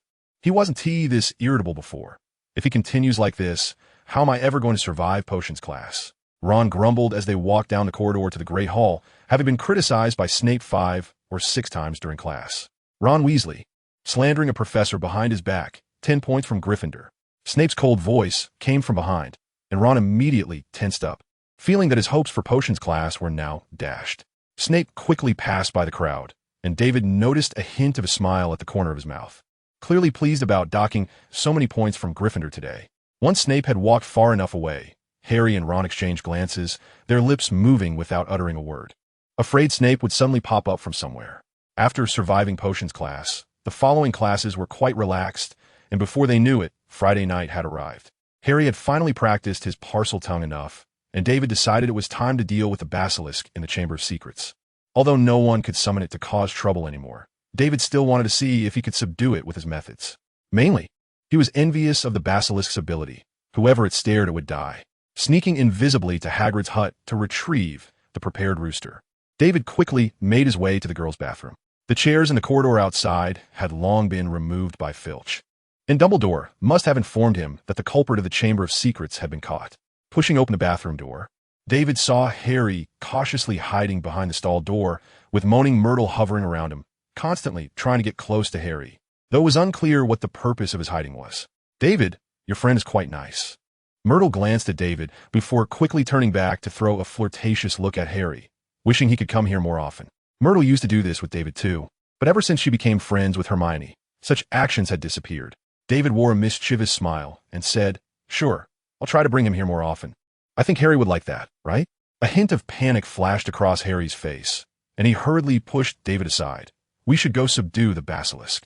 It will be bad if Filch finds out later." "Don't worry, Filch has no motivation to patrol until Madame Norris recovers. Fred and George confirmed that a long time ago." David looked at the basilisk. "Do you want to come with us?" The basilisk hesitated for a moment upon hearing David's question. She wanted to go, but remembering the terrifying yellow eyes etched in her memory, she shook her head and gave up. "All right." David led Harry to the edge of the pool, finding the faucet carved with a little snake. "Come on, Harry, it's time to show your training results," David said, pointing at the faucet. Harry nodded, glancing at the little snake, and a hissing sound emerged from his mouth. At Harry's call, the faucet emitted a dazzling white light and began to spin rapidly. It was about to open. The basilisk also flew to their side, curiously gazing at the swirling pool. After a moment, the pool disappeared, revealing a thick pipe wide enough for a person to pass through. "I'll go first." David took out his wand, holding the rooster in front of him, ready to deal with the basilisk if it wasn't asleep. As he entered the pipe, David felt like he was sliding down a slide from his childhood, speeding down while constantly changing direction. If it weren't for the foul smell lingering at his nose, it would have been quite a nice experience. After winding around for a while, the inside of the pipe became increasingly sticky. David felt he was nearing the bottom, so he held his wand at the ready. When he saw the end, he took a deep breath, and just as his head emerged from the pipe, he whispered, "Wingardium Leviosa." The buoyancy immediately lifted David into the air, followed by a faint sound of collision in the spacious passage, like a large stone hitting the water. Harry slid down as well, but he didn't take any precautions and landed directly in the mud. "You're not much of a wizard," David said as he fell from the air, using the cleaning charm to brush off the mud from Harry. Harry gave an embarrassed smile, as he hadn't thought about using a spell, too focused on the thrill. The glow flickered. With David's words, a small light appeared at the tip of the charm, illuminating their path ahead. "Let's go. In a moment, I'll tell you to close your eyes, and you must do it quickly without hesitation, or Madame Pomfrey might have another patient." Harry nodded seriously, following closely behind David. In the pitch-black tunnel, only the sound of their footsteps in the mud echoed. And as they went deeper, the animal bones on the ground increased in number. "David," Harry swallowed nervously as a massive figure appeared ahead, intimidating to behold. "Don't be nervous. It doesn't seem real." David squinted at the enormous body, which had many dents resembling an empty shell. David told Harry to stay put while he stepped forward with the rooster, his wand's light slowly extending to the massive figure. It was a greenish hue, hollow inside, the shed skin of the basilisk. "Come here, Harry, it's just a snake skin." Harry slowly walked over to David, hesitating for a moment before voicing his worries. "David, why don't we go back and wait for Professor Dumbledore to come with us?" "It's fine, don't worry. As long as you do what I say, we will definitely not be in danger." "Trust me," David reassured him, patting Harry's shoulder. The basilisk, once understood, was not a difficult creature to deal with. Harry found it hard to refuse David and continued walking forward with him. At the end of the tunnel appeared a thick wall, engraved with two intertwining snakes, their eyes set with sparkling emeralds. "It's your turn now." David stepped aside for Harry, ready with his wand, knowing the basilisk should be right behind this door. After Harry's low hissing sound, the two snakes parted and the stone wall split in the middle, sliding away to reveal the passage. "Wait before going in." David stopped Harry, summoning the invisibility creature to sneak inside. Inside was a spacious, elongated room shrouded in green mist, which brought a bit of light and allowed David to see everything around him clearly. Many tall and sturdy stone pillars surrounded the room, entwined with giant snake sculptures, showcasing the Slytherin DCOR style. At the end of the long corridor stood a tall stone statue, its enormous face resembling a monkey. with sparse long whiskers that hung down to the hem of a wizard's robe. David controlled the invisibility creature to look around, finding no signs of the basilisk. It seemed Voldemort had already put it to sleep. "Let's go." David placed the rooster at the entrance and led Harry inside. Harry nervously scanned the surroundings, feeling that every giant snake carved on the pillars looked like the basilisk. However, David didn't speak, so he didn't dare to make a sound, fearing to disturb the great snake hiding in the dark. They walked until they were not far from the statue, and David stopped. He had observed all the way and felt that the statue ahead was the likely resting place of the basilisk. As for the snakes coiled around the pillars, unless the basilisk didn't often fall asleep, that was still possible. David handed Harry the note Dumbledore had given him. "Follow the instructions on this note and speak in Parseltongue. When you hear a sound, close your eyes, and when I tell you to make the basilisk turn its head, you do it. Got it?" Harry tried to calm himself down, staring at the note and hissing, "Speak to me, Slytherin, one of the greatest of the 4 founders of Hogwarts." To avoid failure, David amplified Harry's voice with a sonorous charm. Only the hissing echoed throughout the room. After a moment, Slytherin's face began to move, its mouth slowly opening, forming a huge black hole. The basilisk was coming out. The sound of scales scraping against the stone wall echoed from the cave, and David hurriedly told Harry to close his eyes while he continued to observe everything through the invisibility creature. A giant basilisk slowly crawled out from Slytherin's mouth, its body a green hue, glistening with the striking sheen of a venomous snake. Once fully out of the cave, the basilisk slithered towards David and Harry like a hyena catching a scent of blood. Seeing the basilisk's bright yellow eyes and its flicking crimson tongue disturbing the air around, David felt a surge of fear, and several times he wanted Harry to command the basilisk to stop. But in the end, he held back. It wasn't the right time yet. "Are you ready?" Although Harry couldn't see ahead, the increasingly pungent smell reminded him that the basilisk was close. Sweat began to bead on his forehead. The unknown was the most frightening. "It's good to go." Seeing that the basilisk had moved away from the statue, David immediately said. Harry's mouth began to move quickly, hissing tirelessly, afraid that if he stopped, the basilisk would rush up and swallow them whole. Harry's command stirred a sense of irritation in the basilisk, and as it crawled, its tail impatiently slapped the ground, causing the stone slabs to shatter into pieces and scatter around. But the serpent monster ultimately couldn't resist the command of the Parseltongue and unwillingly turned its head, stopping in the middle of the passage. This was something engraved deep in its DNA, something it could not resist. Seeing the serpent monster turn its head, David opened his eyes, quickly turned around, and pointed his wand. "Rooster, fly." The rooster he had placed at the door quickly flew into his hand. David squeezed the rooster, and a loud cock-a-doodle-doo echoed in the dark room.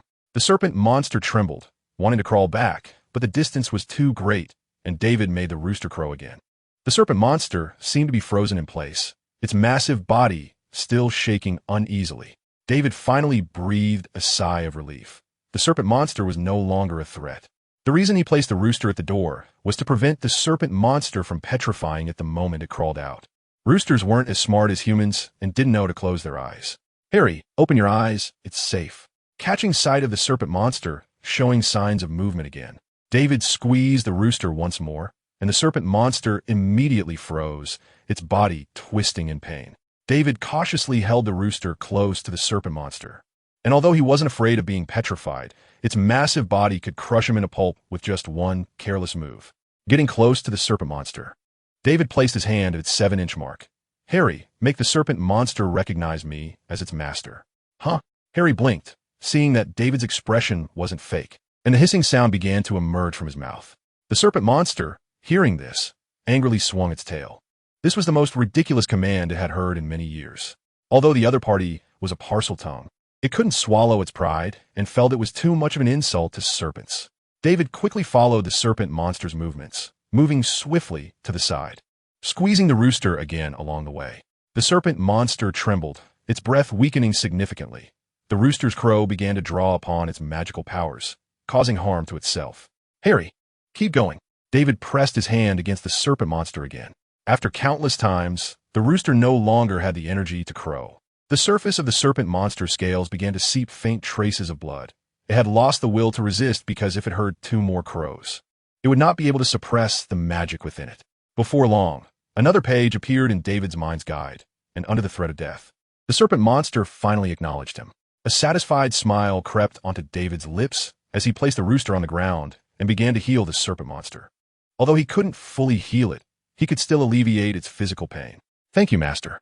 The serpent monster felt its wounds lessen and joyfully called out, no longer resembling its previous fierce self. Through the guide, David could also understand the serpent monster's language. The guide granted him the abilities of both Parseltongue and serpent monster vision. Moreover, David could decide whether the other party would be petrified or killed by controlling the amount of magic, which was a brand new death curse he had mastered. Harry raised his eyebrows in surprise upon hearing the serpent monster's words and walked over to David, curiously asking, "You succeeded." "I told you.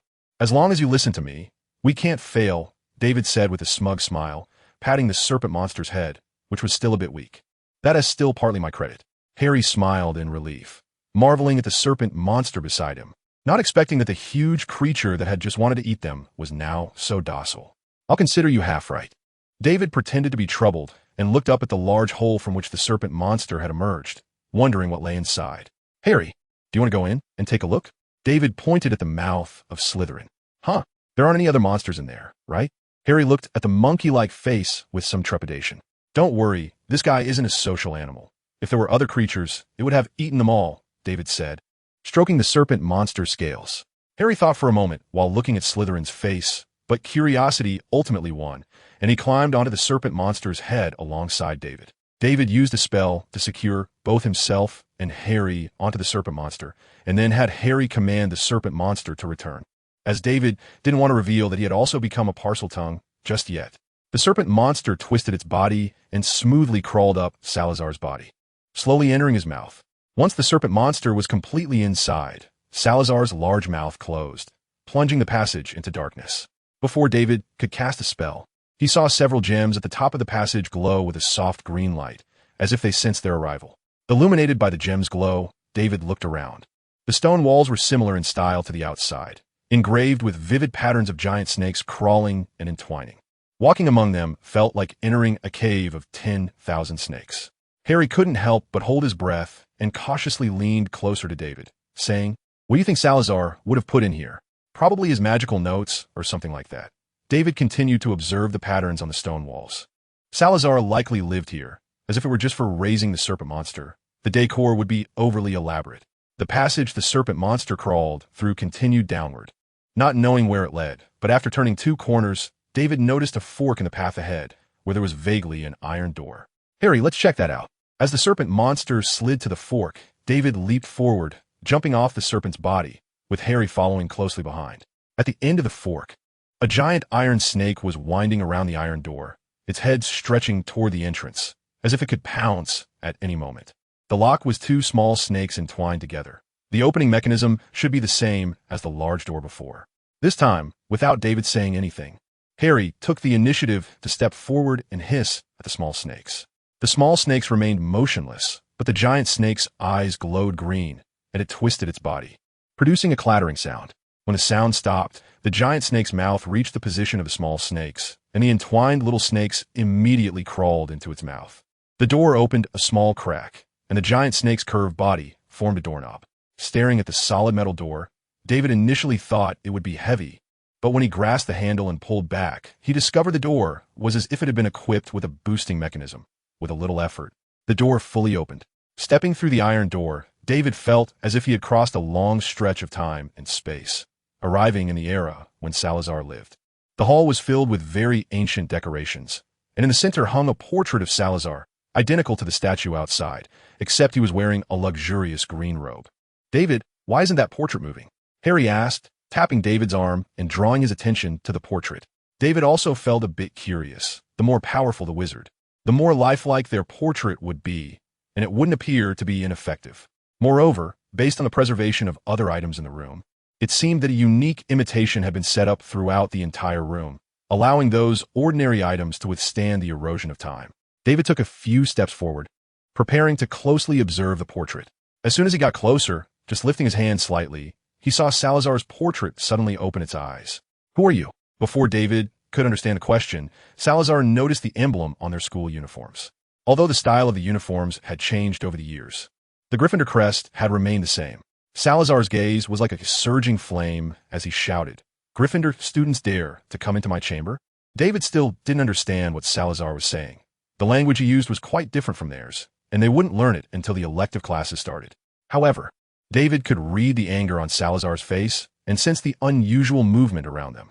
The portrait of Salazar emitted a faint glow, and the door they had entered began to shake gently, showing signs of closing. It was clear that Salazar intended to trap them inside for a lesson. "David!" Harry shouted, taking off toward the exit. He noticed that the snakes carved into the walls and coiled around the door were showing signs of movement. If they didn't run soon, they would be dancing intimately with those creatures. David flipped through the guidebook. The house elf's apparition was still available, indicating that no matter the time, people didn't regard house elves highly. But given Harry's speed and the door closing, he definitely wouldn't make it out in time. David pulled out his wand and with a quick flick, summoned the thunderbird. The moment it appeared, David made it invisible. He controlled the thunderbird to grab Harry's robe, lifting him off the ground, and in the blink of an eye, they flew out of the room. Hearing Harry's desperate cries, David silently repeated to himself, "I'm helping him. I'm..." With a loud thud, the door slammed shut, and the giant snakes surrounding them detached from the walls, advancing toward David. One of the snakes, closer to him, curved its body and lunged at David with its wide mouth. David shifted his feet slightly, pointed his wand, and a blast of searing dragon fire erupted. The giant snake glided through the air for a short distance before colliding with the dragon fire, slowly melting into molten metal that dripped to the ground. Did he think he could run rampant here with just this little bit of skill? Salazar's face darkened, resembling Snape's closely. "Could you please stop talking? I can't understand you. If you could find me a translator, that would help," David said while dealing with the attacking snake monster. Hearing David's words, Salazar froze for a moment, as he couldn't understand either. This made him somewhat furious, as it meant that what he had said earlier was likely falling on deaf ears. The glow of the portrait became increasingly bright, and the attacks from the surrounding giant snakes intensified. David had now moved close to a wooden door inside. He hadn't come here to practice fighting these little snakes. Summoning the Norwegian Ridgeback to protect himself, David focused on a small snake that acted as a door lock and commanded it to open. The small snake wiggled a couple of times and swam into a small hole above the door frame. David quickly pushed the door open, revealing a study filled with various books. He shut the door behind him and walked to the center of the room, where he saw a humanoid shadow coalescing behind the chair at the desk. It was Salazar, only looking a bit older. "Welcome, my heir. Here you can learn everything you need to know," the shadow said in a language David couldn't understand. David walked over and waved his hand in front of the shadow, but it showed no reaction. It was merely a recording left by Salazar. Instantly losing all interest in it, David flipped through the books on the desk, which were filled with incomprehensible symbols. Perhaps he could give these to Professor Dumbledore for translation. David thought his idea was quite good, so he picked out some books that looked particularly profound from the shelf and packed them into his bag, not knowing when Professor Dumbledore would finish translating them. While collecting the books, David discovered a small box in a hidden drawer. Upon opening it, he found a small green snake inside, its overlapping scales shimmering with a metallic sheen, a product of alchemy. "Move," David thought and hissed. Unfortunately, the green snake remained still. David then recalled the incantation for summoning the snake monster. "Speak to me, Slytherin, the greatest of the 4 founders of Hogwarts."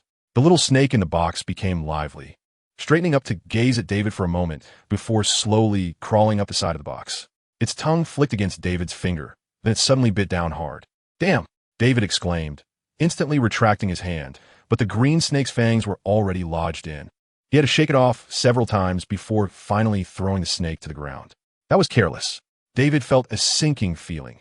The green snake was too realistic, leading him to judge it by the typical behavior of ordinary snakes. But he hadn't expected this snake to be so aggressive. Luckily, the wound where the snake bit him only oozed a few drops of bright red blood, indicating it was not venomous.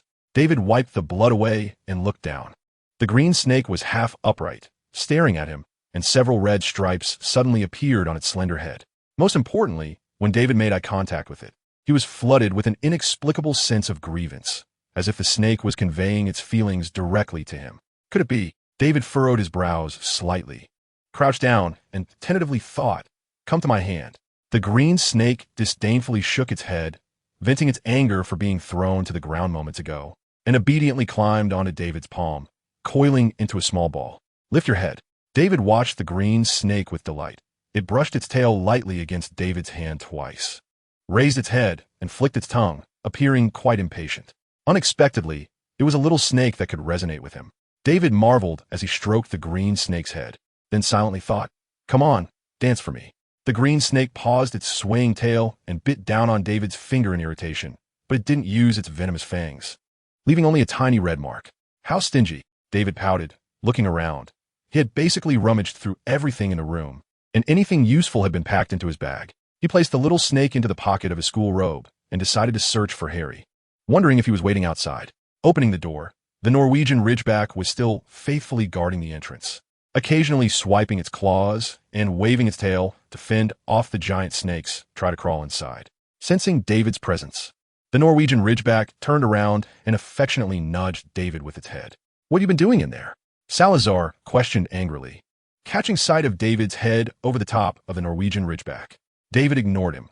Salazar knew very well that he couldn't understand and continued to shout endlessly. Perhaps he had been alone for too long and felt a bit lonely. David motioned for the Norwegian Ridgeback to step aside and flashed a bright smile at Salazar, wanting to convey, "Although we don't speak the same language, I can still be your friend."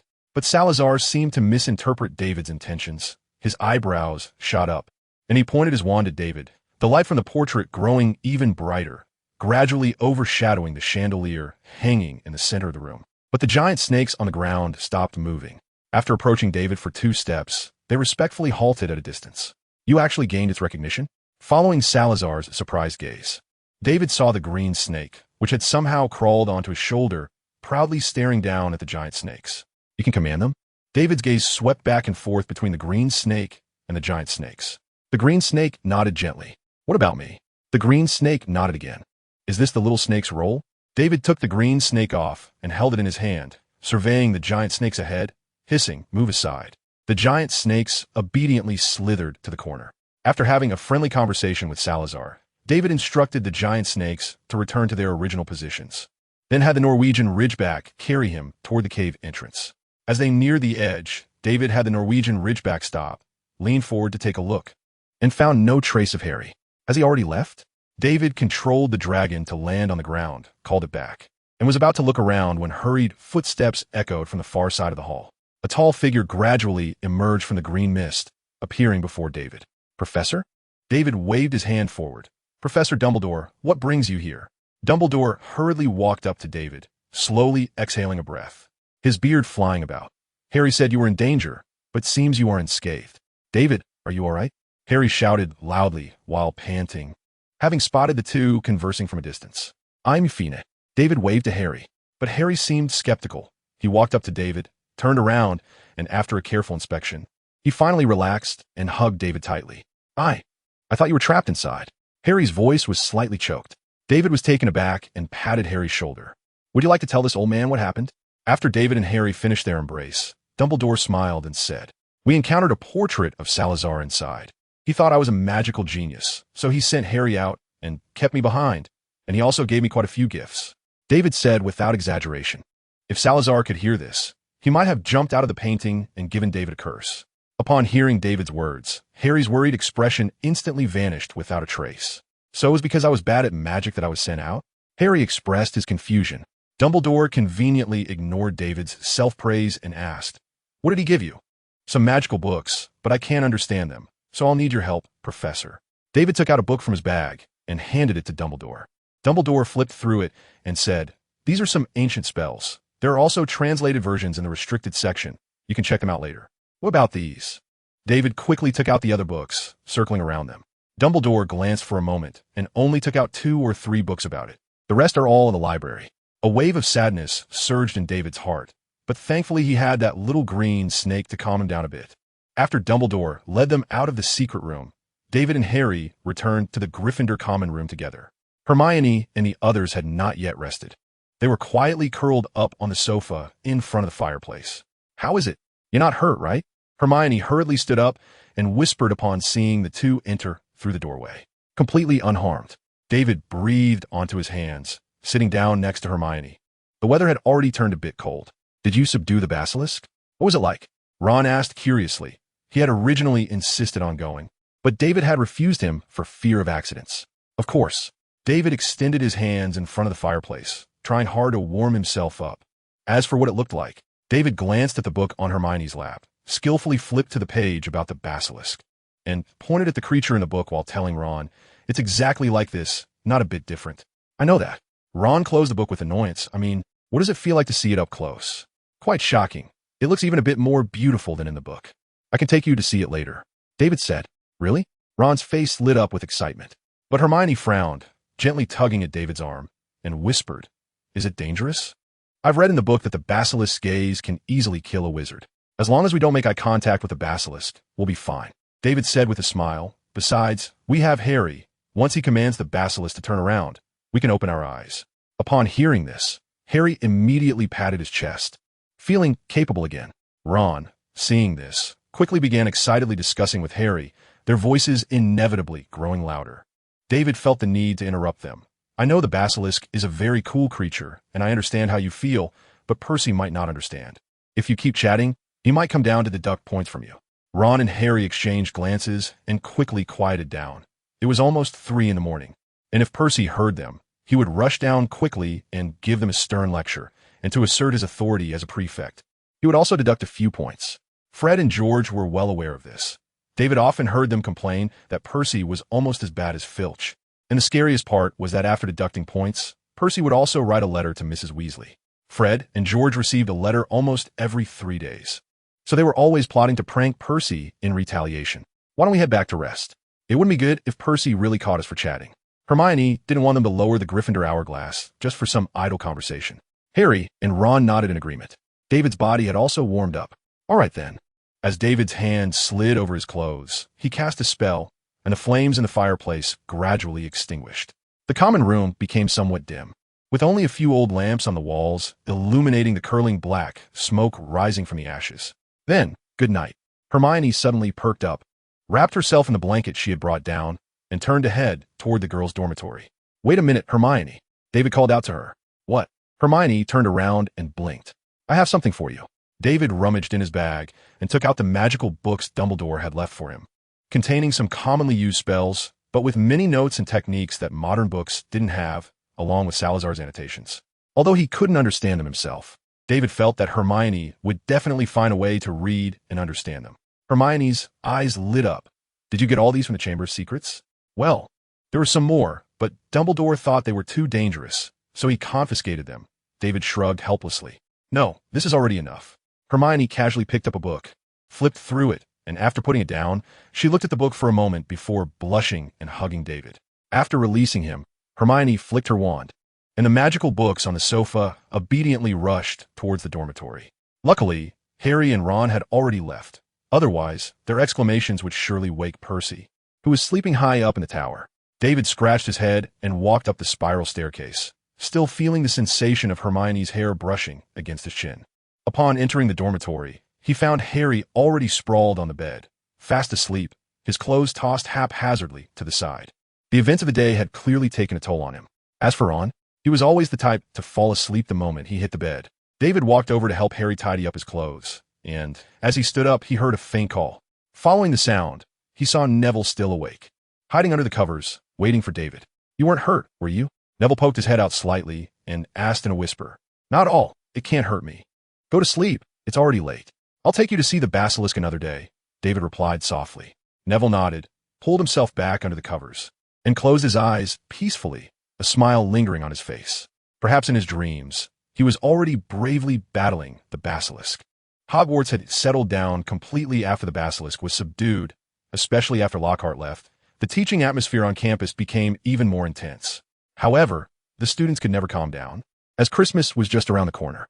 In the Gryffindor common room, just before the Christmas holiday, Hermione, David, Harry, and Ron were gathered around a table in the corner. While Neville had gone upstairs early to pack his things, after all, he needed a lot of time to think about where he had put everything. "Harry, do you want to come to my house for Christmas?" David asked quietly while chewing on a cookie. The cookies on the table were Christmas gifts from the Hogwarts house elves. "Go to your house." Harry's eyes widened, the cookies still resting on his lips. "Yes, do you want to?" "If you do, I can write a letter to my grandpa right now," David inquired. "That would be great," Harry exclaimed excitedly.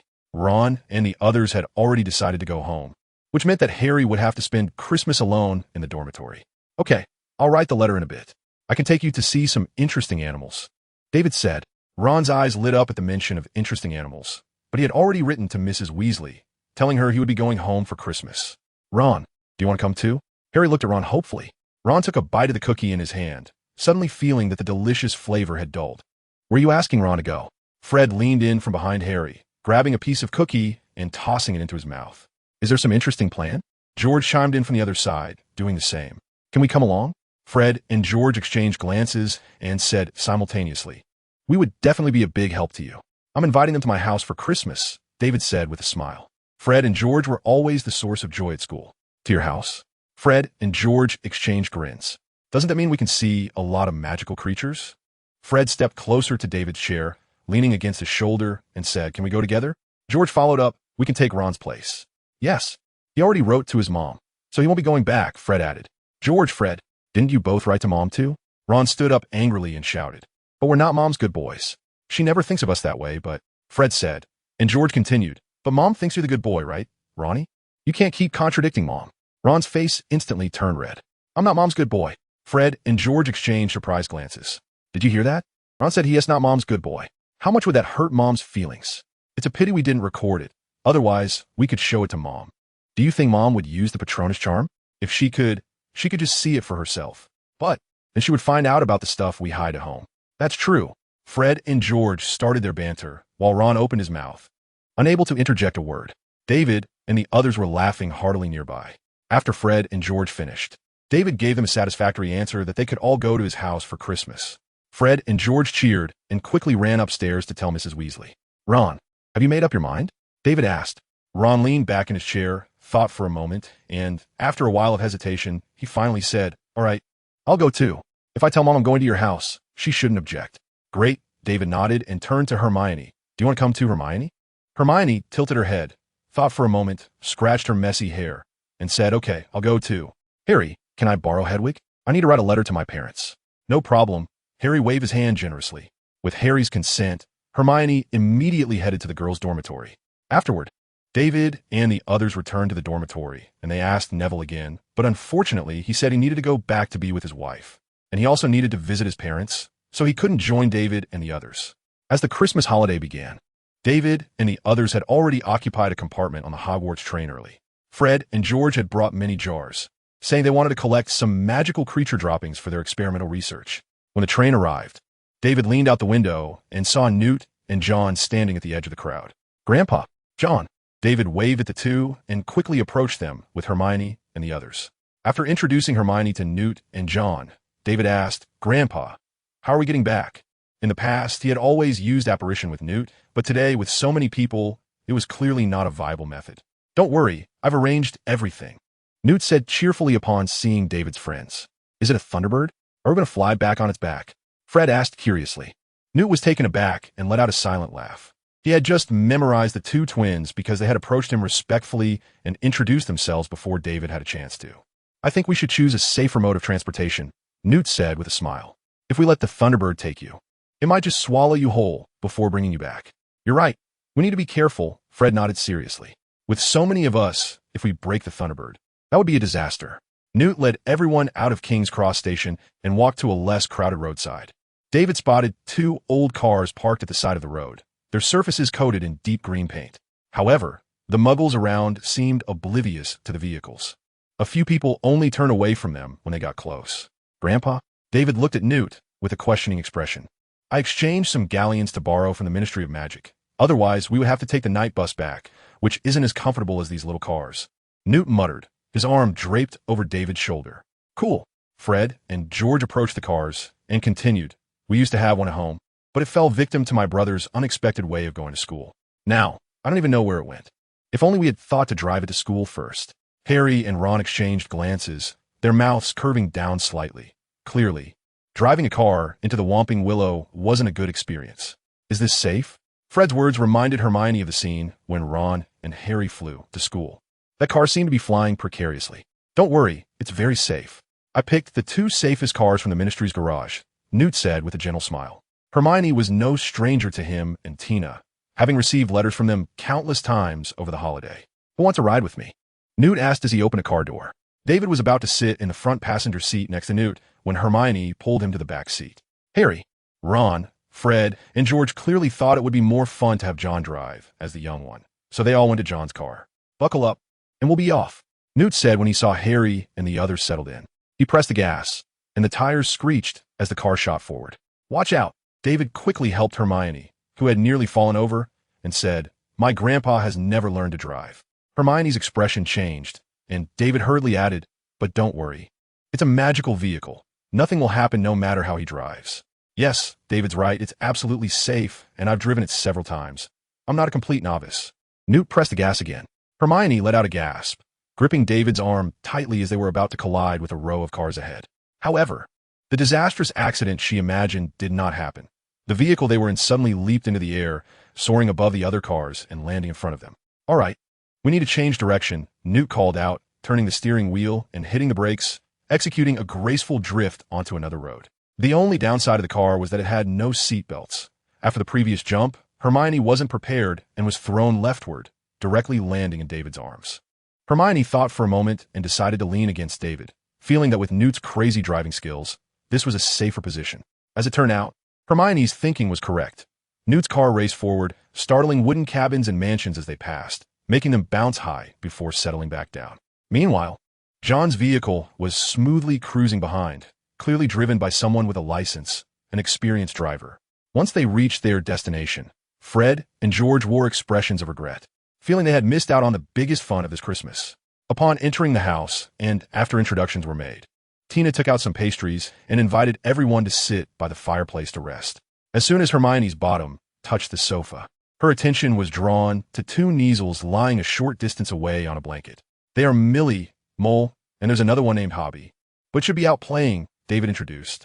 "You could go play with them. Just be careful. They can be a bit temperamental sometimes." Hermione nodded, her face filled with joy, and hurriedly approached, carefully extending her hand to pet Millie. To her surprise, Millie not only didn't get upset, but also let out a comfortable sound and gently licked Hermione's hand. Seeing this, Hermione turned her head proudly to David and said, "These two are usually not this nice to me." Noticing that Millie and Mole had curled up in Hermione's lap, David felt a twinge of jealousy. "David, do all your magical creatures live in that forest?" Fred and George, after entering the house and having eaten a couple of small cakes, were staring intently out the window, afraid that a handsome magical creature might suddenly appear from the forest without them noticing. "There are some, but they're all wild," David said, glancing at the clock. It was only 1 o'clock, still early for lunch. "Grandpa, can I take Fred and the others to see the magical space?" David stood up and asked Newt, who was busy in the kitchen with Tina and John. Newt pretended to think for a moment while he fished, then slowly replied, "Sure, but be careful. You can take them to see the Erumpent. They're in a good mood right now, and it's night there, so maybe you'll even get a chance to ride them." Fred and George's eyes lit up at Newt's words, eager to rush to see the Erumpent. Only Hermione seemed uninterested. Her mind was entirely focused on the two Neasels in her arms. "Hermione, do you want to go too?" David asked anyway. As he expected, Hermione shook her head without hesitation. "All right, you stay here and play for a bit. We'll be back soon." After telling Hermione this, David led Harry and the others toward the study, amidst their puzzled gazes. "David, do we need to learn a bit about them before we meet them?" Ron said, staring at the books on the shelf with a pained expression. "No need. Just listen to me when the time comes." David shook his head and walked toward the iron door. "Well," before Ron could finish, David pulled open the iron door and waved to them. "This is where we're going." As soon as Ron and the others stepped through the iron door, their mouths dropped open in amazement. And the further they went down the stairs, the wider their mouths became, almost capable of holding a duck egg. They had never seen a place like this before. Especially Harry, who found everything beyond his imagination. "This is where my grandpa usually works. Feed and potion supplies are stored here." After leading Harry and the others around inside, David took them through a doorway, as if passing through a layer of thin silk. The scenery around them changed instantly. The bright light disappeared, and the smooth stone pavement transformed into an endless desert. How is this possible? Ron looked incredulously at everything in front of him. Wonderful magic. David mischievously winked at him, saying that to explain how it was done, he'd probably need his grandfather. Harry nodded, coming back to his senses from a shock. He felt like he was truly experiencing the magical world for the first time. "What about the horned beasts? Where are they?" Fred and George had been straining their eyes to look around since they entered, but they hadn't spotted any animals. "They usually don't hang around the entrance. You just stay here, and I'll call them over." David walked up a small hill in the distance, wand resting against his chin, using a sonorous charm to produce the distinctive call of the horned beasts. After a few minutes, a slight tremor came from the ground, and 7 or 8 massive figures appeared in the distance, causing Harry and the others to hold their breath. The horned beasts ran over and surrounded David until he extended his hand, and they gently brushed against him with their mouths, like tentacles, as a sign of friendship. It seemed they were indeed in a good mood. David let out a sigh of relief and called back to Harry and the others. "Come over. There is no need to be too nervous, and don't run too fast. Just walk over naturally, like you usually do." Fred and George exchanged glances and were the first to approach David, with Ron and Harry cautiously following behind. "Cool." Fred slowly reached out to touch the thick skin of the horned beast, and the creature's mouth tentacles swept across Fred's body. "Fred, how does it feel?" Ron asked curiously. "Very good." Fred laughed, saying it was like setting off fireworks in Filch's office. "You really should try it, Ron. Don't be afraid." Ron nodded slightly, took a deep breath, and nervously touched the horned beast's thigh in front of him. It was somewhat rough, reminiscent of touching the bark of a millennia-old tree. But the wonderful feeling in his heart was indescribable. "Harry, do you want to touch it?" Ron noticed Harry was still hesitating and quickly made space for him. Harry encouraged himself, trembling as he reached out toward the horned beast. After they had petted it for a while and the horned beast fully accepted them, David stood on his tiptoes and gently grasped one of the beast's horns. The horned beast swayed its head slightly and slowly bent down. David moved a couple of steps up the small hill, took a running jump, and then climbed onto the protruding armor of the horned beast. Once settled, David saw eager expressions on Harry and the others' faces. "Can we also get on?" George's voice was filled with anticipation. "Of course, but you have to ask for their consent first, just like I did, by holding onto the horn of the horned beast, but shouldn't take too long, otherwise they might get angry. As long as they agree for you to ride, they will lower themselves down." David explained to them. Fred nodded, and he was the first to reach out, and luck was on his side. As soon as he held on, that horned beast slowly squatted down. "Awesome," Fred cheered, leaping up and quickly climbing onto the beast's armor. He immediately urged the horned beast to run a couple of steps. Harry and the others looked on with envy. "Come on, you try it too. If we all can, we can have a race," David said happily. He often came here to ride the horned beasts and race when he was at school, but back then he was always alone, just running aimlessly with the other horned beasts. "Okay," Harry and the others replied, each following David's earlier instructions. Fortunately, they all successfully gained the horned beast's trust and climbed onto their backs. "Fred, wait for us." Harry lay on the horned beast's back, gripping the sides of the armor tightly, and shouted loudly to Fred, who had run far ahead. "Hurry, hurry, can you catch up to me?"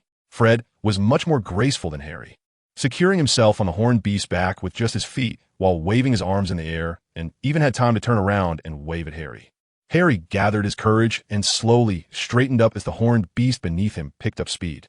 "Harry, you're too slow."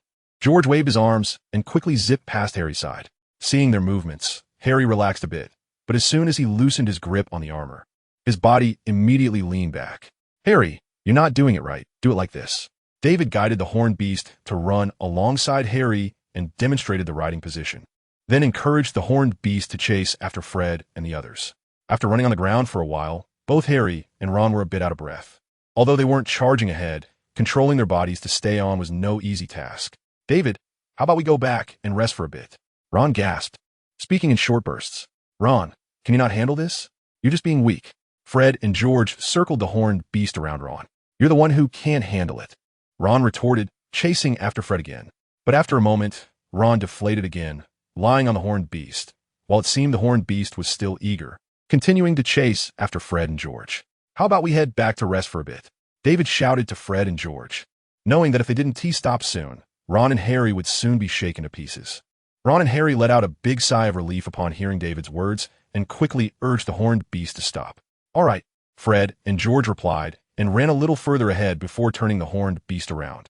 Exiting the space where the horned beasts were, they climbed the stairs, and Harry and Ron, looking utterly exhausted, sank into the sofa like corpses. "What's wrong with them?" Hermione asked curiously while rubbing Millie's belly.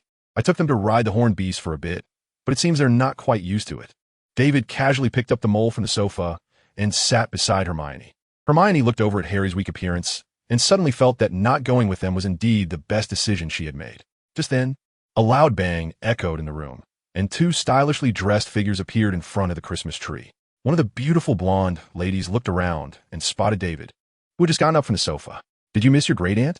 My dear little David. Queenie opened her arms, her eyes squinting into a narrow line, happily saying, Great-aunt, I'm not a little kid anymore. David said, holding his forehead in pain. Oh, so you're complaining about Auntie? Queenie's expression instantly drooped, a natural actress.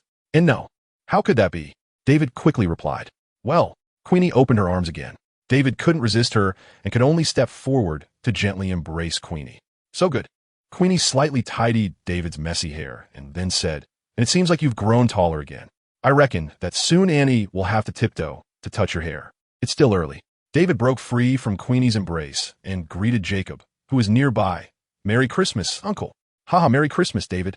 Jacob grinned, showing his white teeth, and patted his round belly, saying in a silly manner, Do you like the Christmas gift I sent you? I haven't had the chance to open it yet. But every gift you send is one of my favorites. David's Christmas gifts had piled up in his room, and he hadn't had time to go back and open them since he returned. Oh, that's such a pity. I'm sure you'll be satisfied with this one. I took a long time to pick it out. Jacob raised his bushy eyebrows at David and walked toward the kitchen with the basket in hand, which was something he always had prepared every year. And you haven't seen the gift from Annie either? Queenie pouted like a little girl. You didn't knit me another sweater, did you? The thought of the pink sweater pressed at the bottom of the box made David feel a bit of a headache. Queenie always liked to give David unique gifts. When he was a child, she had given him a light yellow stuffed toy that he hugged all night while sleeping. But that toy had been dragged off by Hobie to make a nest for some little animal, and David never found it again. What's wrong? Don't you like it? Although Queenie was smiling, David sensed a hint of danger, a special ability he had developed from being trained by Queenie since childhood. No, I like it very much. I like everything Annie gives me, David said reluctantly. That's good. Queenie happily linked her arm with David's and dragged him toward the stairs. Then hurry up and get it out to wear. My friends are still here. I can't just leave them. David hurriedly pointed at Hermione and the others, giving a pleading look, fearing that Queenie might have added some new designs to last year's sweater, embroidering flowers on it. I think they're more than willing to spend some time waiting for you to change your clothes, right? Queenie tilted her head slightly and looked at the few people in front of the fireplace. Hermione and Harry quickly nodded, afraid David would misunderstand and not go. They also wanted to see what kind of sweater David was so resistant to, as those watching the excitement never mind the size of the matter. David sighed helplessly, and under Queenie's urging, he stepped up the seemingly cliff-like stairs one step at a time. Back in the bedroom, as in previous years, Christmas gifts had piled into a small mountain by the bed. Digging through the mountain, David pulled out a rectangular box, the wrapping paper adorned with pink letters, Queenie Goldstein. Queenie always wrote her name on the gifts she gave David, so when she was around, she could ask David to open her gift first. He tore off the wrapping paper, revealing another small box inside. Lifting the lid, David saw a neatly folded sky blue sweater inside. It seems pretty good. David sighed in relief.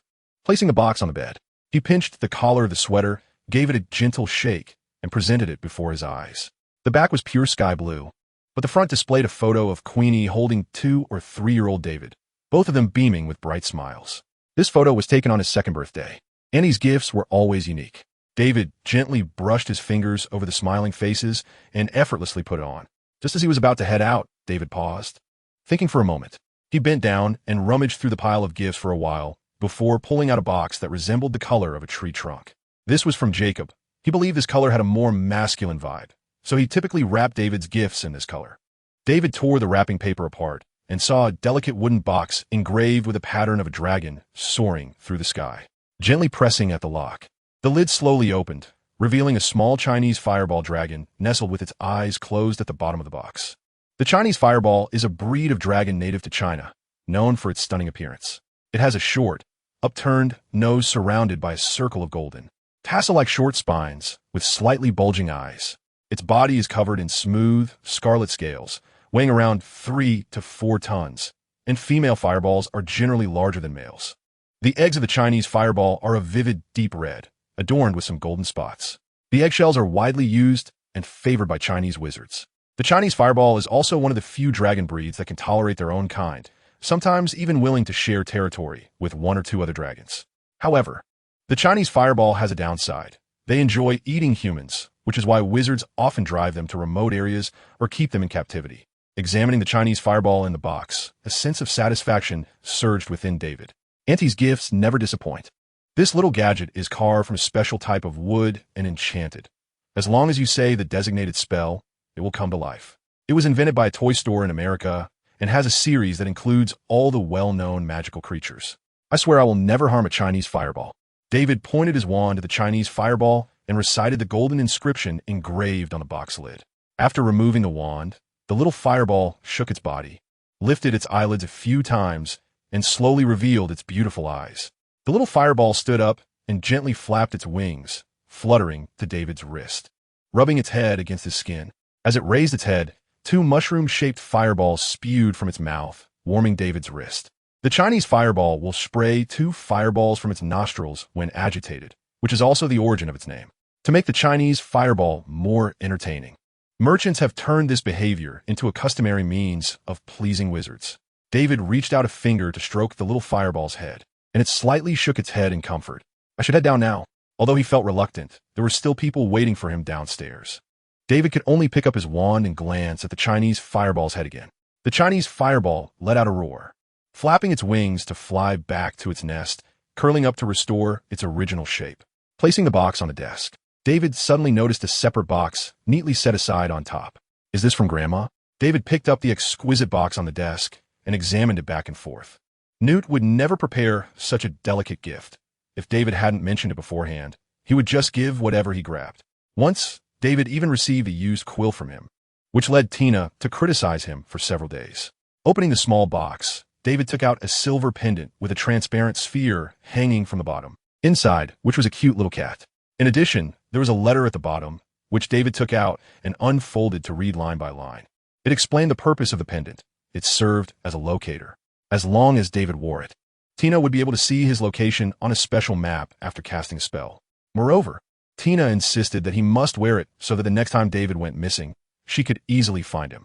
After pondering for a moment, David put the pendant around his neck and turned to head downstairs. As he reached the bottom of the stairs, David saw everyone gathered on the sofa in front of the fireplace. Someone had extended the sofa quite a bit, allowing everyone to sit comfortably. Queenie was hugging Hermione, whispering with a smile. Jacob and Newt were surrounded by several boys, who asked them to share interesting stories from their youth. Tina sat next to Queenie, occasionally adding details that Newt and the others hadn't mentioned. The scene was quite nice. Hermione and the others' arrival brought a lot of liveliness to the house, filling the void left by Rolf and the others. Rolf had written before Christmas that they had gone to France, as it seemed his parents had discovered some strange events that needed their attention. Rolf had no choice but to go along. Since Newt retired, some minor matters had been handed over to them. Although Newt was not very willing, he had to agree under Tina's pressure. As David approached the sofa, Queenie finally heard his footsteps. She quickly turned around, looking at David's clothes, her eyes brightening. How is it? Isn't it beautiful? David nodded. Hermione carefully examined the picture in front of David, covering her mouth and laughing. Queenie stood up and walked in front of David, looking him over, and said softly, "Come on, say it, I love Annie." "Why?" David blinked, not understanding what trick Queenie was playing. "You know if you say it, hurry up," Queenie urged, pinching David's cheek. "All right." David yielded and said, "I love Andy." "See?" Queenie stepped back, pointing at the pattern in front of David happily. David looked down. The previously still pattern suddenly came to life. Queenie twirled little David around and then leaned in to kiss David's cheek. However, David's small hand stopped her. But he couldn't resist Queenie's enthusiasm. After leaving a lip print on little David's face, Queenie laughed proudly. Queenie, who was in front of the sofa, laughed at the scene and said to David, "How is it? Is it full of love?" David lifted his head, walked up to Queenie, and gave her a hug, murmuring, "Yes, my dear Annie. That's good to know. Just a reminder, don't do anything dangerous next time." Queenie whispered in David's ear, "But this time you can rest assured. I didn't tell her in detail, but if they're essay next time, I will." After saying this, Queenie gently tugged at David's earlobe. "Got it," David said sincerely. He could feel Tina and Queenie's concern for him. "Good boy. Go play with your friends. We'll have dinner in a little while." Queenie hugged David and sat down on the sofa. "You look quite cute when you were little." Hermione's finger gently tapped the small face of little David in the picture, as if teasing the young David. "Yeah, I think so too," David agreed. "But..." Hermione raised her head and looked back at David's face. "Why'd you grow ugly now?" David was taken aback, turned to look at Queenie, and pretended to be upset. "Auntie," she said, "I grew ugly." "Don't listen to Hermione's nonsense. You didn't grow ugly, just a little bit less handsome," Queenie said playfully, winking at Hermione. Tina detached herself from Newt's conversation and said with a smile, "David, don't worry. It's not particularly ugly. At least you're much more handsome than Newt." Newt was a bit confused by this remark. not understanding why the fire of war had reached him. Jacob's incessant chatter paused for a moment. Then he turned to look at Newt and burst out laughing, patting John's shoulder. His hearty laughter quickly spread to others, leaving only Newt and David looking at each other. All the joy is theirs, we have nothing. After dinner, Newt took everyone to the magical space to see the fantastic beast he had carefully nurtured. The big-eyed, adorable mooncalf captured Hermione's heart. She stood there watching for a long time, but unfortunately, the mooncalf was too shy for her to get close. Ron was enamored with the Niffler, but David thought Ron was actually more fascinated by its treasure-seeking abilities. Fred and George, as always, loved the amusing creatures, and the moment the hippogriff appeared, they cheered loudly. Quidditch, Harry's favorite, had him immediately lock his gaze on the golden snitch as it flew out from the woods, and he couldn't take his eyes off it. This golden snitch had just been released by Newt. When they returned to the studio, Newt even gave Hermione and the others a hair from a fantastic beast, with Harry's being a feather from the golden snitch. When the clock struck 11:30, Queenie and Jacob had to leave. Hermione waved goodbye to them reluctantly. After they left, Hermione whispered to David, "Your Annie is really nice. She told me a lot of interesting things and even gave us a card, saying we can use it to pick a piece of clothing from Madame Malkin's." After chatting by the fireplace for a while, when a midnight bell rang, Tina stood up and began to invite everyone to rest. She had already prepared comfortable beds for Hermione and the others in the spare room, lying in the soft blankets. Everything that had happened today began to slowly surface in Harry's mind. He felt joyful, thinking that his days here were even happier than at Hogwarts. However, alongside his joy, Harry felt a little sadness, as he would likely spend next Christmas alone again. He wondered if David would still invite him. With a heart full of thoughts, Harry gradually drifted off to sleep. As the Christmas holiday came to an end, David and the others were sent back to Platform 9 by Newt, boarding the train to return to school. The castle's Christmas decorations had not yet been taken down. The Great Hall was adorned with several beautifully decorated Christmas trees, and the ceiling was entwined with mistletoe and holly garlands. Hagrid was not far from the door, struggling to lift a Christmas tree and place it into a cart. He will push them into the forest later so that Professor Sprout can replant them for use next year. Does Hagrid need help? David shouted loudly from the entrance of the hall. Thank you.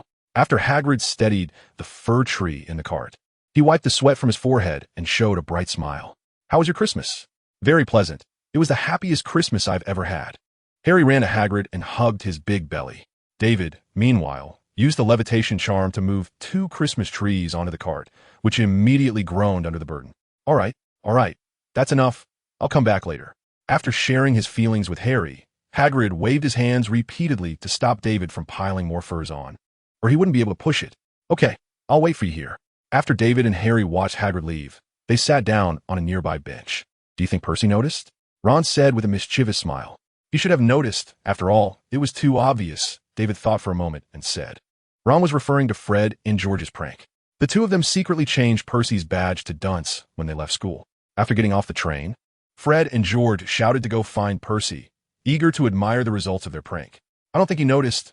Ron raised an eyebrow. 1 sickle. Uh-huh. David glanced at him. Then I also say 1 sickle. Percy noticed. Harry, what about you?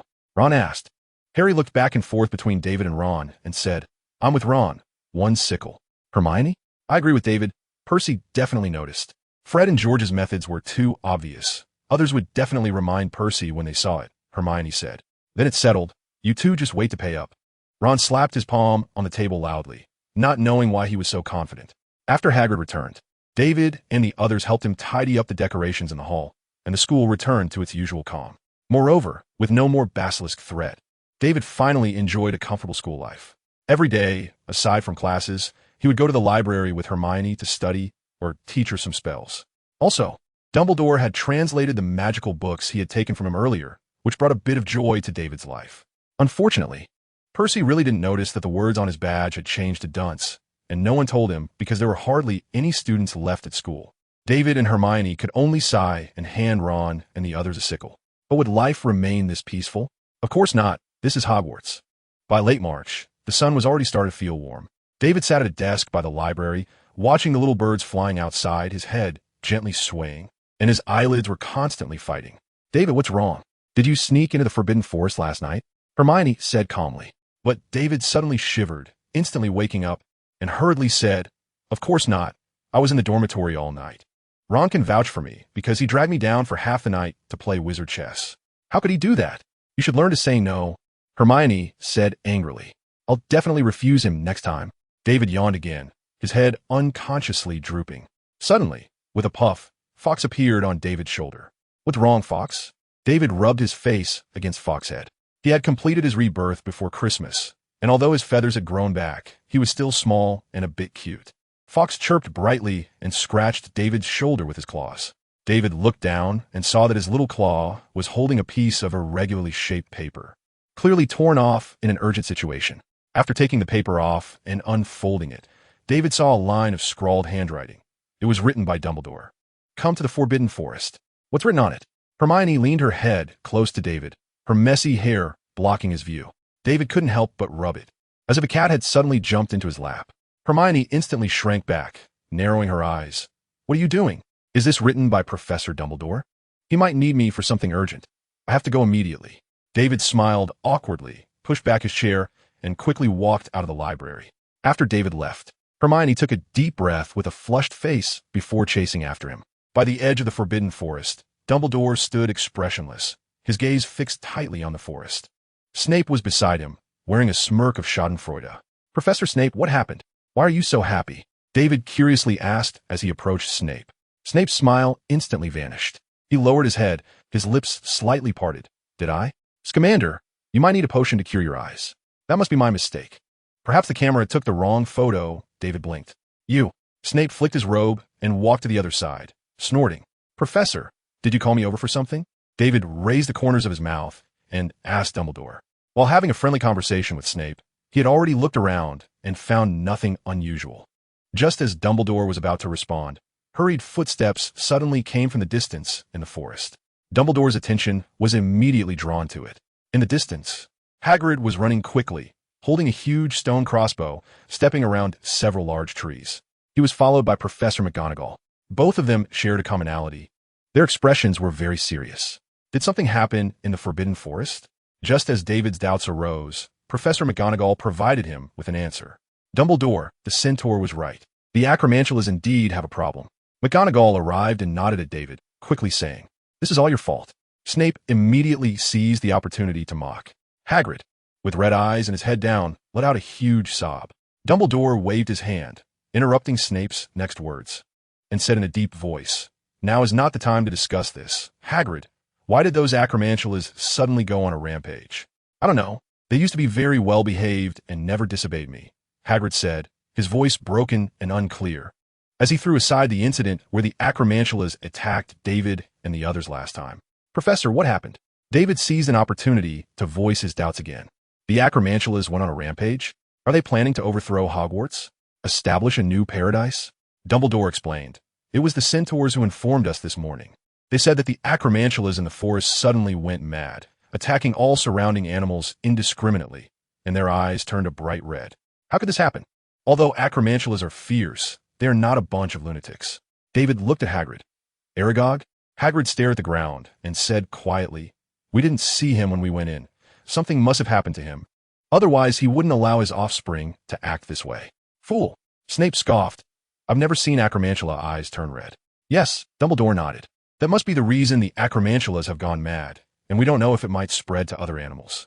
We need to find the cause of this illness as soon as possible. Did you inform my grandfather? David asked. Fawkes is already gone. I believe news will come soon, Dumbledore said.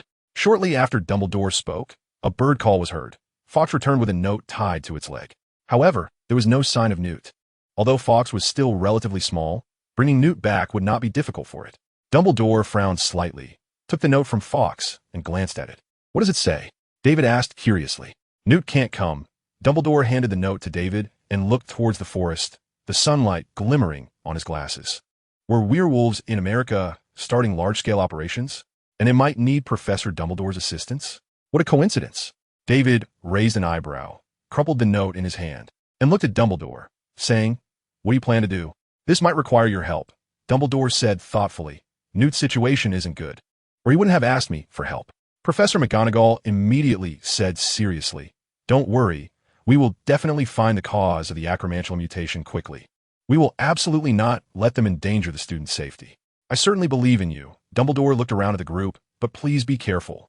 This matter may not be so simple. Some people might already be getting restless and causing me trouble. What do you mean? Snape asked.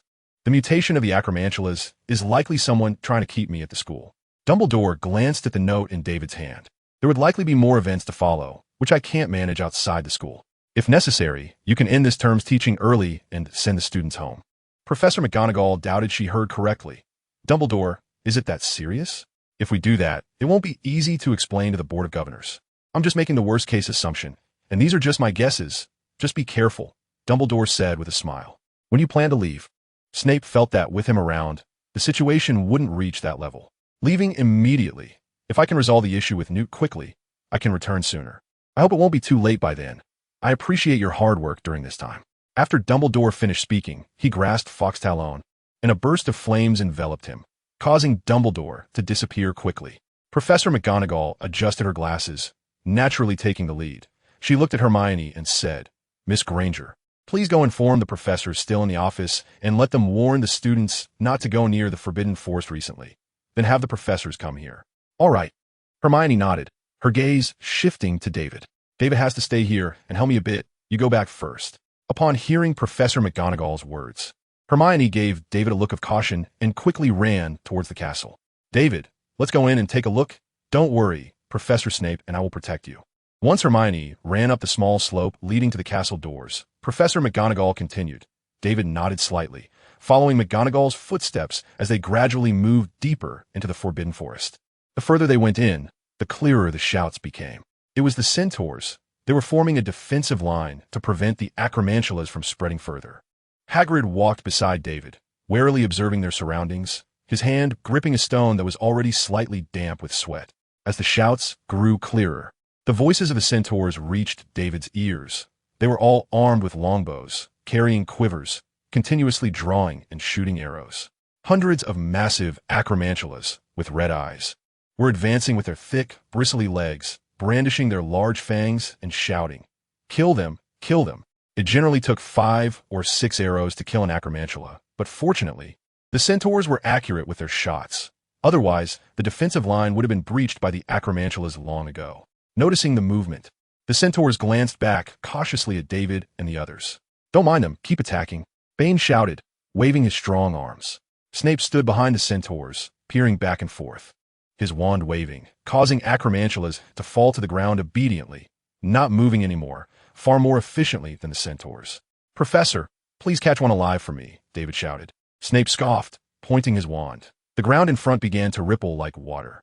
One acromantula accidentally got half of its body stuck in the mud, and as the swirling mud moved, it avoided the position where the centaur stood, quickly arriving in front of David. The acromantula's deep red eyes lit up upon seeing David's delicate body, eagerly waving its untrapped fangs, trying desperately to break free from the ground's grip to swallow David whole. But Snape wouldn't give it that chance. With a flick of his wand, the acromantula immediately became still as a statue, frozen in place. Hurry up and find the cause. After doing this, Snape turned to deal with the restless acromantulas. He had wanted to do this for a while. After all, these creatures were full of treasures. David crouched down and examined the acromantula's body. Everything seemed normal except for the red eyes. What about the internal body? A long, sharp spike emerged from David's wand. Pressing his wrist, he pierced the acromantula's head, ending its life. With a crack, the acromantula's body shattered into pieces, revealing its internal organs. Hagrid averted his gaze, unable to bear the sight. Although these creatures had gone mad, he still felt a pang of sorrow. After putting on gloves from his pouch, David gently rummaged through the insides of the acromantula's body. Still nothing unusual. Everything was the same as recorded in his grandfather's notes. Then why did they become like this? David looked up at the now maddened swarm of acromantulas, filled with doubts. Blood from his white gloves continued to drip. Bane, when did you notice they had changed like this? David asked loudly. Bane knocked an arrow on the string, pulled it back to form a full moon, and shot it out with a whoosh. The long arrow trembled slightly as it approached a large, clattering, 8-eyed giant spider, quickly kissing its eyes and gradually sinking in. Bane saw the 8-eyed giant spider let out 2 painful wails before collapsing to the ground. He nodded in satisfaction and turned to exit the first line, walking towards David. A slightly weaker centaur immediately filled his position, continuing the fight with the 8-eyed giant spider. They had sensed something was off in the past few days, but only a few had mutated, which they could handle at the time, so they didn't think much of it. But until this morning. Bane pointed his fingers, holding the bow and arrow at the eight-eyed giant spider. His meaning was clear. Are there other animals like this? David asked. Bane thought for a moment and replied, No, at least we haven't discovered any yet. Well, you go ahead and take care of things. David scratched his head in frustration. He still hadn't gained any useful information. Could they have eaten something misleading? But that wouldn't turn the entire group into this. An infectious disease? But Hogwarts didn't have any testing equipment that would allow him to explore the subtle changes within the eight-eyed giant spider's body. What about going to their nest to take a look?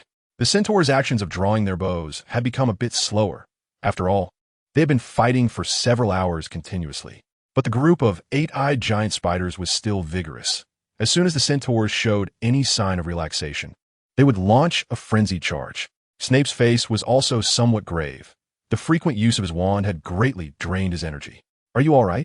Finally, Professors Flitwick and a few others had managed to arrange things at the school, arriving just in time.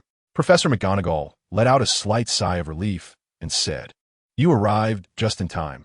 If you were any later, we might not have been able to hold on. Arranging those students took us a considerable amount of time.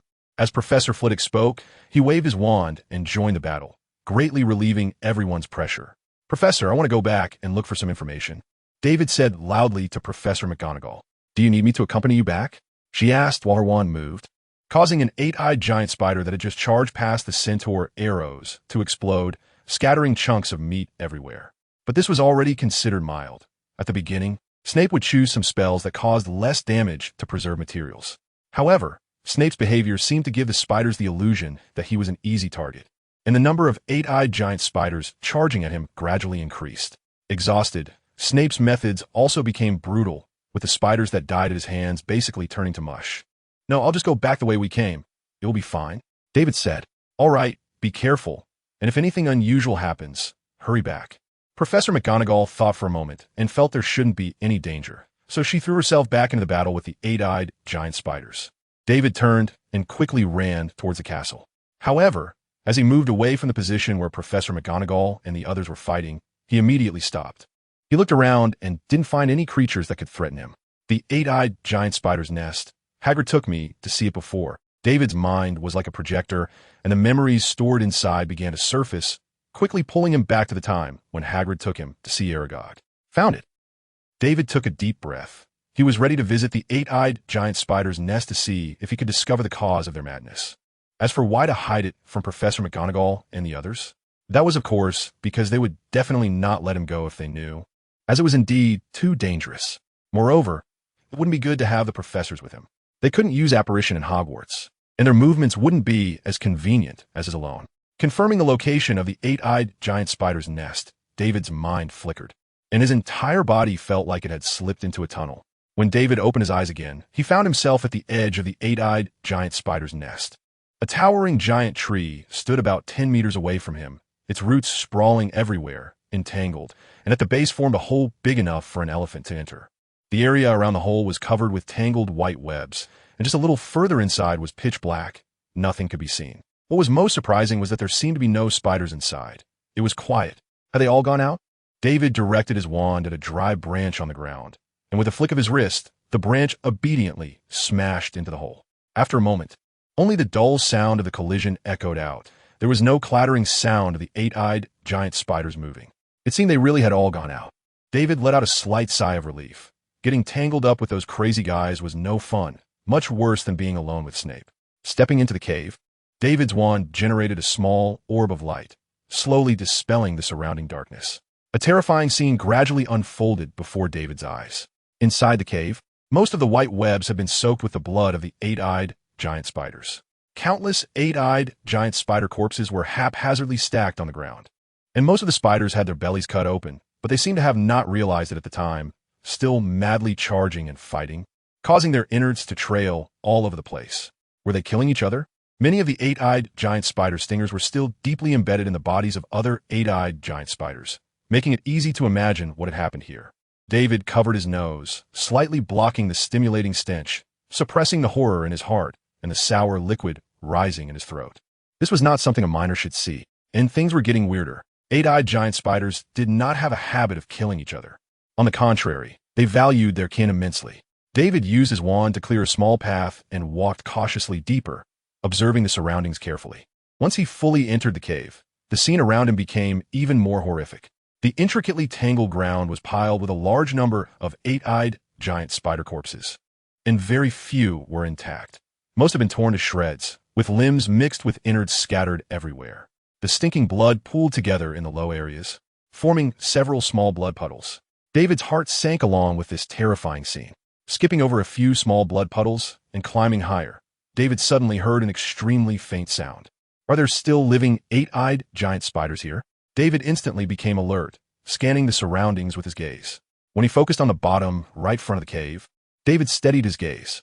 An eight-eyed giant spider, nearly the size of a small elephant, was standing there, its body relatively intact. Most importantly, there seemed to be an outline of a cave behind it.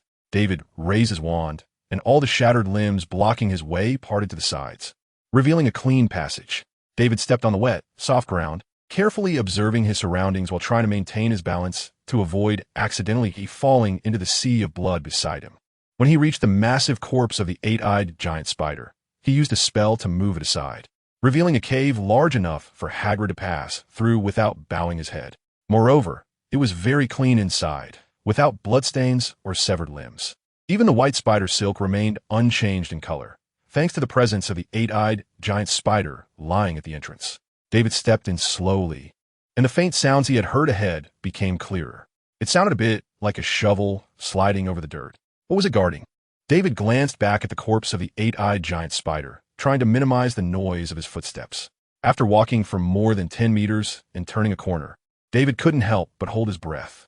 Ahead in the passage was an even larger eight-eyed giant spider, its body significantly bigger than that of a small elephant. Unlike the crazed eight-eyed giant spiders outside, it was clearly in great pain, its 8 dark, gigantic legs moving erratically on the ground, its head constantly banging against the walls, leaving behind its blood along with the falling dirt. Aragog, David called out softly. Hagrid had brought him to see it last time. David remembered its appearance, and it was the only one here with such a massive body. Human? Aragog's head slammed against the wall with a loud thud, as if this impact had brought it back to some awareness, and it slowly turned around.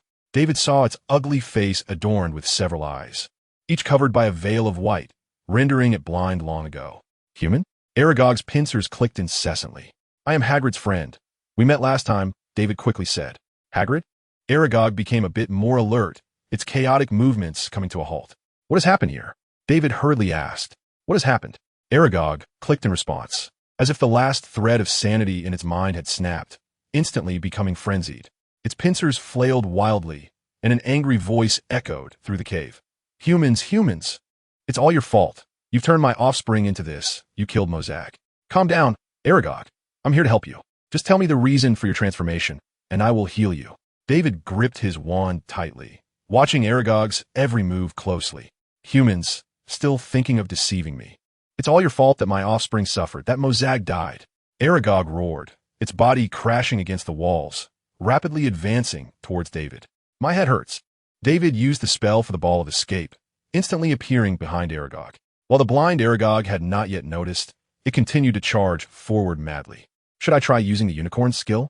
David thought, looking at Aragog battling against the wall that still bore his scent. If it doesn't work, it would be a disadvantage. Forget it, I'll give it a try. What if it succeeds? And besides, even if it doesn't work, it's not a match for me. With this thought, a soft white light burst from the tip of David's wand, quickly impacting Aragog. Aragog's frenzied behavior immediately ceased. Did it work? David tentatively called out. Aragog? Aragog's form swayed, slowly turning around. The veil over its eyes had disappeared, and it regained its sight. But there was no joy on David's face, for Aragog's eyes, like those of the other eight-eyed giant spiders outside, were a dull, dark red. Oh no, it really became a disadvantage. Aragog's gigantic legs struck the ground, quickly closing in on David. Regaining its sight had increased its speed several times, akin to a leap from a greenskin train to a high-speed rail. Sigh. David sighed, his wand moving continuously, creating pits, swamps, and earth walls on the ground. However, these could only slightly hinder Aragog's advance. With confinement spells, Aragog soon recovered. Its resistance was much stronger than that of other spiders. It seemed that David could not extract any information from Aragog for the time being. Standing still, he let his wand drop, calmly watching the approaching eight-eyed giant spider. When Aragog had covered 2/3 of the distance, David closed his eyes, and when he opened them again, his irises had turned a light yellow. Aragog took 2 more steps forward, but when it lifted its foot again, its massive body trembled and slowly began to turn to stone from the part closest to David. David's eyes gradually returned to their original color, and he stumbled, leaning against the wall. He hadn't expected controlling this spell with precision to be so difficult. David shook his slightly dizzy head. Just now, in order to avoid killing Aragog outright, he had concentrated all his attention on regulating the force. But he anticipated that he would exert so much force, as if he had been pumped out by a massive pump. Next time, I should just kill it directly and not petrify it. Otherwise, if it accidentally closes its eyes, I would be in big trouble. David slowly sat down against the wall, recovering his strength while reflecting on his experience. After resting for a bit, David walked over to move Aragog deeper into the cave and raised a dirt wall around it. By the time Madame Pomfrey's potion was ready, it would also surprise Hagrid, as this one was raised by Hagrid himself and was different from those outside. After dealing with Aragog, David searched the cave again. Everything was normal, just an ordinary large hole. He decided to go outside and move the spider corpses away to take a look. Making up his mind, David began to walk towards the exit using the glowing charm. But as he approached the cave entrance, he suddenly heard the noisy, clicking sounds. They're back? David's heart skipped a beat, and he cautiously peeked outside. The scene was likely to be etched in his memory for a lifetime. Countless pairs of bright red eyes appeared against the dark backdrop, eagerly staring at him, shouting wildly, "Humans, humans, eat him, eat him." David instinctively waved his wand, and a Norwegian ridgeback dragon stood protectively beside him, immediately unleashing a breath of dragon fire. Although the 8-eyed giant spiders were crazed, they weren't foolish. Sensing the temperature of the dragon fire, they all retreated. The dragon fire continued to advance and would soon touch the massive 8-eyed giant spider, blocking the entrance. Wait. Something seems off. Those spiders appear to avoid getting close to here. David recalled the scene he had just witnessed in his mind. To be precise, those spiders seemed to avoid the large 8-eyed giant spider. What a hassle. David instantly appeared in front of the advancing dragon fire, and a wave of intense flames erupted from the tip of his wand, colliding with the dragon fire, causing both to dissipate into the air. At this moment, David's body was also nearing the edge of the cave entrance. The 8-eyed giant spiders outside became agitated again, waving their large stingers, eager to approach David. But as soon as they reached the one blocking the entrance, they seemed to be trapped, piling up in layers at the spot, desperately calling out but not daring to move forward. It seemed I guessed right. Their desire for slaughter was amplified, but their instincts hadn't changed. David breathed a sigh of relief. Although he hadn't found the reason for their mutation, he had discovered a way to prevent them from continuing to harm other animals. The evening sun was pale and dim, gradually descending from the edge of the forest. After David emerged from the cave, he had just taken a few steps on the castle floor when Fred and George suddenly attacked him from behind, flanking him on both sides and wrapping their arms around his shoulders. "David, where have you been? Professor McGonagall has been looking for you," Fred said with a smile. "We've both been asked about you several times," George added. "But we didn't reveal a single thing," Fred boasted. "Yeah, isn't what happened in the forest related to you? You really should have included us in such a big deal." George shook his head, disapproving of David not being a good friend. "That has nothing to do with me," David quickly denied, as he couldn't take the blame. "Nothing to do with you? Then why is Professor McGonagall so eager to find you?" Fred and George were skeptical. "Didn't Hermione tell you?" David asked, puzzled, wondering if the professors had sealed the news. "Tell us what?"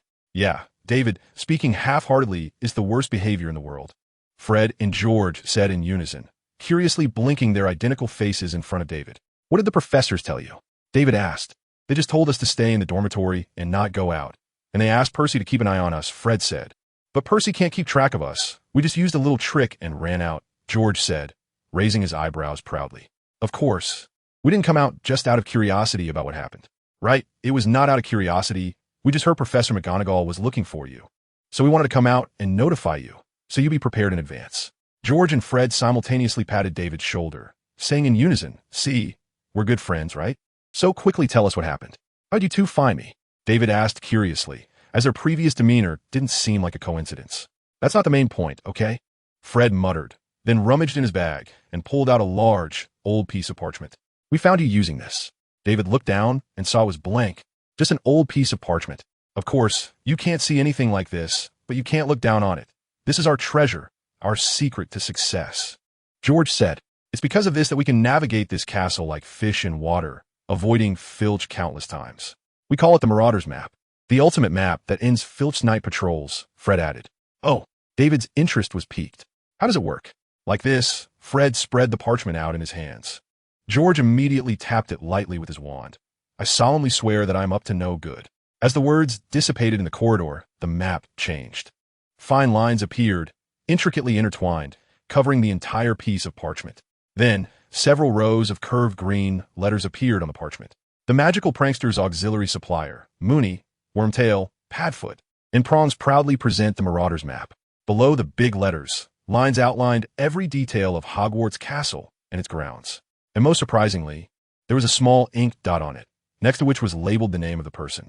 David moved a bit and saw that the small dot with his name also moved. This thing is not simple. David marveled inwardly and then asked, "Where did you get this?" Fred and George exchanged a glance, revealing a strange smile. "That was from our carefree first year," Fred said. "At that time, we were quite naive and didn't really understand how to navigate the world. We had a little friction with Filch," George followed up. "Just a little friction. But Filch." Here we go again. David couldn't help but touch his forehead. Fred and George were always like this. It was hard for them to be serious. A matter that could be explained in one sentence turned into a comedic performance from them. "You stole it from Filch." David interrupted their performance, deducing from the keyword Filch. "David, you're really smart," Fred exclaimed, sounding impressed, then added, "but it wasn't stolen." "Right, it can't be called stealing." George shook his head seriously. "This is a treasure left by Mooney, Wormtail, Padfoot, and Prongs to help the new generation of rule breakers. We just took it out to keep it shining and not let it gather dust. We brought it out just to inherit and carry on our predecessor's will." Fred concluded with a somewhat melodramatic statement, as if bringing the map out was a monumental act. "All right, for the sake of our predecessor's will," David said, "can I inherit this? I'll return it to you in a couple of days." When David just looked at the map, he saw many secret passages, some even leading to the Forbidden Forest. With this map, he could use the secret passages to send the basilisk into the forest and then block that group of eight-eyed giant spiders in the cave. Studying them slowly. "Let you inherit?" Fred blinked and handed the parchment to David. "You don't need to inherit it. You've already been with us. We saw you many times on the map when we came out at night. Oh, and Hermione too. Of course, don't worry, we never told anyone else. Our mouths are tighter than that statue over there," George said, pointing at the knight statue standing guard at the edge of the corridor. David smiled sheepishly and took the parchment from Fred. "Remember to erase it after you use it. Otherwise, others will see it," Fred said. "How do I erase it?" "Like this." George's wand tapped the parchment again as he softly said, "Mischief managed." "Got it?" Fred asked. David nodded, putting away the parchment, and said, "I need to find Professor McGonagall now to see what she wants with me. Do you want to come along?" Fred quickly shook his head, knowing that the professors had stipulated they couldn't leave the dormitory. Going out would just be asking for points to be deducted. "All right, then we'll see you in the common room later." Fred and George nodded and began to walk back through the secret passage they came from, but after just 2 steps, they sensed something was off. They had come to ask what had happened in the Forbidden Forest, but instead of getting answers, they had lost a map. George and Fred quickly turned around and hugged David again, this time with more force. "David, you still haven't told us what happened," Fred said, squeezing David's shoulder a bit harder. "Yeah, we've given you our treasure. You can't be stingy," George added. The acromantulas in the forest suddenly went mad, attacking the surrounding animals. The professors have been holding them off in the forest, and I was helping them a little, trying to find out what caused the acromantulas to go crazy. "So for your safety, it's best not to leave the castle for now," David explained, knowing they would find out sooner or later. "Acromantulas?" George and Fred exclaimed, as if they had just heard those words for the first time from David. Noticing the excitement on their faces, David quickly said, "You two better not think about going into the forest. They're all in a frenzy right now, and if you go in, you might not come back. I might only be able to send your bones back, and maybe not even that. I do have to go through the droppings." "What are you talking about?" Fred raised an eyebrow and shook his head. "We're not the kind of guys who don't know the gravity of the situation. All right, you better go find Professor McGonagall. It's not polite to keep a professor waiting this long, and we should head back. Otherwise, Percy will find out we've been out." George pushed David a little forward and turned with Fred to run down the corridor. "You two are exactly the kind of guys who don't know the gravity of the situation." David shook his head and hurried toward Professor McGonagall's office. The students were all locked in their dormitories, and the corridor that should have been bustling with people was completely empty. "Professor McGonagall?" David gently knocked 3 times on the door. Inside, hurried footsteps could be heard, and Professor McGonagall quickly opened the door. "Mr. Scamander, where have you been all this time?" Professor McGonagall's lips were pressed tightly together, her eyes filled with worry as she looked David up and down, only relaxing when she saw he wasn't injured. "I came back and suddenly thought of something, so I ran back into the forest to verify it," David said quietly, feeling completely deflated in front of the angry Professor McGonagall. "How could you do that?" Professor McGonagall ushered David inside, her voice stern. "Why didn't you come to find me and let me go with you? Do you know how worried I was?" "I'm sorry, Professor," David immediately said sincerely. "I wasn't thinking about that at the time." Professor McGonagall's lips moved as she walked to her desk, picked up a piece of paper, wrote a few lines, and then waved her wand. The paper folded itself into a paper airplane, wobbling as it flew out the window, splitting into several copies and heading in different directions. "I know you are the youngest and have a great affinity with these creatures. They may seem dangerous to us, but perhaps in your eyes, they are just adorable little creatures," Professor McGonagall said seriously as she approached David. "But the situation is different now. They have gone mad, and what you know can sometimes harm you, so you can't do that again." "I understand. Thank you," David nodded, changing the subject. "Professor, how is the defense line in the forest?" Professor McGonagall looked a bit confused. "After we repelled them a few times for some reason, they suddenly retreated back to their lairs, but when we returned, we found you were missing. We thought you had gone into their den. Hagrid even went to check."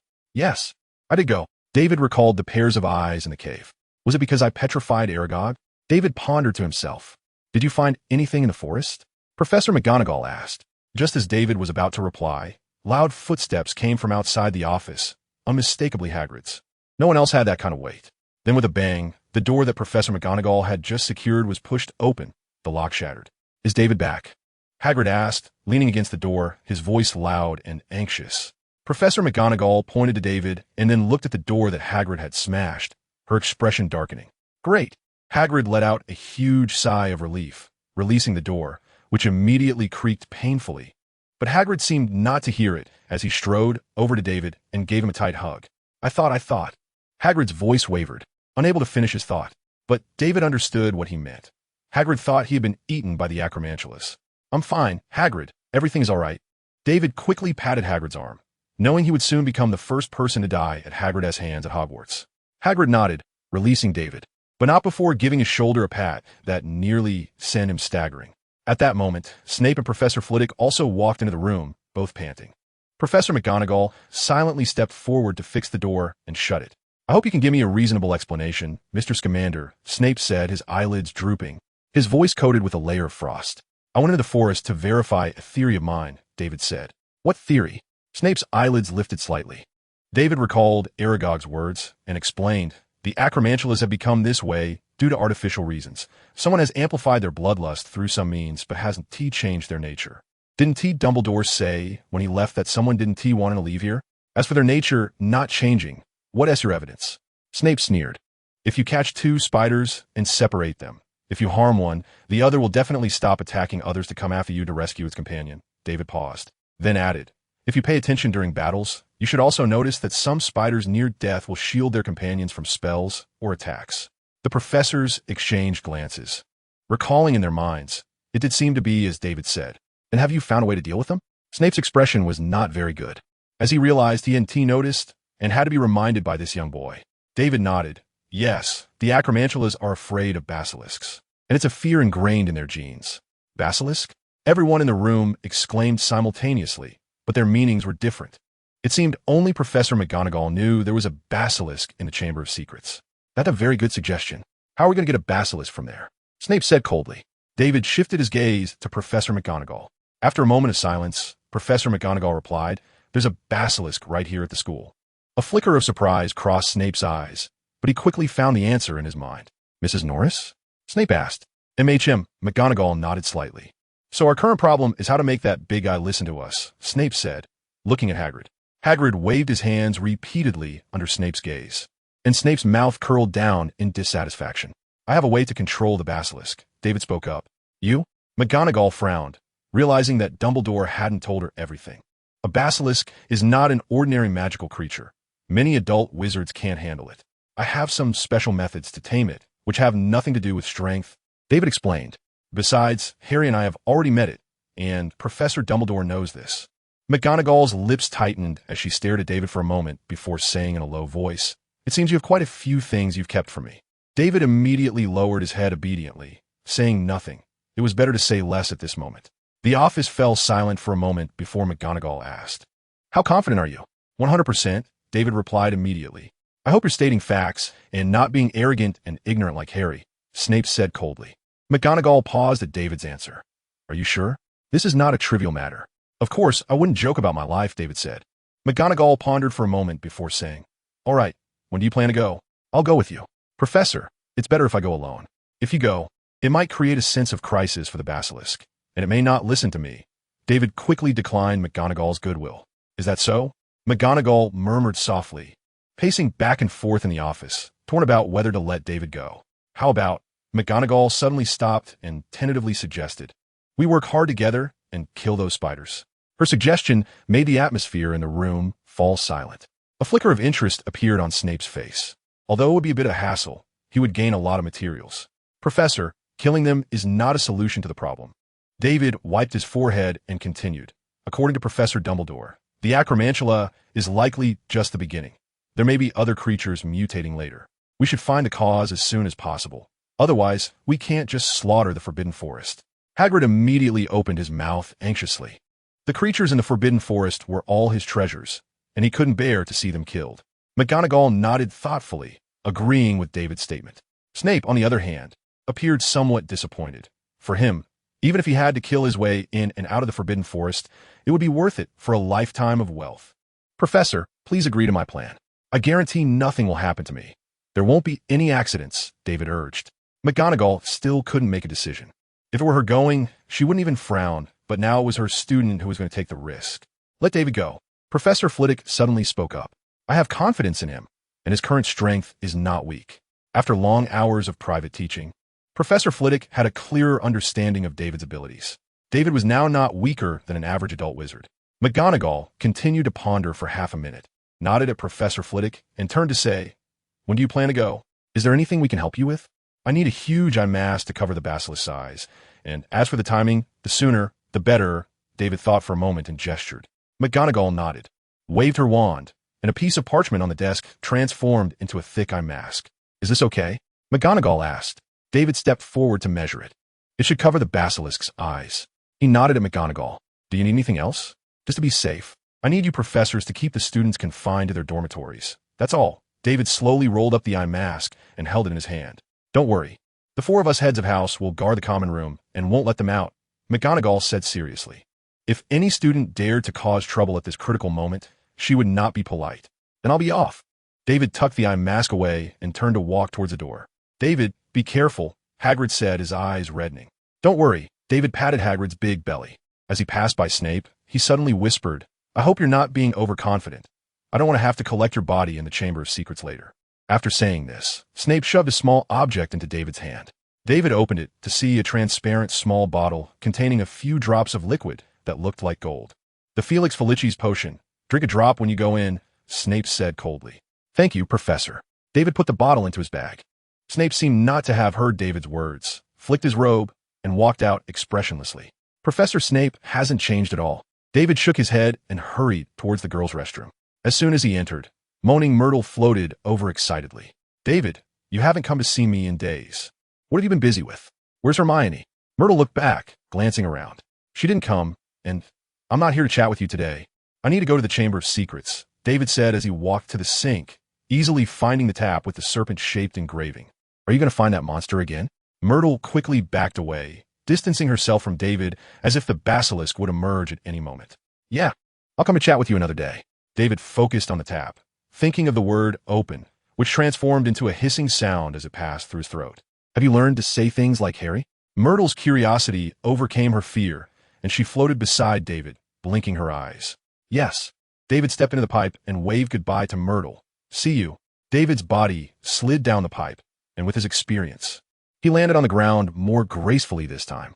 Stepping into the mud, David quickly walked to the great door entwined by the giant snake. "Open." As the hissing sound echoed, the door opened again, and a dim green light slowly seeped out from inside. David ran to the statue, took a breath, and shouted, "Speak to me, Slytherin, one of the 4 greatest founders of Hogwarts." After a moment, the mouth of Slytherin opened. The sound of scales rubbing against the stone wall echoed in the hall. David took off the eye mask and let the summoned invisible beast hold it and stand aside. After the basilisk crawled in front of David, he spoke again to make it stop, then controlled the invisible beast to place the eye mask over its eyes. Although the basilisk shook its head uncomfortably, it did not attempt to further shake off the eye mask. David breathed a sigh of relief, opened his eyes, and gently calmed the basilisk's emotions before climbing onto its head.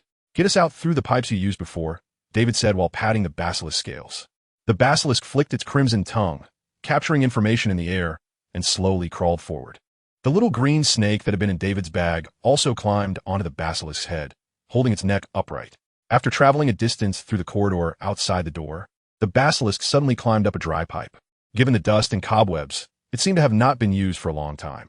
David took out the live point map, tapped it lightly with his wand, and declared, "I solemnly swear I am up to no good."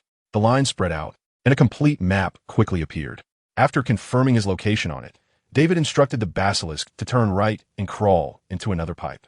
After exiting the pipe, David and the basilisk entered a dark, ancient, and dilapidated secret passage. By the flickering glow of luminescence, David saw many torches on the walls on either side. He extinguished the light from his wand, waved it again, and like passing a torch, the torches on both sides lit up one after another. After they passed, the torches extinguished again, and the secret passage returned to darkness.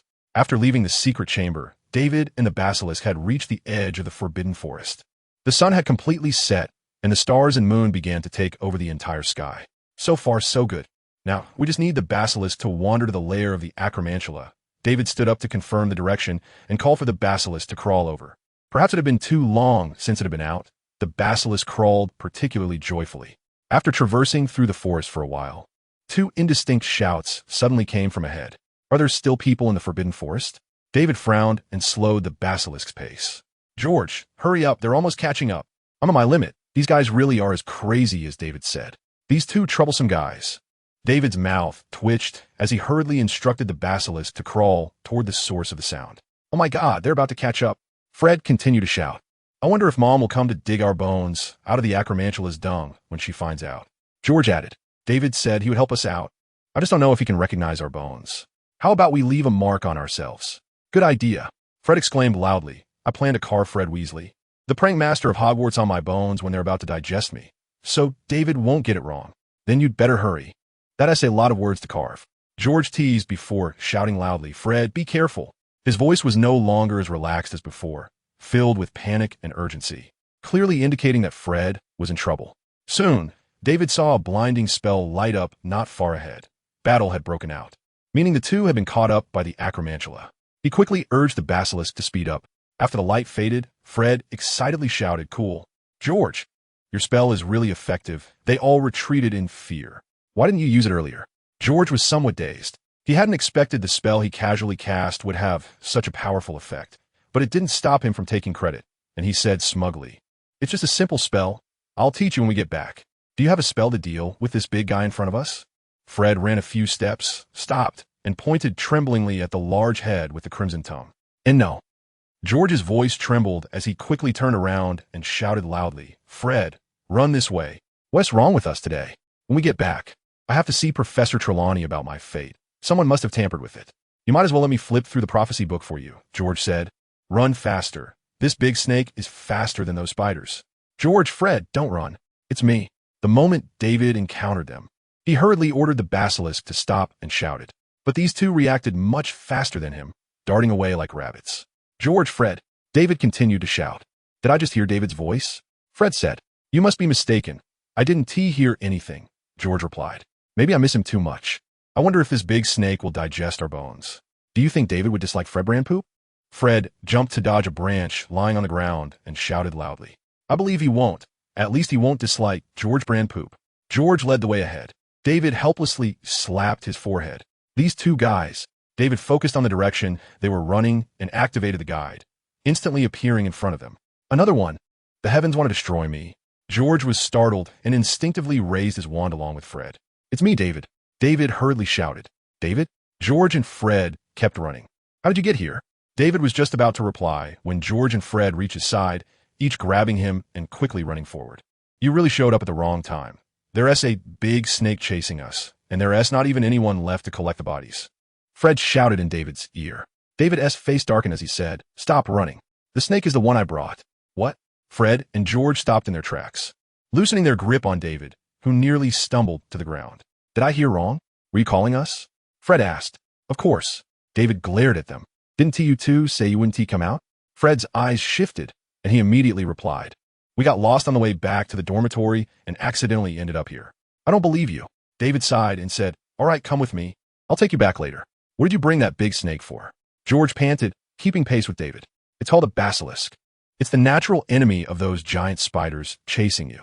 George blinked and then looked a bit disappointed. So the spiders weren't afraid of my spell just now? If you were Professor Dumbledore, they might be a little scared, David said. George, don't be discouraged. Look, David has already compared you to Professor Dumbledore. That's pretty good. Fred interjected, completely misinterpreting David's meaning. David didn't want to explain, so he let these two optimists be happy. After the commotion with the basilisk and the acromantula, the forest animals had no idea where to escape to. Only the sound of the wind rustling through the leaves lingered in David's ears. As they approached the basilisk, Fred and George immediately became curious and started touching it all over. The basilisk impatiently flicked its tongue. Had it not been for David's command, it would have swallowed these two long ago. David, how did you manage that? Fred asked, slapping the basilisk back and forth, struggling to think of a way to make it so obedient. First, you have to be a Parselmouth, David replied. Then, what if you're not? George asked. If not, you could learn, David said, climbing back onto the basilisk's back. You two should hurry up and get on. Let's deal with the acromantula quickly and head back. Otherwise, if Professor McGonagall finds out, you two will be in big trouble.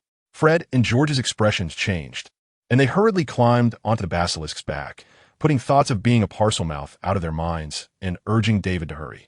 Sometimes, Professor McGonagall could be scarier than Dumbledore. Directing the basilisk to the acromantula's lair, David instructed it to lie still and keep an eye on the situation inside.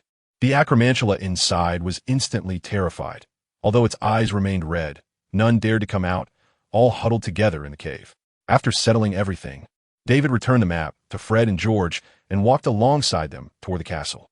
Do you think Professor McGonagall will be inside? Just as David was about to give the fat lady the password, Fred suddenly grabbed his arm and said worriedly, There's a high probability she is, David said, patting Fred on the shoulder and giving him a gentle smile.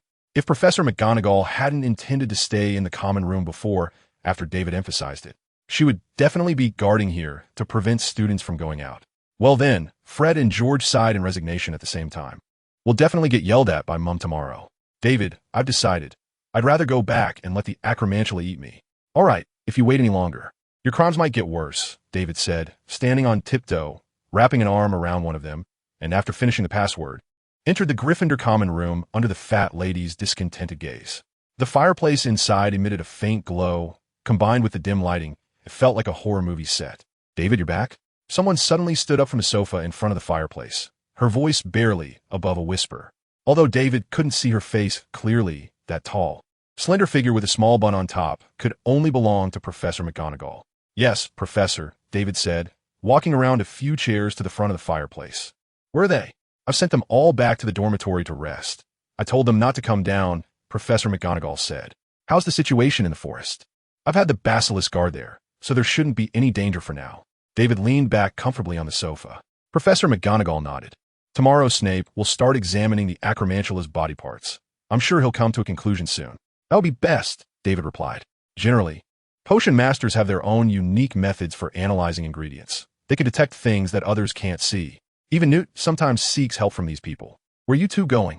After finishing her conversation with David, Professor McGonagall's gaze shifted to the spiral staircase, and the temperature in the room seemed to drop suddenly.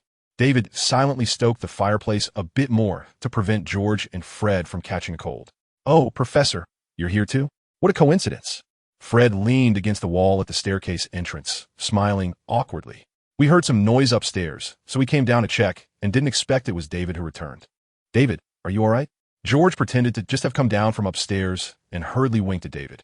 Professor McGonagall lowered her head, glaring at George and Fred angrily. I just called Percy for roll call. He said he didn't see you two this afternoon. Fred and George's faces immediately fell, and they looked at David with pleading eyes. Professor. David barely spoke when Professor McGonagall shot him a glare. Don't you say a word. All right. David gave Fred and George a helpless smile. David, you should go upstairs and rest, Professor McGonagall said. David nodded and immediately walked upstairs. As he passed by Fred and George, they naturally followed behind him. You two come with me. Professor McGonagall's cold voice stopped Fred and George in their tracks. They hung their heads, faces full of dejection, dragging their feet slowly toward Professor McGonagall. I'll pray for you. David turned back for a glance, made a praying gesture, and quickly walked upstairs to avoid getting any blood from Fred and George on him.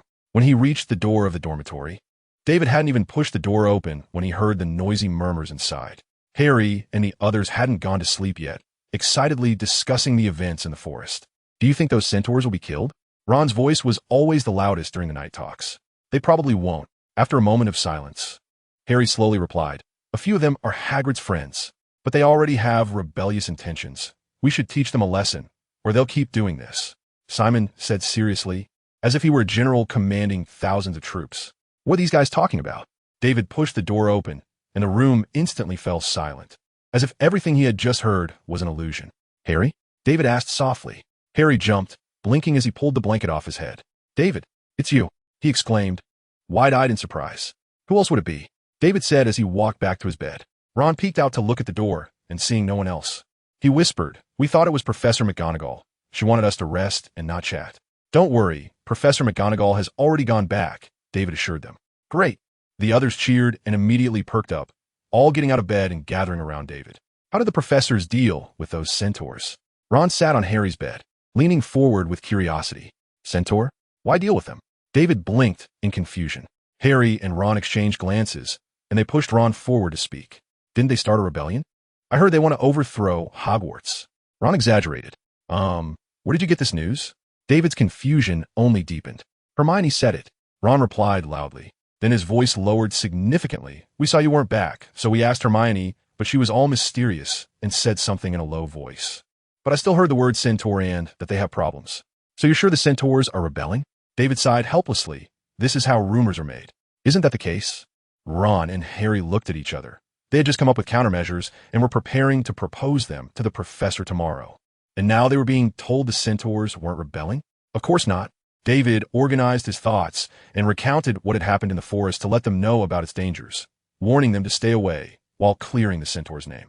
Otherwise, by the next day, thanks to Ron's big mouth, the first defense battle at Hogwarts might just break out. The mutation of the Acromantula was far less stimulating than the rebellion of the centaurs, and the few who had just discussed strategies suddenly lost interest. Ron and Neville slipped into their respective beds. Only Harry, sleeping next to David, blinked at him. What's wrong, Harry? David asked. Isn't it dangerous to leave the basilisk in the forest? Harry pointed to his eyes. Among the people in the room, only he had seen the basilisk. So he understood the danger it posed better. Don't worry, I've covered its eyes, and thanks to your last time, it's relatively obedient now. David laid down in his bed, turning to smile. Harry shyly smiled back. I didn't really help much last time. As long as it's not dangerous, that's good. All right, let's sleep. Even though the Acromantula has mutated, Professor McGonagall hasn't said we can skip class yet. After David finished, Harry nodded, closed his eyes, pulled up the blanket, and carefully tucked his neck in. The next morning, after finishing their hygiene routines, David, Harry, and the others went downstairs to meet Hermione and headed out through the door. Is that Snape? Ron said in a surprised whisper. Following his gaze, Snape was expressionless, leaning against the wall on the right side, and the passing Gryffindor students seemed to be moving at an accelerated pace. What's he doing here? Hermione frowned, tugging at David's sleeve. Professor Snape seems to have just come from a fierce battle. David nodded slightly. The ends of Snape's robes were torn into long strips, clearly having just returned from a tough fight. Could there be another animal mutation in the forest? Just as David's curiosity arose, Snape's dark eyes turned towards them. Scamander, come with me. Snape strode over and said, not waiting for David to respond before turning away. Professor, we still have class. Hermione called out loudly. Snape paused. Without looking back, replied, I've already excused him. That's pretty great, Ron said enviously in a low voice. But Harry disagreed. Compared to dealing with Snape, he felt class was better. I'll go with the professor. See you later, David said to Hermione and the others. Hermione took her bag and said, I'll help you take notes. Okay. David quickened his pace to catch up with Snape. Although they had only exchanged a few words, Snape's eyes already showed impatience. Professor, where are we going? Snape remained silent, just moving ahead, and David could only speak up. To the Acromantula. Snape muttered a few words in a low voice, quickening his pace, forcing David to jog to keep up with him. Leaving the castle, crossing an open area, and then winding through the forest for a while. They approached the Acromantula's nest. Although only one night had passed, the surroundings had changed so much that David barely recognized them. The area was filled with pits, broken branches, and even a few large trees had been snapped in half. Thinking of Snape's torn robes, David couldn't help but glance at him. Snape truly was a professor who seemed determined to teach defense against the dark arts. Just as David's eyes shifted, he noticed and let out a displeased hum. "Tell that big oaf to move out of the way," Snape coldly said. David couldn't help but smile slightly. It seemed like Snape had had a rough morning with the basilisk. Snape's face darkened a bit again, and David hurriedly stepped forward to pat the basilisk under its jaw. It obediently moved aside, allowing access to the Acromantula's cave. David slightly nodded to Snape and politely gestured, "Professor, please." Snape walked past the basilisk with a blank expression, not looking around, and entered the cave. David followed closely behind him. Once inside the cave, the bloody smell he had noticed last time had slowly transformed into a faint rotten odor. However, the number of Acromantula corpses on the ground had significantly decreased. Of course, it wasn't because they had decomposed. It hadn't been long enough for that. They had all been eaten by the living Acromantula. For the Acromantula, only the living were companions. The dead were just food. Snape's wand twitched, and all the slime on the ground trembled, floating and gathering to one side, revealing a clean path. After walking a short distance into the cave, countless Acromantula appeared before David's eyes. They blinked their red eyes, eagerly staring at David and the others, their large pincers clicking. What would be tastier than fresh meat? In that moment, the Acromantula's craving for food overcame their fear, and they began to scuttle towards David and the others. Snape calmly scanned the area, as if selecting produce at a market, and with a flick of his wand, the ground ahead quickly changed. Two lively Acromantula led the others a few steps, and suddenly several smooth dirt slabs rose from the ground. They formed a box around the two Acromantula, leaving only a small gap on the ground for them to breathe. "Go," Snape said, immediately moving towards the cave entrance like the wind. But the Acromantula behind them were faster. Just as David was about to call the basilisk at the entrance, he saw the green serpent lazily slithering out of his pocket, flicking its tongue and hissing. A rumbling sound immediately came from outside the cave as the basilisk crushed everything in its path, quickly slithering inside. The pursuing Acromantula hesitated for a moment, then ran back at a speed even faster than before, bullying the weak and fearing the strong. David disdainfully turned around and gave a middle finger, then touched the basilisk that crawled in front of him.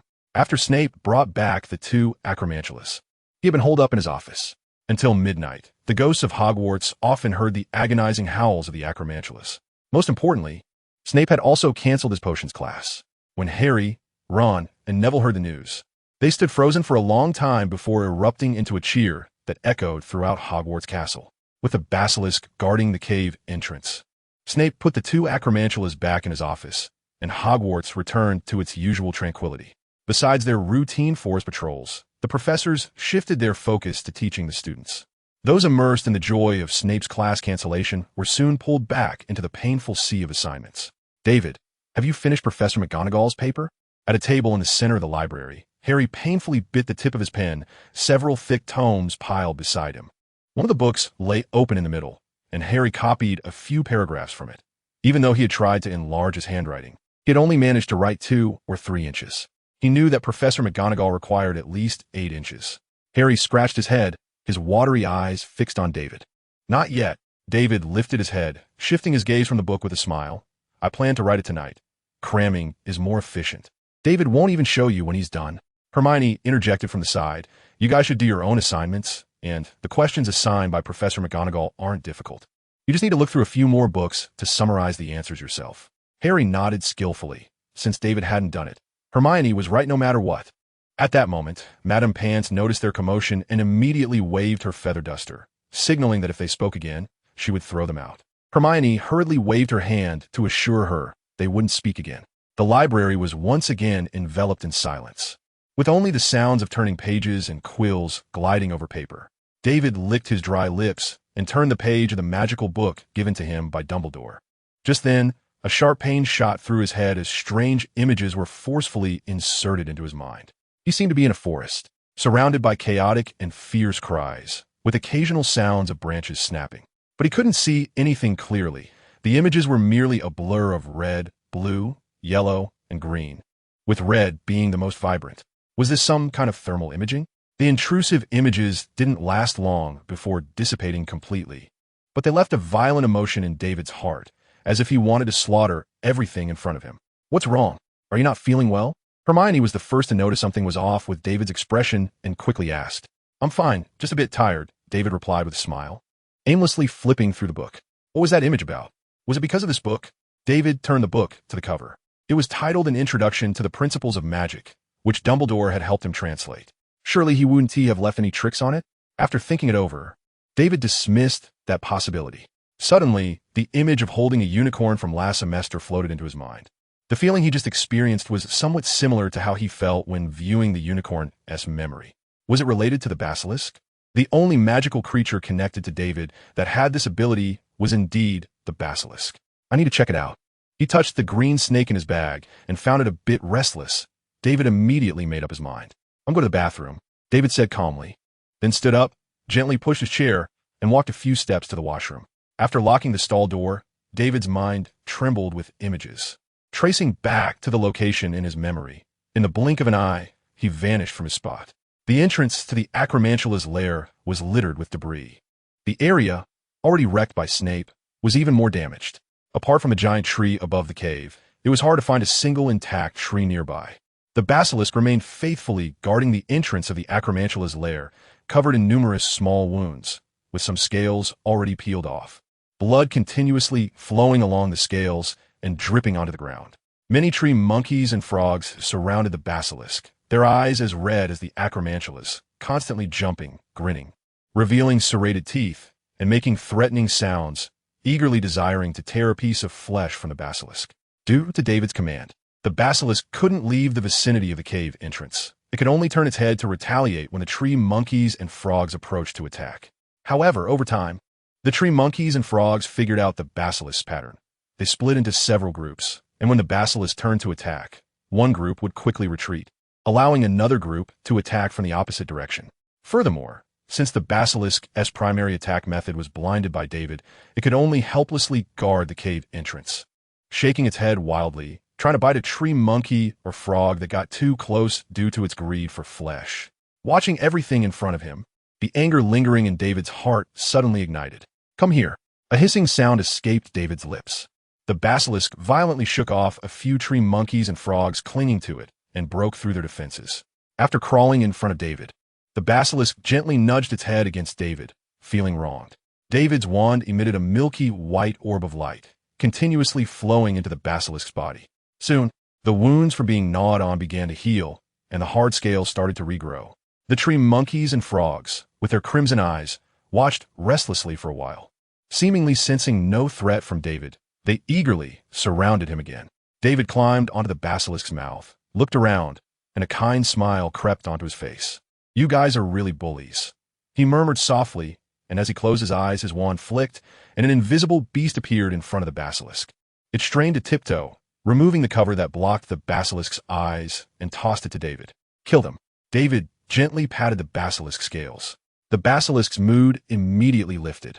It raised its head to a height where David wouldn't fall, its tongue flicking in and out, gathering information from its surroundings. The tree monkeys and frogs still hadn't sensed the danger. They thought the basilisk was the same as before, or their desire for flesh clouded their judgment. They continued to attack the basilisk in waves. As a dozen tree monkeys and frogs leaped into the air, the basilisk skillfully shook its head, its yellow eyes locking onto them. The airborne tree monkeys and frogs immediately felt a painful burning sensation inside, and agonizing moans escaped their mouths. The tree monkeys and frogs waiting nearby were momentarily at a loss. But one thing they understood was that the situation on the field seemed to change after that person appeared. After a moment, the tree monkeys and frogs, upon making eye contact with the serpent monster, suddenly went limp, losing all their energy and falling to the ground. The serpent monster lunged forward, taking a few of the tree monkeys and frogs into its mouth and swallowing them whole. After steadying himself, David gently patted the serpent monster's head. Good, just kill them. No eating, it's dirty. The serpent monster obediently nodded, shaking its head, and soon regurgitated the few tree monkeys and frogs it had just swallowed. The surrounding tree monkeys and frogs, witnessing this scene, fell silent for a moment, and the pus-filled bumps on their foreheads turned the same color as their eyes. They quickened their pace. They were trying to escape. The serpent monster moved, its head raised as it crawled forward. But those tree monkeys and frogs had already been scared out of their wits. Frantically swinging between the branches, and in the blink of an eye, they scattered and fled. The serpent monster's tail slammed angrily against the ground. It wanted to chase after them, but was stopped by David. The direction the tree monkeys and frogs were fleeing in was too chaotic. Even if it caught up, it wouldn't be able to kill many, and it would easily injure other animals in the forest. David put the blindfold on the serpent monster and had it crawl back to the entrance of the cave. How to deal with these creatures? While David waved his wand to gather the corpses of the tree monkeys and frogs and throw them into the cave, he pondered. The tree monkeys and frogs didn't want a natural enemy, like the serpent monster, to suppress them, and with their numbers so high, they dared to attack the serpent monster after their eyes turned red. If given a little more time, they might even dare to launch an assault on Hogwarts Castle. No, they had to be eliminated quickly. David immediately made up his mind. But how to do it? He couldn't just ask the professors to wander around the forest with him, killing them one by one. Could he? While David was thinking, he suddenly heard the sound of hooves on his right.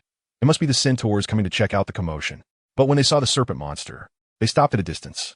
The serpent monster's massive body was still quite intimidating. "Bane, come here, it's okay," David called out, waving to a rugged, burly man at the front of the centaur group, crossing over the serpent monster. Bane squinted and looked closely, then cautiously walked over. As he approached, David noticed several small wounds on his body. The eight-eyed giant spider had been trapped in the cave by David, so was clearly not responsible for this. David waved his wand, and Bane's wounds quickly healed. "Thank you," Bane said in surprise, shaking his bleeding arm. "What happened?" David asked. "Those tree monkeys and frogs did this. They've gone mad, and they're even harder to deal with than the eight-eyed giant spider. They're too small, making it hard to hit them with arrows." Bane sighed, his face showing signs of fatigue from days of fighting. "I will think of a way to get rid of them soon," David said sincerely. Bane nodded. He knew that the serpent monster blocking the eight-eyed giant spider's cave was also brought by this little pony, which made him trust David a little more. "Have you found out what caused them to go mad?" Bane asked. "Not yet. Although Snape has been trying hard, this thing can't be solved just by effort." "Well then," Bane rubbed his shoulder. "All right, we have to go. Other animals need us to protect them before you come up with a solution." After saying that, Bane turned and trotted away, quickly disappearing with his companions from David's sight. How to deal with them? David leaned against the serpent monster's neck, closing his eyes and thinking carefully. Should I call the upperclassmen to join in? Treat it as a field exercise? But David felt that Professor McGonagall would definitely not agree. She wouldn't let students take risks unless absolutely necessary. Suddenly, the green snake crawled from David's pocket onto his shoulder, raising its head high and rubbing against his face. David remembered the giant snakes carved on the walls of the Chamber of Secrets. Can the giant snakes from the chamber come out? David asked the green snake on his shoulder. The green snake nodded its little head. Then that makes things easier. In terms of numbers, the giant snakes in the chamber wouldn't be outmatched, and they weren't afraid of getting hurt. Having made up his mind, David quickly walked back to the castle and just happened to run into Hermione coming out of the library. "Where have you been?" Hermione blinked and asked, having come out to look for him after not seeing him for a long time. "There are more animals mutating in the forest," David said, panting. "I'm going to the chamber now. Do you want to come with me?" "Huh? Can I go?" "Of course." David grabbed Hermione's wrist and quickly ran to the bathroom. After all, the centaurs were still waiting for his help. "David, you're back again. Oh, and Hermione." Myrtle happily flew out from her stall. "I'm very sorry, but I can't chat with you today," David said hurriedly, skillfully finding the faucet and opening the passage to the Chamber of Secrets in Parseltongue. Hermione peered curiously into the opening. David stepped forward, standing at the edge of the passage, and said to Hermione, "I'll go in first. You come down later." Sliding down and standing firmly on the damp ground, David kept a close eye on the exit of the passage. As soon as Hermione appeared, David used the levitation charm to lift her up, and she landed safely on the ground. "This way." David rushed toward the door, racing against time. By the time they passed through the door, both Hermione and David were panting. "You're also a parcel mouth?" Hermione asked curiously after catching her breath. "MHM." David nodded. "I learned it earlier. You can learn it too. It's very simple." David wasn't lying. It was indeed simple, and he had learned it almost in the blink of an eye, although he relied on a reference book. Hermione believed David's words and nodded confidently. Now how do we get up there? David looked up at the towering statue, his face showing some difficulty. The last time he went, the serpent monster escorted him, but now it was in the forest. After a moment of thought, David said, "Speak to me, Salazar, one of the greatest of the 4 founders of Hogwarts." After a dozen seconds, Salazar's mouth opened wide. Half a minute later, there was no response. Do I really have to climb up? David stared blankly at Salazar's dark mouth, tilting his head. David, what are we waiting for here? Hermione stood closely beside David. The surrounding hazy mist and the giant snakes coiling around the stone columns, making her feel uneasy. The small animals inside. David glanced around, preparing to summon the Norwegian Ridgeback to lift him up. Climbing was definitely not an option. But just as he was about to move, the green snake that had been hiding in his pocket sneakily slithered out and made its way down his robe to the ground. What is this? Hermione caught sight of the green snake on the ground, startled at first, but seeing David's calm demeanor, she gradually relaxed. It's a little pet I found in there. After David finished speaking, he suddenly thought of something and immediately crouched down, switching his language to Parseltongue. Can you wake up the giant snake on the rock wall? The green snake flicked its tail and slithered towards the statue. Just as David felt a hint of disdain for its slow speed, the green snake suddenly sped up, leaving a blur of its form in the air. By the end, David couldn't even see that blur. About half a minute later, the statue of Salazar began to tremble slightly, causing some small stones to fall into the surrounding water pool. Don't be afraid. It's the thing I've been looking for that's coming out. After calming Hermione's nervousness, David looked towards the statue's wide-open mouth. Snakes of various sizes, made of stone, were writhing down from the statue in a rush. Hermione couldn't help but tightly grip David's sleeve. The giant snakes on the surrounding stone pillars saw their companions coming out to move around, and they too were a bit excited, twisting their bodies and trying to climb down. However, they were far too large, nearly comparable to the serpent guarding the entrance of the acromantula's den, making them unnecessary for hunting tree frogs. Go back, David said, tilting his head and hissing. The giant snake that had climbed halfway shook its head in displeasure, but still obeyed David's command, winding back around the stone pillar and becoming a lifelike statue again. Are they really that obedient? Hermione curiously glanced over and stared at David as she said, "If I also learn Parseltongue, will they listen to me?" "It's possible," David replied with a smile, explaining that he could command these stone snakes because of the little green snake. "I can just let the green snake give you a bit of authority." "Okay, I'll learn as soon as I get back." Hermione encouraged herself with confidence. "Harry has a notebook written by Professor Dumbledore. You can take a look." David first climbed onto a large snake, then extended his hand to pull Hermione up. The serpents lined up and slowly crawled along the path David was following into the forbidden forest. "Be careful, there's movement over there, and quite a number of them." As they ventured a little deeper into the forbidden forest, David heard Professor McGonagall's warning voice ahead. "Do they know about the tree frogs mutating?" David let the stone snakes crawl slowly forward, and as soon as he could see Professor McGonagall's figure, he shouted loudly, "Professor McGonagall, don't be nervous, it's me." Professor McGonagall breathed a sigh of relief, lowering her wand. Professor Flitwick and Bane were standing beside her, while Snape was likely still in the office battling the acromantula. "Were these?" Professor McGonagall looked at the group of snakes David had brought with astonishment, curious about where they came from. "Statues in Hogwarts can move with spells, but that's a means to protect the school in emergencies and generally shouldn't be used privately," which disappointed Professor McGonagall. David slid down from the head of Stone Snake and smiled as he said, "They're a legacy from Salazar Slytherin. When I visited the Chamber of Secrets last time, he thought I was someone worth nurturing, so he gave them to me." Professor McGonagall nodded and asked expectantly, "Can others command them?" "Probably not. They need to recognize you first," David quickly replied, understanding Professor McGonagall's cautious thoughts. "Oh, all right." Professor McGonagall immediately felt that the stone snakes were nothing special, speaking in a bland tone. "You brought them here to deal with those tree frogs?" "Well, there are too many of them in the forest, and their ferocity has increased significantly, and without natural enemies, letting them stay isn't a good thing. Hagrid always likes to raise some strange creatures." Professor McGonagall shook her head helplessly and continued, "Then I'll leave this matter to you. We'll head back now." After Professor McGonagall took a couple of steps towards the castle, she turned her head to look at the stone snake behind David. "Miss Granger, aren't you coming back with me?" Hermione's expression sank, and she stepped out from behind the stone snake with a sad face.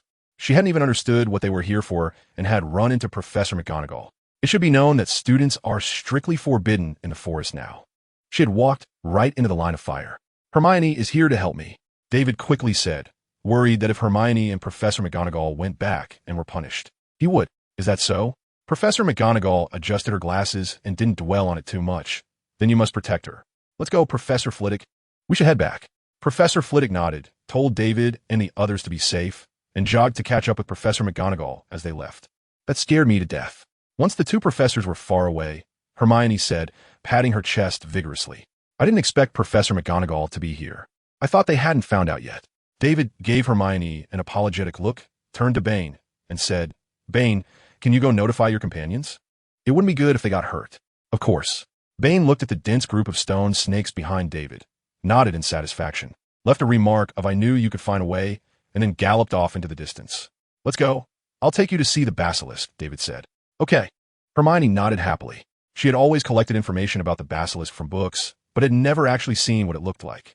On the way close to the Acromantula's cave, some daring tree frogs swung over from distant trees, trying to attack David and Hermione.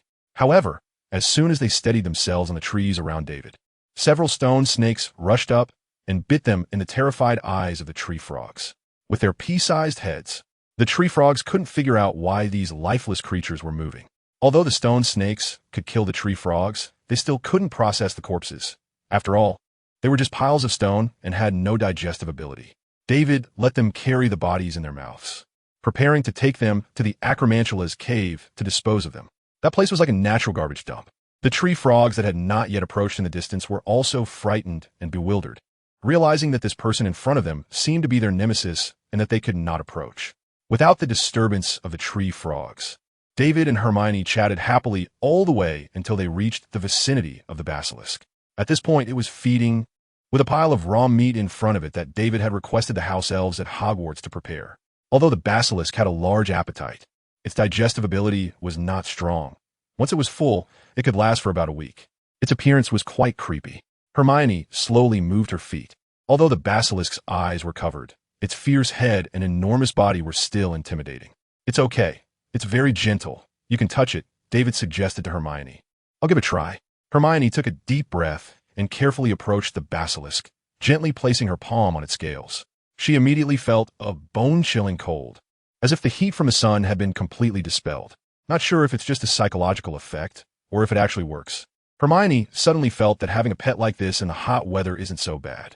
Gradually, the food in front of the basilisk decreased, and Hermione's fear of it also lessened, to the point where she even climbed onto the basilisk's back with David. At that moment, a heavy horn sounded in the distance. What's happening? Hermione perked up from the basilisk's back and nervously said while touching her wand. It should be the centaurs getting ready. When the second horn sounded, David commanded the nearby stone serpents, Go, kill those who just attacked us, but don't harm any unrelated animals. The stone serpents flicked their grayish-white tongues and silently navigated over the obstacles on the ground, like well-trained assassins, rushing in all directions. After about a few minutes, the forest suddenly became noisy. Countless birds flew up from the trees, circling and screeching in the air. If one listened closely, they could also hear some panicked, unpleasant screams among them. A few minutes later, the circling birds quieted down and slowly returned to the trees. They realized that those silent, moving creatures not only would not harm them, but also help them kill those annoying ones. This made them very fond of the stone serpents. They're back. Hermione pointed behind David. David turned around and saw the returning stone serpent with a tree monkey frog in its mouth, crawling toward the entrance of the eight-eyed giant spider's cave. Seeing this, David felt relieved. The stone serpents should understand their task. All right, let us head back, David said. After all, the sun is already hanging low in the sky, about to set. Should we just leave them here? Hermione still felt a bit uneasy. If those creatures wanted to cause trouble, there probably wouldn't be any animals in the forest to stop them. It should be fine.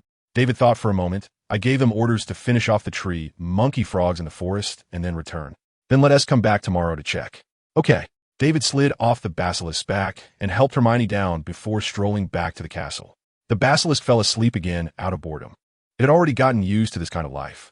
When they reached the edge of the forest, David and Hermione saw the centaurs. To avoid hindering the stone serpent's tasks, they had moved their camp closer to the edge of the forest. David tiptoed to take a look, and through the makeshift wooden hut, he saw some young centaurs for the first time. They were carefully protected in the center by other tall centaurs. A few centaurs patrolling with long spears caught sight of David's gaze and immediately threateningly waved their weapons. David waved his hand at them and quickly led Hermione away.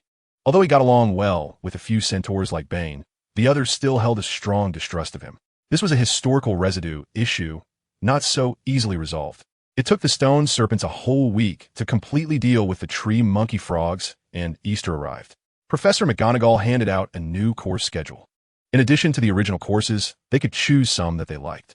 Hermione thought this was very important, so she gathered David and the others in the Gryffindor common room. If only we could skip potions class. Harry leaned back on the sofa, looking sadly at the ceiling covered in spider silk. Neville beside him nodded in agreement. Don't think about it. You won't be able to escape until 5th year. And David patted Neville on the shoulder and laughed. And Professor Snape wouldn't want to lose you, otherwise. He would have to spend extra time in every class figuring out how to deduct points from Gryffindor. Hearing David's words, Neville elbowed him in annoyance. After getting familiar with everyone, Neville became slightly more confident and was no longer as timid around David and the others. Hermione, why did you check all of them? Don't these courses have conflicting times? David casually glanced at Hermione's schedule and found that she had signed her name under every course. Professor McGonagall didn't say we couldn't choose courses with conflicting times. Hermione blinked and said, since she didn't say, I'll sign up for all of them. If I can attend, that's great. If not, I won't lose anything. You're really a little genius. David's mouth twitched. He knew there was something that could let Hermione attend all her classes. But that thing was too precious, and the Ministry of Magic only had a few. Would they be willing to lend it to a primary school student for class? Hermione looked back and forth at the schedule, found nothing missing, and then folded it neatly and put it in her bag. What courses are you planning to choose? Hermione asked. Ancient runes, care of magical creatures, and divination. David showed Hermione his schedule. Besides the original courses, he had only signed his name under these 3. Divination? Hermione wasn't surprised that David chose ancient runes and care of magical creatures.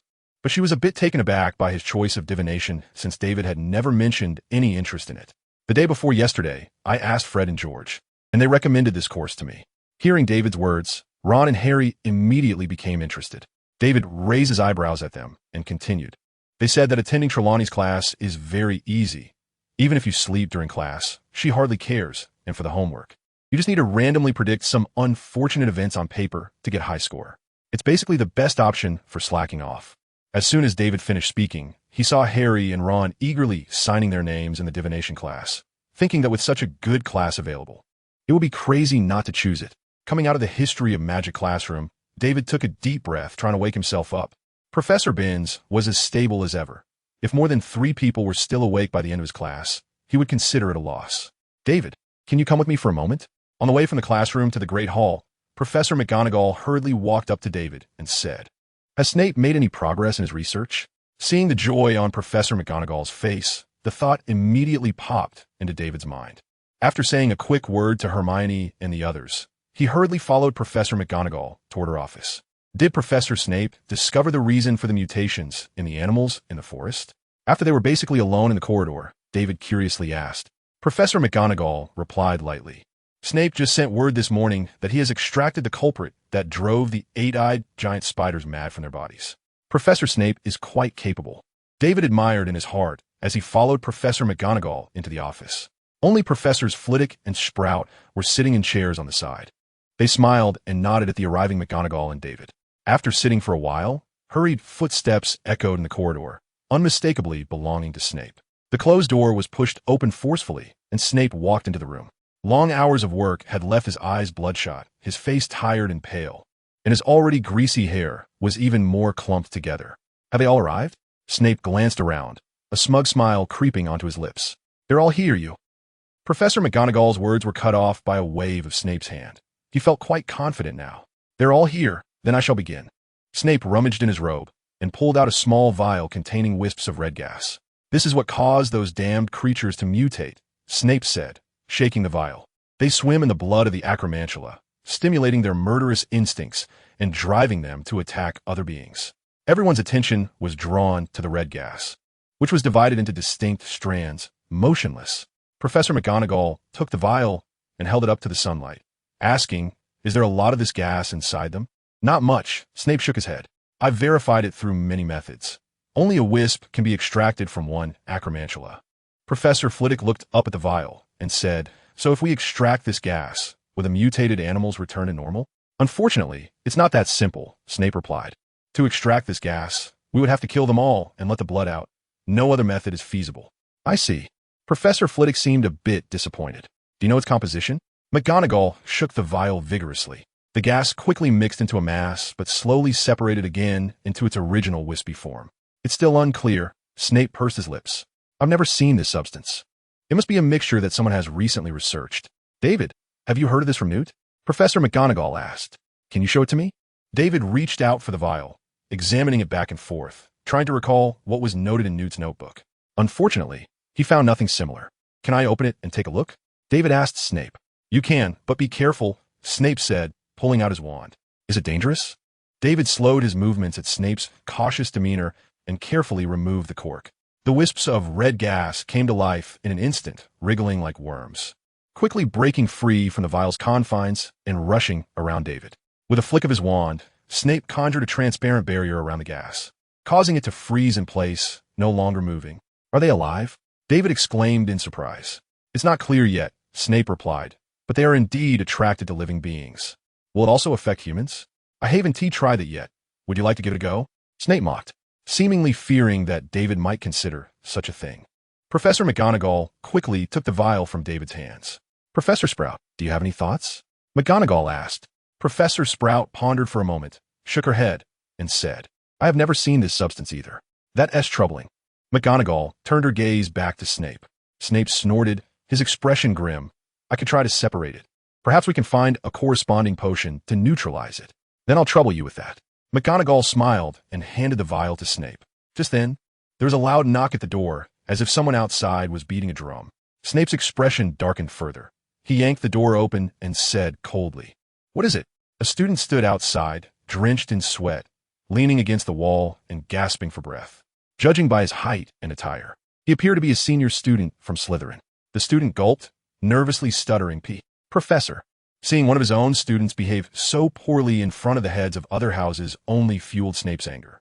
"Speak properly." The student lowered his head, shoulders raised, took a deep breath, and gradually calmed down. "Professor, the mere people in the Black Lake have gone mad. They're attacking the windows of our common room." "What?" Snape's pupils dilated instantly. "How long has this been going on?" "About half an hour. There are already cracks in the windows, but we couldn't find you earlier. We just heard someone say you were here, so I rushed over to find you." Snape raised his eyebrows, casually putting the vial into his pocket and turning to leave with the Slytherin student. "We should go take a look." McGonagall and the others followed through the maze-like corridors, quickly arriving at a gathering of students. In front of them was a damp stone wall. Snape arrived slightly earlier. The Slytherin students were chattering excitedly about what had happened in the common room. Silence. Regardless of their house, all students felt a sense of fear towards Snape. As soon as he spoke, the noisy crowd immediately fell silent. "I'll go in and take a look." The Slytherin students hurriedly moved aside to make way for Snape. David closely followed behind Professor McGonagall, slowly making his way to the back of Snape under the unfriendly gazes of the surrounding students. Pureblood. A hidden stone door behind the wall slowly opened, and Snape strode in. Inside was a low-ceilinged common room made of stone, with a lamp casting a green glow hanging in the center. On the right wall of the room were several windows leading directly to the Black Lake, which Slytherin students usually use to observe the lovely creatures in the lake. But at that moment, the windows were filled with terrifying-looking mere people, waving tridents and banging against the glass. The only sound in the room was the thudding of their attacks. "They've been infected too," Professor McGonagall observed closely. The eyes of the mere people outside had turned red, marking the first instance of sentient beings being infected, which made the situation even worse. Damn it! A window had already begun to crack, and the mere people continued their relentless assault. Snape pointed his wand forward, incanting a spell. The shattered glass from the merpeople's attacks restored itself and reinforced significantly. "This is truly troublesome." Snape's wand twitched slightly, and a few ice flowers appeared on the window, gradually spreading outward. He was preparing to deal with these disobedient creatures. "Professor Snape." McGonagall's stern voice halted Snape's actions, and she restored the frozen lake water to its original state. "Dumbledore has made an agreement with the mere people. We cannot harm them." Snape smirked sarcastically and glanced at the mermaids outside the window. "Now is not the time for me to break the agreement first." but they were unwilling to do so. And you know why? We just need to reinforce these windows. They can't break through. Professor McGonagall's words infuriated Snape, who glared angrily at the mermaids outside. His wand still raised, but without any further action. Watch out! Professor Flitwick, who was standing by eating popcorn, suddenly widened his eyes and drew his wand at an astonishing speed, warning everyone. At this moment, the red-eyed mermaids outside the window respectfully parted to make way. A burly mermaid wearing a crown swam up to the window, brandishing a trident. He glared through the glass with his red eyes, cracking his mouth to reveal a full set of yellow teeth, and raised the trident above his head, striking it down forcefully. "Quick!" Professor McGonagall shouted, and several professors simultaneously cast spells. The trident descended rapidly, and at the moment of contact with the glass, its tip erupted with a blinding light. Although Professor McGonagall and the others had quickly cast several reinforcement spells, the window shattered into a pile of fragments upon impact. "Get out!" The Slytherin students crowded at the door still hadn't understood what was happening when Snape's sharp command sent them fleeing in panic. The long, silent waters of the Black Lake finally burst forth, rushing madly into the room through the broken window. Professors McGonagall and the others raised their wands in unison again. Pointing forward, a transparent wall of air appeared in front of the surging lake water, blocking it from advancing an inch. However, the mermaid with the trident broke through several other windows, and a multitude of mermaids swam into the room behind him. "We need to deal with him immediately," Snape said in a low voice. "If I let go, can you hold him back?" "No," Professor McGonagall shook her head. The Slytherin common room was built at a lower position near the Black Lake, where the water pressure was immense. If Snape let go, they would be instantly thrown away by the tremendous pressure. "David, hurry and fetch the other professors, and do it quickly." The mermaid with the trident was already attacking the air wall, sending ripples across its surface. The lake water that flowed into the room was also pressing against the air wall under the trident's guidance, causing the professors to release spells in turn to reinforce the barrier against the lake water. "Good." David immediately turned around to head back, preparing to find a secluded corner to use apparition. However, the corridor near the Slytherin common room was crowded with students, and when they saw David emerge, they curiously approached him to ask questions. David suppressed the urge to blast them away with his wand and said loudly, "Sorry, I have urgent business. Can you let me through?" Some people made way for him, but others acted as if they hadn't heard, and just as David moved a few steps, they rushed over to block his path again. "David, we're here. Your saviors have arrived." Fred and George shouted from the back of the crowd, having spotted David trapped inside. "Help me." "No problem." Fred and George exchanged grins, pulling out a few small balls from their pockets. They were their super deluxe dung balls made from the manure they brought from David's house. The previous ones weren't real dung, but now. "David, duck." Hearing Fred's voice, David, though unsure why, obediently crouched down. Fred and George threw the small balls into the air, and with a bang, the contents burst forth like fireworks, splattering everywhere. "George, Fred." The affected students cried out in pain, wishing they could kill these two. Fred and George pinched their noses and, taking advantage of the chaos, managed to pull David out. Leaning against a deserted corner, David grimaced and said, "Is this what you brought from my house last time? You guys are really... If it weren't for it, you'd be stuck in there." Fred panted, nonchalantly raising an eyebrow, then asked David what happened in the Slytherin common room. George leaned against the wall in the same posture as Fred, his chest heaving heavily. They had just gone through quite a bit of effort to protect David. At that moment, a loud rumble echoed from outside. David swallowed the words on his lips, his eyes fixated on the window above the corridor, looking outside. Thick, dark clouds gathered ominously over Hogwarts. A flash of lightning streaked across the sky, followed by another crash of thunder, and torrential rain poured down instantly. The same heat wave images from before flashed in David's mind, giant creatures continuously attacking the basilisk amidst the sound of the rain. "David, what's wrong?" Fred blinked, gently pushing David's shoulder. David snapped back to reality and immediately said, "You two go notify the professors. Tell them to go to the Slytherin common room. And be quick about it."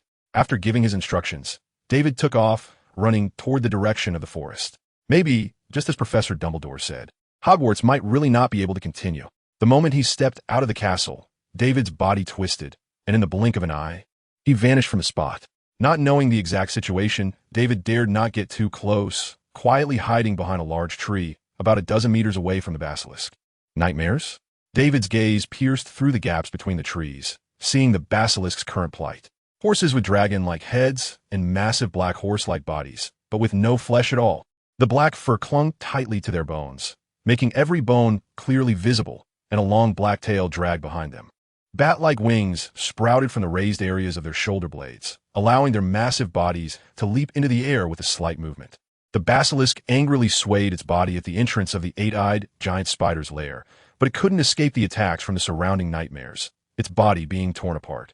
The eight-eyed giant spiders gathered around the entrance, wanting to come out, but still unable to overcome their fear of the basilisk.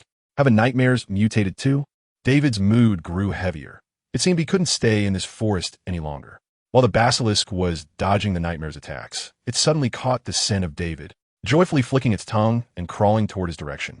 The eight-eyed giant spiders behind it also quietly crept out a bit. That big oaf. As the basilisk moved, the flying nightmares also noticed David hiding behind a tree. Their red eyes turned toward him, and their pitch-black bodies charged at David. David raised his wand, wanted to deal with them, but hesitated to act. Nightmares weren't like eight-eyed giant spiders and tree frogs. Giving them a space wouldn't cause them to breed. Ugh, what a hassle. David suddenly empathized with Snape's earlier feelings. You all just stay here quietly. David flicked his wand, and several large tree branches around him began to shake agilely.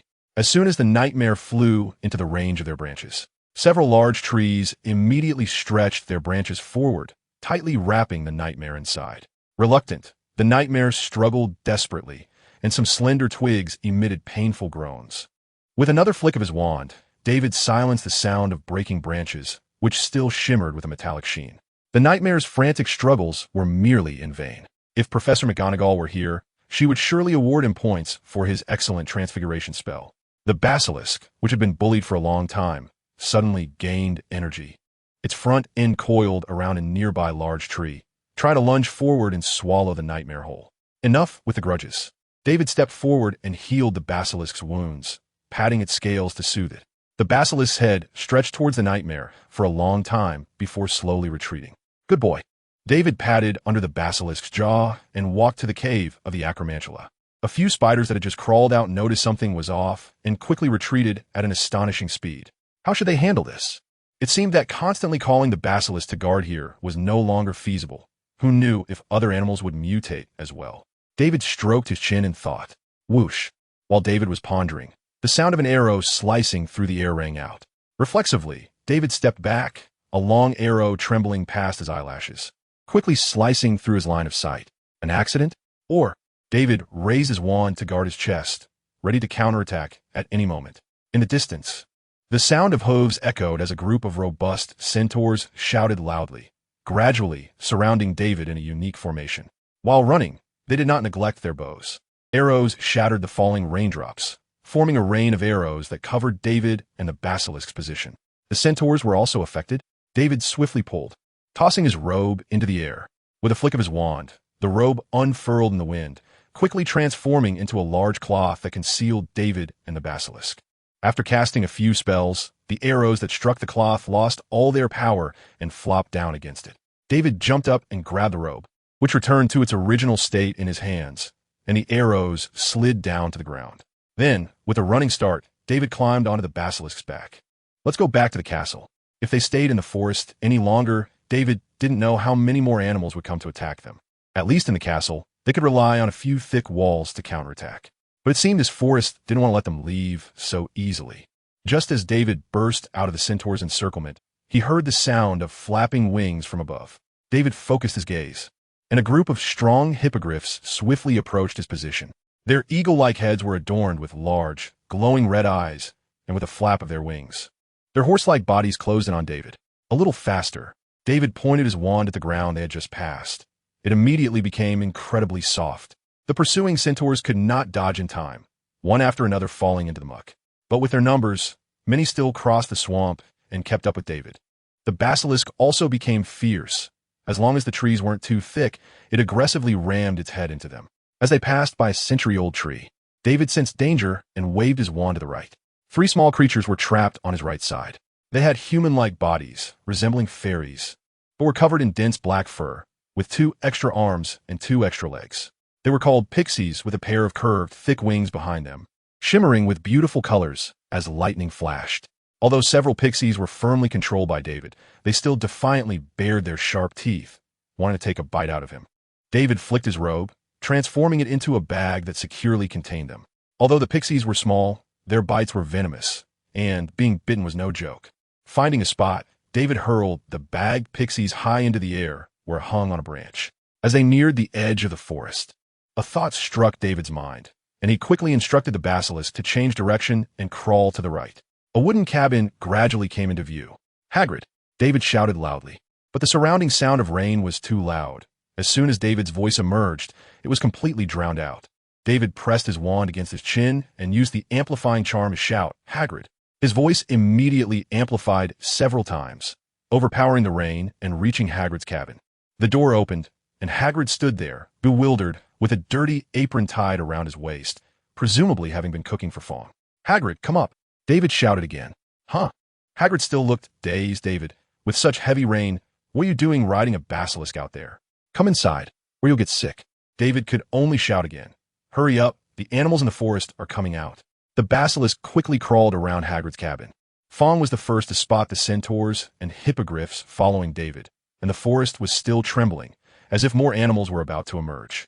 He immediately abandoned Hagrid and ran toward the castle. "Fawn!" Hagrid shouted, turning his head, and David, now mounted on the basilisk, reached Hagrid's side. "Accio!"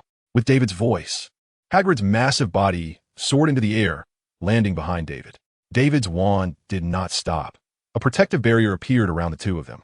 The basilisk, unable to break in time, crashed through Hagrid's cabin before turning toward the castle. "My house!" Hagrid shouted loudly.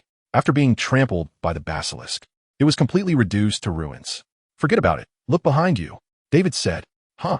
Hagrid turned around in confusion, his body standing there as if petrified. And after a long moment, he trembled and said, "Are they all crazy?" "You're not wrong. They're all crazy. Who knows how many mutated animals are left in the forest now?" David glanced back, sighed heavily, unsure how the professors were handling things. "Just when it rains, it pours. What should we do?" Everything before him was overwhelming Hagrid's not-so-bright mind, and he seemed a bit dazed. "Let's go back to the castle. With the professors there, it won't be hard to block them. Right now, the animals chasing them are numerous, but not very strong. Thankfully, Hagrid didn't have any venomous creatures like spitting snakes fed in the forest." Climbing up a small slope, David directed the basilisk to charge through the castle's main entrance. The students loitering at the entrance were startled, with some standing frozen in place, their legs trembling uncontrollably. "Hurry, get out of here!" David shouted to the surrounding students. "What's wrong? Where have you been for so long?" Fred had seen the basilisk and knew its relationship with David, so he curiously approached and asked. He and George had been waiting at the entrance for David after informing the professors and didn't dare to go out on their own, as the scene of being chased by the eight-eyed giant spider was still fresh in their minds. David didn't respond after the basilisk completely slithered into the castle. He slid down, waved his wand, and the heavy door at the entrance closed. A few arrows shot by the centaurs hit the door and fell to the ground. From the moment the door closed, David saw that animals other than the centaurs were gathered around the castle, but they didn't come too close, which made him feel slightly relieved. What's going on with David? The loud noise attracted the professors, who quickly looked around the hall, and, seeing that no students were injured, felt reassured. "Are the mermaids taken care of?" David asked. "They've all been locked up, and we've repaired the windows in the common room," Professor McGonagall said, eyeing the basilisk with a frown. "You need to give me an explanation for this. The creatures in the forest, including the centaurs, have gone mad, and they are now surrounding the castle," David said. "What?" Professor McGonagall's eyes widened in disbelief. At that moment, a sharp sound came from above, and the head of a griffin poked in. It seemed they could approach the castle after all. The students who had been in the greenhouse were still shaken by the basilisk and gasped at the sight, causing some chaos. "Quiet." Snape pointed his wand, and the griffin seemed to be dragged back, disappearing in the blink of an eye, while the broken glass returned to its original state. "Professors, protect the students and take them to the basement classroom. Professors, search for the other students in the castle." After the surroundings quieted down, Professor McGonagall began assigning tasks. At this moment, the animals could launch surprise attacks through the windows, and the basement classroom was the safest place. They just needed to seal the entrance down there. Seeing that David didn't move, Professor McGonagall said sternly, "David, you go too. You're not old enough to handle these matters yet. But, hurry up. There were several sharp sounds from the windows, and the head of a griffin poked in again, accompanied by a few mischievous foxes. But they were easily dealt with by the professors. What about the basilisk? You can send it upstairs or back to the Chamber of Secrets. All right, David commanded the basilisk, and it began to look for the passage to the Chamber of Secrets. Let's go, David. Fred and George understood the seriousness of the situation and, seeing David hesitating, dragged him along into the crowd heading for the basement classroom. What happened? In a corridor leading to the basement classroom, David ran into Hermione and Harry. They had been in the library finishing their homework until Mrs. Pants had suddenly acted strangely and called them here. The creatures in the forest have mutated. David felt relieved seeing they were unharmed and slowly explained what had happened in the forest. What should we do? Ron said, his lips trembling. They found it hard to accept that the safest school now seemed to be the most dangerous. It's okay. The professors will handle everything, David reassured them. The lights around them grew dimmer as they climbed the stairs to the basement classroom. After settling the students into several classrooms, Professor Flitwick used an amplification charm to explain the situation and said, "You all stay in the classrooms and don't come out. We will handle the situation outside and come and get you soon." The surrounding students hadn't recovered from their fear, with only a few responding. Professor Flitwick then patrolled the classrooms, calming the students before signaling Professor Vector to leave. After climbing the stairs, Professor Flitwick waved his wand, causing the stone slabs to spread, completely sealing off the basement. Only a few dim lights remained around the classroom, making everyone feel heavier in their hearts. David. Hermione leaned close to David and whispered, "Don't worry. The animals coming in aren't very strong, and the professors can handle them without much effort. Besides, we're here, so we won't be in danger." David gently reassured Hermione. Though the room was packed with people, it was eerily quiet, with only occasional whispers of comfort, while most were filled with anxiety. The secret passage. The thought of the corridor leading to the edge of the forest suddenly flashed in David's mind. He instantly sat up. Do the professors know about that secret passage? Could animals come in from there? Although the exit to the basement was blocked by a wall, the exit on the third floor was only covered by a painting, which could be easily pushed aside. What if animals charge in from there and catch the professors off guard? What's wrong?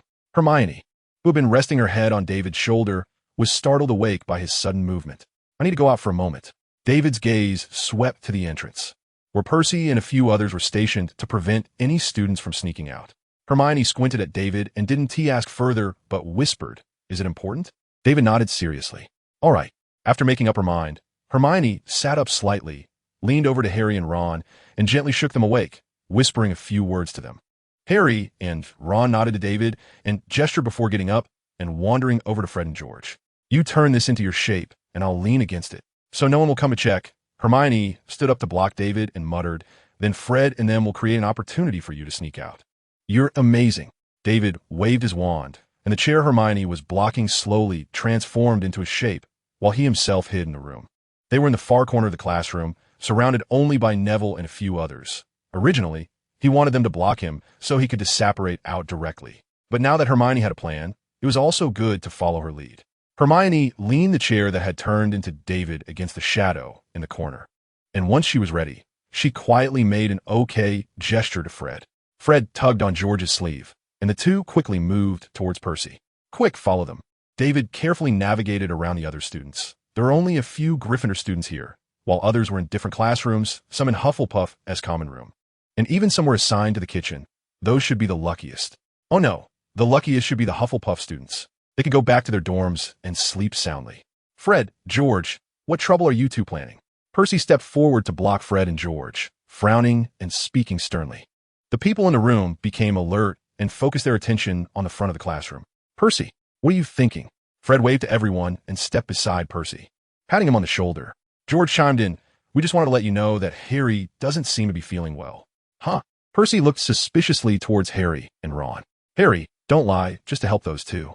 Harry tried his best to look unwell, and Ron chimed in, "He really does seem to be feeling bad." Percy hesitated for a moment and said to Fred and George, "You two come with me." "No problem." Fred acted as if he was greatly insulted, raising his hands and shaking his head. Seeing their agreement, Percy turned and walked towards Harry. Fred and George exchanged a knowing smile, secretly pulling out a small firework from their bag, gently flicking it so it landed at the door. The two upperclassmen guarding the door had not noticed yet. Fred waved his wand and softly muttered spell. With a bang, the firework exploded, sending sparks flying. The two students at the door were startled and instinctively moved aside. Fred and George seized the opportunity, quickly turning and extending their arms, pushing the door wide open. They positioned themselves perfectly to block the two guarding the door while creating a path. "Fred, George, you two really have no good intentions," Percy said angrily as he turned around. "Oh, caught by Percy," Fred said disappointedly. David seized the moment to walk to the door. "Do you two think I'm an idiot?" Percy said as he approached. "Do you think so too?" George said with a grin. The crowd in the room erupted in laughter at George's comment. Percy's expression froze for a moment. Then he loudly drowned out the laughter. "What do you two want to do?" "We just want to go to the kitchen to get something to eat. I've been hungry for a long time," Fred said. "No way," Percy shouted. The professor said no one is allowed to leave their classroom. All right, everything is up to the professor and Lord Percy. We obey," George said, shaking his head and moving away from the door. Fred sighed as he pulled the door shut. In the gap as he closed it, David quietly said thank you from the side. Fred paused and silently mouthed "You're welcome. If you two try to go out again, I will tell the professor. And then I will write to Mom," Percy said fiercely. "Oh, please don't, my dear Percy," Fred lamented. "Don't worry, Fred, George, we have your back." Amidst the laughter, someone suddenly stood up and started to make a fuss. "Quiet, quiet," Percy shouted repeatedly, but no one listened to him. After the tension dissipated, everyone needed something to pass the time. "Percy, you've worked hard," David thought to himself as he moved forward. The students in the nearby classrooms had just been quietly resting, but now the loud laughter from Gryffindor's classroom woke them up, and many students peered through the windows to observe the situation. Fortunately, the students guarding the door were strict, and no one was allowed to leave the classroom. As David climbed the stairs and approached the stone slab blocking the passage, he quickly vanished and appeared at the other end of the corridor. Just as David steadied himself, the sounds of a fierce battle reached his ears from afar. It seemed that the stone slab not only blocked the path but also muffled the sounds. David glanced at the stone slab, then turned towards the other side of the corridor, where there was another staircase leading down. He descended the stairs and reached the end of the corridor, recalling the way, and pointed his wand at the wall. "I need to get out." This was the passage used by Professor Quirrell last time, connected to the one David learned about from the Marauder's map. Dust fell from the wall, revealing a gap in a door. David placed his palm on it and gently pushed. The heavy stone door slid open, revealing a spacious passage. After listening carefully for a moment, David did not hear any movement inside, so he stepped into the passage. With a flick of his wand, the ancient small lights along the road provided a faint glow in the dark corridor. David walked forward until he reached a corner, where there was a fork in the road. The left could lead to the third floor of the castle or the Chamber of Secrets, while the right led directly to the Forbidden Forest. After listening for a moment, he heard some faint sounds to the right, likely from some animals that had fortuitously come across. Flipping through the illustrated guide to the page on the Snidget, the ground instantly became a pond that could be traversed at will. David wanted to hurry past, needing to make some preparations. But just as David's figure emerged around the corner, he froze for a moment and then ran towards the right side of the corridor at the fastest speed of his life. While running, David waved his wand to seal off the passage he had just come from. A giant eight-eyed spider with large, red eyes locked onto David and immediately scuttled forward with its fangs bared. These creatures must have sensed David's presence beforehand, hiding quietly around the corner, waiting to ambush him. However, David's appearance was too sudden. The eight-eyed spider, which had been ready, didn't react quickly enough, and its fangs missed David by a hair. "These guys are really cunning," David thought as he ran, recalling the passage to the Chamber of Secrets while also sealing off nearby secret paths to other places, causing his speed to slow down considerably. The sound of the spider's fangs clicking behind him grew louder, and several times, the disturbed air even brushed against the back of David's head. Taking a deep breath, David suddenly sprinted 2 steps forward, creating distance from the eight-eyed spider, sealing off the path ahead and stepping into a side tunnel. At the same time, his eyes slowly shifted to yellow. With a leap forward, he distanced himself further from the eight-eyed spiders, and their fangs could no longer reach him. He immediately turned around, staring straight ahead as the red eyes of the eight-eyed spiders met his gaze, and their bodies suddenly emitted wisps of white mist. The frontmost eight-eyed spiders felt a surge of heat within them, let out a few mournful cries, and collapsed to the ground. "Expand quickly," with David's command. The bodies of the fallen eight-eyed spiders rapidly swelled, perfectly blocking the passage. However, this wouldn't hold for long. The remaining eight-eyed spiders scrambled to bite at the enlarged spider corpses. After a while, aside from some scraps, the rest of the bodies had been consumed by the other eight-eyed spiders. David hadn't expected this method to hold them off for long. Nor could he completely block them. Otherwise, they would return to the main battlefield, which would be problematic. Taking a moment to catch his breath, David pointed his wand, sealing the side entrance where a large creature was hiding. Having done all this, David continued running forward. As he approached the Chamber of Secrets, he began to sense the presence of the basilisk. The 8-eyed giant spiders hesitated and began to stop. Since they had come this far, did they still want to leave? David issued commands through the pock decks, and a loud rumble echoed from the end of the tunnel as a massive snake monster crashed through the earthen wall, blocking the path behind the 8-eyed giant spiders. As the distance increased, most of David's energy was used to maintain the form of the snake monster. Fortunately, it didn't take too long, or he would have collapsed on the ground. The snake monster's enormous body surged out, its golden eyes briefly scanning over the 8-eyed giant spiders. The spiders' minds went blank, and they didn't have time to wonder why the snake monster's eyes hadn't killed them. They just ran faster towards David. At this point, David also reached the edge of the tunnel, jumped down, and slid rapidly along the wall. As he neared the edge, he waved his fingers, and the moment he landed, he was yanked straight into the air. The exit of the tunnel was over a meter above the ground. While falling directly wouldn't be fatal, injury was unavoidable. Then he would have a hard time escaping from the 8-eyed giant spiders behind him. Controlling his body to land further away, one by one, the 8-eyed giant spiders fell to the ground behind David. Some hadn't even gotten up before being crushed down by other fallen spiders, and, after a few times, they fell silent. David pointed his wand at the direction of the 8-eyed giant spiders, murmuring continuously. After a moment, an explosion sound erupted at the location of the 8-eyed giant spiders, flipping several spiders onto the ground. However, they didn't die. It wasn't that David's spell lacked power, but rather he intentionally didn't kill them. After all, for the 8-eyed giant spiders, living ones were companions, while the dead were merely food. With their companions injured and the snake monster chasing behind, the 8-eyed giant spiders lost their reason and recklessly charged at David, wanting to kill him. "Are you sure the snake monster is back?" David asked the little green snake as he ran. The little green snake nodded, raising its neck on David's shoulder. "I hope you aren't lying to me. Otherwise, those guys behind us will be enough for us to handle." Glancing back at the dense red eyes, David ran at an extremely fast speed. However, his 2 legs couldn't compare to the 8 long legs of the 8-eyed giant spiders, and they quickly caught up to him. Fortunately, the shed snake skin from the previous snake monster appeared in front of David, and its scent slowed the spider's steps. But compared to a piece of snake skin, the moving creature behind them terrified them even more, so they still didn't completely stop. The massive gate, entwined with the giant snake, appeared ahead, and David hissed as he ran. Just as he approached, the gate opened without delay. "Speak to me, Salazar, one of the greatest of the 4 founders of Hogwarts." As he reached the statue, without having time to catch his breath, David shouted loudly. Salazar's mouth opened, and the sound of scales scraping was heard as the snake monster quickly slithered out, still wearing the eye mask David had given it. The 8-eyed giant spiders sensed something was off. They gathered at the entrance of the gate, too scared to enter, but also too scared to retreat, as there was a giant creature guarding the other end. The 8-eyed giant spider's eyes darted around. Their desire to kill, stimulated by the red gas, was suppressed by fear, making them anxious and frantically scurry around. David closed his eyes, allowing the invisible beast to remove the eye mask from the snake monster and focused on the surroundings through the eyes of the invisible beast. "Go, buddy. It's your turn to work." The snake monster's yellow eyes moved nimbly, scanning the surroundings. Although it was nearsighted, it still felt a wave of excitement. It had been sealed for too long and needed to vent some frustration. The 8-eyed giant spiders wandered desperately, the sound of clicking legs echoing. The snake monster flicked its tongue and slowly advanced, as if stretching before a feast. Just as the snake monster was about to approach the gate, its eyes finally unleashed their intended power.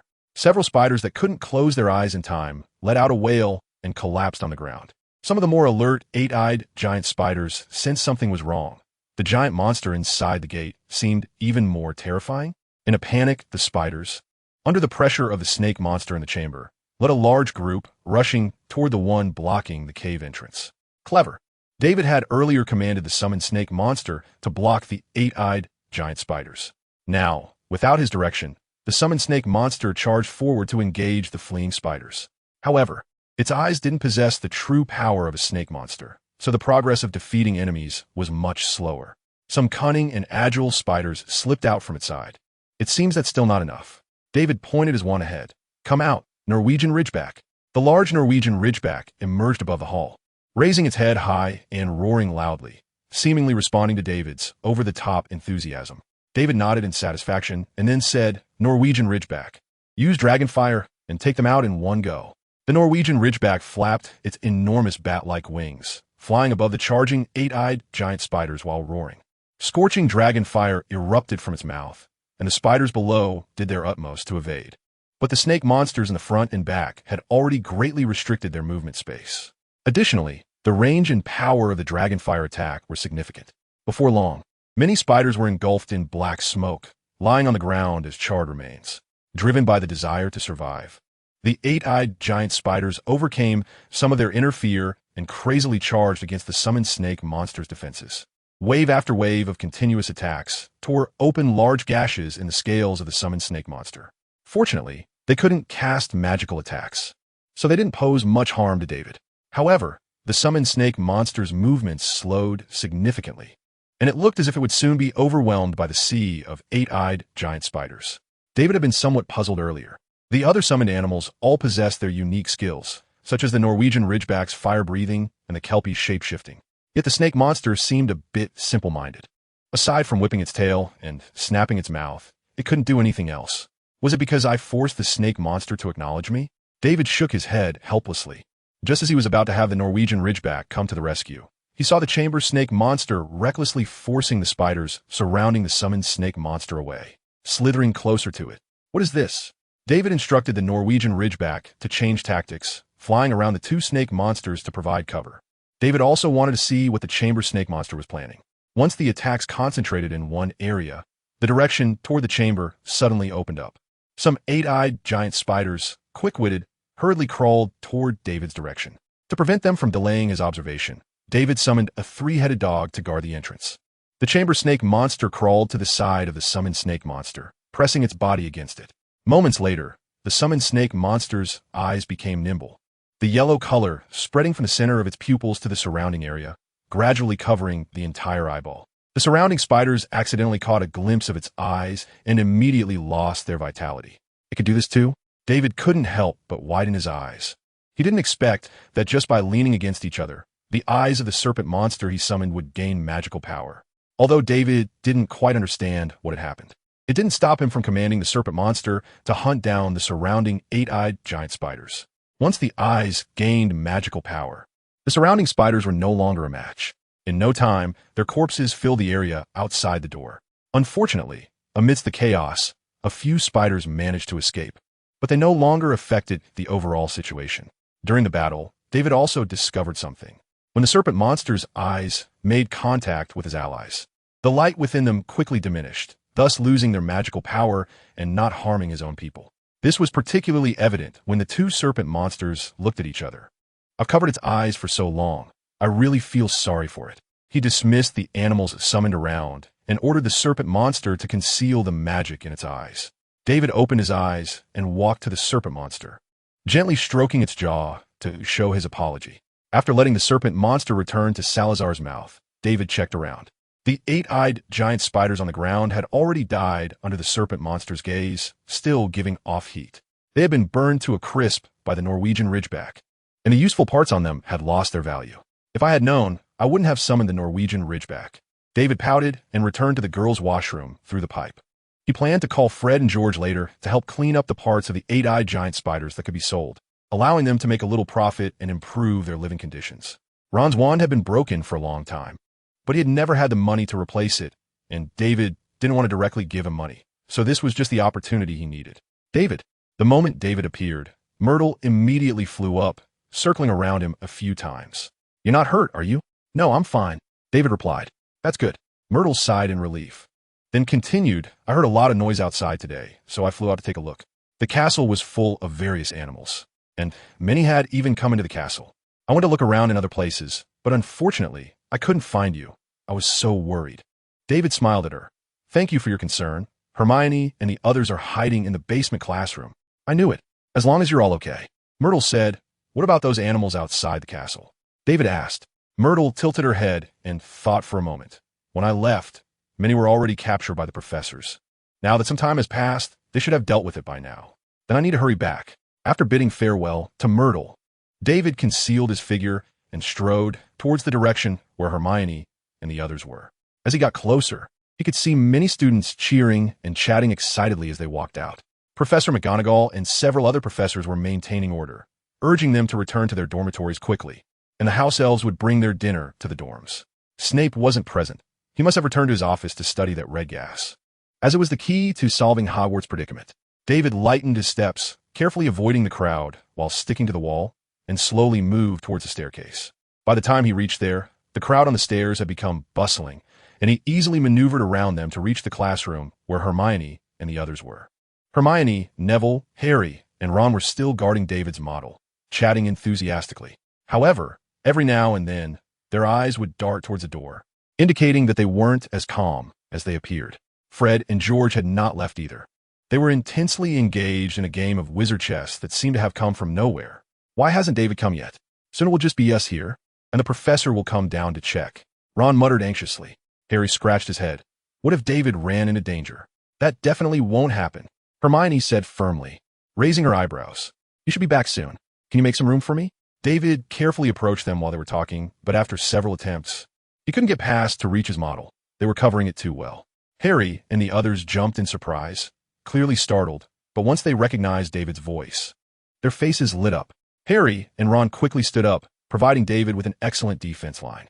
As David slipped in, he revealed himself and restored the model to its original state. How did things go? Hermione asked quietly. Although the process was quite complicated, the outcome was pretty good. What exactly did you do? Ron asked curiously, as even though they had been providing cover, they were still completely in the dark. David flashed a mysterious smile and said, I'll tell you when we get back. I found a way for you to make some money. Make money? Ron's voice involuntarily rose, as he was the one among them most in need of money. Fred and George, who were playing chess nearby, were also drawn in. They rolled up the chessboard, propped themselves up on the table, and came to David's side. It seems we heard someone talking about galleons, Fred said, putting his arm around David's shoulder. George squeezed Ron aside and put his arm around David's other shoulder. You can't leave us out, my dear David. Of course, you are the great contributors. I would never forget you. David said with a smile. Let's go back. Otherwise, Professor McGonagall will come down to look for us. At this moment, only they remained inside the classroom, and there were hardly any figures in the corridor outside. They chatted and laughed as they climbed the stairs, just as Professor McGonagall happened to walk over. She wanted to check if there were still students in the basement classroom. Professor McGonagall, have all the animals been dealt with? David asked first. They've been taken care of, Professor McGonagall said wearily. Her usually neat hair was now somewhat disheveled. Most of them have been locked in cages, while a few escaped back into the forest, but they no longer pose a threat. We'll go back to capture them later. Thank you for your hard work, Professor. David said, as long as you are all fine. Professor McGonagall's fatigue lessened significantly, and she smiled kindly. Are there any more students below? No. We were among the last few to come up. Good, you should go back and rest. I'll have the house elves bring you food later. Thank you, and you should rest early too. After bidding farewell to Professor McGonagall, David and Harry walked to the Gryffindor common room. Only a few students remained below chatting. Most had returned to their respective dormitories. David and the others settled in the corner where they often gathered. Fred immediately said, Come on, David. Tell us what opportunity you found to make money. George wore a similarly eager expression. Their recent pranks had hit a bottleneck, and they were short on funds. Although they were usually quite frugal, and some people did buy their products, it was still difficult for them to maintain their research expenses. David waved his hand to tell them not to worry too much, and then explained the situation with the acromantula. So what you mean is that we just need to dismantle the parts from the acromantula, and we can earn a large sum of galleons? George said with shining eyes. Ron also became excited, as if he could already see a brand new wand beckoning to him.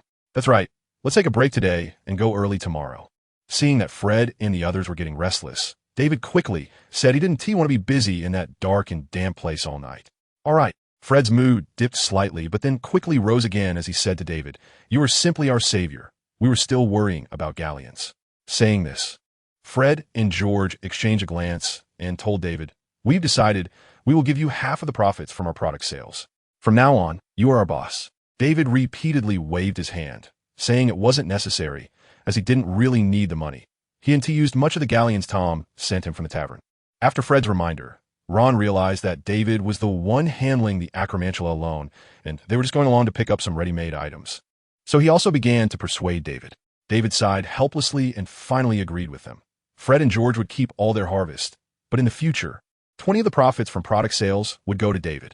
Ron would split the rest of the profits with David, except for the galleons needed for buying wands. Harry and Neville would also split with David.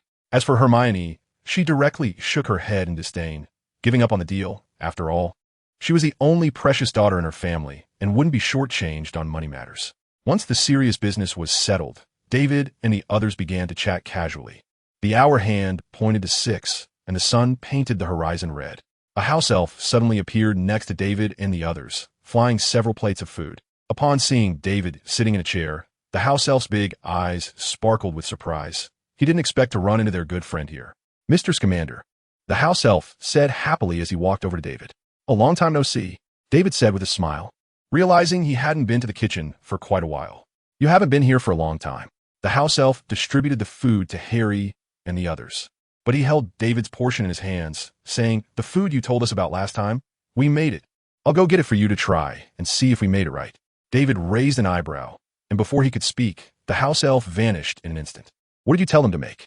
Hermione asked while eating, as she was already hungry. "Soup dumplings," David said with excitement.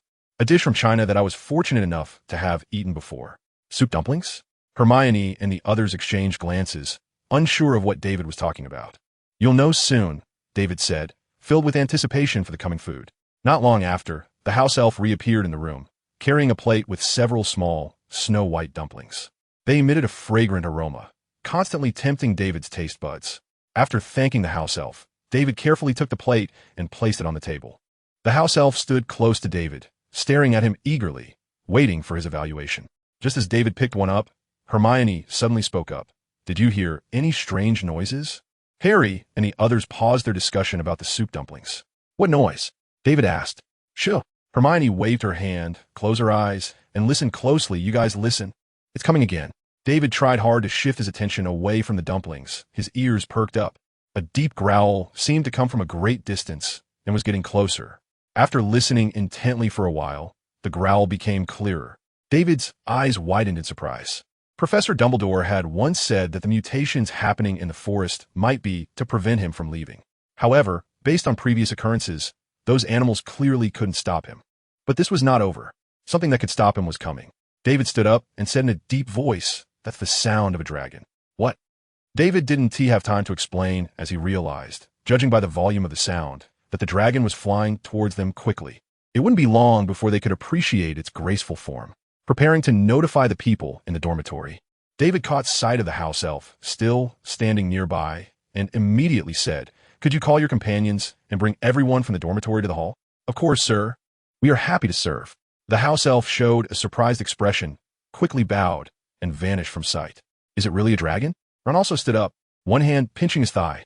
"Well, I stayed at a dragon's sanctuary for a while. Although the sounds of dragons vary, they are generally similar," David said while popping a dumpling into his mouth. Even with the dragon coming, he couldn't delay eating. "Let us hurry outside. It should be safer in the Great Hall," David mumbled. "Okay." Just as Harry finished speaking, the growling sound arose again, closer this time, roaring in their ears. "Run," David urged, having slightly underestimated the dragon's speed. As they reached the doorway, the students resting upstairs also sensed something was wrong. Several students from the lower floors shouted loudly and rushed down. Suddenly, the surrounding walls shook violently as the dragon collided with the tower. With another loud bang, the ground began to shake, accompanied by the sound of falling debris. The few students who had run downstairs stumbled on the shaking ground, their hearts racing and their legs going weak, causing them to drop to the floor. Just as David was about to go back to help them, he saw several house elves appear beside them. They bowed to David and, with a pop, took the students away. Thank goodness. David followed Harry and the others out of the doorway, secretly relieved that a house elf was right beside him just in time. Otherwise, he didn't know how many students would have been injured in the dragon's impact. After running a few steps down the corridor, a thought rose in David's mind. He decided to go outside to take a look, so he said to Hermione and the others, "You all go to the Great Hall first. I'll come back later." "You plan to see that dragon?" Hermione guessed David's intention immediately. "I'll just take a distant look to see if I can provide some useful information to the professors." David quickly replied, "Isn't that dangerous?" Hermione stared closely into David's eyes. "Absolutely not." Hermione's gaze shifted away from David's face as she turned to pull Harry and the others away, leaving David with a message. "I'll be waiting for you in the Great Hall. If you don't come, I won't leave." David took a deep breath, and once he saw Hermione and the others walk away, he instantly transported himself to the clearing outside the tower. Looking up, he noticed the sun had not completely set yet, and the remaining rays of light illuminated the fire dragon circling high in the sky. It was about 8 or 9 meters long, its robust body covered in pearl-like scales that shimmered with a rainbow of colors, sparkling and exceptionally beautiful. Hector? Watching the fire dragon soar, David was momentarily stunned, his memories flipping through his mind like pages in a book. Unicorn. Eliza. The Australian egg-eyed white in the canyon. Matching the appearance of the egg-eyed white from his memory with the one in the sky, he concluded it must be right. Was it here to find Eliza? Or had it been infected too? David furrowed his brow and shouted loudly, "Hector!" Hector paused, its massive body brushing against the Gryffindor tower. The top of the tower collapsed completely, and debris fell like raindrops. After stabilizing itself, the fire dragon slowly lowered its enormous head, trying to see who had just called its name. David, using the remaining sunlight, saw Hector's beautiful eyes, still a pure white, indicating it had not been infected. It was indeed here to find Eliza. But how did it get this information? David was about to call out to Hector again when several beams of light shot out from the castle windows. The professors were attacking the fire dragon. They had just been unclear about what they were doing until now. Hector roared, abandoning David, its gaze fixed on the direction of the castle. Suddenly, the surroundings brightened, and a wave of intense flames erupted from Hector's mouth, roaring towards the castle. But as it neared the castle, the flames were intercepted in mid-air and quickly extinguished. At the same time, several spells struck Hector, tearing through its skin and causing a few scales to flutter down to the ground. Hector roared in anger, flapping its wings vigorously, charging towards the castle, trying to leverage its massive size. But this was destined to be futile. If it had come during the day, alongside other creatures attacking the castle, it could have posed a significant threat to the professors. But now it was alone. While it would be difficult for the professors to suppress it collectively, it was not impossible. Hector skimmed over the castle, but soon could not withstand the professor's attacks, soaring into the sky. To be fair, the fire dragon was actually less difficult to deal with than the venomous tentacula, because the tentacula was very agile, easily dodging the wizard's spells and launching counterattacks. While the fire dragon had tough skin and flesh, a single hit could likely be fatal for a wizard. It was too cumbersome, and with good coordination, the wizards could easily outmaneuver it. Seeing the professor's attacks becoming more intense, David quickly moved to the edge of the forest, pointing his wand, causing the Norwegian ridgeback to lie down. Climbing onto its back, David directed it to fly high and shouted provocatively at Hector. Hector glanced at the little bug in the castle, flicked its tail, and charged towards David. For a fire dragon, the challenge from another fire dragon was utterly unacceptable. As it approached, David tapped the Norwegian ridgeback's head, and together they flew deep into the forest. Along the way, Hector breathed fire trying to attack David, but he blocked it all. After distancing himself from Hogwarts, David turned back and shouted with an amplification spell, "Hector, stop. We are friends." The flames that had surged to Hector's mouth extinguished, producing puffs of black smoke. Its large eyes were filled with confusion. Hector did not understand why the little bug before it knew its name. "Can you stop over there?" David pointed towards a distant peak. Soon after David landed on the Norwegian ridgeback, Hector stopped not far from him and ceased its aggressive actions. However, Hector's eyes remained alert, watching David and the Norwegian ridgeback's every move. David wanted to try something, so he summoned the unicorn and let it walk to the center of the clearing. Hector's eyes widened, and its emotions surged intensely. As a cloud of dust settled, Hector appeared before David, shielding the unicorn. Low growls echoing as if it were whispering secrets to the unicorn. Due to Hector's massive body blocking the view, David could not see what was happening, and he hesitated to use his book to observe, fearing another unexpected event. The sun had completely set. David quietly murmured, "Lumos."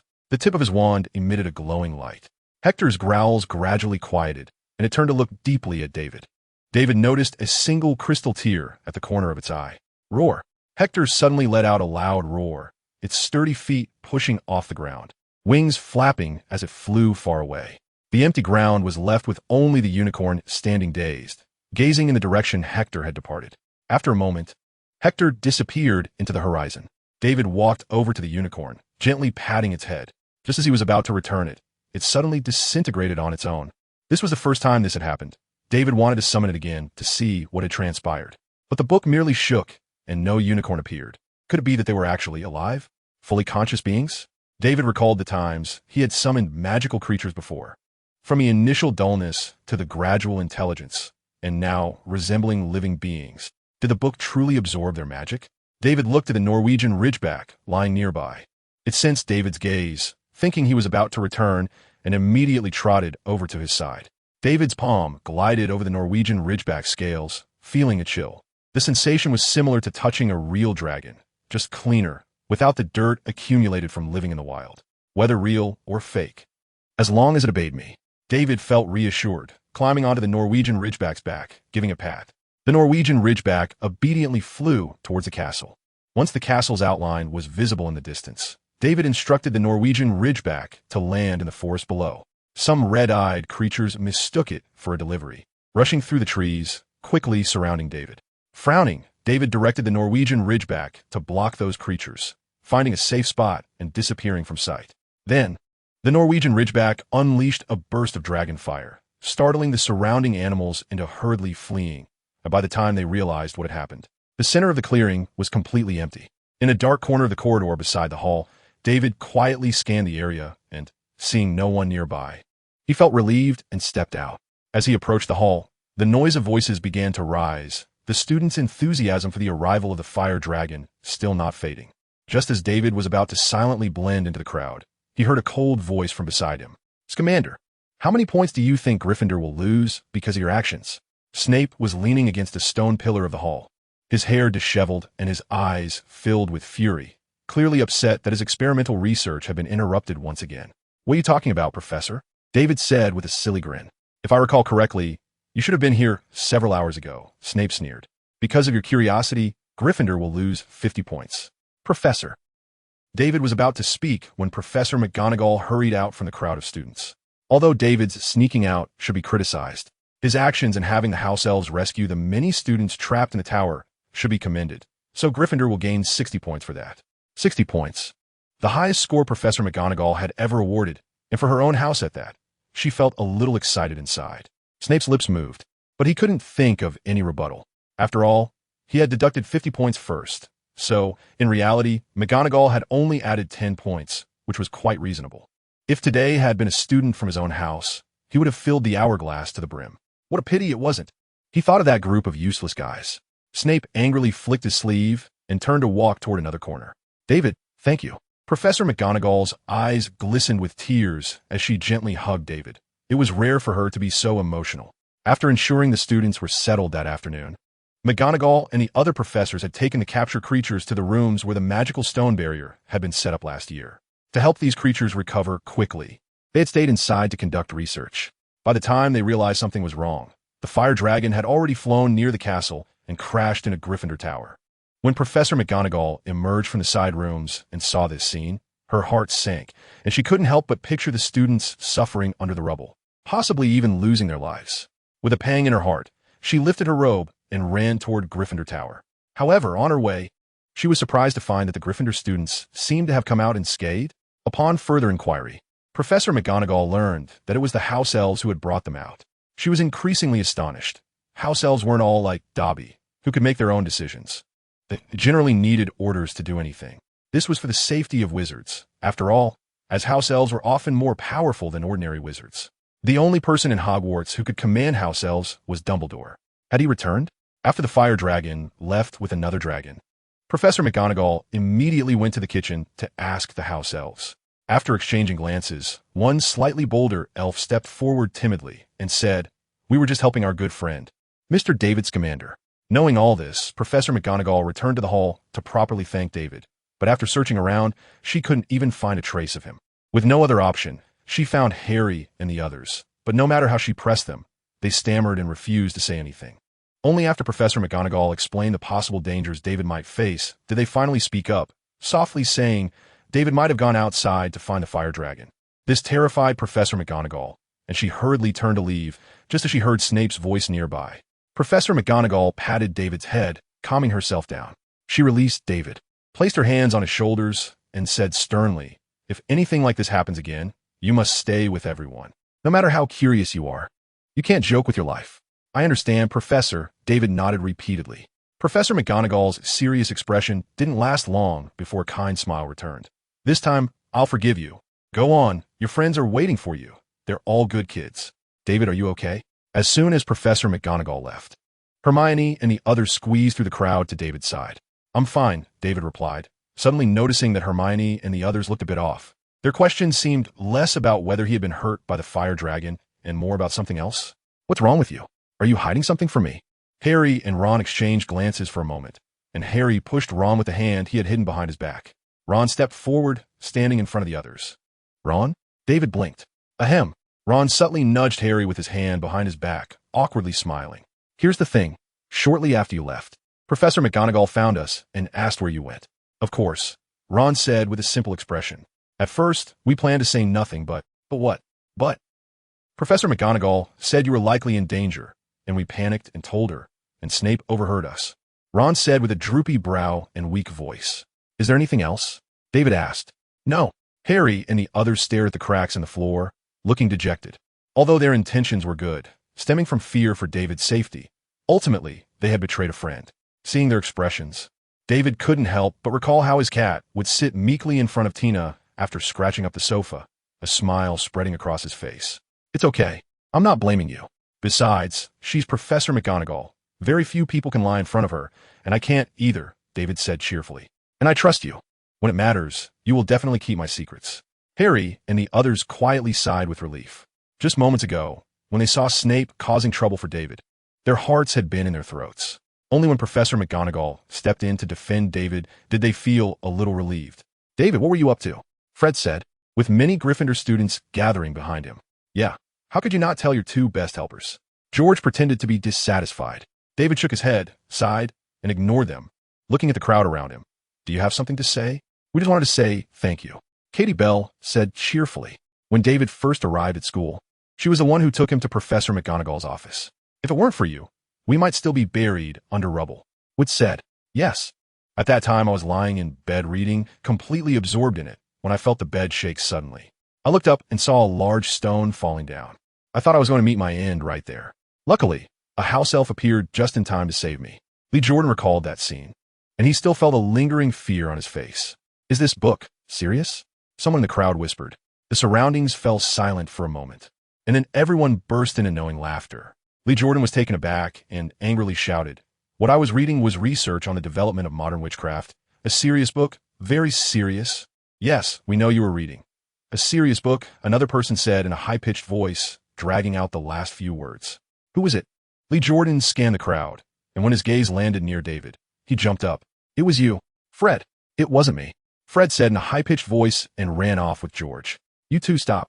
Lee Jordan pushed through the crowd and shouted as he chased after them. What are they laughing about? Hermione asked in confusion, looking at Fred and the others who were fleeing and the crowd that was still laughing. Are there unserious books? What are they like? David's smile faded instantly as he replied seriously, I don't know either. Who knows what they talk about all day? Really? Hermione raised an eyebrow, her suspicious gaze sweeping over David. Of course. David replied robustly, quickly changing the subject. Are you going to the kitchen later? I'm still not full, and I need to thank the house elves. Well, let's go together, Hermione said after a moment's thought. After the crowd dispersed, David led Hermione and the others down the familiar staircase to the basement, arriving at the door adorned with a fruit bowl carving. After making the pair smile, David grasped the green doorknob and pushed the door open. Oh, Mr. David Scamander, you've come. The house elves in the kitchen immediately stopped their work, quickly surrounding David, with those who came late even standing on tiptoes to make sure David could see them. David smiled and looked around, sincerely saying, thank you all today. If it weren't for you, some students would definitely have been hurt. After saying that, David bowed to the house elves from left to right, and Hermione and the others hurriedly followed suit. Oh, no need, no need. We're just fulfilling your task. You are our friend. You don't have to do this. The house elves seemed to burst into chaos, becoming flustered, their eyes shining with tears, and their hands and feet flailing about in confusion. David had seen this behavior several times before and already had a plan for handling it. Could you help me prepare dinner? I haven't eaten enough this afternoon, David said with a smile. Of course, it will be ready soon. The house elves quickly calmed down at the request and returned to their posts. Hermione looked around the environment and whispered, have they always been here? Did they make all the food we eat? Well, pretty much. David replied as he sat down in his usual spot. A hint of something unusual appeared on Hermione's face. It seems like the students at Hogwarts don't know about them. David tilted his head and thought for a moment. Children from wizarding families mostly know them. Others, only the Hufflepuff students know a bit more. Hermione frowned. So they wear these clothes every day? Do they have holidays? Do they get paid? Noticing Hermione's tone was off, David took out his wand and sealed the area around them to prevent their conversation from reaching the house elves' ears. Do you want to change their lives? David asked. Shouldn't it be changed? Hermione countered, indignantly saying they work so hard every day and live in such conditions, wearing tattered pillowcases. Then what do you want to do? David asked. They should receive wages, have holidays, live their own lives, and everyone at Hogwarts should know them and appreciate them. Hermione said immediately, I think the latter part you said is good, but the former might be a bit hasty, David replied. Why? Have you ever learned about house elves before? David asked. Hermione slowly shook her head. My grandfather worked at the house elf relocation office for 2 years right after he graduated. He did some in-depth research on them. There are still materials about them in my family's bookshelf, and I've read quite a bit, gaining some information. For house elves, their greatest belief is to serve humans. What about Dobby? He is a relatively special individual within this group, David said. You can't use him to represent everyone. Just like how one Voldemort among wizards doesn't mean everyone is Voldemort. But, seeing Hermione still somewhat indignant, David continued, before my grandfather did in-depth research. He also thought about improving their situation, but in the end, he couldn't change much. Do you know why? Hermione raised her eyebrows, signaling David to continue. On one hand, it's the ingrained beliefs of wizards. They subconsciously think that house elves are born to serve them, and Ron can attest to that. Ron, who had been listening with an amused expression, quickly nodded. But that's not the key point. The most important thing is the mindset of the house elves themselves. They also believe they're slaves to wizards, that serving wizards is their duty.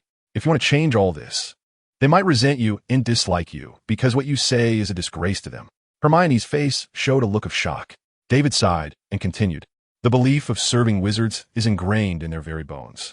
If you try to change them impulsively and presumptuously, you will only endanger them. So, we do nothing?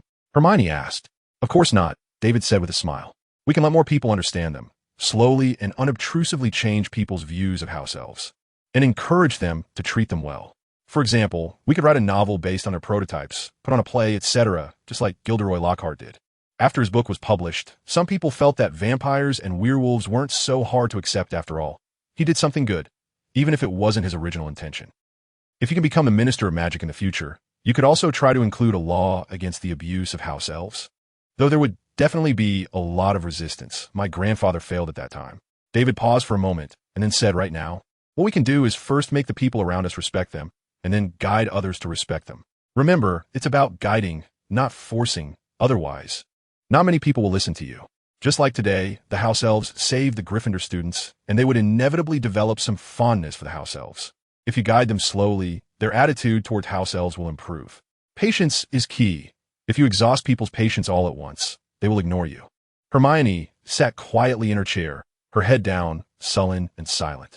Once most house elves are used to being treated equally by people, if someone abuses them, they will rise up in resistance, and more Dobbies will appear. You guide them to see the candlelight, and they will gradually yearn for the sunlight. After David finished speaking, the house elves had prepared food and brought it to them. David lifted the barriers around them, smiled, took the food, and placed it on the table, saying to Hermione, the most respectful thing to do now is to eat everything. Hearing this, Harry, Ron, and Neville all shuddered and eagerly reached for the delicious food on the table. Although they had already eaten in the afternoon, as long as the food was delicious enough, they would conjure up another stomach, which is also a kind of magic. Hermione stared at the steaming food on the table for a moment, then reached out to grab a pie and began to chew heartily. David smiled and started to compete with Harry and the others for the food on the table. Seeing David and the others enjoying their meal so much, the house elves smiled in return. After eating, Hermione solemnly thanked the house elves, and they became flustered again. Seeing this scene, Hermione suddenly felt that David had a point, and she decided to go back and think about what to do next. The next morning, the sun had just chased the moon away.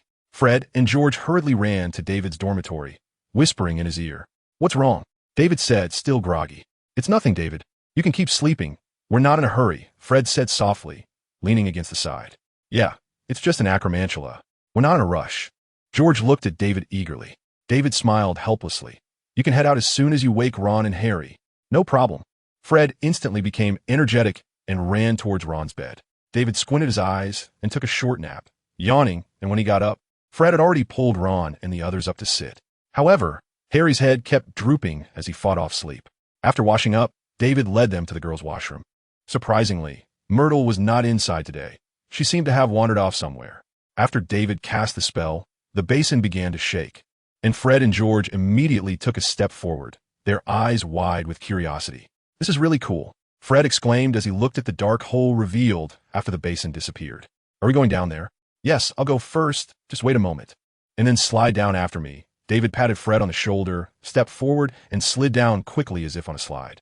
Near the bottom, David expertly flew into the air and then remembered to shout, "Be careful. Remember to use the levitation charm to float up when you see the exit." "What?" Just as Fred finished speaking, there was a loud bang in the tunnel, and he fell straight into a muddy pit. Fred lay dazed in the mud for a moment, and then he heard cheering from behind him, so he quickly moved aside quietly. George followed Fred's footsteps and landed in the spot he had just occupied. Fred had already used a spell to clean himself off and walked over to George with a look of disdain, sighing, "George, you really disappoint me. Is this for real?" Harry's eyes widened, and he opened his mouth, swallowing hard after closing it. In the tunnel, the bodies of acromantulas were piled high, leaving only a narrow path in the middle, which seemed endless from a distance. "Did you raid their nest?" Fred said incredulously. He initially thought there would be dozens. But now, Fred looked down at the large bag in his hand. "Can I go back for 2 more?" David saw through his thoughts and quickly said, "There will be more opportunities in the future, and you can use the shrinking charm, so you can carry more." "All right then," Fred replied, and, with George, cheerfully headed towards the sea of spiders. Harry and the others hesitated for a moment before following to cut the acromantula's fangs. Only Ron remained pale, standing beside David. His desire for galleons had clouded his mind, and he had forgotten one thing. He was afraid of spiders, especially big ones. "David." Ron's Adam's apple moved nervously. "There won't be any alive ones, right?" "No," David replied. "If there were, they would have already come out. How could Harry and the others still be cutting them?" "Okay." Although Ron believed David's words, his inner fear was not yet dispelled, and he walked tremblingly toward the pile of spiders. He cautiously nudged one with his foot. It wobbled, but remained silent. Ron completely relaxed and squatted down to use the cutting charm to slice off the acromantula's fangs, the most valuable part of their bodies. As Fred was collecting 2 large fangs, he exchanged a knowing glance with George, both wearing mischievous smiles. Poor Ron. David looked at Ron, who was still frightened but trying to work. Fred discreetly moved his wand and muttered under his breath. Ron looked quickly. George shouted loudly, pointing ahead. "What?" Ron looked in the direction George was pointing, where the pile of spiders moved as if a live spider was crawling out. "Oh my God!"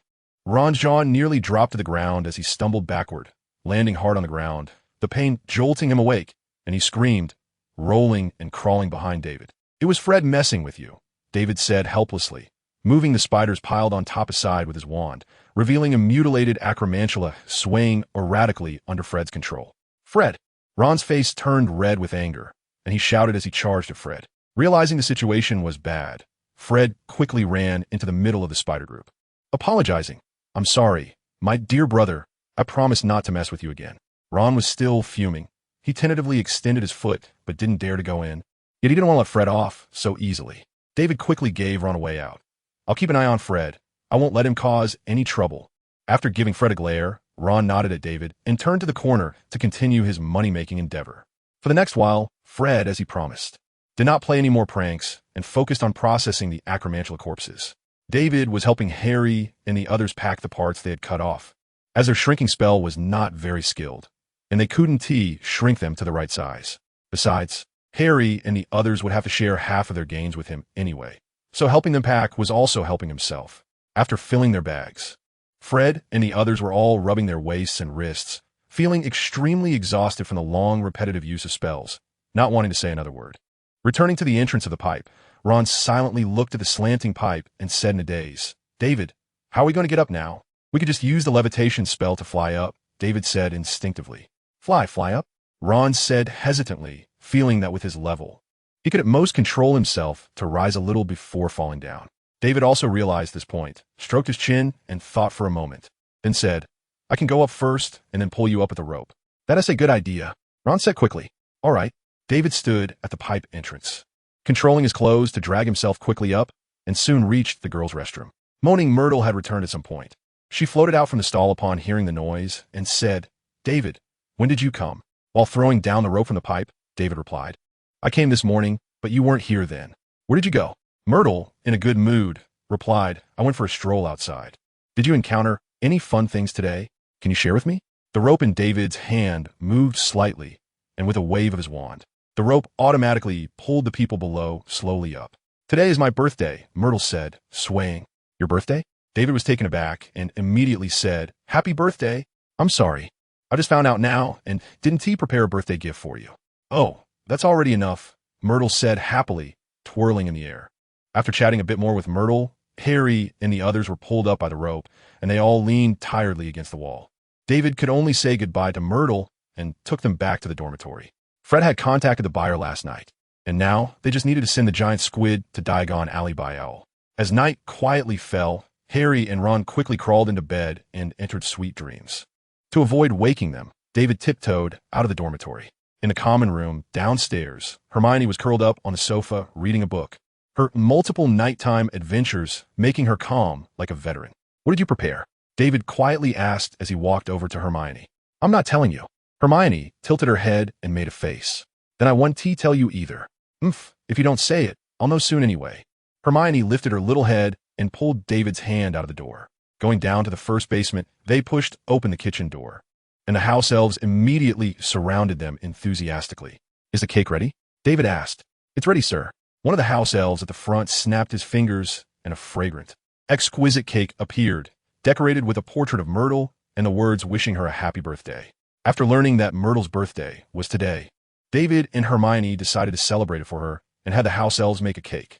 "Are you satisfied?" the house elf asked nervously. "Very satisfied. This is the most beautiful birthday cake I've ever seen," David exclaimed, looking at the dancing little figures around the cake and the vibrant patterns. "That's good." The surrounding house elves breathed a huge sigh of relief. They had racked their brains for this cake today. "Thank you." After expressing his gratitude, David carried the cake with Hermione to the second floor. Pushing open the restroom door, an unpleasant off-key singing came from inside. "Myrtle," Hermione called softly. "Hermione?" The singing stopped, and Myrtle flew to Hermione's side. "What are you doing here? Look what this is." Hermione pulled out the cake she had hidden behind David with a beaming smile. "A birthday cake?" Myrtle hurriedly leaned forward to take a closer look at the image on top. Her voice choked. "Is this for me?" "Of course, happy birthday." David took out a small table and enlarged it, and Hermione placed the cake on top, turning off the small light in the girls' restroom. The warm candlelight from the cake lit up the room again. "Make a wish," David said. Myrtle nodded, sincerely closed her eyes in front of the cake, and made her first wish in many years. Hermione and David softly sang the birthday song for her. After Myrtle opened her eyes, she pursed her lips and gently blew a breath forward. David quickly waved his wand, extinguishing the candlelight, and the wall lights came back on. "Can you help me cut the cake?" Myrtle asked Hermione. "Let's wait a bit. You haven't opened your gifts yet." Hermione pulled out a beautifully wrapped small package from her pocket. "This is a special gift I prepared for you." "Oh, thank you." Tears glistened in Myrtle's eyes as she instinctively reached out to take it, but her hand passed through the package. "Let me help you open it." Hermione noticed Myrtle's disappointed expression and quickly said, tearing open the wrapping paper. Inside the box were 3 beautiful small flowers strung together, each with 5 to 6 layers of petals, unfolding in layers colored sky blue, light yellow, and light pink. In the center of the flowers was a small, delicate bud. So beautiful. Myrtle stared intently at the flowers, her hand hovering above them. "I'm glad you like it." Hermione walked to Myrtle's designated stall, took the 3 flowers, and hung them on a hook above the wooden board, then used her wand to tap the bud, releasing a pleasant floral fragrance from within. "Can you smell it?" Hermione asked. Myrtle was taken aback, returning to the stall, her body passing through the flowers, her face showing a reminiscing expression. "I can smell a little. It's so fragrant." "That's good. It has 3 different floral scents that will switch by themselves after a while." Hermione sighed with relief, happily saying that she had worked on these small flowers in the dormitory until 9 o'clock that evening. "What did you prepare?" Hermione raised an eyebrow at David proudly. David smiled and pulled out a rectangular package, and after tearing off the wrapping, a silver metallic board about half a centimeter thick appeared before everyone. The front of the board had a rectangular recessed area, while the rest had written blessings for Myrtle, which David had asked Professor McGonagall to help him complete. "What is this?" Hermione asked, with Myrtle curiously blinking her eyes beside her. You'll know when you see it.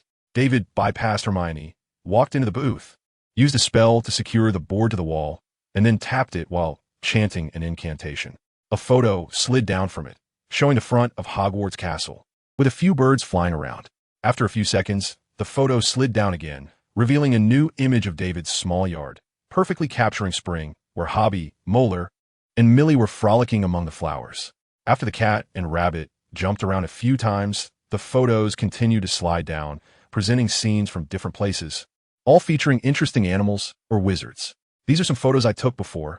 You can look at them when you're bored, and I'll update them for you from time to time, David introduced. Thank you. Moaning Myrtle gazed at the scenes in the photos with fascination. It was the first time she had seen what the outside world looked like in all the years since her death. Watching the funny actions and enthusiastic dances of the people in the photos, Myrtle couldn't help but smile brightly, as if she had joined in. Hermione gently tugged at David's arm, leading him to the table with the cake, leaving the booth solely for Myrtle. The gift you prepared is really great, Hermione whispered in praise. Yours is not bad either. David and Hermione exchanged smiles. After clearing a space on the floor with his wand, David sat down, leaning against the wall, while Hermione leaned on his shoulder. They quietly waited for Myrtle. A few minutes later, Myrtle flew out of her lovely fantasy, hovering in front of David and Hermione, and solemnly thanked them. David and Hermione waved their hands repeatedly, indicating it was unnecessary. After all, they were friends. Once the cake was served, David and Hermione took spoonfuls, while Myrtle floated around her cake, a faint smile on her lips. In her joyful heart, the gloom from her memories began to dissipate, and she started to share with David and Hermione the happy memories she had selected from her mind. Hagrid was mentioned most frequently. In Myrtle's words, he was a clumsy and ignorant giant, unaware of his own strength, always hurting other children. He didn't know what danger was, often keeping strange animals in the castle, occasionally provoking the professor's anger. Unfortunately, the happiness in Myrtle's memories was fleeting. Since her death, she rarely left the girls' bathroom, spending most of her time here, feeling down and enduring the days. But since her first encounter with David, her life had gradually shown some light, adding a touch of excitement. Looking at the two people leaning against each other in front of her, listening to their interesting stories, a sweet smile spread across Myrtle's face. The feeling of having friends was truly wonderful. On Monday, the sun had just peeked out from behind the clouds. After tidying up, David and Harry slowly walked downstairs. After a night of rest, Harry and the others had recovered their spirits, but their bodies felt heavy. Even a slight movement of their arms elicited painful groans. As they walked at a very slow pace to the common room, David saw Percy walking in briskly with his head slightly held high. He casually glanced at the book David was holding and said, "You don't have class today? The professor asked me to call you to the Great Hall." "No class." Ron perked up instantly, as if all the pain in his body had vanished. "Yeah," Percy nodded. "Why? Did something happen?" David asked. "You'll find out when you get there. I have to hurry and notify the others." Percy replied perfunctorily, expressionless, and sidestepped David, heading upstairs. It wasn't that he didn't want to tell David. He simply didn't know either. Professor McGonagall had just instructed him to inform the students about the Great Hall, without giving him the reason. But telling David that he didn't know felt a bit embarrassing for Percy, the proud head boy. Upon arriving at the Great Hall, David noticed that many students were already seated at their respective house tables, forming various small groups based on their closeness, chattering away. Hermione had arrived early and saved a few seats for them at the front half of the table. "What we here for, Professor McGonagall?" David placed a book on the table and sat down next to Hermione. "I don't know." Hermione shook her head, looking toward the platform where the professors were seated, indicating they would probably wait until everyone was present before speaking. David looked at the platform. All the professors of Hogwarts were seated in their respective spots, a scene that usually only occurred at the beginning and end of the term. Could it be they were having a break? David speculated. A break? Ron's eyes widened, and the corners of his mouth kept turning up. Harry, on the other hand, looked the opposite of Ron. A break meant he would have to return to that unbearable home. "No way." Hermione tilted her head and thought for a moment, then confidently said, "We haven't had our exams yet. There's definitely not going to be a break." David was taken aback, but didn't feel too surprised. Hermione had already been reviewing the subjects for the exams weeks ago. David managed to dodge a bullet with the many happenings at school. Once all the students were present, Professor McGonagall stood up and cleared her throat, and the hall fell silent. "Thank you," Professor McGonagall said seriously. "I know everyone is hungry, so I'll try to be quick. A lot has happened this semester. From a chamber of secrets at the beginning to the animal riot in the Forbidden Forest later, we've gone through many trials together. But fortunately, no one was harmed, which is very lucky. Professor McGonagall's eyes were slightly moist. But we can't guarantee that we will always be this lucky, so... She paused, and the hall was silent. Only the sound of soft breathing could be heard. So yesterday, I discussed with the professors and decided to have a break starting tomorrow. After you finish breakfast, you can go back to pack your things. I informed your parents last night, and they will pick you up at Platform 9. Have a nice holiday. The crowd at the long table exchanged incredulous glances, erupting into cheers loud enough to shake the castle. But two people were not very happy, Harry and Hermione. Harry sighed at the extended holiday, unsure how he would endure this long break. Hermione was angry about the cancellation of the exams, fuming. How can they cancel the exams? Isn't that good? Ron laughed. This way my mom won't find an excuse to criticize me. Hermione shot Ron a glare, grabbed the bread that had just appeared on the plate, and began to chew angrily. After breakfast, David and the others returned to their dormitory to pack their things, and then sat down to play wizard chess in the corner they always occupied. After winning a few rounds against David, the displeasure slowly faded from Hermione's face, replaced by a smile. Want to continue? Hermione raised an eyebrow triumphantly. Sure. David struck the chessboard with his wand and said loudly, as if to encourage himself. However, his chess pieces were reluctant to move. Although David had restored them to their original positions, they slowly hesitated to return to the board. After all, they knew that it wouldn't be long before they would be shattered by the enemy and swept away. With no other choice, David had to reach out and place the pieces onto the squares himself. Hermione stifled a laugh, covering her mouth.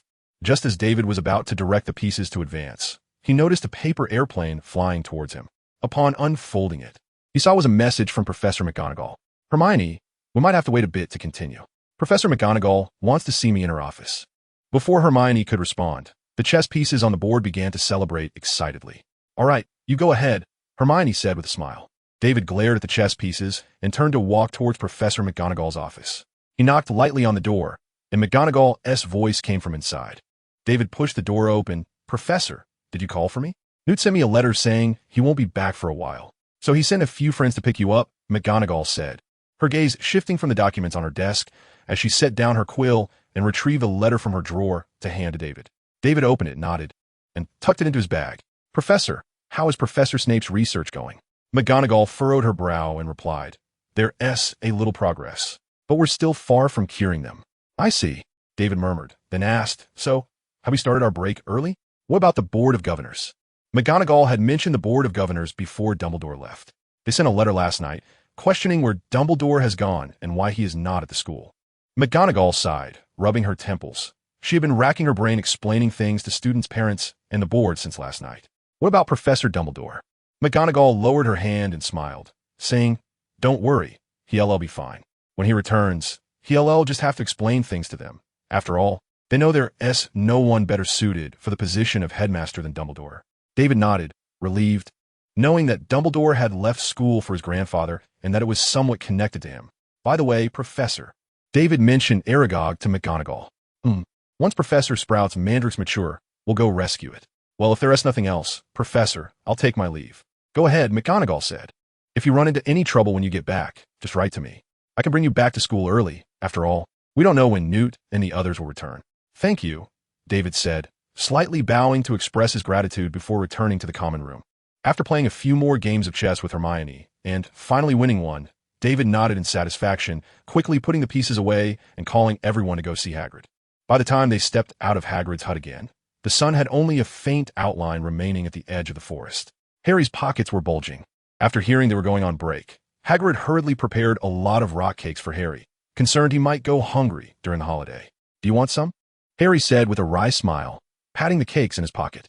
No thanks, Ron said, putting his arm around Harry's shoulder. Those are specially prepared for you by Hagrid. You can't just throw them away. But this, Harry said, knocking a cake on the back of his hand, making a thumping sound.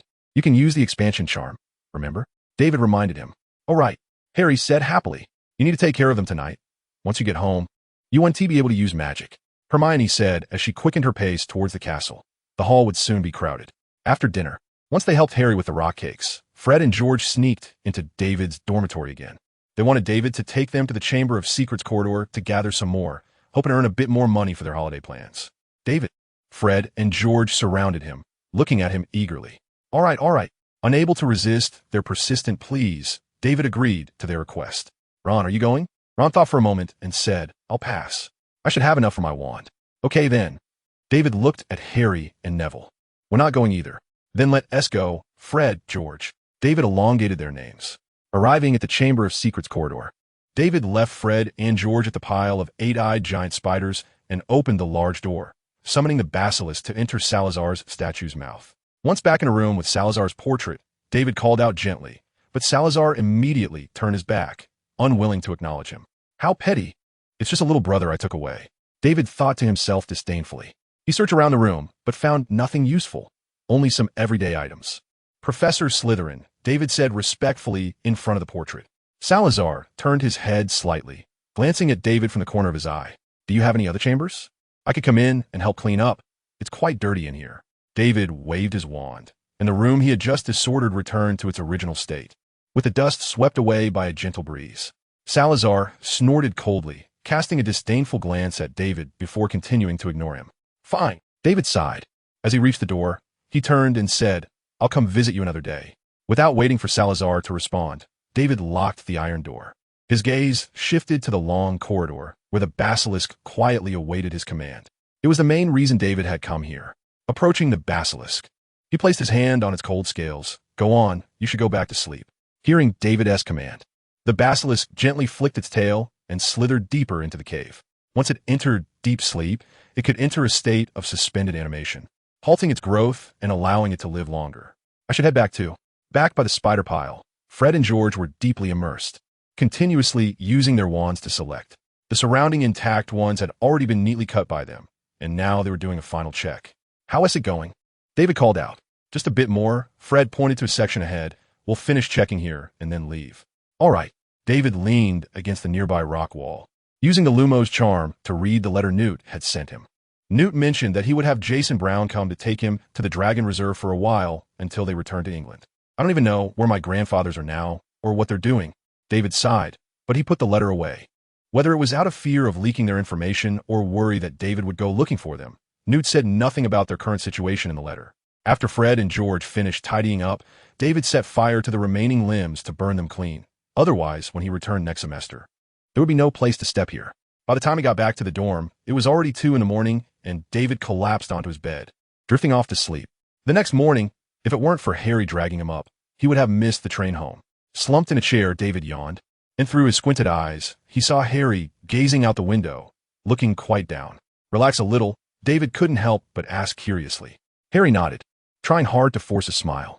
When my grandfathers come back, maybe I can invite you to my house, David said. Really? Harry leaned forward eagerly at the news of leaving the Dursleys.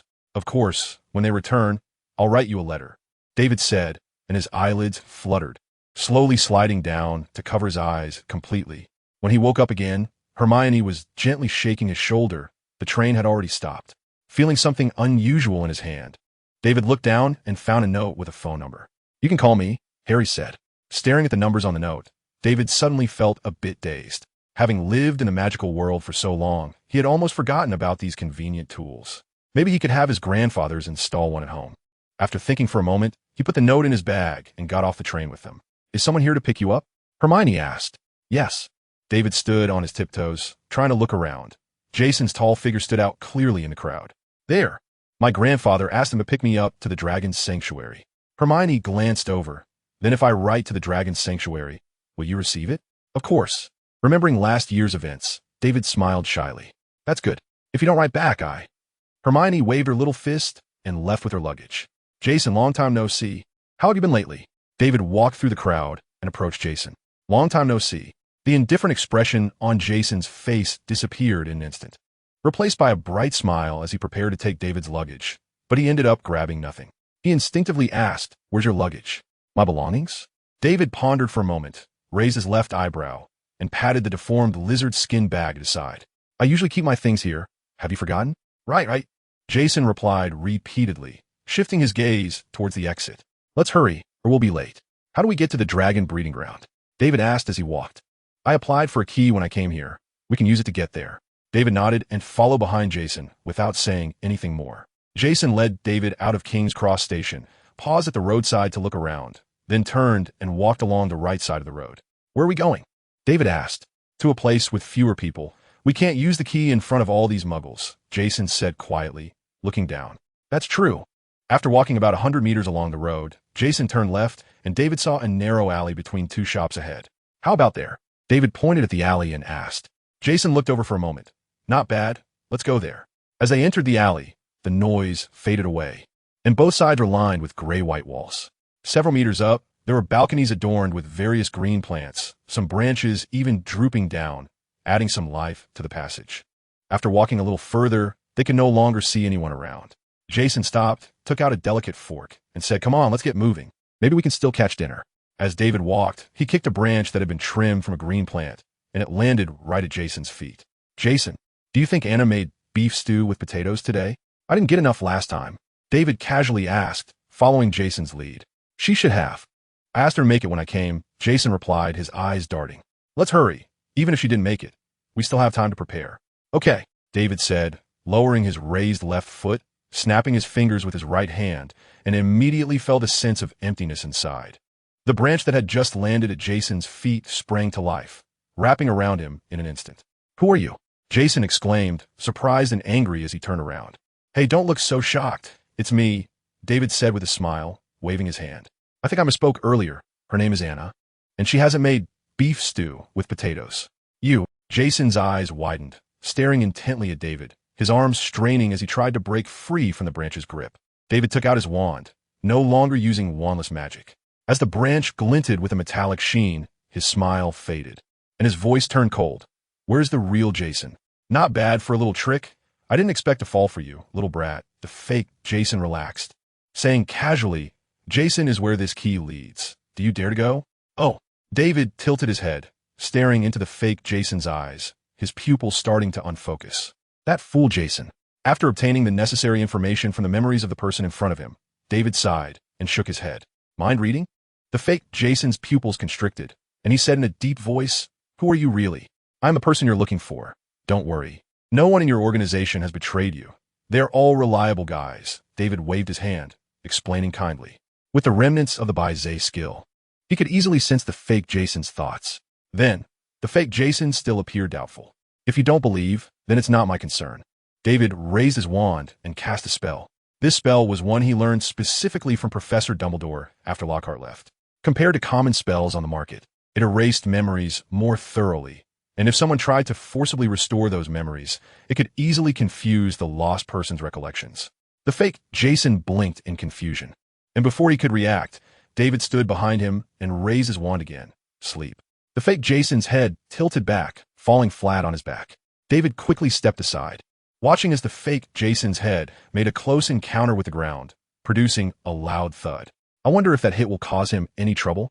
The loud noise attracted attention from upstairs, and an elderly lady with a head full of white hair poked her head out, trying to see what had happened. David hurriedly placed his hand on the fake Jason, and the two vanished from sight. "Strange. I clearly heard someone making noise." The old lady mumbled incoherently before pulling her head back inside. Letting out a sigh of relief, David pulled the fake Jason away, and they instantly disappeared from their location. "Hey, he was supposed to come and get me, and now I have to go save him instead." David walked down a narrow alley, flanked by towering brick walls. The ground mottled with dirt and littered with trash covered in black dust, clearly a place rarely frequented by people. Behind him floated a tall, thin figure with a face as dry as a monkey's, the wizard impersonating Jason. David rummaged through his pockets and found only a bottle of polyjuice potion and some miscellaneous items, none of which were particularly useful. However, he did notice a triangular symbol on the fake Jason's chest, with black lines similar to those he encountered when he was undercover in our organization. They likely belonged to the same group, associated with the research of magical creatures. Spotting a large trash bin ahead, David quickly walked over, waved his wand, and sent the floating wizard inside. He closed the lid and placed several spells on top of it, satisfied with his work. It has the feel of disposing of a body after a murder. After attaching the obtained bottle of polyjuice potion to his waist, David's appearance slowly began to change. "Now I am you, Alan Garner." The name wasn't bad, but the appearance was a bit lacking. Taking his gaze away from the trash bin, David sighed in disdain and walked towards the end of the alley. After turning a corner and walking a few hundred meters, The alley opened up to several luxurious courtyards, enclosed by brick walls. Jason was inside. David stood in a blind spot, leaning slightly and frowning as he stared at the courtyard ahead. There were a total of 12 people. Excluding Alan, there were still 11 inside. But he was alone and had to protect Jason at the same time. David lightly tapped his fingers on the wall, his mind racing as he contemplated the appropriate plan. Suddenly, he pushed hard against the wall, turned, and moved a few steps to the left. A spell struck the ground where he had just stood, creating a small crater. "Don't move." A crisp voice rang out, and David's half-turned body froze as a spell was pointed at his head. But David relaxed. "What did you take, Jason?" "It's me." "Anna, don't get excited." David quickly replied, regaining his voice. "David?" Anna's beautiful eyes narrowed slightly, her voice tinged with confusion. "Yes, it's me. Just don't act rashly. I'll return to my original form." David placed the wand in a position where Anna could see it and slowly returned to his original state. "I'm here to rescue Jason." Anna's wand dropped slightly and then instantly lifted again. "How do you prove that?" David thought for a moment. "Do you remember the gift Jason gave me when I left last time?"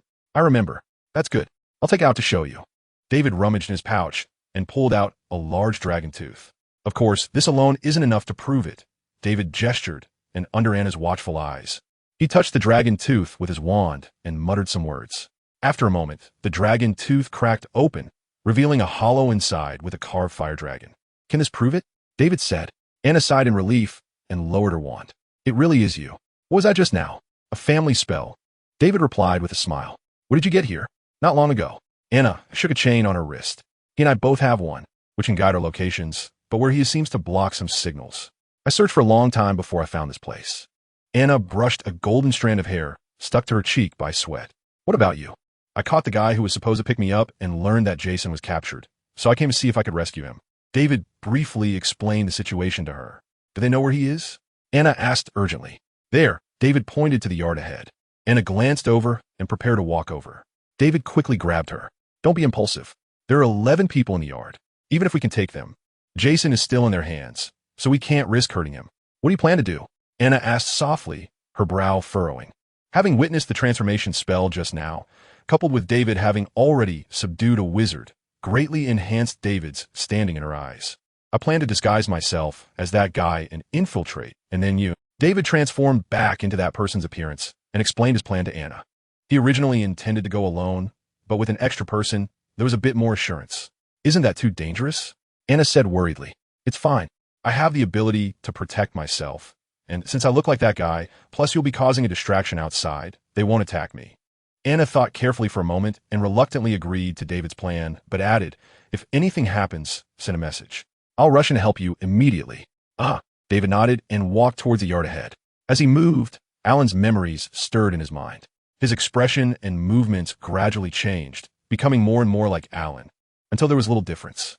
The annual acting assessment was upon them again. Taking a deep breath, David walked through the yard's entrance. Immediately, two people in the distant pavilion stood up, raising their wands straight in his direction.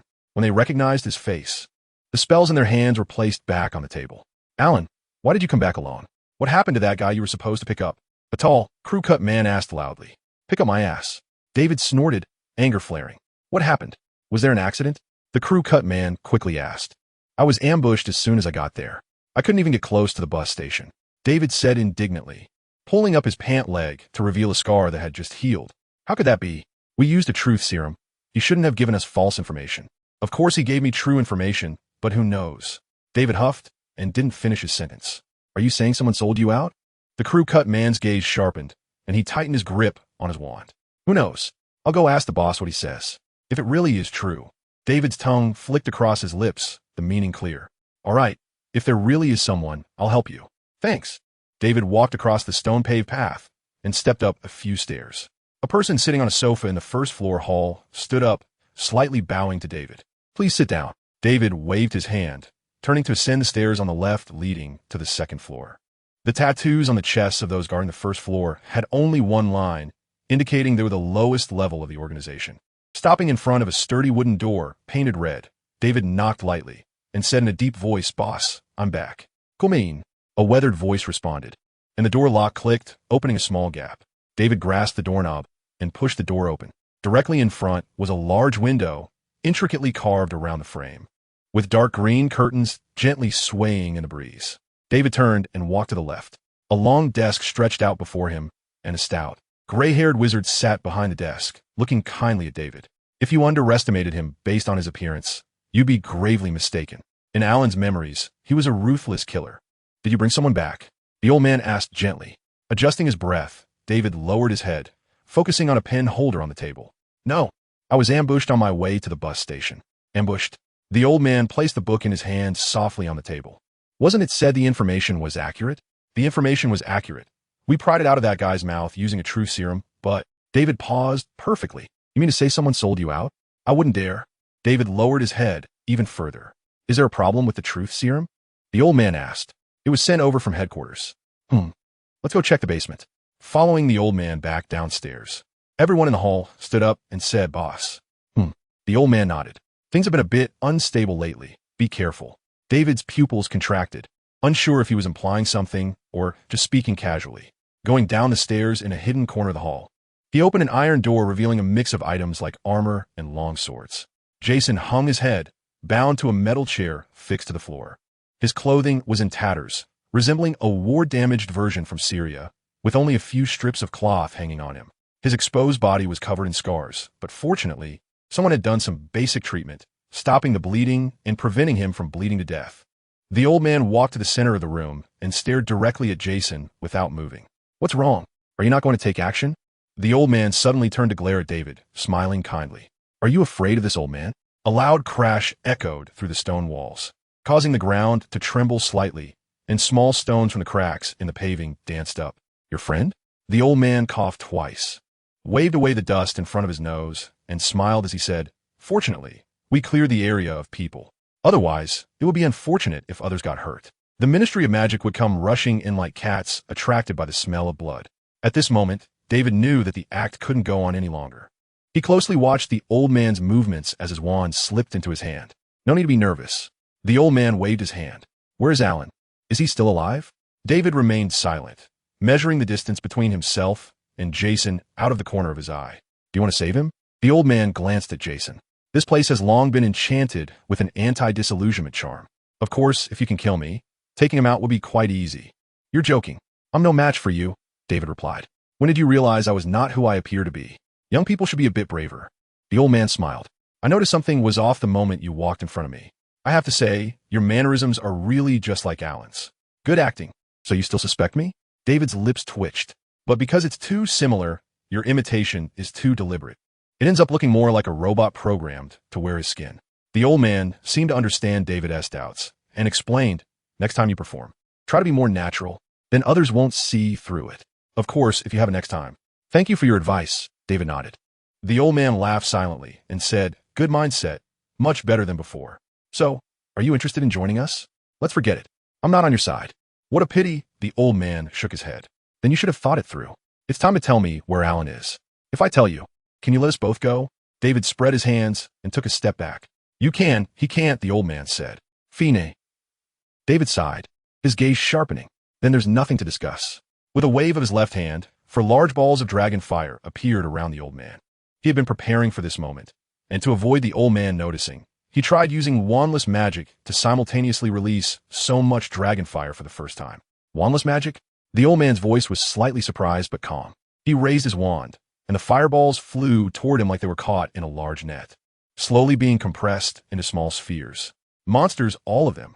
David took a deep breath and instantly appeared beside Jason, tapping his wand to cut the ropes binding him, which fell to the ground. Seeing Jason's body slowly sliding down, David quickly pulled him upright, just as he was about to leave. But the old man flicked his wand, and the fireballs merged together, spreading out in an instant to form a fiery net that enclosed them. Good spell. Can you catch it now? The old man said, peering through the gaps in the fire net at David. David's feet sank slightly into the ground. He didn't know when the old man had turned it into a sheet of iron. The skill of the ball bird was useless now. Can you still move? The old man watched David with great interest, curious to see if he had any marvelous spells. The fire net drew closer, and David's skin turned red, feeling a burning sting. But the fire net also provided David with an opportunity. While it trapped him, it also blocked the old man's advance, and his spell would be momentarily obstructed by the fire net. Just as David was pondering how to escape, A smile appeared on his face. Thanks, goodbye.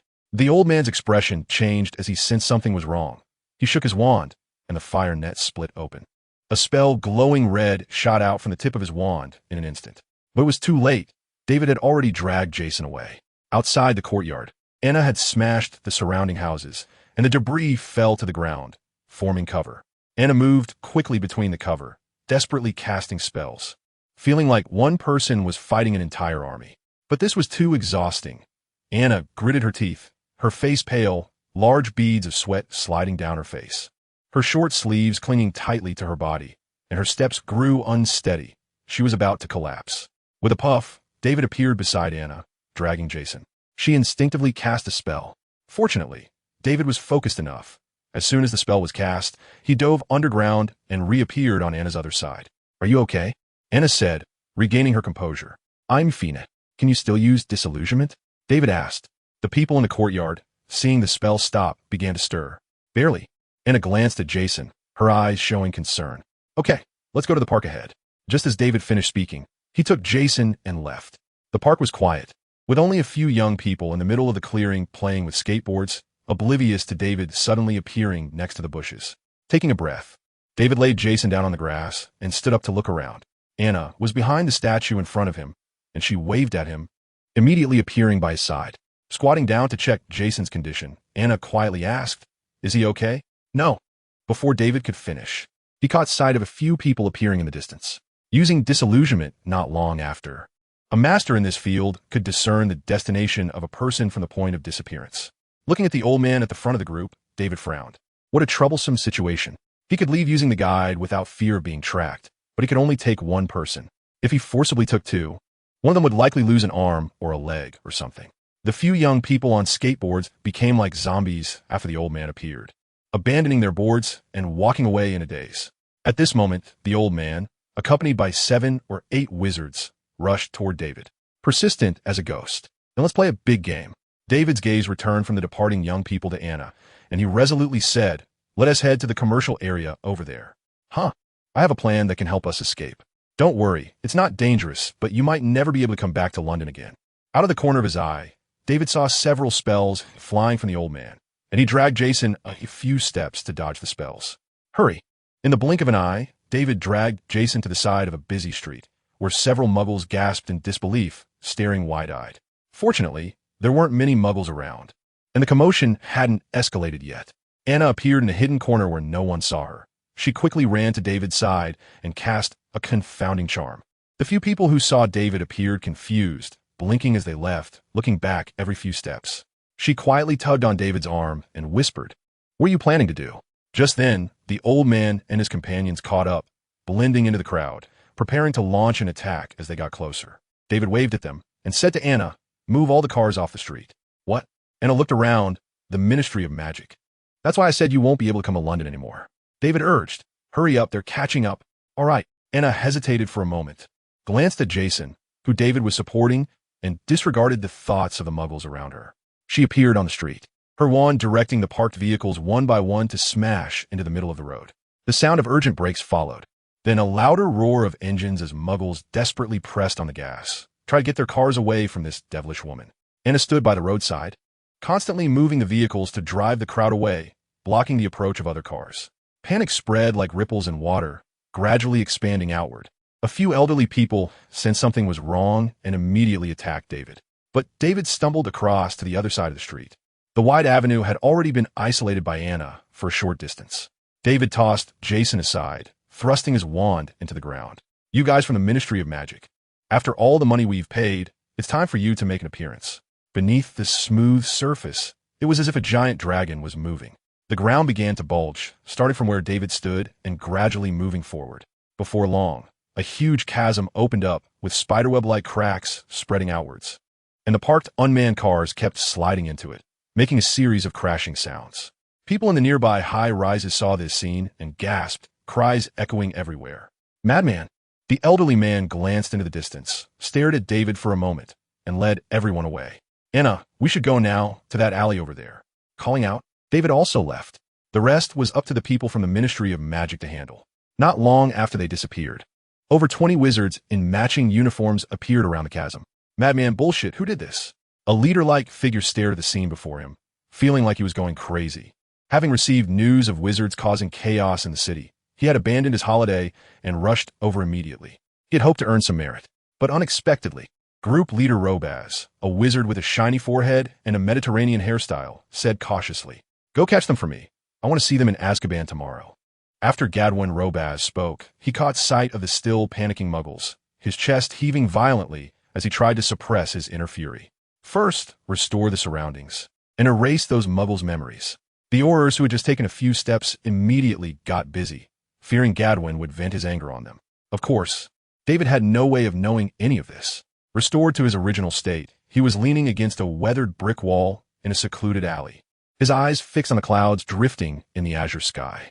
Dragging someone continuously using apparition and extensively employing the earth-moving spell had left his head slightly aching. "David, are you all right?" Anna asked with concern, leaning against Jason, who was on the opposite side of David. Reflecting on David's performance today, Anna still found it hard to believe. Had young wizards become this strong? "I'm fine, just a bit tired," David replied softly, slowly rummaging in his bag for a piece of chocolate. Tearing off the wrapper and popping it into his mouth, a bitter taste spreading from his tongue to his head. The fatigue from earlier vanished completely. Chocolate is truly a wonderful thing. Chewing heartily, David glanced at Jason, who was lying on Anna's lap. The tip of his wand emitted a milky white light. Connecting to Jason. "What is this?" Anna asked in surprise. "Family magic," David said, smacking his lips. As the light flowed in, the scars on Jason's body slowly faded, and color returned to his face. "Cough, cough." Jason weakly coughed a couple of times, his eyelashes fluttering as he slowly opened his eyes. "Anna," Jason murmured, coming to his senses, suddenly sitting up and shouting, "Quick, quick, they're coming to catch David. Don't panic. I'm here. Your injuries aren't fully healed yet," David said. "David." Jason turned his head, his eyes widening. Then his body went limp and he fell back down. "I'm not. You guys? Anna and I rescued you," David said. "Thank you. How did you find me?" "I caught the person who came to get me." "How did they capture you?" "Didn't you say you were familiarizing yourself with the route yesterday?" Anna lightly patted Jason's shoulder. Jason grimaced, took a deep breath, and awkwardly smiled. "I was supposed to familiarize myself with the route last night, but I wandered around King's Cross for a while and couldn't find the entrance to Platform 9. Then a well-dressed wizard came up and kindly asked if I was there to pick up students. I said yes, and he told me that the platform wouldn't open until tomorrow morning, and I couldn't go in yet. When I was about to leave, he asked if I wanted to grab a drink, a specialty drink from London. I got tempted, thinking one drink wouldn't hurt, so I went with him. But after one drink, I felt dizzy, and when I woke up later, I was locked in a basement." Jason shook his head in frustration. "You idiot," Anna said, pinching Jason's waist. "Why did they want to capture you? Or rather, why did they want to capture me?" David frowned. The pained expression on Jason's face disappeared as he recalled something, raising a hand to support his entire body, his pupils dilating. "France. Mr. Scamander. They seem to have captured you to deal with Mr. Scamander. I heard his name from that old man, and they seem to have a plan, but I passed out again at that time." "To deal with Grandpa?" David raised an eyebrow. He hadn't seen any information regarding this matter in Alan's memories. "Is my grandpa in France now? Do you know the specific location?" "Not really," Jason said awkwardly.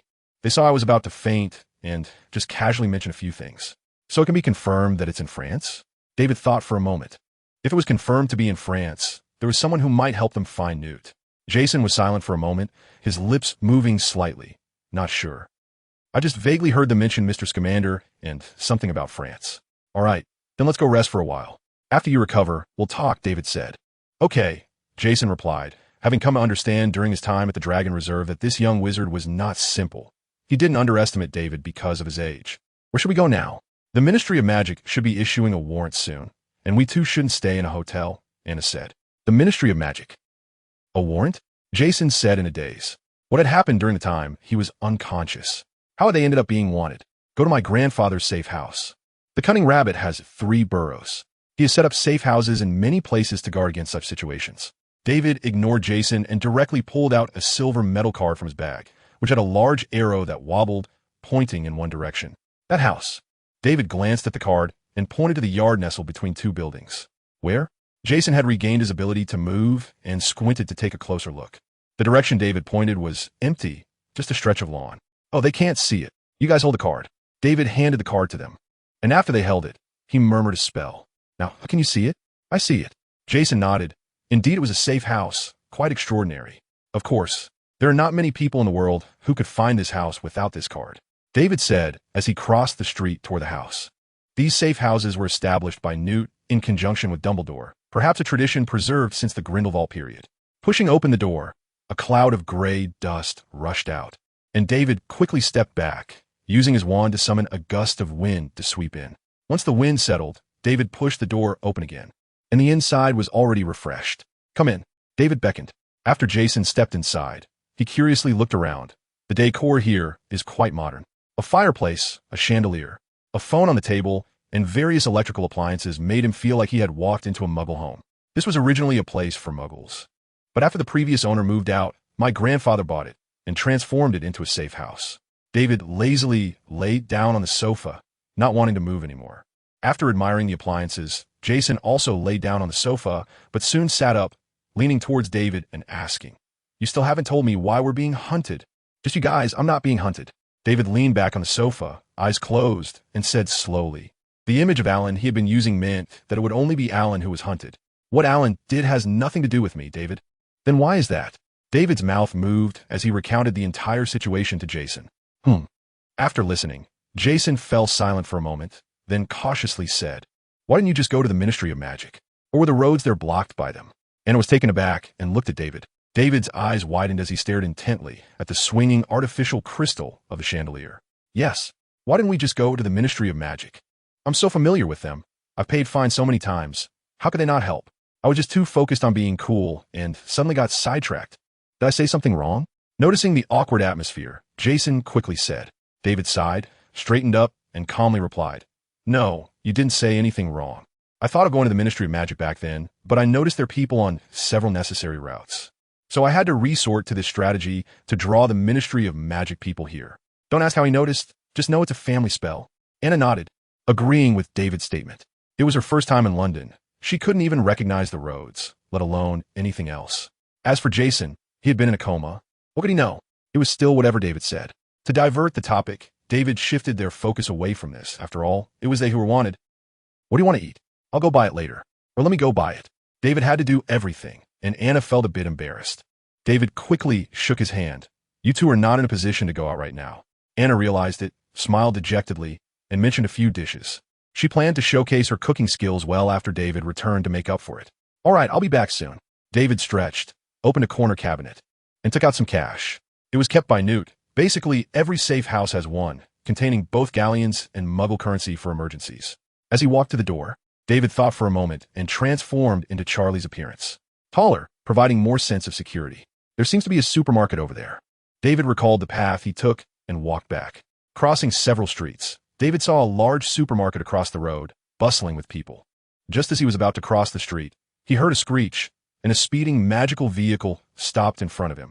The back door opened, and a person stepped out, surprised, saying, "Charlie, what are you doing here? What a coincidence." David's lips twitched as he looked at Mr. Weasley in front of him, silent. "What's wrong?" "Nothing." David recalled Charlie's actions, scratching his head awkwardly, and said with a smile, "Just haven't seen you for a long time." "Mr." Weasley's hand happily patted David's shoulder. Then he asked, "What are you doing here? When did you come back?" "I'm back for a mission, and we'll be leaving soon," David replied, saying he came over to check if a friend of his was home. He was from a Muggle family. Mr. Weasley showed no reaction to this, as he was not like some wizards who held any pure blood pride. However, the wizard driving the vehicle scoffed at David's words. "If you have time, you could also go back and take a look. You haven't been home in a long time," Mr. Weasley said. "Okay, Dad, what about you guys?" David glanced at the car, and there were 4 wizards including Mr. Weasley, along with a tail-wagging dog squeeze between 2 people in the back seat. "Oh, I almost forgot the main business. Have you seen these people nearby?" Mr. Weasley bent down to grab a stack of papers from the back seat of the car and handed it to David. David flipped through it. It contained pictures of Jason, Anna, Alan, and that old man. They should have been extracted from the memories of nearby Muggles by wizards from the Ministry of Magic. "Have you seen them?" David shook his head. "I haven't seen them around here." "All right then, let's hug one last time. I have to get busy." Mr. Weasley opened his arms. David leaned in. Suddenly, Mr. Weasley whispered in his ear, "Quickly take your friends and leave. The Ministry of Magic is looking for those too, as long as they have no missions." The Weasley couple had been to the Dragon's Sanctuary before, so they knew Jason and Anna, and when they saw the pictures, he also came out to patrol to see if he could help them, unexpectedly running into David. While David was in a daze, Mr. Weasley released him, secretly winked, and got into the car. Let's go. Let's look somewhere else. The car roared and suddenly sped off into the distance. Mr. Weasley is a good person. David hurried to the supermarket across the street to buy what Anna needed and then returned home. Although Mr. Weasley had already taken the people from the Ministry of Magic to another place, there was no guarantee that other wizards wouldn't come and check. I'm back. Pushing open the door, David returned to his original form. All right, go rest. I'll take care of the rest. Anna took the bag from David's hand and pushed him toward the living room. How are you feeling? Are you feeling better? David asked as he sat across from Jason. Almost. Jason grinned, his complexion back to normal, though he appeared very tired, like someone who had stayed up for several nights. David's healing spell wasn't without side effects. It guided the vitality within the recipient's body to heal themselves. When the injury wasn't serious, there was little reaction, but if it was too severe, the healed person would feel very fatigued afterward. You should sleep it off, and you'll be fine. Jason thought for a moment and continued. How about we go to Devon tomorrow afternoon? The Ministry of Magic is looking for you now, so it's not very safe to stay here for long. Jason said in surprise. Go to Devon? My grandfather has a friend there. Maybe he can help us find him. With that response, David closed his eyes to rest. Today was probably the most tiring day he had ever had. About half an hour later, Anna prepared dinner. I have to say, her cooking was as excellent as ever, although it was just some simple ingredients. She managed to create different flavors based on their characteristics. After finishing the meal happily and chatting with Jason for a while, everyone returned to their holidays to rest. The next afternoon, the sun dispelled the clouds and the concrete ground was scorching hot. Are you ready? David asked. Ready, let us go. Jason and Anna came down from upstairs, both wrapped in black robes. This was a common outfit in the magical world, and many people wore one when going out. Maybe it's because there are too many wanted people by the Ministry of Magic. Then let us set off. After leaving the house, the group hopped on their brooms and quickly flew toward Devon. Are we there yet? Jason had already taken off his hood and was wide-eyed, looking at the rolling green hills around him. Almost there, just down there, David said as he walked, rummaging through a leather bag. He pulled out a small metallic figure, about the size of his finger, which looked lifelike. What is this? Anna's gaze was drawn to it. The key to the door, David said as the little figure stood up in his palm, moving its body agilely to start guiding them. Powerful wizards always have various ways to hide their homes. Following the direction pointed by the little figure, the three quickly walked to the side of the stream. We've arrived. The little figure in David's hand had stopped, its tiny fingers brushing through the air, glowing with a faint blue light. After a moment, a small courtyard slowly appeared before them. Walking to the low fence gate, David said softly, Hello, could you please inform him? Oh, he knows us. How annoying. Yes, we've waited so long for them. In the astonished eyes of Jason and Anna, two small doors detached from the fence, sliding and assembling like building blocks, quickly transforming into the shapes of two little figures. Looking at their aggrieved expressions, David couldn't help but smile. The two of them turned into door guardians, not to block incoming guests, but to suddenly transform into little figures to scare them when guests placed their hands on them. David had already been tricked the first time he came here, and of course, he wouldn't fall for it again. Is Mr. Nicholas Maley home? David asked again. The little figure put away its aggrieved expression and nodded. The master is home. He said guests can just come in. He is unable to come out to greet you. Very sorry. David felt a bad feeling rising in his heart. After all, the Philosopher's Stone had been destroyed by Dumbledore last year. Quickly walking through the small path, the door was slightly ajar. David knocked lightly a few times, and after a dozen seconds, a faint voice came from inside. Please come in. Entering the room, David saw two elderly people with snow-white hair sitting on a sofa on the right side, leaning against each other, each holding a thick book. Mr. Maley, madam. David greeted them. Oh, please forgive me. Who are you? Nicholas put the book aside and turned his body sideways. His facial skin had become somewhat saggy, and his mental state wasn't very good. The loss of the Philosopher's Stone had a significant impact on him. David's commander, Newt's grandson. I visited a few times when I was younger, David said respectfully, filled with admiration for this master of magic. Oh, Nicholas tilted his head and thought for a while. A smile bursting forth on his face. I remember now, that little guy who kept asking me to make transformers. You've grown so tall. Perenelle also showed a gentle smile. David smiled awkwardly. The last time he visited with Newt, he had seen those little figures moving and asked Nicholas if he could make a transformer. But Nicholas hadn't seen the anime, so he naturally didn't know what a transformer was. After David explained it to him, he said he would try to make one in the future. Did you come for something today? Nicholas asked with a smile. Just came to visit and see you, David said, seeing Nicholas's weak appearance. David suddenly didn't want to trouble him anymore. It's wrong to lie, Nicholas said sternly, especially to an elderly person. All right, go on. Although I'm not feeling well, it's no problem to help you a little. Seeing David still not speaking, Nicholas continued. My grandfather David slowly recounted Newt's situation to Nicholas. Is that so? Nicholas thought for a moment, swayed a bit, unable to stand up, and said with a smile, Could you come over and help me? Of course. David quickly walked over, supporting Nicholas's arm, feeling like he was helping a pile of bones. The cost of using the Philosopher's Stone, Nicholas said with a smile, living too long isn't good either.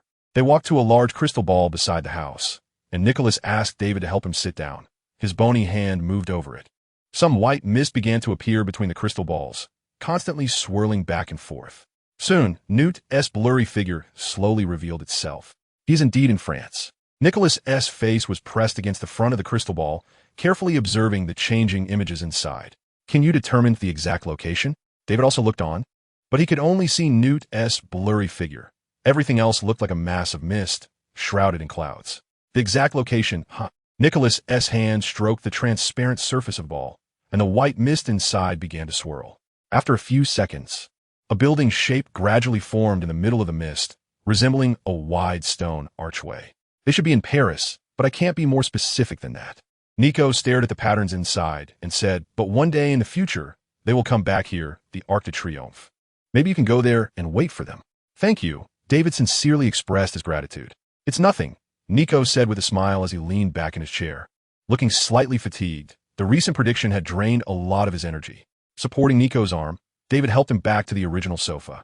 Mr. Miller, David's eyes were fixed on the ground as his mouth opened and closed softly. Don't be sad. Death is just a different way of living. Nico guessed David's thoughts and smiled at Perenelle, saying, We've experienced enough in this world. Now we want to feel another world, a new way of life. Then, no need. Nico slowly waved his bony hand. We'll go by ourselves. No need for you to come, and don't disturb others. David didn't respond, his brow furrowed slightly. This is also my last wish, Nico said. Promise me, okay? David's head nodded slowly. That's great. Nico turned to look at the stairs, took a deep breath, and shouted as loudly as he could. Phil, can you bring down what I made for David? Although he was trying hard, his voice was barely louder than David's normal speaking voice. Master, a house elf appeared with a pop in front of Nico, bowing respectfully and holding out a box with both hands. Just give it to him, Nico pointed at David. Yes. Phil looked up, adjusted his steps, and turned to hand the item to David in the same manner. Thank you. David took the box. It was small but felt somewhat heavy. Nico looked at David expectantly. Open it and take a look. David unfastened the golden clasp and lifted the lid, his eyes widening in surprise. At the bottom of the box lay a lifelike truck, painted in red and blue. How is it? I did pretty well, right? Nico winked proudly. Very good, David praised. Ha! Nico chuckled. It's not just a lifeless object. You can point your wand at it and say Transformers. Transform. David nodded, pointed his wand at the transformer in the box, and chanted, Transformers, transform. A mechanical sound echoed as the truck's body shifted and transformed into a human shape. I'm Optimus Prime. A deep, hoarse voice came from Optimus Prime. David felt a shiver run down his spine, his eyes locked tightly on Optimus Prime. It can understand some simple commands, Nico explained if you wanted to transform back. Just say Transformers, transform. Depart. Thank you. David transformed Optimus Prime back and bowed slightly. This is my last gift to you, Nico said cheerfully. All right, hurry up. If you're late, it won't be good if you miss Newt. After bidding farewell to Nico and his wife, David walked out of the small courtyard with mixed feelings. Don't worry too much. They've always lived according to their own wishes and are very happy, Jason comforted. David slowly suppressed the bad emotions in his heart. Jason patted David's shoulder. So where are we going next? How we get to Paris? By smuggling, David looked towards the west. He was very familiar with this line of work and knew all the slightly popular smuggling points, which Newt often took him to. The three of them headed west until they reached a dense forest. After wandering inside for a long time, Jason surveyed the surroundings and quietly asked, David, are you sure you didn't take a wrong turn? No, don't worry, it's just ahead. I've been here a few times with my grandfather, David pointed ahead. Jason looked forward and saw a giant tree standing not far away. Although the surrounding trees were very dense, they couldn't hide its massive trunk, giving it a somewhat standout feeling.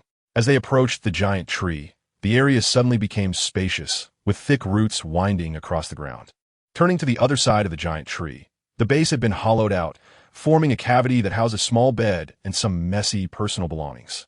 "Welcome."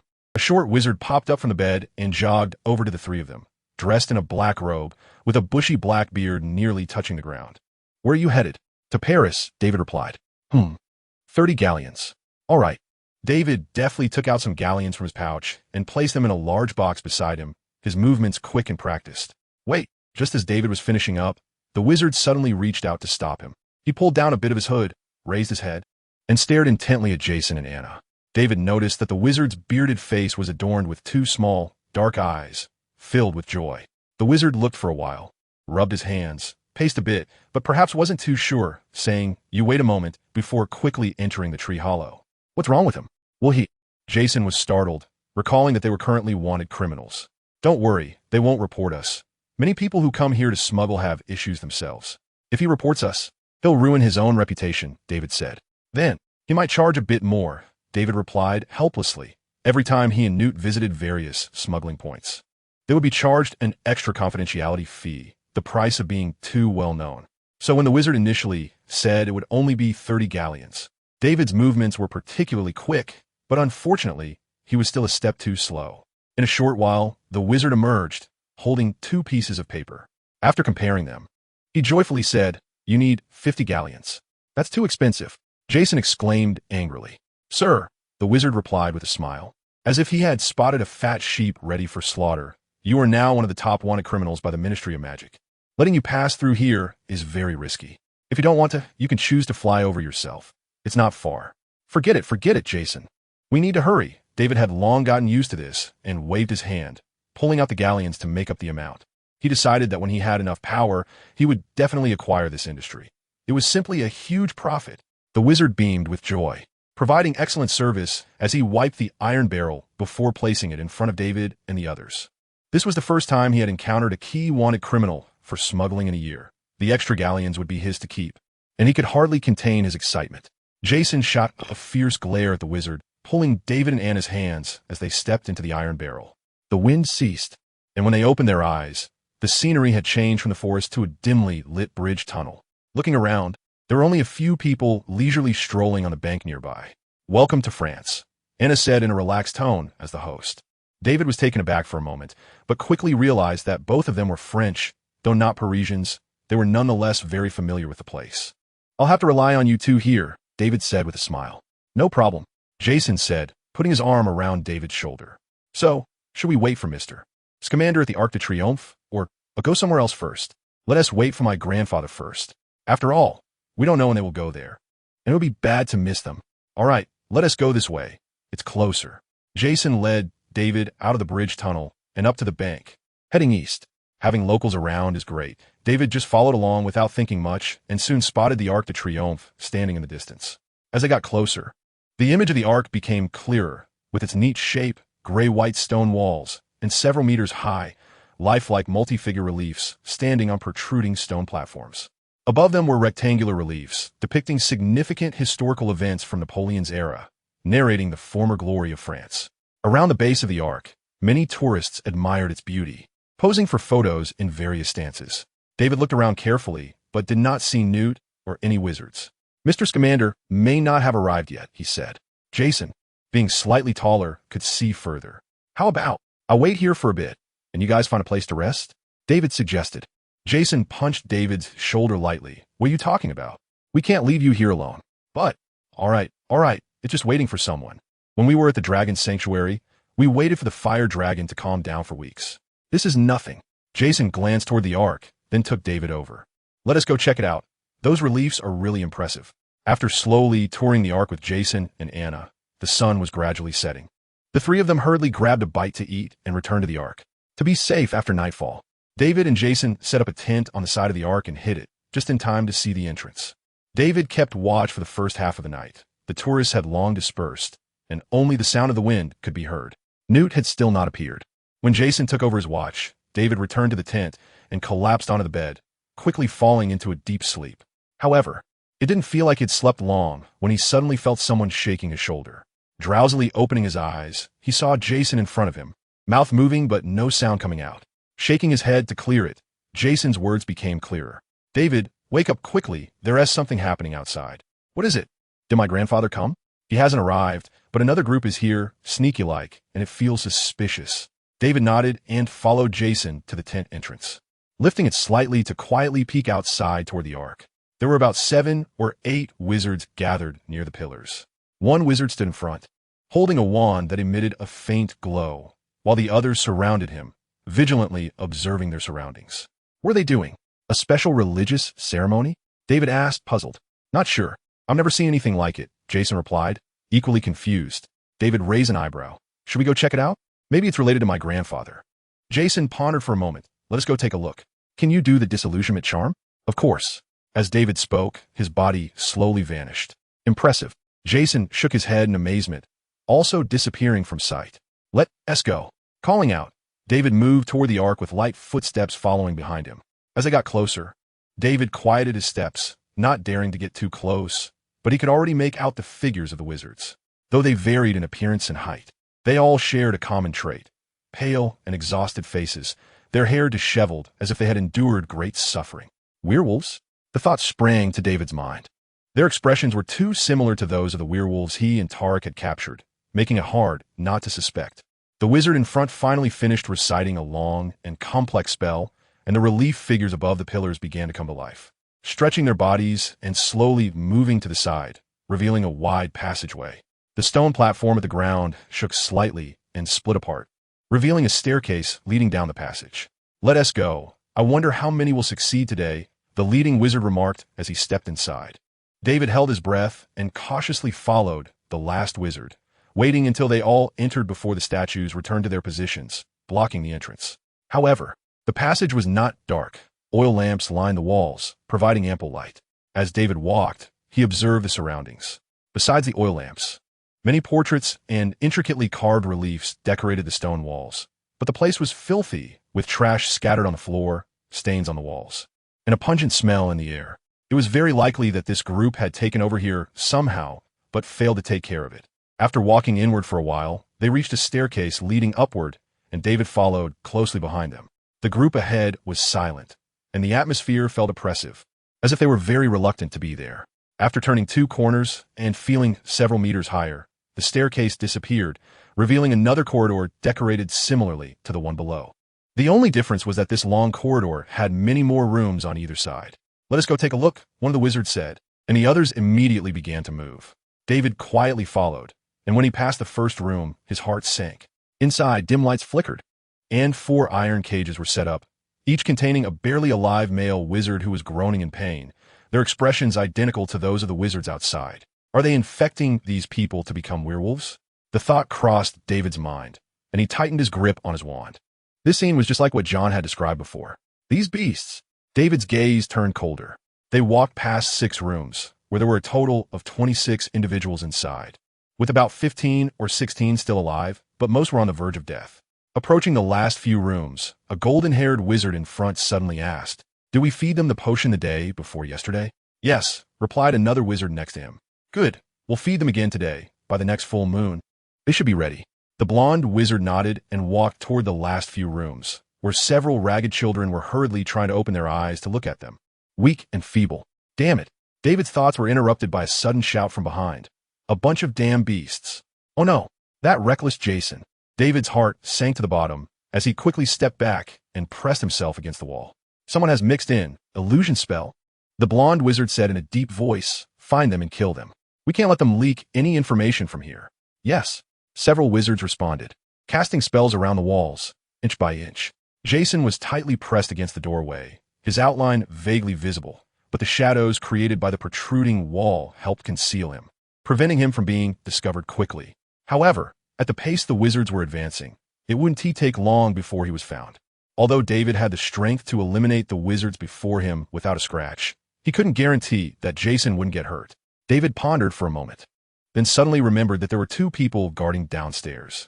If I act quickly enough, I should be able to quietly deal with them. With that decision made, David instantly appeared at the corner of the downstairs corridor. From a distance, the 2 seemed to have not received any news and were chatting together, smiling brightly. To save time, David accidentally made a slight noise, but the two were so engrossed in their conversation that they didn't notice at all. "Hey!" David exclaimed as he approached them, glaring. The two wizards opened their mouths in astonishment, but made no sound and just fell down dumbly. David sighed in relief, retracting his golden pupils, and a tear dropped from the corner of his eye. He had just pushed himself a bit too hard. But there was no time to care about that now. David quickly used a levitation spell to stabilize the fallen two, letting them quietly drop to the ground and hide. Transforming into the appearance of one of them, David ran a couple of heavy steps and shouted loudly, "Who's there? Come out!" Then, spells were cast towards the front, and he casually threw a few around himself, creating an unusually intense battle atmosphere. Trying to escape? No way. David stopped pursuing the entrance. "Jason, where are you? Where'd he go?"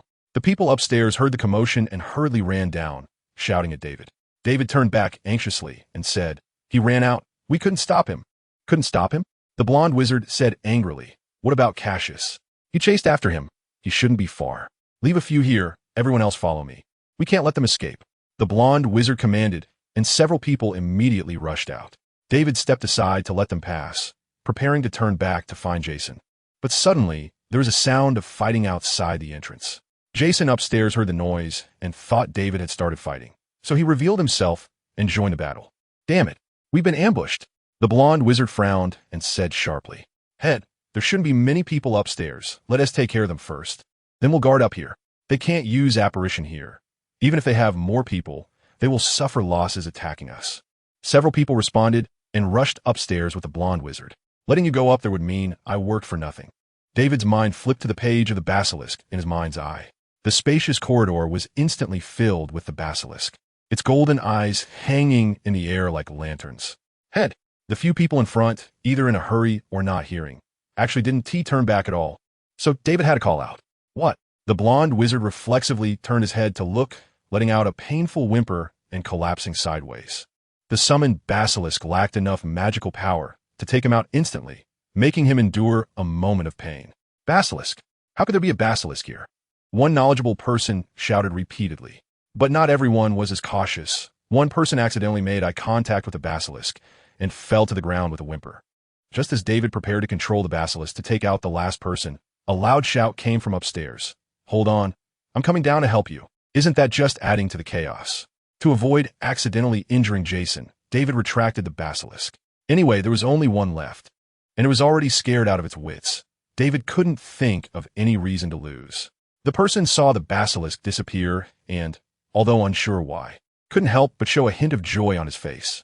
"Drop your weapon." But immediately after, David flicked away the wand from his hand. "Jason." The person looked a bit dazed in the mix of surprise and confusion. "Oh, sorry." David smiled and returned to his original state, tying him up with rope. Jason quickly ran down the stairs in a few big strides. Upon seeing the scene downstairs, Jason froze for a few seconds before incredulously saying, "Did you take them all out?" "Ah." David nodded and urged, "All right, let's go. Two people just ran out, and it should be fighting them." Jason perked up his ears to listen to the noise and, disregarding everything, charged out like an angry bull. Reaching the entrance, the statue blocking the passage automatically moved aside, and the sounds of battle became clearer. David focused his gaze. In the direction where they had set up tents, 3 people were locked in a fierce battle. Jason barely glanced at them before instantly moving around them and joining the fight. "Who are you? Put down your wands. Stop resisting." A large number of wizards suddenly appeared in front of the Arc de Triomphe, shouting as they raised their wands to obscure the surroundings. "Why is the Ministry of Magic here at this time?" David sighed and cast several dragon flames at them. "Retreat." The Ministry of Magic people sensed something was wrong, and someone shouted loudly. As they panicked, David teleported to Jason's side. They had already taken down the two. "Let's go. The Ministry of Magic is coming." David said. "What about those inside? Let the Ministry of Magic worry about them. Let's head to that mall ahead." David moved into the corridor, dragging along the person he had tied up into the mall. Jason and Anna had long since arrived and hurried over to David's side upon seeing him. "Who is this?" Anna pointed at the wizard lying at David's feet. "One of those guys." David squatted down and patted the wizard's shoulder. "All right, stop pretending. Wake up." The wizard's eyelashes fluttered slightly, but he still didn't open his eyes. "Fine. He's dead. Let us bury him," David said to Jason in a relaxed tone. "No, no." The wizard instantly opened his eyes and said repeatedly, "I thought you were really dead." David said disdainfully, "I was forced by them too, just like those locked in cages. I was captured by them to be infected. I had no choice. If I didn't comply, they would kill me. Oh, David stared at the corners of his eyes, flipping through the memories in his mind. After a cursory glance, David revealed a kind smile. You say you were forced? The wizard nodded, then suddenly realized something and widened his eyes. Mind reading? Clever. David pointed his wand at him. Wait. Be a good person in your next life. Before he finished speaking, a light appeared at the tip of David's wand. The wizard's cries disappeared, and the ground beneath him slowly became soft. He looked panicked, tears hanging at the corners of his eyes, his mouth opening and closing repeatedly, but unable to make a sound. Crocodile tears. David shook his head and increased the magical power output, causing the wizard to sink much faster. Before long, the pit in the ground was filled, returning to its original state as if nothing had happened. David? Anna said with a look of compassion. She hadn't stopped David earlier because she felt he must have his own reasons. Now she needed an explanation. After all, killing him would have been enough. Burying him alive was too cruel. David looked at Jason. Several of those children in the locked rooms were captured by him, and they went willingly. Jason snorted, his gaze sweeping harshly over the ground, quietly recounting to Anna what they had encountered inside the Arc de Triomphe. The compassion on Anna's face faded, and she stomped heavily on the ground. Damn it. Where to next? Jason asked while Anna vented her emotions. David stroked his chin, thinking, I just saw in his memories that in 3 days, those werewolves will gather in the dense forest outside the city. Their leader will distribute rewards based on their performance during this time. Jason's eyes lit up. Shall we go take a look? No way. That's a bunch of werewolves. I don't want to end up like today, with just a few of them. If they find us, can we get out? David replied. True. Jason pondered for a moment. How about we watch from a distance? What if Mr. Scamander and the others also get the news and go there? Yeah, you're right. We'll go take a look then. If we can catch 1 or 2 people to gather some information, that would be even better. David nodded, but he still had some doubts in his heart. According to that person's memories, the rewards used to be delivered to them by owls. But this time, they were all gathered in the forest for a large award ceremony. Was it a conspiracy, or was I overthinking? David felt uncertain in his heart. The next morning, they quietly snuck near the Arc de Triomphe to take a look. The tourists had disappeared, and the area around the Arc was cordoned off, with a sign for municipal repairs nailed to the wooden boards. There were also some casually dressed wizards patrolling the area. It seemed that Mr. Scamander would not be showing up. Jason whispered beside David. David agreed with his assessment. He had just been staring inside the fence for a few minutes when several patrolling wizards turned their gaze toward him. They only hesitated because he was a little wizard and didn't take action. If Newt appeared here, he might have been surrounded and subdued in the next second. After all, he was also a well-known wanted criminal in France, having received the title of French Building Quality Inspector. After observing for a while, David and the others left the Arc de Triomphe before the Ministry of Magic's people became suspicious. In the following days, David handed over the schedule to Jason and Anna to arrange, letting them take him to enjoy Paris's unique cuisine. They couldn't wait for Newt under the scorching sun. The food in front of them was what mattered. 2 days passed quickly, and the 3 of them arrived early at the forest where the werewolves were gathering, hiding in a huge tree to conceal their presence. David, are you still there? Jason whispered, sitting on a branch where he should be able to see a human-shaped shadow. David gently tapped the branch beneath him. Do you think they changed locations? It's been so long, and they're ISNT a single shadow. Jason moved closer to David, looking at the half-obscured red sun through the undulating forest, somewhat puzzled. It's possible. Should I go take a look? You all wait for me here. After a day without spotting a single figure, David felt that his previous suspicions might be correct. This place could be a trap, but he didn't know who it was set for. Was it for Newt and Dumbledore? That can't work. Jason immediately retorted. We're here because Mr. Scamander asked us to take care of you. If you go alone and something happens, we want to be able to explain it later. David wanted to say, you two would only slow me down if you went, so it's better not to go. But considering it might hurt their feelings, David held it back and quietly said, okay, just be a bit more careful later. Don't worry, I have plenty of combat experience, Jason said nonchalantly, sliding down the tree trunk. But when he hit the ground, he stepped on a branch hidden by leaves, and his body swayed, causing the branch to roll forward. Jason's large frame crashed to the ground with a thud, leaves flying everywhere, startling the birds enjoying the evening time, which took off in all directions. David immediately drew his wand, alertly observing the surroundings. Jason quickly got up, leaning against the tree trunk, ready to dodge at any moment. After a moment, the startled birds returned to their perches, and the surroundings calmed down. David relaxed his tense heart and jumped down from the branch with Anna, stabilizing himself immediately. Noticing the commotion around him, Jason awkwardly said, "That was just an accident." David shot him a glance and helplessly said, "Be more cautious next time." Jason flashed a silly grin. "This time, you can trust me. There won't be any accidents." "Anna?" David found his words very unreliable. "I will keep an eye on him. I won't let him act recklessly," Anna said firmly. "All right, then I can relax." David walked down the slope, recalling the memories from that person's mind. The werewolves' gathering was in the dense forest below the hill. Anna and Jason paid attention to the traces David left and slowly followed behind him. The terrain became lower, and the light grew dimmer, with only faint remnants of sunlight filtering through the branches. They dared not use the Lumos charm. After all, the enemy was in the dark while they were in the light, and using it would only make them a target, so they had to carefully feel their way forward. Suddenly, the faint footsteps behind them disappeared, and David turned back in confusion. The outlines of Jason and Anna were already visible. Their disillusionment charms were wearing off, but fortunately, it was dark enough around that it didn't make much difference whether they were visible or not. David looked around and saw no one before walking over to them, dispelling the invisibility charm and saying, "How about we wait here for a while until it's completely dark before going?" "Okay." Anna nodded slightly. After using the disillusionment charm once, they had to wait a while before using it again. Otherwise, the effect would be poor, like a foolish chameleon. Walking over to a fallen tree trunk on the ground, the three of them sat on it, waiting for the night to fall. A rustling sound came from the surrounding branches, as if mice were scurrying about. Then there was silence for a moment, followed by a few quiet incantations. "Be careful." David waved his wand, and Jason and Anna flew to the sides. He then skillfully cast an armor charm on himself. 5 or 6 brightly colored spells flew toward him. David pulled away from the tree trunk he had been leaning against, and several spells hit him, bouncing off in various directions. The trunk was also severed in the middle, splitting into 2 parts and flying off to the sides. When did we get discovered? Had they been here all along? But I just looked carefully and didn't see anyone. Could they all be masters of the disillusionment charm? David cautiously observed his surroundings, his mind racing with questions. But the area fell silent again.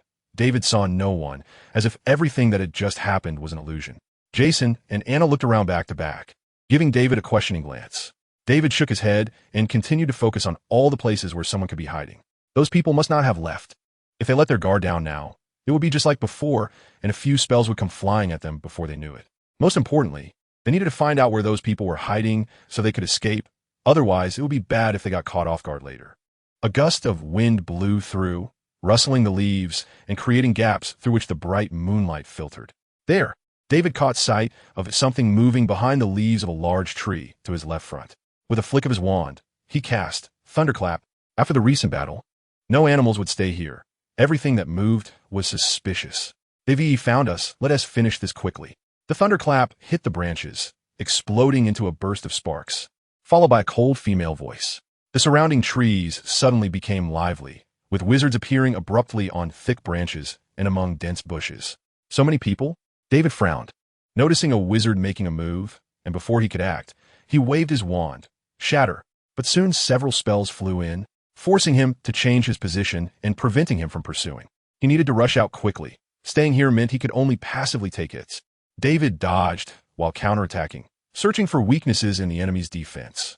His gaze shifted southeast, where there were fewer wizards guarding compared to other areas.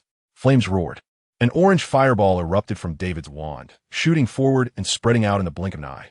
Nearby wizards had to divert some of their focus to block the advancing flames. "This way," David called out to Jason and Anna, and with a flick of his wand, a Norwegian ridgeback dragon swooped down from the sky. David leaped up, grabbing one of its toes, and cast an armor charm on himself. Jason also held onto the Norwegian ridgeback's claw, but Anna was a step too late. By the time she reacted, the dragon had already taken off into the sky. Away from her. "Damn, armor charm." David instructed Anna to cast a defensive spell for him while he looked down and used a severing charm to cut off a branch. With a flick of his wand, the branch transformed into a shimmering iron chain, winding around Anna's waist while avoiding the stray spells. David pulled the wand, and Anna soared into the air, quickly approaching them. The surrounding wizards reacted, frantically attacking Anna, but fortunately, the armor charm blocked the first few spells. As they burst through the trees, David yanked the rope back, and Anna flew into Jason's arms with a gasp. "Thanks," Jason said loudly. "No need," David replied. looking back to see at least 30 or 40 wizards hanging behind them. More than he had imagined. They had been careless. After flying forward for a bit, the pursuing wizards did not stop, but there were more sounds ahead. Fly higher, David commanded, and the Norwegian Ridgeback climbed several meters higher. At that moment, dozens of spells flew out from the jungle below, illuminating the surroundings, and with a casual sweep, David spotted 4 or 5 dozen wizards. Fortunately, they were far enough away that many spells missed, and even those that didn't had enough time to be intercepted in the air. There are really a lot of these bastards. Jason couldn't help but curse loudly, as more spells flew towards them, and their aim had improved significantly. Stunned, Jason clumsily cast a few spells to dodge the attacks. Look, it seems like they're fighting among themselves, Anna said, looking down in confusion. David glanced down and saw that some of the wizards appearing behind them were on guard against them, while the rest had become embroiled in a battle with those pursuing them. The dense forest suddenly opened up a large area. Their target ISNTS? Are we being scapegoated? David blinked, urging the Norwegian Ridgeback to climb higher. The accuracy of the wizard's spells dropped significantly, and David felt relieved to observe the battlefield below. The number of wizards chasing them was noticeably fewer, as the new group had pushed them back, and more were coming from afar. This scene, TSK. David sighed, originally intending to capture a few werewolves for intelligence, but instead, he witnessed such an exciting spectacle. How could they transform? Suddenly, a panicked scream echoed through the forest, and David saw the line of wizards chasing them become chaotic, as if something had charged in. Unable to suppress his curiosity, David said, "Let us descend a little to see what is happening." Jason twitched his lips and slowly nodded. Controlling the Norwegian Ridgeback to descend slowly, more spells surrounded them. But it was not as fierce as before. The wizard's attention seemed to have been drawn elsewhere. A bright light appeared, and a black and red fire serpent dashed through the trees, with flames rising all around. David saw several figures in the midst of the fire serpent, howling in confusion at the surrounding flames. Long hair, elongated heads, sharp saw-like teeth, shining claws. Werewolves? Doubts surged in David's mind as he looked up at the sky, where only a small crescent moon was faintly visible among the dark clouds. How could they transform? It's unscientific. And who are the ones fighting them? David's gaze shifted to the werewolves' opponents, a group of wizards cloaked in black robes, their faces hidden from view. Could they be Grandpa's friends? David hesitated about whether to help them. Just then, the situation below, which had just stabilized, changed again. The number of werewolves increased rapidly, soon breaking through the re-established defenses of the wizards, attacking left and right among them. Some weaker wizards were knocked to the ground, and the werewolves swiftly licked their victims, taking their lives. Retreat. There are too many werewolves. The female voice that indicated the attack on David and the others rang out again. David saw her standing in the midst of many wizards, and the wizards around her were trying their best to protect her. They had set up an anti-disillusionment charm here. After a wizard's spell failed, he hurriedly reminded everyone. Group 1, transform and leave. Group 2, stay and cover. The witch ordered calmly, without panic. Some wizards orderly withdrew from the battlefield, and dark mist swirled around them, followed by large black bats flapping their wings and flying in all directions. Are they vampires? Group 2 took turns to leave. The witch commanded again. Yes. The remaining wizards covered each other, quickly transforming into bats from their safe positions and flying away from the battlefield. Now, transform completely. Just as the remaining 7 or 8 wizards were about to turn into bats and leave, a wolf howl suddenly echoed from a distance. The werewolves, who had previously been attacking chaotically, immediately became orderly in their movements, and several wizards were quickly pounced on and brought down under their claws.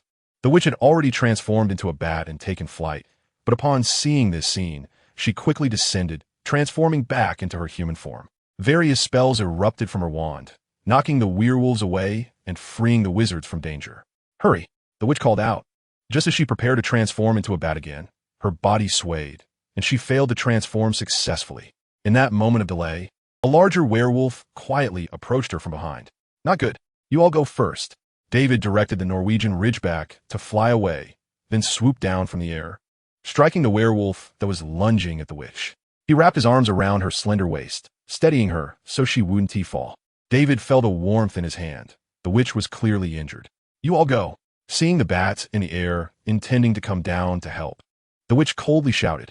A few bats hesitated, flapping their wings a few times before flying away. Meanwhile, David repelled several approaching werewolves. But this was merely a drop in the bucket. They had been completely surrounded by the werewolves, with crimson eyes and drooling mouths all around. Little one, thank you. I apologize for mistaking you for someone else just now. After the bats had left, the witch relaxed, leaning against David, her head lowered as she spoke. Do you have a way to get out now? Or should we summon another dragon? Otherwise, you'll have to stay here with me forever. I'm not that young anymore. A fragrance wafted into David's nose as he muttered, waving his wand in a circle, causing a barrage of projectiles to be unleashed. The rubble, branches, and even corpses on the ground shot towards the werewolves like bullets, blocking them momentarily. Taking advantage of the gap, David embraced the witch and vanished from the spot. Little one, how did you do that? The witch leaned against a large rock, pulling at her head, causing her hood to fall back and reveal a head of silvery white, disheveled hair. She then brushed her hair back, letting it flow down neatly onto her shoulders. It's a family secret, David replied casually, too lazy to correct her term of address, continuing to pay attention to the surroundings. Really? The witch smiled faintly, her skin pale and face cool.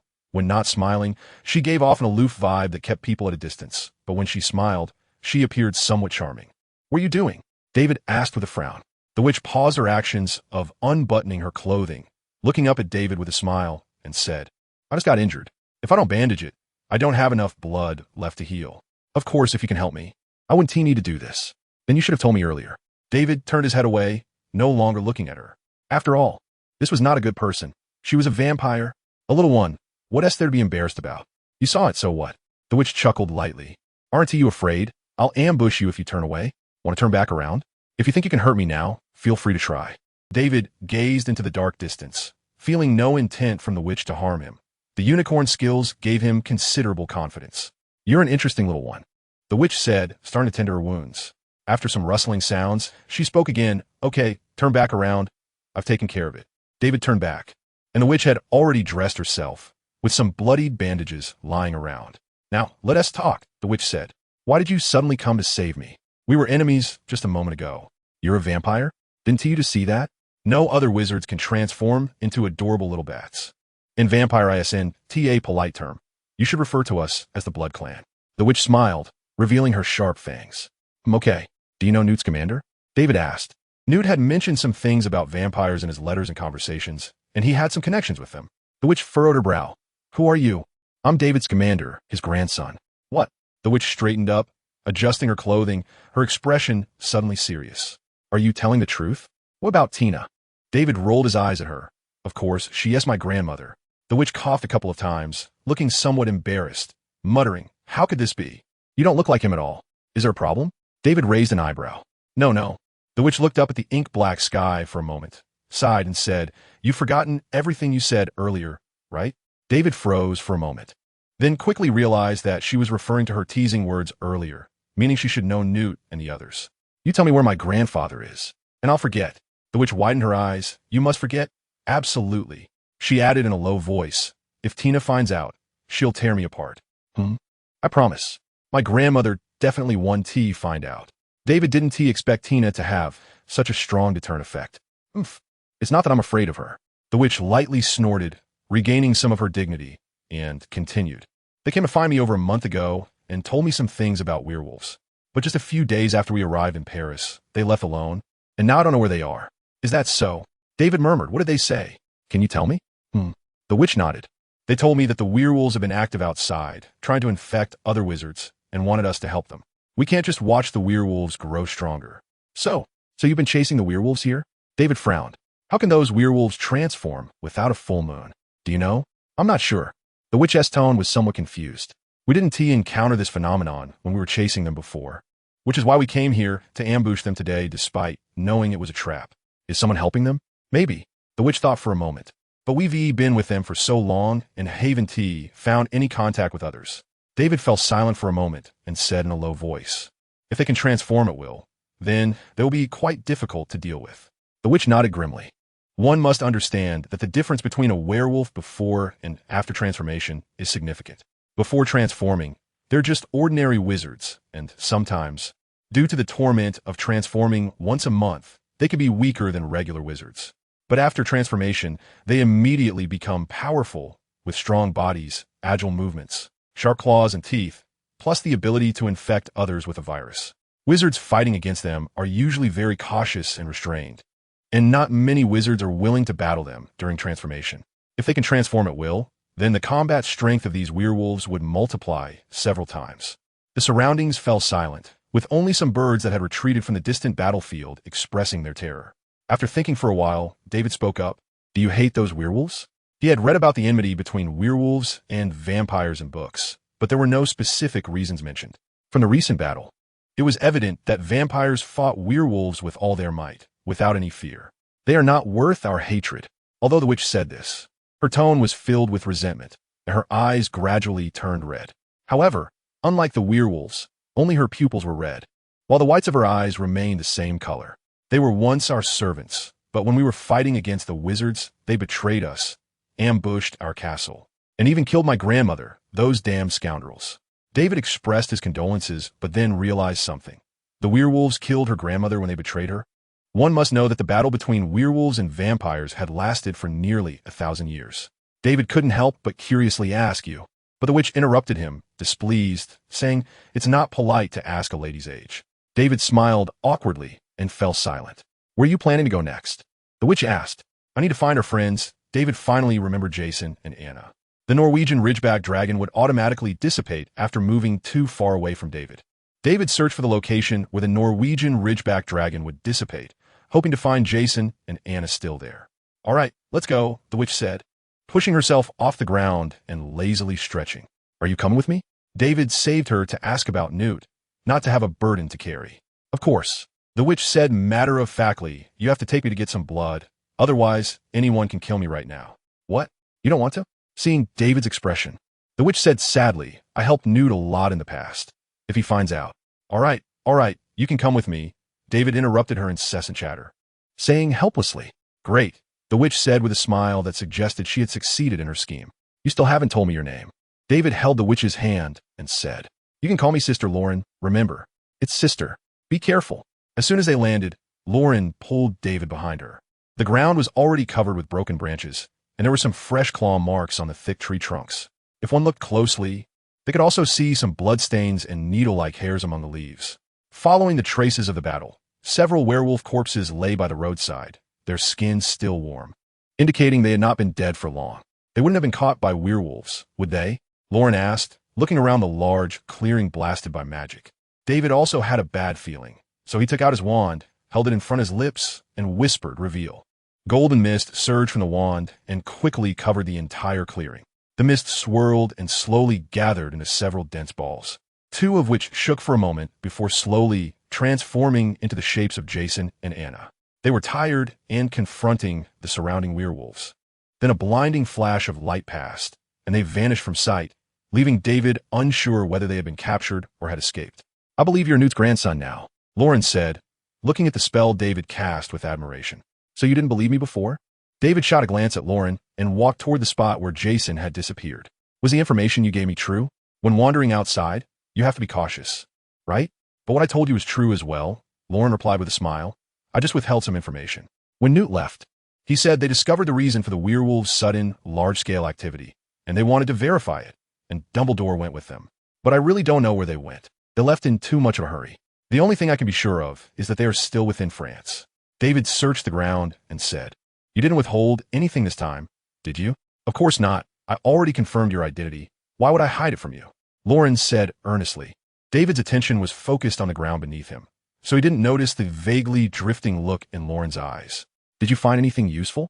Lauren avoided David's questioning and changed the subject, walking over to him. David's fingers deftly parted the leaves and picked up a small piece of torn fabric that matched the texture of what Jason was wearing. "If I'm lucky, I should be able to find them through this," David said, shaking the fabric. Lauren nodded and ran her tongue over her pale lips. "That's good. Let's go. Now it's time to satisfy my needs, right? You want to drink blood? Human blood?" David asked. "Of course. What else would we drink?" Lauren said firmly. Seeing David's displeased expression, she waved her hand and said, "Just like Newt, don't worry. We don't need to bite people. We stopped doing that crude thing a long time ago." "Then how do you get human blood?" Lauren gave David a disdainful glance and said, "You'll know when you go. I can't believe you're still a person of the new century with such narrow-minded thoughts." "Where to?" "Take me to the city. We'll take a taxi." "A taxi? What else?" "You don't know the place. Are we supposed to walk?" Back in the city, Lauren flagged down a car by the roadside, and she opened the car door with ease to the nearest blood bank around here. Blood bank? David immediately understood. But would a blood bank easily give them blood? Would they have to steal it? Moreover, David quickly realized something and quietly said to Lauren, "Do you have any muggle money?" Lauren looked at David strangely. "No." "Then, should we pay him in galleons later?" David glanced at the driver ahead, who was focused on observing the road conditions. "Why should we pay them?" Lauren said disdainfully. Shouldn't we pay for the ride? That would be his honor." Okay, I'll pay him later. I no longer doubt your relationship with Newt," Lauren said impatiently, closing her eyes, and David didn't dare ask further. The blood station came into view, and the driver stopped the vehicle, staring blankly ahead as he said, "My lord, we have arrived at the blood station." "All right, wait a moment," Lauren replied casually, her wand tip releasing a small bat that flew into the blood station's entrance. "Your account?" David asked curiously. "Inherited it. It's nothing special," Lauren answered offhandedly. Soon, a young man in a white uniform briskly approached the taxi, bowing slightly as he said, "My lord, it's been a long time." Lauren nodded and pointed to the driver, saying, "I came in his car. You can pay him." The young man blinked, lifting his head slightly to glance at Lauren.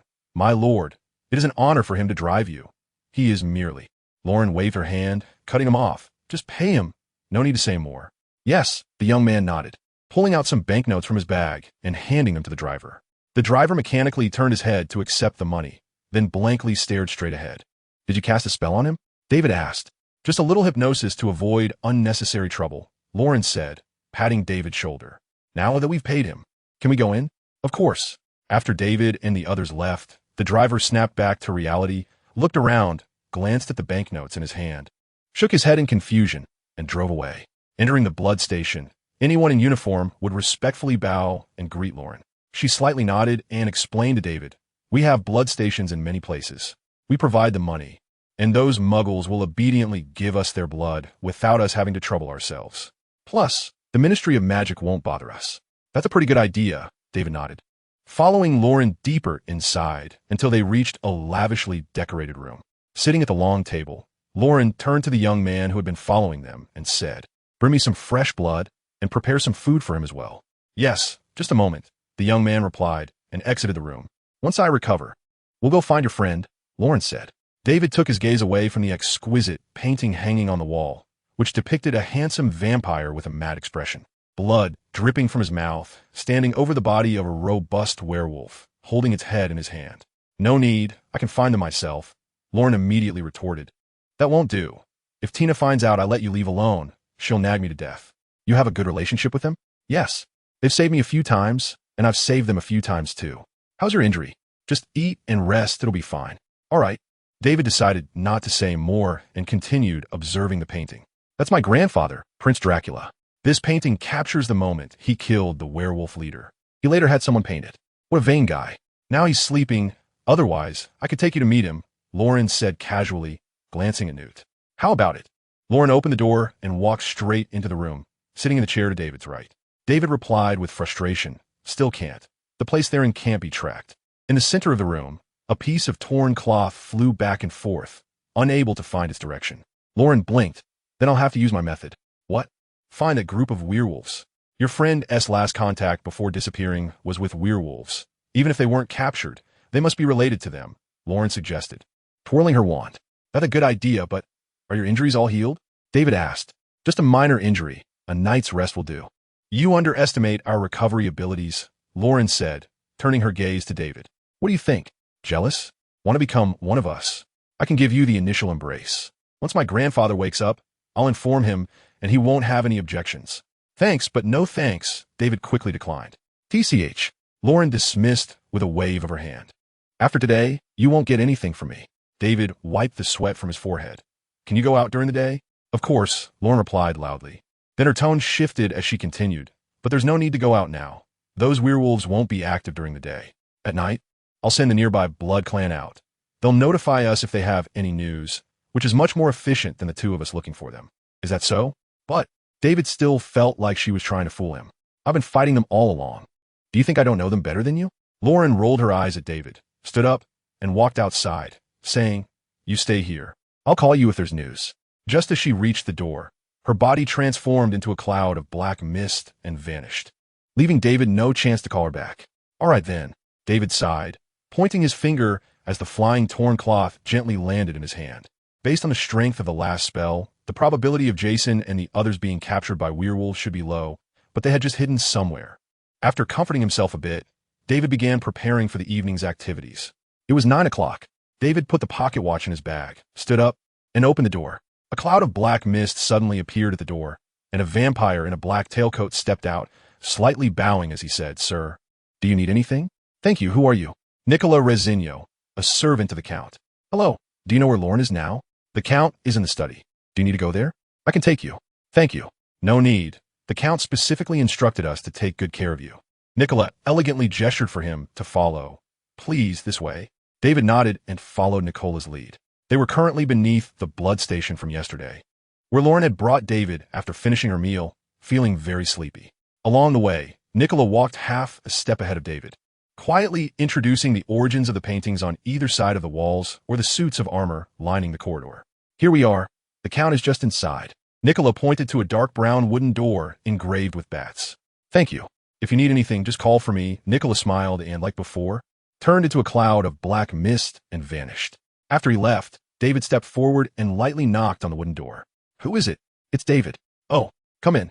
David pushed open the wooden door, and Lauren was lazily lying on the sofa, her long legs resting on the table in front of her.